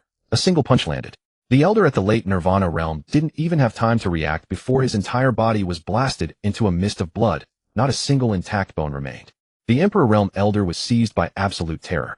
He retreated several steps and frantically waved his hand. Stop. No more. I surrender. How could Li Chang'an agree? He lunged forward, his fist whistling through the air as he shouted, Today it's either you or me. Let's continue. As he shouted, he deliberately exposed a flaw, allowing the elder to strike him down with a palm. Then, after reviving, he immediately drove another fist toward the elder's face. The elder was forced to give his all, but each time he killed Li Chang'an with full effort, a moment's relaxation would see Li Chang'an appear beside him, like a ghost landing a punch that sent his chi and blood churning. After several rounds, the elder bore multiple wounds. None fatal individually, but the accumulated damage was considerable. When he killed Li Chang'an, once more the elder finally could not hold on. Without waiting for Li Chang'an to revive, he directly executed the blood escape secret art, his form transforming into a streak of blood light that vanished over the horizon, leaving only a terrified voice echoing in the valley. Just you wait. The Hehuan sect will not let you off. After reviving, Li Chang'an gazed at the empty mountain path, clicked his tongue in slight regret, and muttered he fled fast enough. He turned and saw Bai Zihan still standing there, frozen, like a statue, expression blank, eyes unfocused, murmuring to himself, "Sigh, so soon I've lost my love." Su Qi stood beside him, looking at Li Chang'an with a gloating expression, clearly having already told Bai Zihan the whole story. Li Chang'an walked up to Bai Zihan, waved a hand before his eyes, and said, "Hey, snap out of it." Bai Zihan suddenly came to his gaze complex as he scrutinized Li Chang'an from head to toe several times. His lips quivered, and with a tone retaining a sliver of hope he asked, "You, are you really a man?" Li Chang'an wasted no words. With a thought, light rippled over the transformative cloak, and his stature instantly grew taller, shoulders broadened, and an Adam's apple protruded. That exquisitely delicate maiden's face rapidly transformed back into its original angular, slightly roguish visage. He tugged at the black attire that had reverted to its original style, and said irritably, "As real as it gets." Bai Zihan's last shred of illusion shattered completely. He clutched his chest, staggered back 2 steps, his face etched with heartbreak and despair, his voice carrying the tragic pathos of a Shakespearean protagonist. "My heart is utterly shattered. In 28 years of life, I fell in love at first sight with a girl for the first time, only to find out she is a man." Su Qi doubled over with laughter, patting Bai Zihan's shoulder to console him. It's all right. Just think of her disguised form as the goddess of your dreams. Now you can't be husband and wife, but you can still be brothers. In the future, it'll be a legendary tale. The Saint of Piao Palace, and the undying plague god bound by a cross-dressing encounter, sworn brothers. How glorious that would be to spread. Li Chang'an's face darkened with irritation as he said, "I can't be brothers with him, I'm afraid for my rear." Bai Zihan's face turned pale, and then red at these words, and he hastily waved his hands. "Brotherly, rest assured. Though I was momentarily confused, I am by no means fond of men. Please forget what I just said." He cleared his throat, and quickly changed the subject, asking, "Brotherly, do you truly possess an immortal body? Where do you plan to go next?" Li Chang'an stroked his chin, eyes gleaming with excitement, and said, "Naturally, I'll keep courting death. What do you think? Should I charge straight into the Hehuan sect, slaughter all their young disciples, and force their great emperor realm experts to attack me? After all, the Hehuan sect is an evil cult. Killing them won't weigh on my conscience." Su Qi couldn't help but say, "If you do that, you'll have to go alone. When the Hehuan sect is cornered, they'll definitely target us accomplices. We don't have an immortal body, and we wouldn't even be able to escape." Li Chang'an nodded and said, "All right, let's part ways here. After I've stirred up the Hehuan sect, I'll find you." But Su Qi quickly shook his head and grabbed Li Chang'an's sleeve, saying, "No way. Following you is too fun, and don't think you can ditch me. I promise to stay far away and not hold you back." Bai Zihan also hurriedly chimed in, "I'm out on a training journey anyway, and I have nowhere else to go. Why not wait until Brotherly has finished with the Hehuan sect, and then we can explore a place together? I've heard there's an ancient ruin nearby, but we might find some opportunities." Li Chang'an hesitated for a moment, looking at the two of them, and said, "Then wait outside and hide. Don't come in and cause trouble." Bai Zihan nodded hastily, then hesitated, a shy expression creeping onto his face. He lowered his voice and said, "Brotherly, after this is over, could you change back into the appearance of Lady Yin? I only wish to see it once more with no ulterior motives." Li Chang'an's face darkened, and he kicked Bai Zihan's backside, cursing, "Get lost. Go back to your Piao Palace." With that, Li Chang'an's figure flickered, and he dashed toward the Hehuan sect. Su Qi and Bai Zihan exchanged a glance, then quickly found a hidden hollow to conceal themselves, watching from afar. Li Chang'an landed boldly before the Hehuan sect's mountain gate. The gate was built with extreme luxury. Pink silk curtains fluttered in the wind, and faintly lewd laughter could be heard from within. The two disciples guarding the gate saw someone approaching and stepped forward to question him. Li Chang'an wasted no time. He raised his hand and struck out 2 palms, sending the disciples flying into the stone pillars of the gate. They spat blood and fell unconscious. "Enemy attack! Enemy attack!" Panicked shouts erupted from within the gate, alarm bells rang, and dozens of figures flew out from various places, landing before the mountain gate. The foremost figure wore a long crimson robe with a feminine face, and his cultivation was at the mid-Great Emperor realm. He was none other than the Hehuan sect's sect leader, Nangong Xuanhuan. Behind him followed 7 or 8 elders with cultivation spanning from the Nirvana realm to the Great Emperor realm, including the elder who had just fled back. The returning elder's face turned extremely sour the moment he saw Li Chang'an. He quickly leaned in close to Nangong Xuanhuan's ear and whispered a rapid account of what had just happened. After listening, Nangong Xuanhuan's face alternated between green and white. He looked at Li Chang'an with a gaze full of wariness and frustration. The disciples under his command had been blind, provoking this undying plague god. Now the man had come knocking. They couldn't kill him, and they couldn't drive him away. He was a scorching hot potato. Nangong Xuanhuan took a deep breath, forcibly suppressed the fury in his heart, forced a smile, and cupped his fists, saying, "Young heroically, this is all a misunderstanding. Who would have known you would disguise yourself as a woman?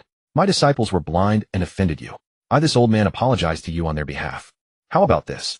Tell me what you want to make you leave, and as long as our Hehuan sect can do it, we will surely satisfy you."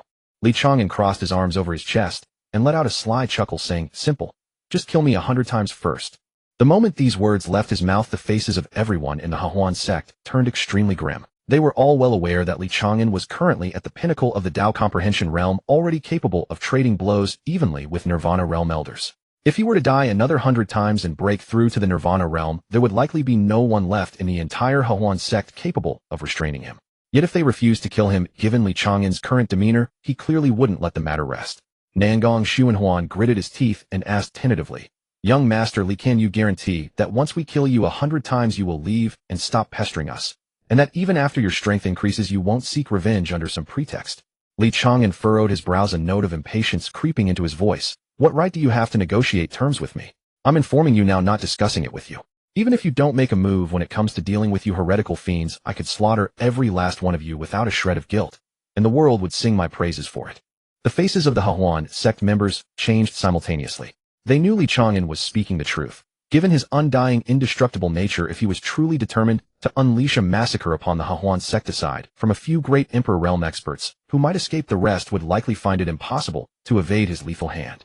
Nangong Xuanhuan's expression shifted several times before he finally gritted his teeth, lowered his posture, and spoke in an almost pleading tone. "Young Master Li, this old man can guarantee you this. From this day forward, the disciples of the Hehuan sect will no longer harm innocent people at will, nor will they wreak havoc upon the surrounding common folk. As for the elder who offended you today, I can hand him over to you for judgment. Furthermore, the Hehuan sect is willing to offer up half of its resources, begging only that you, young master, show mercy and spare our sect." Li Chang'an heard the conditions he put forward and immediately knitted his brows. The attitude was so good that he found it hard to find a pretext to make a fuss. He fell silent for a moment, then said, "Kill me 100 times first. Once I'm satisfied, we'll talk. If I'm not satisfied, then we'll continue our negotiations." Nangong Xuanhuan had no choice but to nod in agreement. "Very well. We also know that young Master Li grows stronger with each death. Helping you with this favor today counts as forging a good karmic bond." Yet in his heart, he was bleeding. A good karmic bond indeed. This was clearly buying one's life with money. He could only hope that after this play God's power increased, he'd be in a better mood and let them off completely. Li Chang'an added, "Let the women do it. Kill me 50 times first." The Hehuan sect members had grown accustomed to his bizarre demands by now, and quickly arranged for a female elder at the early Great Emperor realm to step forward. That female elder appeared to be in her early 40s, still retaining her charm, dressed in a thin gauze gown, her waist swaying as she walked, radiating seductive allure. She walked up to Li Chang'an, and instead of attacking, first cast a flirtatious glance, and said in a sweet, coquettish voice, "Brother Chang'an, after I've killed you, Big Sister can accompany you for a few drinks, enjoy the moonlight, and such. Big Sister promises to take good care of you, and make you feel wonderful." Li Chang'an's face darkened with irritation, and he retorted impatiently, "I'm here to seek death, not to play your flirty games. I'm not interested in you. Hurry up and make your move." The female elder's expression stiffened, feeling snubbed. She wasted no more words, and raised her hand, striking out with a palm. The palm force of an early Great Emperor realm expert roared forth instantly, slaying Li Chang'an, who had no defenses up. Moments later, Li Chang'an resurrected, and she struck again. This repeated 50 times, each kill executed cleanly and decisively.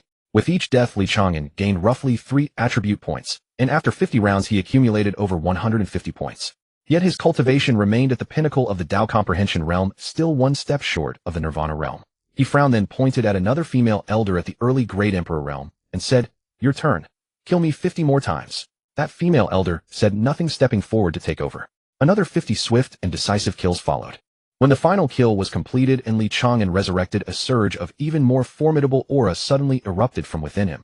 He had finally broken through that bottleneck, stepping from the peak of the Tao Comprehension realm into the early stage of the Nirvana realm. He clenched his fist, feeling the surging tempestuous power within him, and opened his status panel for a look. Cultivation, Nirvana realm, early stage. Strength 2958, Agility 3315, Defense 2000, Spirit 2000, Constitution 2000, True Chi 30,000. Seeing that his base defense had skyrocketed to 2,000 points, Li Chang'an wasn't pleased at all. Instead, he felt somewhat troubled. It would be even harder to die now. Unless it was an expert above the Great Emperor realm, it would likely be very difficult for anyone to kill him now. Moreover, the killer had to be female, and there were limits on the number of times. Who knew how many deaths it would take to rise from the early Nirvana realm to the mid-stage? The members of the Hehuan sect sensed the change in his aura, and their expressions grew even more complicated. They remembered clearly that when Li Chang'an was at the peak of the Tao Comprehension realm, he could already go toe-to-toe with elders at the peak of the Nirvana realm. Now that he had broken through to the early Nirvana realm, even late Great Emperor realm experts might not necessarily be able to do anything to him. Nangong Xuanhuan took a deep breath, clasped his fists, and said, "Young Master Li, the 100 kills are complete. Can you now spare us?" Li Chang'an hesitated, not answering immediately. Seeing this, Nangong Xuanhuan hastily added, "Of course, if young Master Li is interested, the Hehuan sect still has a batch of talented female disciples, each one beautiful, naturally alluring, and still virgins. If you don't mind, they could be gifted to you as concubines." Just as Li Chang'an was about to refuse upon hearing Nangong Xuanhuan offering him women, two voice transmissions suddenly rang out in his mind simultaneously, from Su Qi and Bai Ziyan. Su Qi's voice carried a note of urgency. "Don't refuse so quickly. These female cultivators might have been forced to join the Hehuan sect, or they could be cauldrons captured from various places and raised for cultivation. Agree to it first, bring them out, and ask them whether they're staying voluntarily. If they want to leave, we'll take the opportunity to rescue them and set them free." Bai Ziyan's transmission followed soon after. "Brotherly Miss Su makes a valid point. The Hehuan sect's abduction of women is something we've long heard rumors about. These girls are most likely trapped against their will. If we can rescue them from their misery, it would be a great act of merit." Li Chang'an listened, found the reasoning sound, and nodded to Nangong Xuanhuan. "All right then, let me see what you've got. If the quality isn't up to par, I won't take them." Nangong Xuanhuan, seeing him relent, breathed a silent sigh of relief, and immediately ordered, "Someone, bring out that prized batch of disciples." Before long, amidst the tinkling sound of jade ornaments, a dozen or so young women were brought forward. Every single one of them was indeed a rare beauty, each unique in style. Some pure and lovely, some seductive and charming, some cold and aloof. But all without exception were virgins with cultivation levels ranging from Grandmaster to the Tao Comprehension realm. Yet most of their eyes carried a hint of fear and bewilderment, clearly unable to determine their own fates.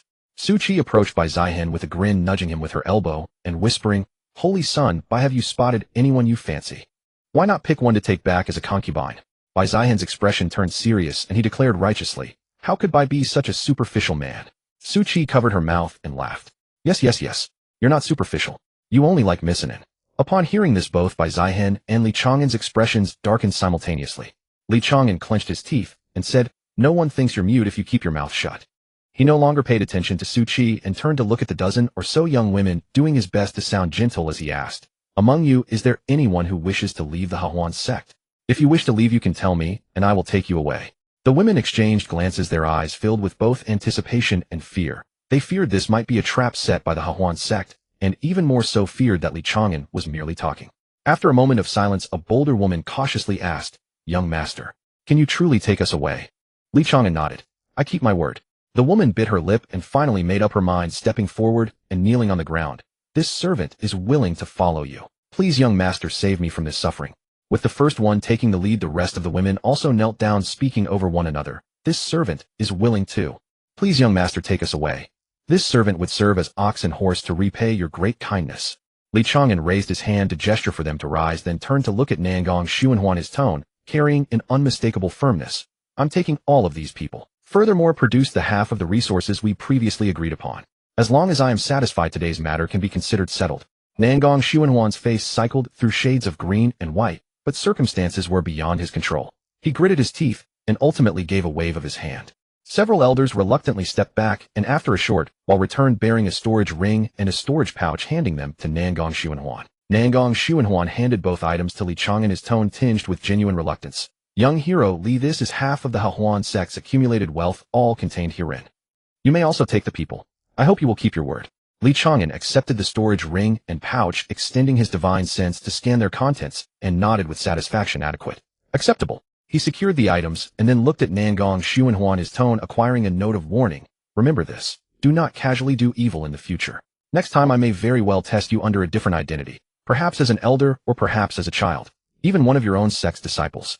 If I discover you are still committing evil deeds, it will not be as easy to talk things over as it is today." The Hehuan sect members' expressions darkened once more. They harbored no doubt whatsoever about Li Chang'an's words. This fellow could disguise himself as a woman so naturally. He could also disguise himself as an elder or a child. From now on, whenever Hehuan sect disciples go about their business outside, they'll need to be wary of everyone they encounter. How are they supposed to live like this? Li Chang'an no longer paid them any mind and turned to the dozen or so young women, saying, "Come follow me." The women cautiously glanced at the Hehuan sect's patriarch and elders. Confirming they had no intention of obstructing them, they quickly fell in behind Li Chang'an and departed from the Hehuan sect's mountain gate. After traveling some distance, Li Chang'an stopped and said to Bai Ziyan, "Brother Bai, I leave these women in your hands. I hope you can help them settle down and find a safe place to live." He took out the storage ring containing half of the Hehuan sect's resources from his robe and casually tossed it to Bai Ziyan. "These resources are enough to settle them. Any surplus can be considered my donation to the Piao Miao Palace as incense money."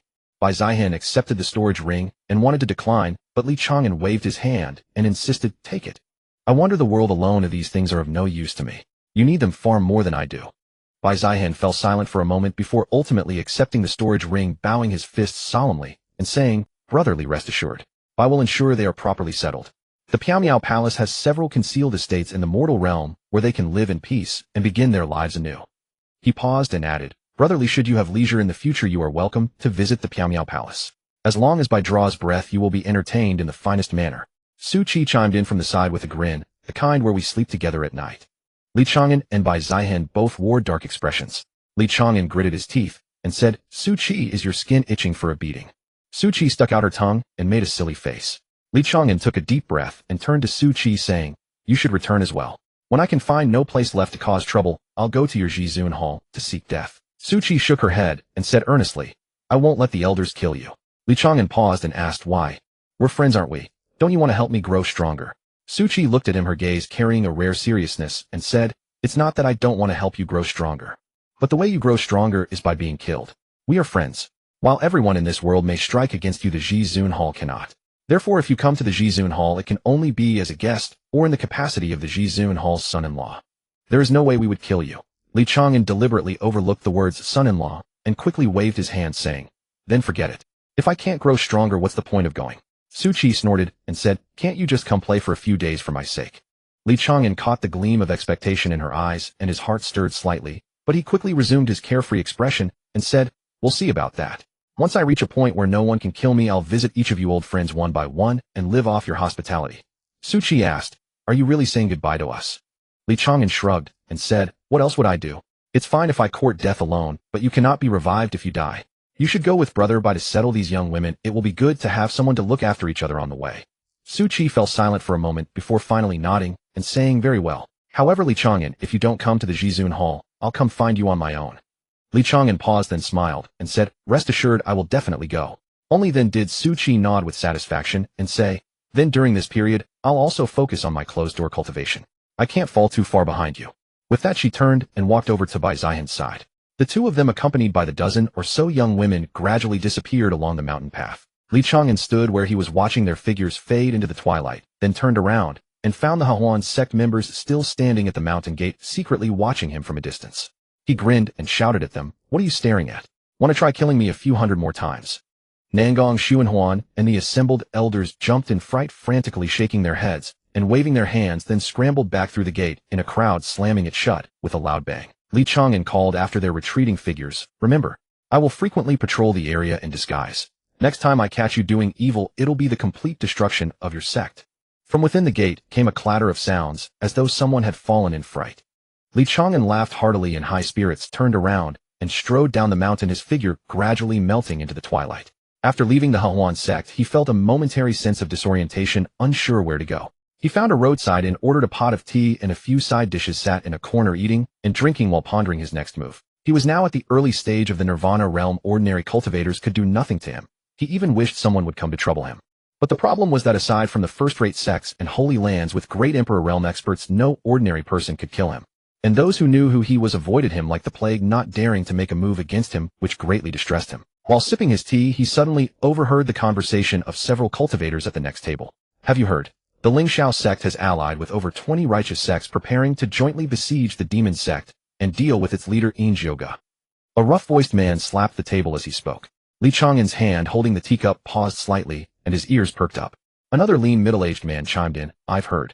It's said that when the Lingxiao sect held the young martial arts tournament, the demon sect showed up to threaten them, almost disrupting the event. The sect master of Lingxiao, Luo Qinshan, couldn't swallow that insult, so he contacted various righteous forces and formed a demon extermination alliance to wipe out the demon sect in one fell swoop. Tisk, over 20 sects joining forces, that's quite a scale. The demon sect is in for it this time. Li Chang'an perked up upon hearing this. Wasn't this another opportunity to seek death? He quickly put down his teacup, picked up the teapot, walked over, and sat down beside them, cupping his hands with a smile. Excuse me, gentlemen, for the intrusion. I heard you talking about the righteous alliance besieging the demon sect. Could you elaborate on that? The men turned to look at him, and seeing his polite manner, they didn't refuse. The rough-voiced man said, we're not too clear on the specifics. We only know that the alliance has gathered at the Lingxiao sect, and experts from various sects are heading there one after another. It said that the alliance leader is Luo Qinshan, the sect master of Lingxiao, with the sect masters of Taijian sect and Xingyun sect as deputy leaders. A very impressive lineup. Li Chang'an then probed. As far as I know, although the demon sect showed up at that tournament, wasn't it ultimately disrupted by someone named Li Chang'an? The tournament was still held smoothly after all. The demon sect leader arrived, but didn't do anything to the Lingxiao sect. Isn't the Lingxiao sect making a mountain out of a molehill? Shouldn't they blame that Li Chang'an instead? At the mention of Li Chang'an's name, the men's expressions turned somewhat peculiar. The lean middle-aged man gave a bitter smile and lowered his voice. Li Chang'an, that undying plague god. Who would dare to blame him? The more he dies, the stronger he gets. Whoever he latches onto is doomed. Both righteous and demonic sects know not to provoke him. Another young man chimed in. Exactly. I heard the Hehuan sect was almost annihilated by that plague god. In the end, they handed over half their resources and a dozen beauties before he agreed to leave. Tell me who would dare to mess with such a person? The rough-voiced man smirked and winked. I heard that plague god is into that sort of thing. A dozen beauties, each one stunning. I wonder if he can handle them all. Li Chang'an's face darkened. He quickly waved his hand and said, I know about the Hehuan sect affair. Those dozen beauties were eventually taken away and settled by the holy son of Piamiao Palace and the eldest daughter of the Supreme Hall. Li Chang'an didn't touch a single one. Don't spread false rumors. But his words only made the lean middle-aged man more excited. He slapped his thigh and said, I've heard that too. I also heard that Li Chang'an actually disguised himself as a woman to infiltrate the Hehuan sect. Tisk tisk, it seems he has a special hobby. He doesn't like women. Otherwise, why would he refuse a dozen beauties handed to him on a silver platter? At this, the men at the table burst into knowing laughter. Li Chang'an's face was as black as the bottom of a pot. He cursed Su Qi in his heart for being a big mouth. She must have spread this story. Great, now the reputation of cross-dressing Li Chang'an is probably going to spread across the world. He stood up with a dark face, threw down a piece of silver, and turned to leave, while behind him came the voices of the men still gossiping. What do you think Li Chang'an looked like disguised as a woman? Would he be even more beautiful than a real woman? Li Chang'an suppressed the urge to go back and beat them up and quickly left the inn. He stood on the main road, took a few deep breaths to calm himself, then oriented himself and dashed swiftly toward the demon sect's headquarters. Since the Righteous Alliance was going to besiege the demon sect, he might as well join the fun. Perhaps he could find an opportunity in the chaos to both seek death and help Yoga. Having made up his mind, Li Chang'an immediately set off for Hefeng Mountain, where the demon sect's headquarters was located. Along the way, he indeed saw many righteous cultivators traveling in groups of 2s and 3s, some flying on swords, some riding spirit beasts, some walking swiftly, all heading in the same direction, Hefeng Mountain. The Righteous Alliance's influence was indeed considerable. Besides the formal teams from over 20 sects, many self-proclaimed righteous rogue cultivators also joined in, hoping to get a share of the spoils or earn some fame. Li Chang'an casually joined a small-looking team. This team was led by a third-rate sect called the Haoyan sect, along with a few rogue cultivators totaling over 20 people. Li Chang'an claimed his surname was Lin, a wandering rogue cultivator, and displayed his cultivation at the late Great Grandmaster stage. This level of cultivation was already outstanding among the younger generation, and coupled with his proper demeanor, the team members didn't look down on him, but were quite polite. Along the way, everyone discussed how to deal with the demon sect's experts upon arrival. As they talked, the topic somehow shifted to the legendary Undying Plague God. An elder from the Haoyan sect stroked his beard and said, I wonder if that plague god will come to join the fun. It feels like he's everywhere. With such a big event this time, he probably won't be absent, right? Li Chang'an's face darkened, and he silently lowered his head. A rogue cultivator quickly chimed in. I hope we don't run into him. That plague god is neither righteous nor evil. He doesn't care about righteous or demonic sects. He's just bent on seeking death. If he runs amok in the chaos, even we might suffer. Another rogue cultivator sighed and said that Undying Plague God is nothing but a troublemaker. I really wish someone could kill him once and for all to bring peace to the world.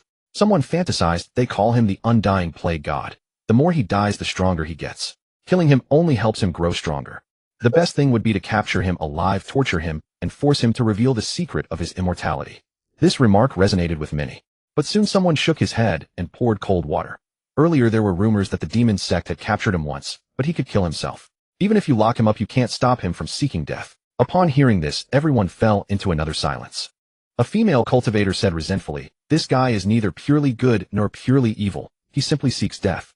Why can't he focus solely on dealing with the demonic cult? If he were willing to help, the demonic cult would have been wiped out long ago.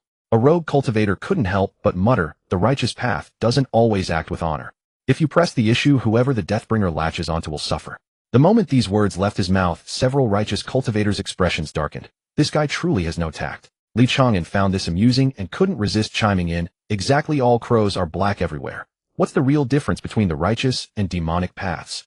Sometimes the righteous path isn't much more honorable in its actions than a heretical sect. This remark immediately sparked outrage. The sect master of Haotian sect's expression darkened as he turned to face him, his tone sharp and unfriendly. What do you mean by that? Are you here to exterminate demons, or to speak on behalf of the demonic cult? Li Chang'an quickly waved his hands, and said with a grin, Of course I'm here to exterminate demons, of course I'm here to exterminate demons. The righteous path acts with integrity, and I've never doubted that. He paused before adding, It's just that before the righteous path does something wrong, they always find a legitimate excuse first. Everyone rolled their eyes together, feeling like there was no way to communicate with him. The procession continued onward and finally arrived at Black Wind Mountain by the following evening. Outside the demonic cult's headquarters, the Righteous Alliance had formed a tight encirclement. Banners fluttered in the wind and crowds of people gathered, with over 1,000 souls visible at first glance. Over 20 sect flags snapped in the mountain wind, with those of the major sects like Lingxiao sect, Iron Sword sect, and Qingyun sect being the most conspicuous. The aura of Great Emperor Realm experts rose and fell around them. Counting roughly, at least 20 Great Emperor Realm masters were present, including several who had reached the peak of their cultivation. Inside the demonic cult's headquarters, the atmosphere was tense. Venerable Baisu stood before Jioga with a grave expression and spoke in a low voice. Lord, the Righteous Alliance has completely surrounded us. There are no fewer than 20 Great Emperor Realm experts, along with several old monsters at the peak of the Great Emperor Realm. What should we do? Jioga sat upon the Lord's throne, playing with a black token in her hand, and snorted coldly. What is there to fear? I have already reached the half-step Supreme Being stage, and with the aid of a divine artifact, my combat power rivals that of the early Supreme Being realm. These people are not worth my attention. However, Baisu shook her head with worry in her tone. My Lord's divine power is unmatched, so naturally, you need not fear those experts. But they have the advantage of numbers, and may not fight us one-on-one. If they attack us all at once, while we can certainly carve a bloody path through them, the demonic cult's foundation and lower-ranking disciples would likely suffer devastating losses. Jioga fell silent. She certainly wasn't afraid of those righteous experts, but as Baisu had pointed out, if the Righteous Alliance launched a full-scale assault without regard for casualties, the mid- and low-level disciples of the demonic cult simply couldn't hold them off. By then, even if she could slay several of their Great Emperor Realm experts, the very foundation of the demonic cult would be destroyed. After a moment of silence, Baisu suddenly said, If only Li Chang'an were here. He would surely find a way to resolve this crisis. Hearing this, Jioga gave a bitter smile and shook her head. That guy does seek death with all his heart, but he may not be willing to help us. After all, we are the demonic cult, and whether he is righteous or evil no one can say for certain. But Baisu insisted, I have a feeling that Li Chang'an will help us. Although we've killed him numerous times before we ultimately helped him strengthen his power, he's not the kind of person who can't distinguish between good and evil. Just as Jioga was about to speak, a thunderous roar suddenly echoed from outside. Jioga, come out and face your death. You demonic cult devils, today is your end. May the righteous path flourish and the demonic cult be destroyed. The Righteous Alliance had already begun taunting them into battle. Jioga suddenly rose to her feet, cold light flashing in her eyes as a towering aura erupted from within her body. She spoke coldly, Since they seek death, I will grant it to them. Issue the order. Everyone prepare to face the enemy. At Jioga's command, the great gates of the demonic cult headquarters burst open with a thunderous sound. She wore a black long dress with a pitch-black longsword hanging at her waist, her long hair dancing in the wind, her heroic bearing and overwhelming presence commanding attention. Behind her followed the demonic cult's 4 supreme elders, 8 great protectors, 12 venerables, and thousands of disciples marching out in magnificent formation to face the Righteous Alliance across the battlefield. On the Righteous Alliance's side, the sect masters and elders of over 20 sects stood at the forefront, with elite disciples from each sect and rogue cultivators who had rushed to the scene behind them, holding an overwhelming numerical advantage. Luo Chun, the sect master of Lingxiao sect, stood at the center, flanked by the sect masters of Iron Sword sect and Qingyun sect on either side. All 3 had reached the peak of the Great Emperor Realm, their aura profound as an abyss. Luo Chun stepped forward, his gaze sharp as lightning, fixed directly on Jioga, and declared loudly, Jioga, today, the Righteous Alliance has gathered here to eradicate the cancer that is your demonic cult. If you are wise, dissolve the demonic cult yourself and cripple your cultivation, and we may spare your life. Otherwise, today shall be the day your demonic cult is destroyed. Hearing this, Jioga was not afraid at all. Instead, she threw her head back and laughed loudly. After her laughter subsided, she cast a disdainful glance over the Righteous Alliance members and said contemptuously, You think this rabble can defeat us? Relying on your numbers, you believe you can crush our demonic cult. Even if I die in battle today, I'll take dozens of Great Emperor Realm experts down with me. Let's see who among you will be the first to come forward and die. With these words, the expressions of the Righteous Alliance members turned grave. A demonic expert at the half-step Supreme Being realm, if fighting desperately, could indeed take many lives with her. Moreover, although the Righteous Alliance appeared formidable, each sect harbored its own calculations. None wished to suffer severe losses in this encirclement, for if their sect's power declined sharply, they would easily become targets for annexation and bullying by other sects. For a moment no one dared to strike first. Seeing the righteous cultivator's expressions, Injioga grew even more triumphant and laughed loudly. What's wrong? Weren't you all shouting so fiercely just now? Who's going to be the first to die? The Righteous Alliance fell silent once more. Li Chang'an, mingling with the crowd, saw Injioga's fierce demeanor and secretly gave her a thumbs up. His gaze swept across the Righteous Alliance ranks, and he noticed none from the 4 great sacred lands had arrived. It seemed the 4 great sacred lands remained aloof, deeming such conflicts between the righteous and demonic paths beneath their notice. This was a relief to him.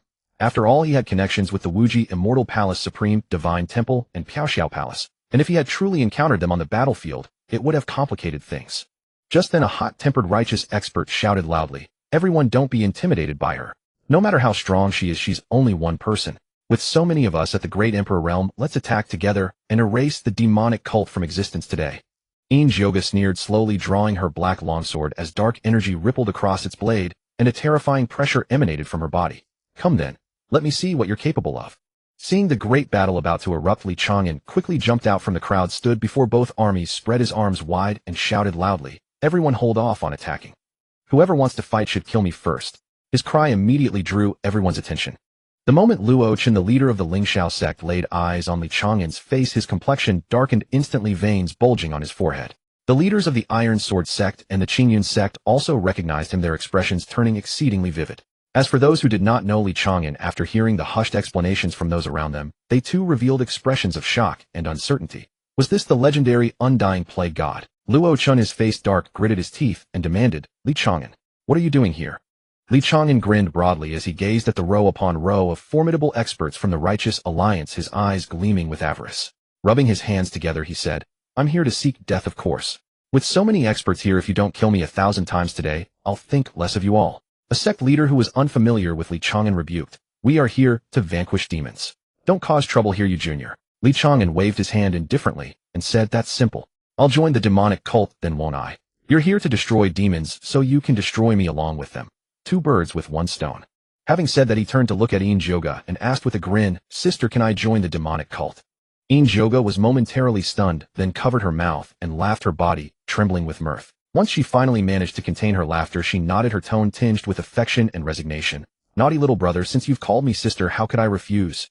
All right, from now on you are the chief protector of my demonic cult." The faces of everyone in the Righteous Alliance turned as black as the bottom of a pot. Wasn't this just bullying? With this plague god standing on the demonic cult side, how could they even fight? Kill him, and they'd make him stronger, or don't kill him, and he'd keep pestering them endlessly. How could this battle proceed? Li Chang'an turned around, hands on his hips, looking smugly at the crowd of the Righteous Alliance, and declared loudly, "Did you hear that? I'm one of the demonic cult now. So let's get started. If you don't kill me 1,000 times today, I'll think less of all you experts." Upon hearing this, the members of the Righteous Alliance wore expressions as sour as if they had eaten a bitter fruit. Even if Injioga was a half-step venerable with many people and collective strength, they could still take her on. But this Li Chang'an, killing him hundreds or thousands of times, even if he didn't fight back, would exhaust them to death. Moreover, each time he was killed, his strength increased a little. This battle was simply impossible to fight. A sect leader at the peak of the sovereign realm stepped forward, his eyes blazing as he stared at Li Chang'an, his tone laden with gravity and accusation. "Young Master Li, do you truly intend to join the demonic cult and stand against the entire righteous path?" Li Chang'an shook his head and said with utter frankness, "I'm not here to oppose the righteous path. I simply seek death. If one day the demonic cult grows strong and wants to annihilate the righteous, I will step in to stop them. I lend my support to whichever side is stronger, aiming for balance." Upon hearing this, the righteous experts' faces twisted with extreme discomfort. They had assembled over 1,000 people from more than 20 sects, marching in grand force to punish the demonic cult, only to run into this plague god. If they gave up now, the entire righteous path would lose face, and how could they ever hold their heads high in the martial world? But if they continued fighting, this plague god stood in the middle. Killing him was not an option, and not killing him was equally maddening. This accursed plague god really showed up everywhere. Just then, from within the Lingxiao sect's camp, a figure in purple strode out quickly. Luo Hongyi stood at the front of the formation, her pretty face covered in frost, glaring angrily at Li Chang'an, and declared loudly, "Li Chang'an, I thought you were a prodigy among the younger generation, but I never expected you to openly join the demonic cult and oppose the righteous path. I was completely mistaken about you." Li Chang'an frowned, his tone tinged with impatience. It's not like you've just learned that I have ties with the demonic cult. Besides, what's our relationship? Do you live by the sea? Why do you meddle so much? Luo Hongyi was choked by his words, her pretty face flushing red. She stomped her foot and gritted her teeth, saying, You jerk. She turned back into the camp in a huff, refusing to look at him, but her eyes were slightly reddened. At that moment, an irascible old man from the righteous camp could no longer contain himself. He wore a crimson robe, his hair and beard bristling his cultivation at the early sovereign realm, and was the leader of the Blazing Fire sect, the Blazing Flame True Man. He strode forward and pointed at Li Chang'an, bellowing, I don't believe you're truly immortal and indestructible. Everyone attack together. First kill this troublemaker, then deal with the demonic cult. Without waiting for others to respond, he made the first move, striking out with a palm. A crimson palm force turned into a roaring fiery dragon surging toward Li Chang'an with scorching waves of heat. Li Chang'an's face lit up with joy. He immediately withdrew all his true chi defenses, spread his arms, and actively welcomed the fiery dragon. The fiery dragon penetrated his body without obstruction, the intense heat instantly vaporizing his flesh and blood, shattering his bones, and reducing him to a puff of charred ashes scattered in the wind. Many in the Righteous Alliance gasped at the sight. Was he dead? Perhaps this plague god was nothing special after all. But before they could rejoice, Li Chang'an's voice rang out behind the Blazing Flame True Man, carrying his usual cheeky tone. Not bad, not bad. A sovereign realm expert is indeed different. That palm strike had some kick. Again. The Blazing Flame True Man spun around, seeing Li Chang'an standing there perfectly unharmed, his pupils contracting sharply. He blurted out, You? How is that possible? Li Chang'an brushed off non-existent dust from his clothes and said with a grin, Keep going. Don't stop. The Blazing Flame True Man gritted his teeth and struck again. This time he used his full 10-tense power, both palms striking simultaneously. Two fiery dragons intertwined and engulfed Li Chang'an. He turned to ash once more, only to resurrect at the same spot moments later. The Blazing Flame True Man's face turned ashen, and he struck again. This repeated 5 or 6 times. Each time he killed Li Chang'an, but Li Chang'an revived in the blink of an eye, and his aura was noticeably stronger than before. Li Chang'an sensed the attribute points he gained each time. The first kill yielded 3 points, but subsequent kills only yielded 1 point each. He immediately frowned, looking at the Blazing Flame True Man with disdain, and couldn't help but curse. You're utterly useless. The cultivation increase from being killed by you is too little. Can't you find someone more powerful? Or let a woman do it? At these words, the righteous experts collectively broke into cold sweat. Did he think he was ordering food? And he had so many demands, even while seeking death. Several experts at the peak of the Nirvana realm and early Sovereign realm could no longer hold back. They stepped forward, wanting to verify whether Li Chang'an was truly immortal and indestructible. In an instant, palm winds howled, sword chi crisscrossed, and beams of true chi in various colors intertwined, engulfing Li Chang'an. Li Chang'an's body was shattered time and again, only to resurrect, each time cheerfully shouting, That feels great. Keep going. Next, the righteous experts attacked with all their might, but Li Chang'an's revivals showed no signs of stopping. His expression grew increasingly excited. The righteous experts grew increasingly alarmed with each exchange. They could clearly sense that Li Chang'an's aura strengthened slightly after every resurrection. Although each increase was modest, the cumulative effect was substantial. In contrast, their own spiritual energy and stamina were steadily dwindling. After being killed over 100 times, Li Chang'an appeared more vigorous than ever, constantly shouting, This is exhilarating. Keep going. Don't stop. Are you all operating on empty stomachs? Put some force into it. Meanwhile, those experts killing him were beginning to tremble with fear. A terrifying thought simultaneously surfaced in their minds. If this fellow continued growing stronger at this rate, there would come a day when no one could kill him. Would he hold a grudge and seek revenge for the dozens of times he'd been slain today? Many began to quietly withdraw their strikes, stepping back, unwilling to remain entangled in this murky situation. The few remaining attackers also began to hesitate, their strikes noticeably slower and weaker. Upon noticing their growing complacency, Li Chang'an was instantly enraged. At this rate, how am I supposed to cultivate and gain attribute points? His figure flickered, appearing beside a supreme expert at the Nirvana realm's peak, and he casually plucked the storage ring from the man's waist, tucking it into his robes. The expert stared in astonishment, looking down at his bare fingers before he could even react. Li Chang'an materialized beside another elder at the early stage of the Great Emperor realm, yanking off his topknot and leaving him with disheveled hair, looking utterly disgraced. He then appeared before an elderly sect master with a white beard, grabbing a handful of his meticulously groomed silver whiskers and tearing them free. The old master clutched his bare chin, trembling with rage, and roared, You little thief. I'll fight you to the death. Enraged, he struck with a palm that reduced Li Chang'an to a pulp of flesh. After resurrecting, Li Chang'an appeared before him with a grin, saying, That's the spirit. Keep going. The humiliated experts, furious beyond measure, launched their full force, once more slaying Li Chang'an time and again. But after dozens of kills, terror seized them completely. This fellow was truly unkillable, and his aura continued growing stronger with each death. If this continued, not only would their spiritual energy and stamina be depleted, but Li Chang'an would grow so powerful that escape would become impossible. Li Chang'an gradually noticed that these male experts could only grant him 1 or 2 attribute points per kill. Far too inefficient. Losing interest, his gaze began scanning the righteous faction, quickly locking onto a group of female cultivators. His eyes lit up, and in a flash he appeared beside a female cultivator in a goose-yellow silk dress, delivering a sharp smack to her backside. The female cultivator screamed, torn between shame and fury, and struck back with a palm. Die, you dog thief. Li Chang'an didn't dodge being slain by her strike, but upon resurrection he grinned and said, nice force behind that palm. Again, he called, and as he spoke he appeared beside another female cultivator in white robes, wrapping his arm around her slender waist and breathing softly against her ear. The white-robed cultivator flushed with anger and thrust her sword through Li Chang'an's heart. Before falling he couldn't resist giving a thumbs up. Exquisite swordsmanship. In an instant chaos erupted among the righteous faction. Li Chang'an darted between the female cultivators like a phantom, now slapping a backside, now grasping a waist, now tugging at a sleeve, now whispering in someone's ear, "You smell so lovely, miss." The female cultivators, flustered and humiliated by his teasing, struck at him in a fury. Each time Li Chang'an was killed he received between 2 and 5 attribute points. The female bonus combined with the cultivation gap multiplier made him feel incredibly satisfied, sweeter than honey. After roughly 200 deaths, a more formidable aura erupted from within Li Chang'an. He had finally broken through from the early stage to the middle stage of the Nirvana realm. He opened his status panel and saw his attribute points had accumulated to over 1,000, with both strength and agility surpassing 4,000. Standing before the two armies with hands on his hips, he called out triumphantly, "Keep going. Don't stop. Today I want to see how many of you Righteous Alliance members can actually kill me." The faces of the Righteous Alliance members turned as dark as soot, exchanging glances, yet no one stepped forward to attack. They had finally understood. This plague god grew stronger with every kill, more energized with each death. If this continued, they weren't here to suppress the demonic cult, but to grant Li Chang'an experience points. Heaven only knew if this fellow would break through to the Great Emperor realm today. Just then an elder at the peak of the Great Emperor realm could endure no longer, stamping his foot and roaring, "Stop! Everyone cease your attacks." The crowd halted their strikes, their gazes turning toward the elder. He was Qing Yunzi, sect master of Qingyun sect, wielding immense prestige within the Righteous Alliance.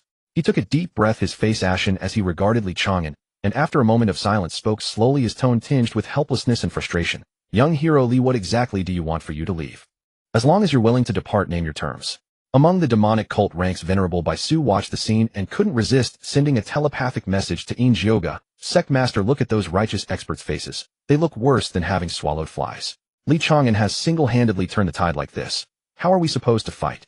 In Jioga stood before the demonic formation with arms crossed, a smile playing on her lips. Watching Li Chang'an charge through the righteous ranks, she felt an indescribable sensation well up within her. She shook her head slightly and replied telepathically, "This fellow has indeed been of great assistance to us." Li Chang'an felt the surging power within him now at the middle stage of the Nirvana realm and glanced at his panel, showing nearly 2,000 available attribute points. The satisfaction he felt was beyond words. He was in a state of extreme euphoria. Each death granted attribute points, each death strengthened his power. This feeling was more intoxicating than any elixir. He was shouting, "Keep going, keep going," when that elder at the peak of the Great Emperor realm roared, "Stop," and everyone ceased their attacks. How could this be? He hadn't died enough yet. Li Chang'an's gaze sharpened, fixing upon that peak Great Emperor realm expert who had called for the halt.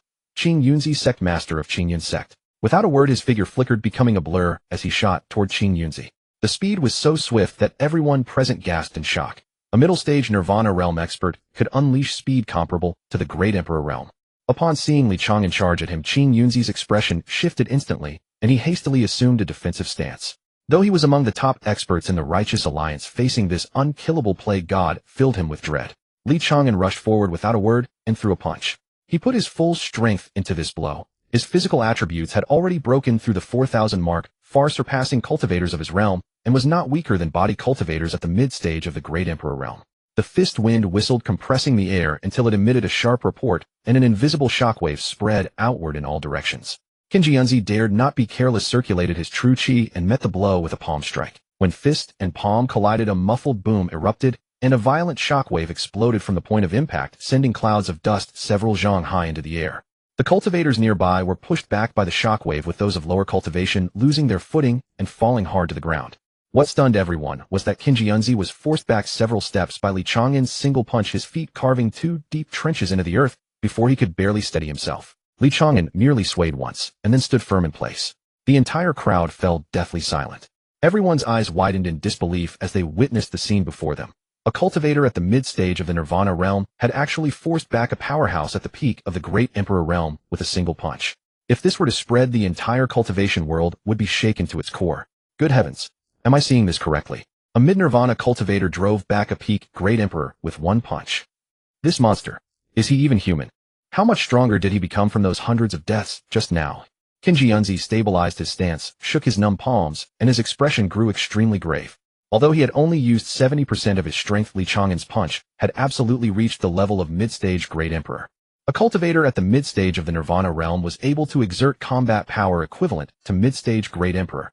This had completely overturned all conventional understanding. If he continued to die like this and advance to the Great Emperor realm, who among his peers could possibly stand against him? Combined with his immortal nature and the fact that he grew stronger with each death, it seemed unlikely that anyone in the cultivation world could ever suppress him in the future. Qinji Yunzi took a deep breath, suppressed his shock, and quickly clasped his hands in greeting, saying, "Young heroically, stop. We won't fight." Li Chang'an was now solely focused on dying, so how could he possibly agree? He let out a loud shout and charged forward again, unleashing another devastating punch. Qinji Yunzi's expression shifted through several changes before he ultimately made a decision that left everyone utterly stunned. He didn't dodge or block, nor did he even circulate his true chi for defense, simply allowing Li Chang'an's punch to land squarely on his chest. With a thunderous impact, Qinji Yunzi's body was launched backward like a severed kite, tracing a parabolic arc through the air, before crashing heavily to the ground over 10 zhang away, rolling several times before coming to a stop. He struggled to his feet, a trail of blood escaping from the corner of his mouth, his face pale, yet his gaze remained composed. Li Chang'an was equally stunned. He glanced down at his fist, then at Qinji Yunzi struggling to rise in the distance, scratching his head in bewilderment before snapping. "What do you think you're doing? You think you can resurrect like I can? Why didn't you defend yourself?" Qinji Yunzi wiped the blood from his lip, swallowed a healing pill from his robe, and then slowly spoke with a tone of helplessness and concession. "Young hero Li, as long as you can vent your anger, it's fine to let you strike me a few times." Li Chang'an couldn't help but roll his eyes and said, "Vent my anger? What anger? I'm not angry at all. I'm thrilled that you're killing me. Hurry up and continue. You're injured, switch to someone else." The other righteous experts' faces darkened at these words, and they quickly turned away, desperate to avoid meeting Li Chang'an's gaze and becoming his next target. Some even silently retreated several steps, attempting to hide behind the crowd. After swallowing the pill and recovering somewhat, Qinji Yunzi continued, "Young hero Li, we have no intention of making enemies of you. We came here solely to eradicate the demonic cult. We ask that you not interfere. As long as you stay out of this, whatever you need in the future, the Righteous Alliance will do its best to fulfill." Li Chang'an shook his head and said firmly, "What need for later? Today? If you kill me a few thousand times, I won't hold it against you. How's that deal?" The righteous cultivators all had exasperated expressions at these words. Kill him a few thousand times. Wouldn't he ascend to power instantly? Now at mid-Nirvana, you can already repel a peak Great Emperor with one punch. If you were to break through to the Great Emperor realm, who could possibly oppose you? When you come back to settle scores with us, we won't even have anywhere to run. The leader of another major sect stepped forward and said solemnly, "Young hero Li, we do not wish to be your enemy. Please remain neutral and do not interfere in today's affairs." Li Chang'an waved his hand impatiently and said, "Enough talk. If you don't attack, I'll keep causing trouble." After speaking, his gaze swept across the righteous camp and locked onto a female elder at the mid-stage of the Great Emperor realm. She wore a simple Taoist robe, her face dignified, appearing to be in her early 40s with solid cultivation base. Li Chang'an's eyes lit up, and in a flash he appeared beside the female elder, reaching out to grope her waist while grinning, "Sister, you have a nice figure." The female elder, both ashamed and furious, struck back with a palm strike. The power of mid-stage Great Emperor roared out and landed squarely on Li Chang'an's chest. Li Chang'an's body instantly shattered into countless pieces, dissolving into a mist of blood. Moments later, he resurrected beside another female cultivator and reached out to pat her buttocks. The female cultivator let out a scream and thrust her sword through his throat. The righteous camp plunged into chaos once more. Like a phantom, Li Chang'an kept resurrecting among the various experts, sneaking attacks on one here and teasing another there, driving them all into furious rages, yet leaving them powerless to stop him. Each time they struck him down, he would resurrect within moments, and his aura grew increasingly powerful with every death. Several hot-tempered experts, provoked beyond reason, chased after him and killed him dozens of times. Only when their true chi and stamina were nearly depleted did they stop to catch their breath, only to discover Li Chang'an's aura had surged again. After being killed over 100 more times, the Righteous Alliance finally broke down completely. Qinji Yunzi's face turned ashen, and with a fierce wave of his hand he bellowed in a near roar, "We retreat." "What? Retreat? Elder Qingyun, we've gathered so many people with such difficulty. If we don't retreat, what else can we do? Continue feeding cultivation base to that plague god. Gritting his teeth, Qin Jianzi scanned the crowd. What happened today will be recorded. When we find a way to deal with him in the future, we'll discuss it further then.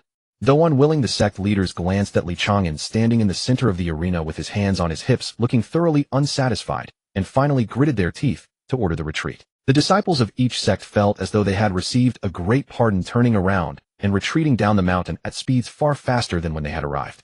Li Chang'an grew anxious at this sight and hurried after them, shouting, "Hey, don't go. I haven't died enough yet. Kill me a few hundred more times. Just a few hundred." Hearing this, the Righteous Alliance members ran even faster. Several elders with high cultivation directly activated their secret movement techniques and vanished at the end of the mountain path in the blink of an eye. In less than the time it takes for an incense stick to burn, the Righteous Alliance of over 1,000 people had completely departed, leaving only footprints scattered across the ground and devastation in their wake. Li Chang'an stood alone on the empty mountain path, watching the retreating figures of the Righteous Alliance, and sighed with regret, muttering, "They're already gone. That's so disappointing." Li Chang'an turned around and saw Yin Jioge approaching gracefully. She wore a black long dress with a silver ribbon tied at her waist. Her steps were light, and the hem of her skirt gently brushed the ground, resembling a blooming black lotus. The afterglow of the setting sun spilled over her, gilding her with a golden halo, adding a touch of enchanting charm to her already exquisite beauty. She walked up to Li Chang'an, stopped, and looked at him with a smile, her eyes carrying tenderness and gratitude. She said, "Naughty little brother, how should I thank you?" Li Chang'an looked at her stunning face, so close, smelled the faint fragrance from her, and felt a stir in his heart. But he quickly suppressed the agitation, rubbed his hands, and said, "If you really want to thank me, then kill me 1,000 times." Yin Jioge's face instantly darkened. She gave him a displeased glare, flicked his forehead, and said, "Can't you think of anything other than seeking death? I can't bring myself to hurt you now." She paused, her tone softened, and she took his wrist, saying, "Come, I'll treat you well today to repay you for saving my life." Li Chang'an was pulled along for 2 steps, but he was unwilling to give up like that. He gritted his teeth, reversed his grip to hold her hand, gently stroked her hand with his fingers, and said in a nearly roguish tone, "Sister, if you don't kill me, then I'll have to molest you." Yin Jioge stopped in her tracks, turned to look at him, and instead of avoiding him, she chuckled infatuatedly. Her other hand gently covered his mischievous hand, her eyes sparkling, and her voice carrying a hint of teasing. "Naughty little brother, touch if you want. I won't lay a hand on you. After all, I'm a demoness of the demon sect. I don't care about reputation." Li Chang'an was completely defeated by her attitude of, "What can you do about it?" He let go, shrugged, and said helplessly, "All right, let's eat first. I'm really hungry." Yin Jioge covered her mouth with a light laugh and pulled him into the demon sect headquarters. The disciples of the demon sect, seeing their leader personally pulling a young man inside, all widened their eyes, their faces filled with shock and curiosity. But soon they recognized the young man as the undying plague god Li Chang'an, who had single-handedly repelled the Righteous Alliance just now. They immediately felt relieved. If it was him, it was no wonder. Many disciples cast admiring and grateful glances, and some even cheered loudly, "Protector Li is mighty. Long live Protector Li." Li Chang'an, feeling a bit embarrassed by the commotion, scratched his head and waved at the disciples as a greeting. Yin Jioge led him to a lavishly decorated hall where a sumptuous feast had already been laid out. A dazzling array of delicacies and fine dishes, fragrant spiritual fruits, and several jars of aged spirit wine were placed by the table. Yin Jioge pulled him to sit at the table, personally poured him a cup of wine, then raised her own cup, and said with a smile, "Come, naughty little brother, I toast to you. Thank you for helping the demon sect today." Li Chang'an picked up his cup, clinked it with hers, and drank it all in one gulp. As the spirit wine went down his throat, a warm current flowed through his body, bringing comfort to his limbs and bones. He couldn't help praising good wine. Yin Jioge poured him another cup, and the two drank and chatted, the atmosphere very harmonious.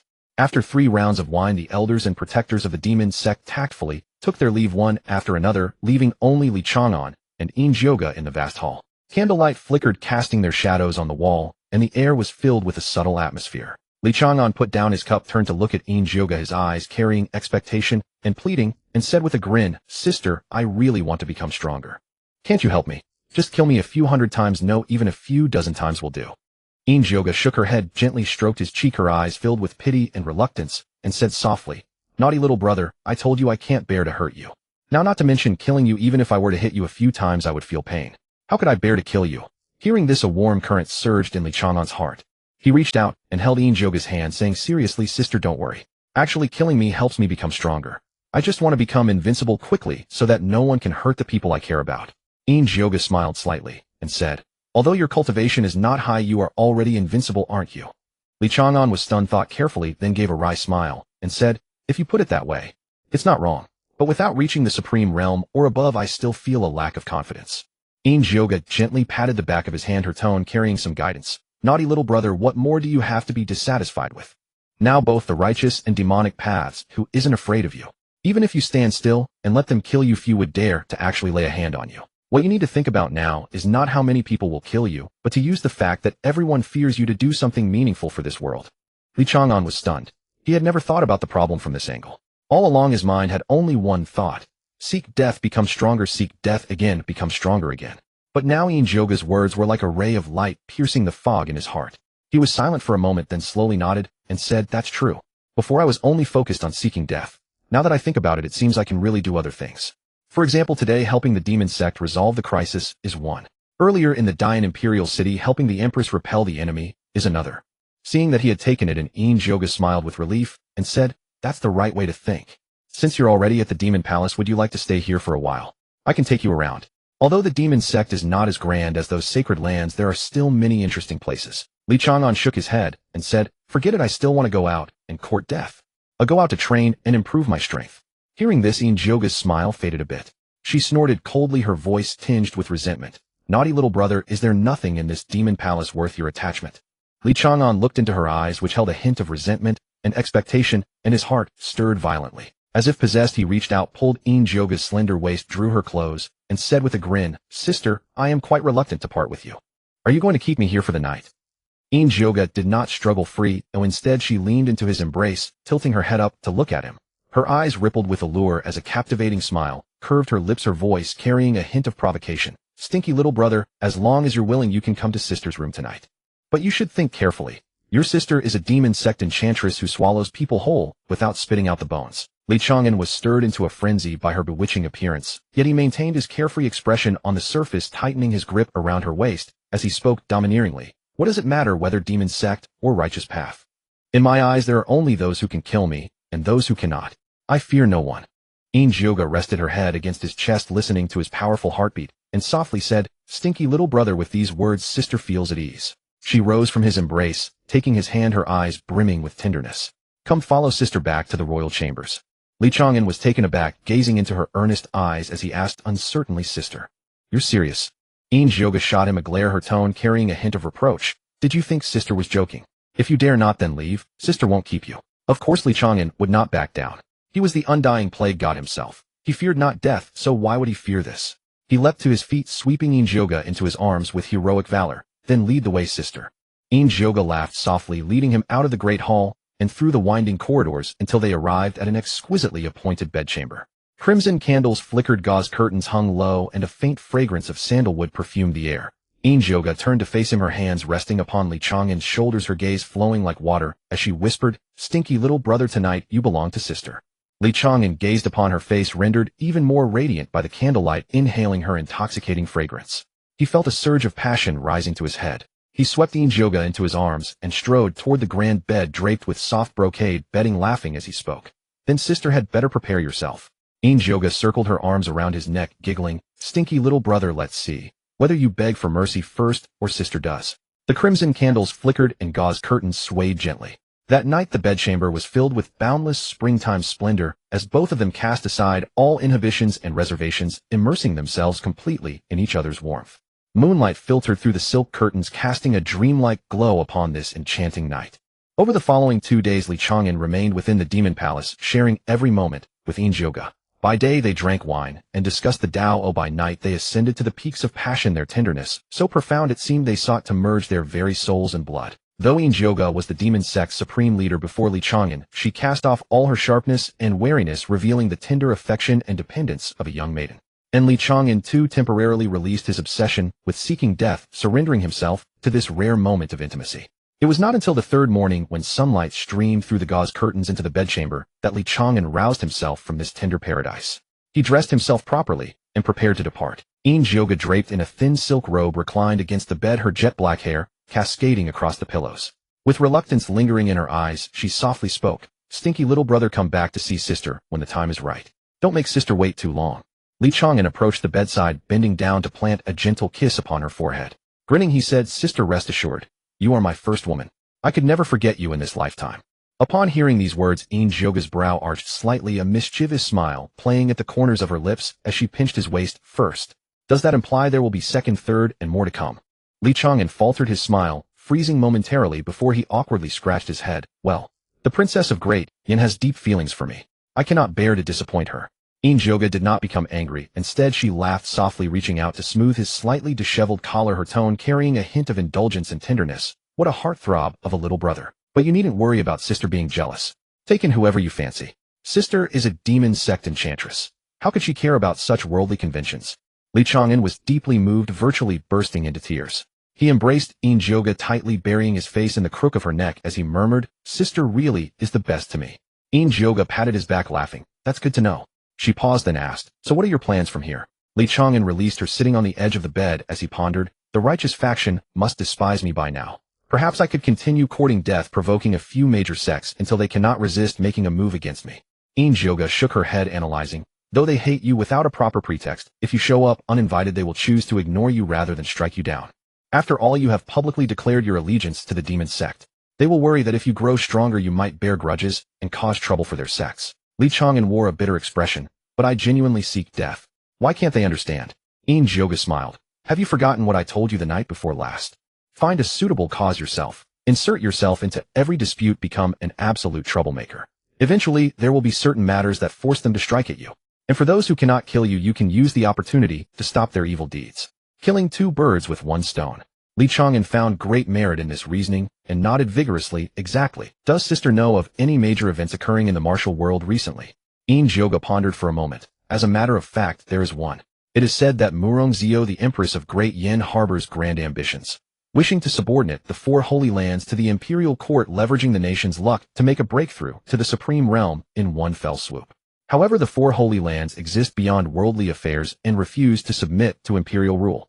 They led the resistance, causing countless smaller sects to follow suit and reject the imperial decree. The Empress was furious and decided to make examples of some minor sects, first killing the chicken to scare the monkey, then deal with the 10 great sects, and finally concentrate force against the four holy lands." Upon hearing this, Li Chang'an could not help but exclaim, "This Empress has resolve.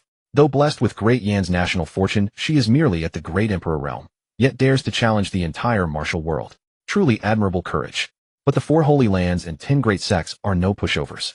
Murongzio's gambit here is rather risky." He paused, remembering that Princess Murongziran cherished deep feelings for him. He could not stand by idle. Thus he rose, turning to Injoga. "Sister, I must return to the Great Yin Imperial Palace. This matter, I intend to meddle in it." Injoga nodded without objection. She only reached for a storage ring from the bedside and pressed it into his palm. "Inside are some travel expenses and elixirs. They may prove useful on your journey. Go and don't keep sister waiting too long." Li Chang'an accepted the storage ring, his heart warmed once more. He lowered his head to kiss her lips, then turned and strode out of the bedchamber. Injoga leaned against the bed, watching his figure vanish at the threshold. A faint smile graced her lips, yet a subtle sense of loss flickered in her eyes. Li Chang'an, after leaving the demon cult, pressed rest, pushing the mid-stage Nirvana realm's body movement to the extreme, his figure turning into a blur. He streaked along the official road. Travelers and pedestrians along the way felt only a gust of wind brushing past. Not even Li Chang'an's silhouette could be seen, and he had already vanished several li away. The journey that would ordinarily take more than a day was completed in less than half a day, and he arrived at the Diyan Imperial City. From afar, he could see the vast black camps outside the city. Flags fluttered, blades and spears stood like a forest, tens of thousands of elite soldiers lined up, bristling with killing intent, a chilling aura surging into the skies. The camp tents stretched for miles, and at the center the great banner embroidered with a golden dragon flapped in the wind, signaling the majesty of an imperial expedition. Li Chang'an paused by the roadside for a moment, then forced a wry smile. Empress Murongzio, though her cultivation was formidable and she had the support of Diyan's fortunes, would find it almost impossible to conquer the entire Jianghu by force. The four great holy lands are deeply rooted with several elder half-step supreme beings. The 10 great sects each have their own strengths, and Emperor Realm Masters are not few. The Empress can only deter some one or two-tier sects. Truly great sects and holy lands would never be willing to bow to imperial rule. But she had spoken already. If the sects were not dealt with, the court's prestige would suffer greatly, and not only the great sects, but even small sects and wandering cultivators would not take the court seriously. This move left her riding a tiger with no easy retreat. Li Chang'an shook his head, then stepped toward the city gate. The guards halted him at once, and the captain spoke in a deep voice. "Halt." The capital was under martial law. Idle and uninvited people were not allowed inside. Li Chang'an did not waste words, replying coolly, "I am Li Chang'an." The captain's face immediately changed. The name of Li Chang'an, known as the Undying Plague God, had become a thunderous echo throughout the Diyan dynasty and the entire cultivation world. He hurriedly bowed, his tone filled with utmost reverence. So it is the prince consort. My humble self begs your highness's forgiveness. Enter, your highness. Li Chang'an waved his hand and strode into the city gate. The streets were much quieter than usual, most shops were closed, pedestrians hurried about evidently aware that the court would strike at the Jianghu, and the city was thick with a tense atmosphere, like rain about to fall. Li Chang'an did not linger, heading straight for the palace. In the imperial study, Morongzio sat behind the dragon desk, a huge map spread out before her marking the locations of various sects and holy lands. Morongziren stood beside her, fingers tracing the map, the sisters discussing which sect to strike first. Morongziren suddenly snorted, a hint of resentment in her voice. If only Li Chang'an were here. That fellow went to join the demon cult, and with a single effort forced the Zhengdao alliance to retreat. While he flirted with that demon cult enchantress, he probably forgot he still bore the title of the prince consort. Morongzio set down the red pen, glanced at her sister, and sighed helplessly, saying, that guy is both righteous and evil. Oh, every power will have a headache when they see him. We cannot control his freedom. He seeks death, follows his own whims. Whether he comes to help us or not, that's up to him. A eunuch hurried in, kneeling, his voice tinged with delight. Your Majesty. The prince consort is back. He's entered the palace and is on his way to the imperial study. Morongzio and her sister were startled, then their faces lit up with joy. Morongziren leapt up from her chair, lifting her dress, and ran toward the door. Just as she reached the doorway, Li Chang'an's figure appeared in her sight. He wore a black fitted outfit, his face bearing that signature mischievous grin, striding forward with bold sweeping strides. Li Chang'an entered, seeing Morongziren's surprised and delighted expression, and said with a bright smile, Your Majesty, Princess, I have missed you to death. Morongziren's initial joy turned to a frown at the thought of his joining the demon cult. She turned away and pouted. You actually came back. Didn't you join the demon cult? Why come back? Li Chang'an walked up to her, tilted his head, and teased. Let me see whose vinegar jar you've overturned. Oh, what a sour mood. Morongziren blushed with anger, punching his chest a few times and scolding, bad guy. You always bully me. Morongzio sat behind the dragon desk, watching the two quarrel, and could not help but cough. Li Chang'an quickly composed himself and spoke sternly. I'm not just here to bully the princess. I heard the emperor intends to make the major sects and holy lands submit to the court, so I hurried back. Morongzio and her sister's eyes lit up at the news. Morongziren asked with delight, Are you going to help us? Li Chang'an nodded. Since the princess has shown me such devotion, of course I will help. And isn't this the perfect opportunity for a death seeker? Isn't there anyone more suitable than me? If I barge in, either they'll keep killing me, or I'll keep stirring things up. However you look at it, our side won't lose. Morongziren clapped and laughed. Then I'll go with you. Morongzio frowned, intending to oppose, but seeing her sister's excitement, she said nothing, merely warning, be careful. Li Chang'an turned to Morongzio and said, Your Majesty, if you trust me, hand this matter over to me to handle. I guarantee that those sects will at least outwardly submit to the court. Morongzio stood up, looking at him gravely with a touch of gratitude. Then thank you, Li Chang'an. When you return, tell me what reward you want to ask for it freely. Li Chang'an's eyes lit up, and he said, Your Majesty, I want you to kill me hundreds of times. Morongzio was momentarily stunned, then forced a bitter smile, and shook her head. Don't say kill you hundreds of times. Even if you asked me to kill you once, I could not bring myself to do it. Li Chang'an's face fell in disappointment. He sighed, very well. After a moment he added, There's no need to bring the outside army, it would waste too much time. Your Majesty, assign a few attendants to guard the vanguard, mainly to protect the princess's safety. The rest leave to me. Morongzio nodded, then picked up a red brush, drafted an imperial edict, sealed it with the jade seal, and personally wrote a letter handing them to Li Chang'an, saying, These are my Majesty's imperial edict and my handwritten letter. You take them to subdue the major sects. If anyone resists, you may strike first and report later. Li Chang'an took the edict and letter, tucked them into his bosom, and said, Your Majesty, rest assured, I will complete the mission. After speaking, he turned and strode out of the imperial study. Morongziren followed quickly, her silver bell laughter echoing in the study. Morongzio stood at the window, watching their backs walk away side by side, a faint involuntary smile tugging at the corners of her lips. This guy doesn't seem so hateful after all. Li Chang'an, accompanied by Princess Morongziren and several royal attendants, followed the map to locate Qingfeng Sect, a third-rate martial arts school closest to the imperial capital. The sect was perched atop a picturesque hill with no more than 100 disciples under its banner. Its patriarch was an elderly man at the mid-stage of the Nirvana realm, a middling figure in the martial world. Li Chang'an wasted no words. Standing before the sect's entrance, he channeled his true energy and bellowed, People of Qingfeng Sect, listen. I am Li Chang'an, consort of the Dian Dynasty, chief guardian of the demon sect, and the undying plague god. By order of the Empress, I have come to bring you under submission. Those who know what's good for them will come out and welcome me at once. His voice rolled like thunder across the entire mountain. Chaos erupted within Qingfeng Sect. Within the time it takes to drink a cup of tea, the patriarch came sprinting out with several elders, all in a flustered panic. The moment the patriarch caught sight of Li Chang'an's face, his expression darkened. Clenching his teeth, he demanded, "Li Chang'an, didn't you join the demon sect?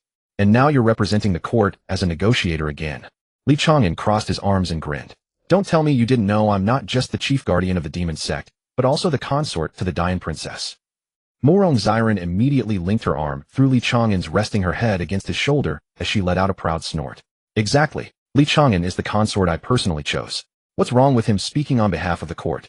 The patriarch's face turned ashen. His gaze darted between Li Chang'an and the princess several times before he forced down his anger and asked grimly, "What do you want?" Li Chang'an shrugged, his tone as casual as if discussing the weather. "Simple. Either you declare your submission to the court and obey its commands henceforth, or you can kill me 10,000 times, and I'll walk away never to return." Kill me 10,000 times. That would directly elevate him to the supreme realm. By then, not only would the 4 sacred lands fail to contain him, but no one in the entire cultivation world would be able to suppress him. Gritting his teeth, his voice laced with reluctance and resentment, the patriarch demanded, "Why target us first? If you're so capable, go after the major sects instead. Because you're the closest to the imperial capital. Rest assured I'll visit every sect that refuses to submit. Now will you kill me 10,000 times, or choose to surrender?"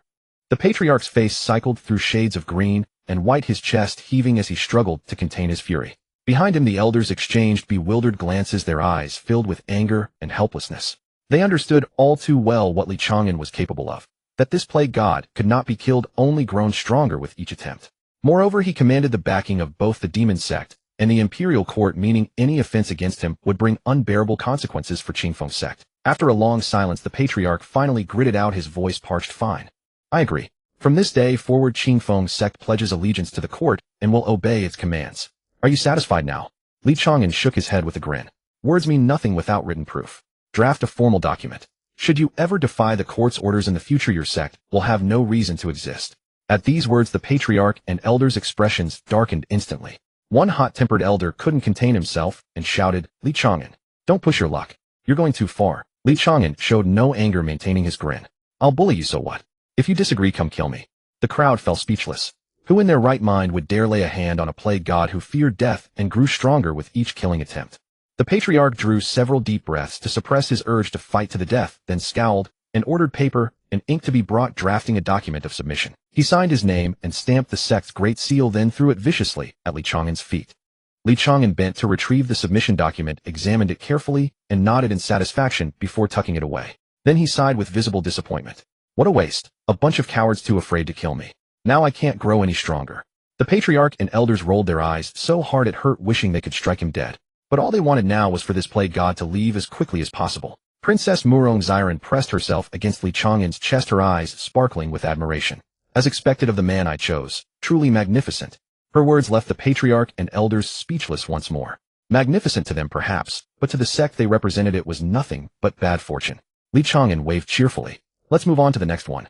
The princess tugged at his sleeve and suggested, "Chang'an, why don't we return to the imperial capital first? Let my sister send decrees to all the major sects informing them that you've been appointed as the court's imperial envoy. Those willing to submit voluntarily won't require our personal visits. For those who refuse, we'll go ourselves. Otherwise, visiting every sect one by one would take months." Li Chang'an found her reasoning sound and agreed, returning to the capital with the princess and attendants. When Murong Zio learned of Li Chang'an's successful subjugation of Qingfeng's sect, she was overjoyed. She immediately drafted an edict per the princess's suggestion and dispatched messengers on horseback to all major sects, giving them 10 days to declare their submission or face a personal visit from imperial envoy Li Chang'an himself. The news sent shockwaves through the martial world. Leaders of major sects ground their teeth in fury. They wouldn't have cared even if the court sent supreme realm experts to force their compliance. The 4 sacred lands would bear the consequences anyway. But Li Chang'an was different, an anomaly. He genuinely sought death, yet couldn't be killed. Once he set his sights on you, it meant certain destruction. Sect leaders scrambled to confer with one another, but the burden ultimately fell upon the 10 great sects and 4 sacred lands. The major sects declared they would follow whichever path the 10 great sects and 4 sacred lands chose. The leaders of those 10 great sects wore grim expressions, at a loss for what to do. They cursed the court's audacity for recruiting such a plague god, yet found themselves trapped. Lesser sects were watching their every move. In the end, the 10 great sects simply passed the responsibility to the 4 sacred lands, declaring they would submit to the court if the sacred lands did the same. When the messengers returned with word from the various sects, Li Chang'an reviewed the documents on his desk and sighed. "It seems I'll have to visit the 4 sacred lands first. One at a time then." He rose and stretched, turning to the princess. Let's head to Piao Palace first. The princess clapped her hands in delight. Wonderful. I've been eager to see Piao Palace. I've heard the scenery there is breathtaking. Watching her excitement, Chang'an couldn't help but smile, though his mind was already calculating. He had some history with Bai Zihen, the holy son of Piao Palace, including that ridiculous incident involving cross-dressing. He wondered whether they'd be allies or enemies this time around. Shaking off his thoughts, he mounted up with the princess and attendants, riding out of the capital toward Piao Palace. The princess treated this journey as an intimate excursion with Chang'an, and she was thrilled from start to finish. She pointed flowers by the roadside for him to admire and clung to him about stories of the demonic sect. Chang'an felt uplifted too. After a day of travel, the group finally reached Tianwu Mountain, where Piao Palace is located before dusk. From afar, the buildings of Piao Palace rose along the mountainside, veiled in and out of the clouds, a scene like a fairyland. At the gate, 2 rows of white-robed disciples stood, each exuding a calm, steady aura, evidently well-trained. Chang'an swung down from his horse, about to report, when a white figure strode briskly out from the gate. This was Bai Zihen, the saint son of Piao Palace. Bai Zihen's face instantly broke into a smile at the sight of Chang'an. He hurried forward, cupping his hands. Li Xiong. Long time no see, how have you fared since we last met? Chang'an gave him no warmth, crossing his arms and snorting coldly. Bai Zihen, although we have some dealings, you should know the purpose of my visit here. Either Piao Palace declares allegiance to the court and accepts the court's dispatch, or you kill me until I am satisfied. Choose one for yourself. Hearing this, Bai Zihen's smile stiffened, then turned into a wry one as he sighed. Li Xiong's purpose is clear to us. Because our sect knows I have some ties with Li Xiong, they sent me to be the envoy, hoping Li Xiong would grant Piao Palace a little face. Chang'an glared and spoke bluntly, face won't help you. The princess is my fiancée, the empress is my aunt. How could I not help with the empress's affairs? No one can come today. Murong Xiren stood beside Chang'an, her eyes bright with anticipation, her heart fluttering as if soaked in honey. She loosened Chang'an's arm, resting her head on his shoulder softly, saying, Chang'an, you are so good. Tonight, I will surely reward you. A few attendants and Bai Zihen heard this. Their eyes darkened at the same time. Your Highness, there's no need to say such things in public, right? Bai Zihen cleared his throat and pretended not to hear, continuing, Li Xiong, the Saint Lord's meaning is that you may propose conditions. If we sacred sect yield, so easily wouldn't we lose face in the Jianghu? You know that those second and third-rate sects are watching us. If we yield, they will yield as well. And if we compromise without any bargaining power, the sacred sect's exalted status won't survive. Chang'an rubbed his chin thoughtfully and said, to save face, it's not difficult. Kill me thousands of times, then publicly claim you can't win, so you'll have to compromise. That would give us both face and benefit, right? Bai Zihen nodded, then shook his head and said, killing you to make you stronger, of course that can be done. But simply doing so wouldn't show our sacred sect's uniqueness. The Saint Lord's idea is, could you perhaps be slain dozens, even hundreds of times as a gesture, and then you give us a stepping stone? For example, make us allies with the court rather than a master-subordinate relationship. That way we save face, the court gains the support of our sacred sect. A win-win, what do you think? Chang'an frowned. He hadn't anticipated this. He'd thought all sects would either submit obediently or fight to the death. He hadn't expected Piao Palace to propose such a compromise. He looked at the princess beside him, then at Bai Zihen's earnest face, and for a moment he found it hard to turn against them. Seeing Chang'an wavering, Bai Zihen quickly changed the subject, smiling. Li Xiong, the women rescued earlier at Hehuan's sect, I've brought back to Piao Palace to settle. We do not practice the evil ways of Hehuan's sect. The disciples and elders all respect them. They are grateful to you and want to set up longevity tablets in your honor. And several sisters say that if young hero Li does not mind, they would be willing to pledge themselves to repay your life-saving grace. Before he finished, the princess had already exploded with anger. She suddenly released Chang'an's arm, planted her hands on her hips, glaring at Bai Zihen, and cried out in anger, good for you, Bai Zihen. I thought you were bold and vigilant, but I never expected you to be like this. Are you introducing girls to Chang'an? You're poaching on my territory. Chang'an, you'd better wipe out their Piao Palace.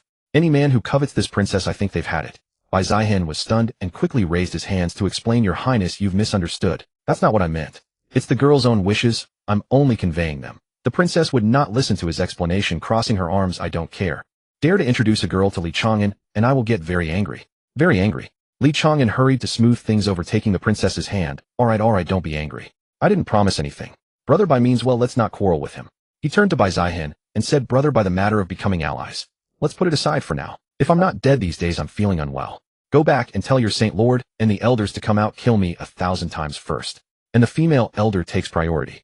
Bai Zihen's mouth twitched. He had heard of Chang'an's odd tastes, and today, seeing it, the rumors were true. He cupped his fist. Li Xiong, please wait. I'll report to the Saint Lord and the elders at once. After speaking, he turned and strode into the mountain gate. Chang'an watched his back and nodded in satisfaction, thinking that perhaps today's matter of seeking death might have a turn. After Bai Zihan went inside about the time it takes a stick of incense to burn, a disciple hurried out bowing. Li Xiaoxiao, the princess, the Saint Lord invites you. Li Chang'an was not worried about tricks. He swaggered along with the princess and several attendants following the disciple into Piao Miao Palace's gate. Entering the sacred site, he felt a thick surge of spiritual energy washing over him. The air around was filled with a faint white mist, and taking a breath felt invigorating. Pavilions and towers rose in the clouds with flying eaves and carved beams. Every corner radiated an otherworldly immortal aura. Li Chang'an walked and privately marveled. No wonder it is one of the 4 great holy lands. This pageantry and aura truly outclass ordinary sects. He also keenly sensed many powerful auras hidden around. Nirvana realm and Enlightenment realm auras were widespread, and the clearly perceptible Emperor realm masters numbered at least 10. Deeper still, 2 obscure and majestic auras lay hidden like dragons sleeping in the deepest reaches of the sacred site. Evidently 2 old monsters of the half-step sovereign realm. Li Chang'an inwardly gasped. One Emperor realm master could sustain a first or second-rate sect, yet the sacred sect boasted as many as 10 Emperor realm masters with 2 half-step sovereigns presiding. With such depth of power, no wonder they stood aloof, transcending the major sects. Walking through a long white jade corridor, the group arrived before a magnificent great hall. Above the hall's entrance hung an inscribed plaque bearing the 3 grand characters, Miao Piao Dian. The strokes like dragons and snakes exuding an extraordinary aura. The disciple stopped before the door and bowed, saying, "The Holy Lord awaits within, Junior Brotherly. Please come in." Li Chang'an nodded and stepped over the high threshold, entering the hall. The interior was spacious and bright, with floors of polished white jade bricks gleaming like mirrors. Around the hall stood over a dozen elders, the least accomplished of whom had already reached the early stage of Great Emperor realm. Seated upon the central throne was a middle-aged man in his 40s. His face was refined and scholarly, adorned with 3 long strands of beard, and he wore a moon-white robe. His demeanor was as gentle as jade, none other than Bai Yichen, the Holy Lord of Miao Piao Palace. Upon seeing Li Chang'an enter, Bai Yichen did not maintain the dignified air of a holy lord. Instead, he rose proactively and clasped his fists in greeting, smiling. "Junior Brotherly graces us with his presence. Forgive this humble host for not welcoming you sooner."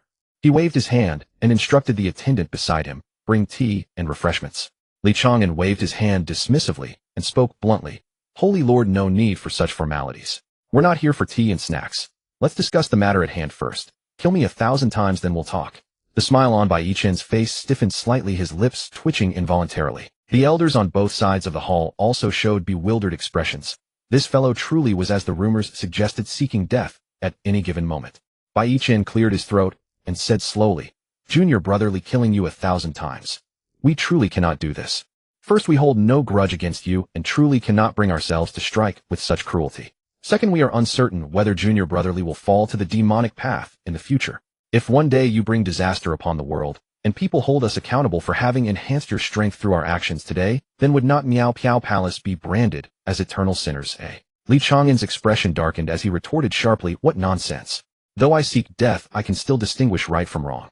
Whether demonic or righteous paths, I can ensure I never slaughter the innocent, and I make clear distinctions between gratitude and grievance. No matter how many times you kill me today, each death strengthens me. I will never use this as an excuse to trouble you later. So just do it, stop dilly-dallying." Yet Bai Yichen continued to shake his head, his tone gentle but firm. "Young hero, please don't put us in such a difficult position. 100 times at most. Beyond that, we truly cannot bring ourselves to do it." Li Chang'an frowned, visibly displeased. "Are we haggling over vegetables at a market? 500 times. That's the minimum. And it must be female elders of high cultivation, at least Great Emperor realm late stage. If there are female elders at the Supreme realm, even better." At these words, everyone in the hall felt their lips twitch again. "Do you think female elders at the Great Emperor realm late stage are common vegetables?" Bai Yichen fell silent for a moment, exchanged glances with the other elders, and finally sighed before nodding. "Very well, 500 it is. But you must promise, after 500 killings you cannot seek revenge against us, nor use any excuse to force us to attack you again." Li Chang'an quickly nodded, already calculating in his mind. 500 times, each at the hands of experts stronger than himself, earning at least 3 to 5 attribute points per kill, totaling 1 to 2,000 points across 500 deaths. He still had nearly 2,000 in used points, which he planned to allocate entirely to strength and agility, the resulting power and speed. Just thinking about it was exhilarating. But then he remembered there seemed to be a 50-kill weekly limit per person, so he quickly added, "By the way, each female elder can kill me at most 50 times. Arrange 10 female elders for me." Everyone at the sacred ground could feel a vein throbbing on their foreheads. This guy's bizarre demands just kept getting more outrageous. Bai Yichen said with difficulty, Junior brother Li, although we have many female cultivators at Miao Piao Palace, there are only 5 female elders at the Great Emperor Realm late stage or above. That's the absolute maximum. The rest will have to be male elders. Upon hearing this, Li Chang'an clicked his tongue in disappointment, but didn't press further, saying, males are fine too, but their cultivation must not be below the Great Emperor Realm late stage. Bai Yichen nodded and immediately began selecting. 5 female elders at the Great Emperor Realm late stage or above were summoned forward along with 5 male elders at the peak of the Great Emperor Realm, bringing the total to 10. The group exited the Great Hall and came to the training ground outside. The arena was spacious and level, paved with hard lapis lazuli, surrounded by defensive formations, clearly a place where disciples practiced and competed regularly. Word somehow leaked out, and soon the training ground was surrounded by disciples from Miao Piao Palace. They whispered and discussed among themselves, eager to witness firsthand how this legendary immortal plague god grew stronger with each death. Li Chang'an stood in the center of the training ground, arms spread wide, his face full of anticipation as he shouted, "Come on, don't hold back. Kill me." Next, the first female elder took a deep breath and stepped forward into the center of the arena. She appeared to be in her early 50s, dressed in a simple cyan Taoist robe, her face dignified and composed. With cultivation at the late stage of the Great Emperor Realm, she was Elder Qingping, head of the Punishment Hall at Miao Piao Palace. Looking at Li Chang'an's expectant face, her heart felt complicated, but since the Holy Lord had already agreed, she stopped overthinking and raised her hand to strike. The palm strike from the late Great Emperor Realm surged forth with a howling force, crashing squarely into Li Chang'an's chest. His body instantly exploded into a mist of blood, leaving not even bone fragments behind. The onlooking disciples let out a collective gasp. Many were witnessing Li Chang'an's death for the first time, and the gruesome scene made them involuntarily suck in their breath. Yet in the next instant, the blood mist dissolved into shimmering particles that scattered into the air, and Li Chang'an reappeared unharmed beside Elder Qingping, grinning broadly. That felt amazing. Keep going, keep going. The onlookers gasped again, this time in sheer astonishment. They had witnessed Li Chang'an being blasted into a blood mist only to regenerate completely in the blink of an eye, his clothes perfectly intact. This went beyond what any technique or magical artifact could accomplish. This was a true body of immortality. Elder Qingping felt a chill within, but quickly composed herself. She stopped questioning why Li Chang'an could resurrect, and struck again, palm after palm, swiftly killing him 50 times in succession. Each time he was slain, Li Chang'an dissolved into a blood mist, or flying ash, only to resurrect in an instant, his aura growing marginally stronger with each revival. Upon completing the 50th kill, a powerful aura suddenly erupted from within Li Chang'an. He had broken through from the mid-stage of Nirvana realm to the late stage. Li Chang'an clenched his fists, feeling the surging power within his body, and his heart swelled with joy. He glanced at his status panel. The accumulated attribute points had already exceeded 2,000. Instead of immediately allocating the points, he pointed to the second female elder and said, "Your turn." The second female elder said nothing more and stepped forward to take over. In the subsequent 400+ kills, Li Chang'an demonstrated to all of Piao Miao Palace a dazzling variety of death methods, sometimes being blasted into a mist of blood by palm force, sometimes sliced into pieces by sword energy, sometimes pierced through the brow by a finger wind, sometimes having his internal organs shattered by fist force. Each time he died in a different manner, yet each time he could resurrect perfectly intact moments later, then cheerfully urge the next elder to strike. The watching disciples went from initial shock to numbness and finally to utter boredom. Someone even yawned and whispered to a companion, "I've figured it out. This guy is a masochist." When the 490-something kill was completed, an even more formidable aura erupted from Li Chang'an's body. He had finally broken through from the late Nirvana realm to the peak of the Nirvana realm. He was only one step away from the Great Emperor realm. The expressions of Piao Miao Palace's elders turned extremely complex. They had witnessed with their own eyes Li Chang'an soaring from the middle Nirvana realm to the peak of the Nirvana realm in just half a day. This speed of advancement was simply unheard of. They secretly rejoiced. Fortunately, they hadn't agreed to his request for several thousand kills. Otherwise, if he directly broke through to the Great Emperor realm, who in the entire cultivation world could suppress him? Moreover, this fellow was already this terrifying without even defending himself. If he went all out, given his previously demonstrated ability to fight above his level, even a peak Great Emperor realm cultivator might not be his match. Bai Yichen took a deep breath, stepped forward, and clasped his fists, saying, "Young Master Li, the agreement of 500 kills has been fulfilled. Now can we discuss the alliance between Piao Miao Palace and the Imperial Court?" Li Chang'an stretched his limbs, feeling utterly comfortable. As the saying goes, one who receives favors is constrained. He had just gained 500 attribute points here, so he couldn't outright turn hostile now. He turned to the princess beside him and asked, "Princess, what do you say?" Morong Xiren's eyes were now full of Li Chang'an, the admiration and love in her gaze almost overflowing. She linked her arm with Li Chang'an's and said softly, "You decide. I'll talk to my imperial sister. She will definitely respect your decision." Li Chang'an nodded slightly. He also knew that the sacred lands had old monsters at the half-supreme, or even supreme realm guarding them. If pushed too hard, it wouldn't end well. He could certainly cause a huge ruckus in the sacred lands, but the experts there could also strike at the imperial palace.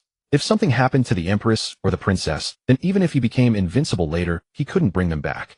He pondered for a moment, then said to Baichin, "Alright, since your attitude has been consistently good, Piao Miao Palace can form an alliance with the imperial court. In the future, within reasonable bounds, Piao Miao Palace must fully cooperate with the empress's decrees. How about that?" Bai Qin breathed a sigh of relief and quickly clasped his hands, saying naturally, "Piao Miao Palace is willing to become an ally of the imperial court, jointly safeguarding the stability of the great Yin dynasty." The two parties immediately signed an alliance agreement. Bai Qin affixed the Sacred Lord's seal, and Li Chang'an signed on behalf of the court. After everything was settled, Bai Qin personally led Bai Zihan and several elders to escort Li Chang'an and his party to the mountain gate. Li Chang'an mounted his horse, waved at Bai Zihan, and said, "Brother Bai, until we meet again." Bai Zihan cupped his hands and smiled. "Brotherly, go safely. Come visit when you have time." Li Chang'an laughed heartily, turned his horse, and galloped down the mountain path with the princess and several attendants. Next target, Wuji Immortal Palace. On the road, the princess leaned in his arms and asked softly, "Chang'an, where are we going next?" Li Chang'an gazed at the road ahead, his eyes shimmering with anticipation, and said, "Wuji Immortal Palace. Let's strive to break through to the great emperor realm soon." After half a day's journey, Li Chang'an and his party finally arrived at the mountain gate of Wuji Immortal Palace. Unlike the warm welcome at Piao Miao Palace, the gate was already crowded with people, and the atmosphere was as heavy as the sky before a storm. The Sacred Lord Supreme Elders Hall Masters core disciples. Almost everyone who mattered had gathered, each with complex expressions as they watched Li Chang'an riding toward them, as if welcoming an unavoidable disaster. Li Chang'an, dismounted, swept his gaze over the crowd with high spirits and declared loudly, "It seems you've all got the news. So I won't waste words. Either submit to the court or kill me a few thousand times, you choose."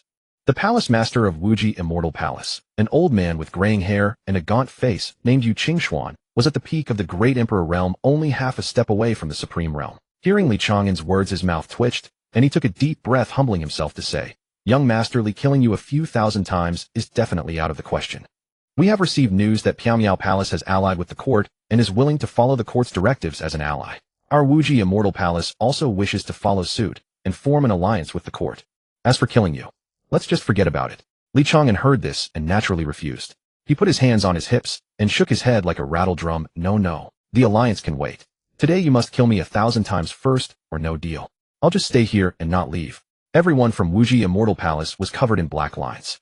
They could clearly sense that Li Chang'an's current cultivation was already at the peak of the Nirvana realm, a huge increase from the last time he came.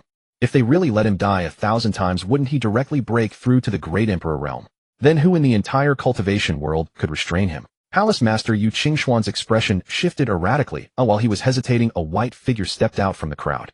Yu Linglong wore a snow-white long dress, her jet black hair cascading like a waterfall to her waist, her face cold and exquisitely beautiful, like a fairy from the Moon Palace. She walked up to Li Chang'an, stopped, looked at him calmly, and suddenly said, "Li Chang'an, for the sake of our former betrothal, can't you make an exception?" Upon hearing this, Princess Murong Xiren immediately bristled. She abruptly released Li Chang'an's arm, stared wide-eyed at him, and demanded, "Li Chang'an, what's this about a betrothal? What is your relationship with this saintess? Explain yourself clearly." Li Chang'an hurriedly waved his hands and explained innocently, No, I have nothing to do with her. It's all a misunderstanding. She said that deliberately to get back at me." Yu Linglong just smiled and calmly added fuel to the fire. "Misunderstanding? Then why is my belly band still stored in your spatial ring? Don't tell me you take it out every night and do strange things with it." At these words, the princess's jealousy instantly skyrocketed. She put her hands on her hips and angrily demanded of Li Chang'an, "You really took her belly band? Li Chang'an, you actually hide another woman's undergarment." Li Chang'an's forehead veins bulged as he quickly explained, "I did take it, but that was when."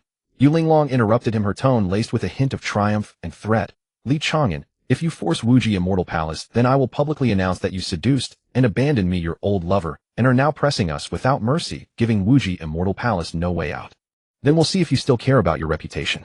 Li Chang'an's face was full of black lines, and he gritted his teeth, saying, "You're ruthless." He took a deep breath, stepped back, and said, "But Piao Miao Palace killed me 500 times, so you can't be too few.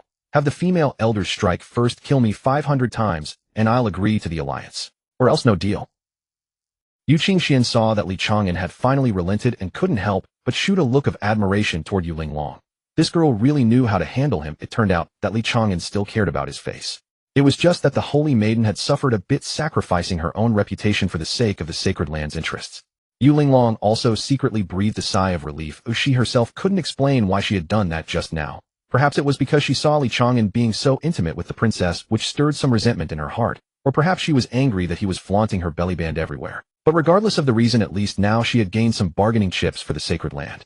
Yu Qingxian stroked his beard and said, "Young Master Li, we can agree to kill you 500 times.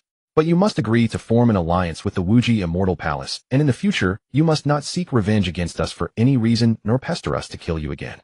Li Chang'an quickly nodded, his mind rapidly calculating. He now had nearly 4,000 attribute points in hand. If he were killed 500 more times with luck, he could gain another 1 to 2,000. As long as he broke through to the Great Emperor realm, his base attributes would greatly increase. Coupled with his attribute bonuses, he would definitely be able to dominate even peak Great Emperor realm experts at the early stage of the Great Emperor realm. The Wuji Immortal Palace acted quickly. According to Li Chang'an's request, they arranged 6 female elders and 4 male elders at the peak of the Great Emperor realm, each prepared to kill him 50 times. Thus, under the gradually drowsy gazes of everyone, Li Chang'an was killed another 500 times. He died in a variety of ways, gaining nearly 1,800 attribute points, bringing his total attribute points close to the 6,000 mark. But what frustrated him was that his cultivation remained at the peak of the Nirvana realm, still a thin layer away from the Great Emperor realm, like a window paper that he just couldn't poke through. He frowned, a wave of anxiety rising in his heart. As his strength increased, he needed more and more deaths, but the people and forces capable of killing him were becoming fewer and fewer. If the 4 great sacred lands all agreed to not trouble him in the future, then who would be able to kill him later? Yu Qingxian gave him no time to think further and directly said, "Young Master Li, the 500 times are complete. Shouldn't you fulfill your promise?" Li Chang'an rubbed his hands, unwilling to give up, and said, "You have many experts, you must have some at the Supreme Realm, right? Can you arrange 2 of them to kill me another 100 times? After that, everything will be easy to discuss." Yu Qingxian and the elders all darkened their faces. "You still want to continue? If we kill you again, you'll definitely break through to the Great Emperor realm. Whoever helps you reach the Great Emperor realm now might bear the infamy later. The Wuji Immortal Palace does not want to take that blame." Yu Qingxian shook his head and said, "Young Master Li, I hope you keep your word." Li Chang'an still wasn't resigned. His gaze suddenly fell on Yu Linglong. He rolled his eyes and put on a rogue expression, saying, "Then I want to add one more condition. This holy maiden threatened me with secret engagement last time, and now she's doing it again. I never take the blame for something I didn't do." Yu Linglong's heart skipped a beat, and she gritted her teeth, asking, "What do you want?" Li Chang'an walked up to her with a grin and said, "Simple. Just make the false accusation real. From now on, you'll be my concubine." Yu Linglong instantly flew into a rage, blurting out, "Why can I only be a concubine?" As soon as the words left her mouth, she felt something was off. Her pretty face flushed crimson, and she spat. "Who said I want to marry you?" Li Chang'an, with a face as thick as a city wall, said cheerfully, "If you don't agree, then arrange for Supreme Realm experts to kill me another 100 times, or else I won't leave." According to normal logic, everyone knew what the Holy Maiden's so-called secret engagement really meant. So if he made a shameless demand, the Wuji Immortal Palace, in order to protect the Holy Maiden's reputation, would surely agree to his request and kill him another 100 times. If Supreme Realm experts killed him 100 times, it should be enough for him to break through to the Great Emperor realm. His little scheme was clicking away in his mind, and he was already envisioning the attributes of the Great Emperor realm. Yu Linglong trembled with rage, not expecting this guy to be so shameless. But on second thought, she had indeed provoked him first, so she seemed to have nothing to say. Most importantly, there was no trace of improper desire in Li Chang'an's eyes when he looked at her. This made Yu Linglong even angrier. "Damn jerk, so you're still just trying to die?" Yu Qingxian also frowned at the sight. This jinx was truly a tough nut to crack. If he really insisted on staying at the Wuji Immortal Palace, that wouldn't do. After all, they had already killed him 500 times, but one more 100 didn't seem to matter much. He sighed and was about to order the invitation of the Supreme Elder, but Yu Linglong suddenly spoke up. "Wait. I agree to be your woman. But I cannot be a concubine. I want to be a co-equal wife." The smile on Li Chang'an's face froze. "What the heck? You agree? This script is wrong." Before he could figure it out, Princess Morong Xiren instantly bristled, jumped out, and pointed at Yu Linglong, saying, "I am the main wife. What gives you the right to be on equal footing with me? Even if I nod and let Li Chang'an take you, and you can only be a concubine." Yu Linglong was furious inside and looked at Li Chang'an with a defiant gaze, saying, "If you don't agree, I'll draw my sword and kill myself, and then announce to the world that you forced the Holy Maiden who was secretly engaged to you to her death." Li Chang'an was full of black lines. Hey. Is that something a Holy Maiden should say? You want to die and still drag me down with you?" Even so, she still wouldn't let Supreme Realm experts kill him 100 times. But what kind of thinking was that? Yu Linglong snorted. "Anyway, I will not be a concubine. Even if I'm a co-equal wife, I'm still older than this little girl." The princess was furious and about to speak again, but Li Chang'an confessed proactively, "Enough. Even if you are older than the princess, you can only be number 2 for now." Yu Linglong was stunned. The princess also frowned, asking, "Who is number 1? My elder sister." Li Chang'an thought for a moment and said, "If your elder sister were willing to be my woman, she would only be number 4 now." Morong Xiran instantly flew into a rage, rushed over, and pounded his chest. "I'll fight you. Who else is there? Which vixen? Who?" Li Chang'an grabbed her wrist and said helplessly, all right, you're a princess with so many people watching, can't you pay attention to your image? Earlier I helped the demon sect repel an enemy, and the sect leader sister to thank me became my first woman." Hearing this, Morong Xiran's vinegar jar was completely overturned and tears instantly streamed down her face. "You bastard. If you were going to help the demon sect, fine, but you even slept with that demon sect enchantress. Every time I make the first move you don't touch me, is it because you think I'm ugly?" Li Chang'an quickly comforted her, "That's not it. It's just that I feel you have a naive personality and are still young. I can't bring myself to do it, and I want to wait until you're a bit older." Morong Xiran bit her lip and said, "I'm already 19, not young anymore. And now I can only be number 2. I don't want to be the 3rd. Upon hearing this, Yu Linglong's expression shifted uncertainly. This Li Chang'an was truly shameless. Not only did he seduce the great Yin princess, but he also slept with the demon sect leader. If she really married him, wouldn't that mean she'd have to be sisters with the demon sect enchantress? Just thinking about that scene made her feel a bit uncomfortable. Li Chang'an stroked his chin and suddenly said, "Since your highness is so concerned about this, why don't we make it official tonight?" Yu Linglong was instantly opposed. If the princess went first, wouldn't she truly become the 3rd? In terms of her relationship with Li Chang'an, she had to precede the princess. Gritting her teeth, she said, "My reputation is already ruined by you. Now you want me to be your woman, and I've agreed, but not as a concubine. Moreover, let's seize the day. Hold a simple wedding tonight at the Holy Land, presided over by my sect elders as witnesses. From now on, even if there's a ranking, I'll be the 2nd. The princess, upon hearing this, gritted her teeth and asked, "What do you mean? Do you want me to be the 3rd?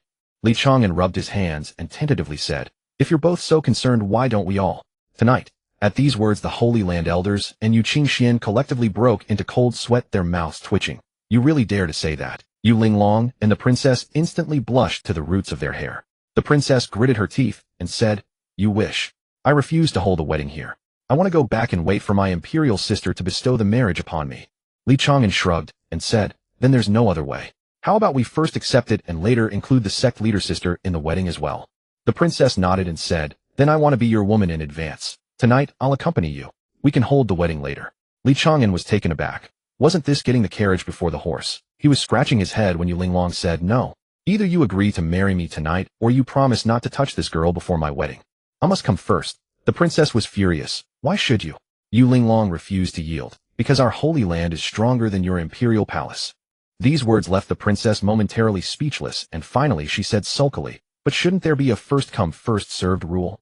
The elders of the Wuji Immortal Palace collectively twitched their mouths, almost forgetting why they had come out today. Li Chang'an also had a dark look on his face. He was just here to seek death. How had the scene suddenly turned into a harem conflict? He shouted directly, "Enough. What's there to argue about? A wedding today is too rushed. If I'm to marry, I must also include the sect leader sister. So let's wait until everyone is here, and then hold the ceremony together." The saintess and the princess stopped arguing, but the princess's eyes rolled as she secretly plotted. Following Li Chang'an, she would surely have more opportunities than the saintess. Yu Qingxian also seized the moment to say, "Since young Master Li and you girl are deeply in love, we agree to your marriage. We will also announce to the world that you girl is young Master Li's woman." Inwardly, he was secretly delighted. Li Chang'an had become the son-in-law of the Wuji Immortal Palace, so no matter how powerful he became, he would never be an enemy to the palace, would he? If all else fails, he could secretly instruct Yu Linglong to whisper sweet nothings in his ear. A plague like Li Chang'an was not fit to be an enemy, and although the saintess gritted her teeth every time she mentioned Li Chang'an, she didn't truly dislike him. As a standout among the younger generation, Yu Linglong's admiration for the strong was only natural. The more Li Chang'an died, the stronger he became, so it was no surprise that Yu Linglong had developed feelings for him.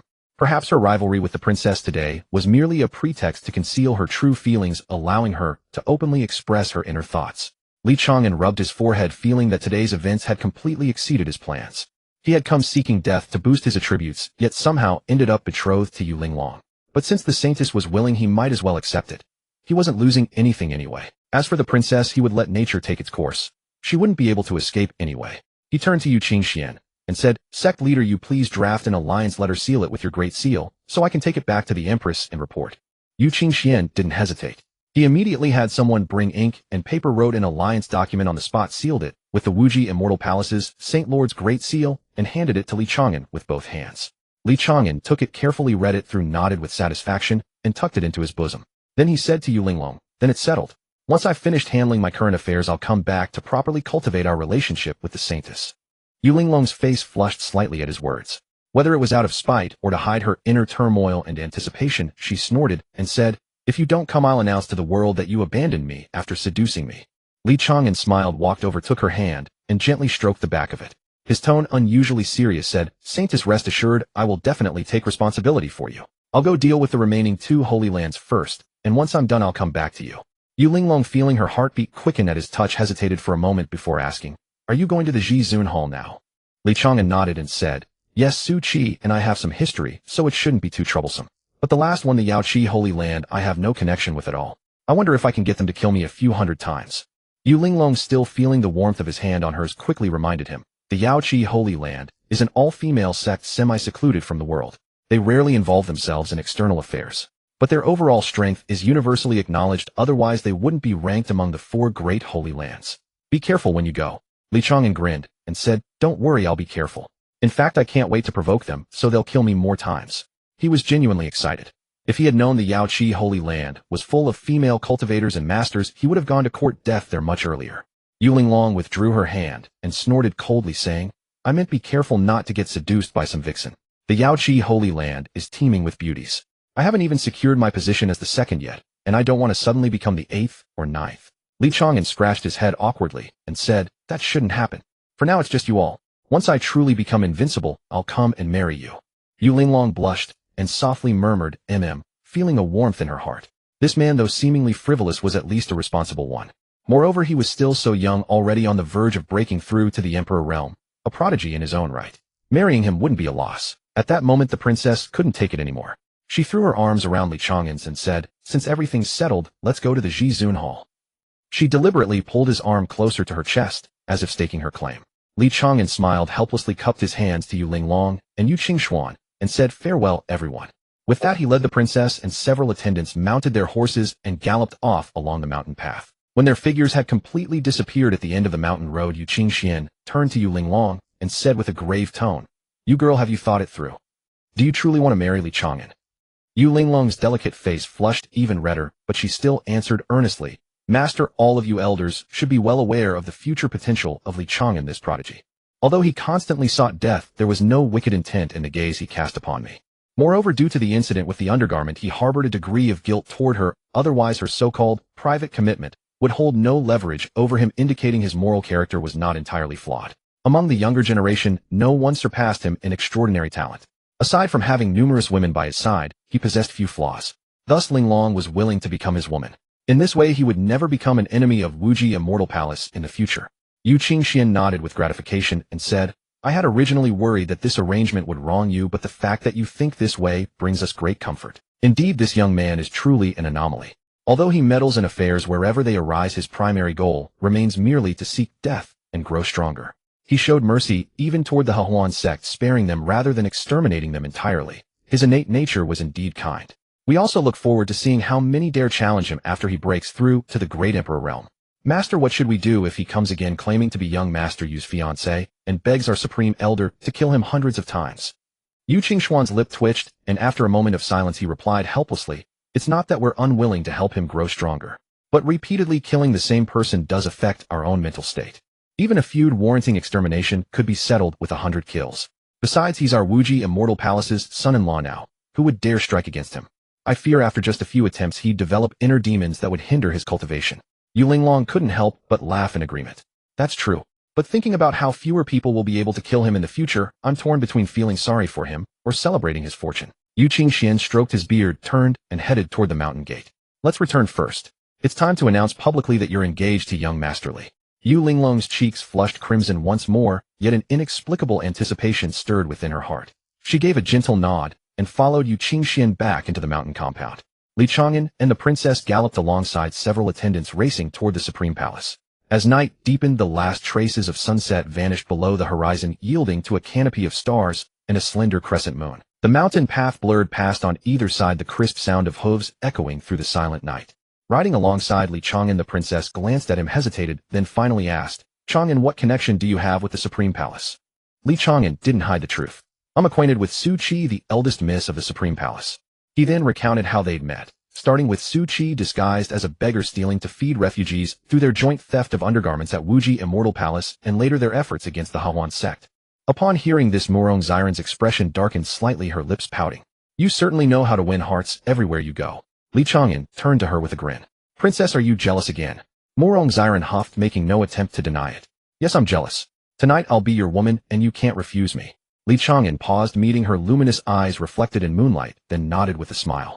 Very well, we'll discuss it tonight. The attendants leading the way nearly tumbled from their saddles at this exchange.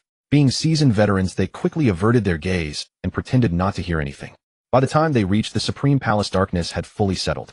Perched atop a mountain range, the palace blazed with light, resembling an ethereal realm suspended in the night sky. One attendant reined in his horse and called back, Young Master Consort, shall we negotiate with the Supreme Palace tonight, or rest first?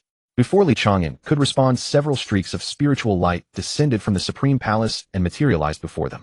At their head was a young woman in a pale cyan dress, delicate features, radiant smile. It was Su Qi. Behind her trailed several elders with profound spiritual presence, their cultivation levels no lower than mid-stage Great Emperor. Upon spotting Li Chang'an, Su Qi eagerly approached, grasping his arm. Li Chang'an, I knew you'd come. Come back with me. Late-night snacks are ready, and we'll treat you properly. Li Chang'an let himself be pulled forward a few steps, hesitating. Su Qi, our friendship is one thing, but you should understand why I've come. Su Qi glanced back at him with a grin. Of course I do. Since you've acknowledged our bond, would I really make things difficult for you? Eat your fill first. We'll discuss matters tomorrow. Seeing her determination, Li Chang'an ceased his objections, nodded, and with the princess and attendants in tow followed Su Qi through the grand gates of the Supreme Palace. Inside, the Supreme Palace proved even more magnificent than its exterior suggested. White jade floors, pearl-lit lamps, and an atmosphere of grandeur befitting a sacred realm. After passing through several corridors, the group arrived at a brightly lit main hall, where a lavish banquet awaited, featuring an array of exquisite delicacies whose aromas filled the air. Su Tianquan, master of the Supreme Palace, had already gathered with a contingent of great emperor-level elders to welcome them. Upon seeing Li Chang'an enter, Su Tianxian didn't adopt the demeanor of a sacred master. Instead, he stepped forward, warmly grasping Li Chang'an's hand with a smile. Young hero Li, your visit honors us. Forgive us for not receiving you sooner. Come take your seat. You've had a long journey, let's eat and drink to your comfort first. Li Chang'an and his companions felt somewhat embarrassed by such enthusiastic reception, but after days of travel they were indeed weary, so they accepted and took their places. The banquet flowed with merriment and clinking cups. After several rounds of wine, Li Chang'an set down his cup and regarded Su Tianxian. Master Su, you likely understand our purpose. Since I'm friends with Su Qi, I won't make things difficult for you. As with the previous two sacred realms, I ask that you send experts to kill me 500 times, after which we shall form an alliance. What say you? He believed this request was reasonable. The prior two sacred realms had agreed, so the Supreme Palace should do likewise. Yet Su Tianxian merely smiled and waved his hand. Let's not discuss such matters tonight, lest we disturb young hero Li and the princess's rest. We'll address everything tomorrow. Unconcerned about potential schemes, Li Chang'an nodded. Very well, we'll talk tomorrow. After the feast, the elders took their leave one by one. Someone approached respectfully to escort the attendants and the princess to their quarters. Murong Xiren frowned slightly, looking toward Li Chang'an. Chang'an, aren't you coming with us? Su Tianxian stroked his beard and smiled. Rest assured, princess. We have certain matters to discuss with young hero Li. You should go rest first. We wouldn't dare harm him. Li Chang'an also nodded to the princess. Go rest first. Su Qi and I are friends. Nothing will happen. After a moment's hesitation, Murong Xiren ultimately followed the attendants out of the hall. Soon only Li Chang'an, Su Tianquan, and Su Qi remained in the great hall. Su Qi approached Li Chang'an with a mischievous grin and said, Li Chang'an, I heard you took in Yuling Long. Li Chang'an scratched his head bashfully and replied, don't mention it. It was merely a matter of serendipity. I already felt rather guilty about the undergarment incident. Since she wishes to marry me, I agreed. Upon hearing this, Su Qi exchanged a knowing glance with her father Su Tianxian. Su Tianxian immediately caught on, clutching his forehead and feigning the appearance of a man overcome by drink. I'm growing old, he groaned. A few cups and I can no longer hold my liquor. I'll go rest now. You young ones chat. With that he rose and departed, his steps steady, far from the gait of a man who had drunk too much. Li Chang'an was at a loss, torn between amusement and exasperation. You're a supreme realm expert, claiming defeat after a few drinks. Who are you trying to fool? The moment Su Tianxian left, Su Qi rushed to Li Chang'an's side, clutching his arm. Li Chang'an, come. Let me show you where I was born and raised. Li Chang'an paused a touch shy. Would the palace master and madam really let me see it? Su Qi, taken aback, replied as though it were obvious. Why wouldn't they let me show it? Let's go. Li Chang'an had no choice but to rise and follow Su Qi through the palace complex, eventually reaching a secluded pavilion nestled in a scenic spot at the rear. Before the pavilion stood a grove of emerald bamboo, moonlight filtering through the leaves and casting a silvery glow, creating an atmosphere of serene elegance. Su Chi pointed excitedly at the pavilion. See that? This is where I was born and raised. Li Chang'an grew awkward, scratching his head. Oh, you mean this place? I thought you meant. Su Chi realized his implication and pinched his arm, scolding, what were you thinking? Of course I mean this place. She took his wrist and pushed open the pavilion door. Come in with me. Let me show you my collection. Li Chang'an followed Su Chi into the pavilion. What greeted his eyes were rows of neatly arranged shelves laden with all manner of oddities. Rusted daggers, chipped jade pendants, half-destroyed storage rings, and several yellowed manuals of cultivation techniques. It resembled a warehouse of a general store. Li Chang'an pointed at the items with a puzzled expression. These don't seem valuable. Why keep them on display? Su Chi, however, was quite proud, like a peacock displaying its feathers. She walked to the shelves and pointed at each item with the familiarity of someone recounting treasured possessions. Look at this. One my father rewarded me with when I was 5. It was my first dagger. Though now so dull it can't even cut paper, it holds great significance to me. And this, a thumb ring I took after killing my first man at 8. That bandit tried to steal my candied hawthorn, but I turned the tables on him. This storage ring came from a few blind bandits I dispatched on my way out when I was 12 and sneaked off to play. As Li Chang'an listened to her enthusiastically recounting these glorious deeds, he grew increasingly convinced that this girl was nothing short of a little devil. He couldn't help but say, others call me the plague god. I think you should be called the witch. Su Chi grinned and replied, is that all? Forget it. You don't seem interested. Let me take you somewhere more exciting. Li Chang'an paused. What kind of thing? Su Chi didn't answer. She simply grabbed his hand, led him through the living room, pushed open a door, and pulled him inside before closing it behind them. The room was simply yet warmly furnished. A wooden bed with pale pink bedding stood against the wall, while several potted plants rested on the windowsill. The air carried a faint scent of youthful fragrance and rouge. Li Chang'an glanced at the bed, then at Su Chi standing before him with flushed cheeks, and felt his throat go dry. He cleared his throat. Su Chi, do you not see me as a man? It's late at night, just the two of us. You bring me into your boudoir. Aren't you afraid I might do something to you?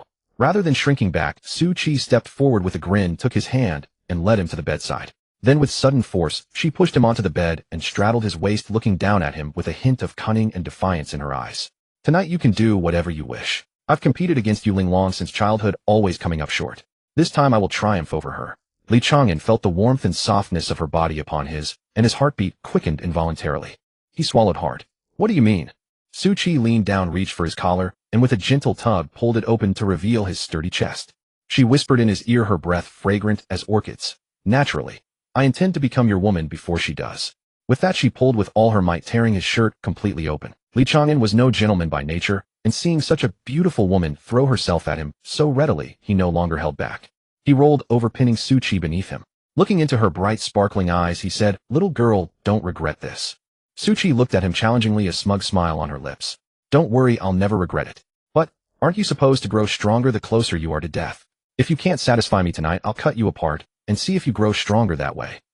Li Chang'an was stunned by her fierce words, then burst into laughter. He leaned down and kissed her lips, mumbling, you're too ruthless. Tonight I'll show you what we men are capable of. Outside the window, moonlight flowed like water and bamboo shadows danced gracefully. The candlelight within the pavilion flickered gently, casting the intertwined silhouettes of the two lovers. That night they indulged in passion after passion until the first light of dawn painted the sky, and all gave way to quiet aftermath. When Li Chang'an awoke, sunlight had already filtered through the sheer curtains, spilling into the room. He shifted slightly and found Su Chi curled against his chest like a lazy cat, her raven black hair fanned across the pillow, her fingers absently tracing circles on his firm torso. Noticing Li Chang'an was awake, Su Chi looked up with a playful smile. Was I satisfactory last night? Li Chang'an recalled the enchanting night they had shared and smiled. Satisfied. More than satisfied.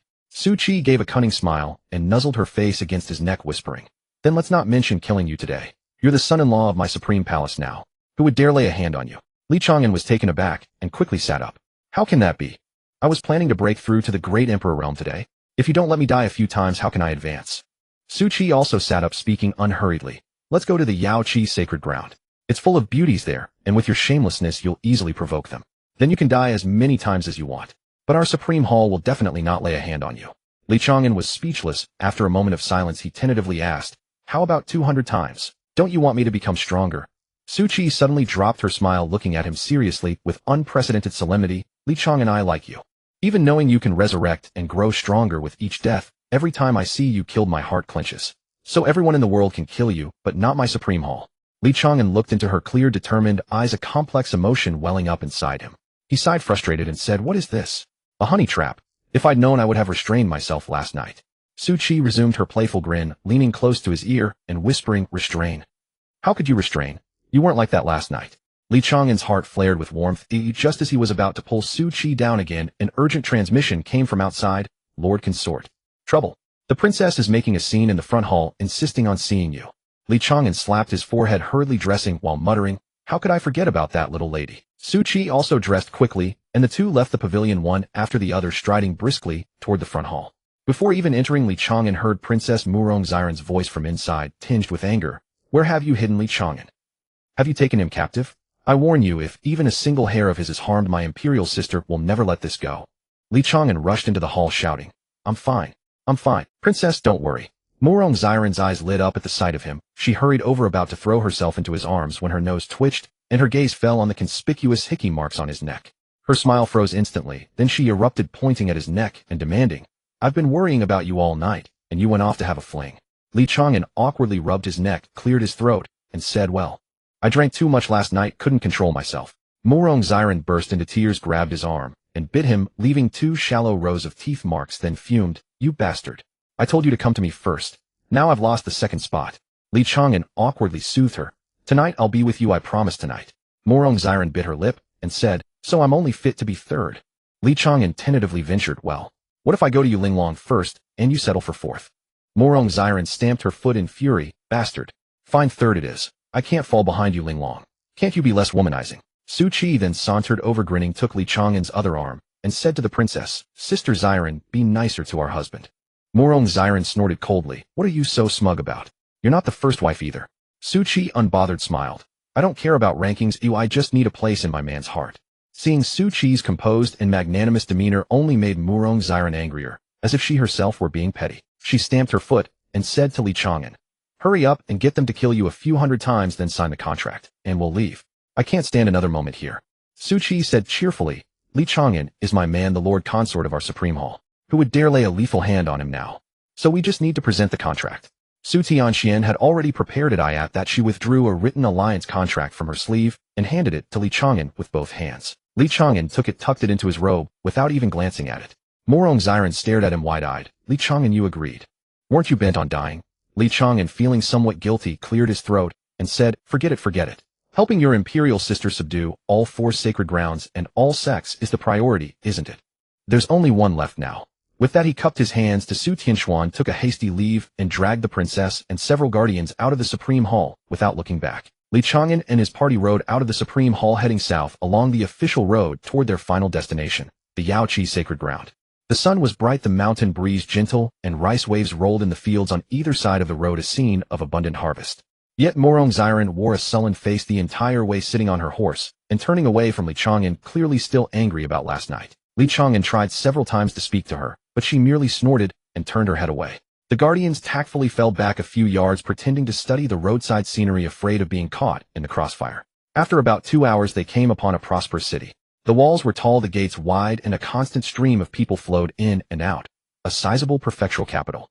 Murong Xiren suddenly reined in her horse, turned to Li Chang'an, and said, "Let's rest here for the night. Find lodging at the city lord's mansion. Tonight, I want to be your woman." She said this with such boldness and volume that several passers-by turned to look.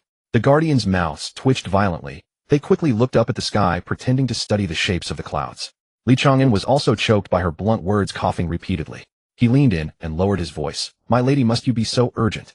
Murong Xiren put her hands on her hips and said assertively, "Of course I'm urgent. Everyone says the Yaoqi Sacred Ground is full of beauties. I'm afraid you'll fall for some vixen, and I'll lose even my third place." Li Chang'an quickly reached out to cover her mouth, glancing around, and whispered, "My lady, I'll do whatever you say. Whatever you say. But can you not shout like that? You're a princess. Can't you be a little more reserved?" Murong Xiren pushed his hand away, huffed, and said, "Reserved? If I'm any more reserved, I'll end up as number 5 or 6. Li Chang'an was torn between laughter and frustration, so he nodded, Fine, whatever you say, whatever you say." The group entered the city and headed straight for the city lord's mansion. The city lord was a round-faced, slightly chubby, middle-aged man, with only a master-level cultivation. When he learned the princess and her consort had arrived, he scrambled out in panic. He kowtowed and paid his respects, then hastily ordered the servants to prepare the finest courtyard and the most sumptuous banquet. But the princess had little appetite. She listlessly picked at a few dishes, drank a cup of tea, then pulled Li Chang'an to his feet, and said to the city lord, "We're tired, we'll retire now. You all eat slowly." The city lord quickly rose and bowed, remaining in that posture until their figures disappeared down the corridor. Then he straightened up and wiped the sweat from his brow. Turning to the guardians, he asked cautiously, "My lords, are the princess and her consort merely exhausted from the journey? Shall I send some nourishing tonic to their quarters?" The guardians' mouths twitched in unison. The senior guardian cleared his throat, took a sip of wine, and said expressionlessly, "No need to trouble yourself, city lord. The princess and her consort have their own ways of resting." In the room, the candlelight flickered, casting two intertwined shadows upon the wall. Murong Xiren was unusually proactive tonight, as if determined to transform all her grievances and resentment into action, clinging tightly to Li Chang'an without letting go. Li Chang'an naturally would not disappoint the beauty's affections, responding to her with both tenderness and passion. Moonlight filtered through the sheer curtains from outside the window, lending an ethereal quality to this enchanting night. After the clouds dispersed and the rain ceased, Murong Xiren rested against Li Chang'an's chest, her fingers tracing gentle circles on his skin as she whispered softly, "Chang'an, you wouldn't betray me, would you?" Li Chang'an wrapped his arm around her shoulders and pressed a gentle kiss to her forehead, speaking earnestly, "I wouldn't. Although I may have a tendency toward vanity, I am by no means a man who would abandon someone who has placed her trust in me. As long as you are with me, I will naturally treat you well for the rest of my life." Murong Xiren pressed her face against his chest, listening to the steady rhythm of his heartbeat, a satisfied smile playing on her lips as she whispered, "Then it's a promise. No matter how many women you have in the future, I want to have my place in your heart." Li Chang'an smiled and pulled her closer, saying, "Rest assured you will always be my little princess." Without incident through the night, they rose refreshed the next morning and departed the commandery city amid the grateful tears of the city lord, continuing their journey toward the Yaoqi's sacred land. Li Chang'an led the princess and several attendants northward, making their way toward the Yaoqi's sacred land at the northernmost edge of the Dine Empire. As they traveled further north, the temperature dropped steadily, with the trees along the road gradually giving way to coniferous forests, which eventually thinned out into vast expanses of white snow. The biting wind howled, whipping up drifts of snow into pale clouds that swirled through the air. Fortunately, all of them possessed cultivation bases, and with their qi circulating, they felt no chill. After a day and night of travel, the group finally arrived at the outskirts of the Yaoqi's sacred land on the morning of the second day.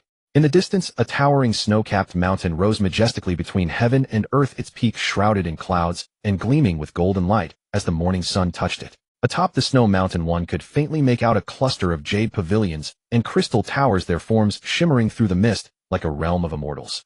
Murong Xiren drew her horse to a halt and gazed at the magnificent peak, unable to contain her wonder as she exclaimed, "This must be the Yaoqi sacred land.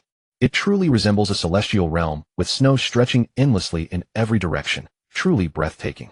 Li Chang'an also looked toward the snow mountain, but his eyes sparkled with excitement as he rubbed his hands together. "I wonder if I can break through to the great emperor realm here. I can hardly contain my eagerness." With those words, he urged his horse forward and galloped ahead toward the mountain's base.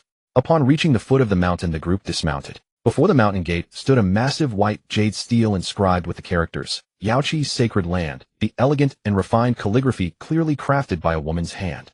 Several female disciples clad in white robes stood guard at the entrance, their attention immediately sharpening as they spotted approaching figures. The lead disciple, appearing to be in her early 20s with cultivation at the mid-stage of the Enlightenment realm, stepped forward and demanded coldly, "Who are you? Why have you trespassed upon our Yaoqi's sacred land?" Li Chang'an advanced with a grin, clasping his hands in greeting. "I am Li Chang'an, Imperial Envoy of the Dian Dynasty, sent by the Empress to offer amnesty. I would trouble you senior sisters to relay the message." Upon hearing the name, Li Chang'an, the female disciples exchanged fleeting glances, their expressions shifting momentarily before settling back into their characteristic cold detachment. The lead disciple scoffed dismissively, "Whoever you are, our Yaoqi's sacred land remains aloof from worldly affairs, never engaging in secular disputes, and we accept no imperial amnesty. Return whence you came." Li Chang'an showed no sign of anger, maintaining his cheerful demeanor. "Senior sisters, your cultivation is insufficient. You should go and report this. If you do not let me enter, then I will be forced to break through by force." As he spoke, he unleashed the aura of peak nirvana realm, and an overwhelming pressure instantly spread through the air. The female disciples' expressions shifted dramatically as they felt the overwhelming pressure far surpassing their own cultivation, recognizing they stood no match. The lead disciple gritted her teeth and produced a signal talisman from her robes, crushing it with force. A brilliant white light erupted skyward, exploding at great height to form a pristine snow lotus. Before a full cup of tea could be consumed, a rapid succession of sounds cutting through the air echoed from within the mountain gate. Dozens of white-clad figures descended from the mountain peak landing before the entrance. Every one was a female cultivator, some young and beautiful, others still graceful in maturity, and a few elderly with silver hair. Even the lowest cultivation among them reached the early Nirvana realm, while the leading elders had attained mid to late Great Emperor realm. Their gazes converged simultaneously upon Li Chang'an, sharp with scrutiny and wariness. The elder at the forefront appeared to be in her early 50s with mid-Great Emperor cultivation, her features composed and dignified, her demeanor steady and grounded, clad in a white robe embroidered with snow lotus patterns. She advanced a step, her gaze piercing like lightning, and demanded in a deep voice, "Who are you? Why trespass upon our Yaoqi's sacred land?" Li Chang'an clasped his hands once more, grinning. "I am Li Chang'an, Imperial Envoy of Dian. Today I come to discuss one matter with you. Will the Yaoqi's sacred land choose to submit to the Imperial Court, or will you choose to resist?" The elder's expression remained impassive as she replied in a calm tone. "Our Yaoqi's sacred land seeks no conflict with the world, never engages in secular disputes, and will not accept any form of amnesty. Young heroically, please return." Li Chang'an nodded his disappointment, turning into a bright smile. "Your refusal is most welcome. Otherwise I would have felt awkward about resorting to force." The elders of the Yaoqi's sacred land exchanged exasperated glances at his words. A mere youth at the peak of Nirvana realm, did he think himself at the pinnacle of the supreme sovereign realm? Even if he were at the peak of supreme sovereign within their territory protected by the mountain's defensive formation, they would have no fear. The elder snorted coldly. "Since we do not agree, what can you possibly do?" Li Chang'an grinned. "I quite admire your defiant spirit. I hope none of you will change your minds." As soon as he finished speaking, his figure blurred, and he charged directly at the elders. Several elders' expressions shifted. They had not expected him to actually attack. The nearest elders struck simultaneously on instinct, their palm winds howling as multiple attacks converged upon Li Chang'an at once. Li Chang'an neither dodged nor blocked. His body was instantly shattered into a mist of blood raining down across the snow like crimson rain. The attacking elders froze in shock, staring at their own hands, and then at the blood pooling on the ground, exchanging bewildered glances. Just this. With such mediocre skill, what right did he have to be so arrogant? They were about to turn toward Morong Xiren and the attendants when they suddenly noticed the princess and her companions remained remarkably composed, showing no grief or alarm at their companion's apparent death. Morong Xiren's eyes even sparkled with excitement, as though she were eagerly anticipating something. Just as the elders of Yaoqi harbored doubts, the blood mist on the ground suddenly transformed into specks of light that dissipated into the air. The next moment, Li Chang'an appeared beside an elderess at the initial Great Emperor realm, raised his hand, and slapped her bottom with a crisp sound. The elderess stiffened, then flew into a rage, and with a backhand slap, she turned Li Chang'an into a pulp of flesh. Li Chang'an quickly resurrected, and a crisp notification sound echoed in his mind. First kill 1, death 1, far surpassing one's own strength 3, killed by a woman extra 1. That was 6 attribute points in one go. His heart was bursting with joy, far more delightful than finding a treasure. The next moment he appeared beside another middle-aged elderess, wrapped his arms around her waist, and said with a grin, "Sister Irani, do you think I'm handsome?" The middle-aged elderess flew into a rage and slammed his head into his chest cavity with one palm. Li Chang'an resurrected again, then appeared beside a young female disciple and stroked her face. The female disciple screamed and pierced his throat with a sword. The entire area before the Yaoqi Holy Land's mountain gate descended into utter chaos. Li Chang'an, like a ghost, kept resurrecting and weaving through the crowd. One moment, he patted one's bottom, the next he embraced another's waist, then tugged at someone's sleeve, and then blew a breath into someone's ear. Those elderesses and female disciples, flushed and humiliated by his teasing, all lashed out to attack him. Each time Li Chang'an was killed, he gained 5 or 6 attribute points, and his heart felt as sweet as honey. After being killed over 100 times, a colossal aura suddenly erupted from within Li Chang'an. He had finally broken through from the peak of the Nirvana realm to the initial Great Emperor realm.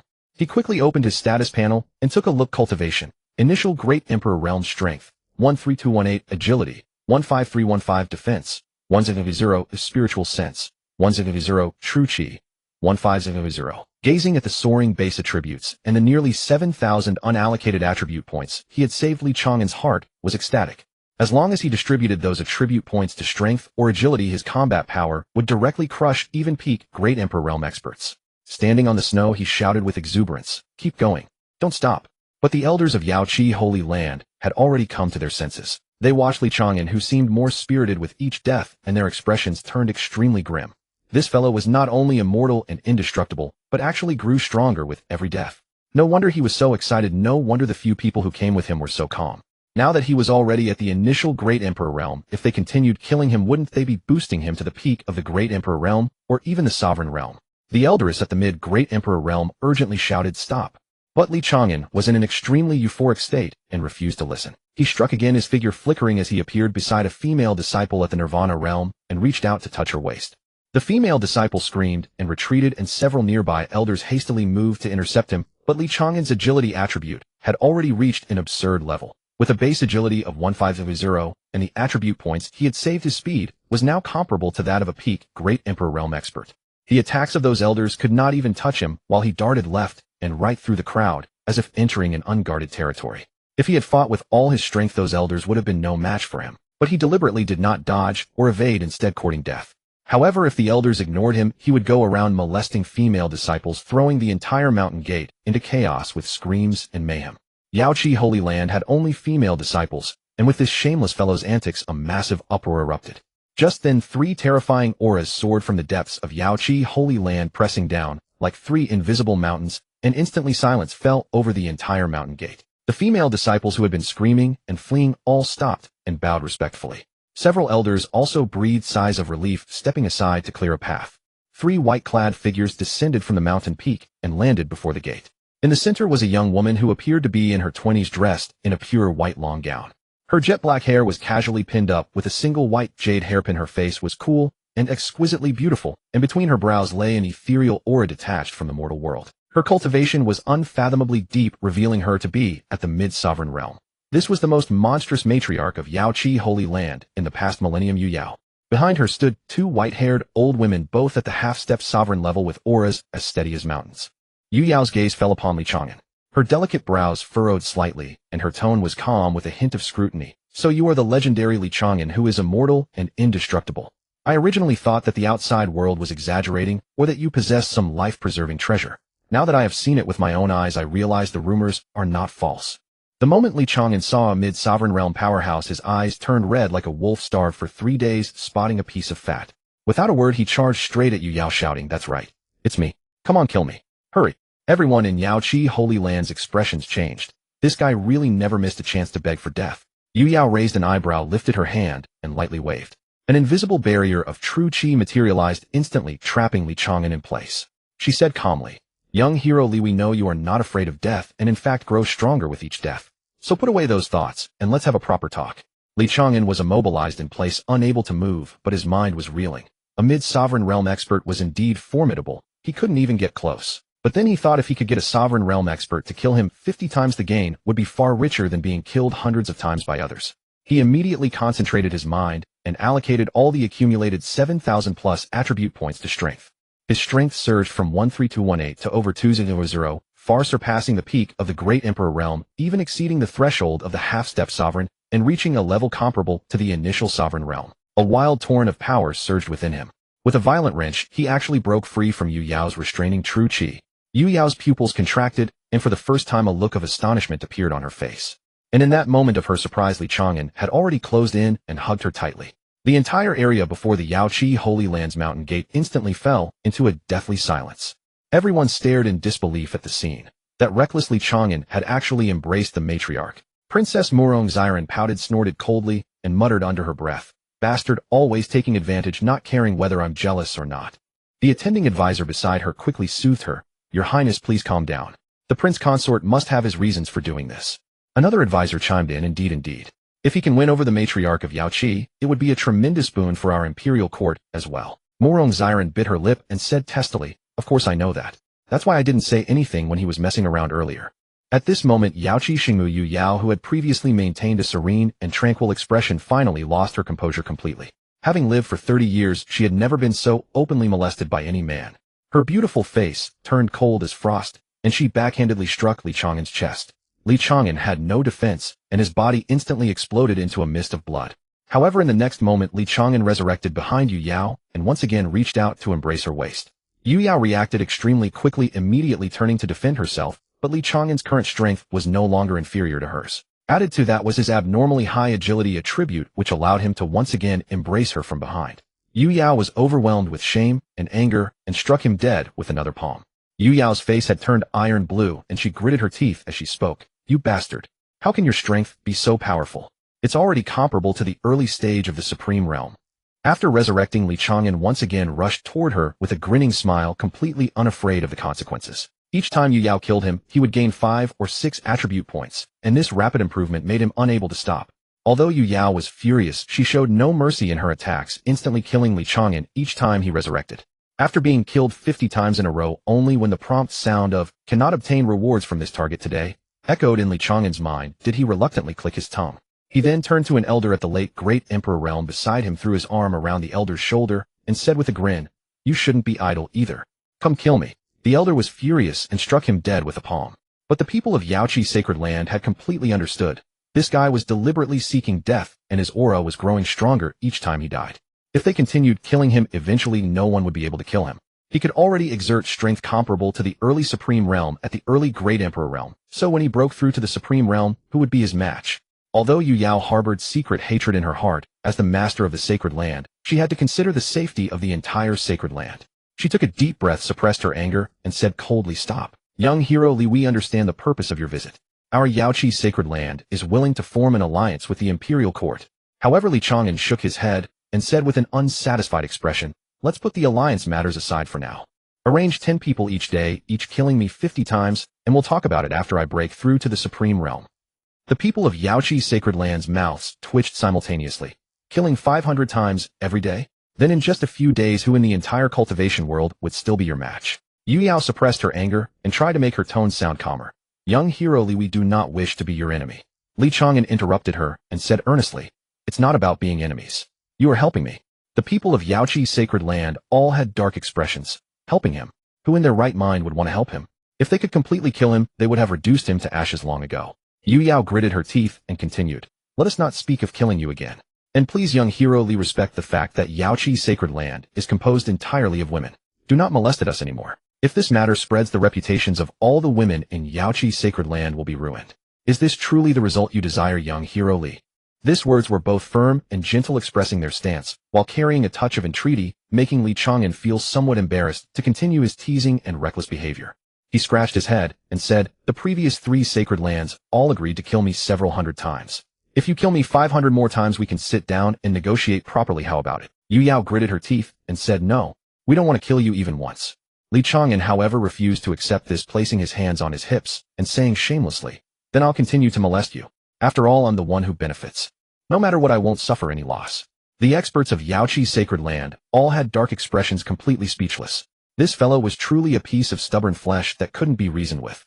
Yu Yao was terrified that this guy might really go wild, and if that happened, all the female disciples of the entire sacred land would be molested by him, completely ruining the centuries-old reputation of Yaoqi's sacred land. She gritted her teeth and finally compromised. "Fine.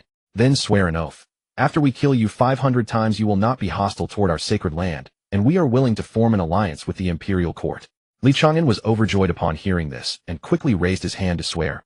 "I, Li Chang'an, swear to heaven that as long as Yaoqi's sacred land kills me 500 times, I will never make things difficult for you, and will facilitate an alliance between the imperial court and Yaoqi's sacred land. If I break this oath, may I be struck by thunder and meet a terrible death." What was there to fear from swearing an oath? It was nothing more than death itself. Just what he wanted. Seeing him swear, Yu Yao finally breathed a sigh of relief and began to arrange personnel. Although Yaoqi's sacred land was composed entirely of female cultivators, they had many experts, and they quickly arranged 10 female elders at or above the Great Emperor realm to take turns killing Li Chang'an. 50 kills, each all women, and each time they killed Li Chang'an, he could gain 3 to 5 attribute points, which made him feel incredibly satisfied. Far more pleasant than soaking in a hot spring. After the 500 kills were completed, Li Chang'an had accumulated over 2,000 more attribute points, but he did not rush to allocate them and planned to save them for later use. He patted the dust off his body and stood refreshed at the mountain gate, reluctantly clicking his tongue. Seeing that he had finally settled down, Yu Yao gritted her teeth and asked, "Young hero Li, are you satisfied now?" Li Chang'an nodded and said with a grin, "Satisfied, yes. But if you could kill me several hundred times every day, that would be even better." Yu Yao and the assembly of elders' faces darkened. "Dream on." Yu Yao gave him no chance to waste more words. Gritting her teeth, she took out the alliance contract she had long prepared, swiftly signed her name, stamped it with the Yaoqi's sacred seal, and shoved it into Li Chang'an's hand, her tone icy. "The contract is signed. Young hero Li, our Yaoqi's sacred land is vast, but sparsely populated, and we have little of value to offer as hospitality. You had best return now." Li Chang'an knew he was unwelcome here, and dared not speak further. After all, his mission was complete. He grinned, put away the contract, turned, and walked to the princess's side, saying, "Let's go. The mission is complete. After we return, notify all the sects." Those willing to submit will be forgiven, and those who refuse I will personally visit them one by one. Morong Xiren looked at him with full admiration, her eyes sparkling, and said, Li Chang'an, I knew you were the most capable. Li Chang'an modestly waved his hand and chuckled, just average. Third in the world. The people of Yaoqi heard this, and their mouths twitched, wanting nothing more than to kick him a few times and send him on his way. Li Chang'an, however, was completely unaware, holding the princess's hand and leading several attendants as they strolled down the mountain path. The sunlight spilled over them, casting long shadows on the snow that gradually disappeared at the end of the mountain trail. An elder looked at Yu Yao and asked, Shengmu, are we just letting them leave? Yu Yao snorted coldly, and what else should we do? Continue killing him to make him stronger. Before she finished speaking, she suddenly saw Li Chang'an and the others returning, accompanied by an unfamiliar man. The people of the sacred land immediately tensed up. At the foot of the Yaoqi Holy Land's mountain gate, Yu Yao was about to lead her people back when she suddenly saw Li Chang'an and his group returning. Her expression darkened instantly as she asked coldly, Young Master Li, why have you come back again? Li Chang'an pointed at Zhang Tian behind him and said with a grin, We ran into this fellow on the road. He asked me how to get to Yaoqi Holy Land, and I said I was here to seek death. He didn't believe me. I saw his aura was not weak, so I brought him here. The gazes of Yu Yao and the others fell upon Zhang Tian, and their expressions shifted slightly.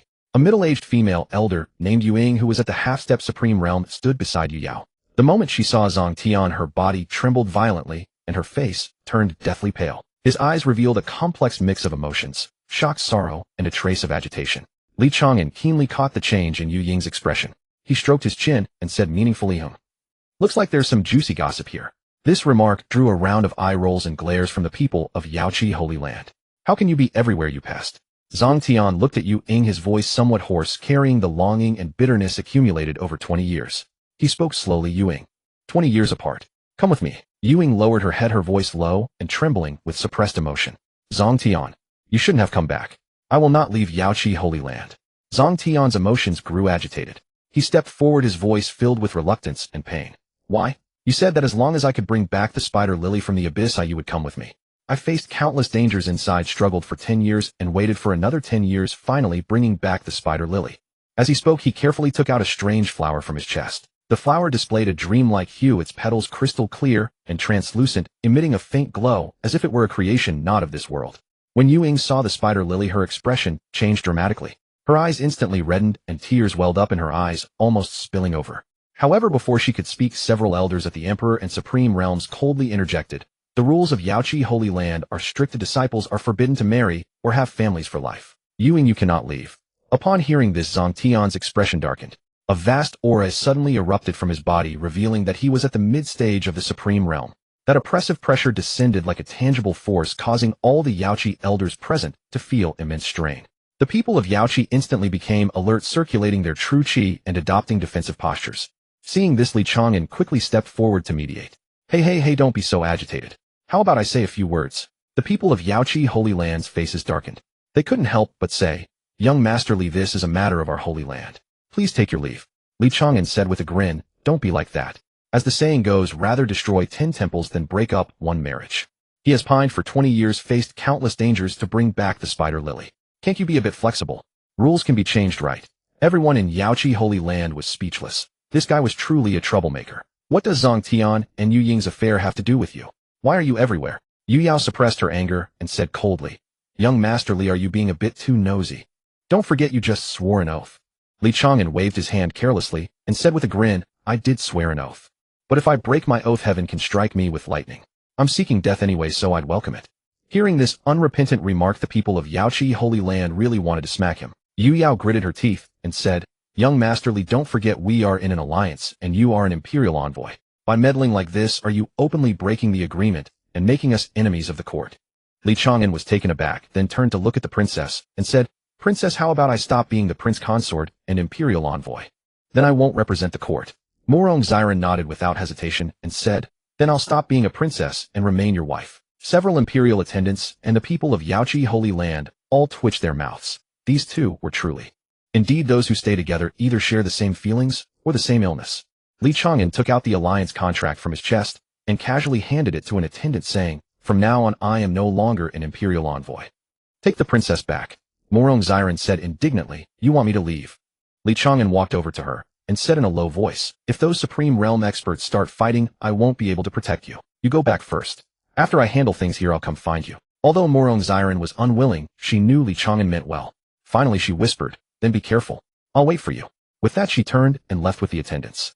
Zhang Tian watched this scene with some surprise. He could sense that the experts of Yaoqi Holy Land had a very subtle attitude toward Li Chang'an. Though their cultivation was far higher than his, they were both scared and helpless, as if they had encountered a huge trouble. He couldn't help but look at Li Chang'an a few more times, growing even more curious about this young man's identity. After the princess and attendants had gone far, Li Chang'an turned around and walked up to Zhang Tian. He cupped his fists and said, "Let me introduce myself. My name is Li Chang'an. Formerly, I was the prince consort of Dian and an imperial envoy. Now I am a wandering cultivator without any official rank. I see that you brother have thick eyebrows and big eyes, and I feel a great affinity with you. How about we become sworn brothers?" Zhang Tian was taken aback. He looked at Li Chang'an's sincere eyes, then at the dark as pots faces of the people from Yaoqi Holy Land. Suddenly he understood. This young man was trying to help him in his own way. A warm current surged in his heart. Although he didn't believe that Li Chang'an at the mere early emperor realm could really help, he still clasped his hands and said, "Since Brother Li thinks so highly of me, let's swear brotherhood. I'm a few years older than you, so from now on call me Brother Zhang." Li Chang'an nodded and smiled. "Brother Zhang, your name is domineering. In the future I'll also need a domineering name. You are Zhang Tian Sky Burial, so I'll be Ba Tian Sky Domination." The two of them acted immediately. They knelt on the ground, kowtowed 3 times to heaven and earth, then stood up. One called Big Brother, the other Second Brother, shouting with great warmth. The faces of everyone in Yaoqi Holy Land darkened to the point of dripping. This jinx had actually sworn brotherhood with Zhang Tian. After the brotherhood ceremony, Li Chang'an patted the dust off his knees, turned to the people of Yaoqi Holy Land, and said with a grin, "Now I'm here to seek justice for my big brother. No, to seek a wife for him." Zhang Tian was momentarily stunned upon hearing Li Chang'an's words, then a flicker of gratitude passed through his eyes. Although he had no idea what grievances existed between Li Chang'an and the Jade Pool Sacred Land, judging by the elders' mixed attitude of hatred and fear, his newly sworn brother was clearly no ordinary man. He nodded and said in a low voice, "Second Brother, with those words I am grateful. But the Jade Pool Sacred Land has strict rules. I don't want to drag you into this." Li Chang'an waved his hand dismissively and said, "Big Brother, you're being too formal. We just bowed and drank. Well, the drink will be made up next time. Though we haven't performed the 8 bow ceremony, the bond of sworn brotherhood still stands. Your affairs are my affairs. Don't talk about dragging me down. I, Li Chang'an, fear nothing more than trouble. For your sake I'd die 10,000 times without flinching." Zhang Tian was moved and patted his shoulder. "Good brother, that's called 1,000 deaths without regret. But I still thank you greatly. But if it really comes to a fight, Second Brother, you should leave. Big Brother wants to settle this himself." The Sacred Land elders all had veins bulging on their foreheads, cursing inwardly, "This damned troublemaker. He wants to die 10,000 times. Why don't you just ascend to heaven?" Li Chang'an finished speaking, then turned to look at Yu Yao and said with a grin, "Holy Mother, how about we make a deal?" Yu Yao's face was icy cold, her voice laced with suppressed anger. "Young Master Li, you are no longer an imperial envoy and have no connection with our Jade Pool Sacred Land. Please do not interfere in our internal affairs." Li Chang'an scratched his head and said, "Holy Mother, you're wrong about that. Although I am no longer an envoy, I have sworn brotherhood with Big Brother Zhang Tian. His affairs are my affairs. How could I stand by and do nothing? Moreover, not only am I helping my big brother, but I also want to help your Jade Pool Sacred Land out of old friendship. I cannot bear to see the Sacred Land suffer and do nothing." Yu Yao frowned. "We are in trouble. What trouble could we possibly have?" Li Chang'an pointed at Zhang Tian, then at Yu Ying, and said with righteous indignation, "My big brother went through life and death trials in the abyss. I to bring back the flower of the other shore for his wife. Yet you forbid them from being together because of a single sect rule. Isn't that tearing apart a loving couple? As his sworn brother, how can I stand by while you commit such an unjust act? If this gets out, it will also damage the reputation of your Jade Pool Sacred Land, won't it?"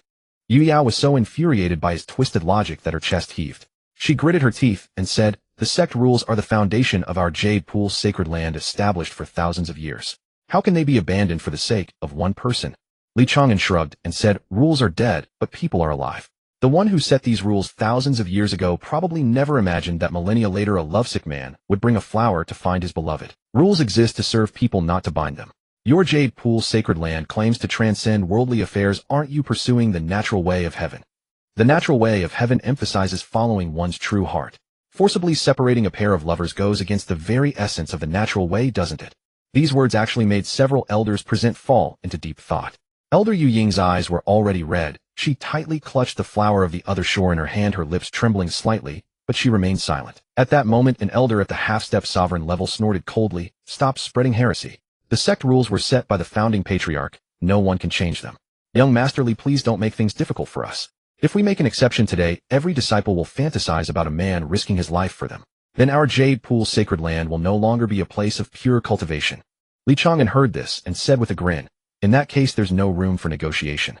The Jade Pool's sacred land members immediately became alert, fearing that this man would teleport beside them and do something shameless and despicable. Zhang Tian also immediately released his aura and shouted, "Good brother, you are truly loyal. If we survive today, I will protect you in everything from now on."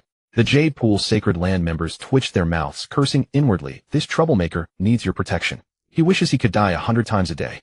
Li Chang'an also said with a grin, "Big brother, stand aside first. Even if I die, don't get agitated. Just watch carefully." Zhang Tian quickly said, "Good brother, though you are loyal and righteous, how can I let you die first?" Li Chang'an said, "Big brother, don't argue with me. Listen to me, stand aside." With that he dashed forward. The Jade Pool's sacred land members cursed Li Chang'an 100 times in their hearts. Now they were in a dilemma. Neither could they kill him nor refrain from doing so. Yu Yao immediately shouted, "Stop." Li Chang'an halted his movement and asked with a grin, "Holy Mother, is there anything else you wish to say?" Yu Yao gritted her teeth and said, "We truly don't want to fight you. Why do you insist on forcing us? If you only seek death, you can go torment yourself elsewhere.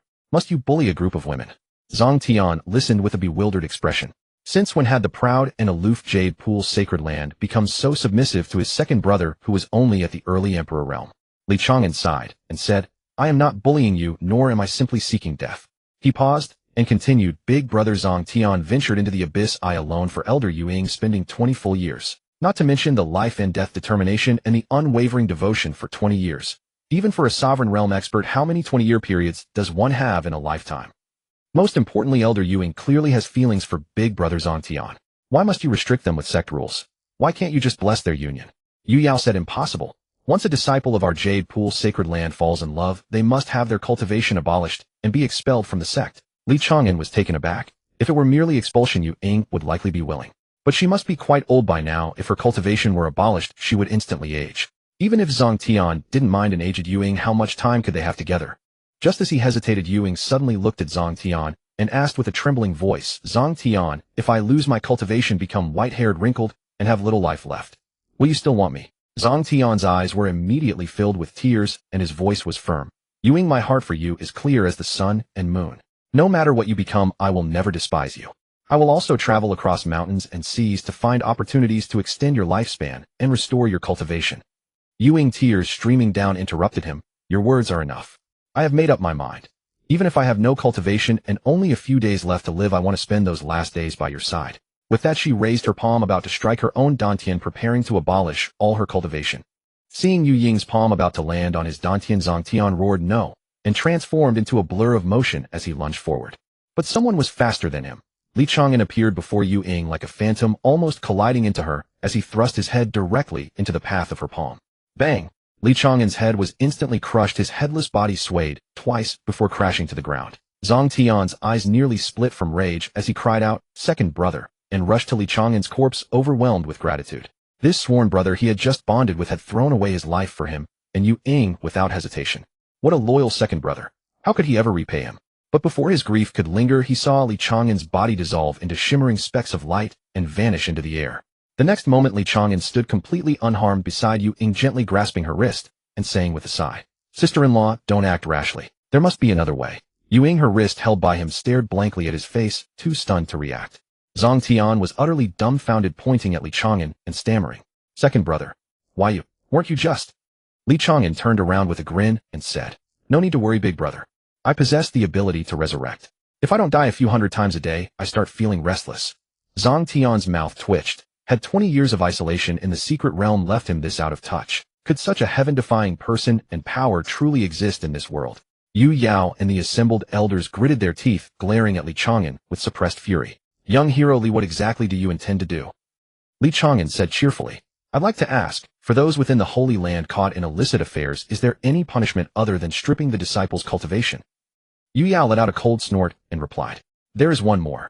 If a man who has been intimate with one of our Yaoqi women is willing to give his life for her, she may be spared from losing her cultivation and merely be expelled from the sect." Zhang Tian's face paled upon hearing this.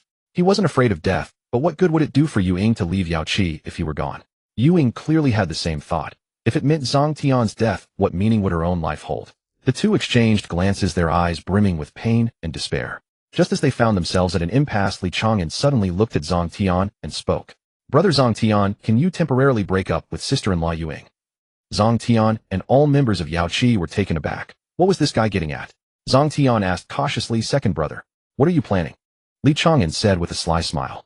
You break up with sister-in-law, and then let her have an affair with me.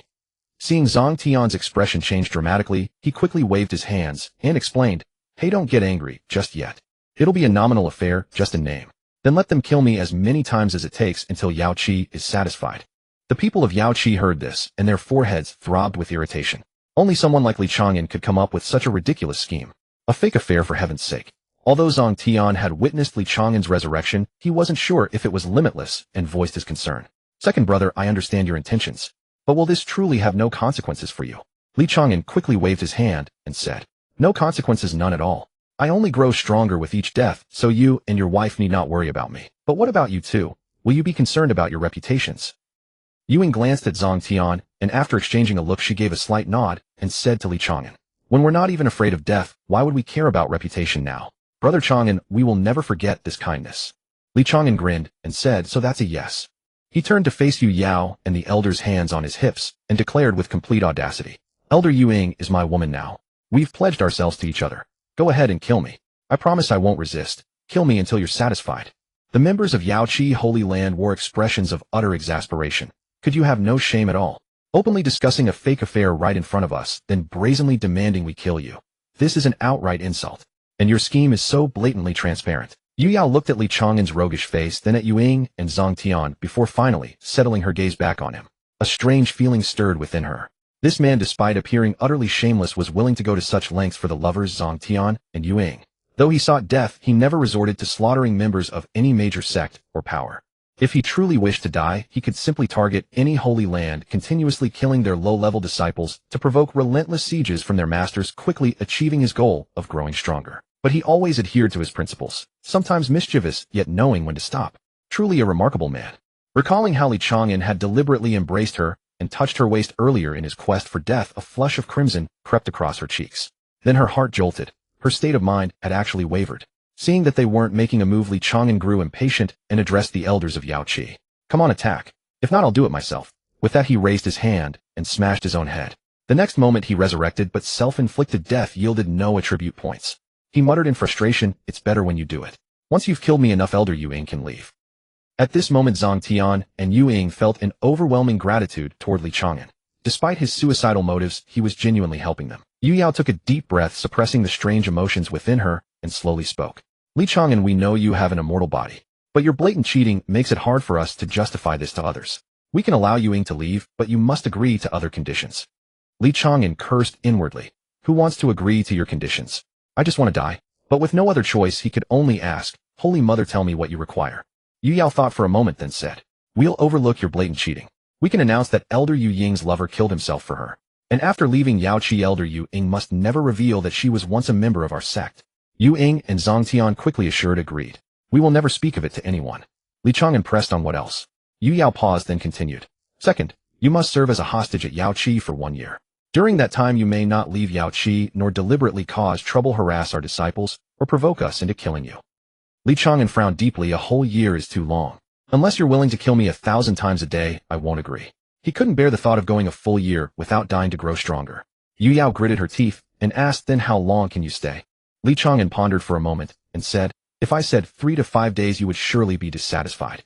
How about this? I can stay for a month. Within a month, I will not stir up trouble, nor will I try to sneak away. Consider this as a gesture to save face for your Yao Qi. Yu Yao frowned, sinking into deep thought. The other elders also failed to understand why Yu Yao had made such a request. After all, Yao Qi was all women. Letting a troublemaker like Li Chang'an stay as a hostage was truly unpredictable, whether it would be a blessing or a curse. Yu Yao nodded, then turned her gaze to Yuing, speaking with a tone of solemnity and regret. Yuing, from today onward, you are expelled from the Yao Qi sacred grounds. After you leave, you must not claim to be a disciple or elder of Yao Qi, nor may you disclose any matter concerning the internal affairs of the Yao Qi sacred grounds. Can you do it? Yu Ying's body trembled slightly, and her eyes instantly reddened.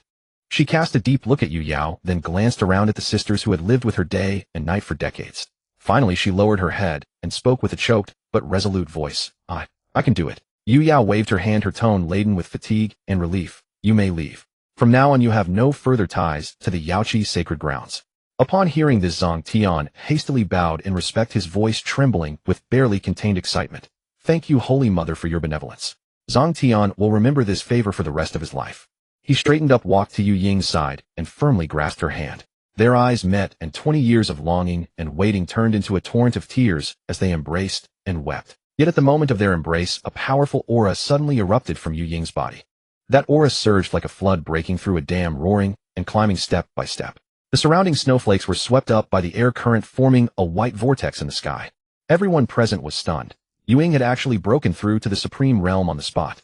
The aura continued for about the time it takes to drink a cup of tea before slowly subsiding. Yu Ying opened her eyes, sensing the new and overwhelming power within her, a look of relief spreading across her face.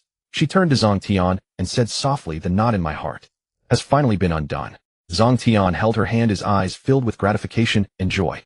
They exchanged a few words in low voices, then Zhang Tian turned around, looked at Li Chang'an, and with a face full of guilt and reluctance clasped his hands and said, Second brother, I truly don't know how to repay today's kindness. Instead, I have to trouble you to stay here as a hostage for a month. Li Chang'an waved his hand, cutting him off, and said seriously, Brother, a real man knows what he should and shouldn't do. You and sister-in-law don't need to worry about me. If you ever want to see me, you can find me at the Great Yin Imperial Palace. Zhang Tian and Yu Ying exchanged a glance, then together bowed deeply to Li Chang'an. Li Chang'an quickly stepped forward to help them up, saying, Brother, sister-in-law, you should leave quickly. Don't worry about me. The people of Yaoqi won't do anything to me. After all, this is a sacred ground. If they didn't detain me for a while, they would lose face.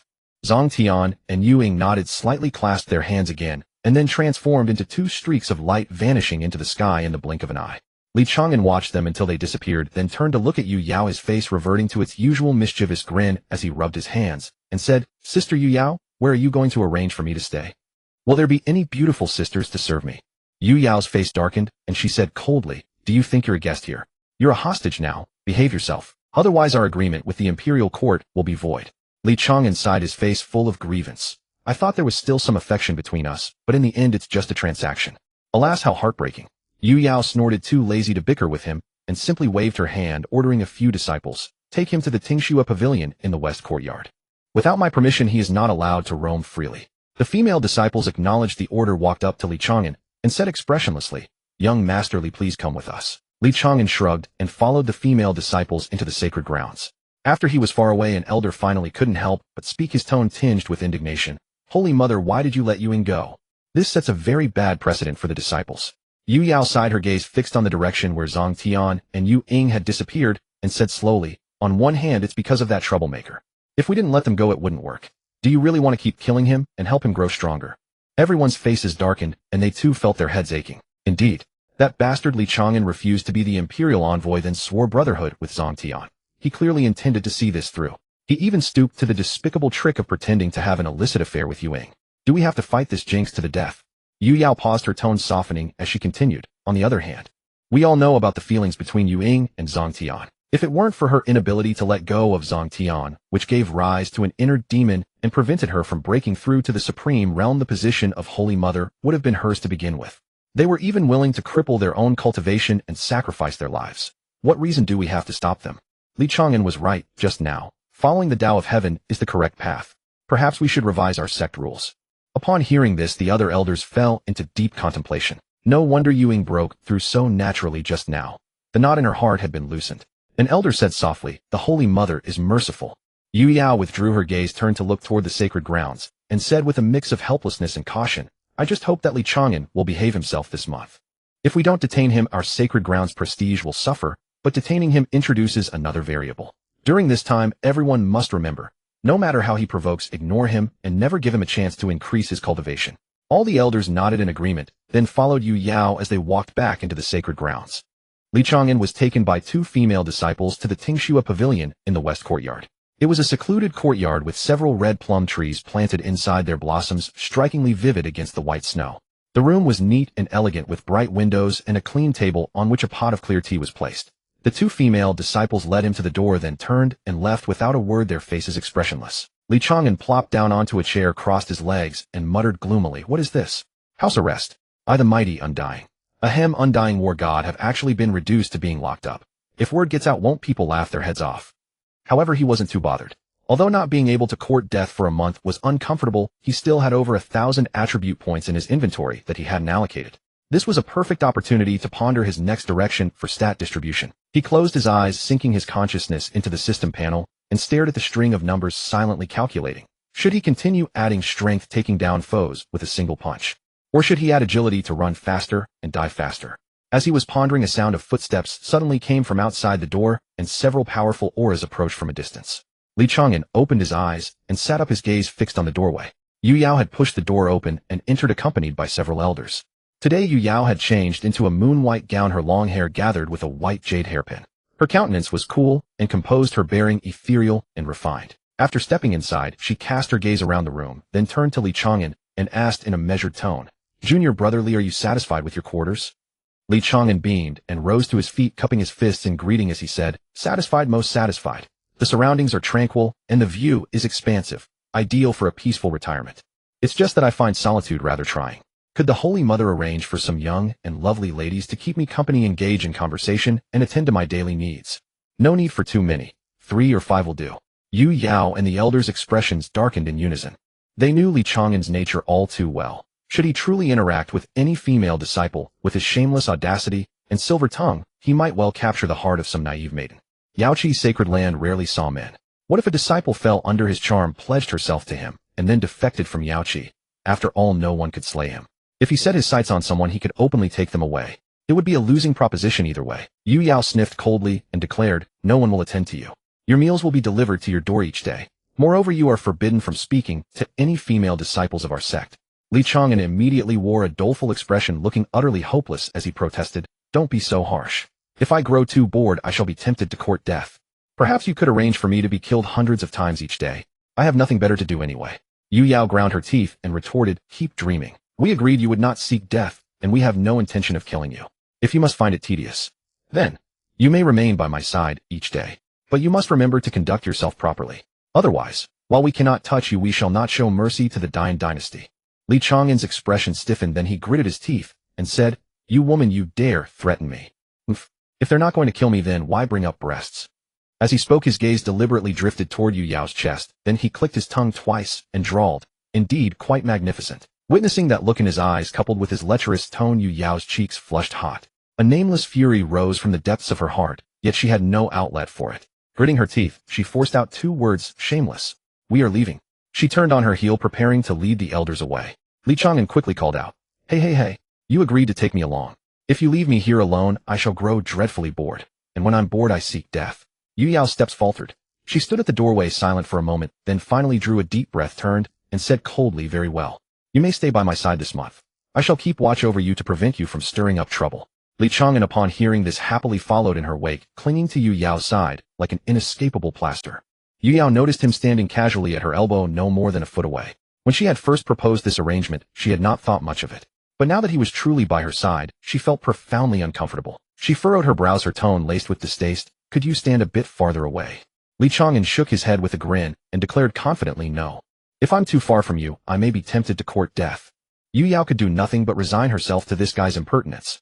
She allowed him to follow, secretly regretting why she had spoken those words in the first place. Li Chang'an ambled along, gazing about curiously like a child discovering the world for the first time. He could not keep his mouth shut. "Senior sister Yu Yao, you carry such a lovely fragrance. What bath essence do you use?" Yu Yao stumbled, nearly losing her footing, and whirled to glare furiously at him. Li Chang'an showed no embarrassment whatsoever and pressed on, "Where exactly are we headed?" Yu Yao, though unwilling to engage, feared this fellow would never cease his questioning. She replied indifferently, "To the Forbidden Ground." At the mention of Forbidden Ground, Li Chang'an perked up instantly, his eyes alight with excitement. "The Forbidden Ground. Excellent.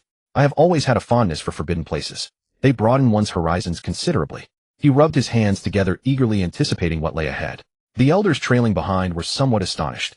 Never would they have imagined the Holy Mother would bring an outsider like Li Chang'an to the Forbidden Ground. But upon reflection, though this fellow was shameless and an outsider, the Forbidden Ground had plagued Yaoqi for over a millennium. Allowing Li Chang'an to take a look seemed to carry little risk. Passing through several corridors adorned with inscribed formation arrays, the group arrived at a secluded valley. The valley was encircled by densely carved ruins. The air hung heavy with an ancient and mysterious aura, and faint yet formidable energy fluctuations emanated from beneath the earth. At the valley's center stood a colossal lotus-shaped stone dais, entirely bluish-white, with a faint luminescence flowing across its surface. It resembled an artifact of great antiquity, yet it emitted not the slightest spiritual energy fluctuation, as though it had slumbered for 1,000 years. Li Chang'an circled the lotus dais twice, then reached out to tap it, producing a dull thud. He turned to Yu Yao and asked curiously, "Senior sister Yu Yao, what do you intend to do?" Yu Yao knew this fellow was insufferably clingy. If she did not explain thoroughly, he would never stop pestering her. So she patiently elaborated, "This is the legendary supreme treasure of our Yaoqi sacred land, the 9th rank Green Lotus platform. It is said that once activated it can establish communication with the upper realm and receive its blessings, causing one's cultivation to surge dramatically. However, 1,000 years ago the Holy Mother suddenly vanished in an accident, and the method to activate the Green Lotus platform was lost forever. Since then, every generation of Holy Mother has attempted to awaken it, yet none have succeeded. Later our Yaoqi established a new decree. Whoever can activate this Green Lotus platform shall become the new Holy Mother, and all of Yaoqi must obey their commands and crown them as sovereign. Unfortunately, for 1,000 years we have employed countless methods, yet none have succeeded in rousing it." Li Chang'an, upon hearing this, became even more intrigued and promptly asked, "Is this treasure dangerous? May I attempt it? If it can grant me infinite deaths, I would gladly give it a try." Hearing this, an elder snorted coldly and said, "This treasure was bequeathed by our Yaoqi's founding ancestor. Through the generations, only women have been permitted to attempt it. A man like you, even if I allowed you to try, it would be of no avail." Yu Yao, however, felt a slight stir within her heart. After pondering for a moment, she slowly spoke, "It is indeed somewhat perilous. Each time we attempt it, all the elders must stand guard to provide support just in case. Junior brother Li, you possess an immortal physique. If you are not afraid of death, you may give it a try. But let us be clear from the outset. This treasure can communicate with the upper realm. Should any mishap occur and your soul be destroyed, we bear no responsibility. If you wish to proceed, sign a waiver." Li Chang'an quickly nodded, and without a word of hesitation found paper and ink and swiftly scribbled down a disclaimer on the spot. He affixed his signature and pressed his thumbprint, then handed it to Yu Yao and asked impatiently, "What must I do?" Seeing Li Chang'an's eager demeanor, the elders of the Yaoqi were all speechless. However, Yu Yao was right. This fellow possessed an immortal body, making him the most suitable candidate for this dangerous attempt. For anyone else, even a Supreme Realm expert, could not guarantee escaping unscathed from the Lotus Platform's law attacks. But Li Chang'an was different. He would gladly die hundreds of times. Yu Yao pondered for a moment, and then spoke. "This Lotus Platform appears calm now, but once we attempt to activate it, it will occasionally unleash powerful law forces. That kind of power is extremely terrifying. Even a Supreme Realm cultivator could be injured, or even have their soul annihilated. As for the specific method of activation, we are also unclear. The ancient texts left by previous matriarchs only record that the activation method has been lost without explaining how the Lotus Platform would retaliate. What we can do is set up a barrier around it, so that when the Lotus Platform releases energy, the power is contained within a limited range, preventing it from affecting the entire Yaoqi Holy Land." Li Chang'an nodded, his face excited, and said, "I understand. Meaning we use the crudest method, trying one thing after another to find the activation switch, right?" After saying that, without waiting for Yu Yao's reply, he walked directly toward the enormous cyan Lotus Platform. Yu Yao quickly dispersed with several elders, forming a circle around the Lotus Platform, simultaneously circulating their true qi, and jointly set up a pale blue barrier. The light of the barrier slowly rose, enveloping the entire Lotus Platform along with Li Chang'an. Li Chang'an walked up to the Lotus Platform, first circled it twice, then reached out his hand, knocking here and touching there, occasionally crouching down to see if there were any hidden compartments at the bottom. His earnest manner did not resemble someone studying an ancient supreme treasure, but rather a customer picking and choosing at a roadside stall. The elders of the Yaoqi were nervous, fearing that he might accidentally trigger some terrible restriction. In their impression, this Lotus Platform was like a time bomb ready to explode at any moment. Yu Yao quickly reminded, "Young hero Li, be careful. Each attack from this Lotus Platform is sudden, without any warning." Before she finished, the surface of the Lotus Platform suddenly flashed, and a blazing white light shot out from the Lotus heart, like lightning striking straight at Li Chang'an. With his current agility attribute, Li Chang'an could easily dodge this attack, but instead of evading, he actively thrust his chest forward. He wanted to test whether being killed by law force could earn him attribute points.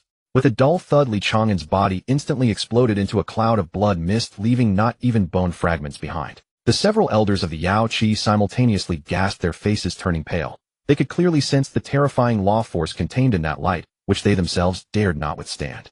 Yu Yao's heart tightened. Although she knew Li Chang'an had an immortal body, seeing him turned into blood mist with her own eyes still made her unable to suppress her anxiety. At this moment, Li Chang'an was in a peculiar soul state. He felt like a wisp of smoke floating in the void, without form, yet able to clearly perceive everything around him. Then the system prompt sounded in the depths of his consciousness. Death count 1, killer law of power, first kill 1, additional 1, as strength far exceeds host, additional 4, attribute points gained 6. Hearing this, promptly Chang'an's soul nearly jumped with excitement. 6 attribute points. This was virtually comparable to being instantly killed by a Supreme Realm female expert. Moreover, this was law force possibly without the daily limit of 50 times. With a thought, his body instantly reassembled beside the lotus platform, appearing intact before everyone. The Yao Qi people breathed a sigh of relief upon seeing his resurrection. A trace of joy even appeared on Yu Yao's face, but quickly returned to her cool expression as if nothing had happened. Li Chang'an rubbed his hands excitedly, eyes gleaming, and said, "Don't worry. This thing can't kill me but can actually help me grow stronger. I'll study this lotus platform for you even if it takes a lifetime."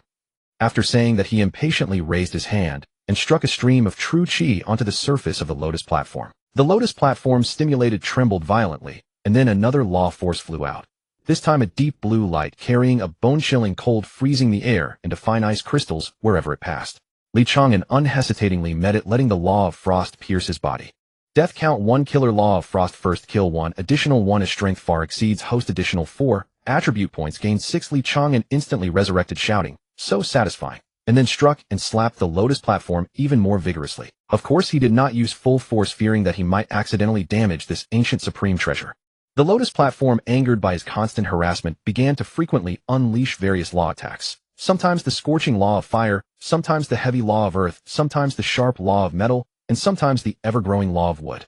Each law's power far exceeded the full force strike of a supreme realm cultivator, but for Li Chang'an, they were all attribute points delivered to his doorstep. He was killed time and again and resurrected time and again, each death earning him 5 to 6 attribute points. Soon he had died 50 times. According to past patterns, being killed 50 times by the same person would no longer yield attribute rewards. But he was pleasantly surprised to find that the lotus platform released a variety of laws, each time killing him with a different law, and the system did not display the upper limit prompt. That meant he could infinitely obtain attribute points from this lotus platform. Li Chang'an was secretly overjoyed, even happier than if he had found a spirit stone mine. In just half an hour, he had accumulated over 3,000 attribute points added to the 2,000 he had saved earlier, bringing his available attribute points to over 5,000. He did not rush to allocate them. Instead, he continued to die with sparkling eyes. He faintly sensed that he was only one step away from breaking through to the middle stage of the Great Emperor realm. Just as he was resurrected after being killed by a law of lightning and was about to continue provoking the lotus platform, he struck the center of the lotus platform, right at the lotus heart position. This time the lotus platform did not release an attack, but trembled violently, and a dazzling golden pillar of light burst from the lotus heart, shooting straight into the sky. The power of that light pillar was extremely terrifying. It would actually pierce through the barrier jointly set up by Yu Yao, and the several elders tore through the sky and disappeared into the firmament. Several elders exclaimed simultaneously, "He seems to have accidentally activated the method to communicate with the upper realm." Li Chang'an also stared at the pillar of light shooting into the heavens, then muttered grumpily, Hey, don't ascend to the skies. Come after me instead. I haven't died enough yet." However, the pillar of light paid no heed to his complaints. After surging into the clouds, it began to grow thicker and brighter. It eventually transformed into a colossal pale golden pillar, several zhang in diameter, enveloping the entire lotus platform within its radiance. Golden light flowed across the surface of the lotus platform like a river, emanating an ancient and boundless aura, as though connecting to another world. Just as everyone held their breath, uncertain of what would unfold next, a figure descended slowly along the pillar of light. He appeared to be in his early 30s, draped in a luxurious silver robe, his face strikingly handsome to the point of otherworldly beauty, with a sneer of condescension playing at the corners of his mouth. His form possessed a translucent quality resembling either a projection or a clone, yet the aura he exuded was suffocatingly powerful, far surpassing the supreme realm, even beyond any powerhouse Li Chang'an had ever encountered. The man settled steadily onto the lotus platform and sat cross-legged, his gaze slowly sweeping over the gathered people of Yaoqi, before he let out a scornful laugh, his tone dripping with undisguised contempt. "I never expected that after 1,000 years the Yaoqi of the lower realm would still exist. I thought you had perished long ago." Yu Yao stepped forward, her sharp eyes fixed on the man as she demanded coldly, "Who are you? Why has a man descended when our Yaoqi's sacred land communicates with the upper realm?" The man raised his brows in disdain, speaking with casual indifference, as though discussing something trivial. "That is because the Yaoqi of the upper realm was destroyed by us long ago." These words struck like thunder in the ears of the Yaoqi disciples. Yu Yao and the elders turned ashen, their faces pale with dread, eyes betraying a hint of desolation and despair. Watching their reaction, the man's sneer deepened. 1,000 years ago we intended to send a clone down to the lower realm to eradicate your Yaoqi as well. But your so-called saintess proved resourceful. Upon learning of our plans, she immediately sealed the passage to the lower realm. Though we employed special techniques to extract her soul to the upper realm, she refused to reveal the method of opening the passage, choosing death over betrayal, determined to protect you all. Who would have guessed that 1,000 years later you would accidentally reopen the passage yourselves? Truly the will of heaven.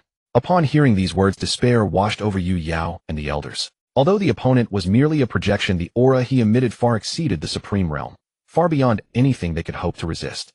If his true body could descend through this passage into the lower realm, the entire Yaoqi's sacred land, and indeed the whole lower realm, would face catastrophe. Just as the man was about to strike, an unexpected voice rang out with its characteristic cheeky grin. "Excuse me, honored immortal. What should I call you?"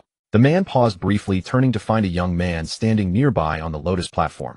His cultivation merely at the early stage of the great emperor realm, utterly unworthy even to carry shoes for him in the upper realm. He lifted his chin proudly, his tone laced with condescending arrogance. "I am immortal venerable Ling Tian. And who are you? Does Yaoqi not accept male disciples?"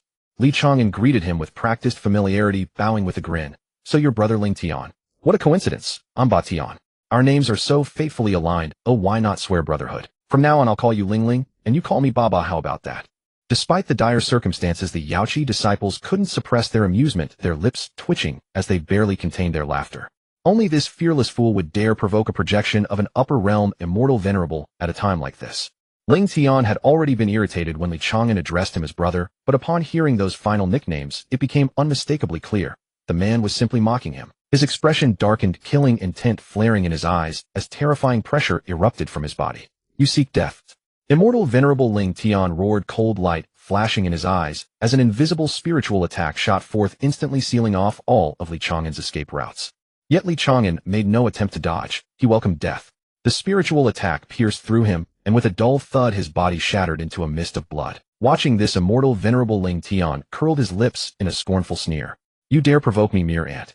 Even as a clone projection, a single glance from me could annihilate creatures like you countless times over." But barely had he finished when that infuriating voice came from behind, still dripping with its usual cheeky grin. "Ling Ling, you're beating Baba so thoroughly. Come on, keep going." Ling Tian spun around abruptly, still seated cross-legged on the lotus platform, his eyes widening as he stared at Li Chang'an, standing unharmed behind him, his pupils contracting sharply. Having lived for over 10,000 years, he had encountered countless extraordinary spiritual abilities and magical treasures, but he had never heard of anyone reviving unscathed after his spiritual attack. He studied Li Chang'an with a mixture of shock and suspicion, his voice grave. "You're actually alive." Li Chang'an grinned and patted imaginary dust from his clothes. "No need to be surprised, Ling Ling. Baba is rather durable. Come on, don't stop." Ling Tian's face darkened.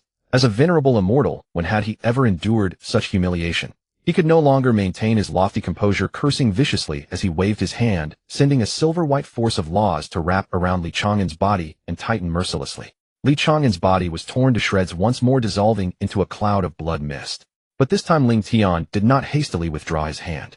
Instead, he closed his eyes and meticulously scanned Li Chang'an's soul trajectory with his divine sense. What shocked him was that he could not detect Li Chang'an's soul at all, as if the man possessed no spirit whatsoever. This completely defied the fundamental principles of the cultivation world. Even the lowest creatures possessed a spark of soul fire. Just as he stood in stunned disbelief, a gentle breeze brushed past from behind. Ling Tian, after all, was an immortal venerable of the upper realm with boundless combat experience.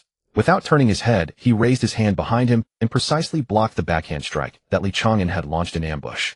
Li Chang'an was not surprised to be blocked, still grinning as he said, "Ling Ling, your clothes look quite fine. The fabric is excellent. Let Baba touch them, shall he?" Ling Tian's temples throbbed violently. In his 10,000 years of life, he had never encountered anyone so shameless. He struck again, reducing Li Chang'an to fragments. The scene that followed caused everyone in the Yaoqi's sacred land to twitch their lips and wear strange expressions. Li Chang'an was killed time and again, only to resurrect, each time finding new ways to provoke Ling Tian. One moment complimenting his robes, the next praising his handsome features, then asking about delicious food in the upper realm, and even suggesting they become sworn brothers. Ling Tian's mindset underwent a roller coaster transformation, from initial fury to shock and finally to numbness. Throughout this process, Li Chang'an's aura steadily ascended. Each death granted him 5 to 6 attribute points. Although kills by Ling Tian didn't count female bonuses, the strength of an upper realm immortal sovereign far surpassed that of lower realm cultivators, making the attribute points still quite substantial. When Li Chang'an had been killed, about 100 times a surge of even more majestic energy erupted from within him.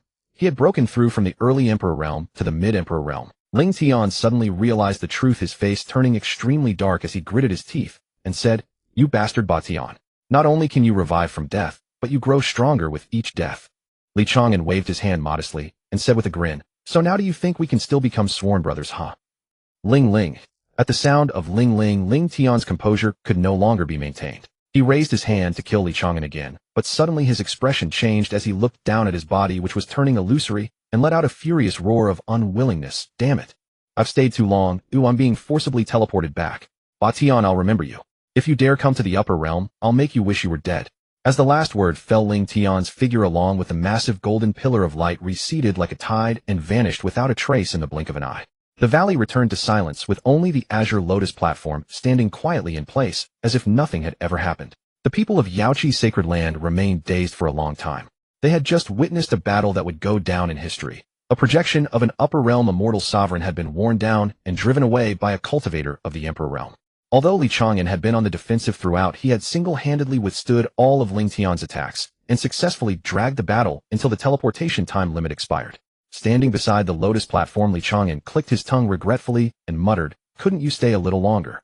I was hoping you'd help me reach the supreme realm." Upon hearing this, the Yaoqi crowd were speechless. "You want him to stay longer?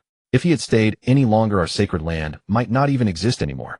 Yu Yao was silent for a moment, then stepped forward and solemnly cupped her hands toward Li Chang'an, her tone filled with respect and gratitude. "Regardless, we must thank you, young heroically, for helping us activate the lotus platform, revealing the truth about the upper realm and the platform, and fending off that upper realm expert's attack. If not for you, our Yaoqi sacred land would have been destroyed by the upper realm sooner or later." Li Chang'an waved his hand dismissively and said, "No need to stand on ceremony. But the question now is, has this lotus platform been opened or not? What if someone else comes down? I can't stay here forever as your bodyguard." Hearing this, the Yaoqi crowd clearly realized the gravity of the situation. Yu Yao bit her lip as if making an extremely momentous decision. After a moment, she suddenly knelt on one knee, lowered her head, and said in a clear, resolute voice, "I pay homage to the Holy Lord." The other elders were taken aback at first, then quickly caught on, and knelt on one knee as well, chanting in unison, "I pay homage to the Holy Lord." Startled, Li Chang'an quickly waved his hands and said, "What's going on with you? How did I become the Holy Lord?" Yu Yao raised her head and looked at him with determination, explaining, "Our Yaoqi sacred land has an iron rule for 1,000 years. Whoever activates the lotus platform and communicates with the upper realm becomes the new Holy Lord of Yaoqi. This rule does not specify that it must be a woman. You, young heroically, have activated the platform. From this moment on, you are the new Holy Lord of Yaoqi's sacred land. As for me, Yu Yao, I am merely an acting Holy Mother." Li Chang'an shook his head like a rattledrum. No, I have no interest in being the Holy Lord. Unless you can kill me a few hundred times every day." Yu Yao shook her head, a hint of helplessness in her tone. "The Holy Lord is joking. Now that you are our Holy Lord, all disciples under Yaoqi are your subordinates. Who among us would dare lay a hand on you?" Li Chang'an rolled his eyes and said, "Let's not even talk about whether it's appropriate for a man like me to be the leader of a group of women. Just based on cultivation, I'm merely at the mid-emperor realm.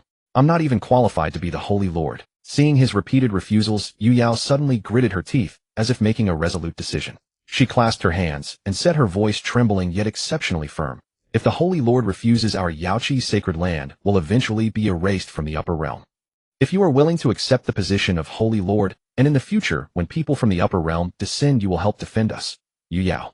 Yu Yao is willing to become your woman. I only beg the Holy Lord not to abandon our Yaoqi's sacred land." At these words, not only the elders of Yaoqi were stunned, but even Li Chang'an was completely shocked. Li Chang'an stood frozen, staring wide-eyed at Yu Yao's cold, yet strikingly beautiful face. It took him a long moment to recover, and he asked incredulously, "Doesn't your Yaoqi have a rule forbidding disciples from falling in love or marrying?" Yu Yao's expression shifted, clearly embarrassed, but she forced herself to explain, "Rules are dead, but people are alive. If you become the Holy Lord, you naturally have the authority to change the rules. Besides, you are already immortal. As long as you die once, it can be considered a concession to the ancestors." Li Chang'an said sullenly, "But I really don't want to be the Holy Lord. If you won't kill me, what am I supposed to do staying here? I'll be so bored." Yu Yao bit her lip, was silent for a moment, then suddenly lifted her head with a determined look in her eyes, saying, "If you are willing to be the Holy Lord, besides me, all the disciples and elders of Yaoqi are at your disposal. Moreover, if people from the upper realm come, wouldn't that also satisfy your desire to die?" Li Chang'an stumbled, nearly losing his footing. How could Yu Yao say such bold and scandalous words? Was this still the legendary Yaoqi's sacred land, known for being detached from worldly desires, pure and aloof? He instinctively looked at the other elders, only to find them all silent, each with their heads down, as if tacitly agreeing with Yu Yao. Li Chang'an smiled bitterly to himself. These women were really going all out to rope him in. He scratched his head and said, making me the holy lord and offering such high conditions. Surely it's not just about helping you fend off upper realm experts, right? Even if you immediately relocate and leave this lotus platform, the upper realm people who descend are limited by time and won't be able to find you quickly. So, what are your other demands? Yu Yao offered a rueful smile, a trace of sorrow flashing eyes, and spoke softly, Li Xiaoxiao, you are indeed clever. To be honest, Yu Yao hopes that if you ever reach the upper realm, you will help the elders of Yaoqi in the upper realm take vengeance. Upon hearing this, those elders who hadn't yet recovered their senses instantly understood. No wonder the Holy Mother begged, so humbly, even willing to offer herself. The upper realm's Yaoqi had been annihilated. To them, it was a vendetta against their entire clan. Yet even if they break through to the supreme and ascend to the upper realm, they would still be among the lowest cultivators, and vengeance would be nearly impossible. But Li Chang'an is different. Not only does he not fear death, he grows stronger with each death, and sooner or later, he will become powerful enough that no one can kill him.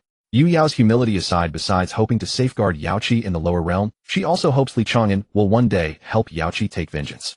Having grasped this, several well-favored elders spoke in unison.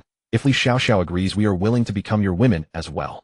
Li Chang'an was utterly stunned. Those young elders are one thing, but what business do you aunties and grandmothers have joining in? I still prefer the younger and more beautiful. Even if I live for 100 years, as long as the appearance looks young and pretty, it's fine. He knew that in the cultivation world, clinging to the strong is not something to be ashamed of, but a survival strategy. Yaoqi's current predicament, the lower realm fears upper realm invaders could wipe them out at any moment. Ascension cannot avenge fellow disciples, and they must still watch out for being hunted. Bringing Li Chang'an into Yaoqi is a last resort measure. If Li Chang'an agrees, a mere sacrifice is nothing. After all, everyone shares a tacit understanding that Li Chang'an's invincibility is only a matter of time. Li Chang'an fell silent for a moment, then sighed, and said, you all should rise first. I don't have time to be the Saint Lord, but I can serve as an honorary elder of Yaoqi's sacred ground. Your Yaoqi has always been a women-only sect, and I cannot break that rule. From now on, you, Yao, will be Saint Mother. As for the beings of the upper realm, he turned toward the Qinglian Tai, pondered for a moment, and asked, if we destroy this Qinglian Tai, will it completely sever contact with the upper realm? Yu Yao was stunned for a moment, then said, it should be possible. In the past we offered it with great care, not daring to damage a hair, but now that we know the truth, we can try. Li Chang'an nodded, told them to step back and brace for defense. Then he walked to the lotus platform, took a deep breath, summoned all his inner energy, and struck the edge with all his might. Dong! A dull thunderous sound. The lotus platform trembled violently, many fragments fell. Then several strands of rule power shot out from the platform, instantly blasting Li Chang'an to death. But he quickly resurrected, shook his fists, and unleashed another full power strike. This lotus platform was not carved from ordinary stone. It is covered with ancient inscriptions, incredibly hard, otherwise it could not endure his repeated full power attacks without breaking. Li Chang'an pounded punch after punch, the lotus platform constantly releasing rule energy to kill him, but each time he resurrected, he kept swinging. After more than a dozen hits, the surface finally showed countless fine cracks. With a deafening roar, the entire lotus platform exploded, turning into countless fragments that flew in all directions. Everyone immediately activated their true energy shields to block the flying debris. Yet at the center of the explosion, a faint beam shot from the rubble at an unbelievable speed, instantly rushing toward Li Chang'an. Li Chang'an, intent on death, did not dodge or flinch, even letting his guard down to meet the beam's deadly strike. But as the light touched his brow, it somehow penetrated through and vanished. Li Chang'an froze. He had been prepared to die, only to find that nothing happened, and instead an indescribable sense of ease washed over him. He instinctively touched his brow, with the skin there felt slightly warm. The people of Yaoqi witnessed this as well. Yu Yao and several elders exchanged glances, their eyes filled with shock and disbelief, then all knelt again in unison, their voices more respectful than before. Hail the Saint Lord. Li Chang'an couldn't help rolling his eyes, retorting, I told you I'm not going to be the Saint Lord. What's wrong with you? If I ever go to the upper realm, I can help Yaoqi take revenge then. Yu Yao forced a smile, pointing to his brow, and said, Li Xiaoxiao, you cannot avoid it any longer. Our Yaoqi's legendary lotus artifact has already chosen you as its master. Li Chang'an was startled, reached to his brow, and could vaguely feel a lotus platform imprint there. Curious, he asked, what just flew onto me was your artifact. What does it do? Yu Yao patiently explained, this artifact is a treasure left by our Yaoqi's ancient ancestor. It is said that whoever finds the artifact and makes it recognize its master can lead Yaoqi towards strength. This artifact not only protects the soul and unites offense and defense, most importantly, it can withstand several deadly crises in a short time. Each death consumes a lotus petal to resurrect. The petals can slowly recover. Moreover, the petals can be used for clones and external avatars. It sounds somewhat similar to Li Xiaoxiao's own resurrection ability, but it has a limited number of uses, which is not as good as Li Xiaoxiao's power. Li Chang'an stroked his chin deep in thought. Using lotus petals to withstand deadly crises indeed seems to mirror his own life and death rebirth. But the most important are its clones and external avatars. Does this mean I could become several different people letting others kill me all at once? If the clones die, can I gain attribute points? That would be a pretty good treasure. Seeing his interest, Yu Yao continued. Also, it is said the Lotus platform carries space, and according to the Master's cultivation, it can carry a certain number of living beings, store items, plants, spiritual herbs, and medicines, and more. And it can also detect and capture precious medicinal materials within a certain range. The exact abilities can only be explored by the Saint Lord himself. Li Chang'an listened with increasing excitement. He hadn't expected this thing to be so overpowered. For him, simply resisting deadly crises was the least of its benefits. Since you took their artifact, returning it is impossible. Might as well become an honorary Saint Lord to reassure Yaoqi. Most importantly, when there is a chance to go to the upper realm, he can help Yaoqi take vengeance. Thinking of this, he asked curiously, does this treasure have a specific name? Yu Yao and several elders exchanged a glance and spoke in unison. Because this artifact can automatically detect and capture medicinal materials, then store them in space to accelerate cultivation, it has a fitting name, Bu Yao Bai Lian. Upon hearing the name of the divine artifact, Li Chang'an stumbled, barely keeping himself from toppling over. What on earth was that name? Gathering herbs, Jade Lotus. Why did it feel so fitting? Pa pa pa. With a grimace he remarked, that name lacks elegance. Let us rename it the 9-rank Green Lotus. Yue Yao and the others promptly replied, the divine artifact now belongs to you, sovereign. You may name it as you see fit. Li Chang'an stroked his chin and nodded, saying, in that case I shall serve as the nominal sovereign. You will manage the sex affairs, Yue Yao. I will only return in moments of life and death crisis. In ordinary times I intend to roam freely, and cannot remain at the sacred land constantly. As for the destruction of our Yaoqi in the upper realm, when the opportunity arises, I shall surely avenge our Yaoqi. Upon hearing these words, the people of Yaoqi were overcome with gratitude. Though Li Chang'an's cultivation was not yet at an extraordinary level, he was a man of principle who kept his promises. Yue Yao, accompanied by several elders, bowed once more. We thank you, sovereign. Li Chang'an waved his hand, then suddenly rubbed his palms together with a mischievous grin, saying, As the nominal sovereign, could you arrange for someone to kill me hundreds of times each day? It would also help me increase my strength. Upon hearing this request, Yue Yao and the elders exchanged hesitant glances. Though it felt strange to strike at their own sovereign, their interests and safety were now inextricably bound to Li Chang'an. Helping him grow stronger was indeed an urgent priority.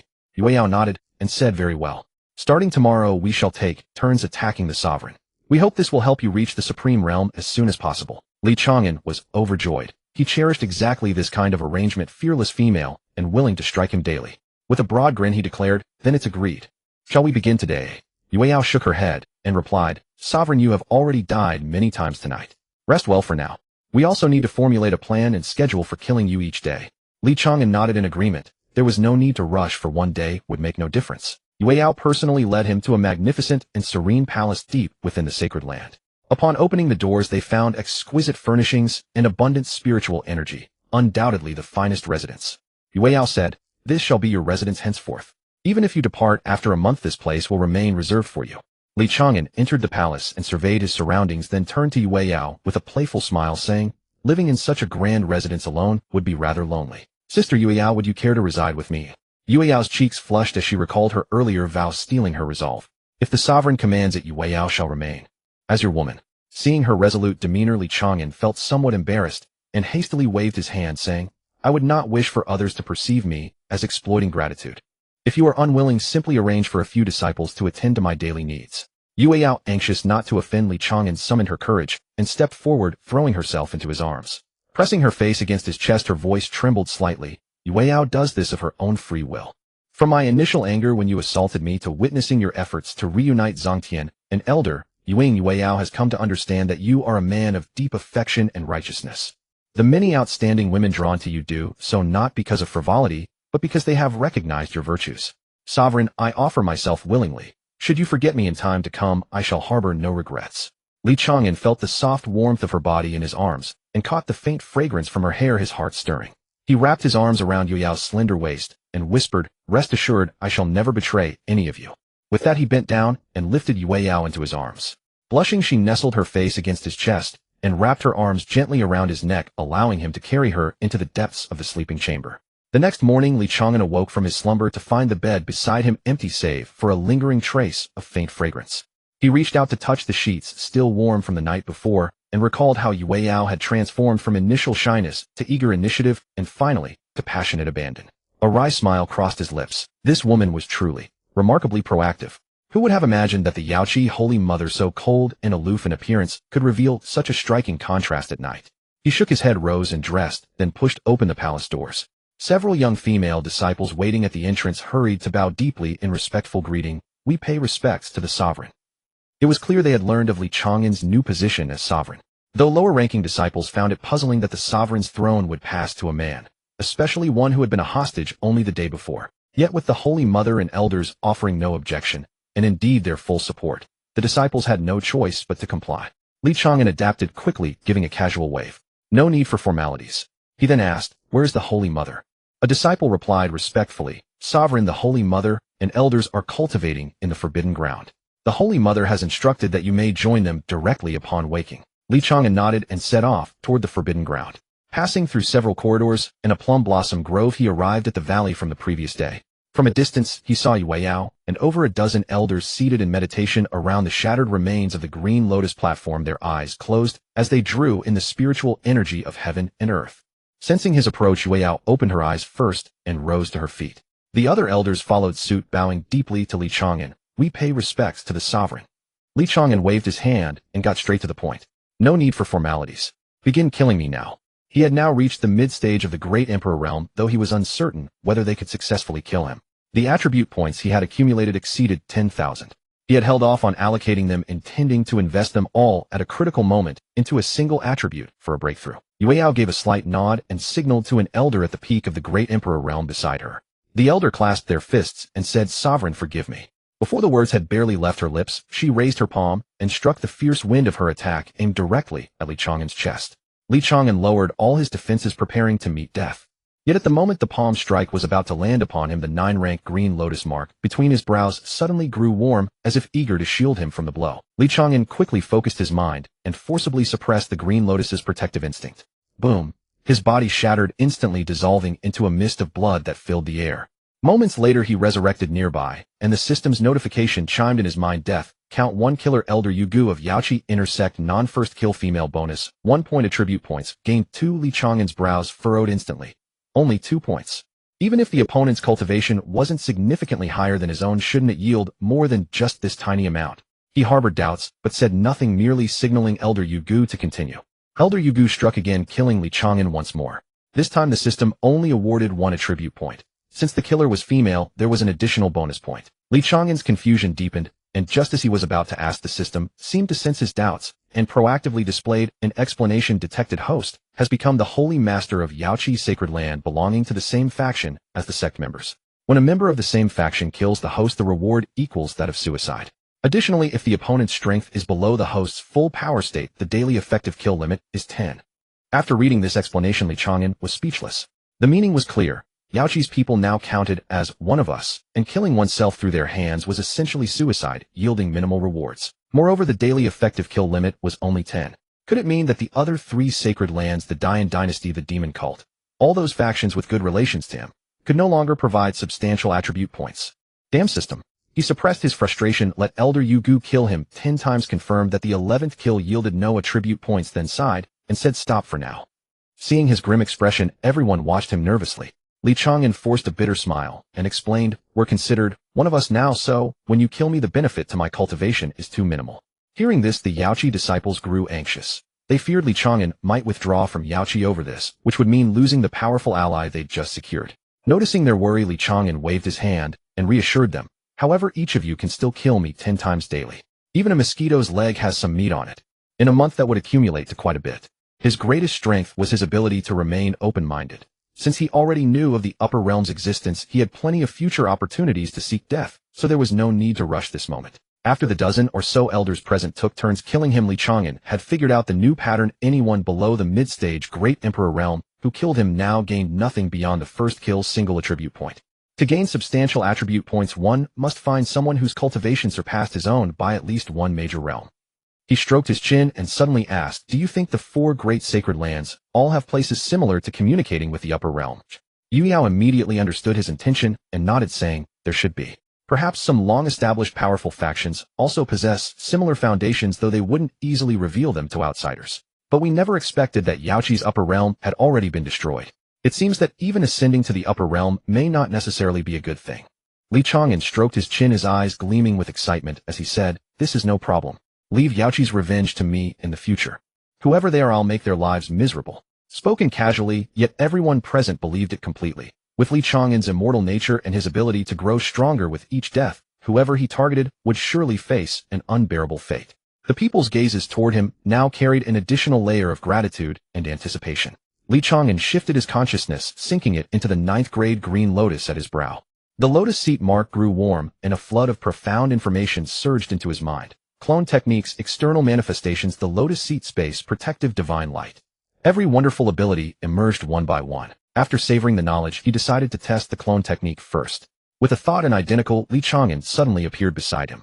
From face and clothing to expression, the clone was indistinguishable from the original, except its cultivation aura was clearly one realm lower. Only at the early stage of the Great Emperor realm. Li Chang'an tried controlling the clone, and found it operated like a marionette, requiring his mental focus to direct, somewhat like dividing his consciousness. But what was remarkable was that everything the clone saw, heard, and felt transmitted to his consciousness in real time, as if he had gained an extra pair of eyes and ears. He turned to Elder Yugu and said, "Come try attacking this clone of mine." Elder Yugu didn't hesitate, raising her hand and striking, blasting the clone into fragments. The moment the clone dispersed, a crisp system notification chimed in Li Chang'an's mind. Death count 1. Killer Elder Yugu of Yaoqi, intersect female, bonus 1 point, power far exceeding the clone, 3 points, attribute points, gain 5. Li Chang'an's eyes lit up, 5 attribute points. Thanks to the female bonus and power gap bonus, the reward remained substantial. More importantly, he noticed a petal on the 9th grade green lotus dim momentarily when the clone died. But immediately after, his body's resurrection ability activated, and the petal regained its luster, restored to its original state. What did this mean? For ordinary people, possessing a 9th grade green lotus meant that when a clone or external manifestation died, a petal would be consumed, and petals required an extensive period to regenerate. But for him, his main body possessed the trait of invincibility and immortality. Death and resurrection came naturally, without consuming any petals. In other words, he could use clones indefinitely without worrying about petal depletion. Overjoyed, Li Chang'an simply willed it, releasing 9 clones at once. 9 identical Li Chang'ans stood in the valley, filling the open space completely.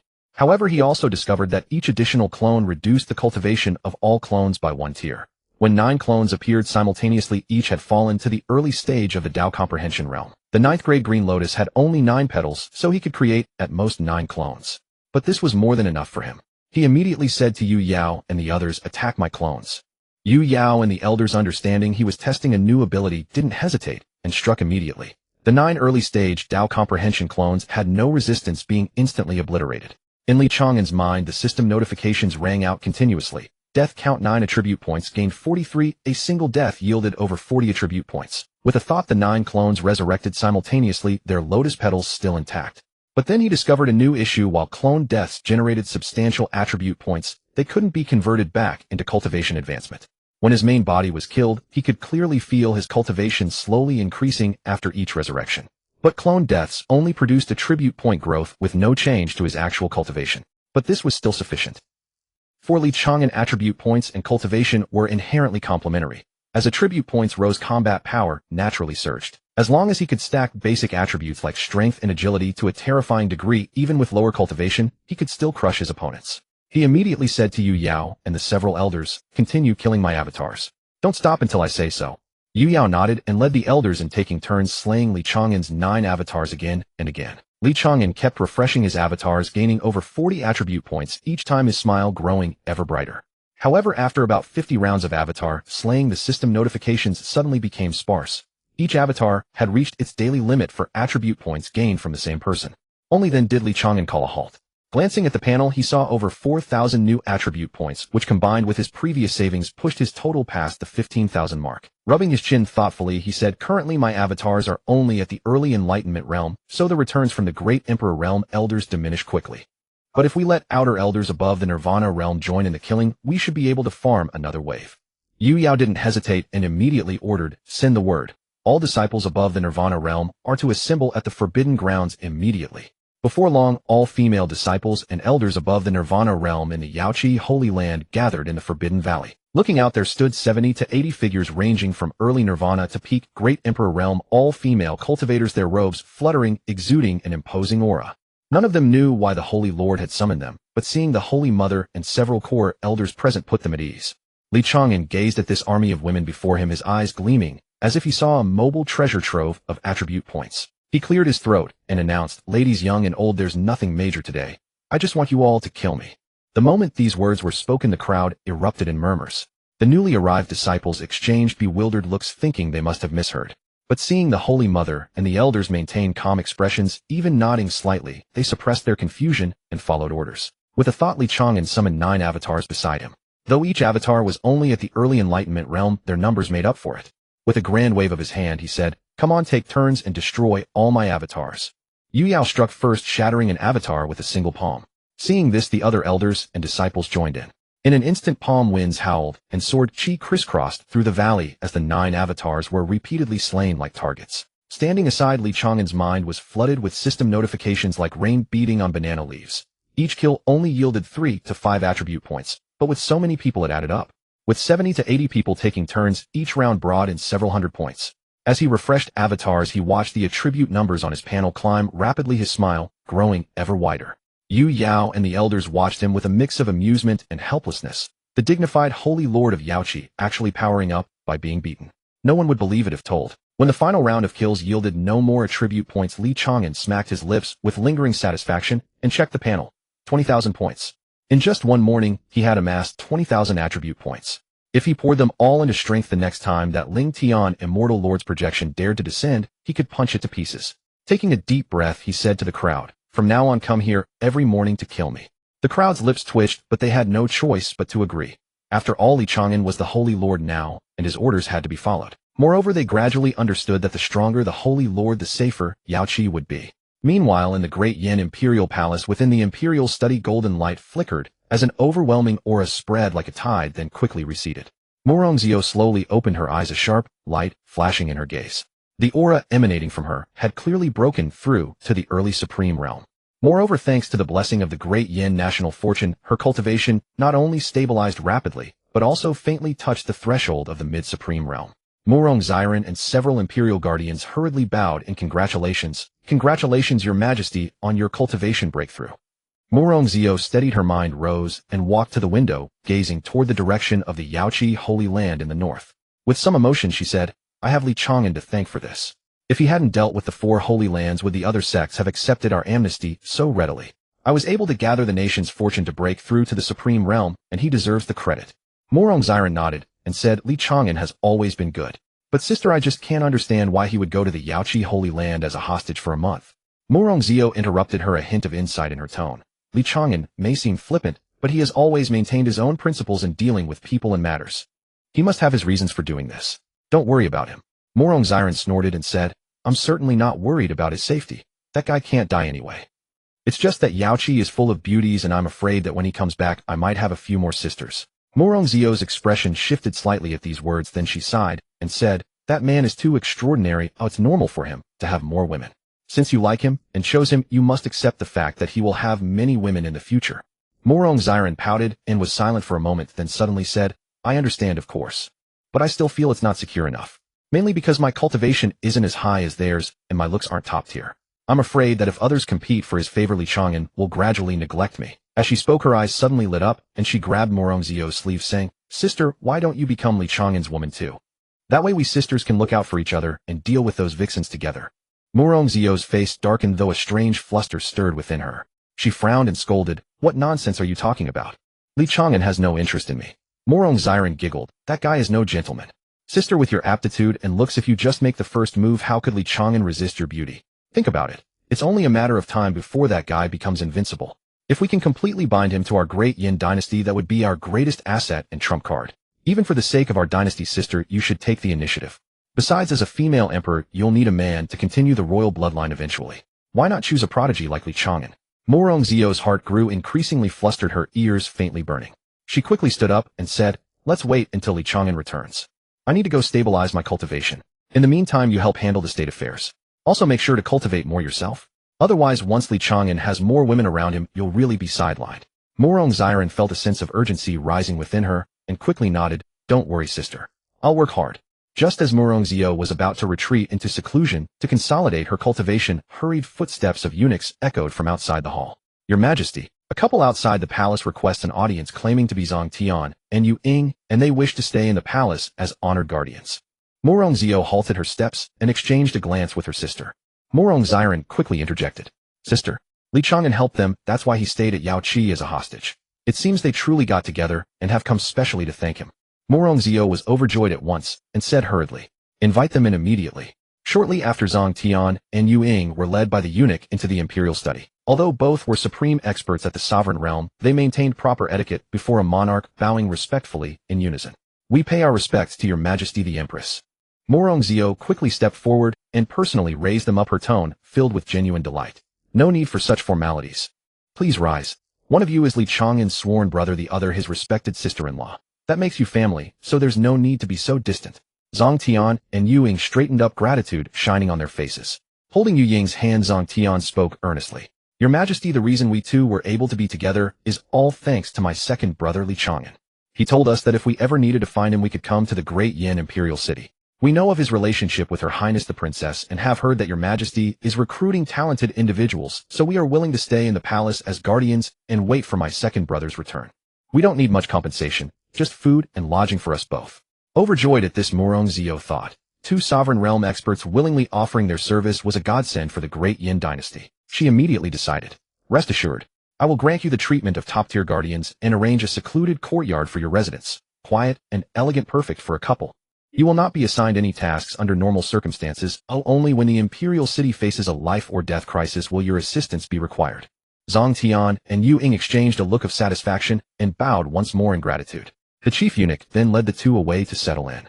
As their figures disappeared beyond the hall, Morong Xiren sidled up to her sister with a cheeky grin, linking arms with her. Sister, you see that? Li Chang'an just helped us recruit two sovereign realm experts. Now our great Yin dynasty's strength rivals that of the Holy Lands. If you don't make a move, sister, once Li Chang'an leaves the palace, these two guardians will follow him too. Morongzio averted her gaze with a hint of fluster, trying to sound composed. Then what would you have me do? As the empress, am I supposed to throw myself at him? Morong Xiren winked and flashed a sly smile. If you're too embarrassed to act directly, sister, I can help make the connection. Morongzio quickly cut her off. Don't you dare do anything rash. When Li Chang'an returns, I'll find my own way. With that, she walked briskly toward the inner palace, her ears slightly flushed, leaving Morong Xiren covering her mouth to stifle a laugh. At the Yao Qi Holy Land in the Forbidden Valley, Li Chang'an sat cross-legged on a blue stone, staring at the thrilling string of numbers on his panel. 23,700 usable attribute points. He stroked his chin, caught in a blissful dilemma. Should he dump them all into strength and shatter everything with a single punch? Or invest in agility to be so fast no one could react? From what he had learned recently, a mid-stage sovereign realm cultivator in the lower realm had base attributes around 20,000. Even at the peak of the sovereign realm, it was only around 25,000. That meant if he poured all these 2,000+ attribute points into strength, his strength stat would instantly soar past 40,000, far surpassing the peak sovereign realm. But the problem was those immortal sovereigns descending from the upper realm could hardly be measured by lower realm standards. Strength alone wasn't enough. Agility had to keep pace, otherwise all that power would be useless if he couldn't land a hit. Yet on second thought, he could have the disciples and elders of Yao Qi kill him and his clones every day, netting at least 10,000 attribute points daily. That was 300,000 to 400,000 in a month. By then, even if an immortal sovereign's true body descended from the upper realm, he'd have full confidence to fight head-on. At that thought, Li Chang'an grinned broadly, eagerly anticipating the coming days. For the next 10 days, Li Chang'an lived a life akin to paradise. Each morning he'd wake up and have dozens of female disciples and elders take turns killing his clones in the Forbidden Valley, racking up around 10,000 attribute points. In the afternoon, he'd study the myriad uses of the 9-petal azure lotus or wander the Holy Land admiring the snowy scenery. At night, Yu Yao would warm his bed and he'd drift off in comfort and bliss. The only thing that dampened his spirits was that his cultivation progress had nearly ground to a halt. Killing his clones only added attribute points, not cultivation. And since the people of Yao Qi were allies, the gains from killing his true body were negligible. But watching the attribute points on his panel surge daily, he wasn't too worried. As long as his attributes were high enough, lower cultivation didn't matter, his combat power would still be overwhelming. Half a month later, Li Chang'an's usable attribute points had amassed to over 153,000. He still hadn't decided how to allocate them, planning to save them and distribute strategically when he encountered a true formidable enemy. One early morning, just after finishing a round of clone farming and resting on the blue stone, a terrifying aura suddenly descended from the heavens, enveloping the entire Yao Qi Holy Land. The snow in the valley trembled under the pressure, and several disciples of lower cultivation turned pale, nearly losing their footing. Yu Yao's expression shifted drastically as she looked up at the sky and shouted sharply, "Alert!" Li Chang'an also sprang to his feet, squinting toward the heights.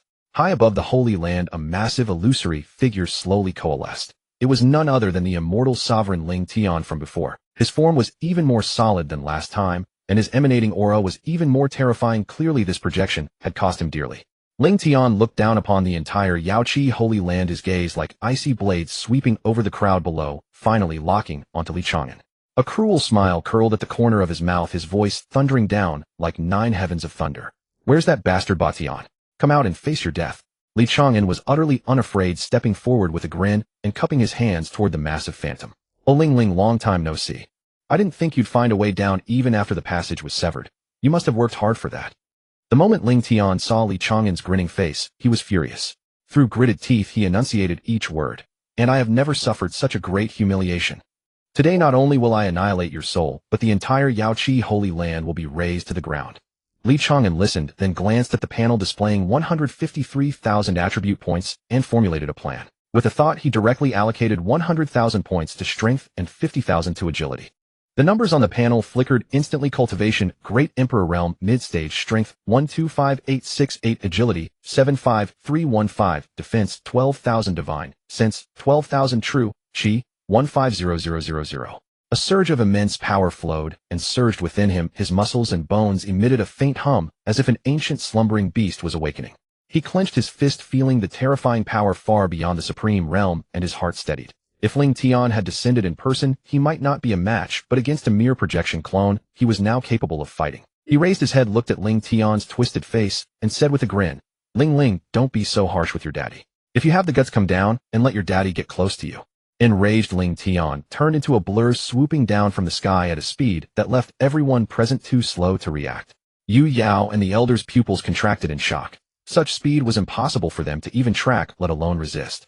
Yu Yao and the elder's pupils contracted in shock. Such speed was impossible for them to even track, let alone resist. Yet, just as Ling Tian was about to reach Li Chang'an moved. He did not dodge, but simply threw a punch. This punch had no fancy technique, no fluctuation of true Qi, no law enhancement. It was pure physical strength. But the speed and power of that punch caused the surrounding air to shriek with a sonic boom. Wherever the fist wind passed, even space itself twisted faintly. Ling Tian had been disdainful, thinking Li Chang'an was merely an ant at the Great Emperor Realm, Mid-Stage, someone he could crush countless times with a single finger. But the moment his attack collided with Li Chang'an's fist, his expression drastically changed. An indescribable, terrifying force surged like a tsunami, and his projection clone crumbled like paper before it shattering into pieces and dissipating in the air.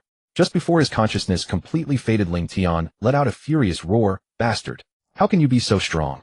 This is definitely not the power of the Great Emperor or Supreme Realm. Before he could finish, his projection dissolved into specks of light, vanishing into the morning breeze. Dead silence fell over Yaoqi Holy Land. Everyone stared blankly at Li Chang'an's slowly retracting fist, their minds blank. Half a month ago, Li Chang'an had been casually killed like a chicken by Ling Tian. Half a month later, he had blown up the opponent's projection with a single punch. Half a month ago, Li Chang'an had been casually killed like a chicken by Ling Tian. Half a month later, he had blown up the opponent's projection with a single punch. Yu Yao was the first to snap out of it. She hurried to Li Chang'an's side and asked with concern, Holy Lord, are you all right? Li Chang'an shook his fist and said with a grin, Fine. It's just that this Ling Ling is too weak. He disappeared in one punch. I thought I could play with him a bit longer. If I'd known, I'd have let him kill me a few more times before striking. Though he spoke lightly, he was secretly astonished. The effect of 100,000 points in strength was terrifying. Li Chang'an shook his fist and said with a grin, Fine. It's just that this Ling Ling is too weak. He disappeared in one punch. I thought I could play with him a bit longer. If I'd known, I'd have let him kill me a few more times before striking. Though he spoke lightly, he was secretly astonished. The effect of 100,000 points in strength was terrifying. This was just adding 100,000. What if he added the remaining 50-odd thousand? The power. He licked his lips and began to look forward to Ling Tian's next visit. In the upper realm, in Ling Tian's celestial lord palace, Ling Tian sat cross-legged on a cushion, meditating to restore his energy. Suddenly his face turned pale, and he spat out a mouthful of blood, his aura greatly diminished.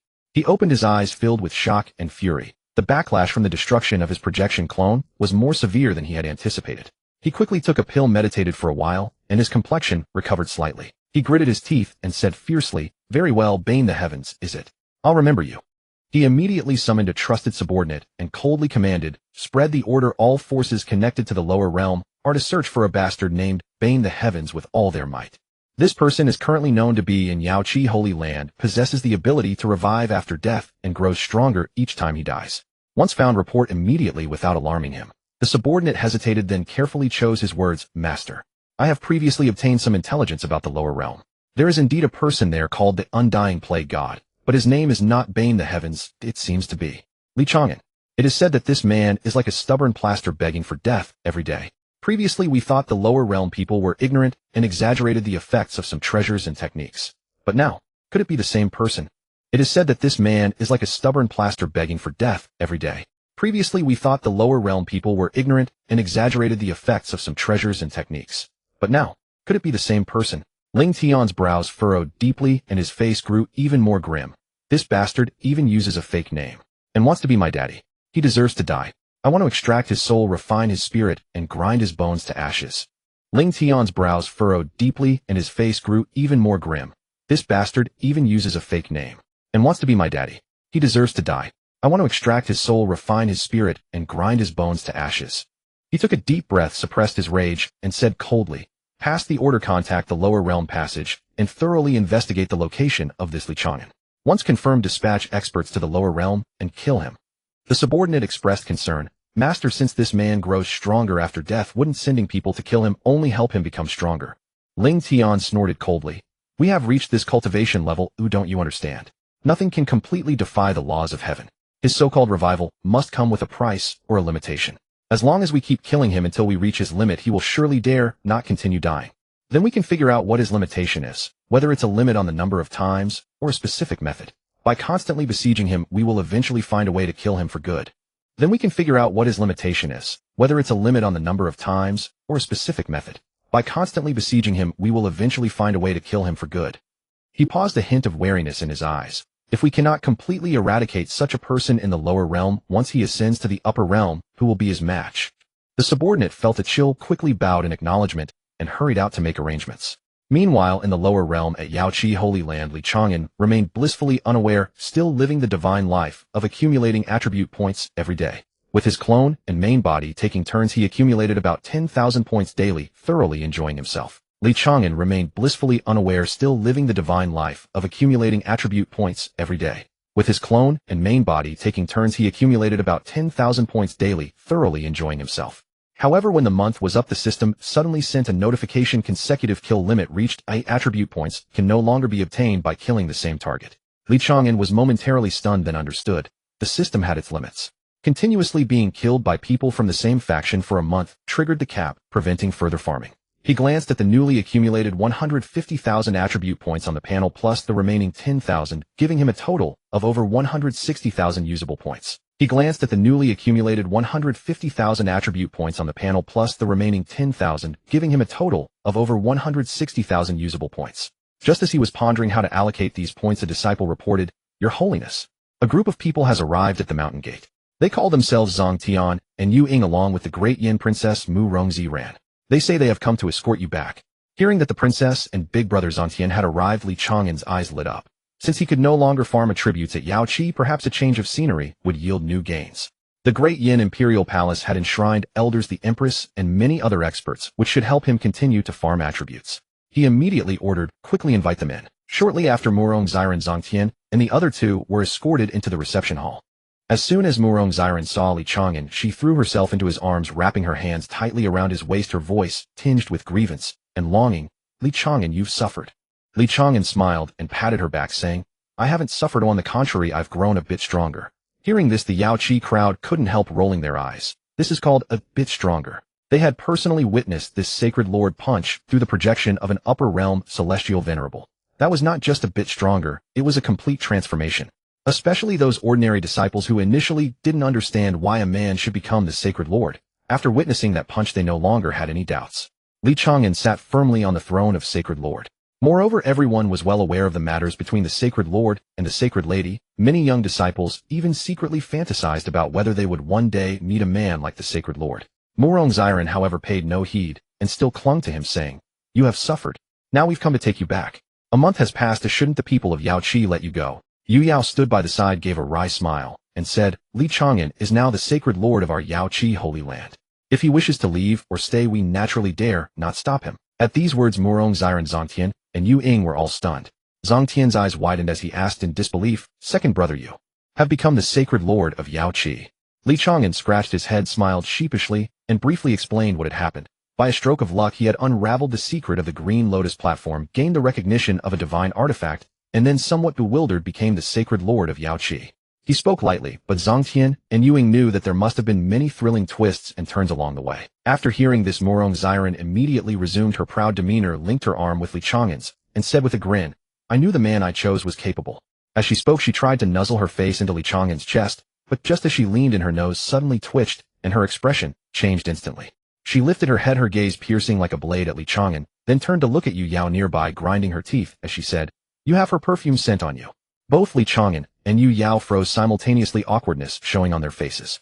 The princess immediately bristled, pointing at Yu Yao and saying, "You Li Chang'an, I've been unable to eat or sleep this month for you, and not only did you become the sacred lord, you even slept with MMPH. Li Chang'an, quick as lightning, clamped his hand over her mouth and whispered, "Young lady, keep your voice down. Say any more, and I'll get angry." Murong Xiren, with her mouth covered, let out a few muffled sounds, then could only glare at him fiercely and fell silent, but the sense of crisis in her heart grew stronger. This bastard was too attractive to women and simply couldn't control his lower half. What made her even more anxious was that every woman around Li Chang'an was a stunning beauty. Which one wasn't of exceptional talent? Although Murong Xiren was a princess in terms of cultivation and aptitude, she seemed to have no outstanding advantage. Her eyes darted around as she silently resolved. When they returned, she would find a way to make her imperial sister become Li Chang'an's woman as well. United as sisters, they could cut through metal. They would surely outdo those seductive vixens. Li Chang'an naturally had no idea about the princess's little schemes. He turned to look at Zhang Tian, and Yuying cupped his hands and said with a smile, "Big brother, sister-in-law, it seems you've been doing well these days." Yuying smiled shyly and said, "Thanks to second brother's help." Zhang Tian, however, laughed heartily, patted Li Chang'an on the shoulder, and said with joy, "Second brother, I'm going to be a father. When the child is born, I'll definitely make you the godfather. You need to work hard too. Maybe our children can even be betrothed in the future." Li Chang'an was overjoyed and quickly cupped his hands in congratulations. Big brother is vigorous and mighty, and sister-in-law is also impressive. When the child is born, I'll surely prepare a grand gift. After a few more laughs, Li Chang'an turned to give some instructions to Yu Yao. Then, together with the princess Zhang Tian and Yuying, he left the Yaoqi Holy Land and headed toward the Great Yan Imperial City. Li Chang'an carried Murong Xiren in his arms, pushing his extraordinary agility attribute to the limit. His entire body turned into a blur as he sped across the wilderness. Even carrying someone in his arms, his speed was astonishingly fast, surpassing even Zhang Tian and Yuying, both at the Supreme Realm, who were chasing after him with all their might. Watching Li Chang'an's figure grow, increasingly distant Zhang Tian and Yuying were secretly astounded. Yuying sent a telepathic message to Zhang Tian. "Brother Tian, our second brother's strength seems not to be judged by his surface cultivation alone. With this speed, no one in the lower realm can catch up to him." Zhang Tian nodded and replied telepathically, "No matter what cultivation level second brother has, as long as he still acknowledges us as his elder brother and sister-in-law, we must cherish this bond. Swearing brotherhood with second brother is the second luckiest thing in my life." Yuying asked curiously, "Then what's the luckiest?" Zhang Tian chuckled and sent a telepathic message, "Meeting you, of course." Yuying's pretty face flushed, her heart warm, but she scolded playfully, "You're so improper." The group soon returned to the Great Yan Imperial City. Murong Xiao had already received the news and personally greeted them at the palace gate, setting up a lavish banquet to welcome Li Chang'an. The hall was brilliantly lit, and a table was filled with exquisite delicacies. As soon as Li Chang'an saw Murong Xiao, he walked up with a grin, stretched out his arms, and said, "Your Majesty, it's been days since we last met. I missed you so much. How about a hug?" In the past, upon hearing this rascal's flirtatious words, Murong Xiao would at least roll her eyes at him, if not lose her temper. But today her pretty face only reddened slightly. Whether out of pique or some other thought, she let out a faint hum and said, "If you want a hug, then hug." This left Li Chang'an at a loss. He stood there with his arms still extended, frozen for several seconds before awkwardly withdrawing them, rubbing his nose, and saying sheepishly, "Why aren't you following the script?" "Just kidding. Let's eat first. Today counts as a small reunion for us." So the five of them took their seats, clinked glasses, and the atmosphere was quite harmonious. During the meal, discussing recent major events in the martial world, Murong Xiao set down her wine cup and said, "According to intelligence, some sects have been secretly inquiring about you lately. I don't know if it's to guard against you or for some other motive." Li Chang'an's heart stirred, and he briefly recounted the matter of the upper realm's celestial venerable. Hearing this, everyone grew somewhat worried. But after hearing that he had punched through the celestial venerable's projection in one blow, they all fell silent. Was this guy even human? At the mid-stage of the Great Emperor realm, he had punched through a celestial venerable's projection, whose strength far surpassed the Supreme Realm. After chatting for a while, Zhang Tian and his wife, realizing they were third wheels, found an excuse to take their leave and return to their own courtyard to rest. Only Li Chang and Morongzio and her younger sister remained in the main hall. Morong Xiren's eyes darted around, then she suddenly grinned and produced a flask of wine from under the table, pouring a cup for both Li Chang'an and Morongzio. This is a rare vintage spirit wine I spared no expense to acquire. They say its flavor is exquisite. Imperial sister and Chang'an, do try it quickly. Li Chang'an and Morongzio, suspecting nothing, raised their cups and drained them in one go. Li Chang'an smacked his lips and frowned. This wine isn't all that great, princess. Have you been cheated? No sooner had he spoken than he felt something amiss. A wave of heat surged from his lower abdomen, rapidly spreading through his limbs and torso, as if his entire body had caught fire. Beside him, Morongzio's cheeks flushed crimson and her breathing grew rapid. Morong Xiren abruptly stood up, feigning dizziness. I think I've had too much. I'll head back to rest first.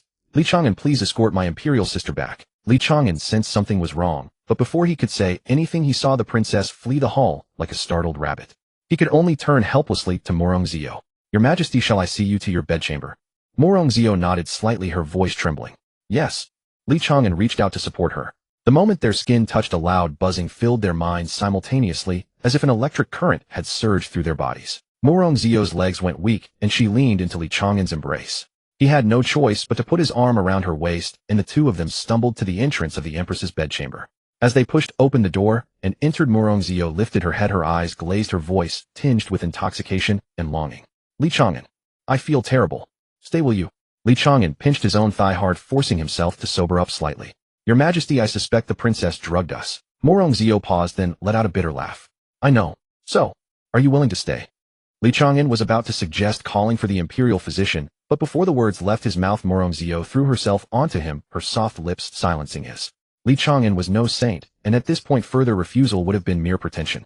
He swept Morongzio up into his arms and strode toward the dragon bed, draped in golden brocade, looking down at her.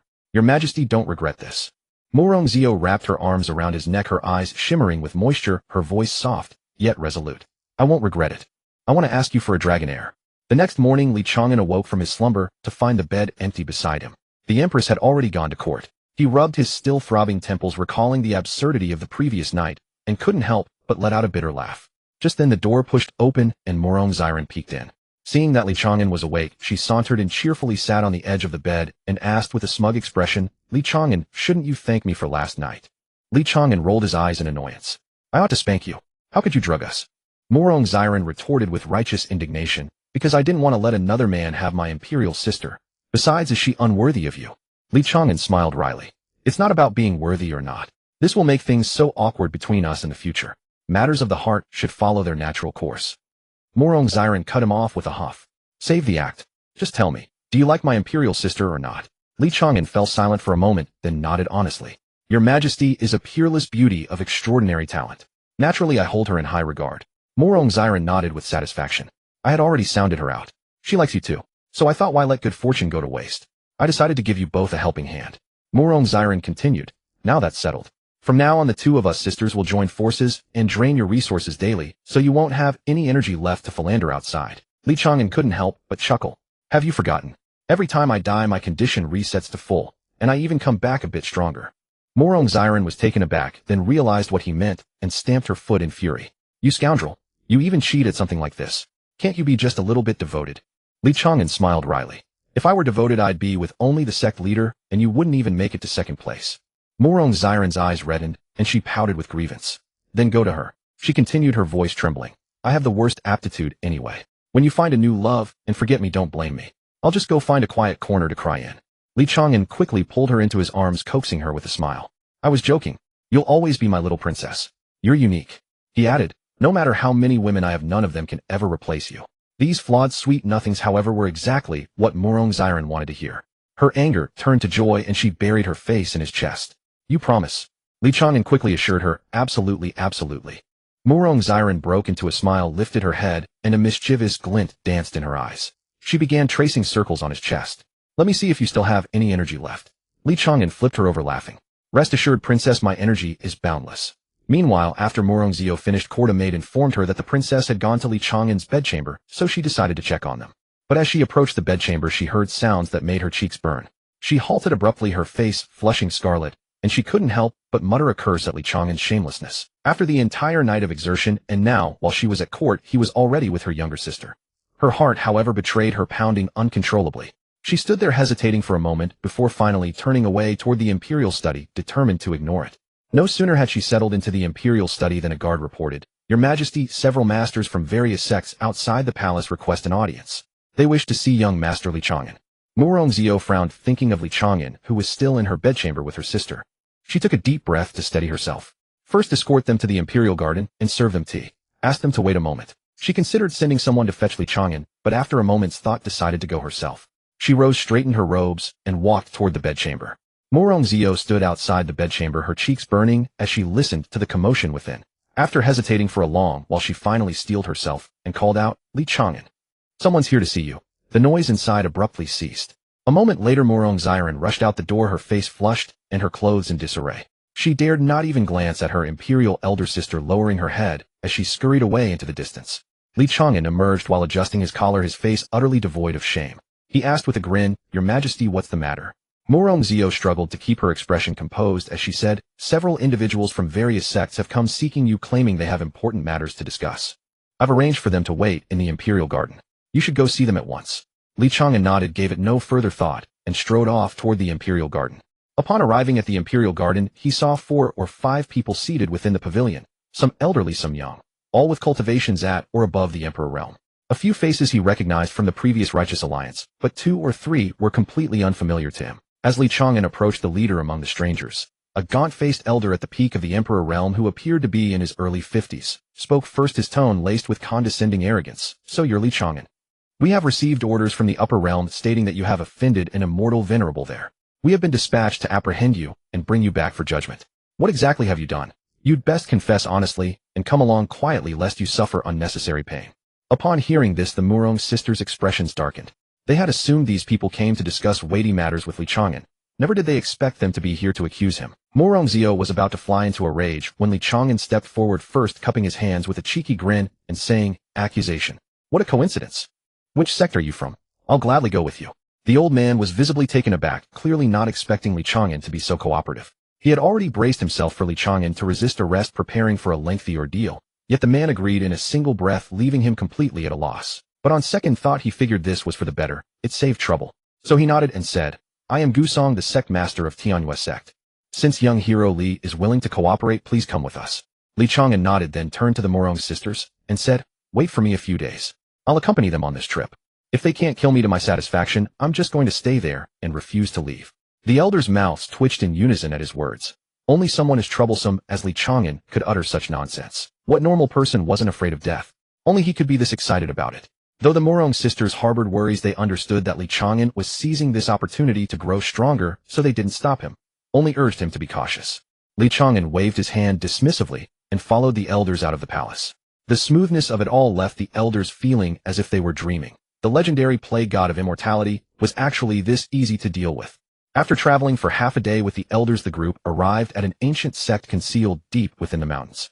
The mountain gate bore 3 archaic characters: Tianyue sect, slightly weathered yet still exuding an air of accumulated heritage from ages past.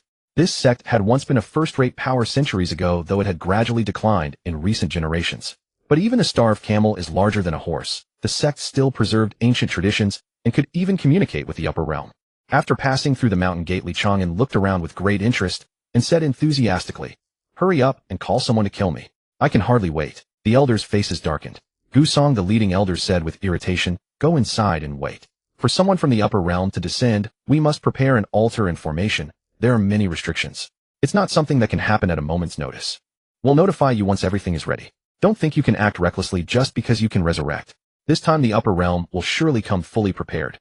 They will wipe you out completely." Far from being frightened, Li Chang'an grew even more excited upon hearing this. Rubbing his hands together, he said, "Preparation is good. I'm afraid dying won't be satisfying enough." The elders' faces darkened further. Too annoyed to waste more words on him, they snorted coldly, led him to a secluded courtyard, stationed 2 disciples at the entrance to guard him, and left. Li Chang'an didn't mind in the slightest. He lounged on a reclining chair in the courtyard, legs crossed, soaking up the sun, idly speculating about what methods the upper realm would employ to kill him. Suddenly, the 9-rank azure lotus at his brow radiated a faint warmth, and a thought transmitted into his mind. 100 zhang away lay a spirit herb garden, where numerous precious medicinal plants grew, ranging from decades to over 1,000 years in age. The 9-rank azure lotus sent an inquiry should these herbs be collected into the lotus platform space for cultivation. Li Chang'an's eyes lit up.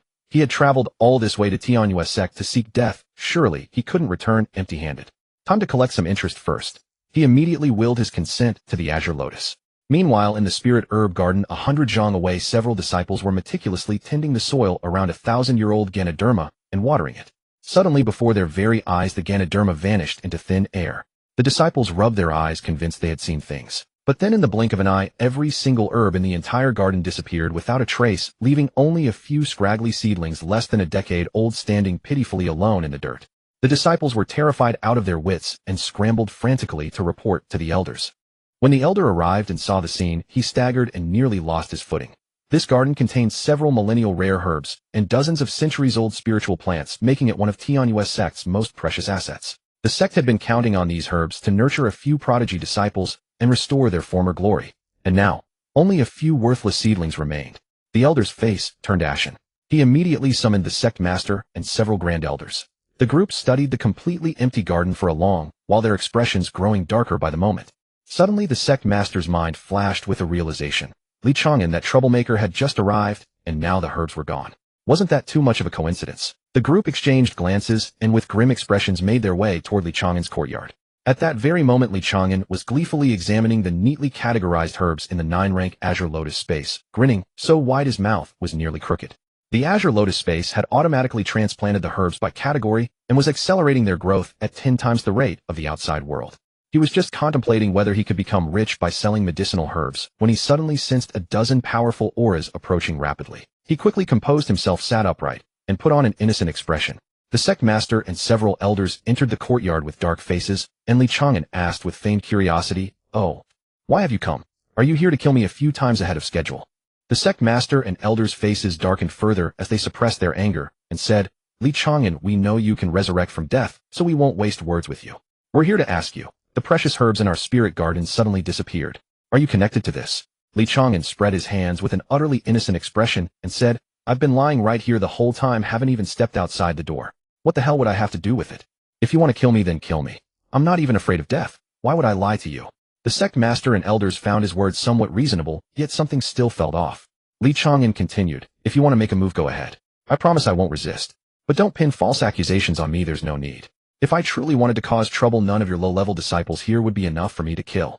If I killed all of you, let alone a few medicinal herbs, even your treasure vault would be mine for the taking." These words only deepened the grim expressions on everyone's faces. Li Chang'an was right. If he truly wanted to loot, he would simply take it by force, and no one could stop him. The sect leader had already begun to regret inviting this calamity back. Just then a disciple rushed over panting heavily and reported, "Sect leader, a reply has arrived from the upper realm envoy."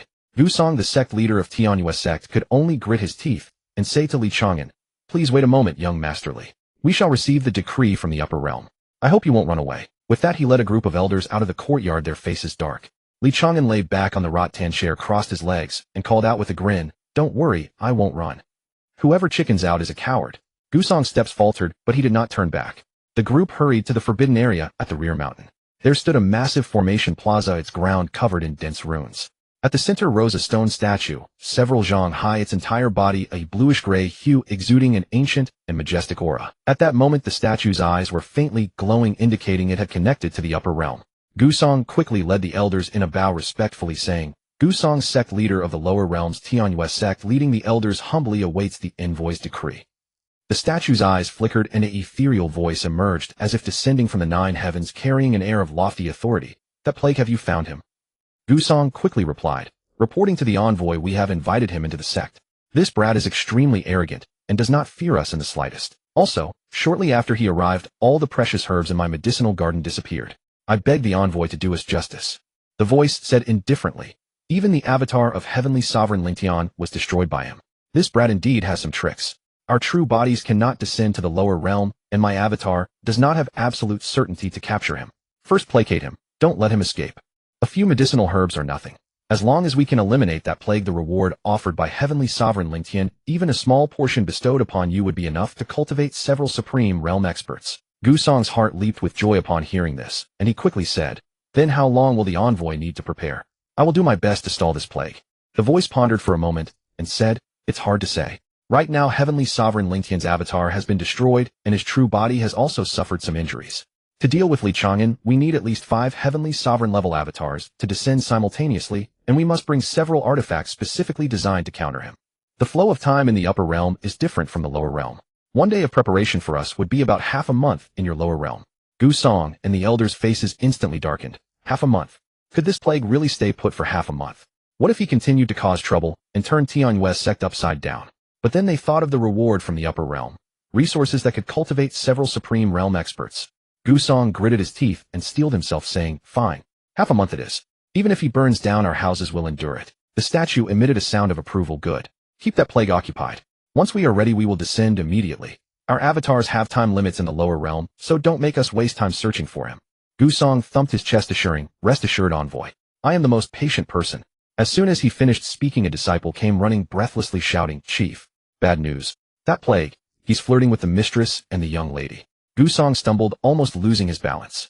Just as he was about to explode and rush back, the ethereal voice from the statue spoke again, its tone still calm. "Stay calm. You just said you were the most patient. Even if he sleeps with your wife and daughter, you must not drive him away, or all our preparations will be for nothing." Gu Song's face was covered in black lines, his voice trembling. But that's my wife and daughter. That plague is lecherous. Aye. The statue continued to soothe him. "Think carefully. Is your wife and child more important, or ascending to the upper realm and gaining 10,000 years of life?" Gu Song's face darkened. Several elders quickly urged, "Chief, the importance is clear. That plague is probably just running his mouth. The mistress and the young lady wouldn't." Before he could finish, another disciple rushed in frantically, shouting, "Chief, bad news. That plague has already entered the mistress's room, and the young lady is inside too." With a thud, Gu Song collapsed to the ground, his eyes vacant, lips trembling for a long time, without uttering a word. Seeing the utterly despairing expression on Chief Gu Song's face, even the statue fell silent. Several elders hurriedly spoke up to console him. "Chief, the mistress and the young lady must be too disdainful to bother with him." Yes, there must be some other reason. The mistress and the young lady would never both be harassed by him at the same time. "Chief, be magnanimous. If that plague flirted with my wife, I wouldn't say a word." No sooner had he spoken than another disciple rushed in, shouting, "Chief, bad news. That plague keeps shouting, feels good, don't stop." Gu Song could no longer bear it. He leaped to his feet, cupped his hands toward the statue, and said through clenched teeth, "Envoy, I'll go check on them. I'll try my best to stall him." With that, his face ashen, he rushed like a whirlwind toward his own residence. At that moment, in the chief's chamber, a still attractive middle-aged woman and a young girl of about 20 stood glaring at Li Chang'an, each holding a long sword and a short sword. The woman was Lu Shi, the wife of the Tianyue sect chief, with a cultivation at the early stage of the Great Emperor realm. The girl was the chief's daughter, Gu Linger, at the early Grandmaster stage. Both were on high alert, yet a hint of curiosity lingered in their eyes. Lu Shi frowned and asked, "Are you truly immortal and indestructible?" Gu Linger blinked curiously and asked, "When you're killed, does it hurt?" Li Chang'an grinned and said, "It doesn't hurt at all. It's actually very comfortable. Madam, please continue. Kill me a few more times." Lu Shi's face darkened. "They say killing you only makes you stronger. We don't want to help you." Li Chang'an spread his hands, a cheeky look on his face. "Now that I'm in the room with you too, what will the outside world think? Only by killing me can you preserve your honor." The two exchanged glances, their expressions shifting. Lu Shi frowned. "If you want to die, can't you provoke someone else? Why pick on us, mother and daughter?" Li Chang'an said with a grin, "Because I found out you're the chief's wife and daughter. Only by provoking you can old Gu Song be determined to kill me. If I patiently wait for the upper realm people to come and kill me, wouldn't that be wasting my time? As long as you kill me a few hundred times a day, I don't mind waiting slowly." Lu Shi gritted her teeth. "I won't kill you. Get out now." Li Chang'an grinned and stepped forward, pulling open his collar to reveal his chest, saying, "Madam, don't be polite. Stab me right here. Quickly. If you don't make a move, I'll have to start molesting you." Lu Shi gritted her teeth and tossed her sword to the ground. "I won't kill you. No matter how shamelessly you carry on, it won't work. My husband will never believe a word about you being in our room." Li Chang'an was about to retort when he suddenly sensed a fierce surge of true qi blasting through the doorway. With a deafening crash, the door shattered to pieces, and the torrent of true qi, unabated in its momentum, slammed squarely into Li Chang'an's back. The force of the impact sent Li Chang'an lurching forward, and Lu Shi instinctively reached out to steady him, only to be knocked onto the bed beneath him. So when Gu Song and several elders stormed into the room in a fury, this was the scene that greeted them. Li Chang'an sprawled untidily atop Lu Shi, while Gu Ling stood off to the side, hand over her mouth, utterly dumbfounded. Gu Song's eyes nearly split with rage as he bellowed, "Li Chang'an, I'll fight you to the death," and lunged forward. The elders hastily grabbed his arms and began pleading in unison, "Sect Master, be magnanimous. Sect Master, don't aid the enemy. If you kill him, you'll make him stronger. How will we kill him when the envoy descends? Sect Master, think of the rewards from the upper realm. Think of 10,000 years of life. Li Chang'an scrambled off the bed, straightening his robes as he said, "It's not what it looks like. Now let's just say it is. Go on, kill me." Gu Song trembled with fury and roared, "You think I wouldn't dare?" The elders hastily chimed in again, "Sect Master. Stay calm. Sect Master. The bigger picture matters. Sect Master. Think of the spirit herb garden." Gu Song took several deep breaths to suppress his rage, then ground out between clenched teeth, "Li Chang'an, don't push your luck. Can't you just stay quietly in your room?" Li Chang'an flashed a grin. "I came here to await death, sure, but not to be a prisoner. If you won't grant me freedom and won't kill me, either then this young master is done here. I'll go find death elsewhere." At this, Gu Song abruptly calmed down. If this rascal actually ran off, there was no telling if he'd come back willingly next time. The avatars sent down by the upper realm couldn't linger long. If they delayed, the envoy's mission, Tianyue sect couldn't withstand the upper realm's wrath. He gritted his teeth and swallowed his pride. "Young Masterly, since that was all a misunderstanding, let's let it go. But don't go wandering around. Well, fine, wander if you must, but don't provoke us. We won't lay a killing hand on you." Li Chang'an nodded cheerfully. Well said, well said. "Oh, could Miss Linger give me a tour of the place?" Gu Linger was about to agree when Gu Song cut in with a dark scowl. "No. Ling, don't get too close to this plague bringer. Young Master Li, if you want to look around, go ahead on your own. But don't leave the sect or else we'll take it as desertion and think less of you." Li Chang'an laughed indifferently. "Don't worry, I won't run. By the way, when exactly is your envoy coming? Don't make me wait too long." Gu Song ground his teeth. "About half a month." Li Chang'an frowned. "Half a month? That's way too long. Forget it. I'll head back to the Great Yin Imperial Palace and return in half a month." Gu Song and the elders were instantly alarmed. If this fellow left, and the envoy came down to find no one here, wouldn't they be blamed for incompetence? The elders quickly changed their tune. "Let Linger escort him. And keep an eye on him." Gu Song's face was as black as a pot. "Easy for you to say it's not your daughter. But thinking of how hard this plague bringer was to lure here, and how unbearable the upper realm's fury would be, he finally relented. "Fine. Linger, for the next half-month you'll accompany young Master Li. Don't let him leave the sect, and don't let any disciple or elder kill him." Gu Linger nodded eagerly and bounced over to Li Chang'an. "Young Master Li, let me show you our treasure vault." Gu Song and the elders tensed up instantly. This fellow had barely arrived at the spirit herb garden before vanishing. If he were taken to the treasure vault, who knew what disaster would follow? Gu Song quickly interjected, "Linger, no nonsense. Just show young Master Li the martial arts arena and the training grounds for inner and outer disciples." Gu Linger pouted but nodded in agreement. As the two walked away, Gu Song turned to his wife. Seeing her face flushed as she straightened her clothes, he couldn't shake the feeling that something was off and couldn't help complaining. "How did you end up embracing that plague bringer?" Lu Shur was no pushover. Hands on her hips, she lashed out. "I should be asking you that. Couldn't you have just pushed the door open like a normal person? Why did you have to blast your true chi? You shoved that shameless bastard right onto me. What was I supposed to do? Kill him and make him stronger?" Gu Song's voice faltered, softening by a degree. "Wife, don't be angry. Lu Shur cut him off. "I don't want to hear it. You'll sleep in the guest room by yourself this month." Gu Song slunk away with the elders, his face dark and gloomy. Lu Shur watched their retreating figures, a rosy blush creeping up her pretty face as she murmured to herself, "So that's what a young, strong man feels like. Too bad it was so brief." After they had walked a good distance, the elders were still urging Gu Song to be magnanimous and think of the bigger picture. Gu Song's face was like thunder. "Easy for you to say. None of your wives or daughters were the ones being molested." One elder said nonchalantly, "I have no wife." Another elder chimed in, "My wife isn't good looking." The third elder spread his hands, "I have no daughter." Gu Song grew even more dejected. Meanwhile, Gu Linger strolled through the sect with Li Chang'an. She kept stealing glances at him, her big watery eyes brimming with curiosity. Li Chang'an felt a bit uneasy under her gaze and couldn't help saying, "Miss Linger, if you like me, just say so. I'm very easy to pursue. If you're willing, we could find a little grove right now." Gu Linger blinked curiously and asked, "What would we do in a little grove?" Li Chang'an stumbled, nearly falling. "Seriously, she's this innocent." He decided to test her, putting on a fierce look. "In the grove, of course we'd do something blushworthy." Gu Linger's eyes lit up with excitement. "I heard a senior sister mention it. Is it kissing? What does it feel like?" Li Chang'an was completely speechless. Was this girl genuinely naive, or was she faking it? No matter how he explained it, he'd sound like he was corrupting an innocent girl. So he vaguely replied, "It's sort of like a racing heartbeat and a tingling electric sensation." Gu Linger suddenly clapped her hands in delight. "Really? I want to try it. Let's go kiss." Li Chang'an was utterly at a loss for words. Seeing Gu Linger's eyes pure and untainted, Li Chang'an felt a bit embarrassed to continue teasing her. He waved his hand, cleared his throat, and said, all right. Shameful things aren't just about kissing. There are other things that can lead to pregnancy." Gu Linger tilted her head, even more curious. "I've never understood. How does pregnancy happen? What needs to be done?" Even Li Chang'an, who prided himself on having a face as thick as a city wall, couldn't help but feel awkward. He chuckled and said, "Well, this is something you can't just try with anyone. It's only for the person you love, and after you get married you'll naturally find out." Linger blinked her big watery eyes and suddenly said, "Then I like you. I'll go ask father to arrange our marriage, and then we can have a baby together, okay?" Chang'an stumbled, nearly falling flat on his face. Talking about such things with a girl so blissfully naive felt almost sinful. He quickly mumbled, forget it. Let's talk about something else. Why don't you take me to see other places?"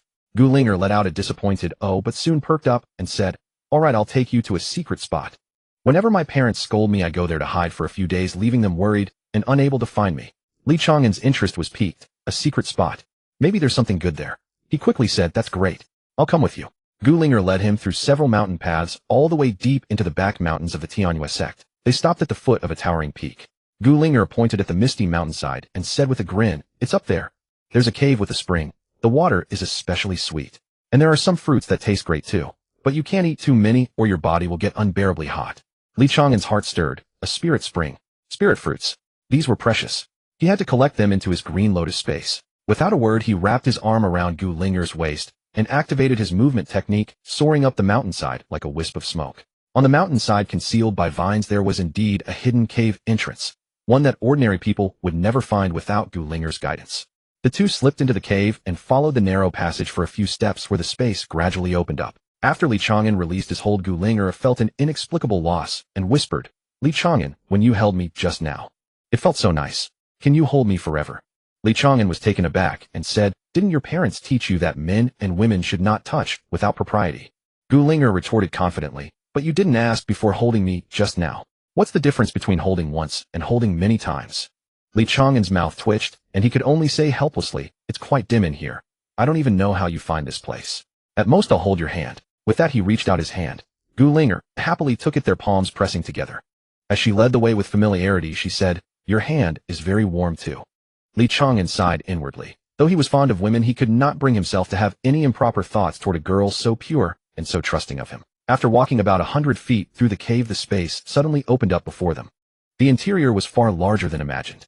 The walls were studded with natural night pearls, emitting a soft glow that bathed the entire cave in a dreamlike radiance. Yet alone in this dim, ambiguous space, an indescribable atmosphere began to subtly permeate the air. As they walked further, Chang'an's eyes lit up. Ahead lay a natural reservoir, its water crystal clear and radiating a faint mist of spiritual energy. Beside the pool grew a tree about the height of a man, bearing more than a dozen fist-sized vermilion fruits. Their skins were translucent, faintly shimmering with light and exuding a tempting fragrance. The ninth-grade azure lotus between Chang'an's brows warmed slightly, sending a warning. Did he wish to collect the spirit spring and spirit fruits? He paused, but did not act immediately, deciding to wait until they left. Linger bounded over, excitedly picked two of the largest fruits and handed one to Chang'an, saying, "When I came before, they weren't this big and the color was different. Now they seem to be ripe." Chang'an took the fruit and took a big bite. The flesh melted on his tongue, and a rich surge of spiritual energy, mixed with a peculiar warmth, flowed down his throat, leaving a lingering fragrance and a pleasant sensation throughout his body.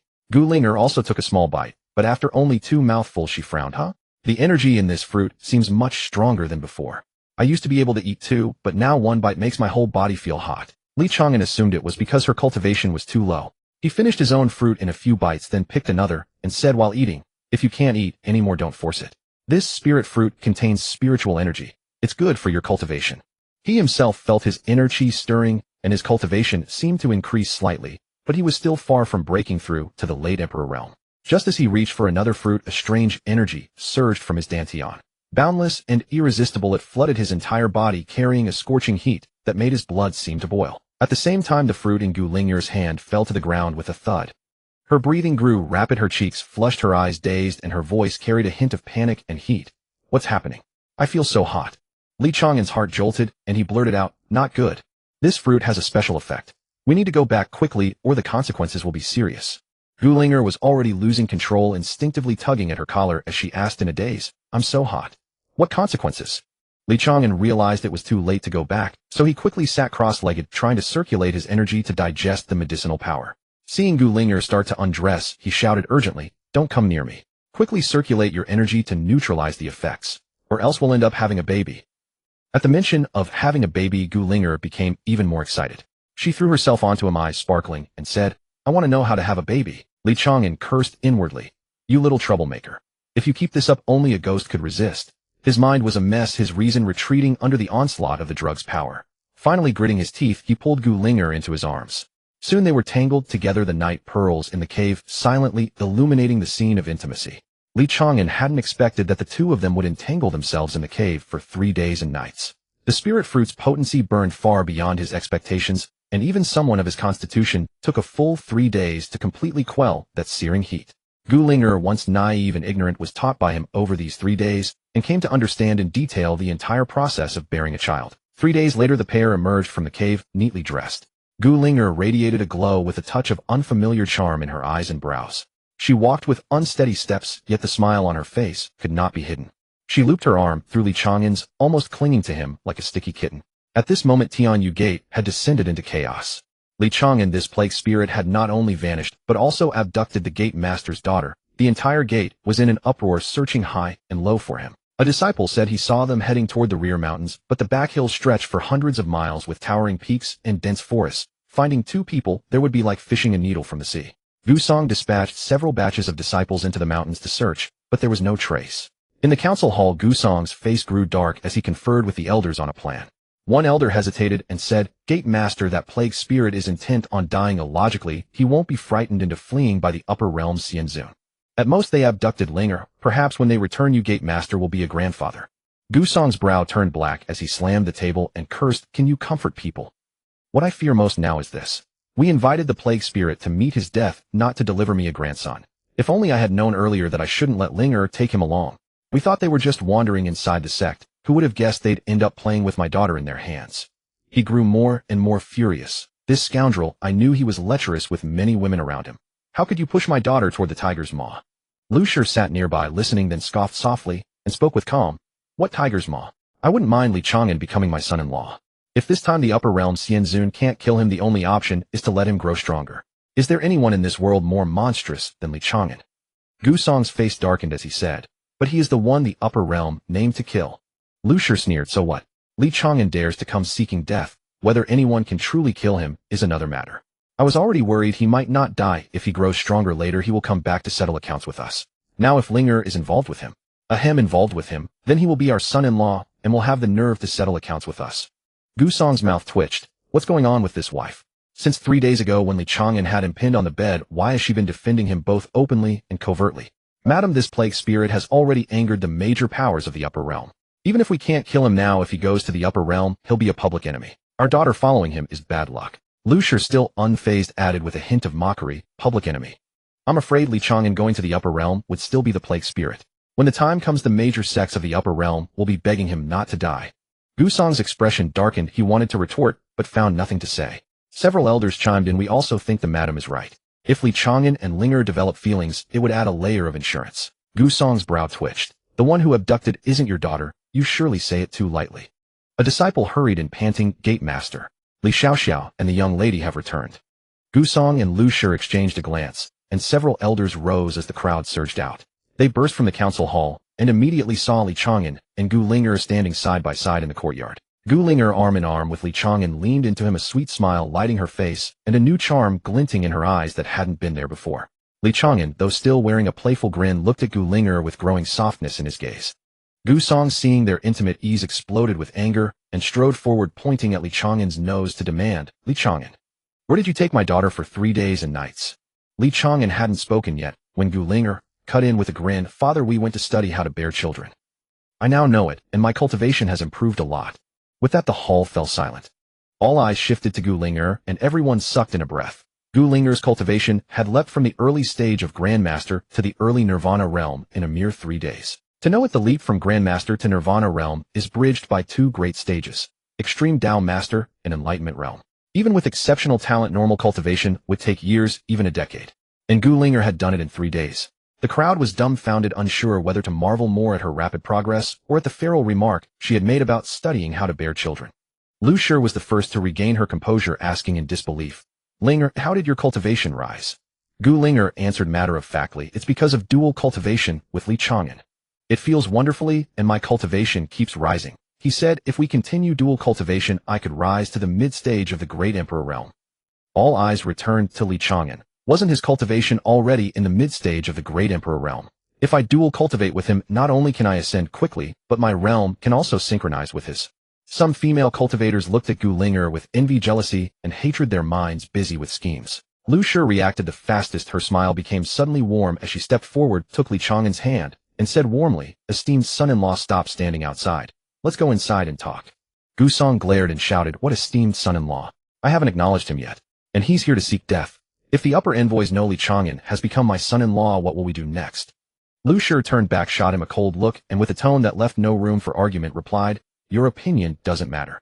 Then she pulled Li Chang'an by the hand and strode toward the living room. Several elders exchanged looks, then all faced Gu Song and asked, "Master, what should we do now?" Gu Song glared at them and snapped, "You ask me. Who should I ask? For now we can only take it one step at a time. This plague spirit isn't afraid of death. Whether I admit it or not, Linger's future has already been drawn into his hands. We can only wait for the upper envoy to arrive, and for now it's best we keep Linger's relationship with him under wraps. If he somehow survives, we'll see." The others agreed that this was the only path forward. The matter was so tangled that no one knew what to do. In the living room, Gu Linger continued to boast about her progress to her mother, pulling Lu Shi's hand and saying, "Mother, dual cultivation with Li Chang'an really feels wonderful. And the cultivation rises especially fast. Tonight, I want to dual cultivate with him again. Oh, I want to rise quickly to the Nirvana realm, perhaps even the Great Emperor realm." Lu Shi felt a playful itch and looked toward Li Chang'an, asking cautiously, "Esteemed son-in-law, with you dual cultivating, can it really raise cultivation so fast? Could you share the dual cultivation method? I want to try it too with that useless guy." Gu Song, who had just crossed the threshold, muttered, almost stumbling into the doorframe. "Speaking in front of so many people, who is the useless one here?" Li Chang'an awkwardly cleared his throat twice and hurriedly explained, "Mother Lu, you've misunderstood. I don't know any dual cultivation techniques. It's probably because my physique is somewhat special." He didn't tell the truth. The reason Gu Linger had gained such tremendous benefits was mainly due to the effects of that spirit fruit in the cave. As for that spirit fruit tree and the spirit spring, he had already collected them into the 9th grade green lotus space before leaving. There were still more than 30 spirit fruits remaining, and with the accelerated cultivation in the green lotus space, they should bear fruit again very soon. As for whether dual cultivation truly had such miraculous effects, he would need to find Murong Xiren and the others to verify it once he returned. Hearing that there was no cultivation technique, and it was merely a matter of physique, Lady Lu glared at Gu Song resentfully. Gu Song's face instantly darkened with exasperation. What did this have to do with him? What kind of look was that? At this moment, the elders' understanding of Li Chang'an's monstrous abilities had deepened once more. Aside from being immortal and growing stronger with each death, this fellow could actually help his companions advance their cultivation. This guy was already flirtatious and lecherous by nature. Wouldn't more women be vying to throw themselves at him in the future? Gu Song gritted his teeth, suppressing his resentment, and spoke in a deep voice, "Li Chang'an, although you already have some kind of relationship with my daughter, you cannot run away from the matter of the heavenly envoy wanting to kill you." Li Chang'an waved his hand with a grin and said, "Who said I was going to run? If they can't kill me to my satisfaction, I won't even let them leave." He was secretly calculating in his mind. He still had over 100,000 attribute points unspent, and if he poured them all into strength and agility, he could probably punch through an immortal Venerate's phantom with a single blow. Hearing him say this, everyone present felt their mouths twitch in unison. It was only someone like him who could make such a statement. What did kill you to satisfaction even mean? How intense would it need to be to qualify as satisfying? At this point, the crowd was beginning to worry. This guy was pushing his luck too far. Might he actually get himself killed? Would Linger end up a widow in the future? Meanwhile, Gu Linger impatiently tugged at Li Chang'an's sleeve and said, "I'm done talking to you all. I still need to cultivate with Li Chang'an, so don't disturb us." With that, she grabbed Li Chang'an and started walking out. Lady Lu watched her daughter's retreating figure, a hint of envy in her eyes, before turning to glare at Gu Song and snorting coldly, "Look at our son-in-law, then look at you." Gu Song's face darkened with exasperation. "What do you mean by that? He's an anomaly. Don't compare me to him." Lady Lu snorted again, her tone dripping with sarcasm. "Of course, if he hadn't set his sights on Ling, I'd want to try this cultivation method myself." The moment those brazen words left her lips, the elders present all began coughing simultaneously, their eyes darting around as they pretended not to hear anything. Gu Song immediately exploded in anger. "Speak properly. What do you mean you want to try it too?" Lady Lu didn't back down, placing her hands on her hips as she retorted, "Am I wrong? Don't even get me started on cultivation. Every time it's over in 2 or 3 moves." Gu Song's face flushed crimson as he rushed forward to cover her mouth, hissing through gritted teeth, "For heaven's sake, shut up. Let's discuss this back home." He dragged Lady Lu away, leaving the assembled elders in the main hall exchanging bewildered glances. Meanwhile, Gu Linger pulled Li Chang'an back to her room, closed the door, and immediately said with sparkling eyes, "I want to eat that fruit again.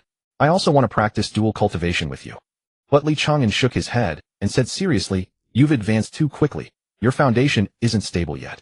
Let's focus on stabilizing your cultivation for these few days instead of rushing." I actually want to take this opportunity to have your father arrange for me to be killed a few more times.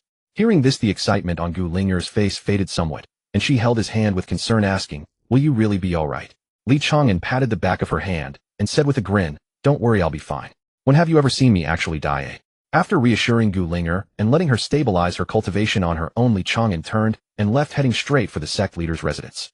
He walked lightly, a meaningful smile playing on his lips, clearly having already made some calculations in his mind. At this moment in the sect leader's room, Gu Song was glaring ferociously at his wife, gritting his teeth, as he said, "Wife, you nearly made me lose all face in front of the elders today. Let me show you right now what a real man is." Lady Lu crossed her arms and leaned against the bedpost, snorting disdainfully, "I'll be impressed if you can last 10 breaths. Gu Song's expression stiffened, about to lose his temper, when a shameless voice came from outside the door carrying its signature playful tone, "Father-in-law. Are you in there?" Gu Song was instantly overcome with rage. He had already been fuming from his wife's provocation and had just mustered the courage to prove himself. But Li Chang'an's sudden shout ruined everything, and his enthusiasm vanished in an instant. His face turning dark with anger, he flung open the door and roared, "Who is your father-in-law? What are you doing here again?" Li Chang'an stood at the doorway with his hands in his pockets, grinning at him, and deliberately glanced into the room. Seeing Lady Lu sitting by the bed, his grin widened even more. He said leisurely, "Father-in-law, I heard your health has been somewhat frail, and mother-in-law seems to have some complaints about you, so I wanted to make a deal with you." Gu Song's face flushed red, and before he could finish, he jumped up and cursed, "Who's frail?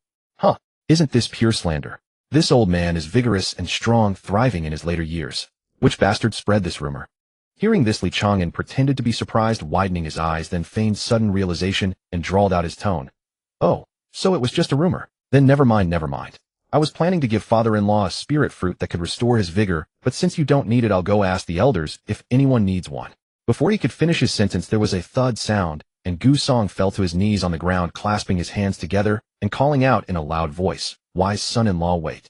Li Chang'an turned around, his face showing shock, as he rushed over to help Gu Song up, saying, "Oh my, father-in-law, what are you doing? The ground is cold, get up quickly." Gu Song refused to get up no matter what, lowering his voice and speaking in an almost pleading tone, "Wise son-in-law, do you really have such a spirit fruit?" Li Chang'an nodded and said earnestly, "Of course.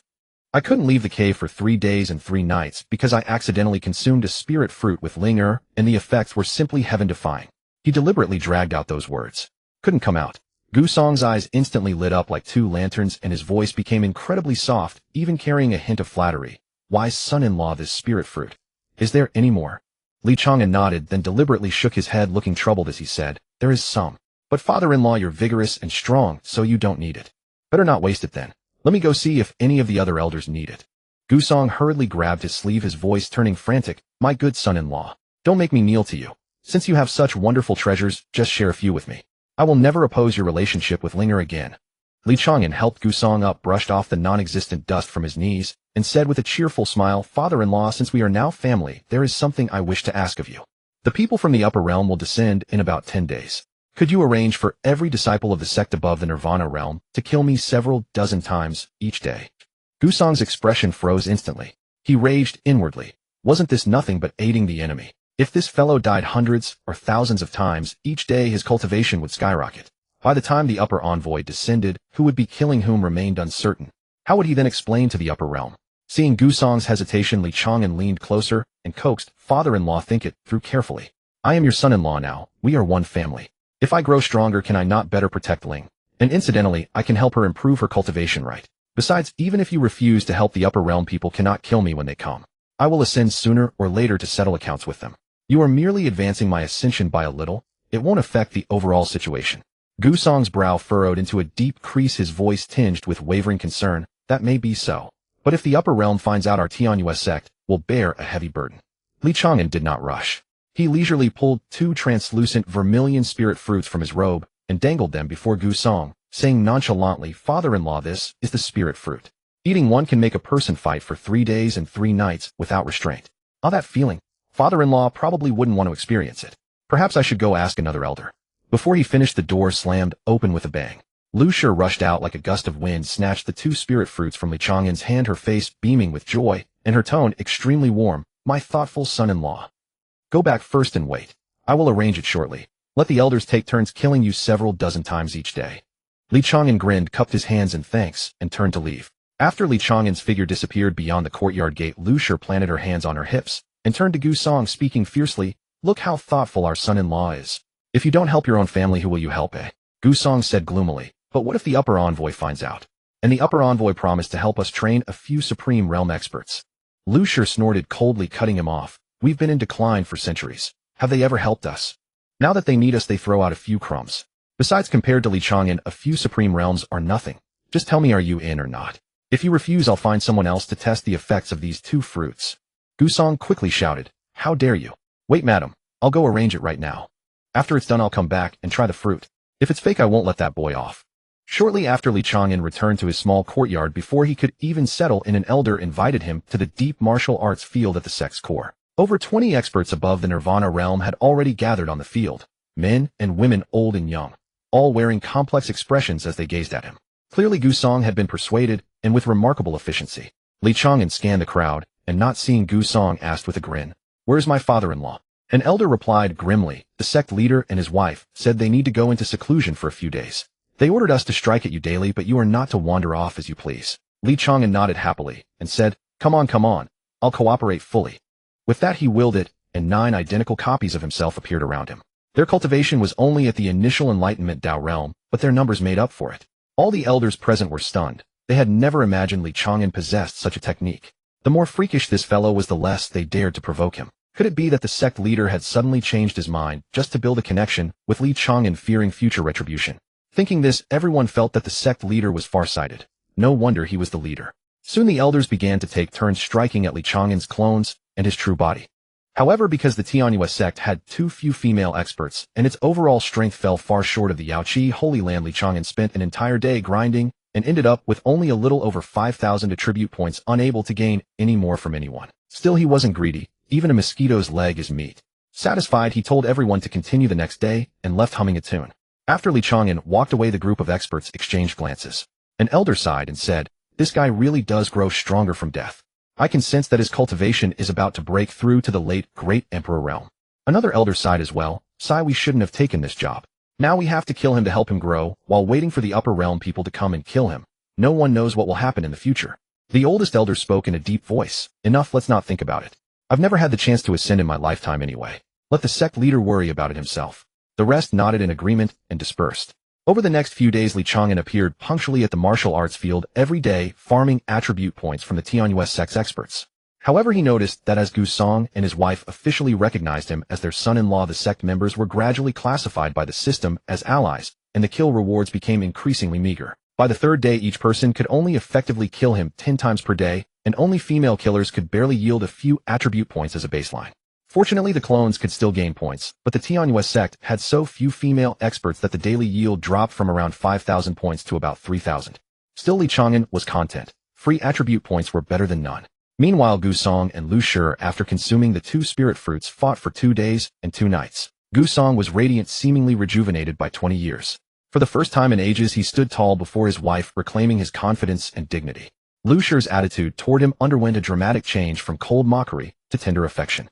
She even took the initiative to brew nourishing soup for him. Tasting the sweetness, Gu Song thought of asking Li Chang'an for 2 more spirit fruits to continue his newfound vigor. But Li Chang'an, ever shrewd, always brushed him off with a smile. "Father-in-law, don't rush. Wait until we've dealt with the upper realm people. Then there will be plenty of spirit fruits." Gu Song had no choice but to continue arranging for people to strike at Li Chang'an's clones daily, hoping to endure the half-month period. 12 days passed in the blink of an eye. Li Chang'an's attribute points on the panel had accumulated to 200,000. Knowing a hard battle was imminent, he first allocated 100,000 points to strength, 50,000 to agility, and saved the remaining 50,000 to allocate flexibly based on the battle situation. Early that morning, a violent fluctuation of spiritual energy suddenly erupted from the direction of the forbidden ground. The stone statue's eyes blazed with dazzling golden light, shooting straight into the sky. Gu Song's expression changed. He immediately led a group of elders to the forbidden ground, with Li Chang'an following closely. For safety, Gu Linger and ordinary disciples were ordered not to approach.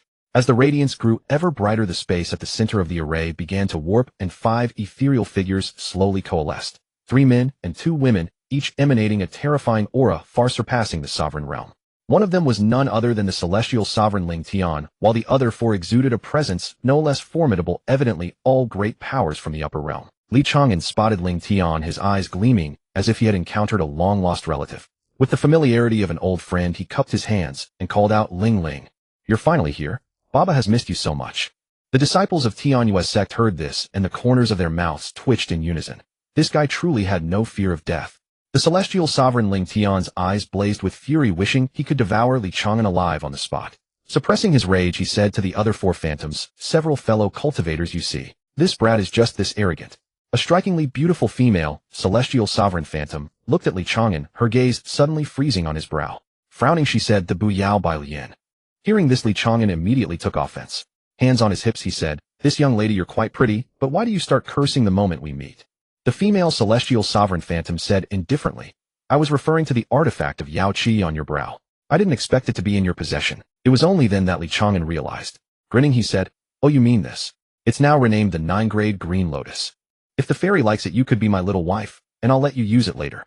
The female celestial sovereign phantom flew into a rage, raised her hand, and sent a sharp finger wind straight through Li Chang'an's brow. Li Chang'an did not dodge or evade, and his body exploded with a bang. The system notification sounded. He gained 6 attribute points. Overjoyed, he instantly resurrected behind the female celestial sovereign and reached out to slap her rear. The female celestial sovereign let out a startled cry. Although it was only a phantom avatar, if she were touched, how could she ever hold her head high in the upper realm? She turned and struck with her palm, killing Li Chang'an again. But soon Li Chang'an resurrected with a grin. The several celestial sovereigns exchanged glances, their expressions turning grim.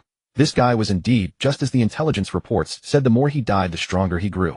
Ling Tian shouted, "I'll go first. Cover me, and see where this brat's limit lies." As he spoke, he made his move, a silver-white law force, shredding Li Chang'an into pieces. Li Chang'an resurrected, and Ling Tian killed him again. Over and over this continued for 50 times. On the 51st kill, Li Chang'an found that he could no longer gain attribute points or increase his cultivation, so he quickly shouted, "Stop, stop. Let someone else kill me." The celestial sovereign Ling Tian would not listen. He grew more excited with each kill, exclaiming, "I counted, exactly 50 times. Even if this brat is holding back, even if he can die 100 times at most, he certainly cannot resurrect infinitely. Form the formation. Don't let him escape. If I don't annihilate his soul today, I'll write my name backwards." With that, he continued his assault on Li Chang'an. After being killed several times consecutively, Li Chang'an grew impatient. He stopped passively taking hits, and instead threw a punch at Ling Tian. Seeing him fight back, Ling Tian became even more convinced that he was right. This brat must be nearing his limit. Not daring to take Li Chang'an's fist head-on, Ling Tian instantly summoned a magical artifact. It was pitch-black, shaped like a jade seal, and as it was summoned, it grew with the wind, soon becoming as vast as a mountain, crashing down with the might to suppress heaven and earth. Ling Tian sneered, "This heavenly overturning seal is a divine artifact. Even a celestial emperor wouldn't dare to receive it." Before he could finish, Li Chang'an's fist had already met it.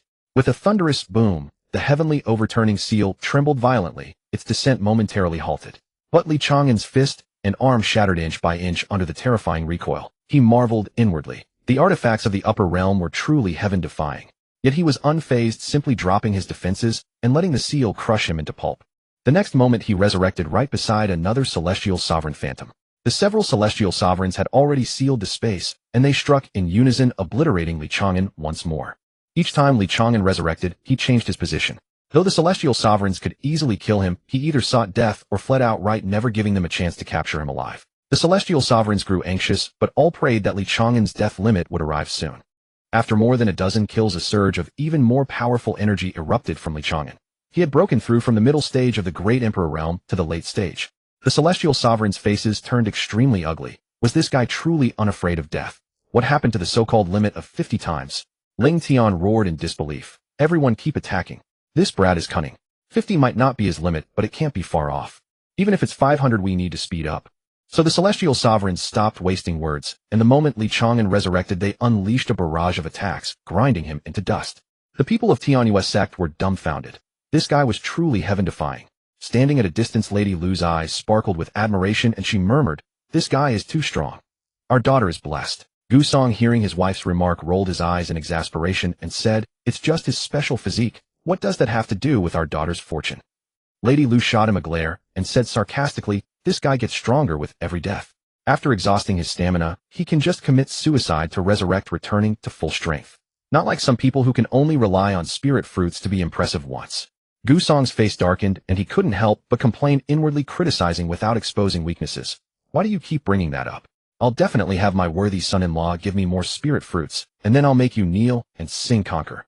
Of course, he only dared to think this, not say it aloud. By now, the battle in the arena had reached a fever pitch.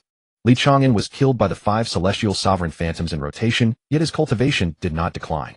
Instead, through the cycle of death and resurrection, he rapidly consolidated the late stage of the Great Emperor realm and began advancing toward the peak.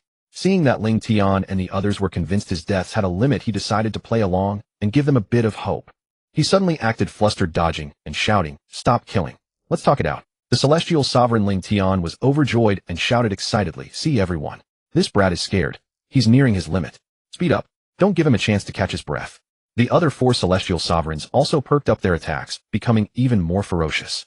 With a thought, Li Chang'an summoned 9 clones lined up neatly in a row. The celestial sovereigns were startled for a moment, then immediately struck, without hesitation, killing all 9 clones in an instant. A series of system notifications rang in Li Chang'an's mind. He had gained over 50 attribute points at once. He was ecstatic. Why hadn't he thought of using clones to farm these celestial sovereigns earlier? Although the death of clones didn't boost cultivation, it did increase attribute points. With a thought, 9 clones appeared again, and under Li Chang'an's guidance, each acted as if trying to flee in all directions. The celestial sovereign Ling Tian's voice trembled with excitement. He's at his wit's end. Such a weak clone technique can never break through our blockade. Keep killing. He's surely about to have his soul extinguished. The 5 immortal venerables fought even more fiercely against Li Chang'an's avatars, each kill granting him dozens of attribute points. On the surface, Li Chang'an pretended to grow increasingly terrified and nervous, even beginning to urgently cry out for mercy. Yet as he gazed at the panel where his attribute points had instantly surged past the 200,000 mark, a grin spread across his face, nearly reaching his ears. With his current cultivation at the late stage of the Great Emperor realm, and over 200,000 attribute points, he was already more than capable of crushing all the supreme sovereign experts in the lower realm. Once he distributed all these attribute points, even if the true forms of these immortal venerables appeared, he would dare to face them head-on. The 5 immortal venerables' avatars grew increasingly anxious. Having slain Li Chang'an hundreds of times, the fellow simply refused to stay dead. Each time he resurrected with alarming speed, and his avatars could revive endlessly, as well, rendering the entire confrontation futile. Though they could obliterate him and his avatars in a single strike, his cultivation aura showed no further growth. Yet the time limit for descending to the lower realm was finite. If they couldn't eliminate him completely, who would dare challenge him in the future? Would he meekly allow them to kill him next time? Not far away, the members of Tianyu's sect gradually relaxed from their initial concern. Beyond their astonishment that Li Chang'an kept resurrecting, they felt a measure of pity for the 5 immortal venerables' phantom forms. 5 upper realm immortal venerables battling a single opponent, yet unable to slay him, reduced to mere tools for grinding attributes. Some even began to imagine that even if Li Chang'an ascended to the upper realm in the future, he would likely remain a thorn in their side. Noticing the attacker's pace slowing, Li Chang'an quickly feigned terror and cried out, "Let's stop. Can you spare me for now?" Ling Tian's spirits lifted as he shouted excitedly, "He's afraid. He must be at his limit. Seal the space. Don't let him or his avatars escape. Increase the attack frequency." The immortal venerables gritted their teeth and pressed on, instantly obliterating Li Chang'an and his avatars the moment they resurrected. After another 100+ cycles, Li Chang'an gazed at the panel displaying over 200,000 attribute points, a quiet satisfaction settling over him. He opened the panel and scanned the stats: cultivation late stage of Great Emperor realm, strength 231868, agility 135315, defense 1500, spiritual sense 1500, true chi 1500. His strength alone already exceeded the peak of the supreme sovereign realm by tenfold. He directly allocated the 200,000 attribute points, distributing 100,000 each to strength and agility. In that instant, his strength surged past 330,000, and his agility broke through 230,000. A terrifying power surged through his body. He clenched his fist and felt that even if a mountain stood before him, he could punch through it with a single strike. Noticing the immortal venerables' avatars had slowed their attacks, once more he laughed aloud and vanished in a flash, reappearing before Ling Tian, as if teleporting, shouting, "Ling Ling, let big bro show you some love." With that, he thrust his fist forward. Ling Tian was startled and hastily summoned the seal artifact to block. This time, Li Chang'an's punch sent the seal flying with a deafening clang. The crowd stood dumbfounded. What? This guy's physical strength was terrifying. Before anyone could react, Li Chang'an flashed forward again, appearing beside Ling Tian's avatar. Ling Tian's reaction was swift, unleashing a strike of laws and principles, but Li Chang'an didn't dodge at all, absorbing the attack and delivering a devastating punch to Ling Tian's chest. Ling Tian's avatar exploded with an unwilling roar, leaving a final threat before dissipating. "Li Chang'an, next time I won't give you the chance to resurrect." The remaining 4 immortal venerables' avatars, sensing the dire situation, activated their divine abilities to flee. But Li Chang'an's agility had reached terrifying levels. His form flashed repeatedly, one punch each obliterating all 4 avatars. 2 artifacts dropped to the ground: the dark seal and a spatial sealing net. Before dissipating, the Immortal Venerable's avatars hurled threats. Next time we'll ensure your soul shatters completely. If you've got the guts, come down here. We'll be waiting in the upper realm. Li Chang'an shook his head with a bitter smile, muttering, boring. I thought you were stronger. Picking up the two artifacts and tucking them away, Li Chang'an turned to the Tianyue sect elders with a grin. Father-in-law, I'm starving. Could you prepare some food? Gusong nodded, dazedly, slowly processing the moment before replying, my dear son-in-law, you've worked hard. Let's celebrate with a drink soon. He felt fortunate that his wife and daughter had shown such foresight in securing Li Chang'an's alliance beforehand. Had the Immortal Venerable's avatars not been destroyed today, they would have suffered the consequences. Now, thanks to Linger, he needn't worry about Li Chang'an turning against them. Li Chang'an grinned and said, the better the wine and food, the better. After I finish eating, I'll return. Gusong approached him, rubbing his hands with a fawning expression and asking in a hushed voice, dear son-in-law, about those fruits. Could you spare a few more? Li Chang'an shook his head with a troubled expression, father-in-law, each one I use depletes my supply. I truly cannot give any more. Gusong grew desperate, grabbing his sleeve and begging, just 3 more. No, 2 will do. If you give me 2 more, you can take Linger with you when you leave. The elders watched with twitching faces. How could anyone believe these words came from Sect Master Gusong? When Li Chang'an first arrived, Gusong had been relentless, acting like a sycophant to the upper realm. In just a few days, he had smoothly transitioned from an upper realm lackey to Li Chang'an's own lackey. Li Chang'an stroked his chin and feigned contemplation before asking, really? Gusong nodded, eagerly patting his chest to assure him, of course it's true. The entire Tianyue sect knows about Linger and your affair now. If she doesn't follow you, who would take her? Li Chang'an furrowed his brows and replied, I wander without a fixed abode, and my heart is set on seeking death. Why not let Linger stay here for now? Gusong waved his hands frantically, arrange it as you wish. That's spirit fruit. Li Chang'an rolled his eyes, pulled a spirit fruit from his robe, and handed it over. I can only give you one. Consider it a betrothal gift. Gusong took the spirit fruit, but remained dissatisfied, muttering, stingy, even with a betrothal gift. Give me a few more or else. Hearing this, Lu Shi beside him slapped him on the back of the head and scolded, even if your son-in-law is stingy, can he be more miserly than you? Gusong's face darkened, and he quickly dragged Lu Shi away in embarrassment. The elders quickly looked around, pretending not to have heard anything. Watching their retreating figures, Li Chang'an's face showed exasperation. This mother-in-law certainly spoke bluntly. But it was indeed time to leave, and he should go ask Linger for her opinion. When Li Chang'an found Gu Linger, she was standing at the courtyard gate, peering anxiously into the distance. The moment she spotted his figure, she rushed into his arms like a startled fawn, wrapping her arms tightly around his waist. Her voice trembled with lingering fear. Are you all right? I heard that 5 Immortal Venerables descended from the upper realm. I was terrified. Li Chang'an chuckled and patted her back. I'm fine. In fact, I've grown a little stronger. Gu Linger finally calmed down, pressing her cheek against his chest. After a moment of silence, she whispered, so, are you leaving? Li Chang'an nodded. Would you rather stay at the sect to consolidate your cultivation, or come with me to the Great Yin Imperial City? I'll be traveling a lot, so I might not be able to stay by your side. Gu Linger hesitated, then murmured, even if I go to the Great Yin Imperial City, I'd only know you. I think I'll stay at the sect for now, but...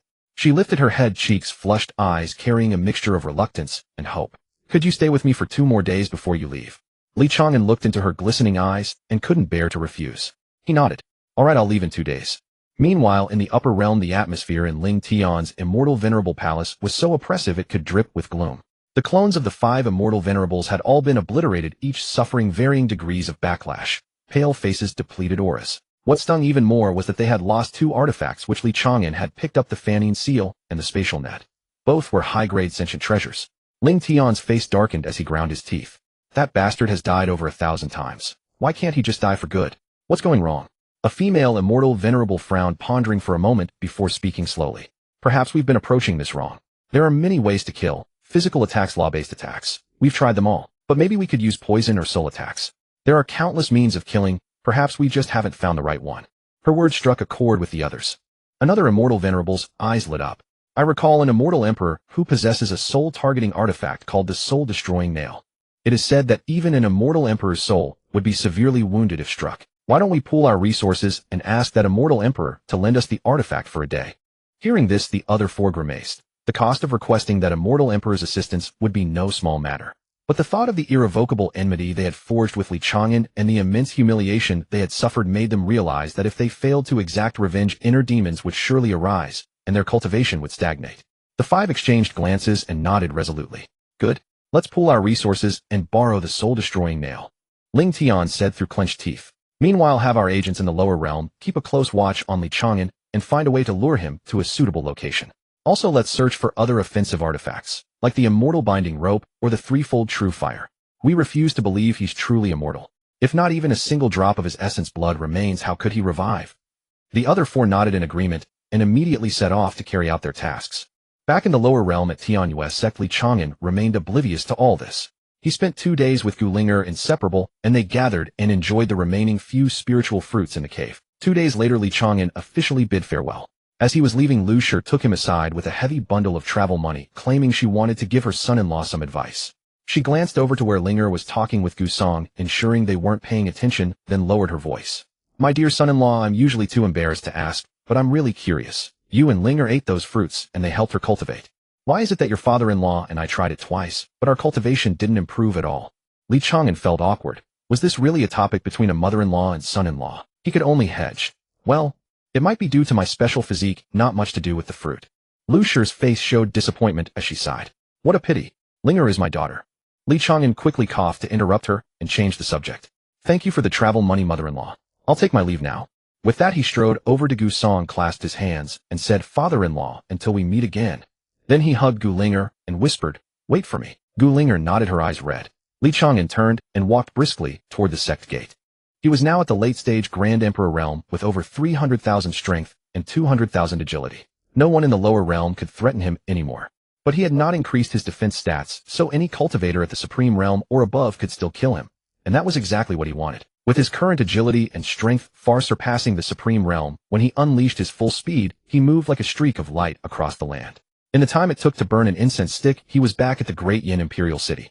The Murong sisters sighed with relief at his safe return, their faces lighting up with joy. Li Chang'an briefly recounted his experiences, including what had happened at Tianyu's sect and his relationship with Gulinger. The sisters fell silent for a moment. Murong Xiren broke the silence, gritting her teeth. Li Chang'an, every time you go out you bring back another sister. Next time take me with you. I want to see how you can still flirt around. Li Chang'an shook his head. Why would you want to come with me? I'm going to seek death. I can revive after dying, but what if you get killed? Murong Xiren stomped her foot in anger, but a sudden idea lit up her eyes, and she changed her tone. Do you still have any of those fruits? I want to try.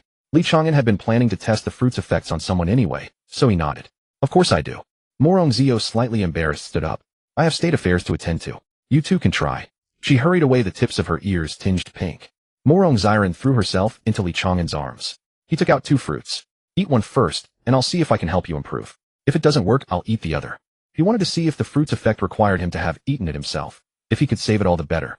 Murong Xiren took the fruit and ate it. Soon her consciousness grew hazy, leaving only primal instinct. Li Chang'an, having not eaten the fruit, kept a clear mind and decided to study the underlying principle this time.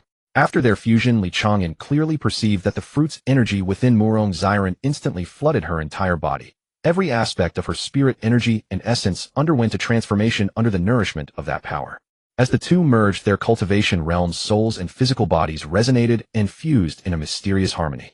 During this process, the fruit's energy within Murong Xiren continuously attempted to invade his body, while his undying body automatically began to resist. This time Li Chang'an saw clearly. His undying body repeatedly underwent a change akin to suicide, trying to purge the foreign medicinal effect entirely. But due to their union, the medicinal effect within Murong Xiren repeatedly tried to infiltrate his body.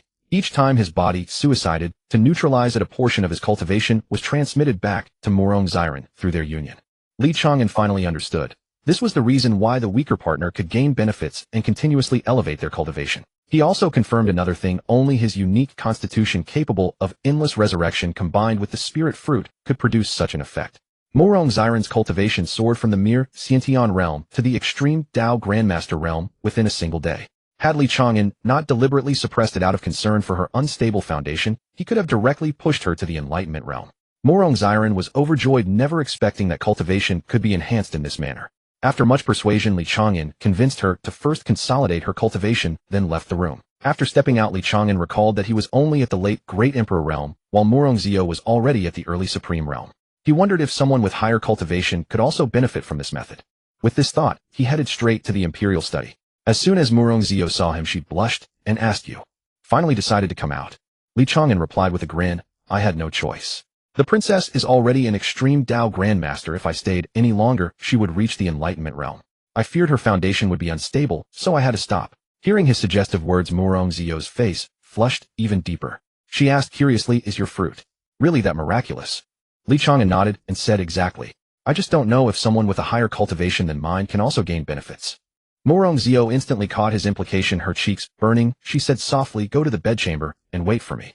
I'll give some instructions and come." Li Chang'an quickly left and waited in the bedchamber. Before long, Morongzio returned with a flushed face, ate the fruit he gave her, and they began their dual cultivation.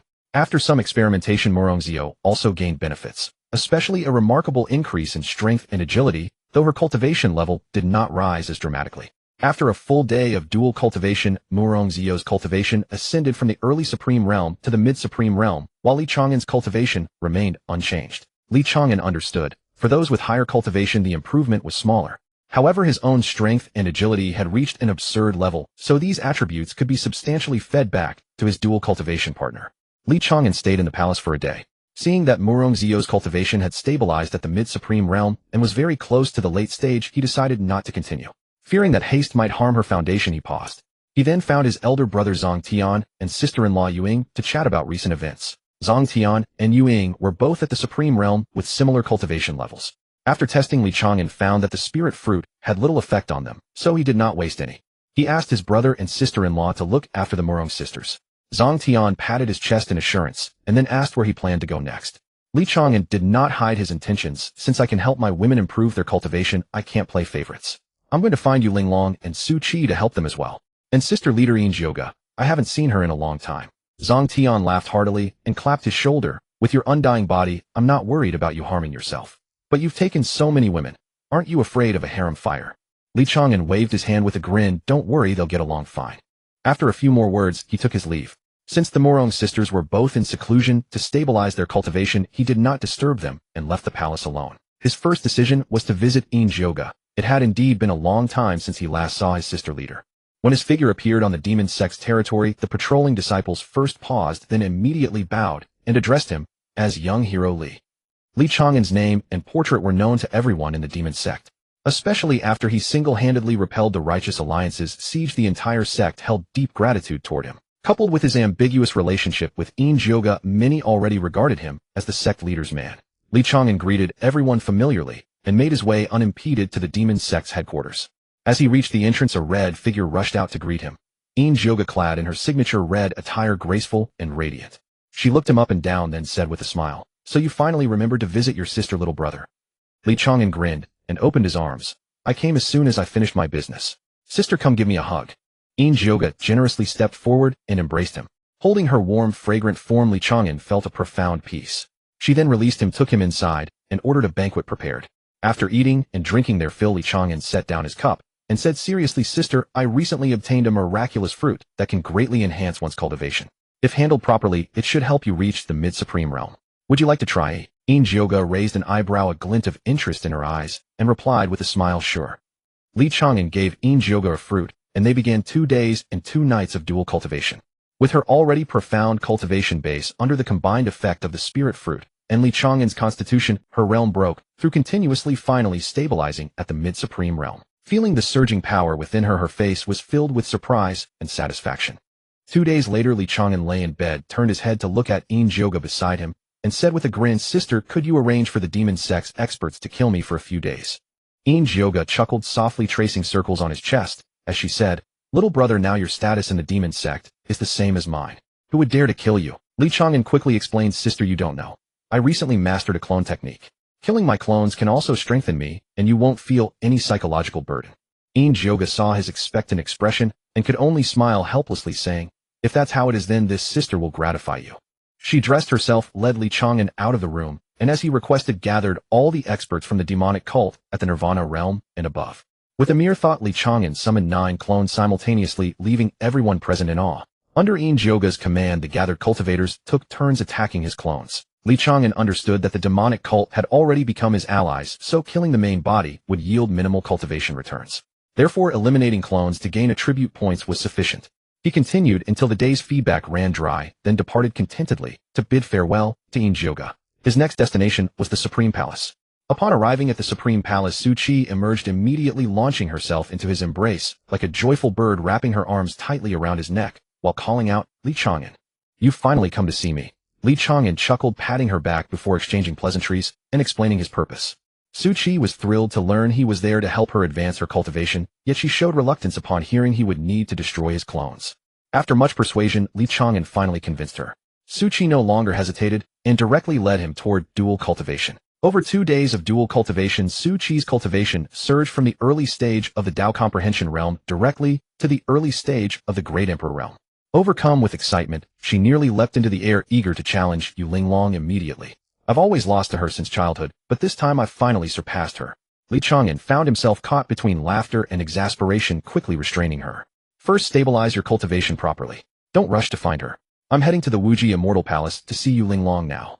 Su Qi reluctantly agreed and saw him off with visible reluctance. As Li Chang'an prepared to depart for Wuji Immortal Palace, the Supreme Palace's master Su Tianxian called out to him and led him to the study. Su Tianxuan's expression grew grave. After closing the door, he lowered his voice. Wise son-in-law, we've received news from the upper realm. You've provoked the collective anger of several factions in the upper realm. They've issued a bounty on your head, instructing those in the lower realm to report your location immediately and do whatever it takes to eliminate you. Upon hearing this, Li Chang'an showed no fear. Instead, his eyes lit up with excitement. This is wonderful news. Father-in-law, report to them immediately. Tell them I'm at the Supreme Palace.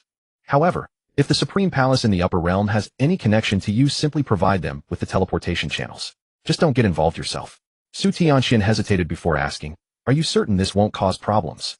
Li Chang'an waved dismissively, unconcerned. Nowadays, aside from those from the upper realm, it's nearly impossible for anyone in the lower realm to help me advance my cultivation. I wish the upper realm would send someone to hunt me down every single day. They never stay long enough each time they come down, and they simply can't kill me. Seeing his confidence, Su Tianxian nodded. Very well, I'll report this to them, and make it clear that the Supreme Palace has no involvement in this matter. Li Chang'an rubbed his hands together with anticipation.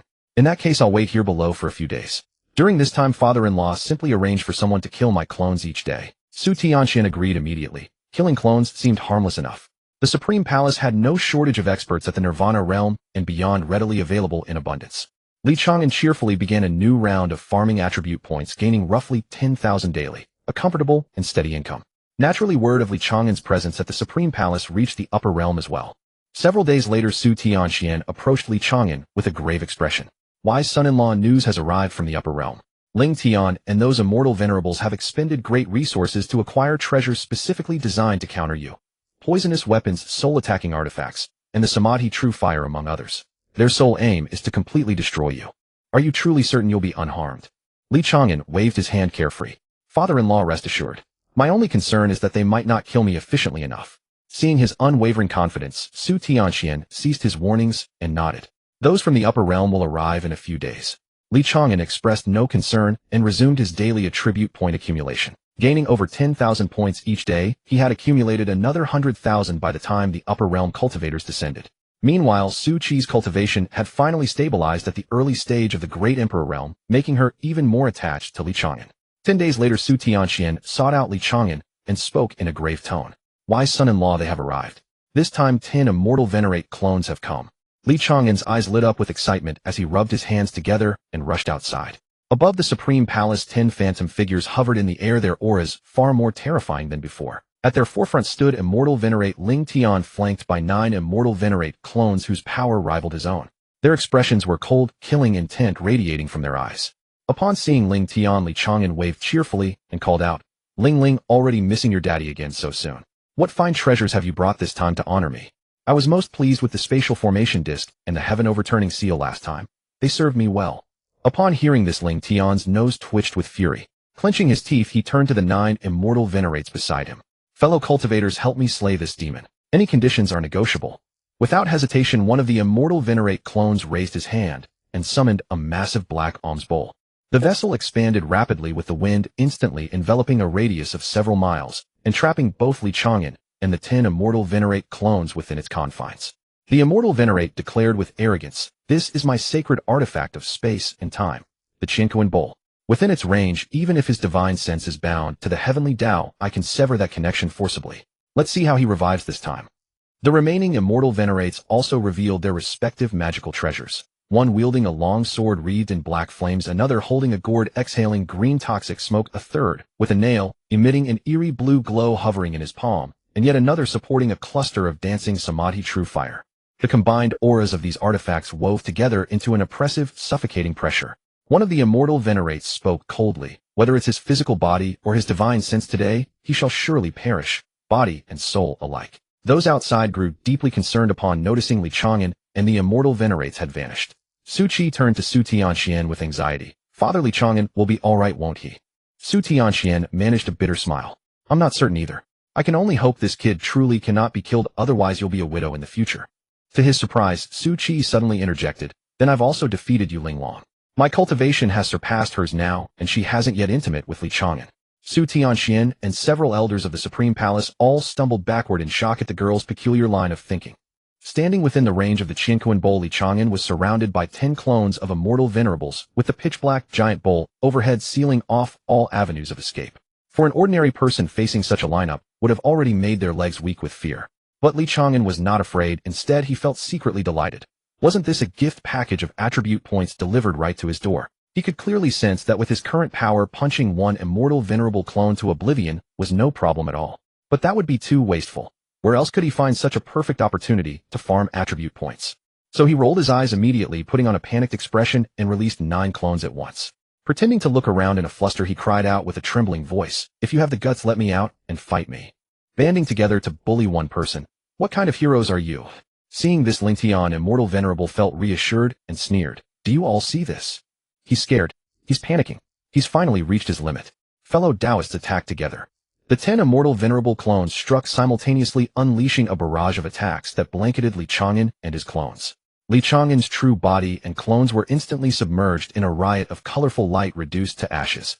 But the next second, Li Chang'an revived at another location, continuing to release clones while using his extreme agility to dart among the immortal venerables, launching sneak attacks. He deliberately targeted the female immortal venerables. One moment, he'd slap one on the buttocks shouting, "Fairy, your rear is mighty fine." The next, he'd embrace another from behind grinning and saying, "Fairy, your waist is so slender."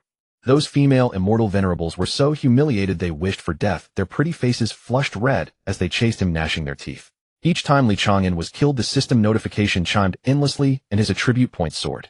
Death count 1, attribute points 6. Death count 1, attribute points 5. Death count 1, attribute points 5. Within the span of a single incense stick's burn, Li Chang'an had farmed over 100,000 attribute points. Meanwhile, a much more powerful aura suddenly burst from his body. His cultivation broke through from late-stage Great Emperor to peak Great Emperor and was rapidly approaching the Supreme Venerable realm. Ling Tian, immortal venerable's face grew increasingly grim, and he gritted his teeth as he roared, "Fellow Taoists, he should be near his limit. Speed up. We must completely obliterate him before returning to the upper realm." One immortal venerable clone spoke with some solemnity. "Taoist Ling Tian, this kid is unafraid of even the soul-corrupting poison and samadhi, true fire, and his strength has only increased. Does he even have a limit?" Ling Tian ground his teeth. "He must have a limit. Haven't you noticed his aura's growth has slowed?" Li Chang'an chuckled inwardly. The slowdown was because he was deliberately suppressing it. He felt he was just a bit short of breaking through to the Supreme Venerable realm, but now wasn't the time. Glancing at the more than 200,000 attribute points he had just farmed, he gritted his teeth and directly added 100,000 to both strength and agility. The panel instantly updated cultivation peak, Great Emperor strength, 434,868 agility, 337,315 defense, 16,000 spiritual sense, 16,000 true chi, 200,000. A terrifying power surged within him, and Li Chang'an could even feel that he might break through to the Supreme Venerable realm at any moment. But he still didn't fight back, continuing to let those immortal venerable clones kill him, because his clones' attribute points hadn't yet reached their cap. After another half hour or so, his clones' attribute points were maxed out, and Li Chang'an finally lost interest in playing with them. He raised his head, his gaze locking onto Ling Tian, and a cold smile slowly curled at the corner of his mouth. Ling Tian saw that smile, and his whole body shuddered violently. He knew that smile all too well. The previous 2 times after Li Chang'an showed that smile, he followed up with a punch that blew his clone to pieces. His voice began to tremble as he involuntarily stepped back and shouted, "Don't you come near me."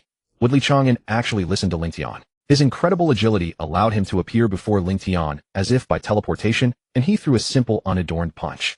Ling Tian, immortal venerable's clone, didn't even have time to scream before it exploded violently, scattering into specks of light that faded into the space sealed by the Chang'an bowl. Li Chang'an shook his fist, grinning at those fading lights. "Lingling, you've worked hard. Next time, bring more people to play with your daddy." Before the clone fully dispersed, it let out an unwilling roar. "Li Chang'an, if you have the guts, come up here. Bullying my clone is no achievement." Li Chang'an waved at the nearly dissipated light and replied with a smile, "You ganged up on me with numbers, and I didn't laugh at you either. Don't worry, Daddy will come up and show you some love." With that, he turned to look at the remaining 9 immortal venerable clones, a meaningful smile curling at the corner of his mouth. Those 9 clones simultaneously felt a chill in their hearts, instinctively stepping back as they summoned defensive treasures to shield themselves. But Li Chang'an's figure had already moved. His speed was so great that not even an afterimage was left. A series of dull thud sounds rang out, and the 9 clones burst apart one after another. Someone shouted in terror, "Quick, retract the Chang'an bowl." But before the words died out, Li Chang'an had already appeared before the immortal venerable, controlling the bowl, and blasted him with a single punch. With its master dead, the Chang'an bowl's light rapidly dimmed, turning into an ordinary alms bowl that clattered to the ground. The remaining few immortal venerable clones were utterly powerless to resist. Li Chang'an dispatched them one by one with a punch each. On the ground lay 7 or 8 magical treasures of various shapes, an alms bowl, a gourd, a black sword, a blue nail, and several balls of unextinguished samadhi, true fire sealed within transparent crystals. Li Chang'an swept them all into his 9-pin green lotus space. Then with a flicker of his form, he appeared outside the range of the Chang'an bowl. The moment he left the bowl's space, the heavenly laws of the outside world surged in like a tide, resonating violently with the power he had accumulated within. His aura climbed relentlessly like a flood, bursting through a levee, instantly breaking through the peak, great emperor bottleneck, and firmly stepping into the early supreme venerable realm. It turned out that while inside the Chang'an bowl, his cultivation had already reached the brink of breakthrough, but because that artifact cut off his connection to the heavenly Tao, he had been unable to break through. Now that he was out, the heavenly Tao responded to his presence, and his ascension was accomplished effortlessly. The people of the Supreme Venerable Hall watched him emerge from the Chang'an bowl, alone, his cultivation having broken through to the early Supreme Venerable realm. Their expressions shifted unpredictably, their hearts filled with shock and relief. Thankfully, they weren't enemies with this plague god. With his current strength, the entire hall combined wouldn't be enough to fight him. Li Chang'an stretched his muscles, feeling the brand new power of the Supreme Venerable Realm, nodded in satisfaction, and said to Su Qi and Su Tianxian, who had come up to him, "Today was absolutely exhilarating." Su Qi rushed to his side, looked him over from head to toe, confirming he was unharmed, then let out a sigh of relief, saying, "Good that you're fine. I was worried to death." Li Chang'an smiled and squeezed her hand, saying, "Don't worry, aren't I perfectly fine?" He turned to Su Tianxuan, "Father-in-law, I've more or less farmed enough attribute points here. I'm going to the Wuji Immortal Palace now to see if I can further improve my strength." Su Tianxian quickly nodded. "Go ahead, my good son-in-law. Don't worry about things here." Li Chang'an gave Su Qi a few more instructions, telling her to consolidate her cultivation, then with a mere thought his figure vanished from the spot, as if by teleportation. Su Tianxian watched the direction where he had disappeared, remained silent for a long time, and then sighed, "I almost feel sorry for the people from the upper realm now. Once Li Chang'an arrives up there, it'll surely cause another uproar." Su Qi clenched her fist, her eyes shining with anticipation as she said, "I also want to advance my cultivation quickly and go to the upper realm to see how he stirs up trouble." With that, she turned and headed into seclusion. Meanwhile, at the Wuji Immortal Palace, Holy Maiden Yu Linglong, Holy Master Yu Qingxuan, and a gathering of elders above the Great Emperor Realm convened in the council hall. They had already received word that the 10 immortal venerables of the upper realm had joined forces to ambush Li Chang'an at the Supreme Palace, and each person's face bore traces of worry. Yu Linglong sat in her chair, her fingers lightly tapping the armrest, her brows slightly furrowed as she spoke with barely concealed anxiety. "It's been 3 days, and still no news of Li Chang'an." In the council hall of the Wuji Immortal Palace, everyone was anxiously discussing Li Chang'an's safety when a disciple suddenly rushed in to reporting to the Holy Master and Holy Maiden. "Li Chang'an, the young hero, requests an audience outside the mountain gate." Yu Linglong sprang to her feet, her worry instantly transforming into delight, and without hesitation, she headed outside. Yu Qingxian and several elders quickly followed, and the group hurried out through the mountain gate. When they saw Li Chang'an standing before the mountain gate with his hands behind his back, his aura steady and restrained, and his cultivation having clearly reached the early stage of the Supreme Realm, everyone couldn't help but draw in a breath. No wonder he was called the Undying Calamity. The stronger he grew with each death, advancing his strength through daily recklessness. This growth rate was truly defying the heavens. Yu Linglong hurried over to him, scrutinizing him from head to toe, and only when she confirmed he was unharmed did she finally breathe a sigh of relief and ask, "Are you all right? I heard the 10 immortal venerables of the upper realm joined forces to ambush you at the Supreme Palace, and we were all terrified for your safety." Li Chang'an waved his hand dismissively and said with a grin, "I'm fine. Those avatars of the immortal venerables were too weak. I destroyed them all, and they even gave me a pile of magical treasures."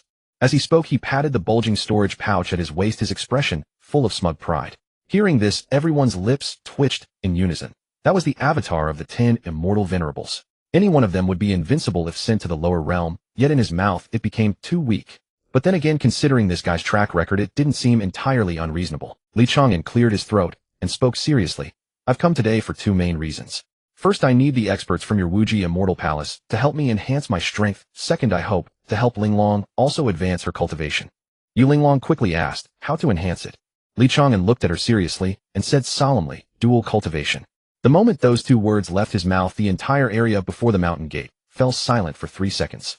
Yu Linglong's beautiful face instantly flushed crimson, spreading from her cheeks all the way to her ears. Yu Qingxian and several elders began coughing awkwardly, their eyes darting around as if they hadn't heard anything.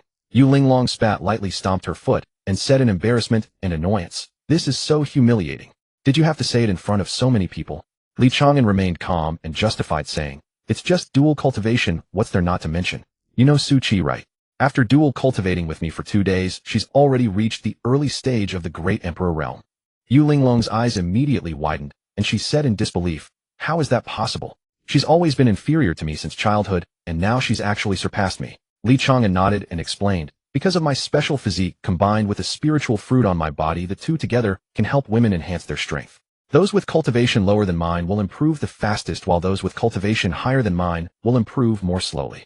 You should know Morongziyu, right? She went from the early stage to the mid-stage of the Supreme Realm, and it only took 2 days." Hearing this, everyone present forgot about their embarrassment and crowded around to ask for details. When they learned that Morongziyu had truly advanced from the early to mid-stage of the Supreme Realm in just 2 days, everyone fell silent. After all, beyond the Great Emperor realm, each minor breakthrough was as difficult as reaching the heavens. Morongziyu had relied on the fortune of the entire Dayan imperial dynasty to reach the Supreme Realm at such a young age. But after that, each minor realm advancement required massive resources and long-term accumulation. Advancing a minor realm in just 2 days completely exceeded their understanding. At this moment, Yu Linglong also forgot about her shame. She grabbed Li Chang'an's hand and said firmly, "Then I want to do dual cultivation too. I can't let Su Qi surpass me. Let's go now." Yu Qingxian and several elders, seeing this, quickly made excuses to slip away. I suddenly remembered I still have a batch of pills to refine. I also have something to attend to. I'll take my leave first. Holy Master, let me go check the protective formation. I forgot to turn off the fire when I came out. My grandmother is about to give birth." In the blink of an eye, only Li Chang'an and Yu Linglong remained before the mountain gate. Li Chang'an looked at Yu Linglong and said earnestly, "Linglong, during dual cultivation, you must be open and uninhibited. Absolutely, do not hold back. Otherwise you won't improve as fast as Su Qi." Yu Linglong, her face still flushed, pulled Li Chang'an toward her sleeping quarters while whispering, "Then, how do I know if I'm being open enough? As long as Su Qi can do it, I can definitely do it too.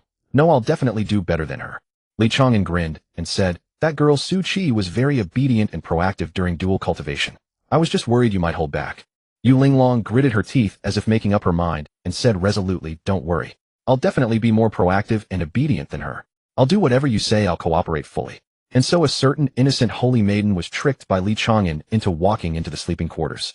The door creaked shut, and for the next 3 days and nights the sleeping quarters occasionally emitted sounds that made passing female disciples blushing and detouring. On the 4th day, Li Chang'an finally emerged from Yu Linglong's sleeping quarters, satisfied, stretching his arms and feeling refreshed and invigorated. Yu Linglong followed beside him, her face rosy, her eyes and brows carrying a charm that was absent before, her entire being radiant, and her aura having undergone a earth-shaking transformation. Yu Qingxian and several elders had long been waiting outside the courtyard, and the moment the two emerged, they eagerly approached. When their gazes fell upon Yu Linglong, everyone couldn't help but draw in a breath. Yu Linglong's aura had clearly reached the late stage of the Great Emperor realm. 3 days, leaping directly from the mid-stage of the Tao Comprehension realm to the late stage of the Great Emperor realm. This was no longer simple cultivation advancement, this was literally riding a rocket. Yu Qingxuan's hand stroking his beard was trembling slightly, and his gaze toward Li Chang'an was filled with reverence and amazement. This guy was truly defying the heavens. Several female elders who appeared to be in their 30s or 40s with lingering beauty exchanged glances, their eyes sparkling with eagerness. One of them, bolder than the rest, stepped forward, cleared her throat, and spoke. "Young heroically. We also wish to enhance our strength." Li Chang'an and several male elders' faces simultaneously darkened, their lips twitching. Especially Li Chang'an, whose heart was frantically complaining. "I'm not a cultivation enhancing tool. Bro, I'm a visual person. Dual cultivation is also about looks, you know." The several female elders clearly had no intention of giving up. Seeing that Li Chang'an had not directly refused, they gathered their courage and continued. "Young heroically, though we may appear somewhat older, perhaps even mature women, we possess abundant experience."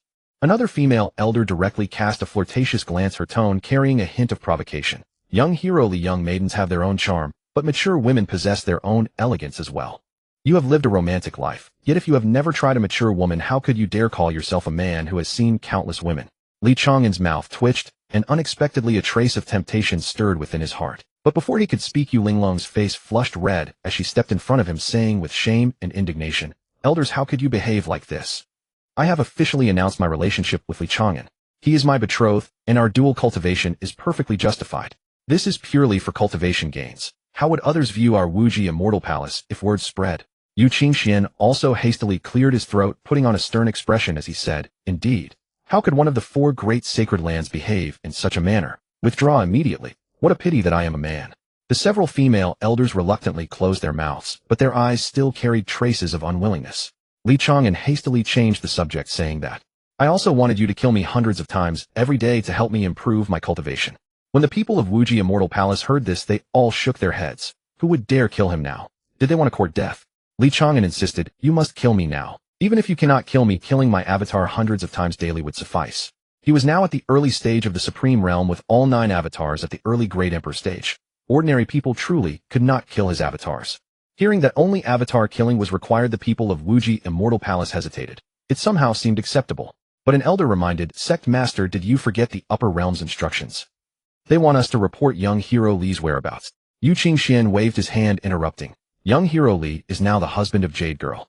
How could we betray him?" When Li Chang'an heard this, he hastily waved his hand. "Don't be afraid, don't be afraid. Please betray me quickly. I am now hoping that people from the Upper Realm come to kill me. Just pretend you have no relation to me, so the people of the Upper Realm won't vent their anger on you." Yu Qingxian knew about Li Chang'an destroying the 10 Immortal Venerables avatars, but still worried and persuaded. "Young Hero Li, you should know that. With your current battle prowess, the people of the Upper Realm can no longer send avatars to deal with you. What we received is that if anyone wants to deal with you again, they might have to pay an enormous price and descend in their true form to kill you." Li Chang'an waved his hand dismissively. "True form is fine too. I also want to quickly advance to the peak of the Supreme Realm. With my current strength, ordinary people cannot kill me at all. Even if they can kill me, the improvement for me would be minimal." Yu Qingxian hesitated and asked, "Are you certain?" Li Chang'an nodded without hesitation. "I am certain. Hurry and report it. Just say I came to your sacred land seeking death, being extremely arrogant, and even robbed your treasure vault or something. However, if you have good relations with the Upper Realm, please don't involve the Upper Realm's Wuji Immortal Palace. Just let Ling Tian and his group come. I have no psychological burden dealing with them." The reason he said this was actually because another reason. The Wuji Immortal Palace had good relations with him, being part of his own faction, so killing him would yield too little benefit. Yu Qingxian took a deep breath and finally made his decision. "Since young Hero Li insists, I will arrange it now. Please be careful. People from the Upper Realm possess methods beyond our imagination. Don't let Jade Girl become a widow." Li Chang'an hastily patted his chest and assured, "Rest assured, Sect Master. I will absolutely not let Linglong become a widow. No one who can kill me has been born in this world yet." Though Yu Linglong felt worried in her heart, she chose to support him in growing stronger. She stepped forward, took Li Chang'an's hand, and said with firm eyes, "If you truly die and cannot be resurrected, then I will die with you." Upon hearing this, Li Chang'an's heart trembled violently. Looking at Yu Linglong's clear and resolute eyes, he couldn't help but sigh in his heart, truly moving enough to make an old man cry. Then he reached out and pinched her cheek, saying with a grin, "Good little girl, brother didn't spoil you for nothing. Rest assured, no one in this world can kill me." After confirming Li Chang'an's resolve, Yu Qingxian turned and headed toward the Forbidden Grounds, preparing to communicate with the Upper Realm and betray Li Chang'an's whereabouts to Immortal Venerable Ling Tian. Li Chang'an turned to Yu Linglong and said, "Your cultivation has increased too much. Go into seclusion first to consolidate your foundations. I'll wait here for people from the Upper Realm to descend, striving to break through to the Supreme Realm as soon as possible." Yu Linglong also knew she couldn't completely rely on Li Chang'an to help her improve her cultivation. She needed to grasp time to consolidate her roots, otherwise her cultivation would fall behind eventually, and she would be left behind sooner or later. She nodded, turned, and went to her quarters for seclusion. The moment Yu Linglong left, several female elders crowded around, sending him telepathic messages in secret. A mature-looking female elder cast flirtatious glances as she transmitted, "Brother, meet me at the back mountain tonight. Sister will let you experience something different." Another elder with a curvaceous figure licked her lips and transmitted, "Brother, leave your door open tonight. I'll come find you quietly." Yet another elder who appeared quite dignified also transmitted, "Young Hero Li, I raise a cat that can do backflips. Would you like to come see it tonight?" Li Chang'an's old face flushed with heat. Just as he didn't know how to respond, he suddenly sensed a transmission from an elder woman whose face was covered in wrinkles and whose teeth had all fallen out. "Young Hero Li, though this old woman is old in years, my tongue is still quite nimble. Li Chang'an shuddered all over and fled in panic, running toward the front hall without looking back. Just arriving at the front hall, he saw Yu Qingxian hurrying over, his expression somewhat grave. Seeing Li Chang'an, he hastily said, "Young hero Li, I have reported to the upper realm and specifically instructed the upper realm's Wuji Immortal Palace not to be involved in this matter. However, Immortal Venerable Ling Tian is truly furious this time. He has persuaded an immortal emperor to lend an extremely powerful magical treasure preparing to descend in his true form and completely annihilate you. You must be extremely careful. The true forms of these immortal venerables are hundreds of times stronger than their avatars. They are not so easy to deal with. And when descending in true form, they can carry more magical treasures. You absolutely must be careful." Li Chang'an waved his hand, saying carelessly, "Sect Master, rest assured. I'm fine. I'm just afraid he won't be strong enough. Even if I cannot kill his true form, he will never completely kill me." Yu Qingxuan, seeing his confidence, finally relaxed a little and added, "By the way, young hero Li, our Wuji Immortal Palace is after all 1,000-year sacred land. It cannot withstand the destruction of people from the upper realm. Can you lead the battlefield to the back mountain, so the sacred land won't be destroyed?" Li Chang'an hastily nodded, patting his chest and assuring, "No problem. The back mountain it is. I guarantee not a single brick or tile of the sacred land will be damaged." He paused and asked, "By the way, when will he descend roughly?" Yu Qingxian counted on his fingers and said, "It will probably take a few days. Ling Tian, Celestial Venerable, hates you to the bone. Oh, he will surely come down as soon as possible." Li Chang'an nodded and said, "Then you must help me increase my cultivation these days." Yu Qingxian did not refuse and immediately ordered disciples above the Nirvana realm to take turns attacking Li Chang'an's clone. Thus in the following days, Li Chang'an enjoyed his blissful life of farming attribute points every day. His clone died and revived and died, and after a few days he had accumulated nearly 100,000 attribute points. Until the 10th day, Li Chang'an was drinking tea in the front hall when Yu Qingxian hurried over, his face solemn, and said, "Young hero Li, Ling Tian, Celestial Venerable, has arrived." Li Chang'an sprang to his feet, his eyes gleaming with excitement, and without a word he dashed toward the forbidden ground. Yu Qingxian and several elders quickly followed. Yu Linglong, having heard the news, also rushed over with a worried expression. In the center of the forbidden ground, a dazzling light tore through the void, forming a spinning portal of light. A figure stepped slowly out of the light portal, his form solid, his aura vast as an abyss, utterly different from the previous translucent clones.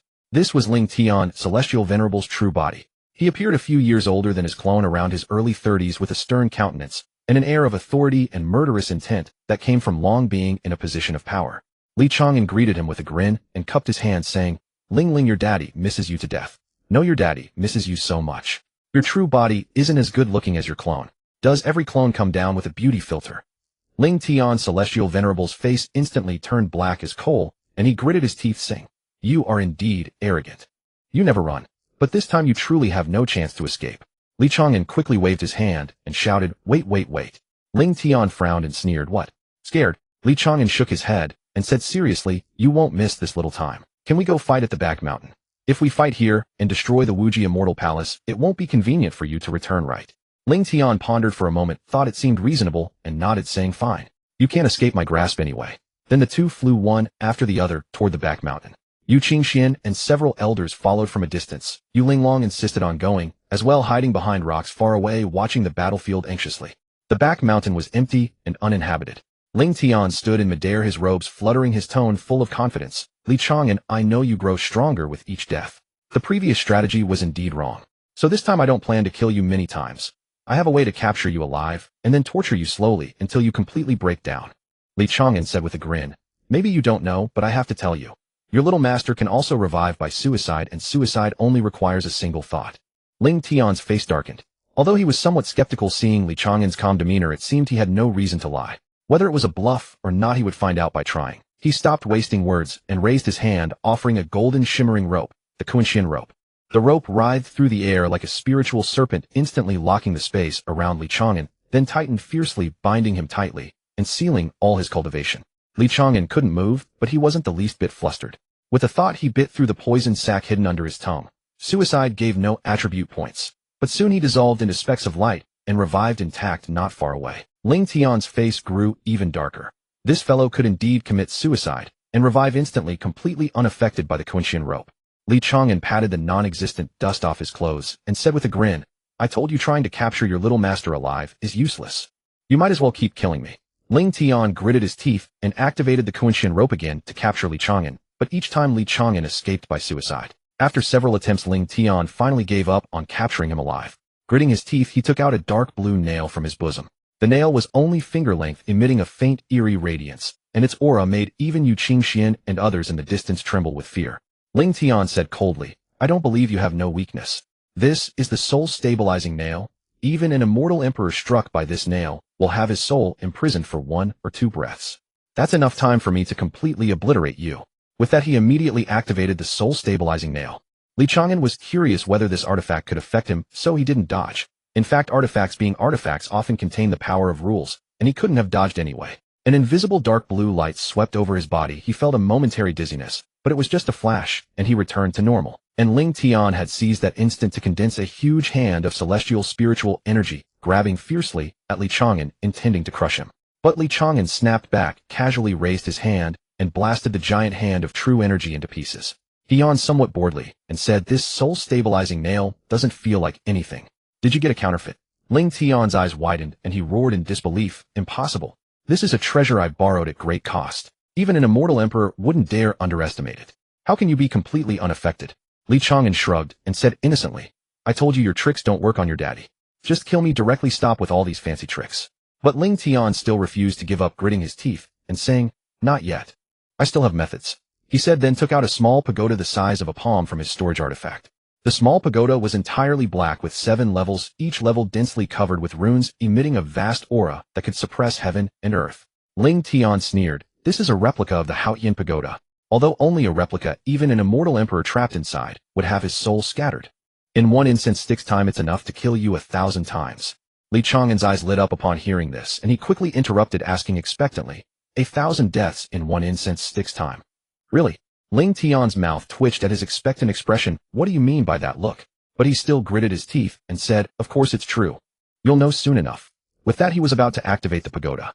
But Li Chang'an rushed over directly and shouted, "No need for such trouble. I'll go in myself." Ling Tian's mouth twitched even more, but he still gritted his teeth and activated the pagoda. A beam of black light shot from the base of the tower, enveloping Li Chang'an, and in the next moment, he was sucked inside. After being pulled into the replica of the Haotian tower, Li Chang'an's vision blurred, and he found himself in a dim space about 100 zhang in each dimension. The walls around him were densely covered with intricate runes, emitting a faint, eerie glow, and the entire space exuded an oppressive ancient aura. Before he could observe his surroundings, he sensed countless waves of laws surging from all directions like a tide. Flames, ice, thunder, storms, darkness, light.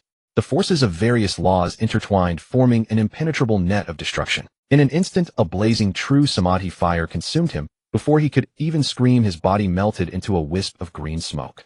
A crisp system notification echoed in his mind. Death count 1, killer true samadhi, fire non, first kill 1 point, strength far exceeds, host extra 2 points, attribute points gained 4. Hearing this, Li Chang'an breathed a sigh of relief. 4 points, though not many. But at least it proved that the tower's attacks could provide him with attribute points, which was far better than killing himself. And most importantly, he still had clones. The moment he resurrected, he immediately willed it, and 9 clones appeared beside him in unison. The law attacks within the tower surged again like a violent storm, engulfing both him and his clones. The system notifications chimed in a continuous cascade. Each death brought over 40 attribute points, and the death of his main body also pushed his cultivation forward. In just the time it took to burn an incense stick, Li Chang'an's cultivation broke through from the early stage of the Supreme Realm to the middle stage, and was rapidly approaching the late stage. This rate of improvement made Li Chang'an want to swear brotherhood with Ling Tian. What a perfect source of experience. Each time, he brought a massive amount of experience. Outside the tower, Ling Tian was fully focused, monitoring the situation inside the Haotian tower with his divine sense. When he saw Li Chang'an resurrecting with 9 clones dying together, then resurrecting again, his expression shifted from initial confidence to growing tension and finally to utter despair. That bastard had broken through again. The middle stage of the Supreme Realm. And it looked like he was about to reach the late stage. This speed of improvement, dying 1,000 times, was comparable to others cultivating for centuries. Ling Tian felt a surge of envy, jealousy, and hatred, but even more fear. He and Li Chang'an were locked in a death feud. If this guy ascended to the upper realm in the future, would his sect ever know peace? And the treasures he had used to kill him recently were all borrowed. He felt like nothing more than a giver of gifts and a source of experience. Thinking of this, Ling Tian almost wanted to vomit blood. But now that things had come to this, he couldn't just let it go. Gritting his teeth, he took out his final artifact, and his last trump card, a cross-dimensional teleportation talisman glowing with golden light. He absolutely could not let this plague ascend to the upper realm. Since he couldn't kill him, he would send him away. As long as he was sent to an unknown world, even if he didn't die, he wouldn't ascend to the immortal realm. He might ascend to the demon realm, the nether realm, or some other high plane. Let him plague others there. With that thought, he hardened his heart and struck the cross-dimensional teleportation talisman into the Haotian Tower. Li Chang'an was grinning foolishly at the tens of thousands of attribute points he had just gained when he suddenly saw a golden talisman piercing through the tower wall flying toward him. He instinctively tried to dodge, but the spatial force came too fast and too suddenly. He chuckled and said, "Ling Ling, what trick have you come up with now?" Before the words faded, a powerful spatial force enveloped him. There was no killing intent in that force, only pure fluctuations of spatial law. Li Chang'an suddenly realized what was happening. His expression changed, and he shouted, "Ling Ling, you're not playing fair? What kind of teleportation talisman is this?" Ling Tian's voice came from outside the tower, tinged with madness and relief. "Baba, I'll spit. Li Chang'an, I've seen it clearly. I truly can't kill you. And an anomaly like you absolutely must not ascend to the immortal realm. This cross-dimensional teleportation talisman will send you to an unknown plane. Enjoy yourself, go plague others. I never want to see you again in this lifetime." Li Chang'an was furious and cursed. "You bastard. Why didn't you say so earlier? I would have brought my women into the Qinglian space first. Now I'm going alone to a strange world. I'll catch you sooner or later and hang you up to beat you." Before he finished, his form turned into a streak of light and vanished from the Haotian Tower. Eminent Celestial Ling Tian put away the Haotian Tower, let out a long, deep breath, and wore an expression of relief. He turned to look at the stunned Yu Qingxian and the others in the distance, and said calmly, "I couldn't kill this fellow, so I've teleported him away. From now on, neither this lower realm nor our upper realm will ever encounter this troublemaker again." Hearing this, Yu Linglong, who stood not far away, turned pale, her body swayed, and she nearly lost her balance. She wanted to rush forward and confront Ling Tian, but Yu Qingxian held her back firmly. The opponent was an immortal sovereign's true body. Even when Li Chang'an was here, he might not have been able to defeat him, and now Li Chang'an was gone. Eminent Celestial Ling Tian couldn't be bothered with them anymore. His form turned into a streak of light, shot into the sky, and quickly disappeared into the light gate leading to the immortal realm. The back mountain fell silent. Yu Qingxian and the elders exchanged glances, their faces full of confusion and helplessness. Yu Linglong stood frozen in place, staring at the direction where Li Chang'an had vanished, tears silently streaming down her cheeks. Li Chang'an had been sent away to an unknown world. What could be done? Yu Linglong stood in the mountain wind, her robes fluttering, her face pale, but her eyes fiercely determined. She clenched her teeth, her voice filled with suppressed anger and stubbornness. "I never expected them to be so shameless. Unable to kill Li Chang'an, they sent him away. Who knows where he's been sent?" Yu Qingxian frowned, stroking his beard, his tone full of worry. "What do we do now? Li Chang'an is on good terms with several holy lands and major powers, including the Dian Empress and demon sect leader Yinjuji, as well as his two supreme realm elder brothers and sisters-in-law. If they join forces to demand him from us, we won't be able to bear the consequences." Yu Linglong was silent for a moment, took a deep breath, and said slowly, "We certainly can't hide it. Send people directly to inform them. We must believe that Li Chang'an is immortal and indestructible. Meeting him again is only a matter of time. He will surely grow stronger as fast as possible and find a way back. What we can do now is either ascend to the immortal realm as soon as possible, where we have a longer lifespan to wait for him, or unite and strengthen our power. I believe we will see him again." Yu Qingxian side nodded and said, "Very well, that's all we can do for now." He immediately gave orders, dispatching multiple messengers to various major powers and individuals close to Li Chang'an, honestly conveying the news. Within a single day, the news spread across the entire cultivation world. Within the demon palace, Yinjioga was consolidating her cultivation in a secret chamber. Upon hearing this news, she abruptly rose to her feet, and a fierce aura exploded uncontrollably, shattering all the furniture within the chamber. She remained silent for a long time, finally uttering only a single sentence, "He will return." Then she turned and walked deeper into the secret chamber, beginning her attempt to break through to a higher realm. Within the imperial palace of the great Yin dynasty, two formidable auras shot skyward as the sisters Murong Xiu and Murong Xiren broke through their cultivation barriers nearly simultaneously. Murong Xiren, her eyes red and glistening, lunged forward in desperation, only to be restrained by Murong Xiu. The Empress's face was equally grim, yet she forced down the turmoil within her and spoke in a low, steady voice. "Trust him. We must focus on our own duties and await his return." In the Supreme Hall, Su Qi was practicing newly learned techniques on the martial arts grounds when she heard the news. The sword in her hand clattered to the ground. She stood motionless for a long while before quietly retrieving her sword and continuing her practice, each strike sharper and more forceful than before. From a distance, Su Tianxian watched his daughter's silhouette and sighed silently. Upon receiving the news, Zhang Tian and Yu Ying exchanged a glance, said nothing, and silently reinforced the palace's defensive formations before redoubling their cultivation efforts. Meanwhile, atop the rear mountain of the Wuji Immortal Palace, Yu Linglong stood alone, gazing at the rolling clouds in the distance, and whispered softly, "Li Chang'an, wherever you are, I will wait for you." Wait for your return, or wait for me to find you. At the same time in some unknown world, Li Chang'an felt a flash before his eyes, and his body tumbled through the endless void. After an indeterminate span of time, the pulling force suddenly vanished, and he plummeted from midair, crashing into a soft layer of decomposed matter that scattered dead leaves and soil. He rolled over and sat up, brushing the fallen leaves from his body, then surveyed his surroundings. A dense primeval forest with ancient trees reaching toward the sky, their canopies blocking out the light.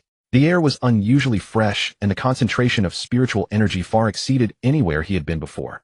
Not even the Yaoqi sacred land could compare to a tenth of what he experienced here. Such rich spiritual energy.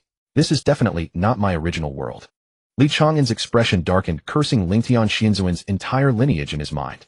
That bastard actually transported me to another plane. When I reach the immortal realm, I'd best pray I never cross paths with him.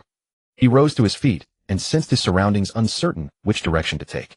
Just then a murmur of voices drifted from nearby.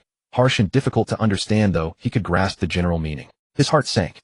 The language barrier confirmed he had indeed been transported to a completely different world. Thinking of all the women he'd left behind without a proper farewell, he longed to find Lingtian right now and beat him senseless for 3 days and nights. But panicking would accomplish nothing. He needed to figure out where he was first, then find a way to reach the immortal realm or return to the great Yin dynasty. If he could arrive here through a dimensional transfer talisman, there must be a way back through a transfer array. Steeling himself, he ran toward the source of the voices. Pushing through a thicket of bushes, he froze at what lay before him. A clearing filled with a group of people, or rather half-beast humans. Their bodies resembled humans, but their heads were wildly varied. Dog, sheep, tiger, leopard, and one with a boar's head complete with long tusks. Most stood around 2 meters tall, appearing powerful and muscular. A few of the females were smaller in stature, delicate and petite. Yet this wasn't universal. Some individuals bore striking resemblance to humans, save for feline ears, rabbit ears, or fox tails that marked their beastly heritage. In short, none were fully human like him. Each carried some beastly trait. They too froze upon seeing Li Chang'an, then closed in around him. They stared at each other for several long seconds, each assessing the other's threat. The boar-headed one rumbled, a human with no beast traits. How did one like him survive in the Beast God Mountains? The others grew curious, chattering among themselves. At their head stood a remarkably beautiful girl, perhaps 17 or 18, with delicate features and a pair of fluffy fox ears atop her head, her bushy red tail swaying gently behind her. She studied Li Chang'an with a furrowed brow and spoke in a rapid stream. He couldn't understand much, but from her tone and expression, she was likely asking where he came from and why he was there. He could only clasp his fists and tentatively ask in the common tongue, "Can you understand me?" The beast people exchanged glances, clearly baffled by his words. At that moment, a girl with orange cat ears produced a pale blue fruit from a small pouch at her waist and approached Li Chang'an, gesturing for him to eat it. Li Chang'an hesitated, then took the fruit and bit into it. If he was going to die, he might as well face it head on. The fruit was sweet, its juice sliding down his throat, and suddenly his senses sharpened, as though an invisible barrier had been lifted. Previously muddled words now came into clear focus. A burly man with a dog's head grumbled, his words now perfectly clear. "Boy, which city are you from? Someone with no beast traits like you shouldn't be leaving the city walls." Overjoyed that the fruit not only let him understand this world's language, but also enabled normal conversation, Li Chang'an eagerly clasped his fists toward the wolf-headed man and asked, "Brother Doghead, what world is this? Is the upper realm the cultivation world? Where can I find a dimensional transfer array or talisman?" Before he could finish, the wolf-headed man bared his teeth with a hostile expression. "What's with that look? Who are you calling Doghead?" Li Chang'an paused, studying the gray wolf head before him, and cautiously asked, "Then, what kind of head do you have, brother?" The wolf-headed man gritted his teeth and said slowly, "I'm a werewolf." "Of course it's a wolf head. How could it be a dog? Dogs wag their tails. This wolf lord never wags his tail." Li Chang'an felt a vain throb on his forehead. Who the hell could tell the difference between a wolf and a dog based on just a head and tail? They looked practically identical. Just then a gentle voice spoke up. "Werewolf, he's just an ordinary person. Don't frighten him." It was the fox-eared girl. The wolf-headed man, known as Werewolf, turned around immediately, his face breaking into an obsequious grin. Yes, the fox priestess is absolutely right."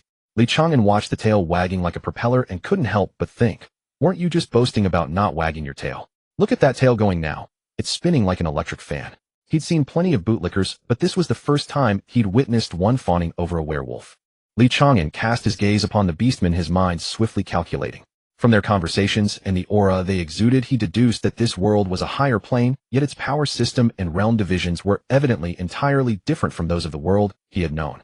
He had no inclination towards death at the moment. His sole desire was to find a way back to the great Yin dynasty. He could sense that these beastmen were weak. Even the strongest among them, the fox priestess, was only equivalent to the Tao understanding realm, incapable of breaching his defenses. Fox Priestess is it? Could you tell me where I might find a cross-realm teleportation array or talisman? Li Chang'an addressed the Fox Priestess who held the highest status among them, posing his question once more. The Fox Priestess blinked her large amber eyes, curiously scrutinizing this human youth, who bore no beast-like features whatsoever. She could perceive a sense of composure and confidence in Li Chang'an's tone, which stirred a flicker of surprise within her. An ordinary person devoid of any beast traits facing a group of beastmen, without the slightest trace of fear or inferiority. A cross-realm teleportation array. The Beast God Temple has one. The Fox Priestess swished her fluffy tail, her tone carrying a hint of matter-of-factness. However, the cost of using it is immense. Either your status must be sufficiently high, or you must be able to afford the price. Li Chang'an stroked his chin and pressed further. What kind of status would be required to use the cross-realm teleportation array? The Fox Priestess explained patiently. The Beast God Temple is the ultimate symbol of authority in our Beastman continent, its standing even surpassing the Imperial throne.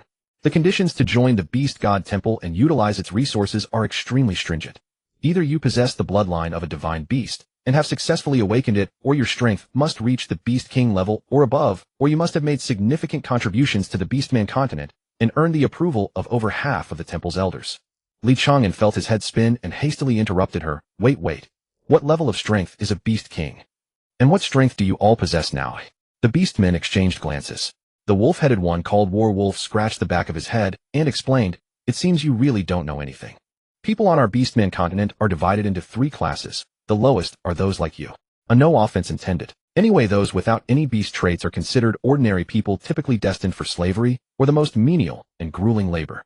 Li Chang'an scoffed inwardly. These half-human, half-beast creatures were the truly lowly ones. Humans were the epitome of evolution. However, he refrained from arguing, opting to listen on. The Fox Priestess took over the conversation, continuing, "The second class includes those with beast traits, which are further divided into 3 categories. The first, like War Wolf and his kind, have beast heads and tails. The second, like me, resemble ordinary people, but possess divine beast bloodlines within. The third can fully transform into their beast forms. To enter the Beast God Temple, one must either become the third type, capable of full beast transformation, or reach the Beast King realm in strength. As for the power levels on our Beastman continent, from low to high, they are Beast Blood, Beast Shape, Beast Soul, Beastman, Beast King, Beast Emperor, Beast Venerate, Beast Sovereign, and Beast God. Warwolf here and I are currently at the Beast Shape and Beast Soul realms respectively." Li Chang'an nodded repeatedly, mentally converting these terms. Beast Shape and Beast Soul were roughly equivalent to the Tao Understanding realm. So Beast King would correspond to the Great Emperor realm, Beast Emperor to the Supreme realm, and the higher tiers would align with even more advanced realms. However, given his current attributes and defensive capabilities, even a Beast Emperor would likely struggle to penetrate his defenses. Relying on the inhabitants of this world to farm attribute points wouldn't be easy, but his avatar's cultivation was low, so perhaps a visit to the Beast God Temple was still worth a try. He stroked his chin thoughtfully and asked, "How do I get to the Beast God Temple? I'd still like to borrow that cross-realm teleportation array." Warwolf let out a contemptuous snort. "Forget about it. You're a lowly human. You can't even get through the gates of the Beast God Temple. The guards at the door would obliterate you on sight. Even an elder of the temple would find it no easy feat to use that teleportation array.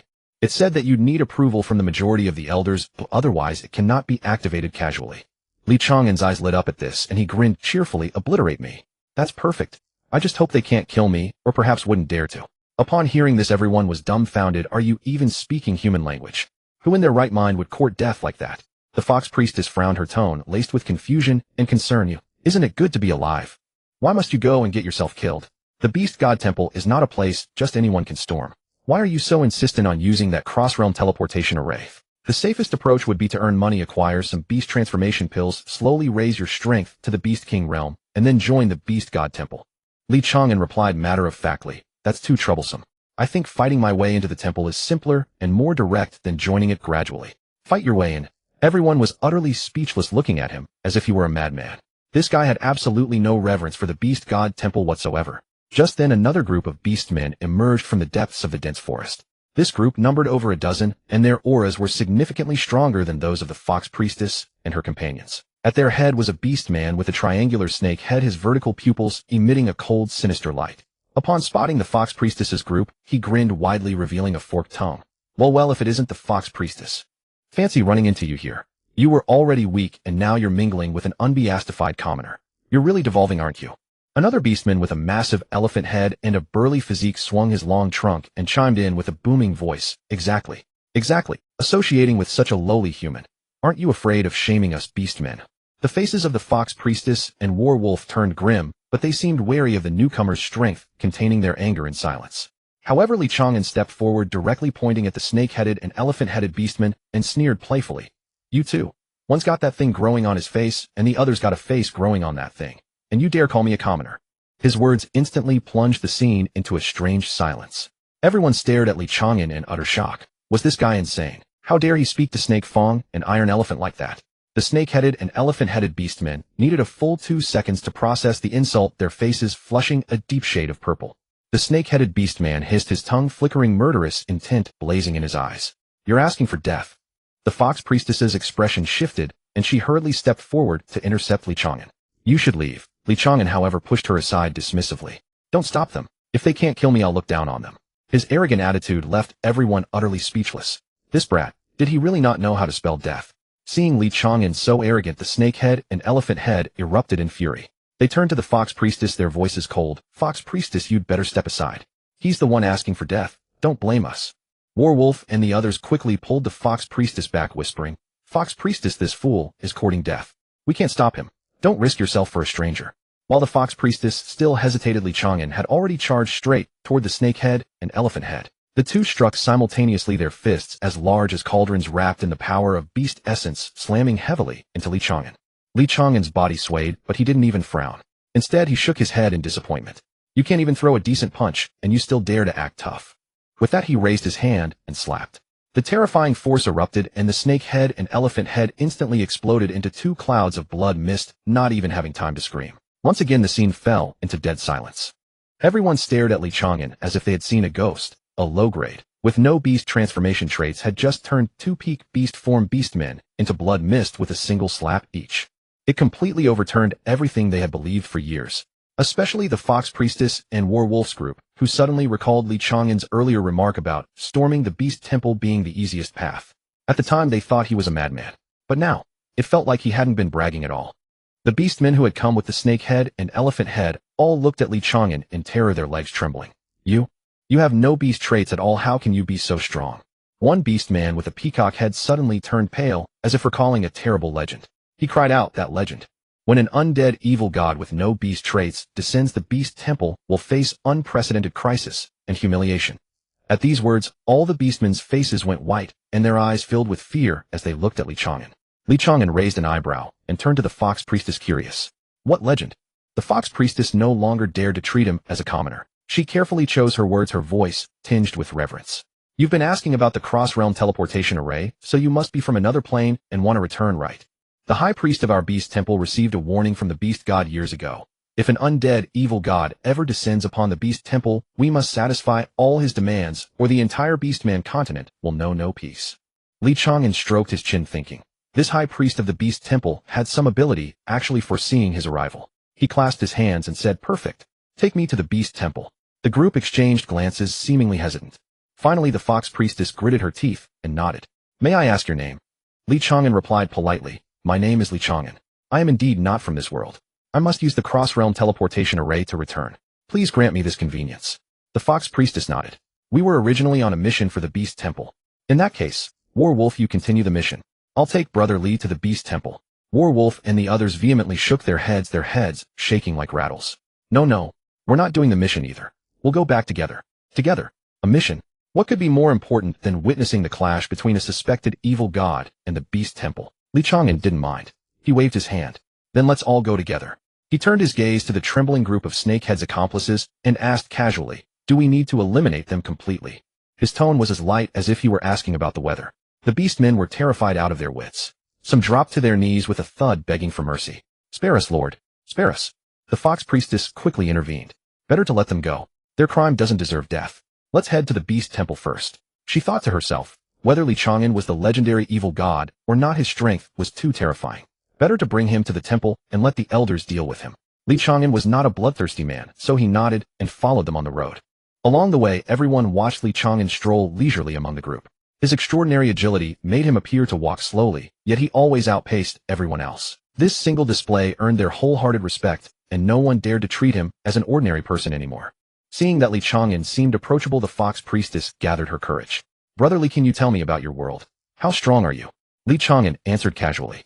The cultivation methods and levels in my world are different from yours. Over there I had almost reached the highest realm and was about to ascend to the immortal realm, but someone schemed against me and sent me here.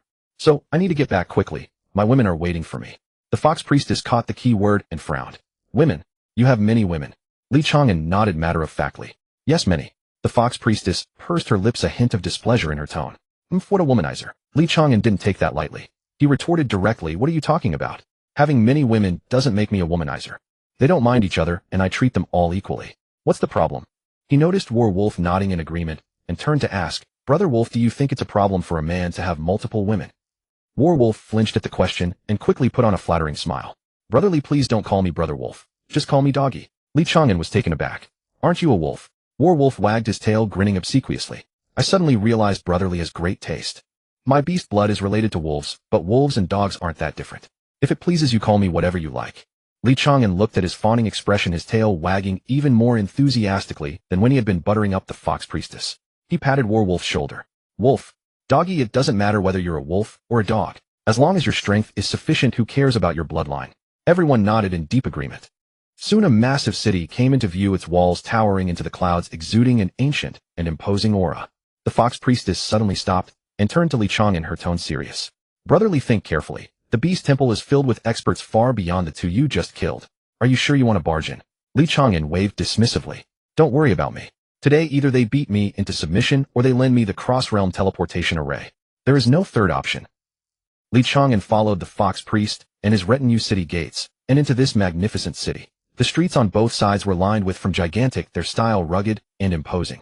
The passing orcs, seeing Li Chang'an, a human with no trace of beast characteristics, cast curious and astonished glances. But because the fox priest and the werewolf stood nearby, no one dared to harass him. After crossing several broad streets, an ancient and enormous palace appeared before them. The palace was built entirely of black stone. Above the main gate loomed a lifelike statue of a beast god, bared fangs and claws, radiating a majestic, imposing aura. 2 rows of armored guards stood at the gate, each exuding a calm, steady presence, their cultivation at least in the beast form realm. The fox priest halted on the palace steps, turning to Li Chang'an and saying, Brotherly, the beast god temple lies just ahead. We are not qualified to enter the inner hall. We can only bring you this far. From here on you must rely on yourself. Li Chang'an nodded, cupping his hands. My thanks are already plenty, though I will handle the rest myself. With that he strode toward the beast god temple's main doors. 2 half-orc guards stepped forward to block his way, their voices cold. The beast god temple is a restricted area. Outsiders halt. Present your invitation or token, or you may not enter. Li Chang'an stood with his hands behind his back, his tone calm, but inexorable. Go fetch the people in charge here. I said I intend to borrow the transdimensional teleportation array. If you refuse, I will force my way in. The 2 guards were first stunned, then enraged. An unadorned, beastless, low man daring to mouth such insolence at the beast god temple. The left guard reached out to seize Li Chang'an by the collar, intending to throw him out. But his hand brushed Li Chang'an's clothing, and a terrifying force rebounded, hurling him backward, smashing into the stone pillar, behind him, blood spurting from his mouth. The right guard had no time to react as Li Chang'an casually waved his hand, and he too was sent flying. Li Chang'an brushed invisible dust from his hands and spoke softly, This is your last chance. Either call someone or die. Seeing this domineering display, the fox priest and the werewolves watching from afar flashed a note of heat in their eyes. This fellow is indeed arrogant. This is the beast god temple, the spiritual totem and seat of power for all orcs across the continent. Not the first to boast so boldly, but none who have done so have survived. A guard struggled to his feet, drew a signal talisman from his chest, crushed it. A red light shot skyward, exploding high above. Not long after, urgent footsteps echoed from the depths of the beast god temple, and more than a dozen powerful auras pressed in quickly. At the head stood an elder with a dragon head, horns atop his brow, a stern countenance, and an aura as deep as a chasm. Li Chang'an estimated his cultivation to lie roughly between the Great Emperor realm's peak and the early stage of the Supreme Realm. Behind him followed more than a dozen elders, their cultivations ranging from Orc Realm to Orc King Realm. The dragon-head elder's eyes flashed as he looked Li Chang'an up and down, then asked coldly, Who are you? Not a single beast feature, yet you dare to run amok at the beast god temple's gates. Li Chang'an smiled and cupped his hands, saying, I am here to borrow the transdimensional teleportation array. You should just lend it to me, it's better for everyone. The several elders were furious, an unknown origin lowly man demanding to borrow the beast god temple's resource-consuming transdimensional teleportation array. A tiger-head elder stepped forward and roared, Who do you think you are? The transdimensional teleportation array costs a great sum to use even once. Why should we grant it to you? Li Chang'an laughed a light, cheerful laugh. Excellent, keep up this arrogance. He pointed to his chest and said, "Come and kill me." Then with a thought, 9 identical clones suddenly appeared at his side, standing neatly behind him. This astonished all present orcs. Clones. And 9 of them. What is this guy's origin? No beast features, and the clones produced no detectable chi fluctuations. If anyone still treats him as ordinary, they are truly foolhardy. Yet the beast god temple's elders were seasoned. After a brief astonishment, they quickly steadied themselves. The tiger head elder snorted, launching a sharp palm of beast essence, enveloping Li Chang'an and all 9 clones at once. A series of muffled pops rang out as Li Chang'an and the 9 clones exploded, dissolving into a spray of blood mist. Many watching orcs froze. Was that all? Just now so arrogant, yet one blast, and he was dead. The fox priest's face changed, a cold weight sinking in his chest. Could he really be dead? Yet in the next moment, Li Chang'an's playful voice rang behind the tiger head elder. The strength was a bit off. If I hadn't purposely exposed my weakness, you wouldn't have killed me. Now go all out and keep killing me. The tiger head elder whirled, eyes wide, staring at the Li Chang'an standing unharmed behind him. His pupils shrank. He struck once more in disbelief, shattering Li Chang'an with a single palm. But in the next moment, Li Chang'an and the 9 clones revived, simultaneously smiling at him. The entire beast god temple gate stood in a haunting silence. The dragon head elder's face grew gravely tense, and he raised his hand to stop the tiger head elder, saying in a low voice, "Stand down for now." Li Chang'an frowned. If you intend to strike, strike. If you intend to stop, stop. Wouldn't that be quite a blow to my pride? Continue. Kill me until you're satisfied, then we'll discuss the transdimensional teleportation array. He had decided to push himself to the Supreme Realm's pinnacle here first. Even in higher planes, having greater strength is never a bad thing. But the dragon head elder did not move again. He looked at Li Chang'an with grave inevitability and said with a hint of heaviness and helplessness, "The undead god of the prophecy is you." Li Chang'an waved a hand and nonchalantly replied, "What prophecy? Or not, hurry and act. Once you've killed me to your satisfaction, I'll use the transdimensional teleportation array to send myself away. Otherwise, I will keep causing trouble here." The beast god temple's elders looked sour, but the dragon head elder took a deep breath, cupping his hands toward Li Chang'an with an apology and resignation. "Young friend, it's not that we don't want to lend you the transdimensional teleportation array. We simply cannot." Li Chang'an frowned. "What do you mean?" The dragon head elder gave a wry smile and explained, "The transdimensional teleportation array has already been damaged. To repair it, we are short of some extremely rare materials. Even our beast god temple cannot easily gather these materials." Li Chang'an frowned and asked, "What materials are we missing? Where can we get them? Besides the cross-realm teleportation array, is there anything like cross-realm teleportation talismans?" The dragon head elder let out a bitter laugh and explained in detail, "Currently repairing the teleportation array mainly requires 2 things: a large amount of void stones and stardust sand. Although our beast god temple holds considerable power on land, the entire beastman continent is actually governed separately by 3 major factions. Our beast god temple rules over the vast majority of land beastmen, the avian king hall rules over most avian beastmen, and the sea god hall controls the boundless seas.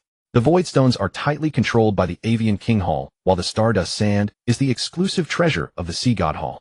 No matter the price we offer, they refuse to give us even a single grain, simply out of fear that once we repair the teleportation array and connect with the upper realm, our strength would surpass theirs." Li Chang'an stroked his chin thoughtfully and said, "They have the materials, but won't give them up. That's simple. I'll go ask for them myself when the time comes." He then shifted his tone and resumed his mischievous grin. "But since I'm already here, you'll have to kill me a few hundred times a day, or else I'm not leaving." Hearing this, the elders of the beast god temple turned pale. A hot-tempered bear head elder slammed the table and roared, "I don't believe he's some immortal evil god. Since when has the beast god temple been threatened by an ordinary man? Everyone attack. He wants to die? Let's grant his wish." With that, he charged forward, first striking a palm at Li Chang'an. Li Chang'an was overjoyed at the sight. He loved those who resorted to violence without a word. He immediately released 9 clones and actively surged forward to meet them. With a series of muffled puff puff puff sounds, his main body and 9 clones were instantly obliterated. But the next second, he resurrected with a grin. After more than 20 cycles, his cultivation base was steadily increasing through the loop of death and resurrection, filling him with immense delight. Seeing this, the other beast god temple elders also joined the siege. Li Chang'an noticed that the elders of the beast god temple varied greatly in strength, ranging from the beast king realm to the beast emperor realm. Though the benefits from killing him weren't as great as those from the immortal venerables of the upper realm, they made up for it in sheer numbers and frequency. Before long, his cultivation base had skyrocketed to the pinnacle of the supreme realm, and he had accumulated tens of thousands of attribute points. But the elders' expressions grew uglier with each strike. This guy simply couldn't be killed, and his aura was constantly growing stronger. Someone finally lost their composure and sent out a distress signal to summon the temple master. Before long, a figure in white flew out from the depths of the beast god temple. It was a stunningly beautiful young woman, seemingly no more than 18 or 19, externally indistinguishable from a normal human. But atop her head stood a pair of furry white tiger ears, and behind her trailed a long, slender white tiger tail. Her aura was extremely powerful, by Li Chang'an's estimation roughly on par with the strength of the Ling Tian Immortal Venerable after descending via clone. Of course, in front of him, she was still nothing to worry about. He could shatter her with a single punch if he wanted. But he was only here to borrow the teleportation array and seek death. As long as she didn't court disaster, he wouldn't kill on sight.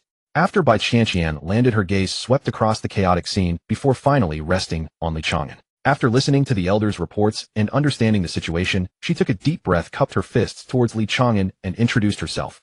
I am Bai Qianqian, the current temple master of the Beast God Temple. She paused, then continued. I hear you're seeking death and grow stronger with each death. Since that's the case, we won't waste our efforts any further. As long as you can procure void stones and stardust sand, you can use the teleportation array once it's repaired. Li Chang'an, however, was in no hurry. He stroked his chin and fell into thought, hesitating whether to break through beyond the Supreme Realm right here and now. But the problem was, once he broke through the Supreme Realm, would he no longer be able to return to the Great Yin Imperial City, but instead directly ascend to the Immortal Realm. Just then a beast man rushed in, frantically dropping to one knee with a panicked expression, reporting, Temple Master, bad news. The Avian King Hall has formed an alliance with the Sea God Hall. They're joining forces against our Beast God Temple. Li Chang'an's eyes instantly lit up at the news. He turned to Bai Qianqian and asked with a grin, is another chance for me to seek death presenting itself? Seeing the excitement on his face, Bai Qianqian's lips twitched as she said helplessly, for you this might truly be a golden opportunity. And if handled properly, we might even get them to hand over the stardust sand and void stones willingly. Li Chang'an nodded, eagerly rubbing his hands together. Great. Let's go right now. The beast man who came to report looked at Li Chang'an curiously, then said cautiously, Temple Master. We've only received intelligence so far. It's not yet certain when exactly they'll make their move. Li Chang'an figured a day or two wouldn't make much difference, so he said, in that case I can stay at the Beast God Temple until then. But you'll have to kill me and my clones a few hundred times every day. Bai Qianqian firmly shook her head. Anything but killing you. We can discuss any other condition. Li Chang'an's eyes rolled slyly as he grinned. Then be my wife, and I won't ask you to kill me. Bai Qianqian's pretty face flushed crimson, instantly, never expecting such shamelessness from this man. The other elders glared at him with fury, but Li Chang'an paid them no mind, and continued, you choose. Kill me, or be my woman. Bai Qianqian gritted her teeth, weighed the options, and finally conceded. Fine, we can kill you. But you must promise that you won't attack us unprovoked in the future, nor hold any grudges over this. Li Chang'an immediately patted his chest in assurance. Don't worry, don't worry. Li Chang'an always keeps his word. With that, he turned to look at the Fox Priestess and the Werewolf Warriors, then said to Bai Qianqian, they delayed their mission to guide me here. Could you give them some rewards or compensation? The Fox Priestess and the others quickly waved their hands, insisting it wasn't necessary. But Bai Qianqian nodded and said, in that case, for your sake, I'll list them as reserve candidates for the Beast God Temple. They can be considered half members now. Li Chang'an wanted to push for even better treatment, but the Fox Priestess and the Werewolf Warriors were already expressing their gratitude excitedly, as if they had won the jackpot. Seeing this, Li Chang'an couldn't say anything more. Bai Qianqian then instructed the Fox Priestess and the others, before the Sea God Hall and the Avian King Hall, make their move. You may assist in looking after young Master Li. I need to go into seclusion for a while, striving to break through to the Beast God realm as soon as possible. Otherwise, they'll always have the upper hand over us. With that, she turned and walked towards the depths of the Beast God Temple, leaving Li Chang'an and a group of bewildered elders exchanging glances. After Bai Qianqian left with the elders, a servant of the Beast Temple led Li Chang'an, the Fox Priestess, and several others to a side hall, arranging their accommodations. The servant addressed Li Chang'an respectfully. Master Li, for the next few days the Fox Priestess and others will accompany you. Please do not hesitate to ask if you need anything. Li Chang'an had no objection to this. Though he was determined to seek death, there was no need for haste. Meanwhile, in the depths of the Beast Temple, Bai Qianqian and several core elders were seated in a secret chamber, their expressions solemn as they convened a meeting. A goat-headed elder stroked his long beard and spoke first. Chieftain, that fellow named Li Chang'an is truly immortal and indestructible. He appears to be the undying evil god foretold in the High Priest's prophecy. For now, we must try our best to satisfy all his demands, hoping only that he does not wreak havoc upon our Beast Temple. Bai Qianqian nodded, her tone tinged with helplessness and caution. Exactly. So for now, we must agree to kill him daily to help him grow stronger, and quickly repair the teleportation array to send him away. Every day he stays here, we have one more day of unrest. A bare-headed elder spoke gravely. I never expected the Sea Temple and the Bird King Palace to suddenly form an alliance. This is not good for us. We do have some old grudges with the Bird King Palace, but the Sea Temple has always remained in the deep sea. Why would they ally with the Bird King Palace? Bai Qianqian shook her head and said, I don't know either, but I think this might be an opportunity. This Li Chang'an clearly comes from another plane, and his strength is so inexplicably strange. He could become a variable in this changing situation. The alliance between the Sea Temple and the Bird King Palace might be disrupted by him. For us, this might not be a bad thing. What we need to do now is firmly bind this Li Chang'an to our beast temple. An ox-headed elder asked in a muffled voice. Then, Chieftain, how do you think we should win him over? Bai Chang'an thought for a moment, then said slowly he was willing to ask for rewards for the low-ranking beast men who guided him, which at least proves he is a person who repays kindness. We only need to show enough goodwill. No need to overthink or do anything extra. The other elders nodded in agreement. On the other side, Li Chang'an was arranged to stay in a spacious and bright side hall. The Fox Priestess lived next door, while Warwolf and the others were assigned some light patrol duties. Only the Fox Priestess was specifically instructed by Chang'an to attend to Li Chang'an, fulfill all his requests, and seek support from the Beast Temple if any difficulties arose. The Fox Priestess blushed and agreed. After the guiding servant left, she stood at her door hesitating for a long time. Finally, she took a deep breath and walked to Li Chang'an's door, knocking. Li Chang'an was lying on the bed thinking about when he could return to his original world.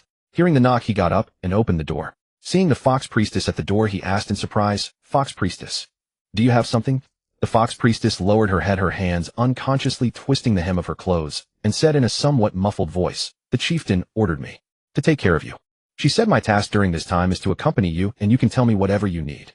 Li Chang'an looked at the beautiful girl with fox ears and tail before him, suddenly felt a move of curiosity, and asked, "I actually have something I want to ask. Can I touch your ears and tail? I'm really curious. The Fox Priestess's face instantly flushed crimson, even the tips of her ears turned pink.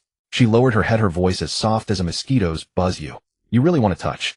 Li Chang'an nodded but quickly added, "I do. But if you think it's impolite or offensive, then forget it."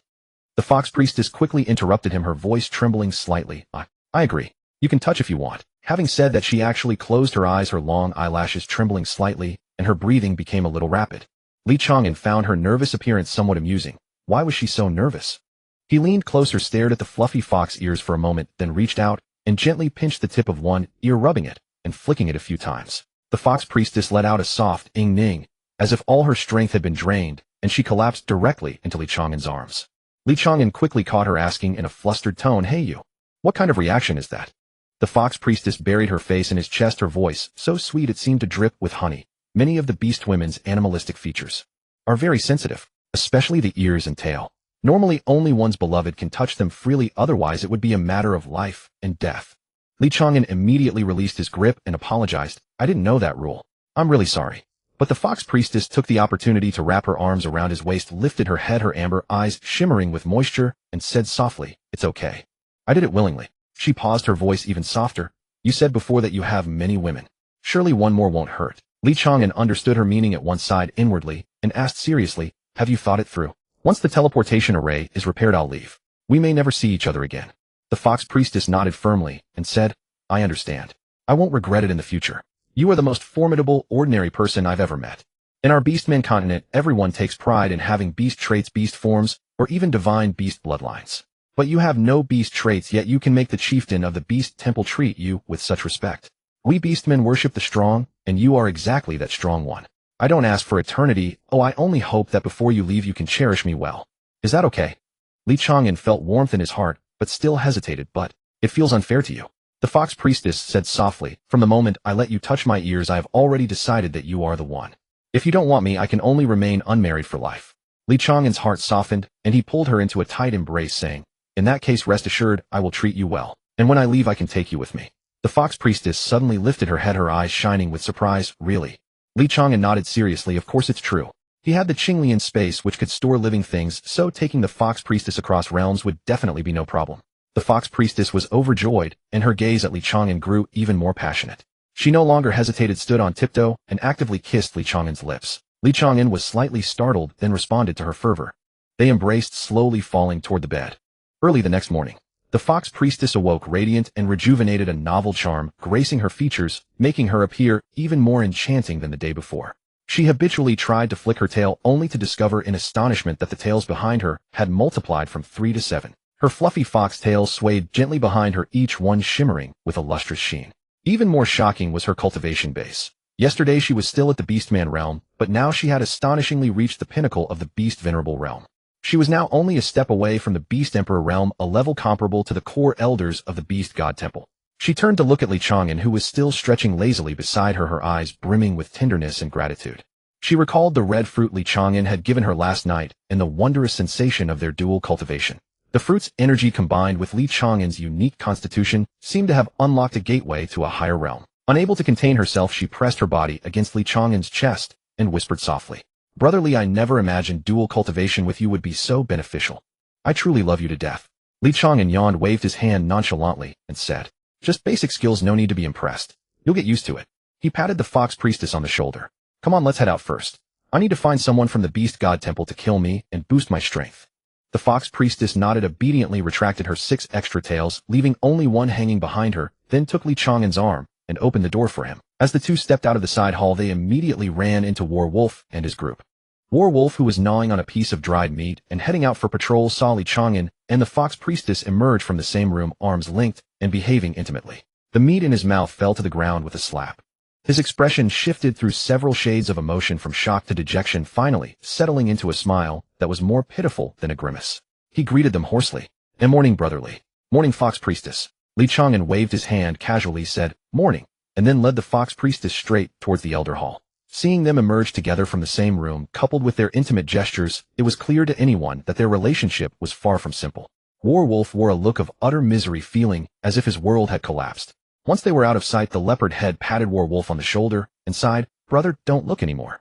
It seems the fox priestess has been swept away by that Li Chang'an." A rabbit head beast man also gazed in the direction Li Chang'an had gone, saying enviously, "I really don't know what's so charming about that guy. Sigh, why is it that despite being so handsome, the fox priestess never even gives me a second glance?" The leopard head beast man said wisely, probably afraid of seeing a rabbit's face. Before the rabbit head could retort, Werewolf let out a howl and began to wail, beating his chest and stomping his feet. "I was totally devoted to the fox priestess. Ever since I first laid eyes on her 3 years ago, I swore I'd marry her or stay single forever. I can't believe she's been taken by a guy she only met a day ago. I don't accept this. I'm not reconciled." The pig-head beast man beside him tried to console him in a deep, muffled voice. "Forget it, brother. The one you can't get out of your heart has already gotten into someone else's. Why make things so hard for yourself?" Hearing this, Werewolf wailed even harder, wiping his tears and cursing, "Pig-head. If you can't comfort someone, maybe just keep your mouth shut, okay?" The rabbit-head beast man added darkly, "Stop your howling. That Li Chang'an, once the teleportation array is fixed, he'll be gone. We'll have our chance later." Werewolf immediately bared his teeth and retorted, "What are you saying? You want me to be a stepfather in the future? I don't want that." The pig-head beast man cut him off. "Even if it came to that, the fox priestess might not even fancy you. Why are you acting so picky already? Stupid pighead, I'll fight you." When Li Chang'an and the fox priestess arrived at the elder hall, by Chang'an and the other elders were already waiting there. They had originally just planned to help Li Chang'an improve his cultivation as agreed, but when all eyes fell upon the fox priestess, the entire hall fell into an abrupt silence. Bai Chang'an sprang to her feet, her beautiful eyes wide with shock. "Fox priestess, your cultivation. What happened?" The fox priestess blushed and lowered her head, saying, It's from dual cultivating with Brotherly. Brotherly said that any woman who cultivates with him, even if she's stronger, can gain tremendous benefits." This declaration caused an immediate uproar in the elder hall. All the elders looked at Li Chang'an with a mixture of shock and disbelief. This guy was already immortal himself, but now women who cultivated with him also reaped such huge rewards. Jumping from the Beastman realm to the peak of Beast Venerable in a single night was simply unheard of. Bai Chang'an's eyes flickered with a complex emotion, lost in thought. Li Chang'an waved his hand modestly, explaining, "It's not entirely thanks to the dual cultivation. It has to do with my unique constitution, and it also requires a special spiritual fruit. I don't have many of those left now, so I'll need to be more frugal in the future." He glanced at the fox priestess beside him and continued, "The fox priestess has been devoted to me. When I leave, I might just take her along."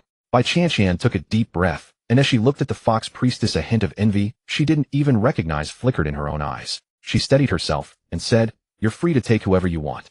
That's your right." She paused, then added, "So, shall we start killing you today? Fox priestess, would you like to go to the cultivation chamber first to consolidate your cultivation base?" The fox priestess knew she couldn't be of much help if she stayed, so she nodded and followed a servant to the cultivation chamber. After she left Li Chang'an with a thought, released 9 clones and said to Bai Chang'an and the elders with a grin, "Come on, don't hold back.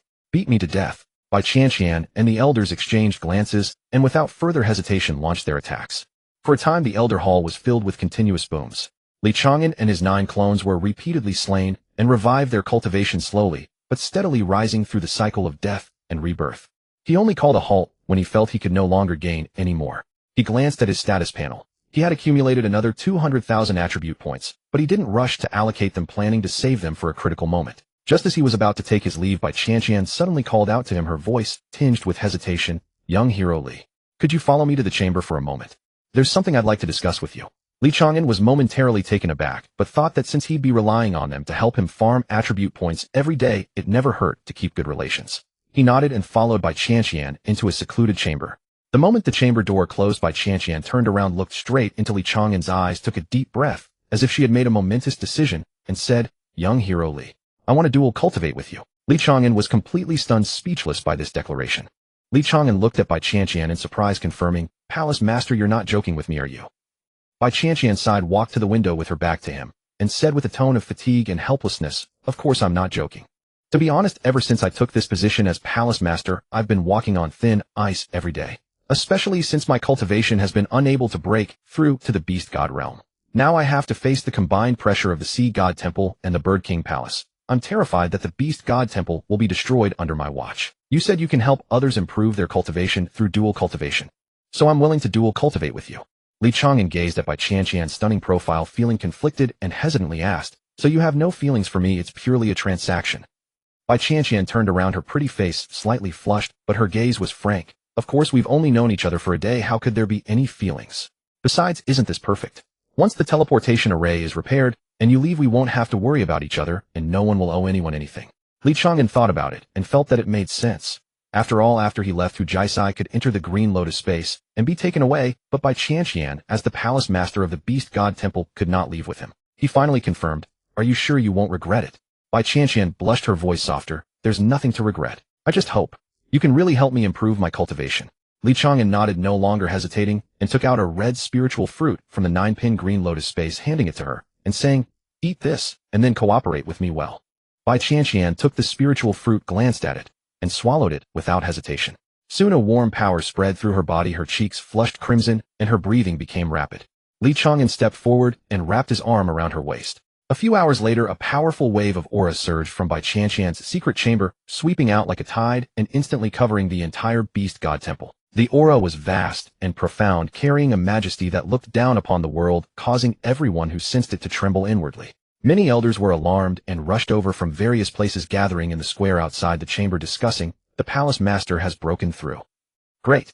Our Beast God Temple finally has a Beast God realm expert. But soon someone raised a question. The Palace Master has been stuck at the peak of the Beast Emperor realm for so many years, unable to break through. Why did she suddenly break through today? Someone's mind stirred, and their gaze unconsciously drifted to the tightly closed door of the chamber, lowering their voice, The Palace Master. And young Master Li have been inside for several hours, could it be? Everyone fell into an awkward silence. Some things everyone understood instantly, and there was no need to expose them. On the other side, Hu Jiasai, who had just stabilized her cultivation and emerged from seclusion, heard the news and rushed over. Upon hearing the discussions, she instantly guessed what had happened, and an indescribable grievance surged in her heart. This Chang'an was really annoying. He had just helped her break through, and now he was already entangled with the Palace Master. Just then the stone door of the chamber slowly opened. Chang'an was the first to walk out. Seeing the crowd gathered outside, especially Hu Jiasai standing among them, looking at him with a resentful gaze. Even though he prided himself on having a face as thick as a city wall, he felt a bit embarrassed at this moment. He coughed twice and said, Everyone's here. While the Palace Master broke through, I just helped her a bit. Hu Jiasai looked resentful. A bit? You helped her quite a lot, didn't you? I know your capabilities. As soon as she finished speaking, Chang'an also walked out of the chamber. When everyone saw her, they let out a collective gasp. Chang'an's original obvious white tiger beast traits, ears and tail, had completely disappeared, turning her into a completely human beauty. The elders were both surprised and delighted. In the Beastman continent, having no beast traits at all meant only two possibilities: either a low-level person with no beast inheritance or bloodline, or having reached the Beast God realm and being able to perfectly conceal all beast traits. Clearly the Palace Master was the latter. Chang'an's expression was calm, her gaze sweeping over the crowd as she said indifferently, Everyone please withdraw. This time thanks to young Master Li's assistance. Chang'an quickly cupped his hands and said with a grin, You're welcome, you're welcome. It's just a transaction between us. Hearing this, Chang'an felt a surge of inexplicable loss. Was it really just a transaction? She watched Chang'an turn around, wrap his arm around Hu Jiasai's waist, and leave with laughter, and suddenly a feeling of jealousy arose in her heart. It seemed it was her own choice. Back in the room, Hu Jiasai pouted and said with jealousy, Brother Li, did you dual cultivate with the Palace Master? Chang'an grinned and confessed, Yes, she begged me. Hu Jaisai became even more jealous, stomping her foot and saying, "Before you said you had many women, but I thought in this world there was only me, so I wasn't this jealous. Now while I was in seclusion, you've hooked up with the palace master. Who knows how long it will take to repair the teleportation array? Are you going to find me a few more sisters?" Li Chang'an rubbed his chin, thought seriously, and said, "That depends on whether there are suitable transaction partners." Hu Jaisai was immediately speechless, pounced on him, and punched him. "You're so annoying. Would it kill you to comfort me?" Li Chang'an quickly hugged her and coaxed her with a smile. All right, what are you angry about? Tonight your big brother will make it up to you." Hu Jaisai's body softened, and she nestled in his arms, her voice becoming seductive, brotherly. "Whatever you like tonight, I'll cooperate with you. I want to show you the unique charm skills of our Fox clan so you'll never forget me for the rest of your life." Li Chang'an's heart itched, and he scooped her up, walking toward the bed, laughing. "Why wait for tonight? Right now? Let your big brother taste it first." Just then hurried footsteps came from outside the door, followed by a panicked beastman's voice report. "Young Masterly, something terrible. The Sea Tribe and the Bird King Palace have gathered tens of thousands of experts and are marching toward the Beast God Temple." Li Chang'an, interrupted in the middle of his pleasures, immediately flew into a rage. He yanked the door open and shouted at the messenger beastman, "Take me to meet them. Today they not only have to hand over the Star Sand and Void Stone, but also help me repair the cross-realm teleportation array, or I won't let them off." With that he strode out. Hu Jaisai quickly tidied her clothes and hurried after him. In the Great Hall by Chang'an, who had just stabilized her cultivation, and a group of Beastman elders were discussing countermeasures with grim expressions. Seeing Li Chang'an approaching with a fierce demeanor, by Chang'an quickly asked, "Young Master Li, the enemy has gathered tens of thousands of experts. Do you have confidence dealing with them alone?" Li Chang'an waved his hand dismissively and said carelessly, "What need is there for certainty? Just charge straight in. You wait for my news at the Beast God Temple. If they can't kill me to my satisfaction, I won't let them leave." With that he strode toward the city outskirts without looking back. By Chang'an and the elders exchanged glances before finally issuing the order, "All experts assemble for battle. If Junior Hero Li cannot hold them off, we will join the fight together." The crowd immediately accepted the order and departed. After Li Chang'an left the city, he looked out and saw a dark mass of bizarre beastmen standing in the distance. On the left was the army of the Bird King Hall, led by various avian beastmen, with bird heads, eagle heads, and crane heads, their wings folded behind their backs, their gazes sharp. On the right was the Alliance army of the Sea God Hall, their bodies covered in scales, some with fish heads, crab claws, and octopus tentacles, with a damp aura permeating the air. The two armies combined numbered over 10,000, radiating fierce momentum and killing intent. Seeing Li Chang'an, a human with no beastly features, charging out of the city alone, everyone paused in surprise before displaying contemptuous expressions. Li Chang'an wasted no words and stood directly before both armies, speaking in a clear voice. "You are the experts from the Sea God Hall and Bird King Hall, correct? If you want to cause trouble for the Beast God Hall, you'll have to step over my corpse." A sea beast man with a shark's head and a mouth full of sharp teeth snorted disdainfully and strode forward. "A mere ordinary person dares to come out and seek death. I'll see you on your way." With that he raised his hand, and a water blue blade whistled toward Li Chang'an. Li Chang'an didn't even bother to look and casually slapped it away. The shark beast man didn't even have time to scream before his entire body dissolved into a mist of blood, leaving nothing behind. This shocked everyone. The alliance of the Bird King Hall and Sea God Hall was thrown into chaos, their gazes at Li Chang'an filled with shock and suspicion. This guy is definitely not an ordinary person. A female beast man with vermilion bird features, her crimson wings behind her back, stared at Li Chang'an with a grave expression and said in a deep voice, "Could this guy be a Beast God realm expert? All his beastly features have disappeared." Others also looked at Li Chang'an with uncertainty, and for a moment no one dared to advance rashly. Seeing this, Li Chang'an decided to play along and shouted loudly, "That's right. This young master is a Beast God realm expert. Those who don't want to die should obediently hand over the Star Sand and Void Stone, and I'll spare your lives." These words made the experts from the Sea God Hall and Bird King Hall instantly furious. A kid of unknown origin dared to be so arrogant. A commander from the Bird King Hall snorted disdainfully and said, "Beast God realm. We have that too." With that he let out a sharp whistle that pierced the clouds. Before long, 4 figures flew out from behind the alliance. 2 men and 2 women, appearing to be in their youth and middle age, and indeed showing no beastly features on their bodies. Their aura was as deep as the sea, clearly true Beast God realm experts. Seeing this, Li Chang'an was overjoyed in his heart.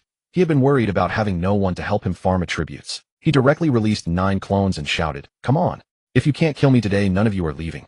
With that he actively charged toward the 4 Beast God realm experts. The 4 Beast God realm experts treated this as a major threat and didn't dare to be careless, all using their full power to attack. However, Li Chang'an actively exposed his weaknesses and even retracted all his defenses. With a loud boom, he and his 9 clones were blown into a blood mist in a single encounter. This completely left the people from the 2 great temples confused. This guy charged out with such momentum and died in one hit. But the next moment Li Chang'an resurrected out of thin air beside the 4 Beast God Realm experts and called out cheerfully, "Continue." This scene completely exceeded everyone's understanding. The 4 Beast God Realm experts were startled and retreated in defense.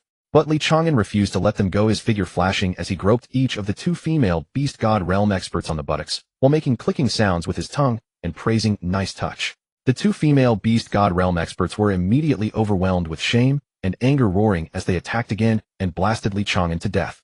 But Li Chang'an quickly resurrected again and continued to weave through the crowd, teasing them. Thus what followed on the battlefield was an extremely bizarre scene. Li Chang'an was constantly killed and constantly resurrected. Each time he resurrected, he would take some advantage before dying again, driving several Beast God Realm experts to furious rage, yet leaving them powerless to stop him. Meanwhile, Li Chang'an's cultivation base was rapidly advancing through these repeated deaths and resurrections. After hundreds of times, his cultivation finally broke through the bottleneck of the Supreme Realm and entered a completely new stage, the Early Earth Immortal Realm. He took a deep breath and opened the panel to take a look. Cultivation, Early Earth Immortal Realm. Strength 484,868. Agility 377,315. Defense 50,000. Spiritual sense 50,000. True Chi 500,000. Available attribute points 413258.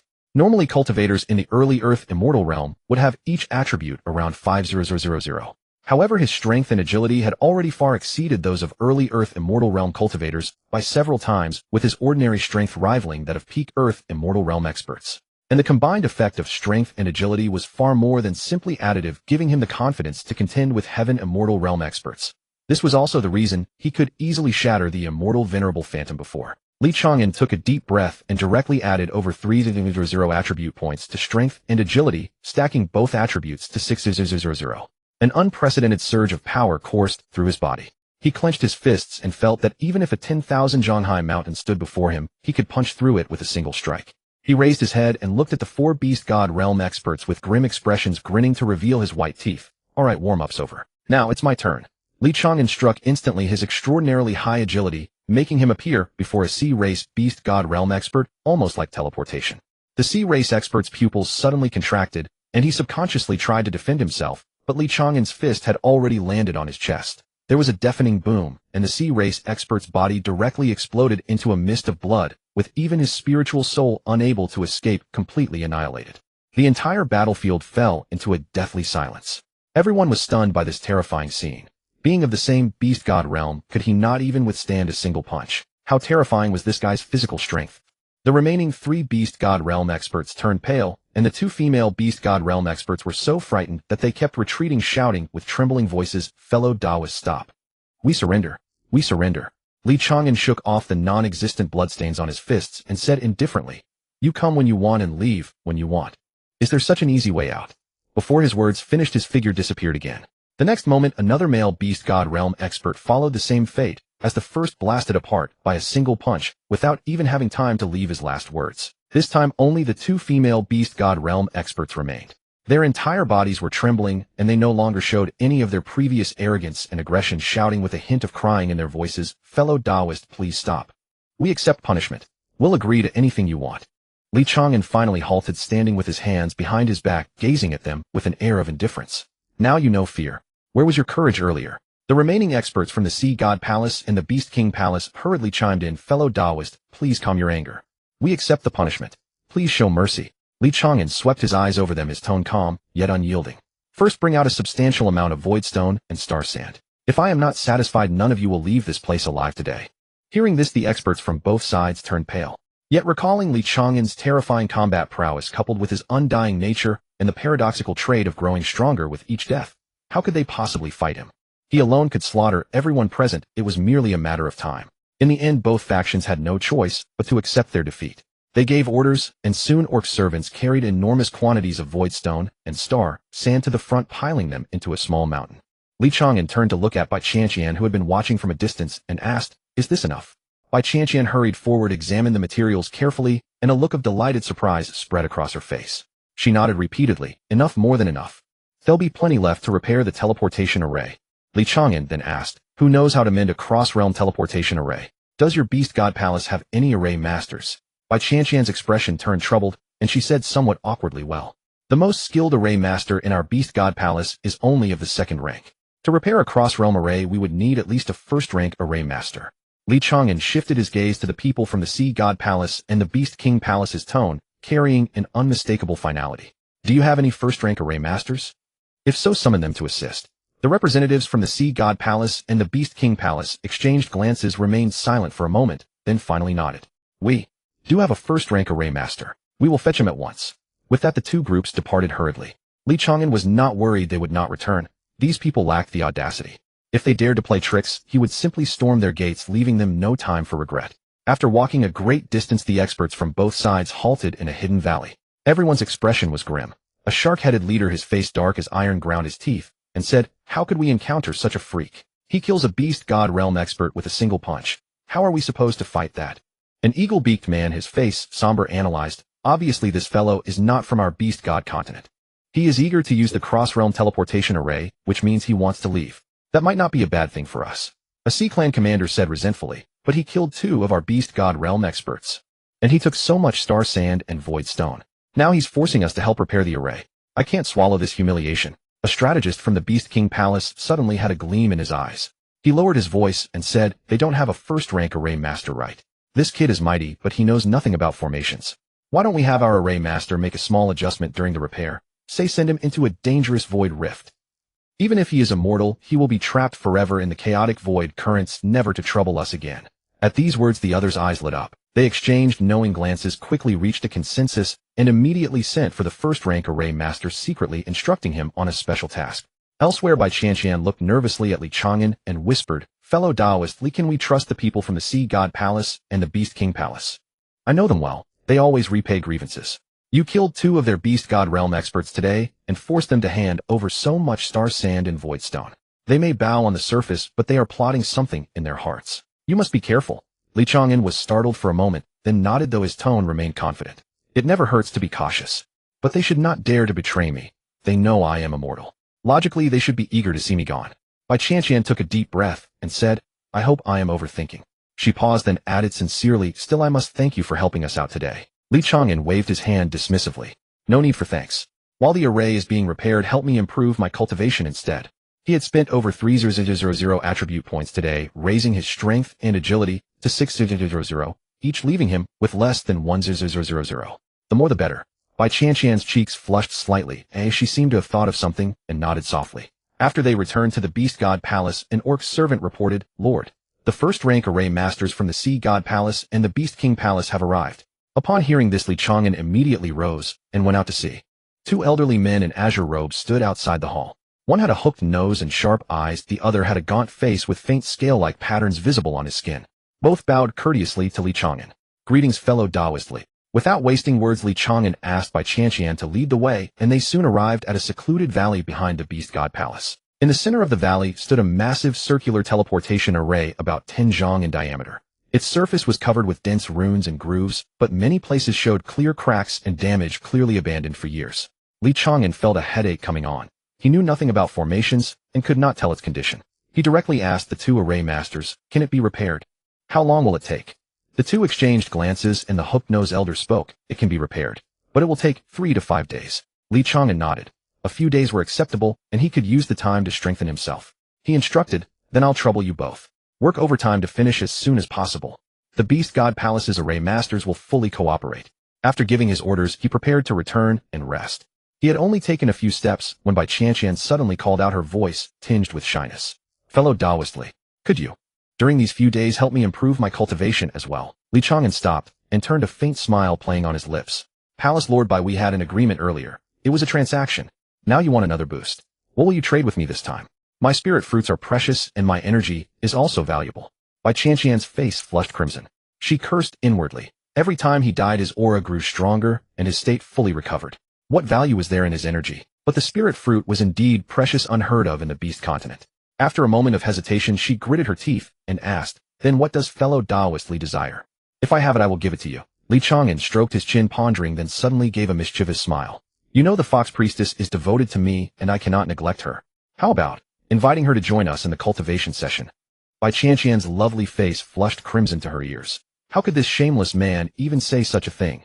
She was the dignified master of the beast god temple, and if word got out that she was dual cultivating with a fox demoness and the same man to advance their cultivation.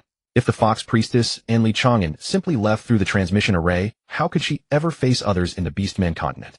But if she refused, this fellow clearly wouldn't be easily dismissed. Seeing by Chang'an's tormented expression as if she wished to crawl into a crack in the ground, Li Chang'an couldn't help but laugh aloud. He waved his hand and said, enough. I'm just teasing you. Then how about this? The remaining void stones and starlight sand, I'll take those. Additionally, if there are any rare medicinal herbs or refining materials on the beast god continent, prepare more for me, and I'll take them as well. He possessed the green lotus space, which could accelerate the growth of medicinal herbs. Though he couldn't refine pills himself, planting more would certainly be beneficial. Moreover, having visited different planes, collecting more local specialties might prove useful in the future. Hearing this, Bai Chang'an felt as if she had been granted a great reprieve and immediately nodded in agreement, saying, no problem. I'll arrange for people to handle it right away. Not long after, beastmen arrived carrying large and small boxes to Li Chang'an's side hall, containing crystalline spiritual herbs, ores emitting a faint glow, and various oddly shaped but cheerish materials. Li Chang'an accepted everything without refusal, storing it all within his 9th grade green lotus space. The land within the space automatically classified and planted the medicinal herbs, with the spiritual spring watering them without intervention. To his delight, he discovered that as the quantity of herbs increased, so too did their growth rate. Even more surprisingly, the spiritual fruit tree that could enhance cultivation had produced dozens of small green fruits. Though still far from ripe, this was a promising sign. After settling everything, Li Chang'an instructed the fox priestess to consolidate her cultivation first. She behaved obediently and asked no questions. Li Chang'an then turned toward Bai Chang'an's sleeping chamber, where the two began another round of seclusion. 3 days later, he emerged refreshed and invigorated.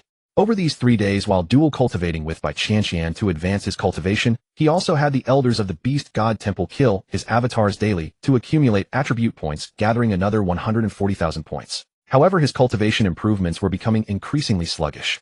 He sensed that the ceiling of this plane could no longer satisfy his needs. He had to reach a higher plane to continue advancing rapidly. At that moment, a beastman reported, young hero Li, the 2 first-rate array masters say the transmission array has been repaired. Li Chang'an's spirits lifted, and he hurried to the back mountain. Bai Chang'an arrived with a group of elders, and the procession made its way to the transmission array in the valley. The once damaged interdimensional transmission array now gleamed with new vitality. Runes had been freshly inscribed across its surface, and crystal-clear demon stones were set into the grooves, radiating a soft, steady glow. The entire formation exuded an arcane spatial fluctuation, clearly restored to function. The 2 first-rate array masters approached with beaming smiles, introducing themselves. Friendly, the transmission array has been fully repaired. However, each use of this transmission array requires a substantial amount of demon stones. Moreover, its structure is rather fragile and prone to damage during the transmission process. Therefore, it would be best to succeed on the first attempt, avoiding irreversible damage from repeated use. Li Chang'an nodded as if deeply convinced, then suddenly said, I see. Then one of you should go up first to test the effect. Once confirmed there's no issue, I'll go up. Upon hearing this, both array masters turned green. Send them up to test it. The other end of this transmission array connected to an unknown plane.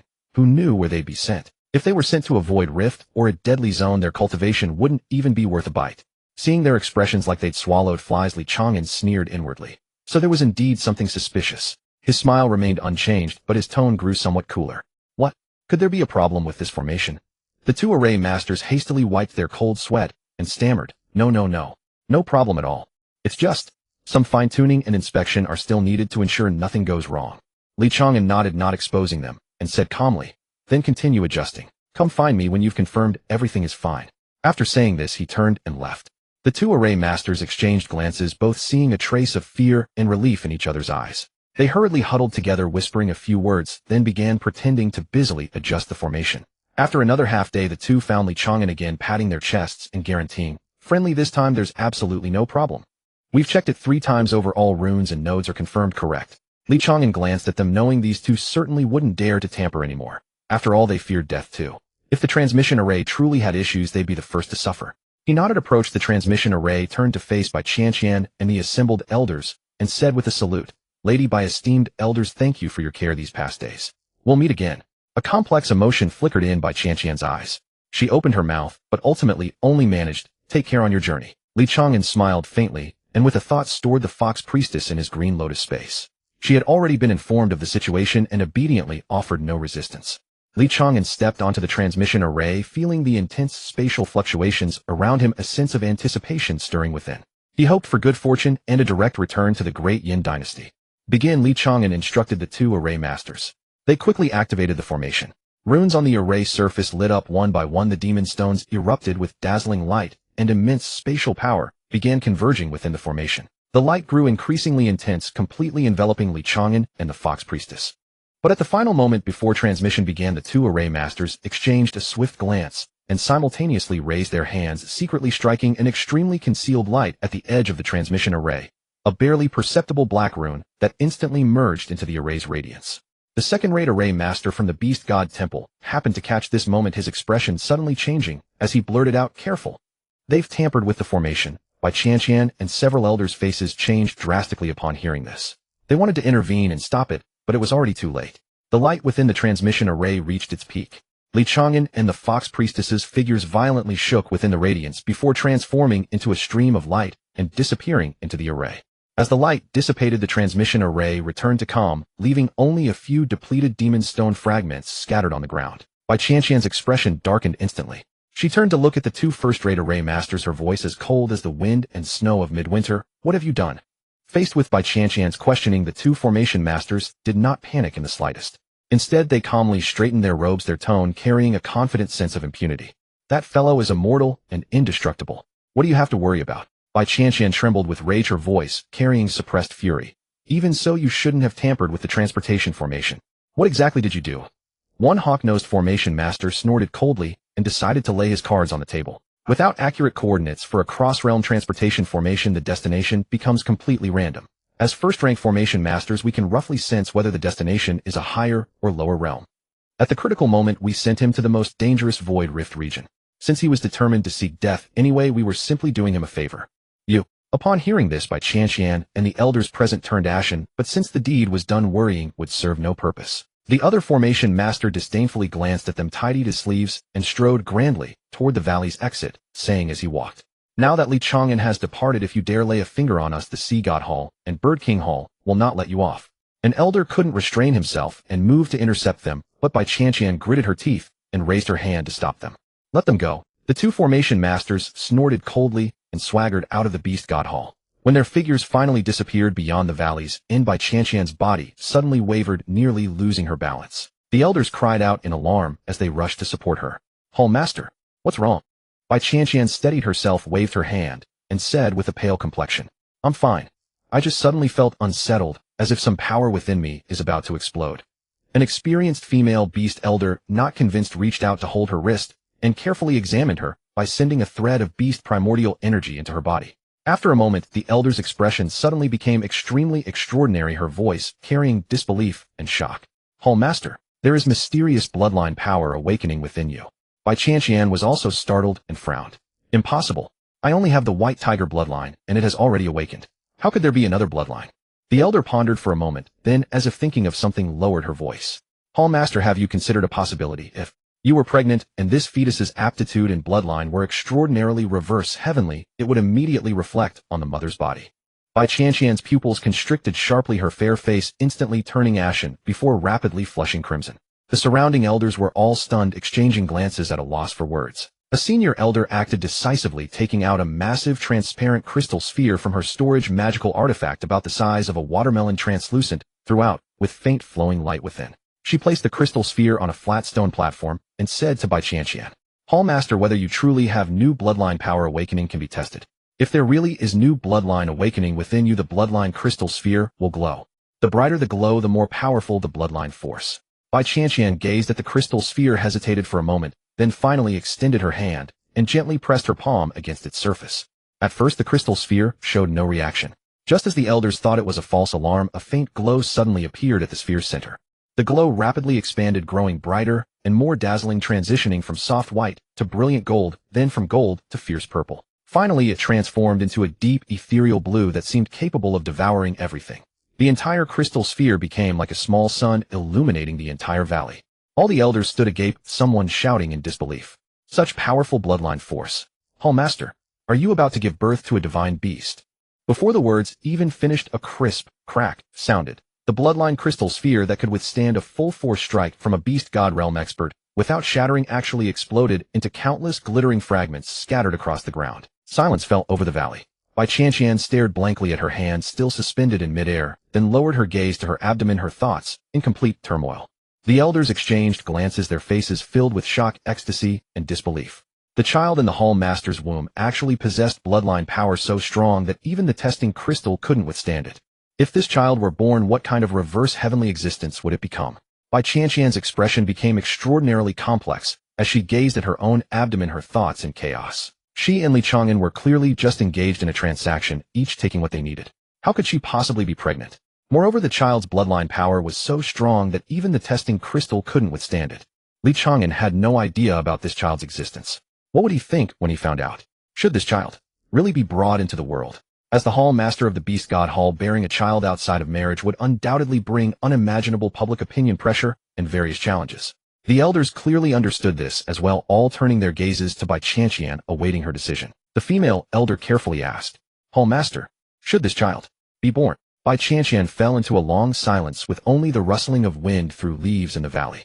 Finally, she took a deep breath, raised her head, and her gaze was resolute. "I will have this child. For the rest of my life, I will not marry again. I will devote myself completely to raising this child." She paused, her voice dropping. "As for the child's father, if I ever meet Li Chang'an again, I will tell him." Upon hearing this, the elders nodded in succession.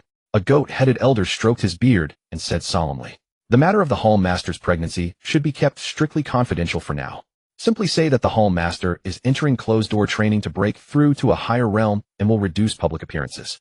When the child is born, we can find a suitable pretext and everyone will raise it together." A lion-headed elder's eyes sparkled with anticipation as he said, "I have a premonition. The child in the Hall Master's womb may one day unify the entire Beastman continent." Bai Qianqian did not respond, merely lowering her gaze once more to her abdomen. The moment she made her decision, a warm, yet majestic bloodline force suddenly erupted from the depths of her being, sweeping through her limbs and meridians like a springtime current. Her cultivation actually broke through from the early Beast God realm directly to the late Beast God realm in that instant. The elders were once again rendered speechless by shock. Could simply deciding to give birth to this child allow one's cultivation to jump 2 minor realms? Just how reverse heavenly was this child's bloodline power? But upon reflection, the child's father was himself an immortal and indestructible monster. Perhaps it made sense after all. The elders' gazes toward Bai Qianqian held not only reverence, but also a touch of envy. This transaction the Hall Master made seemed like a worthwhile deal indeed. A sudden darkness engulfed Li Chang'an's vision as his body tumbled and spun through the endless void. After an indeterminate span of time, he plunged into water with a loud splash. The icy liquid flooded his mouth and nose. He choked down a few gulps, flailing desperately, until he broke the surface, gasping for air. Then he froze. In the sky above hung 2 colossal moons, one silvery white like snow, the other a deep oceanic blue, casting the entire world in an eerie, magnificent glow. Clearly this was not the great Yin dynasty he had wished to return to. The air was thick with dense demonic energy. The concentration of spiritual chi far surpassed that of the Beastman continent, yet it carried an indescribable oppressive weight, stirring an instinctive unease. He surveyed his surroundings, a grove of black trees, a cluster of jagged rocks, a dark crimson river, a naked woman, and a few circling crows. Wait, something seemed off. He quickly turned his head and found a stunningly beautiful maiden staring at him in bewilderment from the water. A demon realm woman. Or to be precise, a demon realm woman bathing. Her violet eyes flickered through confusion, shock, shame, and finally erupted into blazing fury. Under the twin moon's light, her skin gleamed with an ivory luster. Her jet black hair, wet and clinging, framed her shoulders and collarbone, with droplets tracing down her delicate clavicle. Li Chang'an's gaze involuntarily followed a bead of water 3 inches downward before he snapped back to reality, silently reciting 3 times, "I am a proper gentleman." He offered an awkward yet polite smile, raised his hands in surrender, and spoke with the utmost sincerity. "Hello, if I told you I appeared here by accident, would you believe me?" The girl gritted her teeth, her voice seeping through clenched jaws. "Do you think I believe you? How dare you peek at this princess bathing?" Li Chang'an quickly waved his hands, his expression righteous. "It's not peeking. Princess, I must correct you. Peeking implies covert observation, while I, strictly speaking, am now openly looking." Mo Liu's mind blanked for half a second. In her 100 years of life, she had seen fearless fools, but never one so brazenly confident. Without another word, she raised her hand and struck. A terrifying force instantly pulverized Li Chang'an's body, reducing him to a cloud of blood mist that stained the water before he could even dodge. The familiar system prompt echoed in his mind: death. Count 1 killer Mo princess of 10,000 demon palace. First kill 1, female bonus 1 as strength far exceeding host 4, attribute points gained 6. Seeing Li Chang'an's body explode, Mo exhaled in relief, grunted coldly, and prepared to go ashore to dress. But just as she turned, the voice that made her blood pressure spike came from behind. Why do you strike without warning? If I'm going to die anyway, I might as well not lose out. She whirled around, her pupils contracting sharply. Li Chang'an had reappeared behind her, completely drying not a single droplet on him, and, spreading his arms, he embraced her tightly. What was worse, the bastard even squeezed. Mo Liu went rigid, her mind blank. In all her life, no man, not even her father the demon god, had ever held her like this. You seek death. Enraged, Mo Liu struck again, killing Li Chang'an with a single palm blow. But he revived almost instantly, standing 3 paces away with a grin, even winking at her. Mo Liu refused to believe it. She killed him dozens of times. Palm strikes, fists, demonic blades, even dark magic spells. But each time Li Chang'an was reduced to mere fragments, he would resurrect fully intact in the next second, his aura even seeming to grow steadily stronger. Finally, Mo Liu stopped, her chest heaving as she gasped for breath. She glared at the revived Li Chang'an, her voice laced with disbelief and a hint of resignation. Stop. What in the world are you? Even we demon royalty have no artifact or technique that allows infinite resurrection. My father's heavenly demon disintegration art requires a long recovery time and exacts a heavy toll. Who are you really? From the aura on you, you're clearly not from the demon realm. Li Chang'an didn't answer. Instead, he pointed at her with a grin. Princess, how about we talk after you put on some clothes? Not that I mind looking a bit longer, but standing here like this, I'm afraid I'll lose focus. Mo Liu glanced down and suddenly realized she was still naked. Her pretty face flushed crimson from her cheeks to her ears, then down to her neck. She hastily retrieved a long dress from her storage ring, slipped it on, and after confirming she was fully dressed, resumed her high and mighty princess demeanor, teeth gritted. Now will you talk? If you dare spout nonsense again, I'll... She stopped mid-sentence, realizing she truly had no way to handle this nuisance. Couldn't kill him, couldn't scold him into listening, couldn't beat him into submission. In all her years, she had never encountered someone so shameless and utterly beyond her control. Li Chang'an saw her dilemma and decided not to provoke her further. He eased off and briefly recounted his origins, a middle-grade realm called the 9 Provinces. Having offended an immortal venerable from the upper realm, he was sent to the Beastman continent via a cross-realm teleportation talisman, then betrayed by someone and transported here. Mo Liu listened in silence, a flicker of contemplation in her eyes. It seems that immortal venerable had no way to kill you, either only to send you away. She calculated inwardly. This man grew stronger with each death, and his resurrection speed was unprecedented. He was a perfect weapon for war. If she could convince him to serve her father, the unification of the demon realm would be within reach. But the thought of how he had seen her naked and hugged her shamelessly made her seethe with shame and anger. She hesitated. Should she keep this brazen scoundrel in the demon palace? Keep him and risk further trouble, or let him go and lose a rare gem? Especially now when her father was locked in a power struggle with other demon lords. If this man defected to them, it would be a grave threat. Li Chang'an, oblivious to her inner turmoil, grinned. So, I want to go back and take revenge on that bastard. Can you help me, princess? Whether it's a cross-realm teleportation talisman or a teleportation array, as long as I can leave. Mo Liu snapped back to reality and snorted. You've seen my body, think you can just walk away? Li Chang'an kept his cheeky grin, spreading his hands. Easy, I'll just take the loss and marry you. But I have many women, so you'd probably only be 8th in line. Mo Liu's temper flared again. I, a demon princess, only 8th. I want to be first. Bah. From now on, you'll only have me. Stay in the demon realm and be my consort. Li Chang'an shook his head, his expression earnest. No, how could I give up the entire forest just for one tree? My forest has peonies, roses, orchids, plum blossoms. A very complete selection.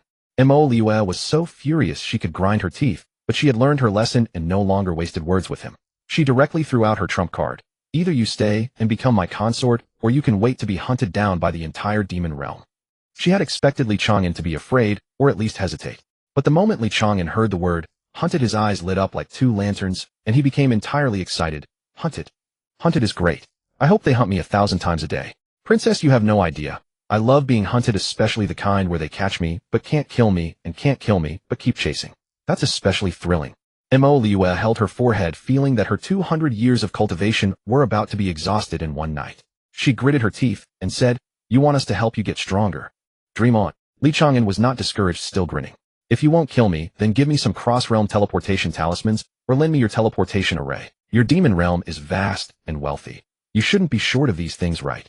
Mo Liu snorted and turned her head away, ignoring him. Li Chang'an circled to her left and continued speaking. Mo Liu turned to the right, and Li Chang'an circled to the right. Mo Liu closed her eyes, and Li Chang'an crouched down to look up at her. He asked 3 times in a row, but the princess was determined to stay silent. Li Chang'an wasn't annoyed. Instead, he laughed even more gleefully, propping his chin on his hand as he looked at her. Are you loving me in silence? Mo Liu finally broke down, opening her eyes to glare at him. That joke is really cold. But Li Chang'an grabbed her hand, holding it in his palm, and said earnestly, "Cold is right. Someone who doesn't have me in their heart will eventually grow cold." Mo Liu's heart, which had been cold for 100 years, suddenly felt as if something had struck it. She had to admit, this man, though his skin was thick enough to be used as a city wall, was indeed a very interesting person. Previously, she had only valued his abilities and wanted to win him over or subdue him for her father. But now she had developed some indescribable strange feelings toward Li Chang'an. From childhood to now, it was the first time a man had dared to speak to her like this, even constantly teasing her. Whether it was because his shamelessness had worn down her resistance, or for some other reason, she actually no longer found it so repulsive. She pulled her hand away, trying to maintain her aloof image. "You really have thick skin.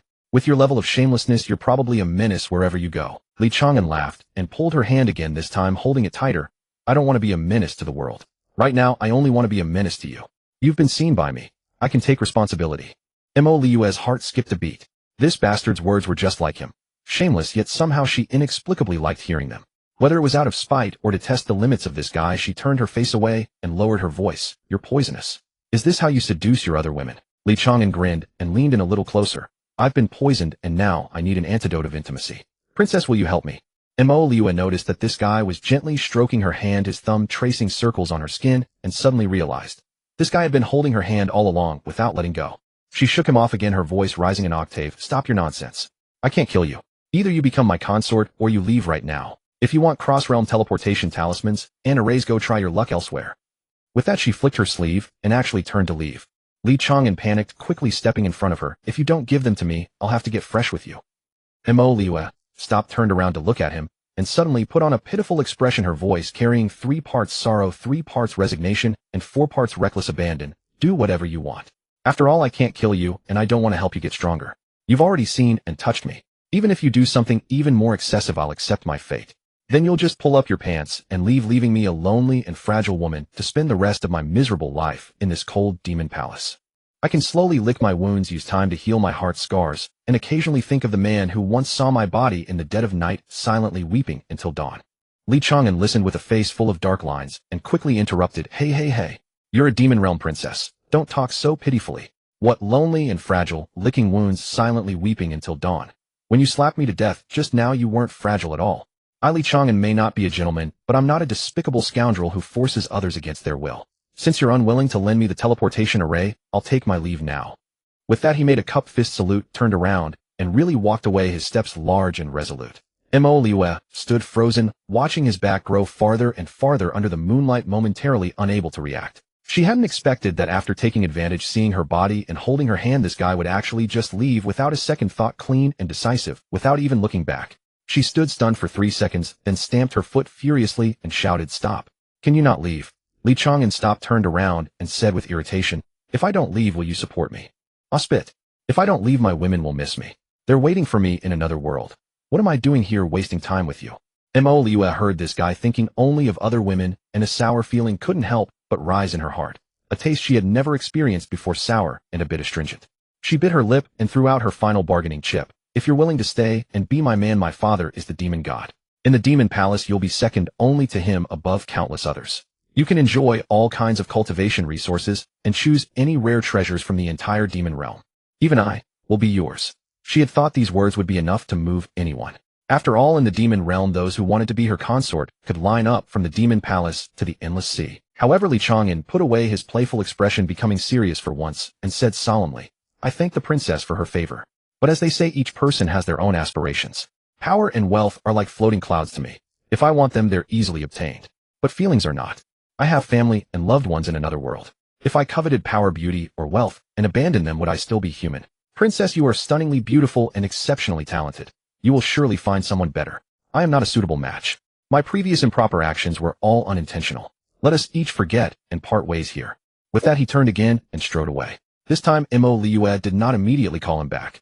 She was shaken by Li Chang'an's earnest declaration. Her father was the demon god, ruler of half the demon realm. Countless people racked their brains to show their abilities and talents before her father, hoping to gain a little of his special regard. And becoming her man was the ultimate dream of many in the demon realm. Yet in front of Li Chang'an, he dismissed them so disdainfully, as if they were mere pebbles on the roadside, not worth bending over to pick up. This man could not only be glib, but also be so earnest and devoted. Yes, for the first time she felt, a man with many women could also be devoted. because his devotion was not to a particular person, but to his own bottom line and principles regarding feelings. As Li Chang'an's figure was about to vanish into the moonlight, Mo Liue finally called out, "Wait." He halted once more and turned around, a hint of helplessness in his voice. "Is there something else, princess? Or do you still demand that I take responsibility? How about I write you an IOU and make it up to you later?" Mo Liue took a deep breath, making a decision that even surprised herself. "If you have the courage, I can take you to see my father, the demon god. If you can win him over, even sending you back to your original world would be no problem."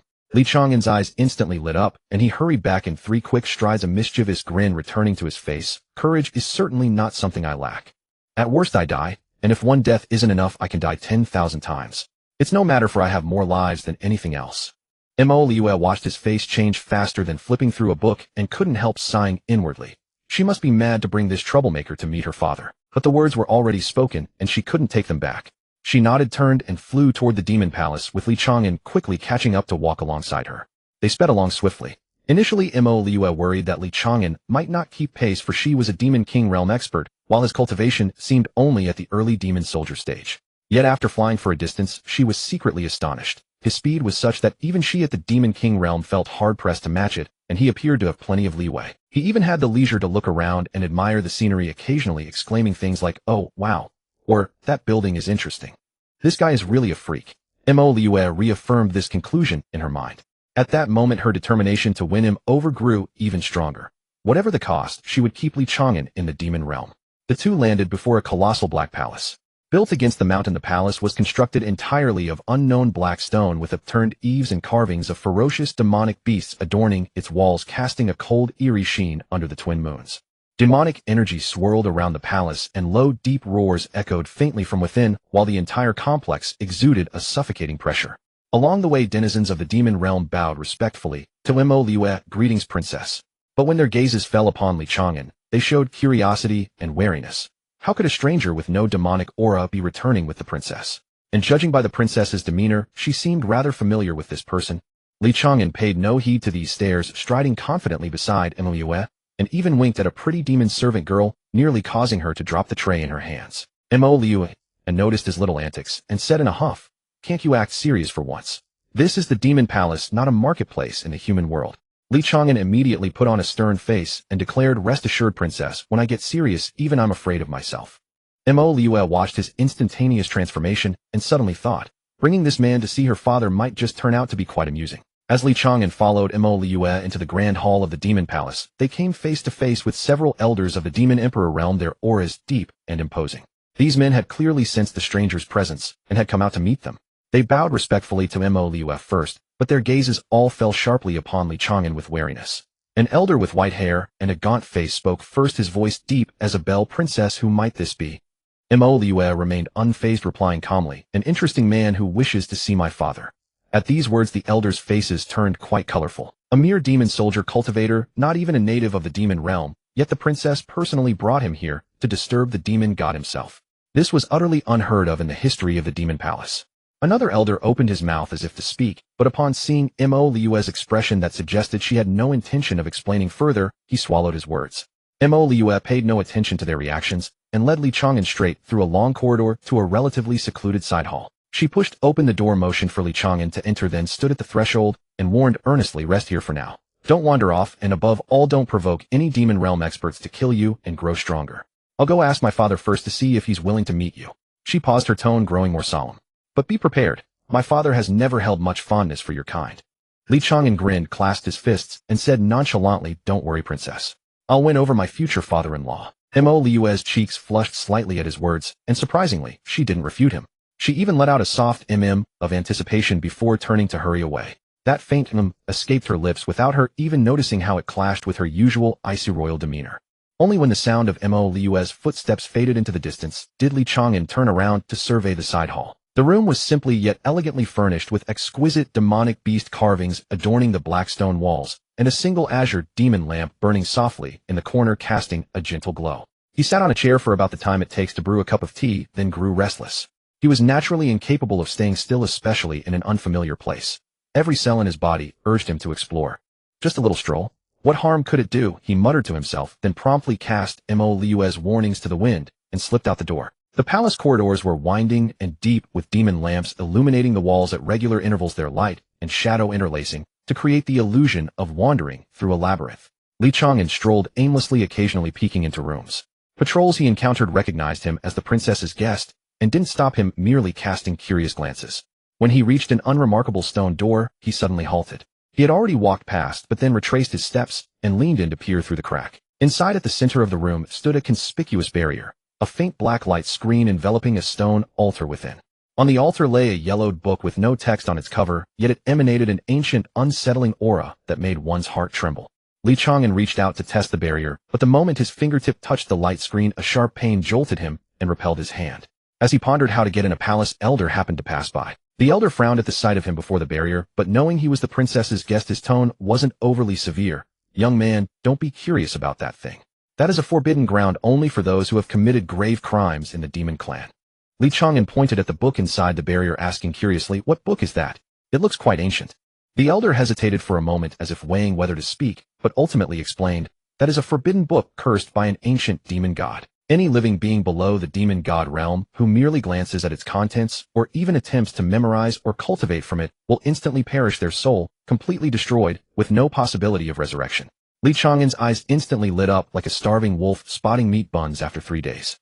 "Really? Could you let me in to take a look?" The elder's expression darkened, and he quickly waved his hands. "Absolutely not.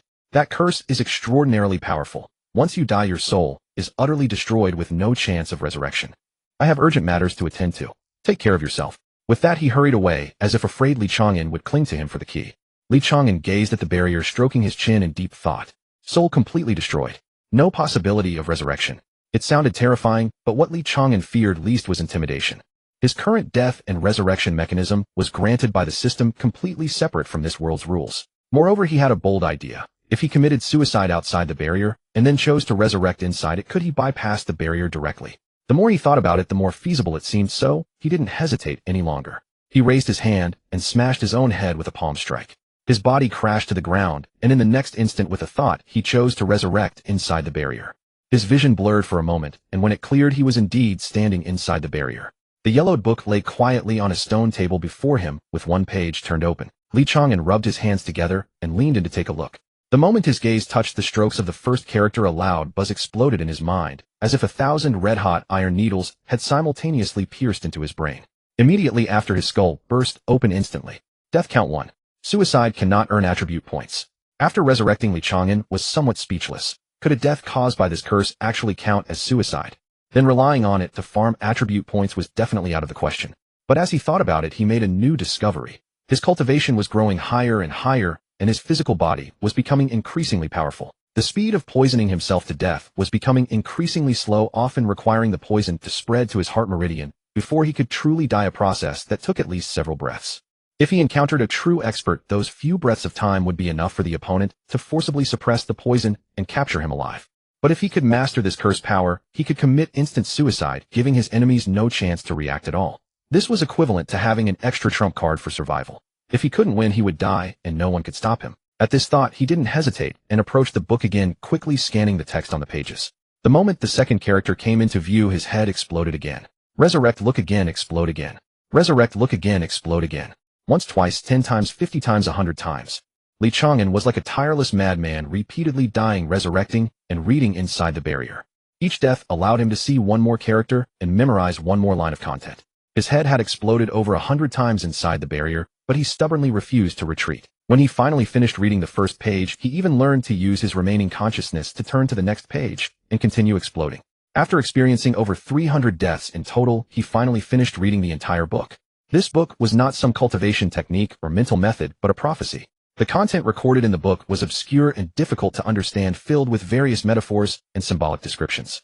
Only those at or above the demon god realm could see the content on the last page, and the record on that final page was also quite vague. The general meaning was that when the next immortal demon war erupted, it would be stopped by someone with low cultivation who was despised by both sides, and this person would ultimately become the leader of both the immortal and demon factions. Li Chang'an stroked his chin, feeling that this was less of a prophecy and more like a prank by some ancient demon god. However, that cursed power, because of his repeated contact and death in a short period, had actually left a mark inside his body. He could clearly feel a hidden and powerful cursed power lurking within his meridians. With just a thought this power could instantly kill him. Of course it would still count as suicide. But this was already enough for him. With this ability before reaching the demon god realm, he no longer needed to worry about being captured alive. When facing enemies he couldn't defeat, a single thought could end his life cleanly and efficiently, and no one could stop him. He moved his mind, and the cursed power indeed erupted, instantly disintegrating his body from the inside out. He resurrected outside the barrier with satisfaction, brushed off the dust from his clothes, and was about to return to the side hall, when he heard an irate voice from behind. "Where did you run off to? Didn't I tell you not to wander around?" Li Chang'an turned around, and saw Mo Liu standing at the other end of the corridor with her hands on her hips, her purple eyes blazing with anger. But beneath that fury there was clearly a trace of worry and fear. She hurried over, examining him from head to toe, and only after confirming he was unharmed did she slightly relax, though her tone remained harsh. "Didn't I tell you not to run around? Do you know how many restrictions and traps there are in this demon palace? If you trigger any mechanism, even I won't be able to save you." Li Chang'an quickly raised his hands in surrender, saying with an innocent expression, "I was just looking around, really, just looking around. This demon palace is too big, I got lost while walking." Mo Liu glanced at him skeptically, but didn't press further, changing the subject to say, "Father agreed to see you. But I can feel that he doesn't have a good impression of you. Be careful, don't act so casual with him like you do with me. My father doesn't tolerate that kind of behavior." Li Chang'an patted his chest with a grin. "Don't forget I'm immortal, what could possibly go wrong?" But Mo Liu shook her head, and said solemnly, "Although you're immortal with my father's demon god realm cultivation, you might not even be able to commit suicide. He can easily capture you alive, and then extract your soul to refine it, imprisoning your divine soul in demonic fire for 1,000 years. If you can't even die, then that would truly be worse than death." Hearing this, Li Chang'an wasn't afraid at all. Instead he grinned, and took her hand, holding it in his palm with a tone that was both playful and somewhat serious. "Princess, are you worried about me? Good, now you know to care about your man." Mo Liu's delicate face instantly flushed red, and she awkwardly tried to pull her hand back. But Li Chang'an held on tight, and after 2 unsuccessful attempts to pull away, she turned her face aside and lowered her voice. "You're not my man. Deal with my father first." Li Chang'an's eyes lit up, and seizing the moment he said, "Then let's make a deal. If your father doesn't want to kill me anymore, you'll be my woman." Mo Liu fell silent for a moment, then gave a slight nod, her voice barely above a whisper, "Very well." Li Chang'an felt a surge of joy, and was about to say something else, when he hastily added, "By the way, you're only the 8th." Mo Liu whirled around, glaring at him with such intensity, it seemed as though she wanted to bore 2 holes through him. "You'd best worry about surviving your father first." Li Chang'an laughed heartily, wrapping his arm around her waist in a casual gesture. "Let's go, lead the way." Mo Liu felt her heart pounding wildly, unsure whether it stemmed from shyness or anxiety over Li Chang'an's safety. To her own surprise, she didn't resist, as he kept his hand on her waist, instead guiding him through winding corridors until they reached a towering stone statue deep within the palace. The statue rose over 10 zhang tall, carved from dark purple crystal, its features indistinct, yet radiating an oppressive aura that filled the entire space. Before Li Chang'an could speak, a distant yet commanding voice emanated from the statue. You're letting this lad hold your waist, and you claim you don't favor him." Mo Liu pulled away as if burned, stepping back with her head bowed in nervousness. "Father, he's not a bad person." The demon god snorted contemptuously. "Our demon race may have a poor reputation externally, but we are straightforward and clear about our grudges. Humans, on the other hand, are despicable and shameless, resorting to any means to achieve their goals, their minds filled with schemes and treachery. Be careful. You might fall for his sweet words." Li Chang'an, exasperated, couldn't help but interject, "Hold on now. Lord Demon God, you can't paint everyone with the same brush. There are good humans, just as there are scoundrels among the demon race. One shouldn't judge all by the same standard." The demon god erupted in fury, his voice thundering through the space. "A mere ant dares question this god." Before he could finish, a dark, purple beam shot from the statue's eyes, piercing through Li Chang'an's body. His form exploded into a mist of blood. Mo Liu cried out in horror, "No." But it was too late. Yet in the next moment Li Chang'an reappeared unharmed, dusting off his clothes with a grin. Not bad, keep going. If you don't kill me properly today, I'm not leaving." The demon god fell silent for a moment, then snorted, "So you do have some tricks. Immortal, are you? Then I won't kill you. Let's see how you revive." With that, 2 solid beams of light shot from the statue's eyes, wrapping around Li Chang'an and instantly sealing his body and cultivation. Li Chang'an tried to struggle, but found himself completely immobilized, his cultivation entirely sealed. But a slight smile curled his lips as he willed it. The cursed power from the forbidden book surged within him, disintegrating his body from the inside out. In the next instant he revived a few steps away, completely unharmed. Even the demon god was stunned. After a long pause he spoke in a deep voice, "You carry the cursed power of the forbidden book. You touched that forbidden book." Li Chang'an shrugged indifferently. "I don't know what forbidden book you're talking about, but I did come across an interesting one." To finish reading it I died several hundred times before I could barely complete it. The demon god fell silent once more. Several hundred times. Is this lad even human? The curse upon that forbidden book was so devastating that even a cultivator at the Demon Emperor realm would have their soul instantly destroyed with a single glance. There was no possible way to survive it. Yet this youngster with only the cultivation of a demon soldier realm managed to read through the entire book by literally piling up deaths. What kind of person dares to do something so reckless? Mo Liue stepped forward, nervously tugging at Li Chang'an's sleeve. Are you alright? How could you go looking at the forbidden book on your own? Don't take such risks next time. Even a demon emperor wouldn't dare to casually flip through that book. Li Chang'an chuckled and patted the back of her hand. I'm perfectly fine, don't worry about it, old eight. The demon god couldn't help but ask, what do you mean, old eight? Li Chang'an explained with complete assurance. I have 7 or 8 other women, so Liue is either the 8th or the 9th. You'll have to ask her which she prefers. The demon god erupted in fury, the entire statue trembling violently. My esteemed daughter, the daughter of the demon god, reduced to being the 8th or 9th woman to a mere demon soldier realm brat. How can I face anyone with this disgrace? Today either you perish completely, body and soul destroyed, or I shall vanish forever. Otherwise I will never consent to you two being together. Mo Liue quickly stepped in front of Li Chang'an, spreading her arms to shield him, her voice filled with unprecedented resolve. Father, calm yourself. I have feelings for him. Whether I'm the 8th or the 9th, I'm willing. The demon god's aura surged violently for a long while before finally subsiding. After a moment of silence, he suddenly asked, Boy, have you cast some kind of spell on my daughter? Li Chang'an shook his head with a grin. What spell? This cursed charm of mine has always been this potent. If father-in-law needs any advice, your son-in-law can teach you a few tricks, guaranteed to make mother-in-law utterly devoted to you. The demon god exploded in anger, sending a wave of demonic energy to pull Mo Liue aside and restrain her, his voice like thunder. Don't stop me. If I don't teach this boy a lesson today, I fear I'll develop an inner demon. With that, beam after beam of dark purple light shot from the statue's eyes, bombarding Li Chang'an like a furious storm. Li Chang'an's body was shattered time and again, only to resurrect over and over. After dozens of cycles, he discovered with delight that his cultivation had surged from the mid-stage of Earth Immortal Realm all the way to the late stage and was still rapidly approaching the peak. His mouth was split wide with a grin. So killing him by someone with much higher cultivation could rapidly boost his realm. This father-in-law is really pushing him forward. If he could anger him daily, he might reach the Immortal Emperor realm in no time. He willed it, releasing 9 clones while calling out, Father-in-law, if that still doesn't satisfy your anger, I'll create more clones for you to kill. The demon god remained silent, simply continuing to destroy Li Chang'an and his clones. When Li Chang'an's cultivation broke through to the peak of Earth Immortal Realm, the peak of Demon Soldier Realm, his aura's growth finally ceased. Yet his clones continued to provide him with attribute points, the numbers on his panel steadily climbing. Finally, the demon god stopped. He had to admit, that boy was truly immortal, growing stronger with each death. What was most terrifying was that he could instantly commit suicide through curse power, making it impossible to capture him alive. This was simply an unsolvable monster. Although his current cultivation wasn't impressive throughout the demon palace, no one could ignore his future potential. Li Chang'an asked with lingering reluctance, Father-in-law, why have you stopped? Continue, please. If you refuse, I will consummate with you tonight. This was a deliberate provocation to the demon god. Unexpectedly, the stone statue fell silent for a moment before slowly speaking. Enough. Since you truly love each other, I grant my blessing. From now on you shall stay in the demon palace and be the prince consort. Li Chang'an quickly waved his hand in refusal. That won't do. I must first return to my original world. There are many women waiting for me there. Even if I am to settle in the demon palace, I must bring them all here first.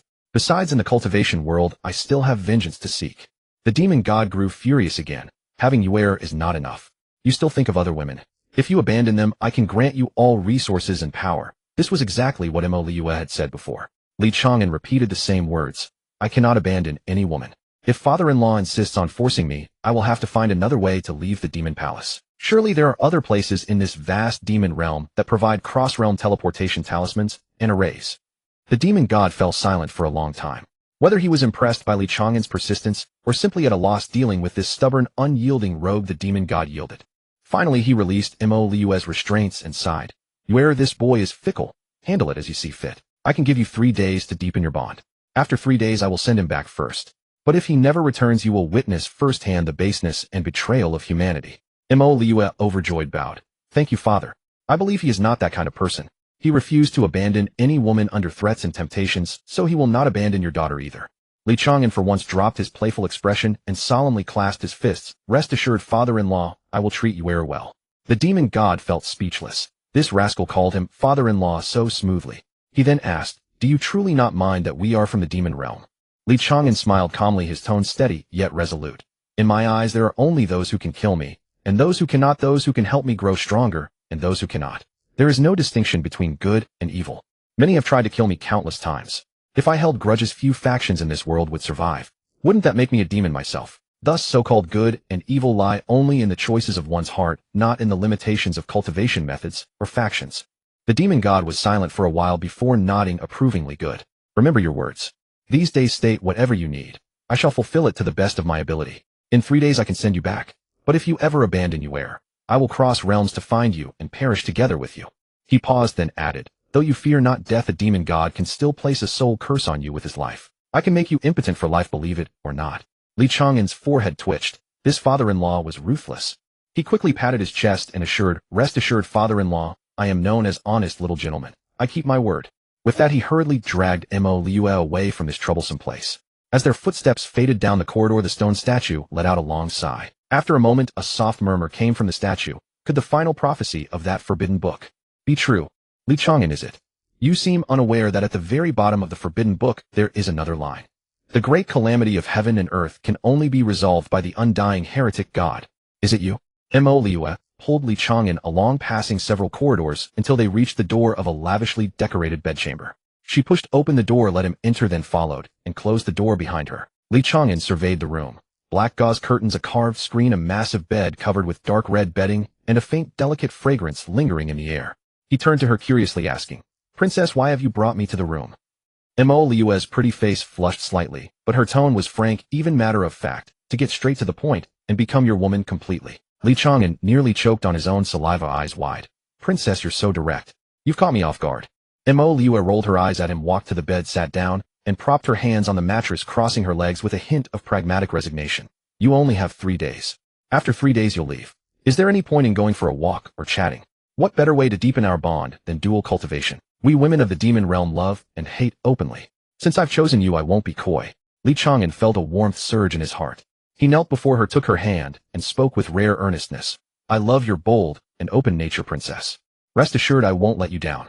He took a red spirit fruit from his 9-pin azure lotus space and handed it to her. Though your cultivation far exceeds mine, this fruit should still help you grow stronger. How much it helps depends on you.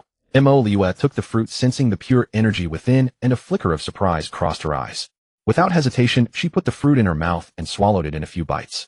Soon a warm power spread through her body, her cheeks flushed, and her breathing quickened. She looked up at Li Chang'an, her violet eyes shimmering with moisture, and actively hooked her arms around his neck.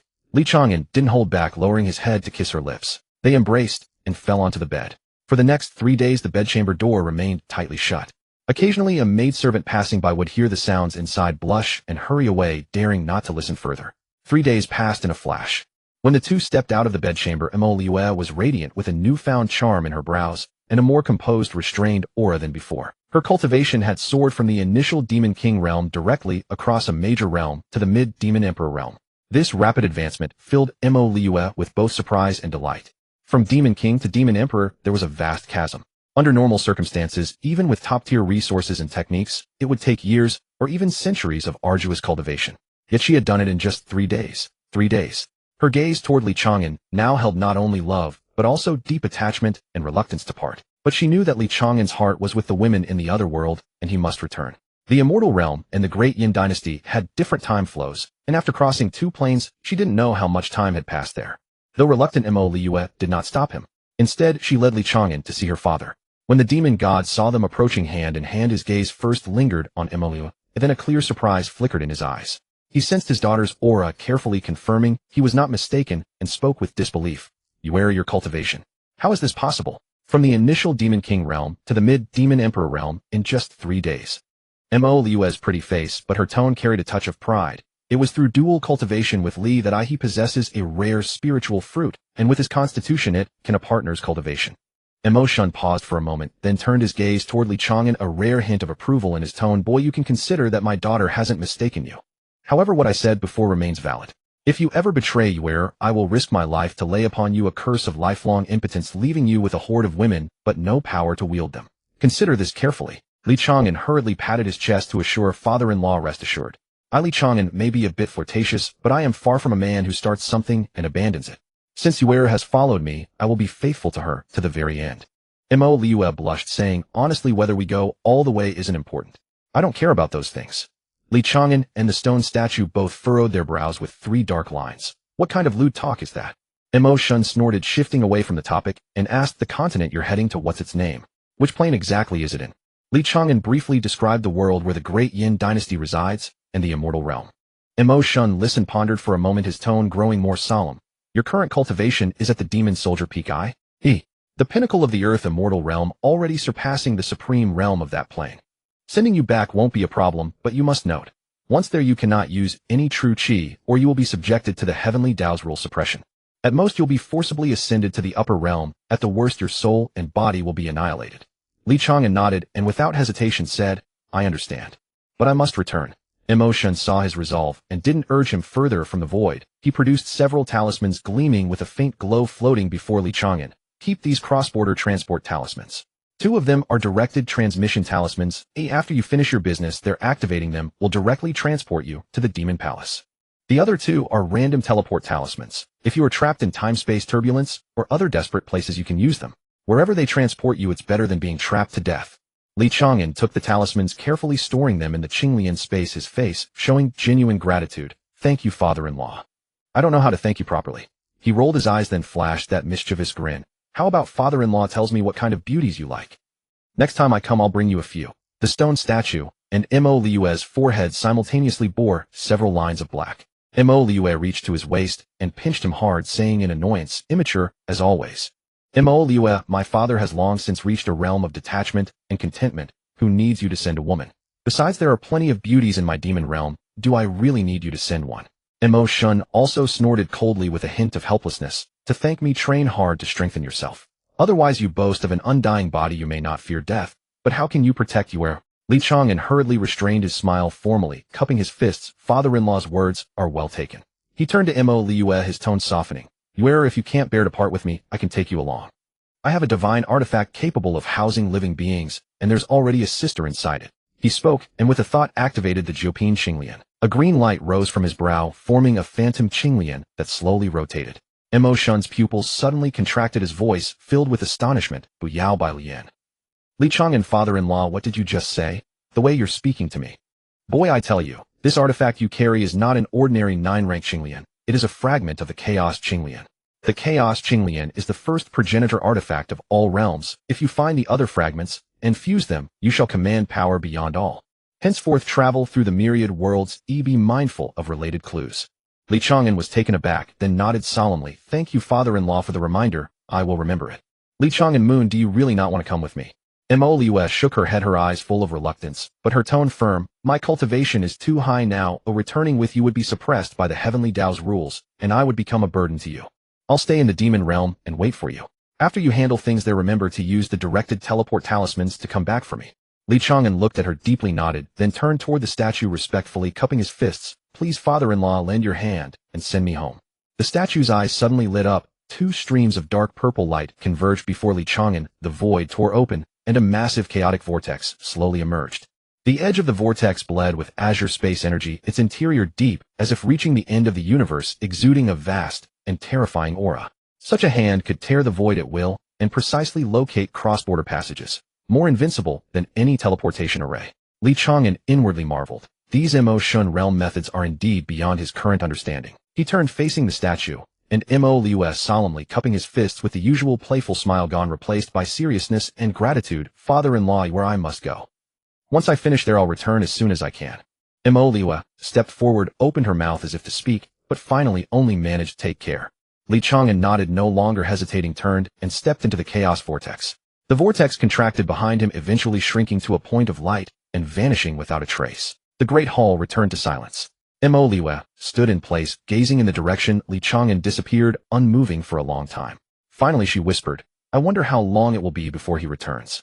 From the statue came Mo Shun's indifferent voice, do not worry about that boy. The coming celestial calamity, he might be the only one fated to face it.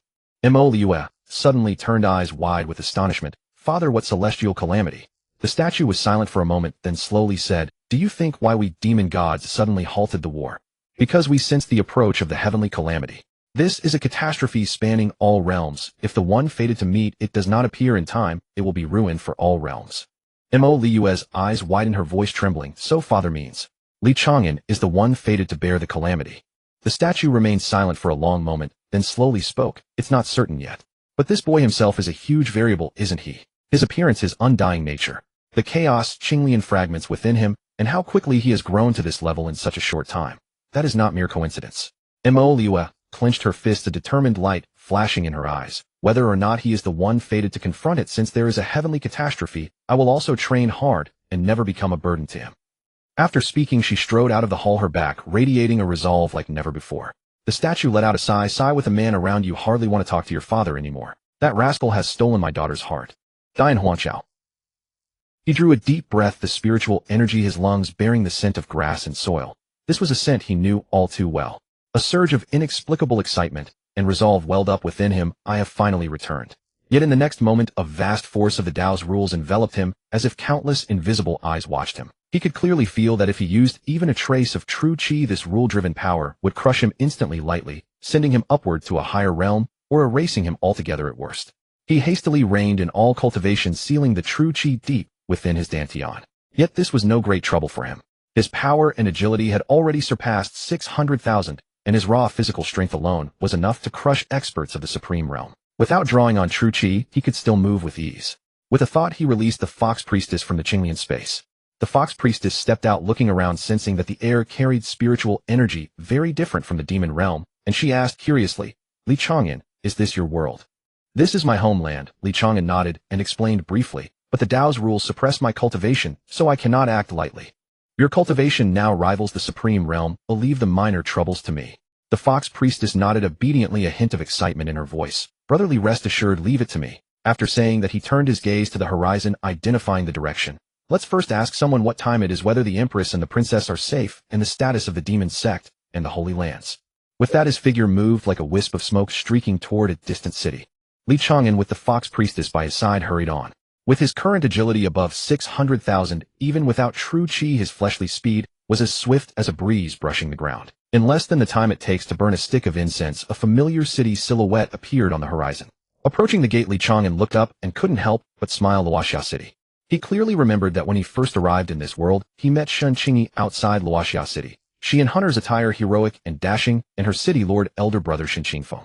Back then, he was a relatively inconsequential cultivator. In the blink of an eye, everything had changed. As they walked, he said to the Fox Seductress by his side, Fox Priestess, do you have a name? We can't keep calling you Fox Priestess, can we? The Fox Seductress nodded, her tail swaying. My name is Hu Meinyang.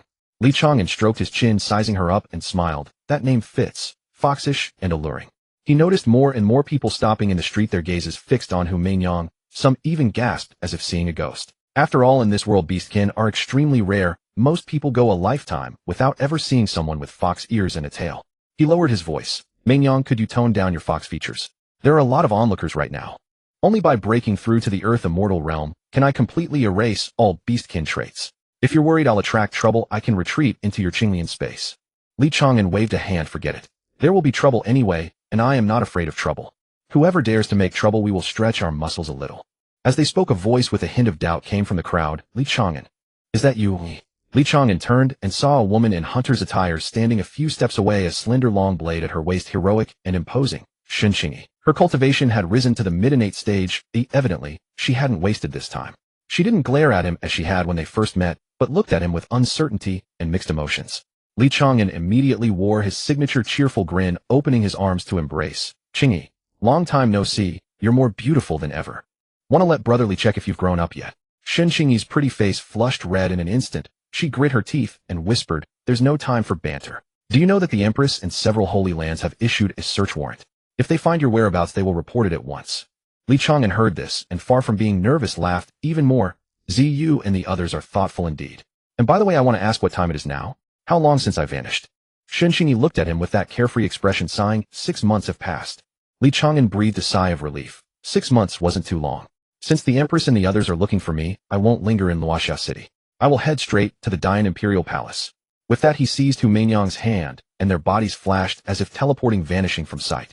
Shen Qingyi stood in place, watching the direction they disappeared, a strange and unspoken melancholy welling in her heart. Every time Li Chang'an appeared, his strength surged forward by leaps. This time he was accompanied by a demon-kin woman. This guy's romantic luck is certainly prodigious. The Empress, the Princess, the Saintess, and even the demon sect's leader all swooned for him.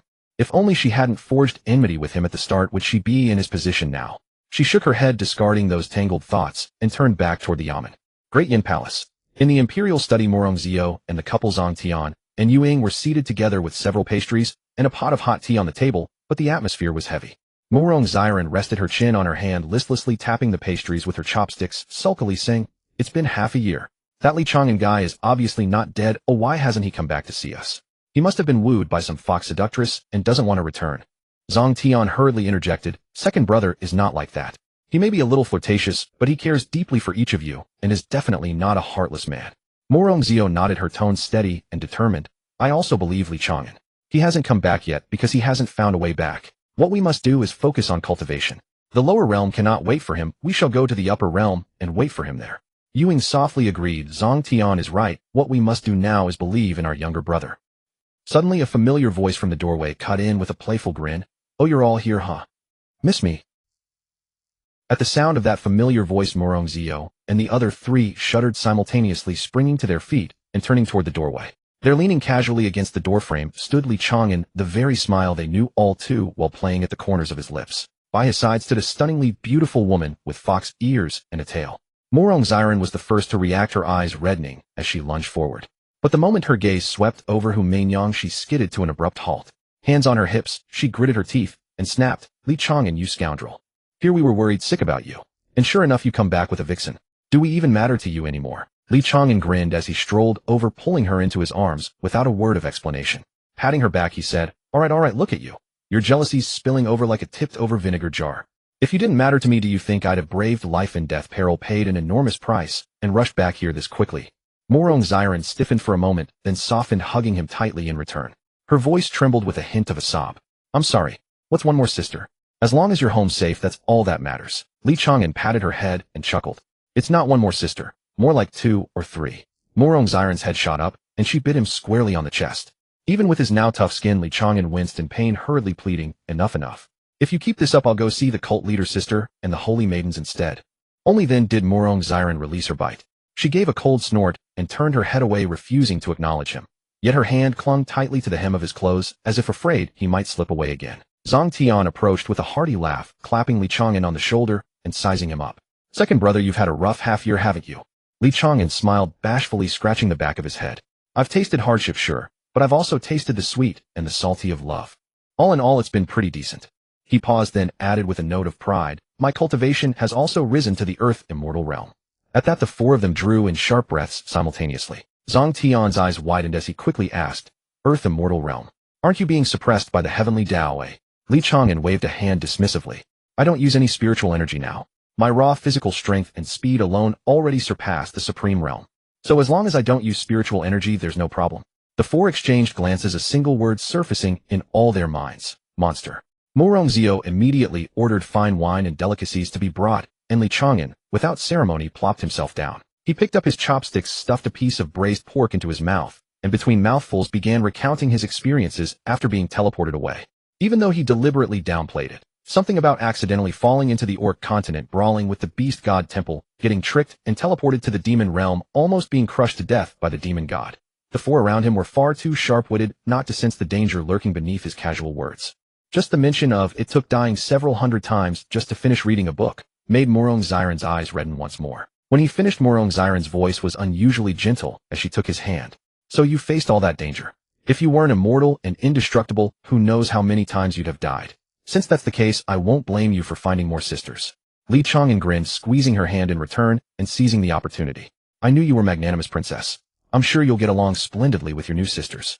Morong Xiren shot him a glare, but didn't pull her hand away. Li Chang'an turned to look at Morongzio, about to say something, when his gaze suddenly froze. Morongzio sat in the seat of honor, draped in a voluminous dragon robe, her bearing as dignified and imposing as ever. But beneath the robe, her belly was clearly swollen. Even the loose garment couldn't fully conceal the curve. The chicken leg in Li Chang'an's mouth nearly dropped. His eyes bulged as he pointed at her stomach, his voice rising an octave. "You, what's going on with your belly?" A faint blush crept across Morongzio's delicate face as she lowered her gaze without speaking. It was Morong Xiren who let out a cold snort and cut in, "Are you that dense? Not long after you left, my sister discovered she was pregnant. Later she told us it was because of your dual cultivation. She used the national fortune to boost the chances of conception." Li Chang'an froze for 3 seconds, then shot to his feet, crossing the room in 3 strides to kneel before Morongzio. He reached out with immense care, pressing his palm against her rounded belly, his touch as gentle as if he were caressing a priceless treasure. His voice trembled with joy and excitement. I'm going to be a father." Watching him, this mix of surprise and delight so adorably flustered, Morongzio felt a wave of warmth surge through her heart, and she nodded softly. Morongziren, looking on with a sour expression, muttered, "Even having a baby, my sister cheats. I was with you first, you know. I want to have your child too." Li Chang'an didn't even turn his head, casually replying, "No rush on that. One at a time." He stayed pressed against Morongzio's stomach for a moment, feeling for the life within, then looked up seriously.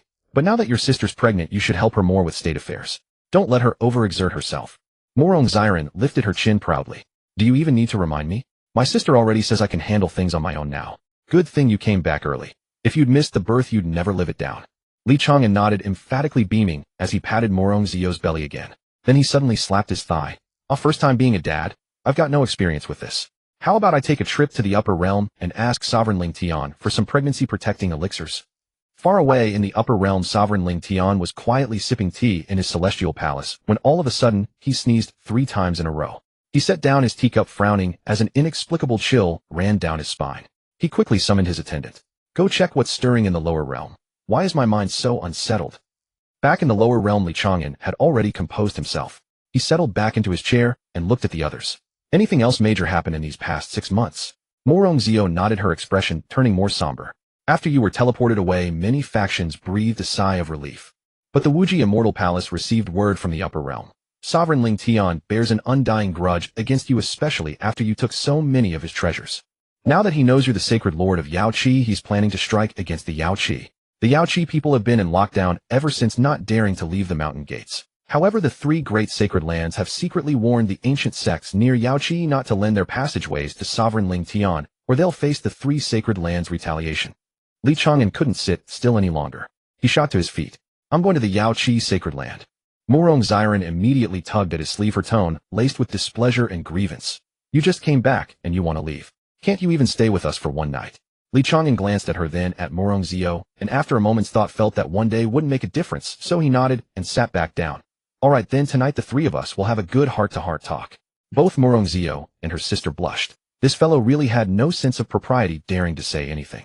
However, since the elder sister was pregnant, tonight would indeed be limited to just chatting. Zhang Tian and Yu Ying exchanged a glance and quickly rose to take their leave. "Second brother, it's getting late. We'll go rest now." Li Chang'an called them to stop, his gaze falling on Yu Ying's already prominent belly, and said, "Sister-in-law, it seems the child is about to be born. As his uncle, I can't be stingy either." With a thought, he took out 2 crystal-clear herbs that emitted a faint, ethereal glow from the green lotus space, handing one each to Yu Ying and Morongzio. "These are specialties from the Beastman continent. They can improve the constitution of both mother and child, reduce the risk of difficult labor, and ensure the child is born with exceptional talent. With luck, the child might even be born with a special physique, allowing cultivation to progress by leaps and bounds. Sister-in-law and Zio each take one and consume it now." Zhang Tian and Yu Ying were instantly overwhelmed with gratitude. Zhang Tian patted Li Chang'an on the shoulder vigorously, his voice choked with emotion. "Second brother, I really don't know how to thank you enough." Li Chang'an waved his hand and smiled. "Brother, sister-in-law, why be so formal with me? During my absence, it's thanks to you for looking after His Majesty and the princess. It's just a small token, no need to dwell on it." Zhang Tian and Yu Ying thanked him again, then left hand in hand. Morongzio gazed at the herb in her hand before carefully placing it into her mouth and swallowing. Soon a warm sensation rose from her dantian, spreading through her body, bringing such comfort that she couldn't help but let out a soft sigh. She opened her eyes and said in surprise, "It feels wonderful. My constitution has truly been improved." Li Chang'an was delighted and nodded. "As long as it's useful, that's all that matters." He stood up and stretched. "Let's go rest too. I'm worried about Yaoqi, so I'll have to go check on them tomorrow. If things don't go well, I'll go straight to the upper realm and swat that brat Ling Tian to death." He turned to look at the Morong sisters, a signature mischievous grin curling at the corner of his mouth. "My 2 ladies, it's getting late. Let's retire for the night." Both blushed, exchanged a glance, and then followed Li Chang'an toward the palace. The news of Li Chang'an's return spread like wildfire through the entire cultivation world within a single night. Upon receiving the news, the leaders of the major sects and hidden families felt not joy but a creeping dread. Countless sect masters convened emergency meetings with their elders, issuing a strikingly unified directive. Restrain all disciples, avoid any trouble outside, and immediately steer clear of anyone resembling Li Chang'an. That jinx had returned. In stark contrast to the vigilance of these powers, the other three of the four holy lands, Supreme Hall, Limitless, Immortal Palace, and the Demon Sect, were thrown into excitement upon hearing the news. Yu Linglong, Su Qi, and Yin Zhouge all emerged from seclusion, instructing their disciples to keep a close watch on Li Chang'an's movements and prepare to welcome him. The next morning, sunlight streamed through the window lattice into the palace. Li Chang'an pushed open the door and stepped out refreshed and invigorated, followed by the equally radiant Morong Zio and Morong Xiren. Hu Mingyang, who had been staying in the guest room, had also risen early and was waiting obediently in the courtyard. Li Chang'an bid farewell to the sisters and gave Hu Mingyang a few instructions before setting off alone toward the Yaoqi Holy Land.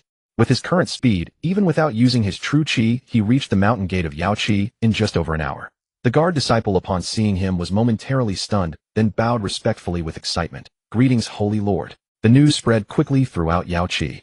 Yu Yao, accompanied by a group of elders, hurried out to welcome him, her face unable to conceal her joy. Li Chang'an approached with a grin, and without a word wrapped his arm around Yu Yao's waist as he walked inside. "Yu Yao, long time no see. Did you miss me?" Yu Yao blushed slightly, but did not resist allowing him to lead her into the meeting hall. After they were seated, Li Chang'an inquired about the situation over the past half-year. Yu Yao gave a detailed report, concluding, since there is no direct passage to the upper realm near Yaoqi, and because Ling Tian's celestial venerable's avatars have suffered repeated losses, he himself needed time to stabilize his cultivation. We have enjoyed half a year of peace. However, we owe thanks to the other three holy lands. They risked defending Ling Tian, celestial venerable, by forcibly threatening the ancient forces near us not to lend their passageways to him. Otherwise, we would have been annihilated long ago. Li Chang'an nodded, his expression growing more serious. "I'll remember this debt. I will personally visit them to express my gratitude." He paused, looking at Yu Yao, his tone carrying a hint of consultation. "But I won't stay in the lower realm for long. With my current cultivation, I can already go to the upper realm. Would you be willing to enter my green lotus space? I can take you all up with me." Yu Yao fell silent for a moment, then shook her head firmly, her gaze resolute. "I don't want to be a burden to you. You are indestructible, and taking us along would only distract you. I will ascend to the upper realm through my own strength. Once you have established yourself up there, I will come to find you." Li Chang'an saw the determination in her eyes and knew he couldn't persuade her, so he didn't insist. He let Hu Mingyang go rest, then took Yu Yao's hand and led her toward the palace. He took out a spiritual fruit from the green lotus space and handed it to her, and they began dual cultivation. The next day, Yu Yao's cultivation broke through from the late Supreme Realm to the peak Supreme Realm, only one step away from ascension. Her affection for Li Chang'an deepened even further, but she still held to her decision to ascend on her own. Li Chang'an did not force her, and had the people of Yaoqi publicly announce his whereabouts. He was no longer afraid of Ling Tian's celestial venerable coming to cause trouble. In fact, he almost hoped he would descend. It would give him another chance to farm attribute points. He even spread word that he would soon travel to the upper realm to settle accounts with Ling Tian, celestial venerable, in person. When the news reached the upper realm, Ling Tian, celestial venerable, was both shocked and furious. He indeed dared not send another avatar down. The previous lessons were already painful enough each time, giving Li Chang'an experience and treasures. But hearing that Li Chang'an threatened to come up and settle the score, he could no longer sit still. He immediately contacted several celestial venerables and powers allied with him, ordering them to closely monitor all realm passages and prepare for Li Chang'an's arrival. In the lower realm, after leaving Yaoqi, Li Chang'an hurriedly visited Supreme Hall, Limitless, Immortal Palace, and the Demon Sect, finding Su Qi, Yu Linglong, and Yin Zhouge in turn. He repeated the same tactic, using spiritual fruits combined with dual cultivation to elevate their cultivations to the peak Supreme Realm one by one. If one fruit wasn't enough, he used two. After all, the spiritual fruit tree in his green lotus space had produced a new batch of fruits under accelerated cultivation. Only by raising the cultivation of his women could he feel completely at ease. With their current power, ascending to the upper realm was merely a matter of time. After finishing all this, he also received a message relayed from Ling Tian, celestial venerable, through some ancient forces connected to the upper realm. "Li Chang'an, this venerable awaits you in the upper realm. If you have the guts, come." Li Chang'an smiled. Since immortal venerable Ling Tian had made his intentions clear, at least before he ascended, no one would dare to lay a hand on the people of Yaoqi or his loved ones in the lower realm. Then he could peacefully attend to his remaining affairs before ascending to have a proper reunion with Ling Tian. Perhaps sensing Li Chang'an's imminent ascension when he made his final return to the Dian Imperial Palace, the scene before him made him pause in mild surprise. Su Qi, Yu Linglong, Yu Yao, Yin Zhouge, Gu Linger, all the beautiful women scattered across different places, had unexpectedly gathered together in the Imperial Palace. Morong Zio and her sister had clearly put considerable thought into this, sending messengers to reach out to each one and invite them to the imperial city, ensuring everyone could gather before his departure. Within the grand hall, the empress, the princess, the saintess, the demon sect leader, the lord of Yaoqi, the daughter of the supreme hall, women of diverse statuses and temperaments assembled together. Though not particularly close with one another, the tense atmosphere Li Chang'an had feared never materialized. Some engaged in hushed conversations, while others quietly sipped their tea, and occasionally their gazes would meet in mutual acknowledgement. Such a harmonious coexistence of an empress, a saintess, and a demon sect leader in the same room could likely only be witnessed at Li Chang'an's residence. It would hardly be believed if told to others. Truly a spectacle unmatched in history and unlikely to be rivaled. Li Chang'an gazed upon the hall full of his beloved women, and a sense of fulfillment and responsibility welled up within him. He cleared his throat about to say something touching, but the women had already surrounded him, asking in animated voices about his plans for ascension. When they learned that Hu Meinyang would accompany Li Chang'an into the Blue Lotus space to ascend to the upper realm, the women fell silent for a moment before unanimously making the same decision. They would all rely on their own strength to ascend, unwilling to be a burden to Li Chang'an. Even the most clingy Murong Xiren clenched her small fist and declared, "I will ascend on my own strength too. Don't look down on me." Li Chang'an did not insist. He understood their thoughts. Once in the upper realm, they would all be the weakest among the cultivators. While he himself was immortal and indestructible, he could not let his women remain hidden in the Blue Lotus space forever. It would be better for him to ascend first, establish a foundation so that when they eventually came up, they would have a stable place to settle. He had already helped them all reach the peak of the Supreme Realm. With their talents and resources, ascending to the upper realm was merely a matter of time. Moreover, time flowed much slower in the Immortal Realm than in the lower realm. One day in the Immortal Realm equaled approximately half a month below, so he need not worry about keeping them waiting too long. Just as the atmosphere was warm and the women were chatting and laughing, a guard suddenly reported, "Your Majesty, young hero Li Luochen, the sect master of Lingxiao sect, has arrived with his daughter Luo Hongi. He wishes to discuss an important matter." Li Chang'an paused for a moment. Luo Chun. Luo Hongi. He remembered this father-daughter pair. They had crossed paths during the young heroes competition and had met a few times since. He nodded and said, "Send them in." Soon Luo Chun Hongi entered, guided by a palace attendant. Luo Chun retained his usual refined and amiable demeanor, yet there seemed to be an unspoken difficulty etched between his brows. Luo Hongi followed behind him, her head bowed, both hands tightly clutching the hem of her garment, her cheeks slightly flushed, her gaze flickering as she dared not look up at anyone. Seeing their demeanor, Li Chang'an grew curious and led them to a quiet side hall, closing the door before asking, "Sect Master Luo, Miss Luo, what brings you here? Please speak freely." Luo Chen let out a wry smile, rubbing his hands together awkwardly. "Young hero Li, I am truly embarrassed to bring this up, but my daughter has not been able to forget you since the young heroes competition all those years ago. Learning that you are about to ascend to the upper realm, she does not wish to leave any regrets and wants to see you one last time. Under the circumstances, I had no choice but to set aside my pride and accompany her on this visit." He cupped his fists in a gesture of respect. "I will leave you two to talk. I shall wait outside."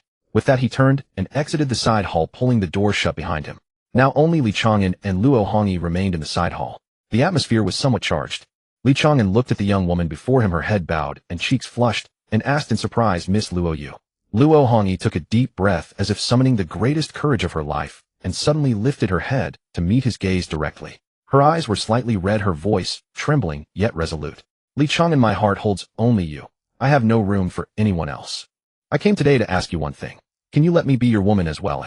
Li Chang'an opened his mouth, but before he could speak, Luo Hongi continued, as if fearing that if she paused, she would never find the courage to finish.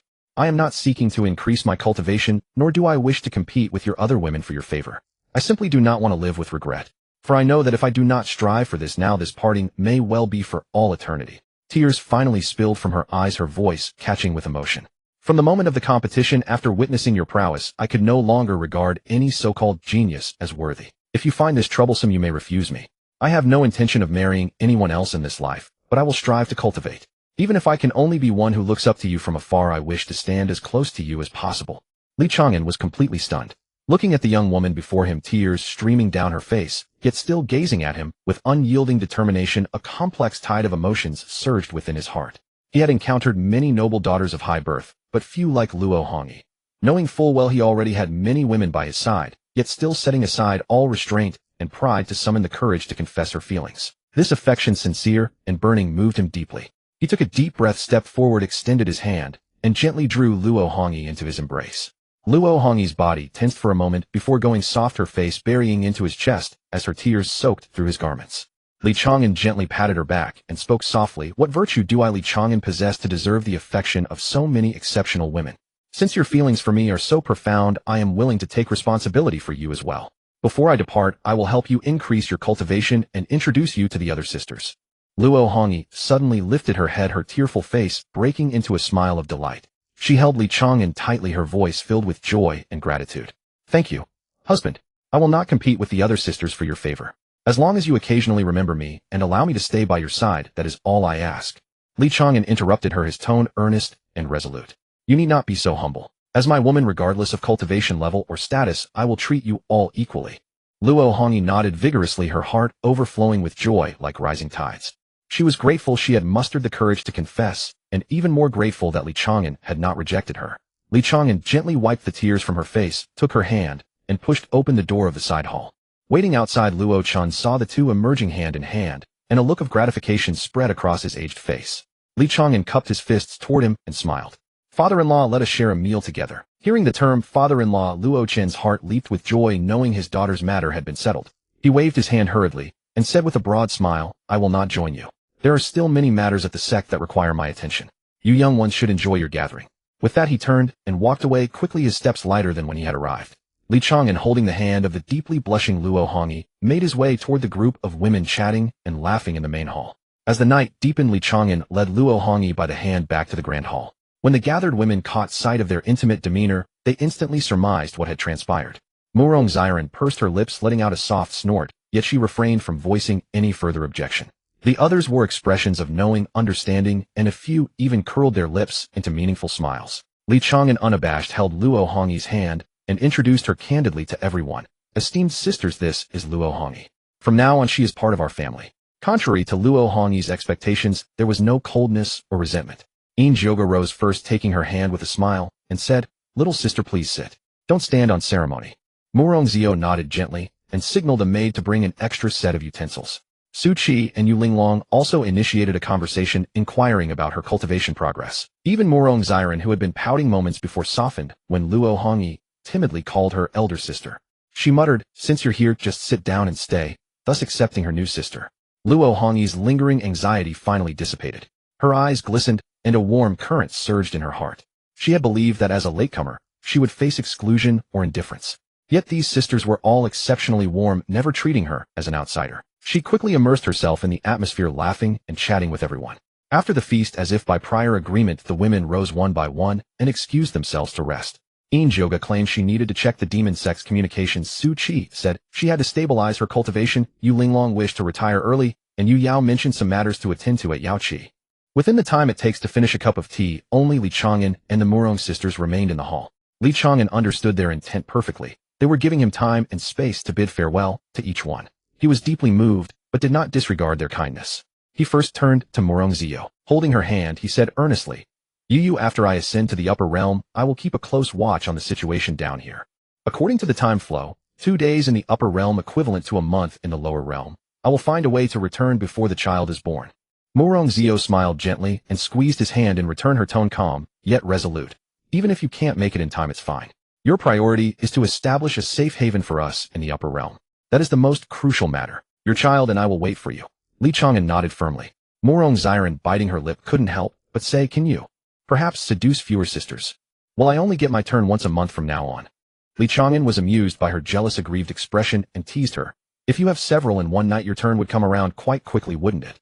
Murong Xiren's face flushed crimson. She stamped her foot. I won't. At most I can only accept sharing with my sister. Murong Zio, caught between exasperation and amusement, tapped her head. What nonsense are you talking? She turned to Li Chang'an and said softly, The sisters are all waiting for your farewell. Go and see each of them. Li Chang'an nodded and went first to Yu Yao, Su Qi, and Yu Linglong.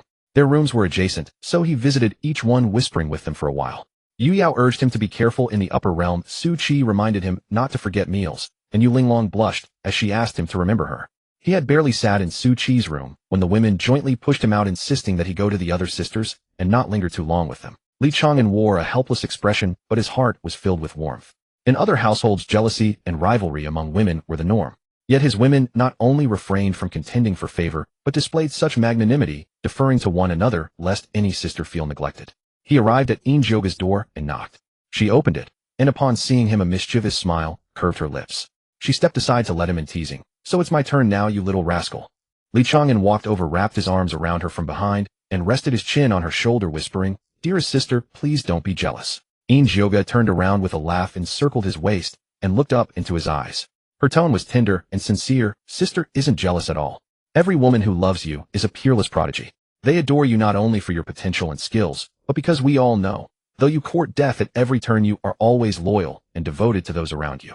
Li Chang'an was deeply moved and held her closer, saying, "Sister, I will wait for you in the upper realm." Yoga smiled and nodded. "Good. I am already at the peak of the supreme realm. Once the demon sex affairs are settled, I will focus all my efforts on achieving ascension. Then I will come find you." Li Chang'an's hands began to wander, and Yoga playfully swatted them away, chiding, "Stop that. Luo Hongyi's cultivation is still low. Use this last bit of time to help her improve her strength." Both of them understood the unspoken meaning behind improve. Li Chang'an looked at her with gratitude. "Sister, you are truly wonderful." Yoga rolled her eyes charmingly. "Since you know how good I am, don't forget me. Go on now." He quickly promised he would never forget, then reluctantly left the room. He then went to find Guling. Guling, whose cultivation had also been elevated to the supreme realm, rushed to hug his arm as soon as he entered, her eyes brimming with reluctance. "Brotherly, don't forget me." Li Chang'an smiled and ruffled her hair. "Don't worry, Ling. I will establish a safe foothold for you all in the upper realm. Then we can be together forever." Guling nodded vigorously, then stood on tiptoe and planted a kiss on his cheek. Blushing, she pushed him out the door, saying, "Go on now. Sister Hongyi is still waiting for you." Li Chang'an rubbed his nose, feeling both touched and a bit amused. These women were all pushing him away, anxious that he might neglect the newcomer. Finally, he arrived at Luo Hongyi's room. She was sitting on the edge of the bed, nervously twisting the hem of her clothes. When she saw him enter, she stood up quickly, her face a mixture of shyness and anticipation. Without further words, Li Chang'an took a spirit fruit from the green lotus space and handed it to her, then closed the door. In the days that followed, everyone tacitly refrained from disturbing Li Chang'an and Luo Hongyi, and none left in haste. All knew that the moment Luo Hongyi's cultivation reached the peak of the supreme realm would be the time for Li Chang'an to depart. A few days later, the door finally opened. Li Chang'an walked out holding Luo Hongyi's hand. Her aura had undergone a dramatic transformation. She was now at the peak of the supreme realm. And in the courtyard, all the women were already waiting. Li Chang'an first stored Hu Mainyang within the Qinglian space, then cast his gaze across those incomparably beautiful faces. Morong Zio, Morong Ziren, Yu Yao Suchi, Yu Linglong, Yoga, Guling, Luo Hongyi. Each face bore an expression of reluctance, yet every one of them was trying their best to smile. He drew a deep breath and spoke with solemnity. "Wives, all of you, wait for me. These artifacts, divide them among yourselves." With a wave of his hand, he tossed all the artifacts he had seized from Ling Tian's avatar onto the ground. They were useless to him, but leaving them for his women could at least provide them with additional protection. None of the women so much as glanced at the artifacts. Instead, they each spoke their own piece. Some exhorted him to be careful, some reminded him not to forget to eat and sleep, some warned him not to be too reckless upon reaching the upper realm, and some, eyes reddening, said they would miss him. Li Chang'an listened to each one carefully, then deeply engraved every face into his memory. Without hesitation any longer, he activated his will and released his long-sealed cultivation base. The aura of Earth Immortal Peak erupted violently. The heavenly Tao's rules instantly detected this stowaway, and a majestic suppressing force descended from the heavens, immediately followed by an irresistible ascension force that enveloped him. Dazzling golden light poured down from the celestial dome, wrapping his entire form within its embrace. Li Chang'an's figure rose slowly within the radiance. He gazed down at the women below, broke into a grin, and declared loudly, "Wives, your husband takes his leave. Ling Ling Baba is coming." A flash of light, and his form vanished beyond the horizon. After an unknown passage of time, Li Chang'an felt solid ground beneath his feet, and the surrounding air shifted dramatically. Impossibly dense, immortal spiritual energy rushed to meet him.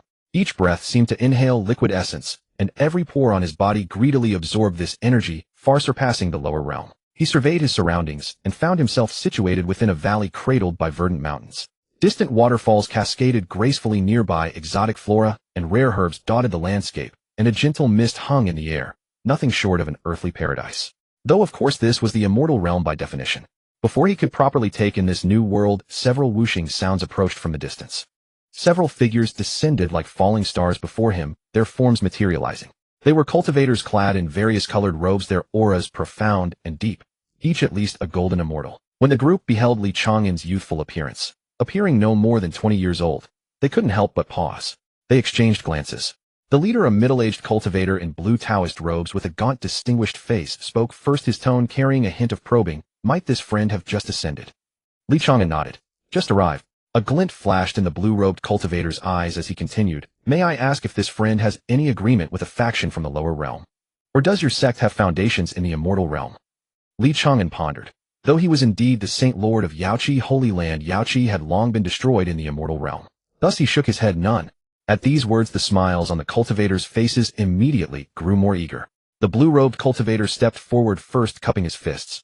I am Elder Qin, an external affairs elder of Taishu Immortal Mansion. Our Taishu Immortal Mansion is a first-rate sect in the immortal realm, with an immortal emperor residing within our gates, abundant resources, and complete cultivation methods. A friend so young, yet capable of ascending, must possess peerless talent. Should you join our Taishu Immortal Mansion, you shall receive the finest cultivation. Beside him a white-robed cultivator bearing a sword on his back, his bearing sharp and fierce, was not about to be outdone. He hastily spoke. I am Elder Zhou, an executive elder of Wanjian Immortal Court. Our Wanjian Immortal Court is renowned throughout the immortal realm for our sword Dao. In 10,000 years we have produced 3 immortal emperors. Should this friend harbor an affinity for the sword, come to Wanjian Immortal Court, and you shall surely display your talents. Another cultivator, rotund, wearing robes embroidered with alchemical furnace motifs, and bearing a gentle smile, squeezed forward. I am Elder Son of Hongmeng Pill Sect. Our Hongmeng Pill Sect is the foremost pill refinement sect in the immortal realm, with countless pills within our archives. Should this friend join us, pills shall be yours without limit. Your cultivation speed will be unmatched by any other sect. Li Chang'an understood. They had taken him for an exceptionally talented wandering cultivator eager to recruit him. So young, yet already ascended to the upper realm. He must have been a top-tier genius in the lower realm. Such a person would be worth cultivating assiduously in any sect. Thus he remained unruffled, waiting until they had all presented their offers. Then he cupped his fists and said, I sincerely appreciate the esteemed elder's favor, but I have no intention of joining any sect for now. He paused, then changed tack. However, I wish to inquire about someone. I wonder if any of you know where Ling Tian, Immortal Venerable, resides. The cultivator's enthusiasm dimmed considerably. Elder Zhou of Wanjian Immortal Court furrowed his brow, his tone shifting to impatience. Ling Tian. He is the sect master of Xuanzhen Gate, a second-rate immortal sect in the immortal realm. A sect without an immortal emperor can only be considered second-tier at best. Are you perhaps considering joining Xuanzhen Gate? Li Chang'an shook his head, revealing a bright grin. Not at all. I have some scores to settle with him. Now that I've ascended, I intend to settle those accounts. The corners of several golden immortal experts' mouths twitched in unison. How audacious. A freshly ascended earth immortal fledgling actually intended to settle accounts with an immortal venerable. Elder Qin of Taishu Immortal Mansion kindly warned, little brother, while Xuanzhen Gate is merely second-rate, Ling Tian's cultivation stands at immortal venerable, second only to the immortal emperor. You've just ascended. It would be wise to find a major sect to lie low, cultivate for a few thousand or 10,000 years. Perhaps then you'll have a chance at revenge. Li Chang'an shook his head, his resolve unwavering, his tone far from jesting. I cannot wait that long. Within 1 year, I will make Ling Tian and his Xuanzhen Gate vanish from existence. The elder's mouths twitched again. Had this young man's head been squeezed during his ascension through the channel? Why did he seem not quite right in the head? Elder Son of Hongmeng Pill Sect patiently explained, little brother, perhaps you were a genius in the lower realm. But after ascending, you are merely the lowest level fledgling. Even a heavenly immortal expert could slap you to death with a single palm. Beyond heavenly immortal, there remain golden immortal, greater golden immortal, immortal king, immortal sovereign, immortal venerable, and only then the immortal emperor. Beyond that, within some reclusive immortal sects, there are legends of saints. Each realm requires years of accumulation to advance, and the gap between major realms is like a chasm. Be pragmatic. Choose a major sect to develop within. Set your hatred aside for now. Li Chang'an remained unmoved, cupping his fists. I appreciate the esteemed elder's counsel, but I am not one who fears death. Please tell me the location of Xuanzhen Gate. I would be most grateful. Elder Zhou of Wanjian Immortal Court grew indignant, coldly harumphed. Why waste words on him? This lad seeks death. So be it. Another cultivator who had remained silent spoke up. You had best not seek trouble with Ling Tian. Any one of us could slap you to death without effort. Li Chang'an, far from being intimidated, instead brightened and said with a grin, Senior, you can give it a try. I'm curious too. Just how vast is the gap between a golden immortal and an earth immortal? The irritable cultivator's face darkened as he snorted. Since that's the case, I shall grant your wish. Before his words faded, he raised his hand and unleashed a razor-sharp sword aura, instantly shredding Li Chang'an's body into a mist of blood. The others wanted to intervene, but they opened their mouths and ultimately remained silent. Perhaps they also felt that Li Chang'an, being ungrateful, deserved a lesson. Elder Qin shook his head and sighed. Truly a brat who doesn't know his place.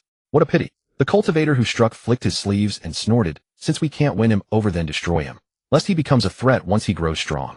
As he finished speaking, a familiar voice came from behind him, carrying its signature, mischievous tone. Nice force, Senior. Please continue. They spun around abruptly, their eyes wide as if they had seen a ghost. There stood Li Chang'an, completely unharmed, not even a speck of dust on his clothes. He even patted the non-existent dust off his robe and flashed them a grin. The group exchanged glances and fell silent for a moment. Suddenly, as if struck by a realization, Elder Qin's face changed drastically as he blurted out, "You are that immortal plague Li Chang'an?" Li Chang'an raised an eyebrow in surprise. "So my reputation precedes me all the way to the upper realm." The brows of the several golden immortal experts twitched simultaneously. Just moments ago they had thought this fellow was courting death by picking a fight with Chang'an sect. But now, knowing he was the immortal plague who had turned the lower realm upside down and left even celestial venerable Ling Tian at a loss, they suddenly began to sympathize with celestial venerable Ling Tian. Elder Qin took a deep breath and said gravely, "Li Chang'an, we can tell you the location of Chang'an sect, but you must not say it was us. And don't come looking for trouble later." Li Chang'an nodded cheerfully, easy. However, he shifted his tone, a glint of anticipation shining in his eyes. "Seniors, kill me 100 times first so I can break through to the heaven immortal realm. Otherwise I'll have to pester you." The faces of the golden immortal experts turned as ugly as if they were constipated. They finally experienced firsthand why this fellow was called a plague. That innocent smile in their eyes was now more terrifying than a demon's grin. Seeing no response, Li Chang'an's smile remained unchanged, but his tone grew cooler. "It seems the seniors are unwilling. In that case, I'll go visit your sects first. I won't leave until I'm killed to the immortal emperor realm." What were they called? All right. Taishu Immortal Mansion, 10,000 Swords Immortal Court, and Hongmeng Pill sect, wasn't it? The elders' faces darkened even more. They had no doubt that with his indestructible death makes you stronger nature, if he really went to their sects and refused to leave, the entire sect would know no peace. Elder Qin gritted his teeth and raised his hand in surrender. "First, young Master Li, we agree. We agree, all right. But only 100 times. And after you leave, you must not reveal that we helped you improve your cultivation, nor hold a grudge." Li Chang'an's smile instantly brightened as he nodded repeatedly. Don't worry. I'm a man of my word." With that he willed it, and 9 clones appeared in neat rows beside him. "Come on, kill my clones too." The golden immortal elders exchanged glances, but ultimately surrendered under Li Chang'an's innocent smile. Elder Qin gritted his teeth and struck first. A fierce palm wind of immortal essence roared forth, shattering Li Chang'an and his 9 clones into fragments. The others could only steel themselves and follow suit. For a time the valley echoed with continuous explosions as Li Chang'an and his clones fell like cut wheat, only to rise again and fall once more. In Li Chang'an's mind, the system notifications chimed melodiously. Death count 10, gained 50 attribute points. Death count 10, gained 50 attribute points. Death count 10, gained 50 attribute points. Each time netting 50 points. This feeling was sweeter than honey. When the death count reached 50, a surge of stronger energy erupted within him. Heaven immortal early stage. Breakthrough. The elders' faces grew even darker. Though they had mentally prepared themselves, watching an earth immortal novice break through to heaven immortal in just a quarter of an hour still left them feeling a sense of helplessness. Indeed, the immortal plague lived up to his name. The more he died, the stronger he grew. With his penchant for courting death, becoming an immortal emperor or even a sage was only a matter of time. And this guy was probably the fastest to improve his cultivation after ascending to the upper realm. Li Chang'an inwardly gloated, continuing to enjoy the gift of death. When the 100th death was completed, another 5,000 attribute points were credited. He opened his panel and scanned it, calculating in his mind. Cultivation heaven immortal early stage, strength 650,000, agility 650,000, defense 1,000, spiritual sense 1,000, spiritual energy 5,000, available attribute points 2, 3, 5, 6, 7, 4. Based on the force and energy fluctuations of the golden immortals, when they struck, he roughly deduced the baseline attributes for each realm. In the immortal realm, golden immortal base attributes around 2, golden immortal around 4, and immortal king around 8,000. His current strength and agility were both 650,000. Even if he poured all 2,000 plus attribute points into strength or agility, he would barely scratch the threshold of an immortal king. And above the immortal king was the immortal sovereign, and above that was the celestial venerable, the realm of that old bastard Ling Tian. In other words, with his current strength, even if he found Ling Tian, he could at most annoy him and farm attribute points. Actually killing him was far beyond his reach. Thinking of this, he was no longer in a hurry to go to Chang'an's sect. He would first make sure he had the power to slay a celestial venerable before settling the score with that old man. After completing the 100 kills, the elders stepped back, as if fleeing from a plague, afraid that Li Chang'an would make any more excessive demands. Elder Qin wiped the sweat from his brow and asked cautiously, "Young friendly, we've killed you 100 times as agreed. You'll keep your word, won't you?" Li Chang'an nodded with a bright smile. "Don't worry, I'm a man of my word." However, that single however made the elders' hearts leap to their throats.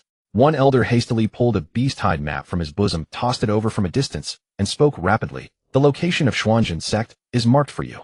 Young friendly, you can follow the map yourself." We have important matters to attend to, so we'll take our leave first. Li Chang'an caught the map, glanced at it, and tucked it into his robe. Then he called out to the elders who were about to slip away, "Wait, I have something else." The elders' footsteps froze simultaneously, their faces etched with the despair of "I knew it." They had no choice but to turn around, forcing smiles that were uglier than tears. "Young friendly, what else is the matter?" Li Chang'an crossed his arms and said leisurely, "Well, since I'm new here and not familiar with the immortal realm, could you tell me what major events have happened recently? Especially regarding the Chang'an sect and Ling Tian." The elders' expressions shifted, clearly troubled. Although they knew Li Chang'an would grow stronger in the future, telling him too much now would offend the Chang'an sect and Ling Tian. Seeing their hesitation, Li Chang'an sighed, his tone tinged with regret. "It seems the elders are hesitant. In that case, I have some modest gifts, though I'll visit each of your sects personally to deliver them." "No, no, no." The elders hastily waved their hands, their faces turning green. Elder Qin interjected, "Young friend, don't be rash. Our sect has recently closed its doors to visitors." Elder Zhou quickly echoed, Yes, we've already retreated from the world." Elder Sun quick-witted said, "Young friend, we don't know much, but I've heard that Ling Tian of the Chang'an sect recently approached several immortal emperors, bribing them with heavy gold, actively seeking their patronage, and even became the adopted son of a female immortal emperor. It's to gain more backing. If you go to him, now even if they can't kill you, you can't do anything to him." Li Chang'an's eyes lit up as he pressed, "Tell me more about Ling Tian's adopted mother." The elders' faces darkened. They had long heard rumors about this undying plague god. Besides growing stronger with death and loving to court death, he was also extremely lecherous. Now it seemed the rumors were indeed true.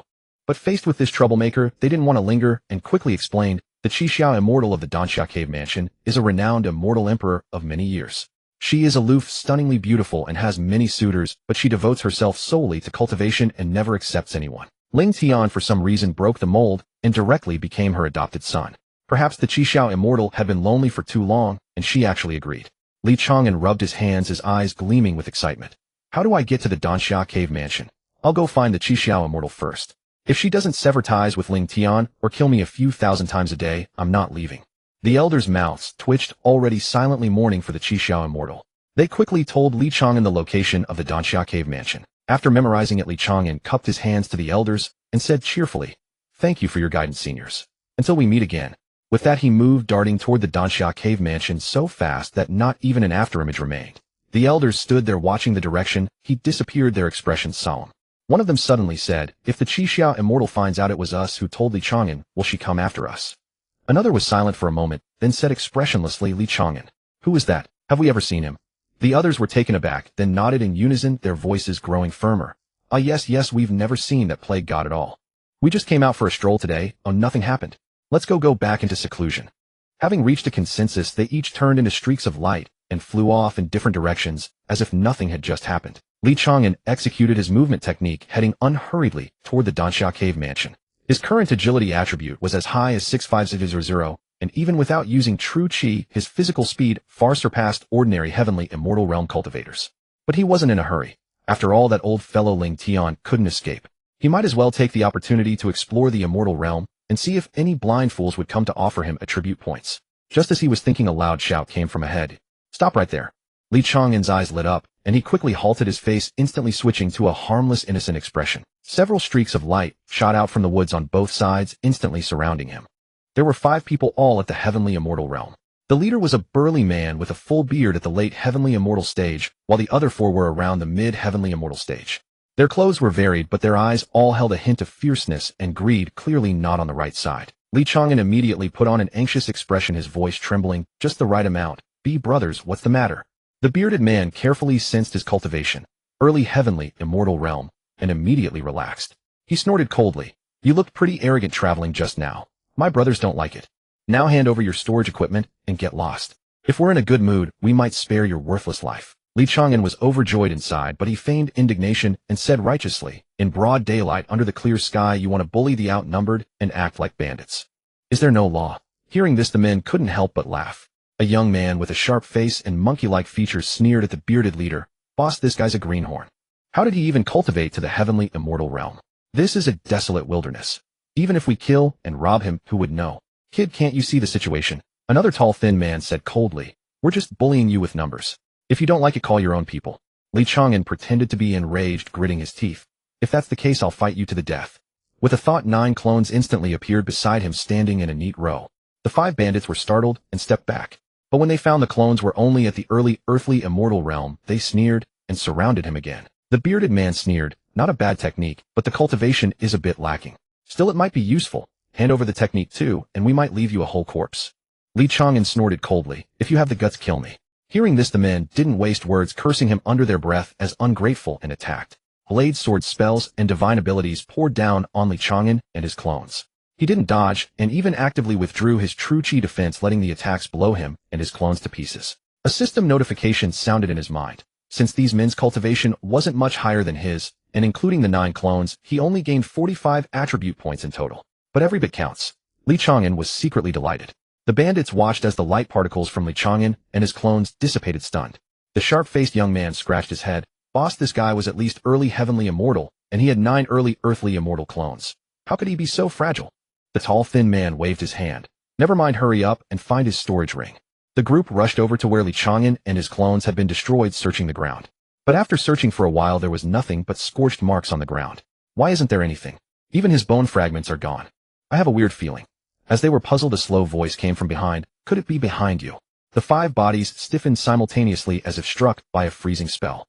They slowly turned around to see Li Chang'an standing behind them with his hands behind his back, smiling warmly. The harmless smile sent chills down their spines. You. The bearded man was both shocked and furious. Without a word, he raised his hand and sent a fierce blade aura slashing toward him. The other 4 quickly followed suit, unleashing a barrage of divine abilities and magical treasures, even more ferocious than before. Li Chang'an didn't waste words. He unleashed his clones again, letting them blow up, both himself and the clones. Then he revived, only to be blown up again. Revive, then be blown up again. After more than a dozen times, the 5 bandits had exhausted every trick in their arsenal, yet Li Chang'an revived perfectly intact every single time, without even a hint of weakening in his aura. The group finally broke down, realizing they had kicked an iron plate. No, a steel plate. This was no naive youth. He was clearly a sinister star disguised as a pig to eat the tiger, a wolf in sheep's clothing. The bearded man was the first to kneel, knocking his head on the ground like a pestle pounding garlic. Big brother. We were wrong. Big brother. Just let us go like we're a fart. The other 4 hurriedly knelt, as well, their heads thumping loudly. Li Chang'an looked at their cowardly appearance, snorted coldly, and said, I still prefer the way you were just now, so arrogant and unruly. The 5 quickly shook their heads. We don't dare. We don't dare? We'll never dare again. Li Chang'an extended his hand. You still want my storage ring? The 5 were stunned for a moment, then quickly reacted, hurriedly removing their storage rings and storage pouches, presenting them respectfully with both hands. Li Chang'an took them, swept his divine sense over them, and immediately cursed, a bunch of paupers.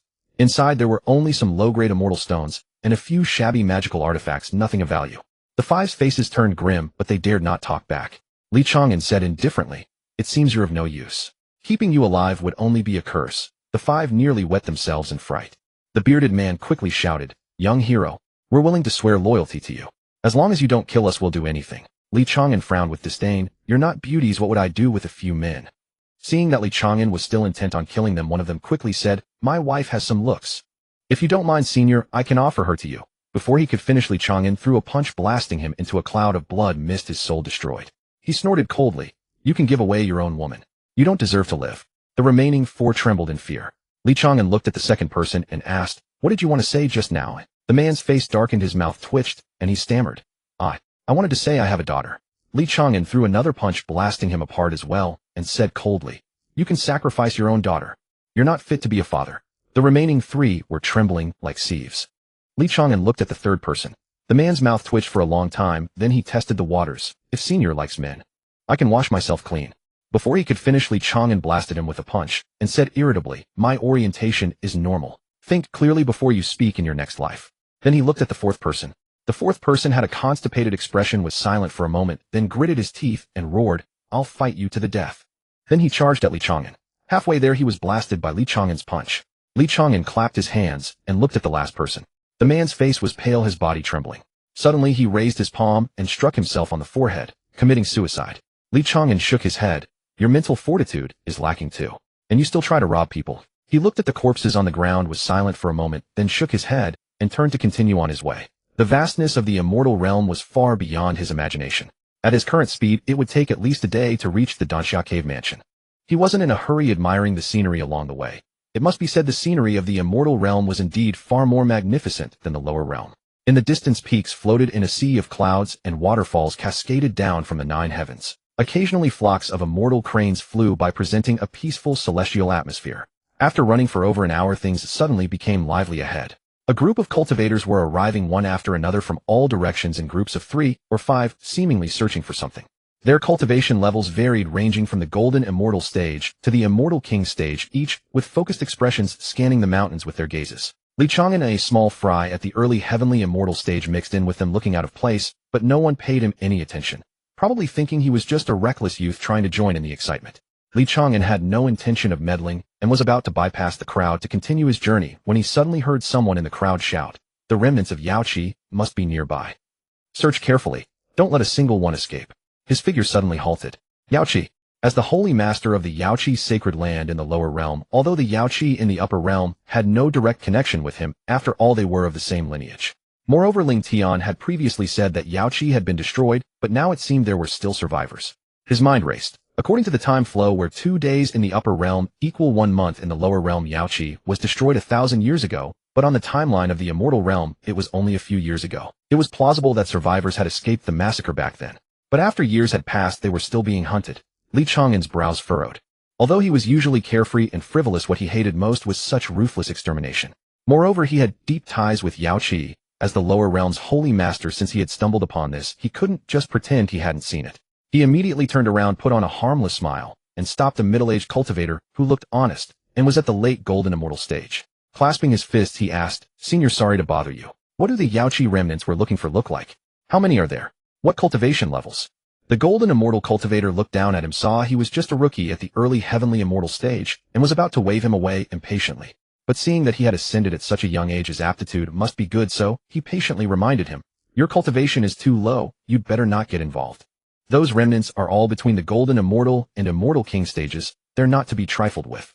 Just go on your way, don't throw away your life for nothing." Chang'an quickly waved his hand and said sincerely, "Senior, don't worry, I'm not afraid of death at all. Just tell me how many people from Yaoqi there are and what they look like. I'll follow you in search just to broaden my horizons."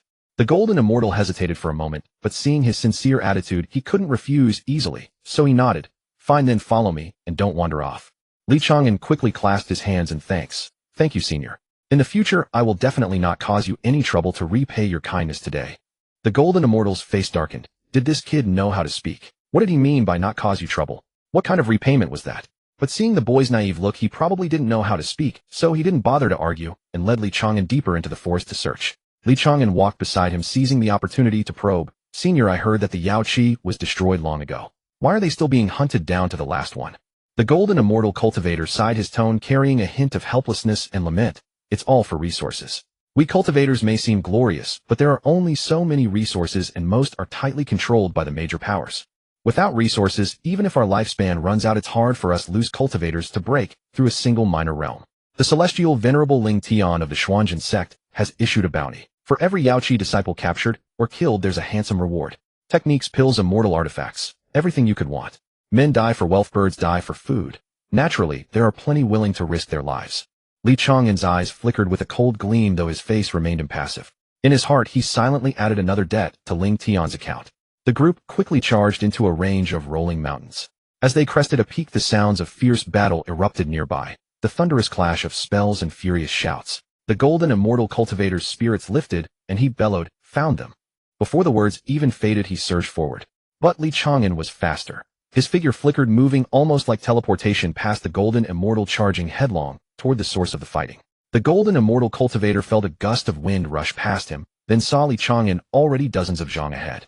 His eyes widened in shock. How is this kid so fast? Is this really the speed of an early Heavenly Immortal realm cultivator? Chang'an moved like lightning, the first to reach the battlefield. 5 or 6 female cultivators were surrounded by over a dozen loose cultivators, their situation dire. 3 of them were already wounded, blood staining their robes, yet they gritted their teeth and held on. The strongest was a female cultivator at the Immortal King realm, who single-handedly held off 3 opponents of the same level, her sword light flashing.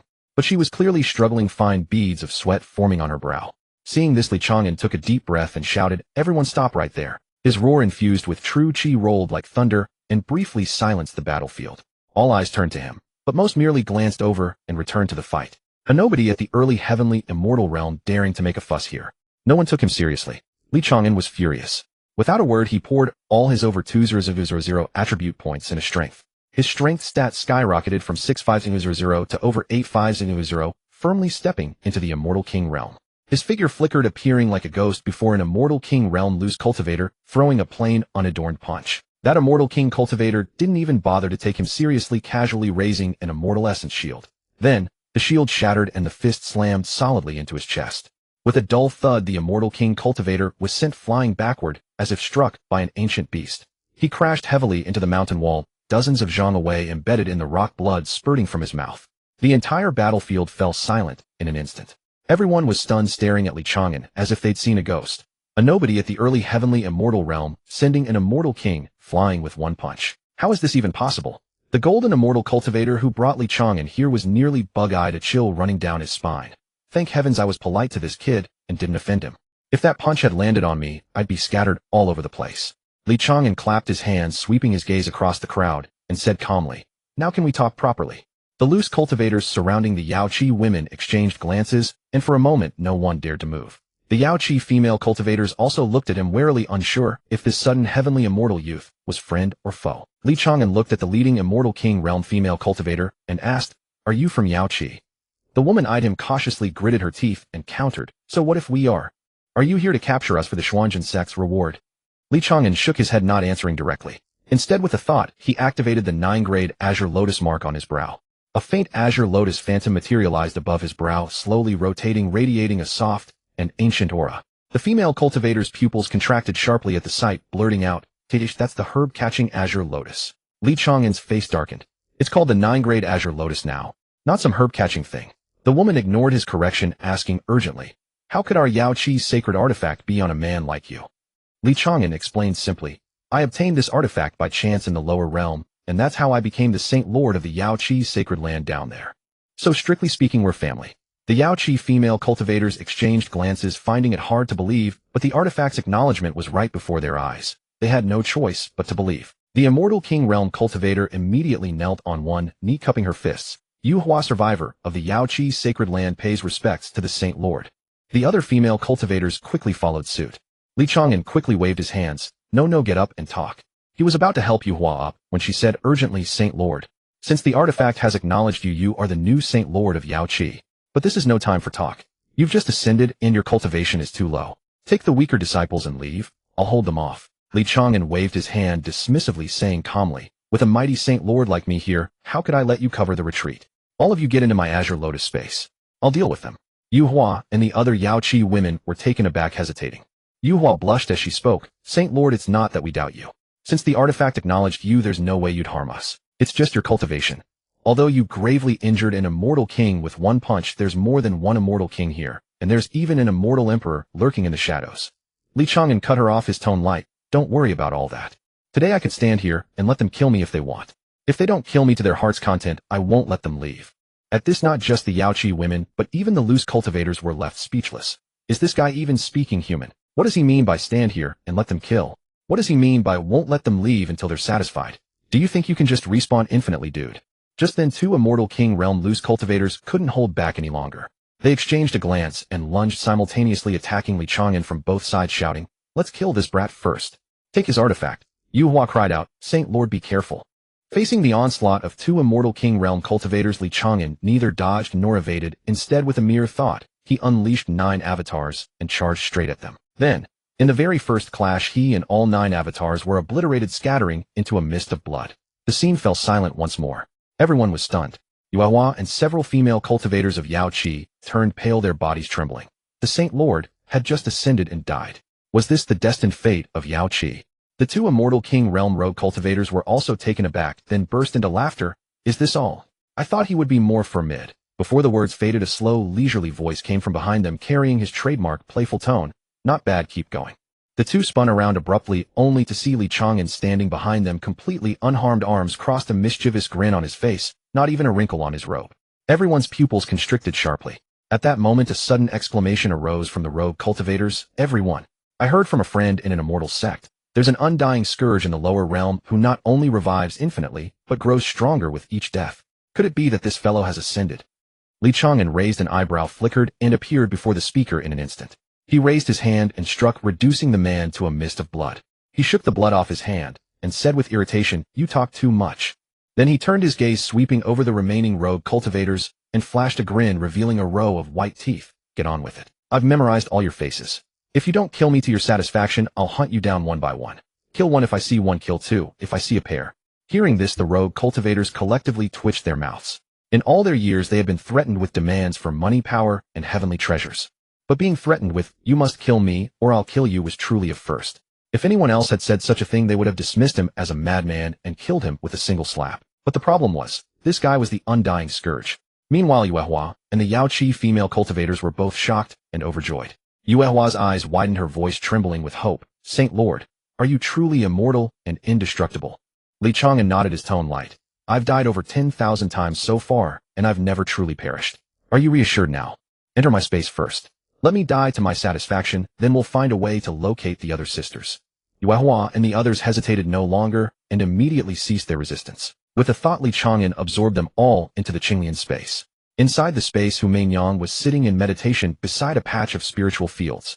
She looked up startled at the sudden appearance of several female cultivators, then nodded with a friendly smile. Yuehua and the others quickly returned the greeting, feeling a measure of relief. The Saint Lord's divine artifact space was truly miraculous, not only rich in spiritual energy, but also capable of growing medicinal herbs. It was practically a mobile paradise. After storing Yuehua and the others into the Qinglian space, Li Chang'an clapped his hands and turned to face the rogue cultivators who were caught in a dilemma. He grinned, revealing his white teeth. "Now will you fight me, or shall I fight you?" Hearing this, the rogue cultivators' faces turned pale and green, as if they had swallowed a pound of flies, their discomfort palpable. If they fled, they would lose face, and the scourge had warned he would settle accounts later. If they fought, they couldn't kill him, and he would only grow stronger with each death. For a moment, everyone was trapped in an impossible dilemma. Finally, one of the Immortal King Realm rogue cultivators, unable to bear the torment, roared. Everyone charged together. "Fight him to the death. I refuse to believe he can truly revive infinitely." These words ignited a powder keg. The remaining rogue cultivators exchanged glances, gritted their teeth, and unleashed a storm of spells and divine abilities upon Li Chang'an. Delighted, Li Chang'an immediately released 9 avatars, dropped all defenses, and charged headlong into the assault. Boom, boom, boom. He and his avatars exploded repeatedly under the concentrated attacks, only to revive again and again, the system's chime ringing out in a continuous cascade. After more than 100 deaths, his attribute points had increased considerably, but he was still a fraction short of breaking through to the mid-heavenly immortal realm. Unfortunately, his assailants had been thoroughly cowed. Facing a monster that could not be killed and only grew stronger with each death, who wouldn't be terrified? Some began to beg for mercy, claiming they no longer wished to fight. Others swore on the spot that they would never target Yaoqi again. Li Chang'an frowned, flickered, and slapped the petitioners into mist with a single blow, each saying coldly, "Don't want to fight? Then die." Now who else hesitates? The remaining rogue cultivators shuddered, and with tears streaming down their faces, they had no choice but to continue attacking Li Chang'an. The scene was utterly bizarre. A group of burly men relentlessly striking a young heavenly immortal cultivator, weeping as they fought. Anyone watching would have thought they were the ones suffering inhuman torment. Li Chang'an kept grinding until his attribute points increased by 100, but he could no longer sustain the process. He knew he had reached the day's limit. Stretching lazily, he flexed his limbs and said languidly, "Let's stop here for today. Next time I hear that any of you have targeted Yaoqi, first kill me to your satisfaction, then it'll be my turn to kill you. The bounty from Chang'an's sect may be tempting, but ask yourselves if you'll live to spend it." With that, he waved his hand. Scram. The rogue cultivators felt as if they had received a reprieve. They scrambled away in all directions, vanishing in the blink of an eye. Once they were far away, Li Chang'an released Yuehua's group and Hu Meinyang from the Qinglian space. He took out several healing herbs and handed them to Yuehua and the others. After consuming the herbs, Yuehua and the Yaoqi female cultivators quickly recovered much of their strength. Yuehua, tears of gratitude streaming down her face, took Li Chang'an's hand and began to recount the fall of Yaoqi. It turned out that years ago, a conflict over the ownership of a mineral vein had erupted between Chang'an's sect and Yaoqi. Lingtian, Immortal Venerable, had rallied several sects and even enlisted the aid of an immortal emperor to besiege Yaoqi. Although Yaoqi also had an immortal emperor defending it, they were outnumbered, and ultimately the mountain gate was breached. In the critical moment, Yaoqi's immortal emperor used the last of his power to activate a teleportation array and talismans, sending a batch of disciples and elders away. Over the years, the survivors had been hiding and fleeing, but some were still found and hunted. Most of the disciples were waiting for the day when Yaoqi would be rebuilt. Li Chang'an listened in silence for a moment, then said earnestly, "Don't worry. Now that I'm here, Yaoqi will surely regain its glory, and I promise it will become a force no one dares to provoke." Yuehua and the others gazed at him, their eyes filled with trust and anticipation. So what if the Saint Lord's cultivation was low? He was unafraid of death and grew stronger with each demise. With such a saint lord, what was there to fear? Li Chang'an recalled them into the Qinglian space, allowing them to heal and cultivate in peace. Before entering the space, Yuehua produced a simple map and handed it to Li Chang'an, saying, "Saint Lord, these are the hideouts of several fellow disciples that I have learned of through various means. If you have time, you can search these locations. When necessary, we can appear to vouch for you, so you won't waste breath explaining." Li Chang'an took the map, carefully memorized the markings, and then absorbed Yuehua into the space. Hu Meinyang walked up to him and asked softly, "Brother Li, what are your plans next?" Li Chang'an folded away the map, stroked his chin, and said, "First, I naturally need to continue courting death to grow stronger. But I'm not the type to seek out trouble proactively." He turned to look at Hu Meinyang, a glint of cunning flashing in his eyes. "Meinyang, there's no need to hide the charm inherent in your fox nature. Display it openly. Once you've drawn out those with ill intentions, slip into my spatial realm and let me handle the danger." Hu Meinyang's delicate face flushed slightly, her voice carrying a hint of playful protest. "Big Brother Li wants me to be the bait." Li Chang'an chuckled and wrapped his arm around her waist. "Bait or not bait? Any cultivator whose Tao heart wavers at the sight of a beautiful woman has no business continuing on this path. We're simply enforcing justice on behalf of heaven, aren't we?" Hu Meinyang nodded gently and spoke softly, "I'll follow Big Brother Li's lead." With that, she completely dispelled her concealment.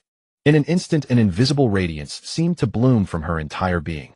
Her already stunning beauty gained an even more captivating allure, every expression and smile exuding natural enchantment, her glances capable of making even the steadiest-hearted man feel his bones turn to mush. Li Chang'an nodded in satisfaction, his arm around her waist, as they made their way toward a direction marked on the map at a leisurely pace. Near the Danxia cave mansion, there happened to be a hidden outpost of their Yaoqi sect. Not long after taking flight, a small town emerged on the horizon ahead. It was modest in size, with bluestone pathways and scattered houses, wisps of cooking smoke rising into the air, exuding a genuine mortal warmth. Li Chang'an decided to rest and gather information. Hu Meinyang naturally followed his lead without question, and the two slowed their flight, landing outside the town before walking side by side toward the entrance. The moment they entered the town, they drew considerable attention. Li Chang'an noticed that not everyone in the immortal realm was a cultivator. There were many ordinary folk here with no cultivation at all. Yet nourished for years by the spiritual energy of the immortal realm, these commoners possessed physiques far surpassing those of mortals in the lower realms, their lifespans commonly reaching around 200 years. Meanwhile, low-level cultivators here were roughly equivalent to those in the lower realms, spanning from the postnatal stage to the supreme sovereign realm. It seemed that cultivators at the Earth immortal stage and above were considered quite skilled in the immortal realm. They weren't everywhere.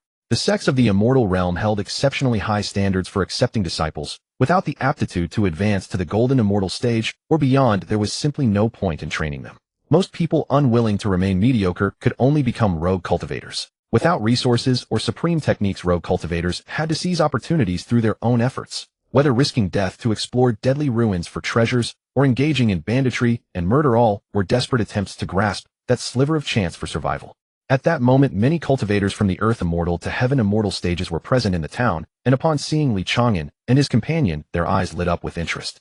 Some saw Li Chang'an as a fat sheep ripe for the plucking, while others were captivated by Hu Meinyang's naturally alluring charm. Many men's gazes were locked on her, unable to look away. Such a stunning beauty, many thought to themselves. Yet Li Chang'an and Hu Meinyang strode forward boldly, showing no intention of restraining themselves. With his arm around Hu Meinyang's waist, Li Chang'an walked straight into the inn, the only one in town. Several tables of guests were seated inside, the highest cultivation among them being early-stage heaven immortal. Li Chang'an made a mental note. True experts at the Earth immortal stage and above were not as common as weeds in the immortal realm. Only those from major sects or rogue cultivators with exceptional fortune could reach such heights. He found a window seat, patted the table, and called out loudly, "Proprietor, bring out your finest wine and dishes." The moment they entered, all eyes in the inn turned to them. A waiter dressed as a common servant hurried over, enthusiastically guiding them to their seats. As soon as they sat down, Li Chang'an and Hu Meinyang could feel the greedy, covetous gazes directed at them from all around, particularly the stares fixed on Hu Meinyang as though some wished to devour her alive. Li Chang'an sneered inwardly. What ants dared to covet his woman when they couldn't even kill him? What a joke. He couldn't be bothered to respond, only hoping these people would sense his heaven immortal cultivation and show some discretion. But there were always those blind to danger. At a table near the back, a young man in brocade robes who appeared to be at the great emperor stage, accompanied by an elder at the peak of Earth immortal cultivation, rose and walked straight toward Li Chang'an's table. The young man's gaze burned as it swept over Hu Meinyang several times, his Adam's apple bobbing, before he forced his eyes to Li Chang'an. With a half-hearted bow and an air of self-important arrogance, he said, "Brother, I am the young master of the Wang family of Baiyun City. That fox demon woman of yours, might you be willing to part with her? Name your price." Li Chang'an held his wine cup as though he hadn't heard, turning his head and cupping his hand to his ear. Off. What did you say? The young man's expression darkened slightly, but with Hu Mingyang present he suppressed his anger and began again.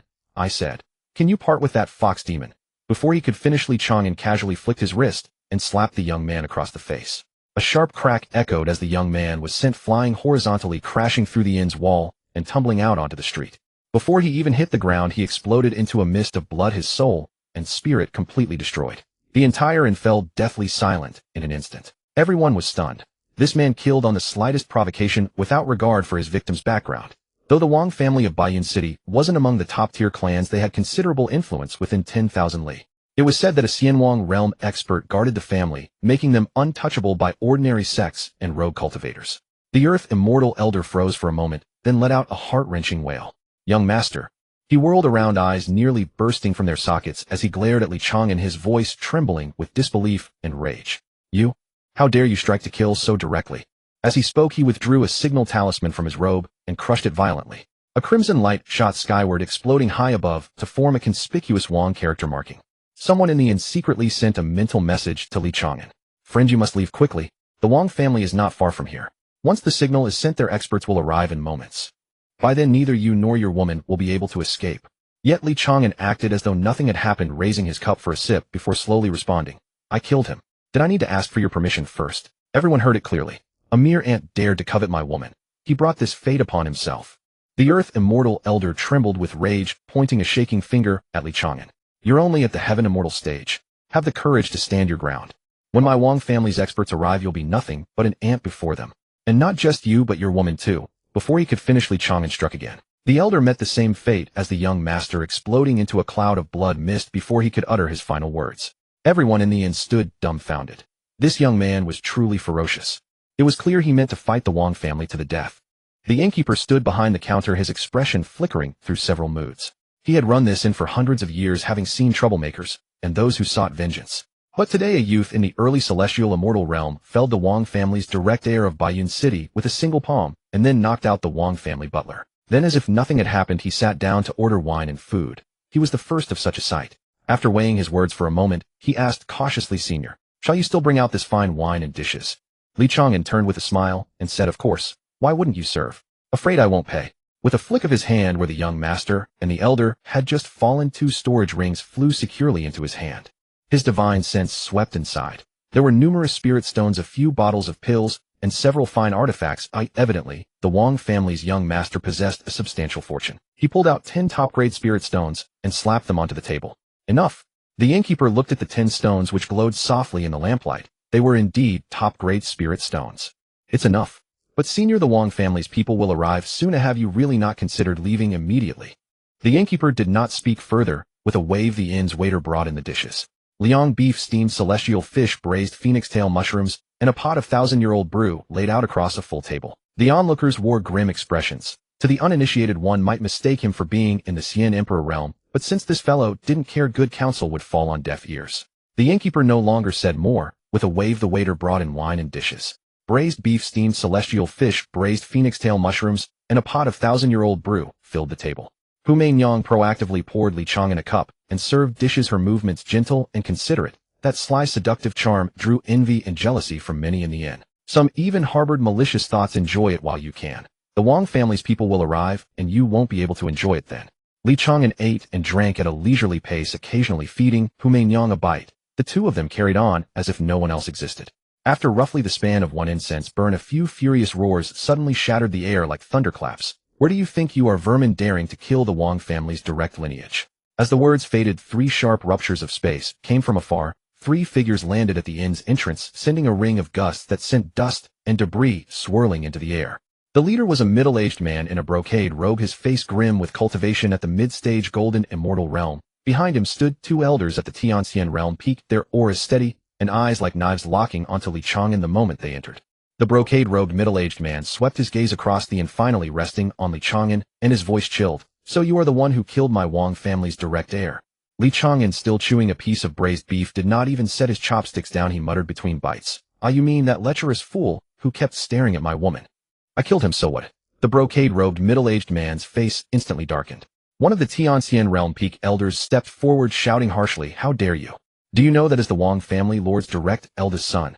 You, a cultivator in the early Tianxian realm, dare to touch my Wang family." Li Chang'an swallowed his bite, raised his cup, and spoke slowly. "Yes, I know." That old fellow cried out on his deathbed. "White Cloud City Wang family, such a grand reputation, it frightened me so much I nearly dropped my chopsticks." He said this, and even wobbled the chopsticks to show they were still intact. The brocade-robed middle-aged man's killing intent flashed, but he did not strike yet. Instead, he said in a stern voice, "Hand over that, Hu Meinyang, renounce your cultivation, and come back with me to Wang family for trial. I can spare your life in your entirety." Li Chang'an set down his cup side and looked at Hu Meinyang beside him, saying with a hint of helplessness, "Meinyang, did you hear that?" Hu Meinyang covered her mouth lightly with a smile, her eyes sparkling with seduction. "Would your husband be willing to part with me?" Li Chang'an shook his head gravely. "Of course not. My Meinyang is so beautiful, where would I find another like you if I handed you over?" He turned toward the brocade-robed middle-aged man, the smile fading from his face. "So, I refuse." The brocade-robed middle-aged man no longer spoke idly. He raised a sharp golden palm imprint and slammed it toward Li Chang'an. This palm contained a full-strength strike from the mid-stage golden immortal realm. The palm wind shattered tables and chairs, the floor fissured inch by inch, and the inn trembled violently. The other patrons in the inn had long since hidden in the corners, not daring to breathe. Li Chang'an did not dodge. He walked forward to meet the strike and was blown into a blood mist. The brocade-robed middle-aged man sniffed derisively, about to boast when a voice, one that made his blood pressure spike, said from behind, "The force is there, but the speed is a bit slow." He turned abruptly and found Li Chang'an standing intact a few steps behind him, still holding a cup of wine and casually drinking, as if the man who had just been turned to blood mist was someone else. The brocade-robed middle-aged man's pupils shrank. He blurted out, "You." Li Chang'an drained his cup, flung the cup behind him, and grinned. "Continue." The middle-aged man's expression turned icy. Both hands rose, releasing two golden palm seals that battered Li Chang'an again. Li Chang'an was blown apart once more, only to resurrect again. This continued for 7 or 8 repetitions. Sweat beaded the brocade-robed man's brow, yet Li Chang'an's breath grew not weaker, but seemed to intensify. "This is impossible." The brocade-robed middle-aged man muttered, fear creeping into his eyes for the first time. Behind him, a Tianxian realm peak elder suddenly remembered something, his face changing, shouting, "Master, I remember now. The undying plague god hunted by Zuanzhenman. Rumor says he descended from the lower world. Could he be him?" The brocade-robed middle-aged man's face also changed. The undying plague god pursued by Zuanzhenman. Though he hadn't seen him, many rumors spoke of him undying, unyielding, dying only to grow stronger, leaving ruin wherever he goes. Even Ling Tianxianzuan couldn't handle him and had to move him away. If the young man before them truly is that plague god. Li Chang'an's eyes lit up at the words Zuanzhenman pursued. He chuckled, "Oh, Ling Tian still hunts me. It seems he truly misses me." He rubbed his hands together, looked at the brocade-robed middle-aged man with bright anticipation, and said, Come, continue killing me. You killed me 7 or 8 times already. That's not enough to fill the gaps between my teeth." The brocade-robed man's mouth twitched, then he grit his teeth and commanded the 2 elders, "Go." The 3 of them, without another word, transformed into 3 streams of light and shot toward the distance. Li Chang'an's smile turned cold, his voice carrying a touch of frost. "Come and go as you wish." Before the words even finished, Li Chang'an's figure dissolved into a shadow and vanished. In the next moment, he appeared before the brocade-robed middle-aged man and struck with a punch. The brocade-robed middle-aged man could not defend in time and was blasted, turning into a spray of blood mist. Li Chang'an's figure again flickered. 2 more punches were unleashed, and the 2 Tianxian realm peak elders also perished, blown into blood mist, their souls extinguished. 3 corpses collapsed from the sky, and 3 storage rings landed securely in Li Chang'an's hands. Li Chang'an flicked the non-existent blood from his fist, and with a flicker of movement, he was back in his seat at the inn. Picking up the refilled wine cup, he grinned at Hu Meinyang and said, "Meinyang, let's keep eating." Hu Meinyang smiled sweetly as she picked a piece of fish for him, her voice honeyed. "My husband is truly formidable." The inn fell into dead silence. All eyes on Li Chang'an, and Hu Meinyang no longer held greed or covetousness, only pure terror. He was at the early heavenly immortal realm, yet he had killed a mid-stage golden immortal and 2 peak-stage heavenly immortals, leaping across several major realms. 1 punch each, clean and swift. Was this even human? As Li Chang'an and Hu Meinyang were eating and drinking, the atmosphere, just right, a sudden commotion erupted outside. The footsteps were dense and hurried, accompanied by the clanking of armor and low commanding shouts. Clearly a large number of people were approaching. The other patrons in the inn turned pale, and someone whispered in shock, "The Wang family is here. It's the Wang family patriarch and the ancestral elder in person." Another muttered under his breath, "Their son was killed, so they must be coming for revenge. This should be a good show, though I wonder if that kid can still smile." Li Chang'an set down his chopsticks, looked at Hu Meinyang, and said in a low voice, "Meinyang, be ready to enter the space at any moment." Hu Meinyang nodded obediently and and set down her wine cup. The innkeeper and the waiter had already shrunk behind the counter, faces pale, ready to bolt out the door at any moment. If a fight broke out, this little establishment would be reduced to rubble in an instant. The light at the inn's entrance dimmed as two figures strode in, one behind the other. The one in front was an elderly man with white hair and beard, gaunt and dignified, his aura deep as an abyss, clearly a Spirit King realm expert. This must be the Wong family's ancestral elder. Behind him followed a middle-aged man whose features bore a resemblance to the brocade-robed man killed earlier, his cultivation at the peak of the golden immortal realm. Presumably, he was the Wong family patriarch. Several guards with formidable auras followed behind the two, but they remained outside the door. The ancestral elder's gaze swept across the inn and finally settled on Li Chang'an. He did not flare up. Instead, to everyone's astonishment, he walked straight to Li Chang'an's table, then, bowing deeply with clasped hands, spoke in a tone so respectful it was almost servile. Might this be Taoist Li Chang'an? I am the Wong family's ancestral elder, and I have come with the patriarch to offer our apologies to you. The entire inn fell so silent that a pin dropping could be heard. Everyone's eyes widened, doubting what they had just heard. The Wong family ancestral elder, a Spirit King realm expert, was apologizing to a junior cultivator at the early heavenly immortal realm. And with such a lowly posture, Li Chang'an raised an eyebrow, leaned back in his chair, crossed his legs, and eyed the two with a hint of amusement. What? You're still not convinced? So the old one comes after the young one. Are you here to avenge your younger generation? The Wong patriarch quickly stepped forward, bowing even deeper, his voice laced with urgency and fear. Taoist Li, you misunderstand. It was my family's people who had eyes but failed to see, offending you. We came specifically to apologize. It was my Wong family's people who were blind and rude to you, and we are here precisely to make amends. As he spoke, he waved his hand, and a guard outside immediately entered, holding a storage ring which he placed respectfully on the table before Li Chang'an. The storage ring had no restrictions set on it, clearly meant for Li Chang'an to inspect freely.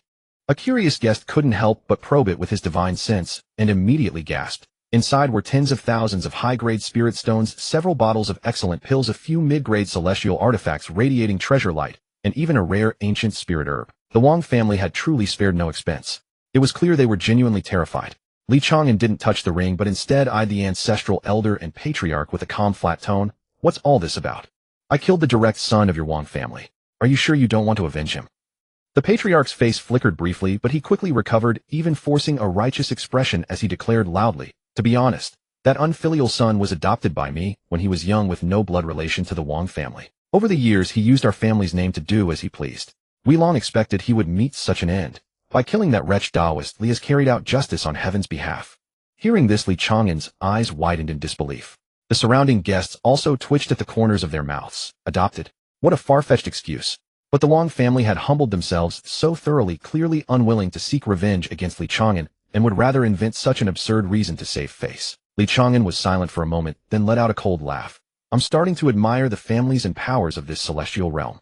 So letting go of grudges decisively is also a survival strategy. No wonder your Wong family has lasted this long, without being wiped out. These words were merciless.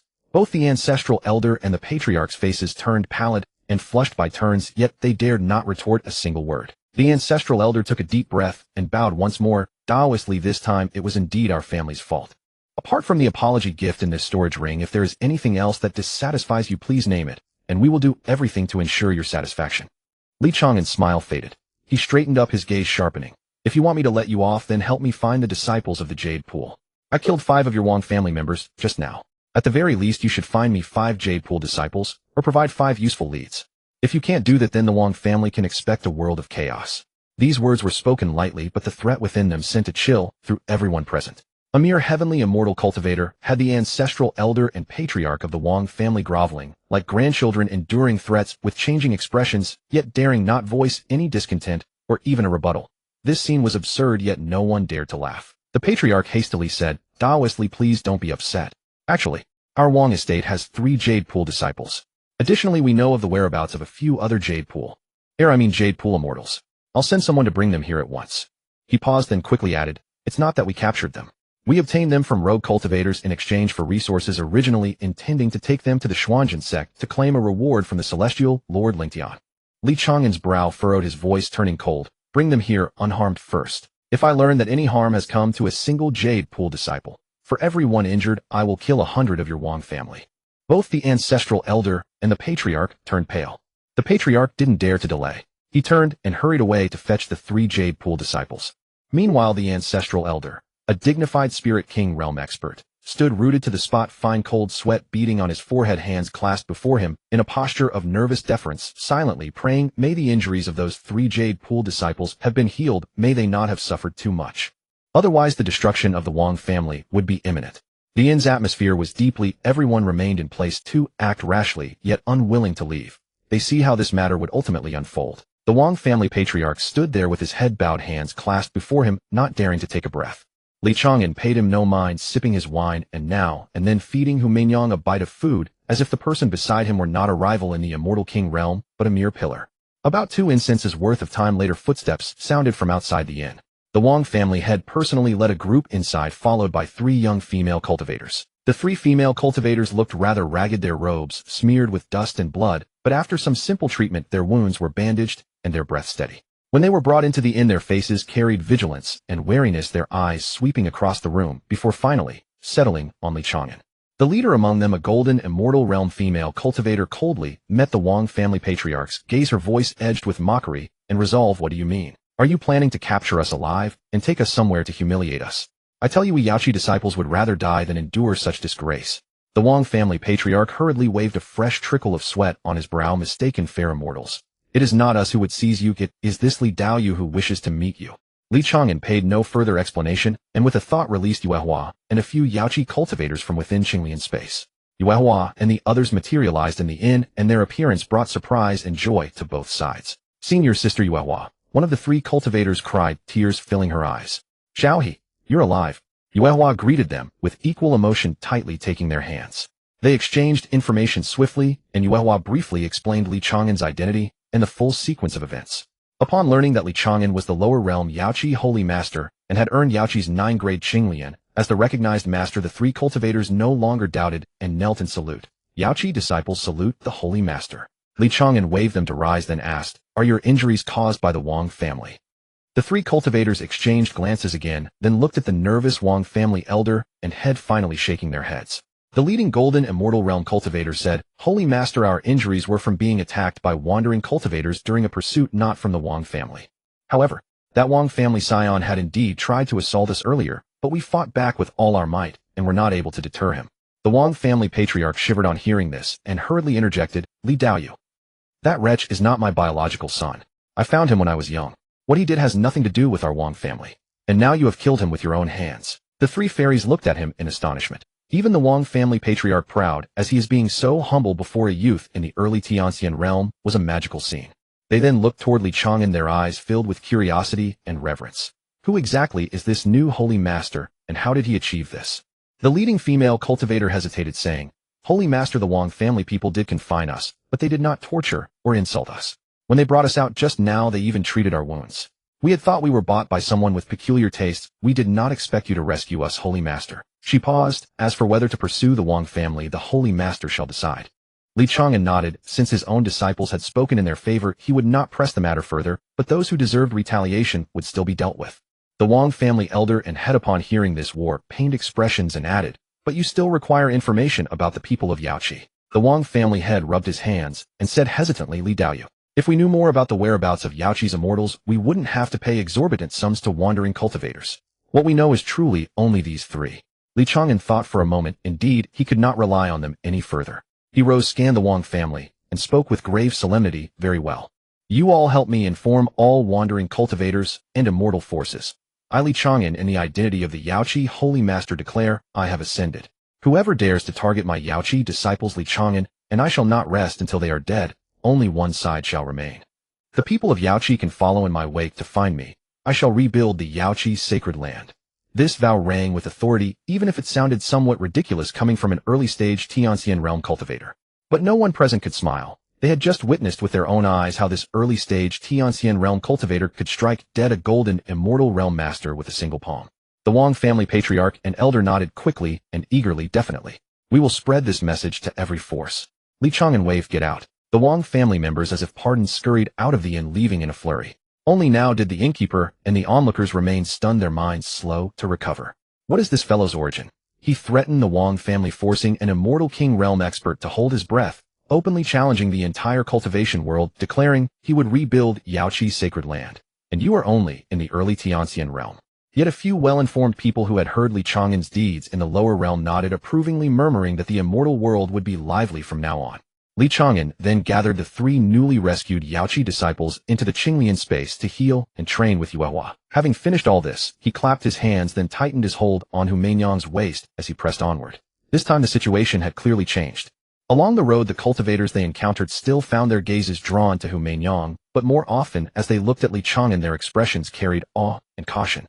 News spread faster than Li Chang'an had imagined. The Wang family patriarch and elders' apologies and Li Chang'an's vow that no one would dare target Yaoqi disciples spread like wings across tens of thousands of li in half a day. Have you heard? The deathless plague god from the lower realm has ascended. Is he the one who even Ling Tian Xianzuan couldn't handle and had to be sent away? That's right. He struck down a Wang family direct descendant at once. The Wang family patriarch has come to apologize in person, and not a single word was dared to be spoken. And he even declared that he would rebuild the Yaoqi sacred land. A mere early Tianxian realm. Is he crazy? Everyone was murmuring among themselves, but regardless of whether they believed it, at least one consensus had been reached. Li Chang'an was not someone to be trifled with. Thus, although Hu Linyang remained as seductively charming as ever, no one dared to provoke him along the way. Most cultivators in the immortal realm were cautious. Seeing a heavenly immortal realm cultivator boldly parading a woman of the Yao bloodline, they all assumed he must possess formidable backing. As it turned out, their caution was justified. The two traveled in silence until they finally reached the first location marked on the map, where a Yaoqi disciple might be hiding. A sprawling stretch of verdant mountains. Li Chang'an halted, released Yuehua from the Qinglian space, and asked, "Yuehua, is this the first location you mentioned? Do you have any way to find the hidden fellow disciples?" Yuehua nodded, a hint of certainty in her expression. "Rest assured, Sacred Lord. We Yaoqi disciples have dedicated signals and methods of communication. As long as our sisters are still nearby, we should be able to find clues." She then walked to an old tree, carefully examined the grain of the bark, pushed aside a clump of weeds, and groped for a while behind an inconspicuous rock. Soon joy lit up her face. There really is a mark. And it was left not long ago. Following the direction of the mark, she led Li Chang'an and Hu Linyang along a hidden mountain path. After walking for about half an hour, the 3 arrived at the entrance of a concealed valley. On both sides of the valley, steep cliffs were draped with vines covering the entrance so tightly that without a guide one would never discover the hidden world within. Yuehua stopped, took a deep breath, and then transmitted her voice with a unique rhythm. The sound was not loud, but it carried a peculiar penetrating force echoing through the valley. After a dozen breaths, the vines ahead were suddenly parted from within. A dozen figures emerged, one after another, led by a female cultivator with a cool demeanor and dignified countenance, her cultivation base at the Immortal Emperor realm. Behind her were a dozen female disciples, their cultivation ranging from Golden Immortal realm to Heavenly Immortal realm. Though wary, their eyes shone with resilience. The Immortal Emperor realm female cultivator's gaze lingered on Yuehua for a moment before recognizing her, and her expression softened slightly. But when her eyes swept over Li Chang'an, they turned sharp again. Her voice carried a hint of scrutiny. "Yuehua, why have you brought a strange man here? Don't you know this is one of our last hiding places, hey?" Yuehua quickly stepped forward, bowed, and then recounted Li Chang'an's identity and the whole story in detail. When she heard that Li Chang'an was the sacred lord of the lower realm Yaoqi and had gained the recognition of the 9th-grade Qinglian, the Immortal Emperor realm female cultivator's brows furrowed slightly, clearly finding it hard to believe. She walked up to Li Chang'an, looked him up and down, and said with a hint of suspicion, "You claim to be the sacred lord of our Yaoqi. Do you have any proof?" Li Chang'an wasted no words. With a thought, the mark of the 9th-grade Qinglian on his brow emerged, emitting a soft blue glow. Seeing the mark, the Immortal Emperor realm female cultivator's pupils contracted slightly. After a moment of silence, she slowly knelt on one knee. "Uni elder of Yaoqi's sacred land pays homage to the sacred lord." The dozen female disciples behind her quickly followed suit in bowing. But as Uni rose, her gaze still held a trace of doubt and worry. She said tactfully, "Sacred lord, it's not that I don't trust you. But you have just ascended with only the early stage of Heavenly Immortal realm. To rebuild Yaoqi, you will face the forces of Xuanzhan sect and the Immortal Emperor behind them. Are you sure? You have the ability." Li Chang'an grinned, revealing a row of white teeth. "Elder Uni, you will soon find out." Elder Uni's eyes still held a trace of skepticism. A young man at the early stage of Heavenly Immortal realm claiming to have an immortal body. It sounded utterly absurd. But Yuehua quickly leaned in and whispered a brief account of Li Chang'an's deeds, how he had turned the lower realm upside down, left Lingtian, immortal, venerable, helpless, was sent away by a cross-realm teleportation talisman only to find his way back, and made a immortal king realm expert bow before him in the Wang family. The more Uni heard, the wider her eyes grew. Her gaze toward Li Chang'an shifted from doubt to shock and reverence. Li Chang'an waited for them to finish, then asked, "Elder Uni, do you know the hiding places of the other sisters?" Uni nodded, a glimmer of hope in her eyes. To report to the Sacred Lord there is another stronghold 100 li away, and we have been in contact. The sisters there are led by Elder Yu, about 7 or 8 in number. Li Chang'an pressed further. Is that stronghold far from Danxia Cave Mansion? Yuan thought for a moment and replied, it's only about half a day's journey on the edge of Danxia Cave Mansion's territory. Li Chang'an's eyes lit up. Danxia Cave Mansion was one of his targets, and it was conveniently on the way. He decided on the spot, good. Lead the way, I will go pick them up now. With that, he took all the other Yao Qi disciples into the Qinglian space, leaving only Elder Yuan and Hulin Yang. The three of them set off toward the next location. The 100-li journey was not far for the three, but the path was extremely rugged. Elder Yuan led them through a dense primeval forest where towering ancient trees blocked the sunlight. What was more troublesome was the abundance of snakes, insects, rats, and ants in the woods. Colorful venomous snakes coiled among the branches, palm-sized spiders crawled on tree trunks, and swarms of buzzing poisonous mosquitoes danced in the air. Though the three were not afraid of these poisonous creatures, the sight was still unnerving. Hulin Yang clung tightly to Li Chang'an's arm, letting out a soft cry from time to time. As they walked, Li Chang'an complained, this place is too creepy. Why did they choose such a spot to hide? Elder Yuan, clearing the path ahead, without looking back, explained, the harsher the environment, the less likely it is to be discovered. Moreover, these poisonous creatures themselves form a natural barrier. Ordinary cultivators would not be willing to venture deep into such a place. After walking for about an hour, the three finally arrived at a cliff face covered with vines and moss. Elder Yuan stepped forward, deftly pushed aside several clumps of seemingly random vegetation, revealing a dark cave entrance. The opening was narrow, allowing only one person to pass sideways. Before Li Chang'an could speak, a voice full of caution like a taut bowstring came from deep within the cave. Who goes there? Elder Yuan quickly spoke up, giving her name and the secret code. It's me, Yuan. Sister Yuji, I've brought someone to meet you. The cave fell silent for a moment before a rustling sound emerged. 7 or 8 figures strode out from the darkness, the foremost being a middle-aged female cultivator with a gaunt face and sharp eyes, also at the Immortal Emperor realm. She breathed a sigh of relief upon seeing Yuan, but when her gaze swept over Li Chang'an and the foxwoman behind Yuan, she immediately grew wary, her voice tinged with coldness. Yuan, have you betrayed us? How could you bring a strange man and a Fox Clan woman to this place? Yuan quickly waved her hands and hastily explained Li Chang'an's identity and the whole story. After listening, Elder Yuji frowned deeply, clearly unconvinced. You say he is the new Saint Master of Yao Qi, a man, and only at the early stage of celestial immortal realm. Yuan, have you lost your senses? Li Chang'an wasted no words. With a mere thought, he released all the Yao Qi disciples from the Azure Lotus space. Yuan and the dozen or so he had rescued earlier. The originally narrow cave entrance was suddenly crowded with people. The women, upon seeing Elder Yuji, excitedly bowed and greeted her. The originally narrow cave entrance was suddenly crowded with people. The women, upon seeing Elder Yuji, excitedly bowed and greeted her. Then Li Chang'an activated the 9-petal Azure Lotus mark on his brow. A faint blue lotus phantom slowly rotated at his forehead, exuding a soft, ancient aura. Elder Yuji's pupils sharply contracted at the sight of the lotus mark. She paused for a moment, then slowly knelt on one knee, her voice tinged with complex emotion. Yuji, an elder of the Yao Qi's sacred land, pays respects to the Saint Master. Then Li Chang'an activated the 9-petal Azure Lotus mark on his brow. A faint blue lotus phantom slowly rotated at his forehead, exuding a soft, ancient aura. Elder Yuji's pupils sharply contracted at the sight of the lotus mark. She paused for a moment, then slowly knelt on one knee, her voice tinged with complex emotion. Yuji, an elder of the Yao Qi's sacred land, pays respects to the Saint Master. The 7 or 8 female disciples behind her also hurriedly knelt. Li Chang'an stepped forward, helped her up, and said earnestly, Elder Yuji, you have suffered. Now enter my space first. After I finish one matter at the Danxia Cave Mansion, I will find a suitable place to rebuild the Yao Qi's sacred land. Now enter my space first. After I finish one matter at the Danxia Cave Mansion, I will find a suitable place to rebuild the Yao Qi's sacred land. Elder Yuji stood up, looked at Li Chang'an, then at the Yao Qi disciples around her, whose eyes had rekindled with hope, though a sliver of doubt remained in her heart. Could this young man at the early celestial immortal realm truly stand against Xuanzhen sect and the Immortal Emperor forces behind it? She had no better choice. At least he had given them a pillar of support in the hope of rebuilding the sect. She nodded and together with her disciples was taken into the Azure Lotus space by Li Chang'an. Following the map, Li Chang'an hurried for half an hour until he finally saw the full view of the Danxia Cave Mansion in the distance. Following the map, Li Chang'an hurried for half an hour until he finally saw the full view of the Danxia Cave Mansion in the distance. It was a towering peak, its body a magnificent cinnabar red blazing like flames under the setting sun.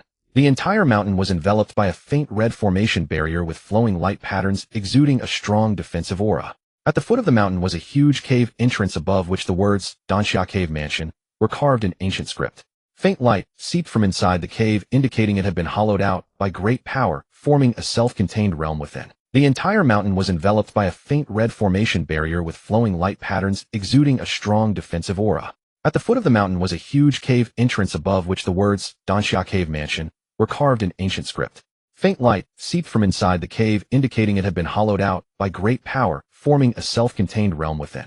Li Chang'an stopped at the mountain gate, first putting Fox Mei into the azure lotus space, then took a deep breath and shouted toward the cave entrance, Fairy Red Cloud. The junior Li Chang'an has come to pay a visit. I heard that the fairy has accepted Ling Tian as your adopted son, so I have come specially to congratulate you. By the way, I also want to ask, are you still taking adopted sons? If not, would you consider taking an adopted father? Fairy Red Cloud. The junior Li Chang'an has come to pay a visit. I heard that the fairy has accepted Ling Tian as your adopted son, so I have come specially to congratulate you.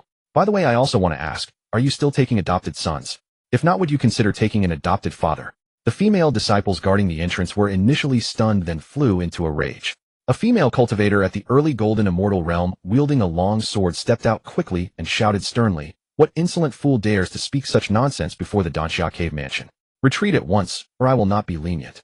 A female cultivator at the early golden immortal realm, wielding a long sword, stepped out quickly and shouted sternly, "What insolent fool dares to speak such nonsense before the Danxia Cave Mansion? Retreat at once, or I will not be lenient."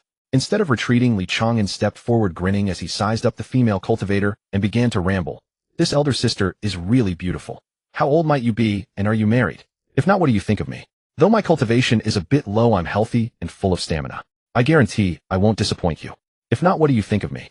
Though my cultivation is a bit low, I'm healthy and full of stamina. I guarantee I won't disappoint you." The female cultivator's face turned livid with rage. Unable to hold back, she raised her hand and unleashed a sharp sword aura, cleaving Li Chang'an in two. A familiar system notification rang in his mind. 6 attribute points gained at once.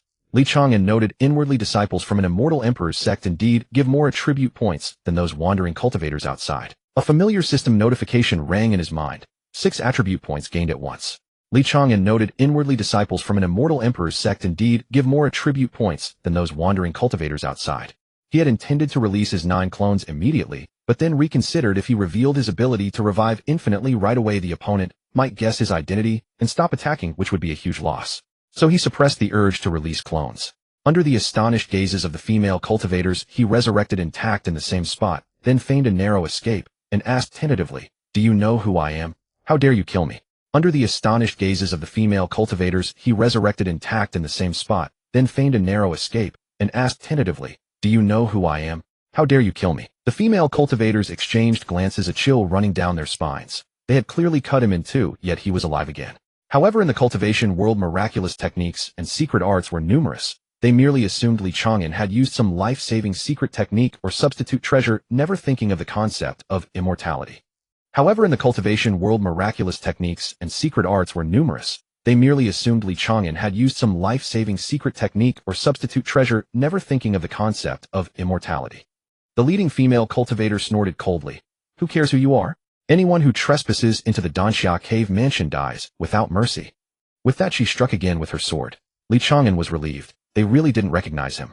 He no longer held back. With a thought, 9 clones appeared beside him in unison. Li Chang'an was relieved. They really didn't recognize him.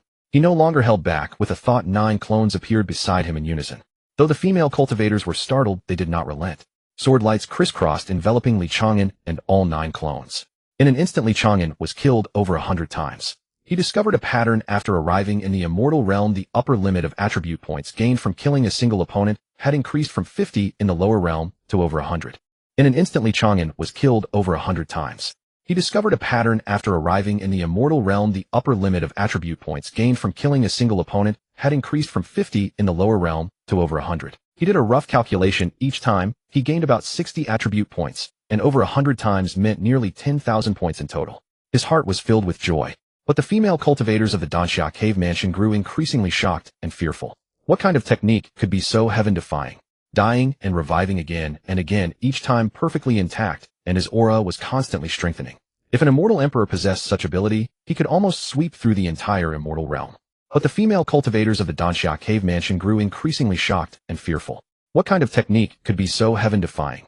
Dying and reviving again and again, each time perfectly intact, and his aura was constantly strengthening. If an immortal emperor possessed such ability, he could almost sweep through the entire immortal realm. The more they fought, the more uneasy they felt. Gradually their attack slowed, and some even began to retreat, unwilling to continue. The more they fought, the more uneasy they felt. Gradually their attack slowed, and some even began to retreat, unwilling to continue. Li Chang'an saw them about to stop and grew anxious. 60 attribute points per kill. How could he miss such a golden opportunity? His eyes rolled and a plan formed. He began to lay hands on the female cultivators, shouting lewdly, "This elder sister has a great figure. That one has such fair skin. Don't stop. Kill me a few more times." Li Chang'an saw them about to stop and grew anxious. 60 attribute points per kill. How could he miss such a golden opportunity? His eyes rolled and a plan formed. He began to lay hands on the female cultivators, shouting lewdly, "This elder sister has a great figure. That one has such fair skin. Don't stop. Kill me a few more times." This trick worked effectively. The female cultivators, enraged to the point of smoke rising from their 7 orifices, resumed their attacks, with even greater ferocity and ruthlessness than before. Li Chang'an was overjoyed and continued to happily offer himself up to death. This trick worked effectively. The female cultivators, enraged to the point of smoke rising from their 7 orifices, resumed their attacks, with even greater ferocity and ruthlessness than before. Li Chang'an was overjoyed and continued to happily offer himself up to death. In the blink of an eye, he had been killed over 200 more times. Just as he was enjoying his deaths, a surge of breakthrough energy welled up within him. Celestial, immortal realm middle stage. His cultivation accumulated through the cycle of death had finally crossed a small threshold. His cultivation accumulated through the cycle of death had finally crossed a small threshold. Li Chang'an's breakthrough instantly cooled the heads of the several female cultivators. Gazing at his noticeably strengthened aura, they finally realized a terrifying truth. This guy was truly immortal, growing stronger with every death. Continuing to kill him would only make him stronger while they grew increasingly exhausted. Who would be able to stop him then? The lead female cultivator made a decisive move, drawing a crimson signal talisman from her sleeve and crushing it. A brilliant red light shot skyward, exploding high above to form a massive lotus-shaped phantom that lingered in the air. This was the highest level threat signal of the Danxia Cave Mansion, used only when facing an enemy capable of threatening the sect's very existence. Once activated, all experts and elders in seclusion were required to emerge immediately. Soon the sound of tearing through the air echoed from within the Danxia Cave Mansion. Figures flashed forth from the depths of the cave mansion, landing on the plaza before the mountain gates. Li Chang'an took a closer look and couldn't help but whistle inwardly. Much like the Yaoqi, the Danxia Cave Mansion was entirely composed of female cultivators, from young disciples to white-haired elders without exception. Dozens of female cultivators stood in the plaza, their gazes fixed upon him in an impressive display. Each kill by a woman would grant bonus attribute points. Combined with his clones, he could gain 10 extra points per death.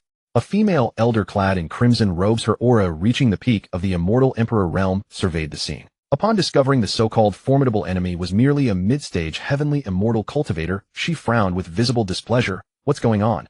Does a mere heavenly immortal mid-stage ant warrant your highest level enemy alert signal?" The elder impatiently cut her off. "So what if he started at the early heavenly immortal stage? Even if he broke through during the fight, showing good aptitude, that doesn't justify all of us abandoning our seclusion. Do you have any idea we might be at a critical moment in our realm advancement? Issuing enemy alerts for just anyone. Hasn't anyone taught you proper protocol?"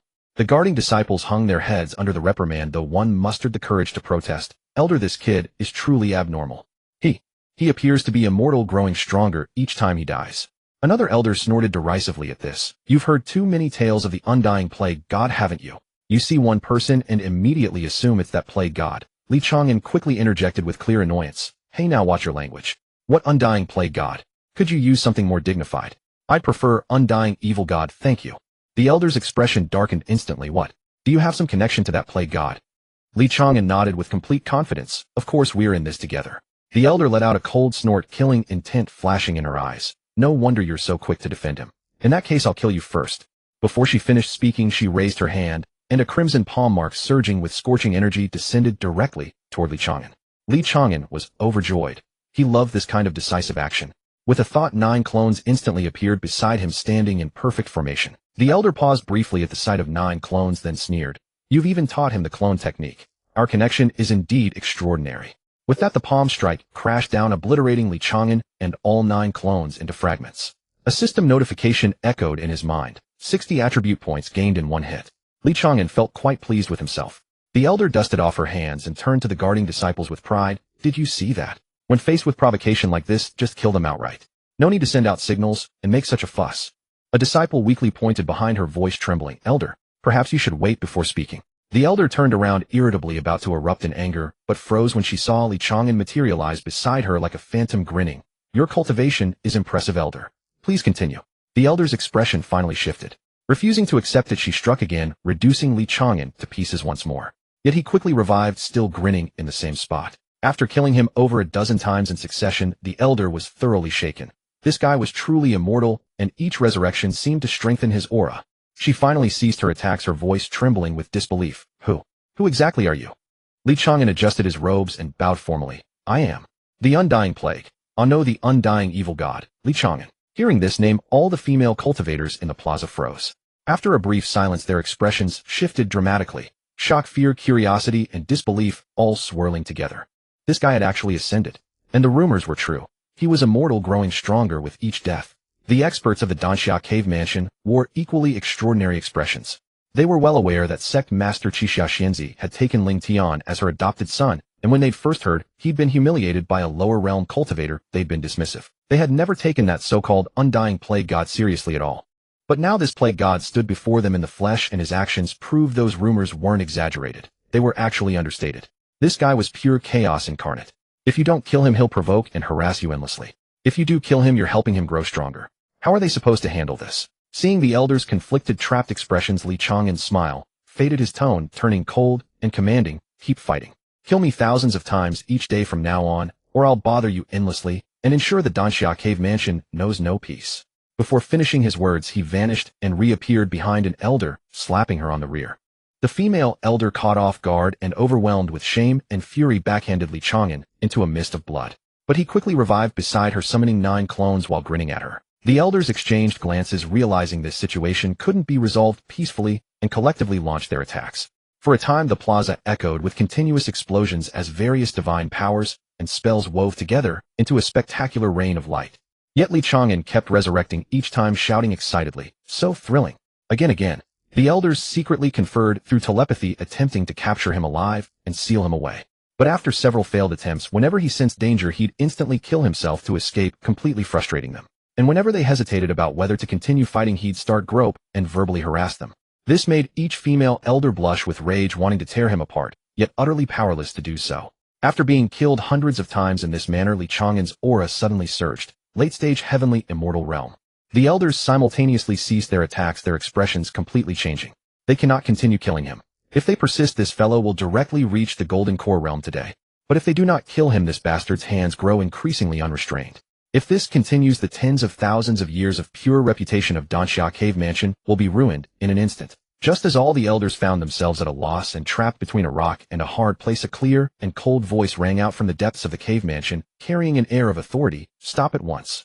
All the elders and disciples simultaneously bowed in respect. We greet the sect master. Li Chang'an turned to follow the voice and saw a graceful figure emerging from within the cave mansion.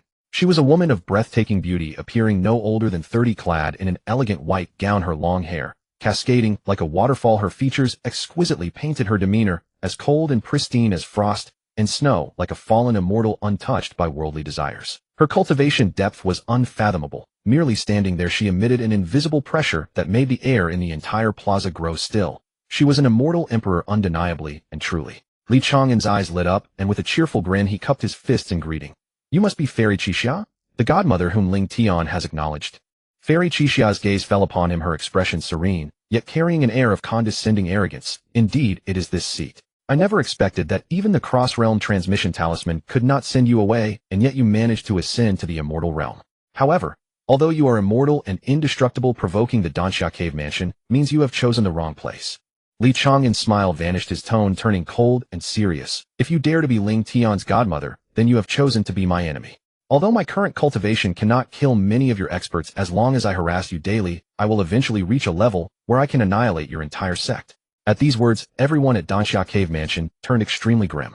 If an uninformed observer witnessed this scene, a heaven immortal realm cultivator single-handedly threatening dozens of experts, including an immortal emperor sect master, they would surely believe the world had gone mad. But if they knew this threat was none other than the undying plague god Li Chang'an, then everything would make perfect sense. Fairy Qixia's expression shifted several times before she finally snorted coldly. I, a true immortal emperor, am to be threatened by you. Since you are immortal and indestructible, then this seat will simply refrain from killing you. She spoke, then drew a pale pink silk ribbon from her waist. With a flick of her slender hand, the ribbon transformed into a streak of light and shot outward, instantly locking down the surrounding space and binding Li Chang'an tightly. Li Chang'an felt his immortal energy sealed instantly, making it nearly impossible to move even a single finger. Just as Fairy Qixia was about to speak further, Li Chang'an's body suddenly burst with a loud pop, dissolving into a mist of blood. In the next instant, he reappeared intact beside her and delivered a sharp slap to her firm backside. Smack! The crisp sound rang out with extraordinary clarity in the silent plaza. Everyone was utterly stunned, their jaws nearly hitting the ground. The next moment, Li Chang'an's body was shattered into pieces by Fairy Qixia's wrathful palm strike. Yet that crisp slap and that astonishing scene were already deeply branded into everyone's minds. Fairy Qixia's face flushed crimson, the redness spreading from her cheeks all the way to her ears. She had cultivated for tens of thousands of years, pursued by countless admirers, even turning away immortal emperor-level experts who confessed their love, yet never had anyone dared to cross the line with her. Today she had been molested by a heaven immortal realm youth. Gritting her teeth, she retrieved the silk ribbon and drew a disc-shaped magical treasure from her storage ring, casting it into the air. The treasure ascended high into the sky, spreading a soft light barrier that completely enveloped the surrounding 10 miles. She gritted her teeth and declared, "I will transform this realm into my private domain.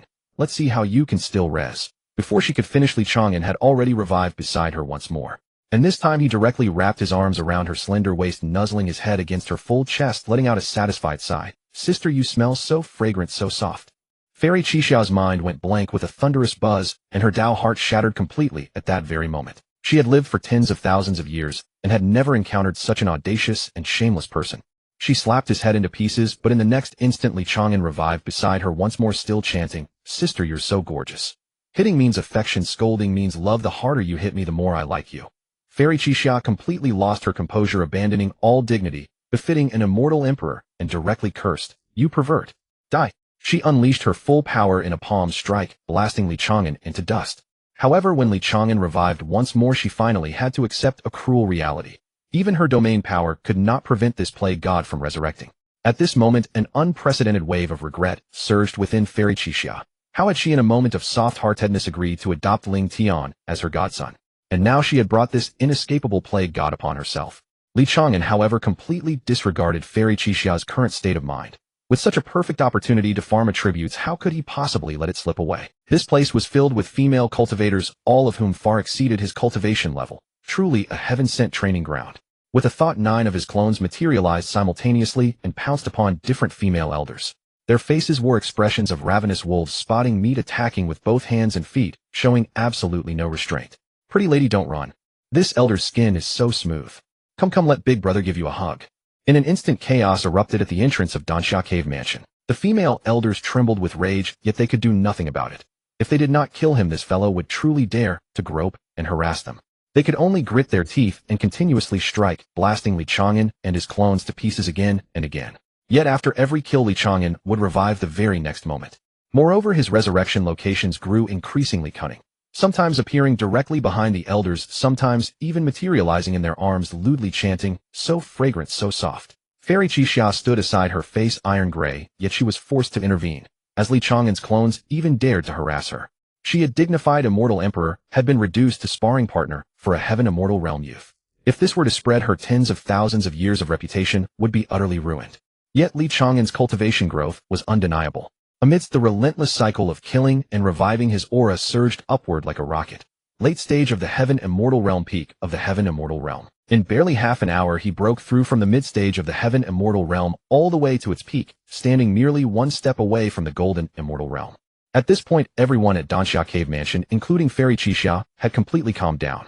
Gazing at the rapidly escalating Li Chang'an, a deep chill rose within their hearts. This cannot continue. They cannot keep killing him. This fellow's cultivation growth defied all reason. Even at his current speed, he already rivaled an immortal king at the peak of the heaven immortal realm. Once he broke through to the golden immortal realm, would not even the immortal emperor elders be unable to stop him from harassing them at will? At that point, who within the entire Danxia Cave Mansion could possibly restrain him? Fairy Qixia took a deep breath, forcibly suppressing the fury and humiliation welling within her heart, and finally lowered her proud head, shouting loudly, "Enough. Fellow Taoist Li, stop at once." Li Chang'an was about to lunge at another elder when he halted. Not because he was obedient, but because a system notification echoed in his mind. The daily death limit had been reached and no further attribute points could be earned. He inwardly lamented the missed opportunity, yet on the surface he feigned a demeanor of, "I'm giving you face," turning to Qixia Fairy with a grin and asking Qixia Fairy, "What do you have to say?" Qixia Fairy gritted her teeth, her face alternating between pale and red. After a long silence, she forced out a sentence through clenched teeth, If I sever ties with Ling Tian, now is it too late?" Li Chang'an shook his head, his tone resolute. "Too late. I'm going to stick with you until you help me elevate my cultivation to the immortal sovereign realm. Then I'll personally settle accounts with that old scoundrel Ling Tian. You have only 3 choices now. First, obediently serve as my leveling tools, killing me on schedule every day. Second, endure daily harassment until your Danxia Cave Mansion is in utter chaos. Third, pack up and flee, moving far away from Danxia Cave Mansion." Hearing this, everyone in Danxia Cave Mansion twitched their mouths, their expressions sour. If someone had told them before that a celestial immortal realm cultivator could force a first-rate immortal sect guarded by an immortal emperor to flee, they would never have believed it. But today they had witnessed it firsthand. This plague god could really do it. Qixia Fairy's face alternated between pale and red. Finally, she gritted her teeth and waved her hand sharply. "Everyone retreat into the cave mansion. Activate the mountain protection array." The elders who had been desperate to escape this plague god felt as if pardoned and immediately transformed into streaks of light, flying toward the cave mansion. Qixia Fairy said no more, her form flickering as she turned into a beam of light and vanished into the entrance. The next moment, the entire mountain of Danxia Cave Mansion trembled slightly, and a crimson barrier rose from the mountain, enveloping the entire cave mansion tightly. The thickness and strength of that barrier were such that even an immortal emperor would need to strike for a long time to break it. Given Li Chang'an's peak celestial immortal realm cultivation, under normal circumstances, there was no way he could breach this defense. Inside the cave mansion, Qixia Fairy and the elders gathered in the main hall, their faces as strained as if they had constipation. One elder said worriedly, "Sect leader, what if that guy keeps waiting outside? Can we stay indoors forever?" Another elder chimed in, "Yes, sect leader, perhaps. You should announce your severance of ties with Ling Tian. After all, Ling Tian is only a nominal relative. There's no need to provoke such a plague god for his sake." Qixia Fairy's face darkened as she gritted her teeth. "Why should we compromise with that plague god? Who does he think he is? Everyone continue seclusion. We can stay in for 1,000 years if necessary. The resources in the cave mansion are enough to sustain us for a millennium. I refuse to believe that bastard will wait outside for 1,000 years." As she spoke, a flash of light suddenly appeared beside her, and a familiar figure materialized right next to her. Then he wrapped an arm around her slender waist, nuzzled his head against her shoulder, and whined in a pitiful tone, "Sister, how cruel of you to want to shut me out." Qixia Fairy's body stiffened instantly, and she forgot even her shame and anger, her voice trembling with disbelief. "You? How did you get in?" This mountain protection array was supposed to withstand attacks from immortal emperors. Li Chang'an looked up with a grin, his face full of pride as he said, "Sister, you don't know this, but after I die, I can resurrect anywhere within 100 zhang radius, completely ignoring barriers and terrain." Qixia Fairy and all the elders present twitched their mouths simultaneously. Hopeless. This guy was simply an unbeatable existence. Not only was he immortal and indestructible, but he also had such a shameless revival method. Even hiding inside the mountain protection array wasn't safe. A wave of despair washed over Qixia Fairy, and her voice floated weakly, "So, you killed yourself to get in?" Li Chang'an nodded matter-of-factly, his hand restlessly roaming around her waist as he said, "Exactly. Sister, you don't know this, but suicide is the most painful, so I still prefer being killed by you sisters. You don't know suicide is the most painful, so I much prefer being killed by you sisters." Just as Qixia Fairy was about to say something, she suddenly felt something amiss. Looking down, she saw that Li Chang'an's hand had somehow slid to a place it shouldn't be. Enraged, she slapped him, turning him into a mist of blood. The surrounding elders quickly averted their gazes, pretending they hadn't seen anything. Li Chang'an soon revived nearby, scratching his head awkwardly. Sorry, I have a habit when holding a woman." "Oh, what's with that look? I didn't mean it. If you'd just agree to kill me a few thousand times a day, I'd behave perfectly and not cause any trouble." Qixia Fairy glared at him through gritted teeth, enunciating each word. "Li Chang'an, you are shameless. In your dreams. We will never help an enemy grow stronger. I beg you, go bother someone else, will you?" Li Chang'an shook his head, his expression serious. "No way. Where else would I find a better leveling spot if I leave here? First, you're connected to Ling Tian, so I have no qualms causing you trouble. Second, you're all women, and I enjoy being killed by women. Third, your cultivation is at the Immortal Emperor realm, so killing me gives me the most benefit. With these 3 conditions combined, your Danxia Cave Mansion is practically a training paradise tailor-made for me. How could I possibly leave?" Qixia Fairy's temples throbbed, and a surge of regret flooded her heart. Why had she been so impulsive as to recognize that wretched Ling Tian as a nominal son in the first place? Now she had brought an unshakable plague god upon herself. And from what he said, the higher the cultivator's level, the more benefit he gained from being killed. So as an immortal emperor, she couldn't kill him at all. The more she killed him, the stronger he became. Wasn't that just fueling the enemy? She took several deep breaths, trying to make her tone sound calmer. Li Chang'an, I will announce my severance of ties with Ling Tian right now, and we will have nothing to do with each other from now on. Additionally, I can compensate you with enough resources, immortal spirit stones, elixirs, immortal artifacts, cultivation techniques. Whatever you want, I'll give. Let's call it even. How about that? Li Chang'an shook his head without hesitation. No good. For me, no resource or artifact is as important as gaining power through being killed. So you have no choice now. Either be harassed by me every day or actively help me raise my cultivation. You choose. Xiao Fairy was completely broken. In her tens of thousands of years of life, she had seen the arrogant, the domineering, the reckless, but never a shameless tough, not like Li Chang'an. Kill him, he grows stronger. I don't kill him. He harasses you. Hide away. He can kill himself and follow you into the mountain protection array. I reason with him. He's impervious. Offer him benefits. He scorns them. How could she deal with this? Li Chang'an grinned as he gazed at the Red Cloud Fairy, his tone carrying a hint of roguishness and provocation. Red Cloud Fairy, will you take the initiative to kill me and help me grow stronger, or must I resort to indecent means to force you into becoming my executioner? Choose for yourself. At this moment, the Red Cloud Fairy was both hateful and ashamed. She was an immortal emperor who had lived for tens of thousands of years, yet never had she been so utterly dominated. She truly could not conceive of any way to escape this plague, God. Li Chang'an. Seeing Li Chang'an about to pounce on her once more, she hastily clenched her teeth and shouted, "Stop!" Li Chang'an froze midair and halted, his playful smile intact as he asked, "What now?" The Red Cloud Fairy drew a deep breath, struggling to suppress the humiliation, resentment, and fury churning within her heart. Her voice even carried a note of pleading. Li Chang'an, name your terms. What must I do for you to cease your harassment? Li Chang'an crossed his arms, tilted his head in thought, then leisurely replied, "Either you marry me or you acknowledge me as your master. Your entire Danxiao cave is filled with female disciples. From now on you shall rename it Yaoqi and help care for the disciples of Yaoqi, as well as any friends and family who ascend from the lower realm. Which of these two paths can you accept?" The Red Cloud Fairy's complexion instantly darkened to the color of a wok. Both conditions were utterly unacceptable to her. Marry a mere heavenly, immortal realm boy. What a joke. Rename the sect and submit to him as master.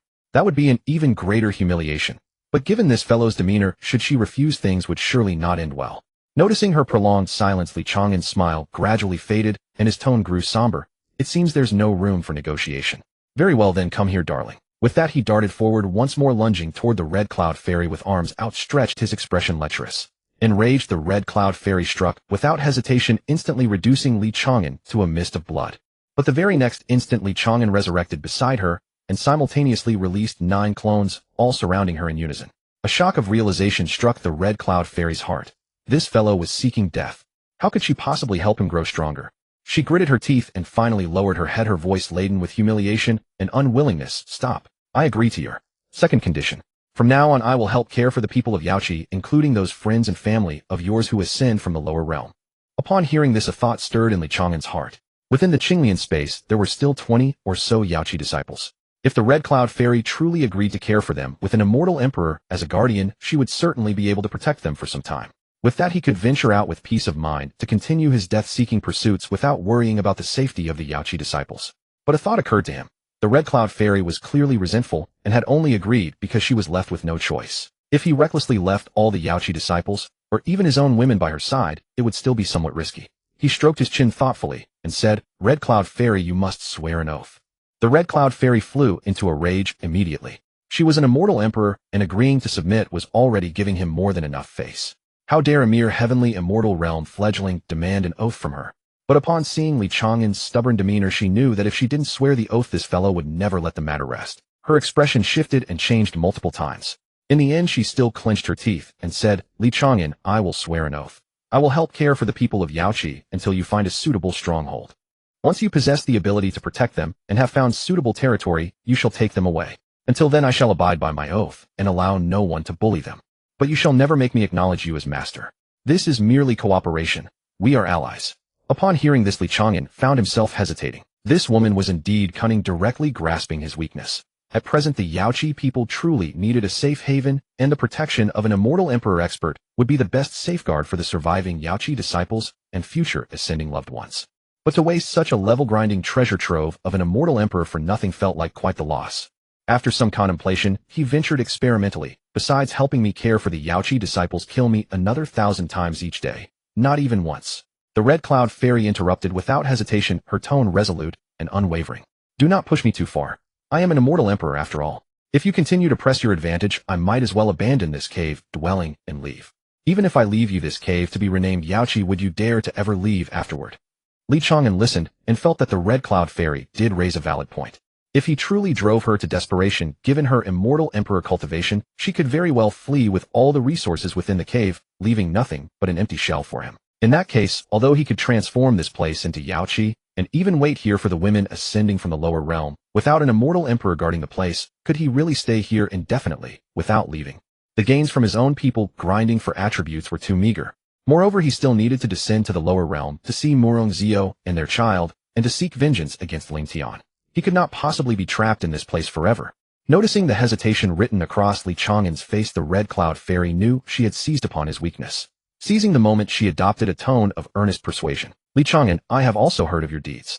Though you yourself are undying and imperishable, do you not still have loved ones in the lower realm? If you push us too far, we can absolutely dispatch avatars to the lower realm to target your loved ones. In that case, whom could you possibly save? Li Chang'an's expression instantly darkened, a flicker of killing intent emerging in his eyes. You'd better watch your words carefully. Are you threatening me? The Red Cloud Fairy shook her head, her tone unruffled. Not a threat. I merely wish for you to understand. As long as you yourself still have weaknesses, you cannot act with impunity. At any time, you must know when to take the good that is offered and withdraw. This applies not only here, but also in dealings with other powers. We may indeed be unable to kill you utterly, but what about your loved ones? If you drive us to desperation, we can absolutely send avatars to the lower realm to target your kin. The killing intent radiating from Li Chang'an could no longer be suppressed. Without a word, he instantly allocated all the hundreds of thousands of attribute points he had accumulated to agility. His form vanished in an instant as he darted toward the Red Cloud Fairy like lightning, shouting in fury, You wicked woman! Since you harbor such dangerous thoughts, I shall not stand on ceremony with you either. Alarmed in her heart, the Red Cloud Fairy had never expected Li Chang'an would actually dare to strike again. She hastily raised her hand and struck palm first. Li Chang'an neither dodged nor evaded, shattered into a mist of blood by her blow. But before she could even heave a sigh of relief, Li Chang'an resurrected right beside her, throwing an arm around her waist, his hands beginning to wander indecently up and down. Astonished and furious, the Red Cloud Fairy struggled, while continuing to threaten, Li Chang'an, you've had it now. I shall depart from the Danxia cave immediately, and then find a way to descend to the lower realm to deal with those women of yours. Upon hearing this, Li Chang'an grew even more incensed. He continued to charge toward her without any regard for consequences, his words fierce and malevolent. Dare to threaten me still? Since you wish to target my women, this young master shall make you my woman today. Since you wish to target my women, this young master shall make you my woman today. After Li Chang'an finished speaking, he recklessly lunged at Xixiao Fairy Lady, only to be instantly slain. The moment he revived, he appeared beside her again, grabbing her sleeve. Startled, Xixiao Fairy Lady jerked her hand back, and with a sharp rip, half of her sleeve was torn off, revealing a snow-white jade-like arm. Both were frozen in shock. Xixiao Fairy Lady stared at her exposed arm as if struck by a paralysis spell, her mind blank. Li Chang'an clutched the torn sleeve, scratching his head awkwardly. I really didn't mean to. Your clothes are way too flimsy, aren't they? Xixiao Fairy Lady was both shocked and furious. Having her sleeve torn off by a mere heavenly immortal realm brat in front of so many elders exposing her arm was a complete loss of face. She took a deep breath, suppressing her shame and anger, and said coldly to the bewildered elders around her, You may withdraw now and go into seclusion. I will deal with him personally. The elders had long been uncomfortable. Helping was not an option, neither was standing by watching their sect leader be taken advantage of.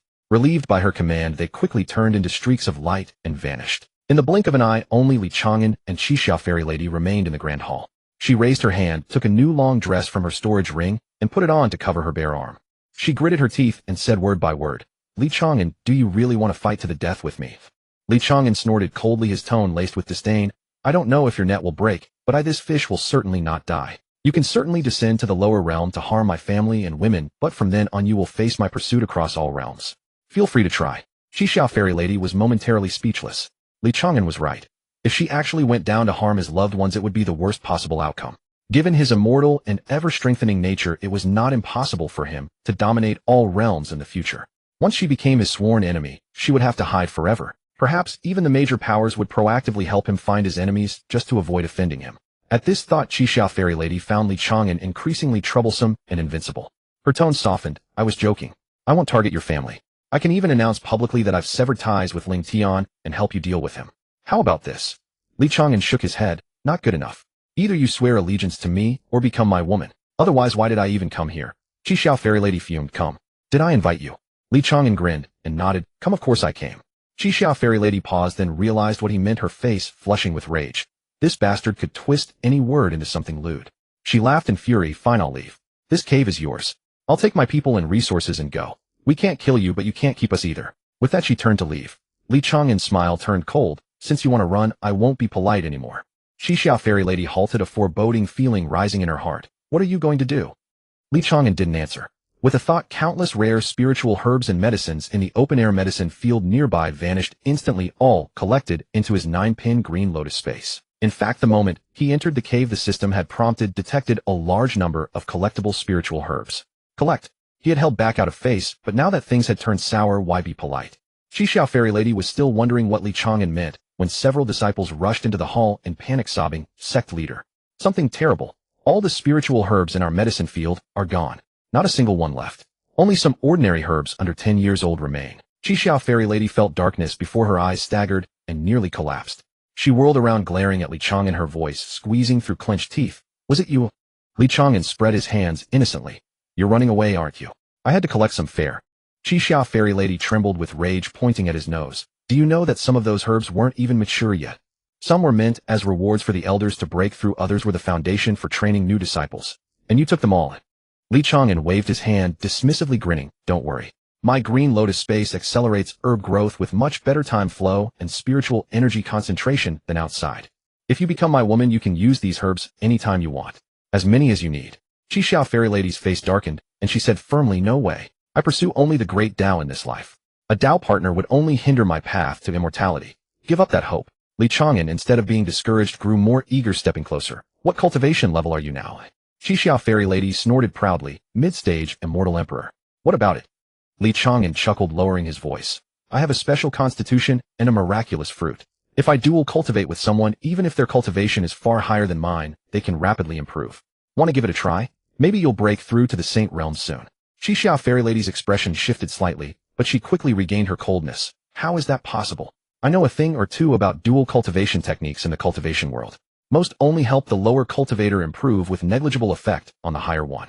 Unless the lower one has a special constitution, but that usually drains the lower cultivator greatly, even harming their foundation." Li Chang'an interrupted, his tone firm. "If you don't believe me, send someone to the lower realm to inquire. Every one of my women is now at the peak of the supreme realm, ready to ascend anytime. Besides, I went to the demon realm before, and even the demon princess was elevated by a major realm. So you can consider it. Be my woman not for love, but for cultivation and longevity. Think about it, doesn't it sound acceptable?" Xiao Fairy Lady was silent for a moment, a clear wavering in her eyes. Whether because she was too flustered by Li Chang'an's persistence to respond, or truly tempted by the promise of quickly reaching the Saint Realm. After tens of thousands of years of arduous cultivation, she knew better than anyone how distant the Saint Realm was. Beyond the Immortal Emperor, every step was a chasm. Countless gifted individuals spent their entire lives stuck at the peak of the Immortal Emperor, dying without ever touching the threshold of sainthood. Yet this heavenly immortal realm brat claimed it would take only a month. Seeing her silence, Li Chang'an knew he had a chance. He stepped forward, took her hand, and said earnestly, "Think about it, Fairy Lady. One night with me, and you'll at least reach the late Immortal Emperor stage. A few days later, peak Immortal Emperor. Within a month, likely the Saint Realm. A saint. How many thousands or tens of thousands of years would it take you to reach that by yourself? And you know countless talents never step into the Saint Realm in their entire lives." Xiao Fairy Lady, still holding his hand, forgot to pull it back. She frowned, her voice tinged with suspicion. "Is dual cultivation with you really that powerful? Can it really equal thousands of years of bitter training?" Li Chang'an gently stroked the back of her hand, his expression earnest as he said, "Fairy, if you don't believe me, I can swear an oath. If it doesn't work, you can kill me however you like, and I promise I won't resist." Red Cloud Fairy Xiao suddenly snapped back to reality, realizing that this scoundrel had been holding her hand and caressing it for quite a while. She quickly pulled her hand back, snorting coldly. "You'd certainly be glad if I killed you. If I kill you, that would just help you advance your cultivation." Li Chang'an grabbed her hand again, grinning mischievously. "See, you still don't believe me. How about this? You ask any elder among you who wishes to enhance their strength. As long as she's pretty enough, I'll help her improve for free. Whether it's true or not, a single try will prove it. What do you say?" Li Chang'an's words plunged Red Cloud Fairy into deep contemplation. Her expression shifted unsteadily, clearly wrestling with a fierce inner conflict. On one hand, Li Chang'an was indeed insufferable, glib-tongued, shameless, and always seizing the chance to get handsy. But on the other hand, his words struck a chord with her deepest vulnerability. Immortal and indestructible, growing stronger with each death, his future potential limitless, one day destined to become an unrivaled existence. If she forged a good bond with him, now not only would she avoid future trouble from him, but she would also gain a powerful ally. More importantly, the prospect of advancing her cultivation was far too enticing for her. She had been stuck at the mid-stage of a mortal emperor for thousands of years, trying every possible method, without success, unable even to touch the threshold of saint. If what Li Chang'an said was true, reaching the late immortal emperor stage in one night, the peak in a few days, and becoming a saint within a month, then this deal was a no-brainer, no matter how you looked at it. Moreover, she had lived for tens of thousands of years rejecting countless suitors, yet in the quiet of the night, she had occasionally fantasized about having a cultivation partner by her side. Although Li Chang'an seemed unreliable, at least he was bold enough, thick-skinned enough, and seemed to have some redeeming qualities after all. She tried to rationalize with herself there was no harm in trying. If it didn't work, she could just consider it a dog bite, and Li Chang'an would be too embarrassed to pester her afterward. If it did work, she would reap enormous benefits. While she was locked in this internal battle, Li Chang'an had already taken the opportunity to wrap his arm around her waist, leaning close to her ear and whispering, "Fairy, what are you still hesitating for? If you refuse again, believe me, once my women ascend from the lower realm, they'll all reach the immortal emperor peak, or even saint realm, while you'll still be far from the late immortal emperor threshold. By then, even if you want to agree, my women might not approve." Red Cloud Fairy gritted her teeth and finally made up her mind. She grabbed Li Chang'an's wrist, her voice tinged with tension and determination. "Follow me. If my cultivation hasn't improved by tomorrow, you leave on your own, and never mention any connection with me." Li Chang'an's heart leaped with joy, and he quickly patted his chest to reassure her. "Fairy, rest assured. I'm known as honest little gentleman. Oh, I never deceive anyone. If it doesn't work, I'd be too ashamed to bring it up again, right?" Red Cloud Fairy snorted non-committally, secretly relieved that she had ordered the elders to go into seclusion earlier. Otherwise, seeing her bring this scourge to her bedchamber would have been mortifying. She led Li Chang'an through several winding corridors until they reached a secluded cave dwelling. She raised her hand to cast a soundproof barrier, then pushed open the stone door and stepped inside. The cave dwelling was simply and elegantly furnished. A jade bed, a stone table, a few glazed lamps, and several landscape paintings hanging on the walls. Red Cloud Fairy stood before the jade bed, her hands nervously twisting together, her voice slightly flustered. "What do I need to do?" Li Chang'an took a red fruit from his bosom and handed it to her. "Eat this first. Then just cooperate with me obediently. If you don't behave, you can't blame me if your cultivation improves slowly." Red Cloud Fairy took the fruit with a blush. It was warm to the touch and exuded a strange fragrance. She bit her lip and said threateningly, "If it doesn't work, I'll castrate you." With that, she closed her eyes, shoved the red fruit into her mouth, and swallowed it. Li Chang'an grinned. "Fairy, rest assured. As long as you're obedient tonight, sainthood is not a dream." With that, he tumbled her onto the jade bed. 3,000 words omitted here. The next morning, when the first rays of sunlight filtered through the crevices of the cave, Red Cloud Fairy slowly opened her eyes. She felt the surging immortal energy within her body, stunned for a long moment. Then an expression of incredulous joy spread across her face. Late immortal emperor stage.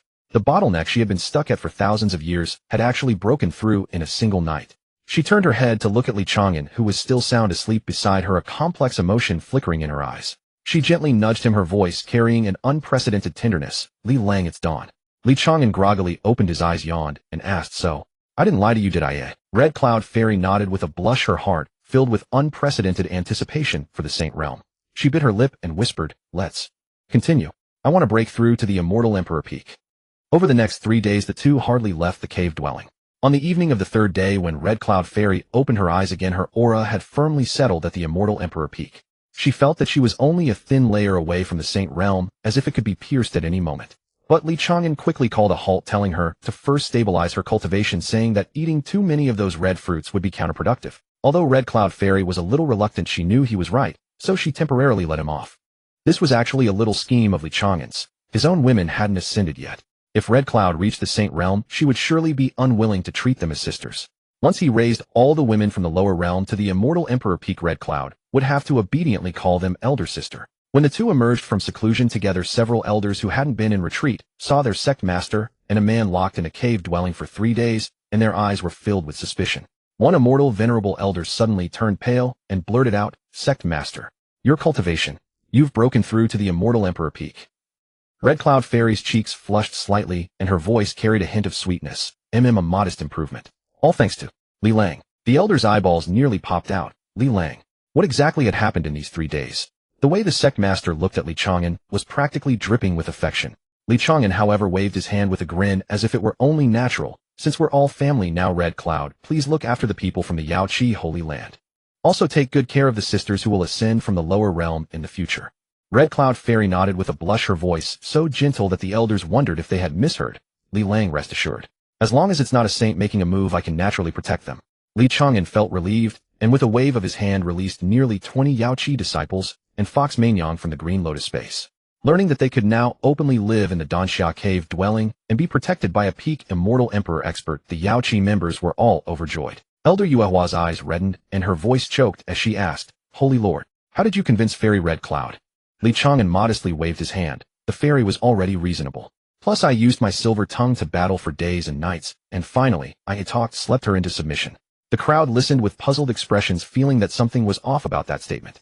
Crimson Cloud Immortal threw him a seductive glare before speaking to the gathered disciples of Jade Pool. Go and cultivate. In the world of immortals, strength reigns supreme.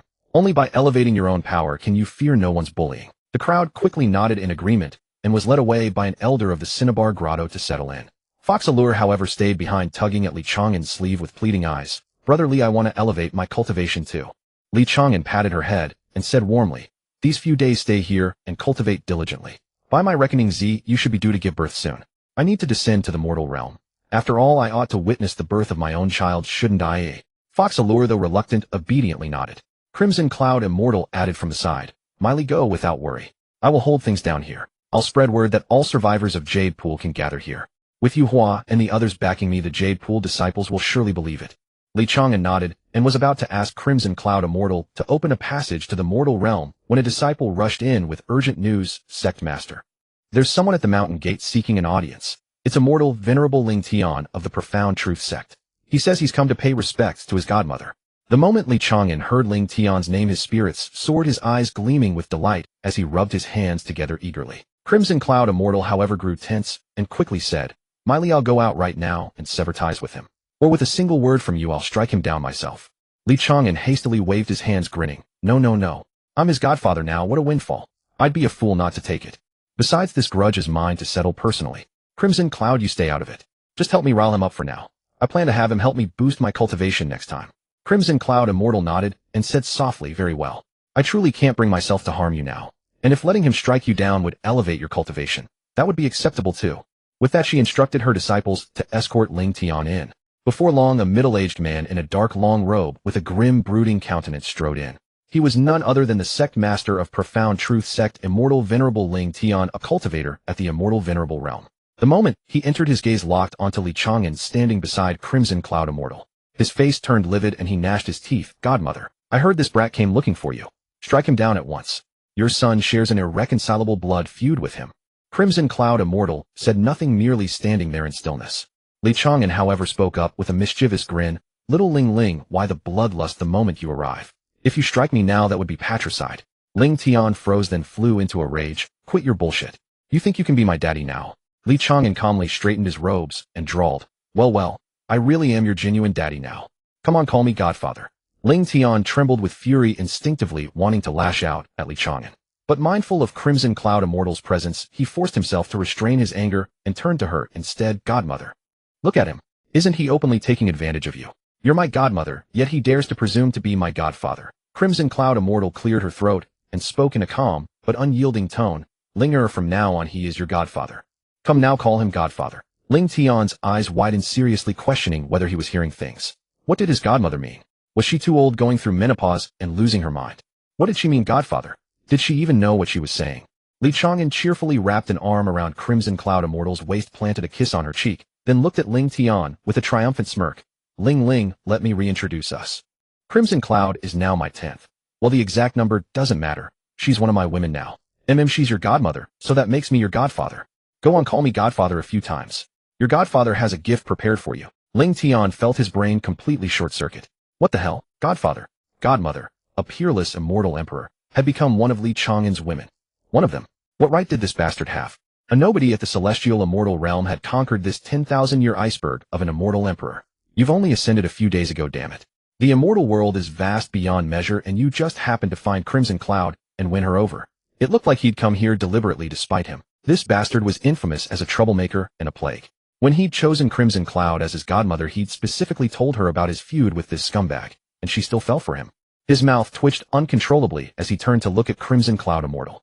There she was, nestling shyly in Li Chang'an's arms while his hand roamed freely around her waist. and she looked utterly delighted by it. Ling Tian screamed inwardly why. Could it be that Crimson Cloud Immortal had been single for so long that she'd accept anyone who pursued her? If he'd known that, why bother becoming her godson?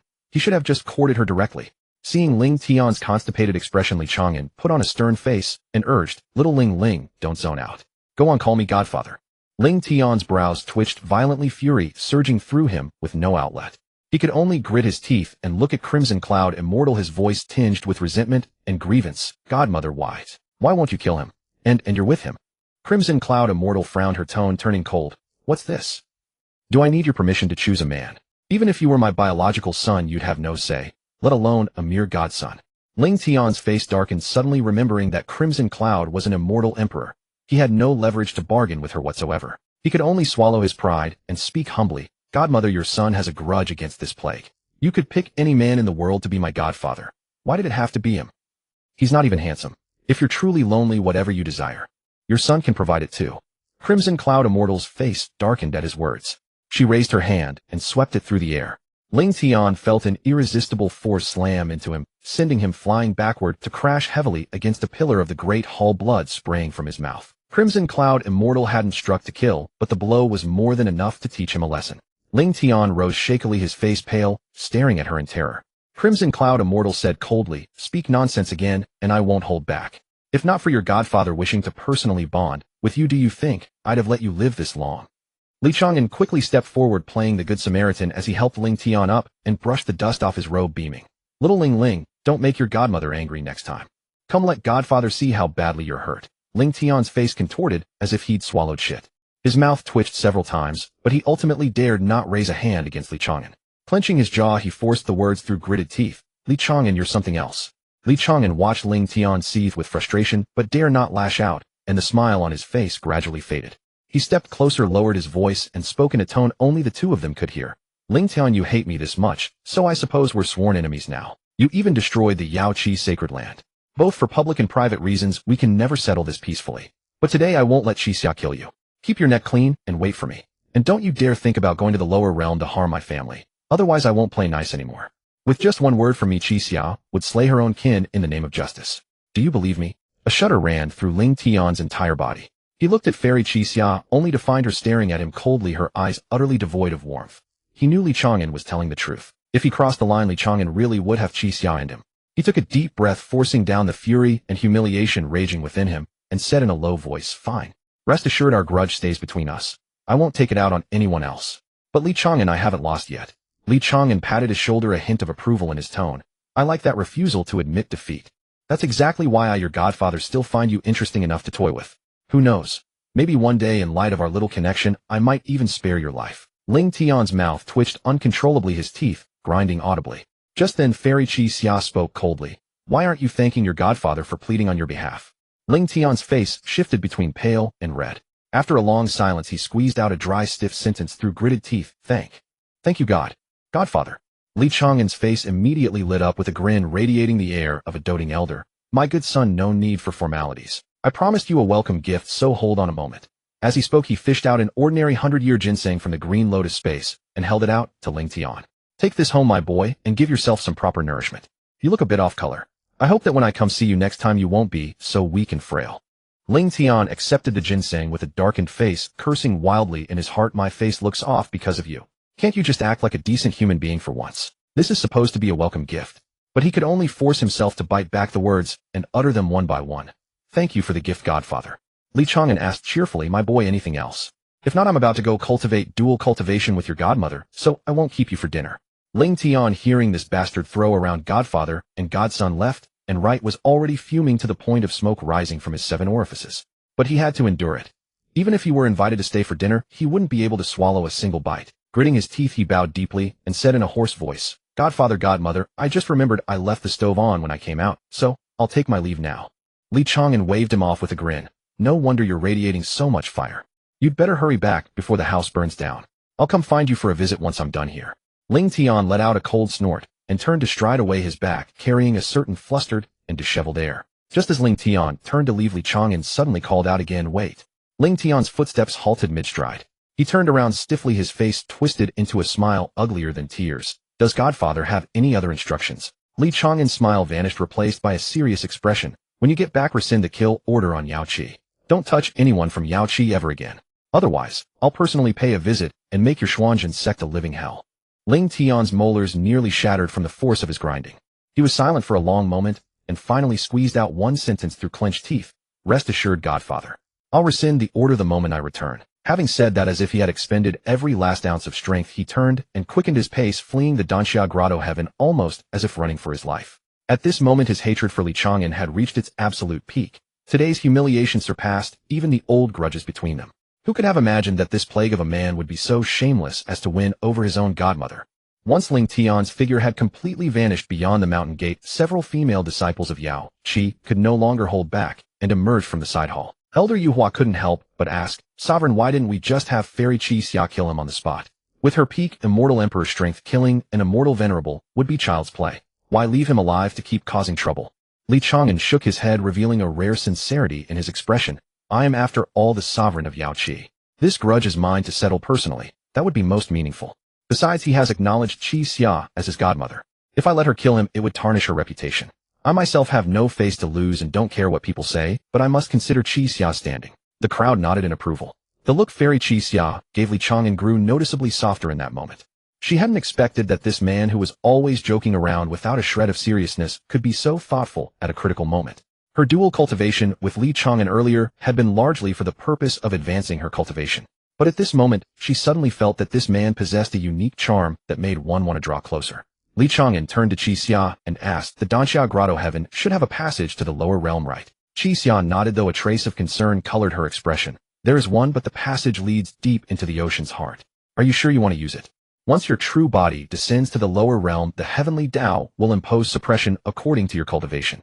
Given your current level, the moment you mobilize your true Qi, you'd likely be forcibly teleported back, or worse, obliterated by the heavenly Tao. Li Chang'an waved a hand dismissively, his tone breezy. Don't worry. My actual strength far exceeds the realm I display. That bit of heavenly Tao suppression won't affect me much. Besides, even without using my true Qi, relying purely on physical strength and speed, there's no one in the lower realm who can lay a finger on me. No need to worry. Seeing how resolute he was, Qi Xia stopped trying to dissuade him. She led him through several winding corridors until they reached a secluded open-air platform at the rear of the grotto. On the platform was carved an ancient teleportation array, its intricate sigils shimmering with faint flowing light. Qi Xia walked to the array, crouched down to inspect it, and confirmed that the formation was intact. She rose to her feet and said softly, Li Lang, I'll be waiting for your return. Li Chang'an stepped onto the teleportation array and turned back to flash her a smile. I'll leave the people of Yao Qi in your care for now. I'll bring the sisters up as soon as I can, and then we'll never be apart again. Qi Xia nodded, formed hand seals, and channeled a stream of immortal energy into the array. The runes lit up one by one, emitting a low hum, and a dazzling light enveloped Li Chang'an entirely. The next moment, the light contracted sharply and vanished from the platform along with Li Chang'an's figure. A flash of light, and Li Chang'an's figure appeared above a vast expanse of azure sea. Beneath his feet lay a solitary island surrounded by an endless ocean. He glanced around, orienting himself, and was about to search for the direction of the Dian dynasty when several splashes erupted beside him. Splash, splash. Several figures burst forth from beneath the waves, brandishing gleaming tridents, encircling him completely. The leader was a creature with a shrimp head and a human body, brandishing his steel trident and shouting arrogantly, "This is the deep sea zone, a forbidden area for humans. Leave at once, or we'll show you no mercy." Li Chang'an rubbed his chin, studying the shrimp soldier with keen interest, and clicked his tongue in wonder. "Is your true form a giant lobster? I'm fond of seafood, but I'm not keen on humanoid shapes. How about transforming back so I can see if you whet my appetite?" The shrimp soldier and the nearby crab generals and sea clan cultivators were enraged. This human brat was far too insolent. With a furious shout, they struck as one. But in the next instant, Li Chang'an vanished like a phantom, reappeared with a single punch, and a crab general exploded into a mist of blood. Li Chang'an shook the blood from his fist, smacking his lips in regret. "Sorry I hit too hard. I'll go easier next time." The remaining Sea Clan soldiers realized this was no ordinary adversary and retreated several steps. One of them pulled out a signal conch from his bosom and blew a mournful note. The sharp conch's cry echoed across the sea, clearly summoning help from more powerful Sea Clan experts farther away. Li Chang'an frowned, unwilling to waste more time, and asked directly, "Does any of you know which direction the Dian dynasty lies?" Several Sea Clan experts, fearing he might flee, exchanged glances. One sneered, "If you've got the nerve, wait for our elder to arrive and ask. If you can defeat our elder, then someone will tell you whatever you want to know." Li Chang'an crossed his arms leisurely. "You shrimp and crab soldiers still haven't given up. Fine, then I'll see what level your elder is at." As he spoke, several powerful auras rapidly approached from the depths of the sea. The next moment, the sea surface exploded and several figures shot into the sky, landing before Chang'an. They were all at the Great Emperor realm, led by a shark clan elder with a hideous face and a body covered in black scales. He swept a cold glare over Chang'an and demanded in a deep voice, "Who are you, sir? Why do you trespass into the territory of the Sea Clan? Our clan and humans have always kept to our own ways. Are you trying to provoke a war between our races?" Chang'an waved dismissively. "Don't pin such a big hat on me. I ended up here by accident. Just tell me how to get to the Dian dynasty, and I'll leave immediately without delay." The shark elder was about to reply when the sea churned again, and a panicked Sea Clan soldier burst out gasping for breath. "Elder, bad news. The mermaid princess has escaped. The Sea Clan's sacred relic might be on her." At these words, the several Sea Clan elders' faces changed drastically.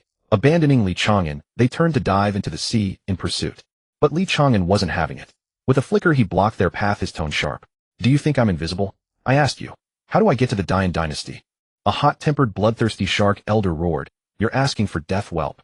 He raised a hand and brought a vicious claw strike down upon Chang'an's head. Chang'an didn't dodge or evade. Instead, he threw a punch in return.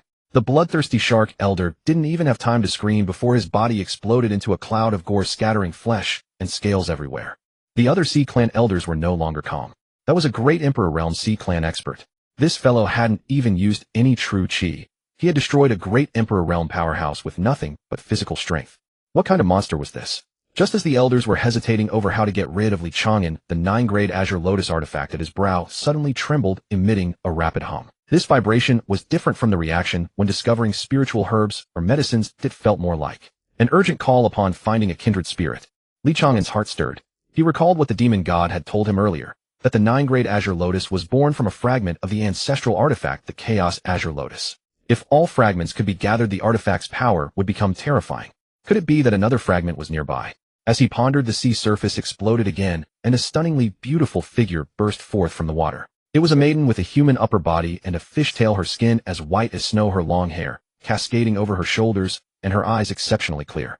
When she saw the several Sea Clan elders standing on the water, her exquisite face was instantly filled with despair. But Chang'an clearly sensed the Azure Lotus at his brow, calling out more intensely. The source was on that maiden. At that moment, seeing the maiden walk right into the trap, the Sea Clan elders sneered. "Mermaid Princess, hand over the Sea Clan's sacred relic." The maiden gritted her teeth, her voice resolute. "Even if I die, I will not give the sacred relic to you." Saying this, she took out a pale blue lotus core-shaped object, then produced a yellowed cross-realm teleportation talisman, as if intending to send the relic away randomly, so that no one could obtain it. The Sea Clan elders snorted, struck simultaneously, and subdued the Mermaid Princess in an instant. One of them reached out to snatch the lotus core, but at that very moment Chang'an moved. His figure appeared beside the maiden like a ghost, snatched the lotus core, and held it in his hand. His tone was calm, yet brooked no refusal. "This thing I wanted." The Sea Clan elders were stunned for a moment, then erupted in fury, attacking Chang'an in unison. But how terrifying was Chang'an's strength now? Even without using true chi, with just his speed and physical power which rivaled that of a golden immortal, he could easily crush these Great Emperor realm Sea Clan members. His figure flickered, fists flying like shadows. Within a few breaths, all the Sea Clan elders were obliterated, their blood raining down upon the sea. The remaining Sea Clan soldiers, terrified out of their wits, dove into the deep sea and fled without looking back. The Mermaid Princess, still shaken, stared at Chang'an with a mixture of wariness and confusion. "Who are you? Are you also trying to seize the Sea Clan's sacred relic?" Chang'an quickly waved his hands, explaining, "Don't misunderstand. I ended up here by accident, but this object is truly important to me. I must have it. In return, I can help your Mermaid Clan take revenge. You said your clan was annihilated. What happened?" The Mermaid Princess fell silent for a moment, looking at the pale blue lotus core in Chang'an's hand, recalling the terrifying strength he had just displayed. Finally, she gritted her teeth and made a decision. "Fine. If the Mermaid Clan is already wiped out, keeping the sacred relic is useless. If you truly can help us survive this calamity, then I won't mind giving you the sacred relic." Chang'an breathed a sigh of relief, immediately grasping the lotus heart in his hand and urging the 9-petal Azure Lotus at his brow to sense it. A miracle occurred. The lotus leaf at his brow flew out on its own, resonating with the lotus heart in his hand. The two slowly drew closer and finally merged together. The lotus heart was tightly wrapped by the lotus leaf, merging into one, and then transformed into a stream of light that flew back into his brow. A vast amount of information surged into Chang'an's mind, and he soon understood the origin and abilities of this lotus heart. Lotus heart fragment, the core part of the chaotic Azure Lotus, a vessel of the primordial water origin. In ancient times, the Sea Clan ancestor retrieved it from the chaotic sea and it has been passed down through generations by the Chang'an clan, revered as a sacred relic of the Sea clan. Externally, it was a translucent lotus heart crystal of pale blue containing a miniature endless blue sea within. He unlocked 3 basic divine abilities: myriad waters, return to the void, commanding all water types spiritual energy under heaven. Seawater, ice, mist, rain, dew, and even the bloodline power of the Sea clan could all be freely mobilized. Within the sea domain, his combat power doubled, suppressing all Sea clan and water-type demons. Vital living water. The lotus heart flows with primordial chaotic living water capable of instantly repairing shattered bones and healing soul wounds. Perfectly suited to his infinite suicide tactic. Even if his body were blasted into pulp, the living water could instantly reshape it, largely avoiding the awkward situation of being crippled but not killed. Divided bodies, same origin. The 9 clones share water-type endurance, each equipped with endless living water for protection. This meant that in the future, unless he and his clones were directly killed, he could instantly recover full health and continue fighting. Either kill him or be exhausted to death by him. There was absolutely no chance of being crippled or captured alive. But what surprised him most was the system notification in his mind detected that the host has obtained a divine artifact matching their attribute, triggering an exclusive bonus effect each time the main body and clones die. A 10 times attribute boost can be triggered. Originally, dying together with clones would yield 10 portions of attributes. Now it directly became a 2 to 10 times boost. Chang'an's mouth curled into a grin, his heart brimming with joy. On this trip to the lower realm, before even reaching home, he had already picked up a great treasure. He looked at the Chang'an princess, his tone turning serious. Alright, now tell me, what exactly happened to your Chang'an clan? Who annihilated you? The Chang'an princess took a deep breath, organized her thoughts, and began to narrate. My name is Lanshi, the princess of the Chang'an clan. Our Chang'an clan has guarded this sacred relic of the Sea clan for generations. It can help the Sea clan awaken their bloodline power, and it has always been our greatest secret. But not long ago, a traitor appeared within the clan and leaked this secret. Several supreme elders led their trusted followers, wanting to vie for control of the sacred relic, and some even colluded with various Sea clan experts. Now not only is the Chang'an clan fragmented, but my father, the king of the Chang'an clan, and my grandfather among the supreme elders are both in imminent danger. Chang'an nodded slightly upon hearing this. Although he was eager to return to see Murongzio and the child, since he had already descended to the lower realm, a little more time wouldn't matter. He said with great authority, since I have accepted your Sea clan's sacred relic, I will not stand by and do nothing. Lead the way. I will return with you to the Chang'an clan to quell the chaos. Lanshi quickly nodded, then leaped into the seawater. Chang'an followed without hesitation. Once in the water, he immediately felt the benefits of the lotus heart. Not only could he move freely, but his breathing was also unaffected. The seawater even automatically separated from around him, isolating a small dry area, so that even his clothes remained dry. Seeing this, she clicked her tongue in awe, feeling even more reverence for this mysterious human cultivator. Chang'an noticed that Lanshi's cultivation was only around the extreme Dao Grandmaster level, so he asked while traveling, can't your Sea clan's sacred relic activate bloodline power? It seems your blood vitality hasn't been activated. Lanshi gave a bitter smile and explained, although this is the Sea clan's sacred relic, we have never found the correct way to use it. Every time we wanted to awaken our bloodline, we could only pray devoutly to the sacred relic, begging for its blessing. With bad luck, 10 prayers might not even yield 1 response. Upon hearing this, Chang'an immediately said, that's simple, I'll help you. With a thought, the azure lotus at his brow flashed, and a soft beam of light instantly enveloped Lanshi. Lanshi's aura surged dramatically. From the mid-extreme Dao Grandmaster stage, it soared through the Enlightenment realm and Nirvana realm, finally stabilizing at the early Great Emperor realm. Lanshi was both shocked and delighted, feeling the surging power within her body, her voice trembling with disbelief. You can actually control the sacred relic. It seems the sacred relic is truly compatible with you. If we could freely control its power, we would have long become the foremost force of the Sea clan, and we wouldn't be facing the crisis of collapse now. Her gaze toward Chang'an had unconsciously softened, even carrying a hint of unusual radiance. As she spoke, the fishtail on her lower half slowly vanished, transforming into a pair of slender fair legs, and she became a standard human beauty. Only a few pale blue scales remained behind her ears, and on her collarbone, adding a touch of exotic mystery. Chang'an asked curiously, can you only switch between fishtail and legs after reaching the Great Emperor realm?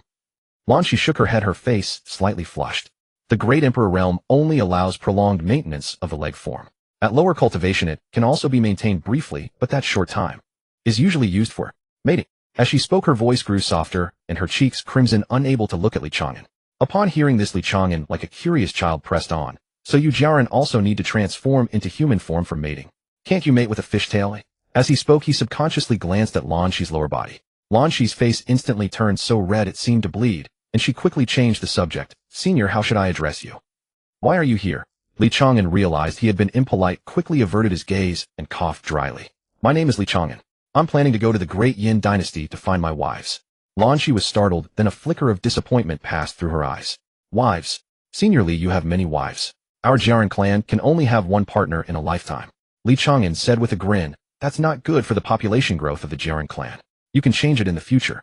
Lan Shi shook her head seriously, a hint of stubbornness in her tone. Our Jiaren clan's feelings are very devoted. How can we casually change that? If everyone were fickle, Jiaren tears wouldn't be so precious. Li Chang'an became interested. By the way, what are Jiaren tears? What are they used for? Lan Shi confusion, and to say more patiently explained that there are 3 kinds of merfolk tears. The first kind is white merfolk tears, formed whenever one is overwhelmed by sorrow. They are the most common, with few special effects, often used as ornaments.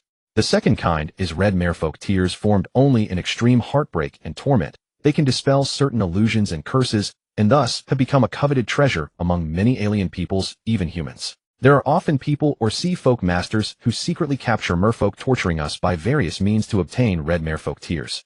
This is one of the reasons the merfolk generally keep to themselves. The final kind is golden merfolk tears, produced only by members of the royal merfolk. A tear must be shed for the one you love most, and only a single tear can be kept in a lifetime. Thus, this has become the royal family's measure of true love. Li Chang'an listened, and when hearing the second kind, his brow furrowed slightly. He reached out, gently stroking Lan Shi's hair, his tone warm, yet earnest. Li Chang'an promised to protect her. If I ever see someone capturing merfolk to torment them for red tears, I will deal with them. Lan Shi suddenly froze as if struck by a spell. Lan Shi blushed, her voice soft, asking Li Chang'an whether he knows what touching a mermaid's hair signifies. Li Chang'an, surprised, withdrew his hand and apologized, saying he hadn't meant to. Lan Shi lowered her head, her voice tinged with shyness and anxiety. Senior Li, do you know what touching a merfolk woman's hair signifies? Li Chang'an was a little dumbfounded. I certainly don't know. Does touching your hair mean my hand will be cut off? Lan Shi shook her head, speaking softly. One of our merfolk's courtship methods is to touch a woman's hair. If a woman does not dodge or refuse, that means she agrees. Li Chang'an was stunned, then awkwardly admitted that he really hadn't meant to. This was not intentional. Lan Shi, seeing his unease, felt a pang, but forced a smile. I know Senior Li has many women and doesn't care for me. But you touched my hair, I do not want to refuse. In this life, I will not marry anyone. Li Chang'an was startled, and quickly said, this cannot be. I really did not mean it just now. Lan Shi interrupted him with a touch of stubbornness and relief. Senior, there is no need to make things difficult. Let this matter be known only to the 2 of us. When we reach the merfolk, do not touch other women's hair casually. She then pointed ahead. We have arrived. Ahead there are many sea folk masters surrounding. Li Chang'an looked in the direction. The sea ahead was densely packed with sea folk cultivators, layer upon layer, surrounding a gigantic underwater palace. Flags of various sea clans fluttered in the water: shark, octopus, sea serpent, crab. The countless figures enclosed the palace tightly, and the chants of battle and the crackle of spells echoed faintly. Li Chang'an, Senior Li, that is the merfolk royal palace. Lan Shi's eyes filled with tears, her voice anxious and angry. My father and grandfather are still inside defending it. Those traitors have allied with external sea folk forces to pressure the palace and seize the sacred relic. We must go in quickly. Li Chang'an nodded, sweeping his gaze over the sea army, his lips curling into a slight smile. Leave it to me. Follow me, and don't fall too far behind. After he spoke, a pale blue lotus heart glow flickered at his brow. The Wan Shui, Gui, Su Shun Tong divine technique activated. The surrounding seawater parted to the sides, opening a broad waterway for him. Those previously imposing sea folk soldiers changed color, their faces draining as they felt a pressure rising from their deep bloodline, and their bodies trembled uncontrollably. What kind of person is this? A shark tribe chief with a trident shouted, but before his words finished, Li Chang'an appeared in front of him, as if teleporting, and delivered a palm strike. The shark chief was unable to react in time, knocked away, and crashing into a line of soldiers behind him. Li Chang'an stood with his hands behind his back, calm, but stern. 3 breaths. Roll out of merfolk territory. Otherwise, don't stay. The sea folk army trembled. Some recognized Lan Shi and cried out, she is the merfolk princess. She is back. Who is the human by her side? Such a strong presence. With so many of us, we should not fear him. An octopus clan elder sneered, his tentacles sweeping toward Li Chang'an. Human boy, this is not the place for you to run wild. Li Chang'an did not glance at him. With a casual gesture, a water blade materialized and instantly severed all those tentacles. The octopus elder screamed in pain, retreating in fear. Li Chang'an spoke calmly, 1 breath. Some of the sea folk army began to retreat. But more stubborn ones remained, for inside merfolk there were traitors who had promised them rich rewards. 2 breaths. Li Chang'an's voice remained steady, but the surrounding seawater already roiled violently, forming a colossal whirlpool. The lower-ranked sea folk soldiers were swept into the whirlpool, spinning helplessly, crying out in fear. Then a hoarse and stern roar rang from inside the palace. Who dares offend my merfolk? A figure then charged out from the palace. a white-haired elder bloodied, but with an imposing aura still blazing. He saw Lan Shi and was stunned, then overjoyed. Lan Shi, you have returned. Where is the sacred relic? Lan Shi hurriedly shouted, grandfather. The sacred relic has already been entrusted to Senior Li. He is here to help us. The old man eyed Li Chang'an, and sensing the faint Qinglian aura around him, his pupils narrowed slightly. He paused for a moment, then nodded. Good. Since the relic chose you, you are a guest of the merfolk. Li Chang'an did not waste words. He fixed his gaze on the hesitant sea folk allied army, his voice growing cold. 3 breaths have elapsed. Since you will not depart, then stay where you are. He raised a hand and clenched softly, and the sea's spiritual power seemed to drain away, forming a terrifying pressure that descended from above. The sea folk soldiers felt as if an invisible mountain pressed upon them. Breathing became incredibly difficult. Those of lower cultivation collapsed to the ground, while the stronger could only stand, their faces pale. The onlookers cried out in fear, realizing that this was the sacred relic's power, and that Li Chang'an might truly wield it. Some urged others to flee, recognizing that they could not oppose him. Confrontation hung in the balance as the enormous pressure pressed down, and the sacred relic loomed over the battlefield. Finally, someone took the lead in fleeing. Panic spread rapidly, and the sea race coalition that had been so fierce and intimidating now scrambled to scatter in all directions. A few stubborn elders attempted to block the way, but upon seeing Li Chang'an's indifferent gaze, they ultimately cowered and fled along with the crowd. In less than the time it takes to drink a cup of tea, the area around the palace that had been packed shoulder to shoulder was now completely empty, with only some wounded soldiers unable to move lying on the ground groaning. Lan Shi's grandfather Hai Lan, the supreme elder of the Jirenku tribe, watched this scene, with tears streaming down his aged face. He walked up to Li Chang'an and bowed deeply. Thank you, Senior, for saving our Jirenku people from dire peril. Li Chang'an quickly helped him up and smiled, saying, Elder, no need for such formalities. I have accepted your tribe's sacred artifact, so helping you quell this turmoil is only right. Besides, he glanced at Lan Shi beside him. Miss Lan Shi has also helped me considerably. Lan Shi's cheeks flushed slightly, and she lowered her head. Hai Lan looked at Li Chang'an, then at his granddaughter's shy demeanor, and immediately understood most of what was happening.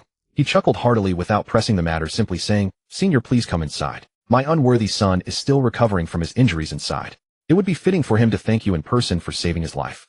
Li Chang'an followed Hai Lan, the supreme elder of the Jirenku tribe, through corridors lined with coral reefs and seashells, eventually entering the core palace of the Jirenku people. The palace was constructed from massive white coral and deep-sea crystals with luminous pearls embedded in the walls that illuminated the entire great hall as brightly as daylight. Within the hall, a middle-aged man with a frail breath and pale complexion reclined on a coral chair. It was Lan Long, the patriarch of the Jirenku tribe and Lan Shi's father. Upon seeing Hai Lan enter with an unfamiliar human man, a flicker of wariness crossed his eyes. But when his gaze swept over the faintly visible green lotus mark between Li Chang'an's eyebrows, his pupils contracted slightly. Hai Lan quickly approached and leaned close to Lan Long's ear, whispering the entire sequence of events. Upon hearing that Li Chang'an had gained the sacred artifact's recognition and repelled the sea race experts who had besieged the Jirenku tribe, Lan Long's expression shifted from vigilance to shock and finally to gratitude. He struggled to his feet and offered Li Chang'an a deep bow with clasped fists. Thank you, Taoist friendly, for your assistance. Our Jirenku tribe has suffered this great calamity, and without your help the consequences would have been unfathomable. Li Chang'an quickly stepped forward to support him and replied politely, Patriarch, no need for such formalities. The sacred artifact is of great importance to me, and I cannot return it. In return, I can help your people awaken their bloodlines and heal their wounds. Upon hearing this, both Lan Long and Hai Lan were overjoyed. Li Chang'an wasted no time raising his hand to activate the lotus core between his brows. A gentle blue light descended, enveloping Lan Long within it. The grievous wounds on Lan Long's body healed at a visibly rapid pace, and even the hidden injuries that had plagued him for years were completely eradicated in an instant. Lan Long felt a profound sense of relief throughout his body, as though a heavy stone that had weighed on his heart for years had finally been lifted, leaving him revitalized and energized. Immediately afterward, Li Chang'an activated the lotus core, once more thoroughly awakening the bloodline power within both Lan Long and Hai Lan. Although both had previously awakened their bloodlines once before, this activation was far more thorough, as if completely unleashing the potential within them. Hai Lan's aura surged continuously, soon reaching the threshold of ascension. His aged face flushed with excitement, his voice trembling. I feel I could ascend at any moment now. Li Chang'an nodded and advised, if you encounter any troubles after ascending to the upper realm, you may seek me out at the Danxia Cave Mansion. Hai Lan quickly nodded his gratitude toward Li Chang'an, deepening even further. Meanwhile, Lan Long's cultivation base surged to the late stage of the supreme sovereign realm. As he felt the surging power within him, his gaze toward Li Chang'an was filled with appreciation and satisfaction.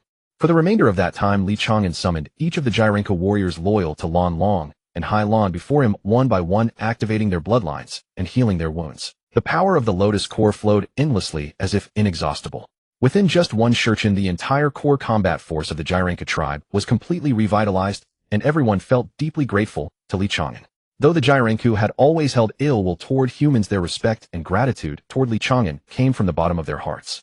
Lan Long and Hai Lan earnestly urged Li Chang'an to stay and rest for a day among the Jirenku, promising to personally escort him to the continent where the Dayan imperial dynasty was located. Unable to refuse such heartfelt hospitality, Li Chang'an agreed.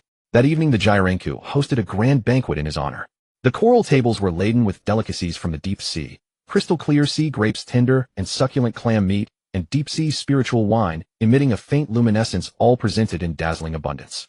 Young maidens of the Jirenku tribe danced gracefully beneath crystal chandeliers, their melodious voices filling the air, and the entire palace brimmed with joyous atmosphere. After several rounds of wine, Lan, she suddenly rose to her feet, her cheeks tinged with a faint blush, her eyes holding a mixture of shyness and anticipation. She approached Li Chang'an and softly said, "Senior Li, I would like to perform a dance for you." Li Chang'an failed to notice the somewhat strange expressions on the faces of those around him, assuming it was merely a routine entertainment performance, and smiled as he nodded, "Very well." Lan, she offered a gentle smile, stepped back a few paces, and began to dance gracefully before Li Chang'an. Her movements were light and elegant, her fishtail swaying beautifully in the water and creating rippling circles. As her dance steps quickened, her fishtail gradually transformed into a pair of slender, beautiful legs, and her movements grew ever more passionate and unrestrained. The atmosphere in the great hall gradually grew subtle and charged with many Jirenku tribe members shifting their glances between Li Chang'an and Lan, their expressions complex and filled with unspoken meaning. As Lan she danced, she extended her hand, as if inviting Li Chang'an to join her. He didn't overthink it, rose to his feet, and walked over to her side, moving along with her rhythm. Though he wasn't particularly skilled at dancing, the alcohol loosened him up, and despite his clumsy movements, there was a certain charm to it. When the song ended, Lan, she came to a stop, her eyes now brimming with tender affection. She breathed lightly, her voice soft as water. "Senior Li, please escort me back to my room." Li Chang'an paused, instinctively glancing toward Lan Long and Hai Lan. The two exchanged a look and then nodded slightly. Lan Long spoke up, "Go ahead." Assuming Lan she had simply had too much to drink, Li Chang'an didn't think much of it, and supported her as they left the great hall. Only after the two figures disappeared through the doorway did Lan Long sigh with some concern. "Lan, she actually performed a mating dance for this human lad. I wonder if this is a good thing or not. Our Jirenka tribe and the human race have been enemies for countless years, alas." Hai Lan fell silent for a moment before speaking slowly. "Regardless, this is Lan she's own choice. As you know, once a member of our Jirenka tribe falls in love with someone, their heart never changes. We can only hope this young man doesn't betray Lan she's trust. Moreover, the sacred artifact has recognized him as its master, and he has already done so much for our tribe. We must trust the sacred artifact's judgment." Li Chang'an followed Lan she to the door of her room. Just as he was about to turn and leave Lan, she suddenly embraced him from behind. Then with a swift and graceful motion, her fishtail coiled around his legs, firmly anchoring him in place. Li Chang'an froze, glanced down at the fishtail entwined around his legs, then looked back at Lan, she asking with some embarrassment, "Miss Lan, have you had too much to drink?" Lan she's face flushed red. She buried her head against his back, her voice soft, yet resolute. "Just now I performed our Jiren tribe's courtship dance for you. I expressed my feelings in front of everyone, and you accepted my invitation by following me back to my room. So now everyone assumes you are the man I have chosen." Li Chang'an felt a sudden dryness in his throat. He scratched his head and said, This doesn't seem right, does it? I don't know your Jiren tribe's customs." Lan she did not give him a chance to continue declining. Her fishtail loosened, reverting into a pair of slender legs, and she took his hand, leading him to the bedside. She turned around, her eyes seductive as silk, her voice tinged with both shyness and allure. "Senior Li, as the princess of the Jiren tribe, I have always felt immense pressure, often suffocating under its weight. Tonight I hope it is not the pressure that leaves me breathless, but you." Li Chang'an coughed awkwardly and blurted out, "Miss Lan she, your words leave me." The next morning Lan she awoke from her slumber. Sensing the surging power within her, she was overjoyed to find that she had advanced from the initial stage of the Great Emperor realm to the late stage of the Supreme realm. Recalling the crimson fruit Li Chang'an had fed her the night before, her admiration for this mysterious human cultivator deepened. Dual cultivation with him had brought such immense benefits, far surpassing centuries of arduous cultivation among her own kind. Li Chang'an also woke up. Seeing her delighted expression, he smiled and asked, "How do you feel?" Lan she nodded vigorously, her eyes brimming with excitement and anticipation. "I want to reach the peak of the Supreme Realm as soon as possible and ascend to the Upper Realm to find you." Hearing this, Li Chang'an had no choice but to take another crimson fruit from his green lotus space and hand it to her. Lan she accepted it without hesitation, ate it, and then the two began another round of cultivation. 2 more days passed before they finally emerged from the room. Lan Shi knew that Li Chang'an had to return to his women and children. Though deeply reluctant, she was sensible enough not to hold him back, merely urging him to travel safely. Li Chang'an nodded, about to go bid farewell to Lan Long and Lan Hai, when Lan Shi suddenly tugged at his sleeve. He turned to see her eyes reddening, a crystalline teardrop sliding down her cheek. She caught the teardrop in her palm, where it rapidly grew and transformed into a dazzling golden pearl radiating a soft and warm glow. Lan Shi placed the golden pearl in Li Chang'an's hand, her voice choked with emotion. This is a golden Jiaran tear, which a member of our Jiaran royal family can only produce once in a lifetime. It has many uses, but I give it to you in the hope that you will often think of me. Li Chang'an carefully tucked the golden Jiaran tear into his bosom, then pulled her into his embrace, whispering, "Don't worry, I will never forget you. After you ascend, you can come to the Dansha Cave Mansion to find me. If anyone bullies you, just mention my name." Lan Shi was amused by his words. She looked up at him, curiosity and teasing in her eyes. "Are you famous in the immortal realm? Will mentioning your name really work?" Li Chang'an thought for a moment, then replied uncertainly, "It should work. You'll find out when you try." They lingered together a while longer before Li Chang'an finally released her reluctantly and went out to bid farewell to Lan Long and Lan Hai. Lan Long had already arranged for several elders to escort him to the continent where the Dian dynasty was located. Li Chang'an thanked him and, guided by the Jiaran elders, set off on his journey home. The Jiaran elders respectfully escorted Li Chang'an to a shallow beach on the eastern coast of the Dian dynasty. Bowing deeply, they spoke with reverence. "Young Master Li, ahead lies the land of the Dian dynasty. Our identities prevent us from setting foot ashore, so we will take our leave here. May your journey be smooth." Li Chang'an cupped his hands in thanks, and the elders transformed into water waves, silently retreating into the deep sea. Li Chang'an stood on the sandy beach, inhaling the familiar air. Just as he was about to employ his movement technique, he noticed a cloud of dust rising on the official road ahead. A crowd of villagers carrying their families fleeing inland in panic. Some carried bundles, others led ox carts piled high with random belongings. Children cried, and the elderly tottered along, a scene of utter chaos. Li Chang'an frowned and hurriedly stopped an old man, asking, "Sir, what is happening? What's going on?" The old man, gasping for breath and pale with terror, replied, "Young man, run. The Wokou from Dongying have attacked. They burn, kill, loot, and commit every atrocity. Our coastal garrison hasn't arrived yet. If you don't flee now, it will be too late. Don't just stand there, run." Li Chang'an's brow furrowed deeper. "Dongying Wokou?" he asked in a low voice. "Where are they?" The old man pointed southeast. "At White Sand Town, 3 li away. It's already burning. Hurry, don't go there to die."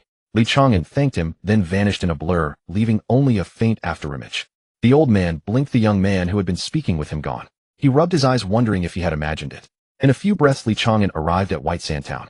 From afar, he saw thick smoke billowing above the town, flames leaping high, and the air filled with screams and jeering laughter. A group of Wokou clad in crude armor and wielding katana blades rampaged through the town. Some carried bulging loot, others led stolen cattle and sheep, and some had women slung over their shoulders, struggling desperately, while the Wokou let out lecherous laughs. Li Chang'an's face darkened. Without a word, he moved like a phantom into the town and threw a punch. A Wokou carrying a woman exploded into a mist of blood before he could even scream. His figure did not pause, his fists flew like shadows. With each strike, another Wokou was blasted apart. The highest cultivation among them was merely the Grandmaster realm, making them less than ants before Li Chang'an. Within a dozen breaths, dozens of Wokou had been reduced to a mist of blood, not a single intact corpse left. The rescued villagers, both surprised and overjoyed, knelt and kowtowed in gratitude. Li Chang'an helped an old man to his feet and asked, "Sir, do these Wokou come often?" The old man sighed, his tone filled with helplessness. "It's not just frequent. They come almost every few days. They are cunning, never engaging our Dian army in direct combat. They plunder and flee the moment they spot Imperial troops. They immediately board their ships and escape back to the sea. Our Dian territory is vast with an extensive coastline. No matter how many troops we have, we cannot guard it all." Li Chang'an listened and let out a cold snort. "In that case, I shall go and annihilate them until they are no longer a threat." With those words, he flickered and vanished once more. Over the following 3 days, a storm of blood and terror swept across the entire Dian coastline. A mysterious figure like the Grim Reaper himself wove through various pirate strongholds, leaving nothing but death in his wake. On the first day, 17 temporary pirate outposts along the coast were uprooted, with over 1,000 pirates slaughtered. On the second day, the mysterious figure crossed the sea and struck the very heart of Dongying, turning the imperial palace into a river of blood overnight. The emperor and all royal family members perished. On the third day, the largest martial sects and clans in Dongying suffered devastating blows. Their leaders, elders, and core disciples were all wiped out. 3 days later, standing amid the ruins of the Dongying imperial palace, Li Chang'an left behind a chilling message: "Dare to encroach upon Dian again, and I shall ensure Dongying ceases to exist as a nation." The news sent shockwaves through Dongying.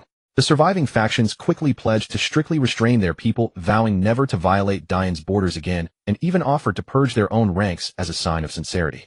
Satisfied, Li Chang'an turned and departed, making his way back to the Dian Empire. As he set foot on the borderlands of Dian, once more a wave of familiarity washed over him. He took a deep breath, preparing to head toward the imperial capital, when he noticed a column of people approaching from the distance. The group included court cultivators in official robes and martial artists in tight-fitting attire, clearly a self-organized relief force. Li Chang'an's gaze swept across the column and suddenly froze on a familiar face. Shunqingyi, the woman who had once been a constable in Luoxia town, now rode a tall horse dressed in a form-fitting outfit, a long sword at her waist radiating heroic grace. Her cultivation had improved considerably since then she had reached the Grandmaster realm. Li Chang'an was somewhat surprised to encounter her here. Shunqingyi also spotted Li Chang'an. She paused for a moment, then reined in her horse, dismounted, and walked over quickly, her expression complex. Li Chang'an, what are you doing here? Li Chang'an asked with a smile. I should be asking you the same. What are you all doing here? Shunqingyi took a deep breath and said, we received news that pirates were harassing the coastal folk, so we organized this group to come and help.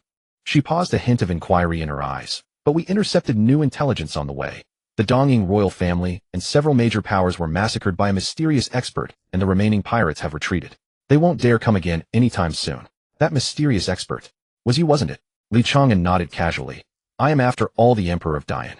It's only right that I help resolve Dian's troubles. He changed the subject. By the way, do you have any news about the Empress? Is she about to give birth? Shunqingyi nodded, her expression tinged with complex emotions. I've heard her due date is this month.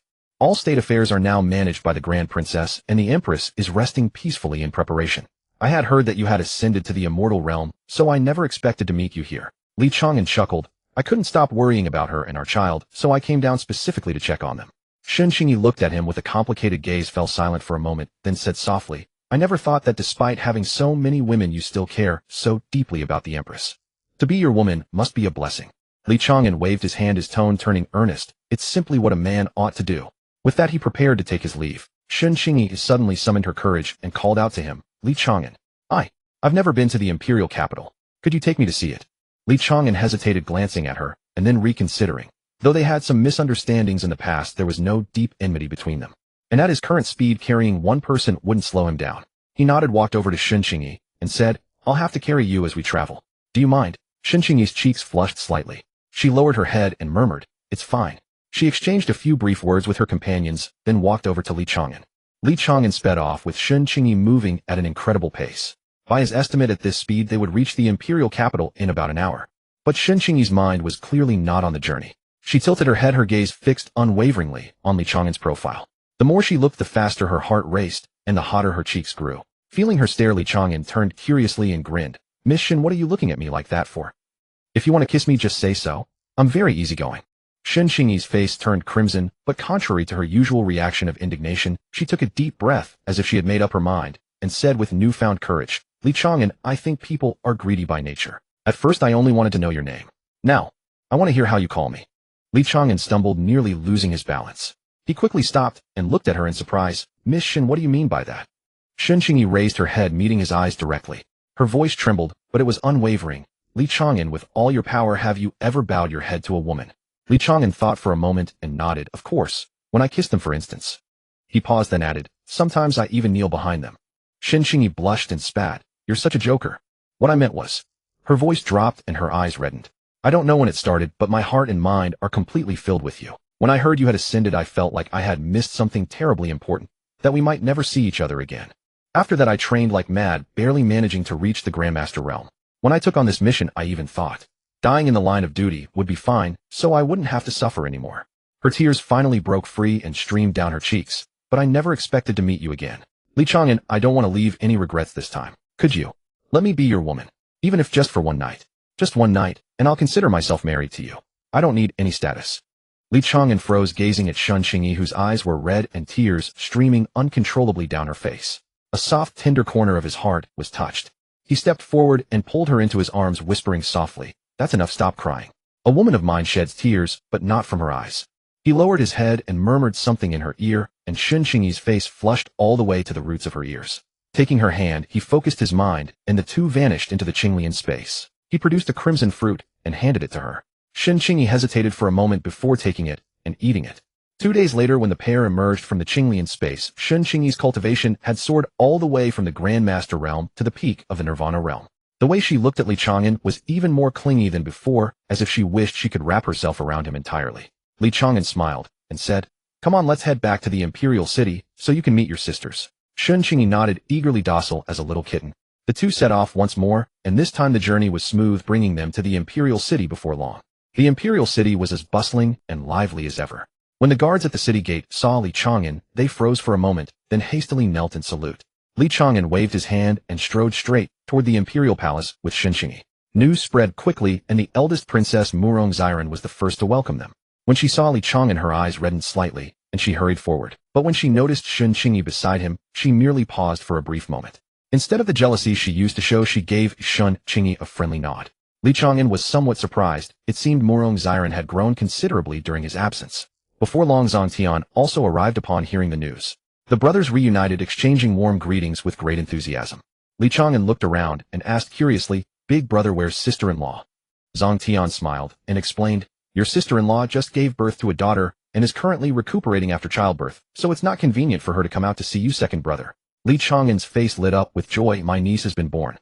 Then as her uncle, I must give her something special. Take me to see sister-in-law and the child." Zhang Tian didn't decline, leading Li Chang'an, Murong Xiren, and Shun Qingyi toward the rear palace. When they reached Yu Ying's residence, she was leaning against the headboard, cradling a small, swaddled bundle in her arms. When she saw Li Chang'an, a delighted smile spread across her face. She tried to rise, but Li Chang'an hurriedly stopped her.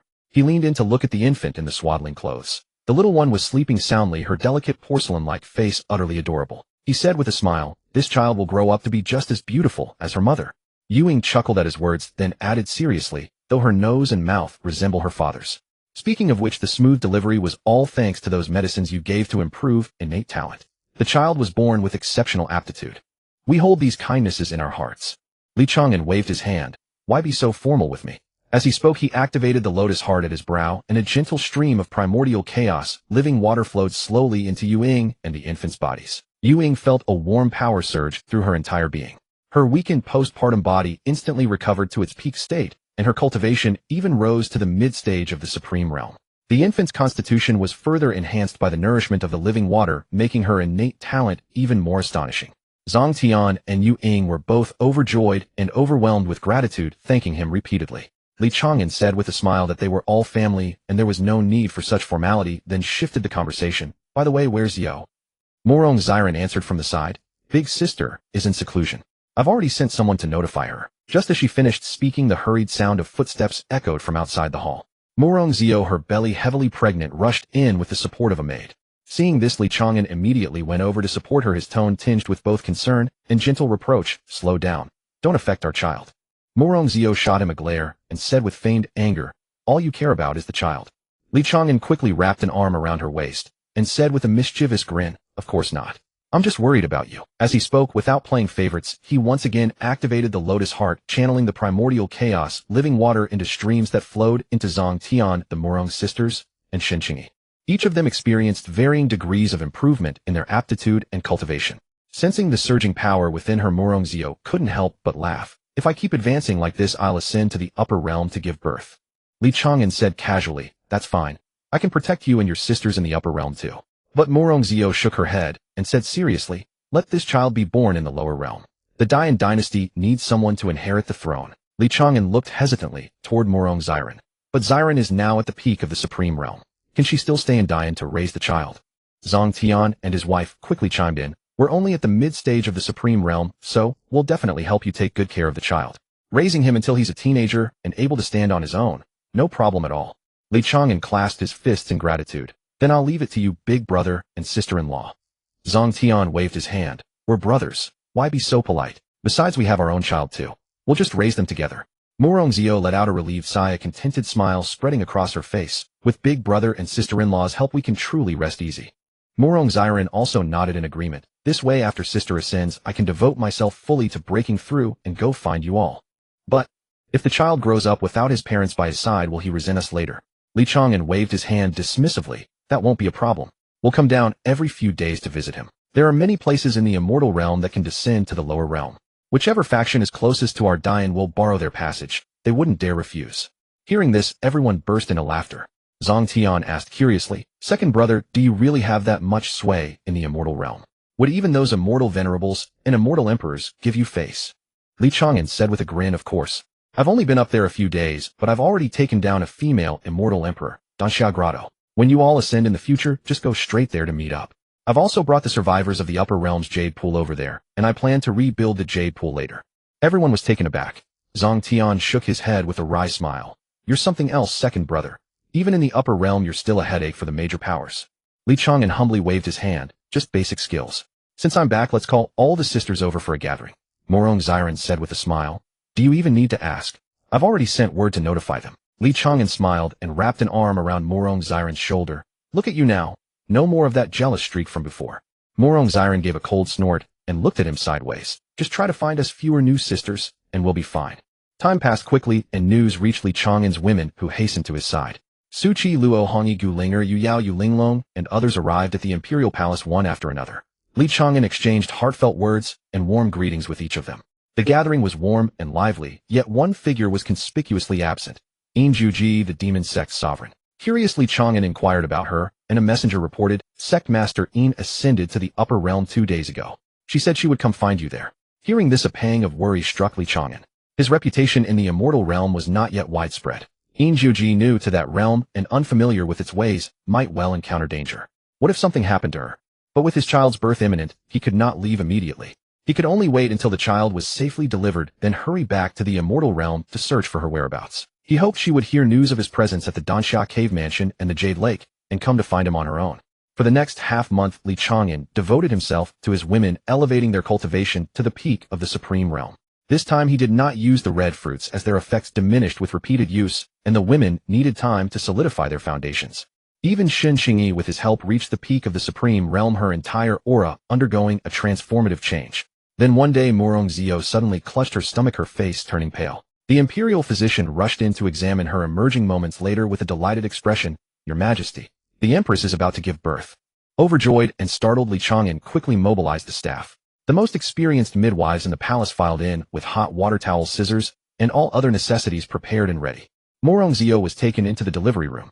Li Chang'an paced anxiously outside the door, while the other women gathered in the courtyard, their faces etched with worry. Just then the clear sky transformed abruptly. Dark clouds converged from all directions, blotting out the sun and plunging the world into sudden twilight. Fierce winds howled, thunder roared, and lightning flashed. A suffocating pressure descended from the heavens, enveloping the entire royal capital. The royal astronomers hastily observed the celestial phenomena, their faces turning ashen as they scrambled to report, Your Majesty, the heavens show extraordinary signs. A momentous event is imminent. What Li Chang'an didn't know was that this celestial anomaly was not confined to the great Yin dynasty alone. The sky of the immortal realm was adorned with a bizarre spectacle of iridescent clouds interwoven with bloody cracks, and the blood moon of the demon realm had shockingly turned gold. Even some legendary hidden secret realms experienced violent spatial fluctuations. All worlds trembled in unison, and the threads of fate were thrown into chaos. In the demon realm, Mo Liue, disturbed by the commotion, was the first to seek out her father, the demon god, before his stone statue. The demon god was silent for a long while, then spoke with unprecedented gravity. This celestial phenomenon sweeps across countless realms. It's hard to say if it bodes good or ill. Perhaps the great tribulation of the world is arriving ahead of schedule, or perhaps the one destined to face this tribulation has just been born. Hearing about the one destined to face the tribulation, Mo Liue couldn't help but think of Li Chang'an. She asked with a hint of worry, Li Chang'an has been gone for so many days. I wonder if he's forgotten about me. The demon god snorted coldly. If that brat dares to forget you, your father will cast a curse upon him, making him impotent for the rest of his life. Mo Liue quickly waved her hands. Father, no. Even if your curse could affect him. Which I doubt. Even if it could, I wouldn't want to. Her voice trailed off as her cheeks flushed red. The demon god sighed, his tone tinged with helplessness. Enough. The threads of fate are now shrouded in chaos. No one knows what the future holds. In the immortal realm, several ancient sages who had slumbered for 10,000 years opened their eyes at the same moment.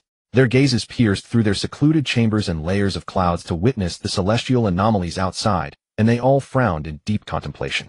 One sage murmured to himself, the future is utter chaos, truly a sign of unknown fortune or misfortune.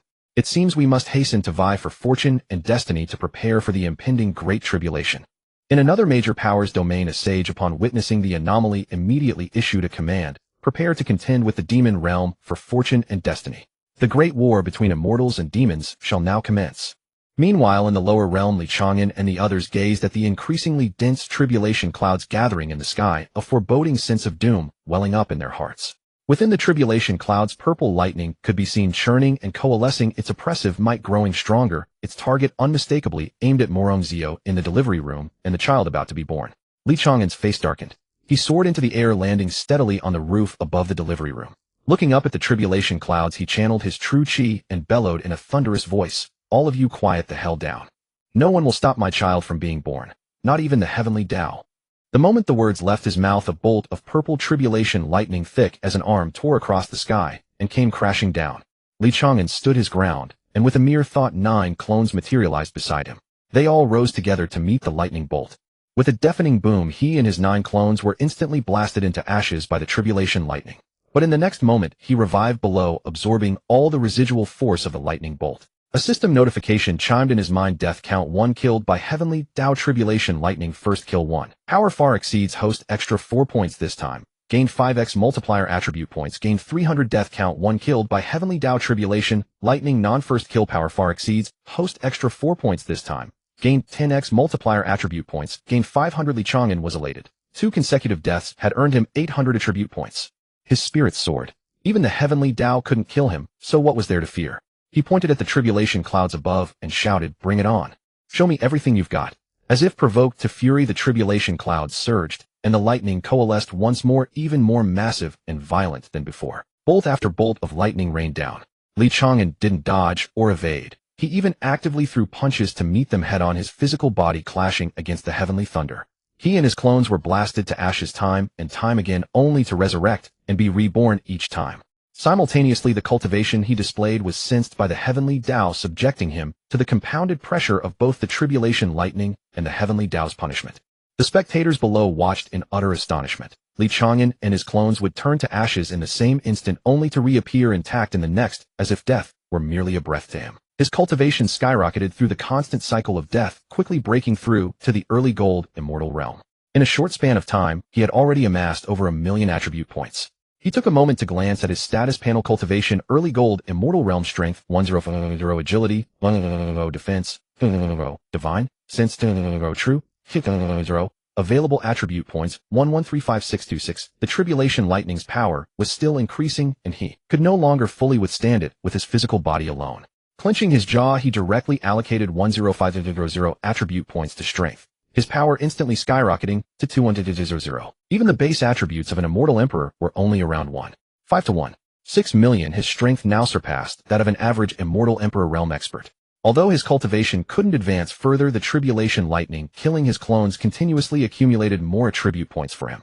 He saw another tribulation lightning bolt take shape in the sky. This time it wasn't the thickness of an arm, but a colossal pillar of light requiring 2 people to encircle, descending with world-destroying force. Chang'an took a deep breath and met it with a single punch. The terrifying pillar of lightning was shattered by his fist, most of its power dissipated. The remainder struck his body, which he bore with his sheer physical resilience. The sheer horror of the scene left everyone speechless. It was fortunate Chang'an was here, anyone else would have been utterly annihilated long ago. Yet a greater question surfaced in everyone's mind. With such a tremendous display of power, why was the heavenly Tao so determined to obliterate Zio and the child in her womb? What exactly was the origin of this child?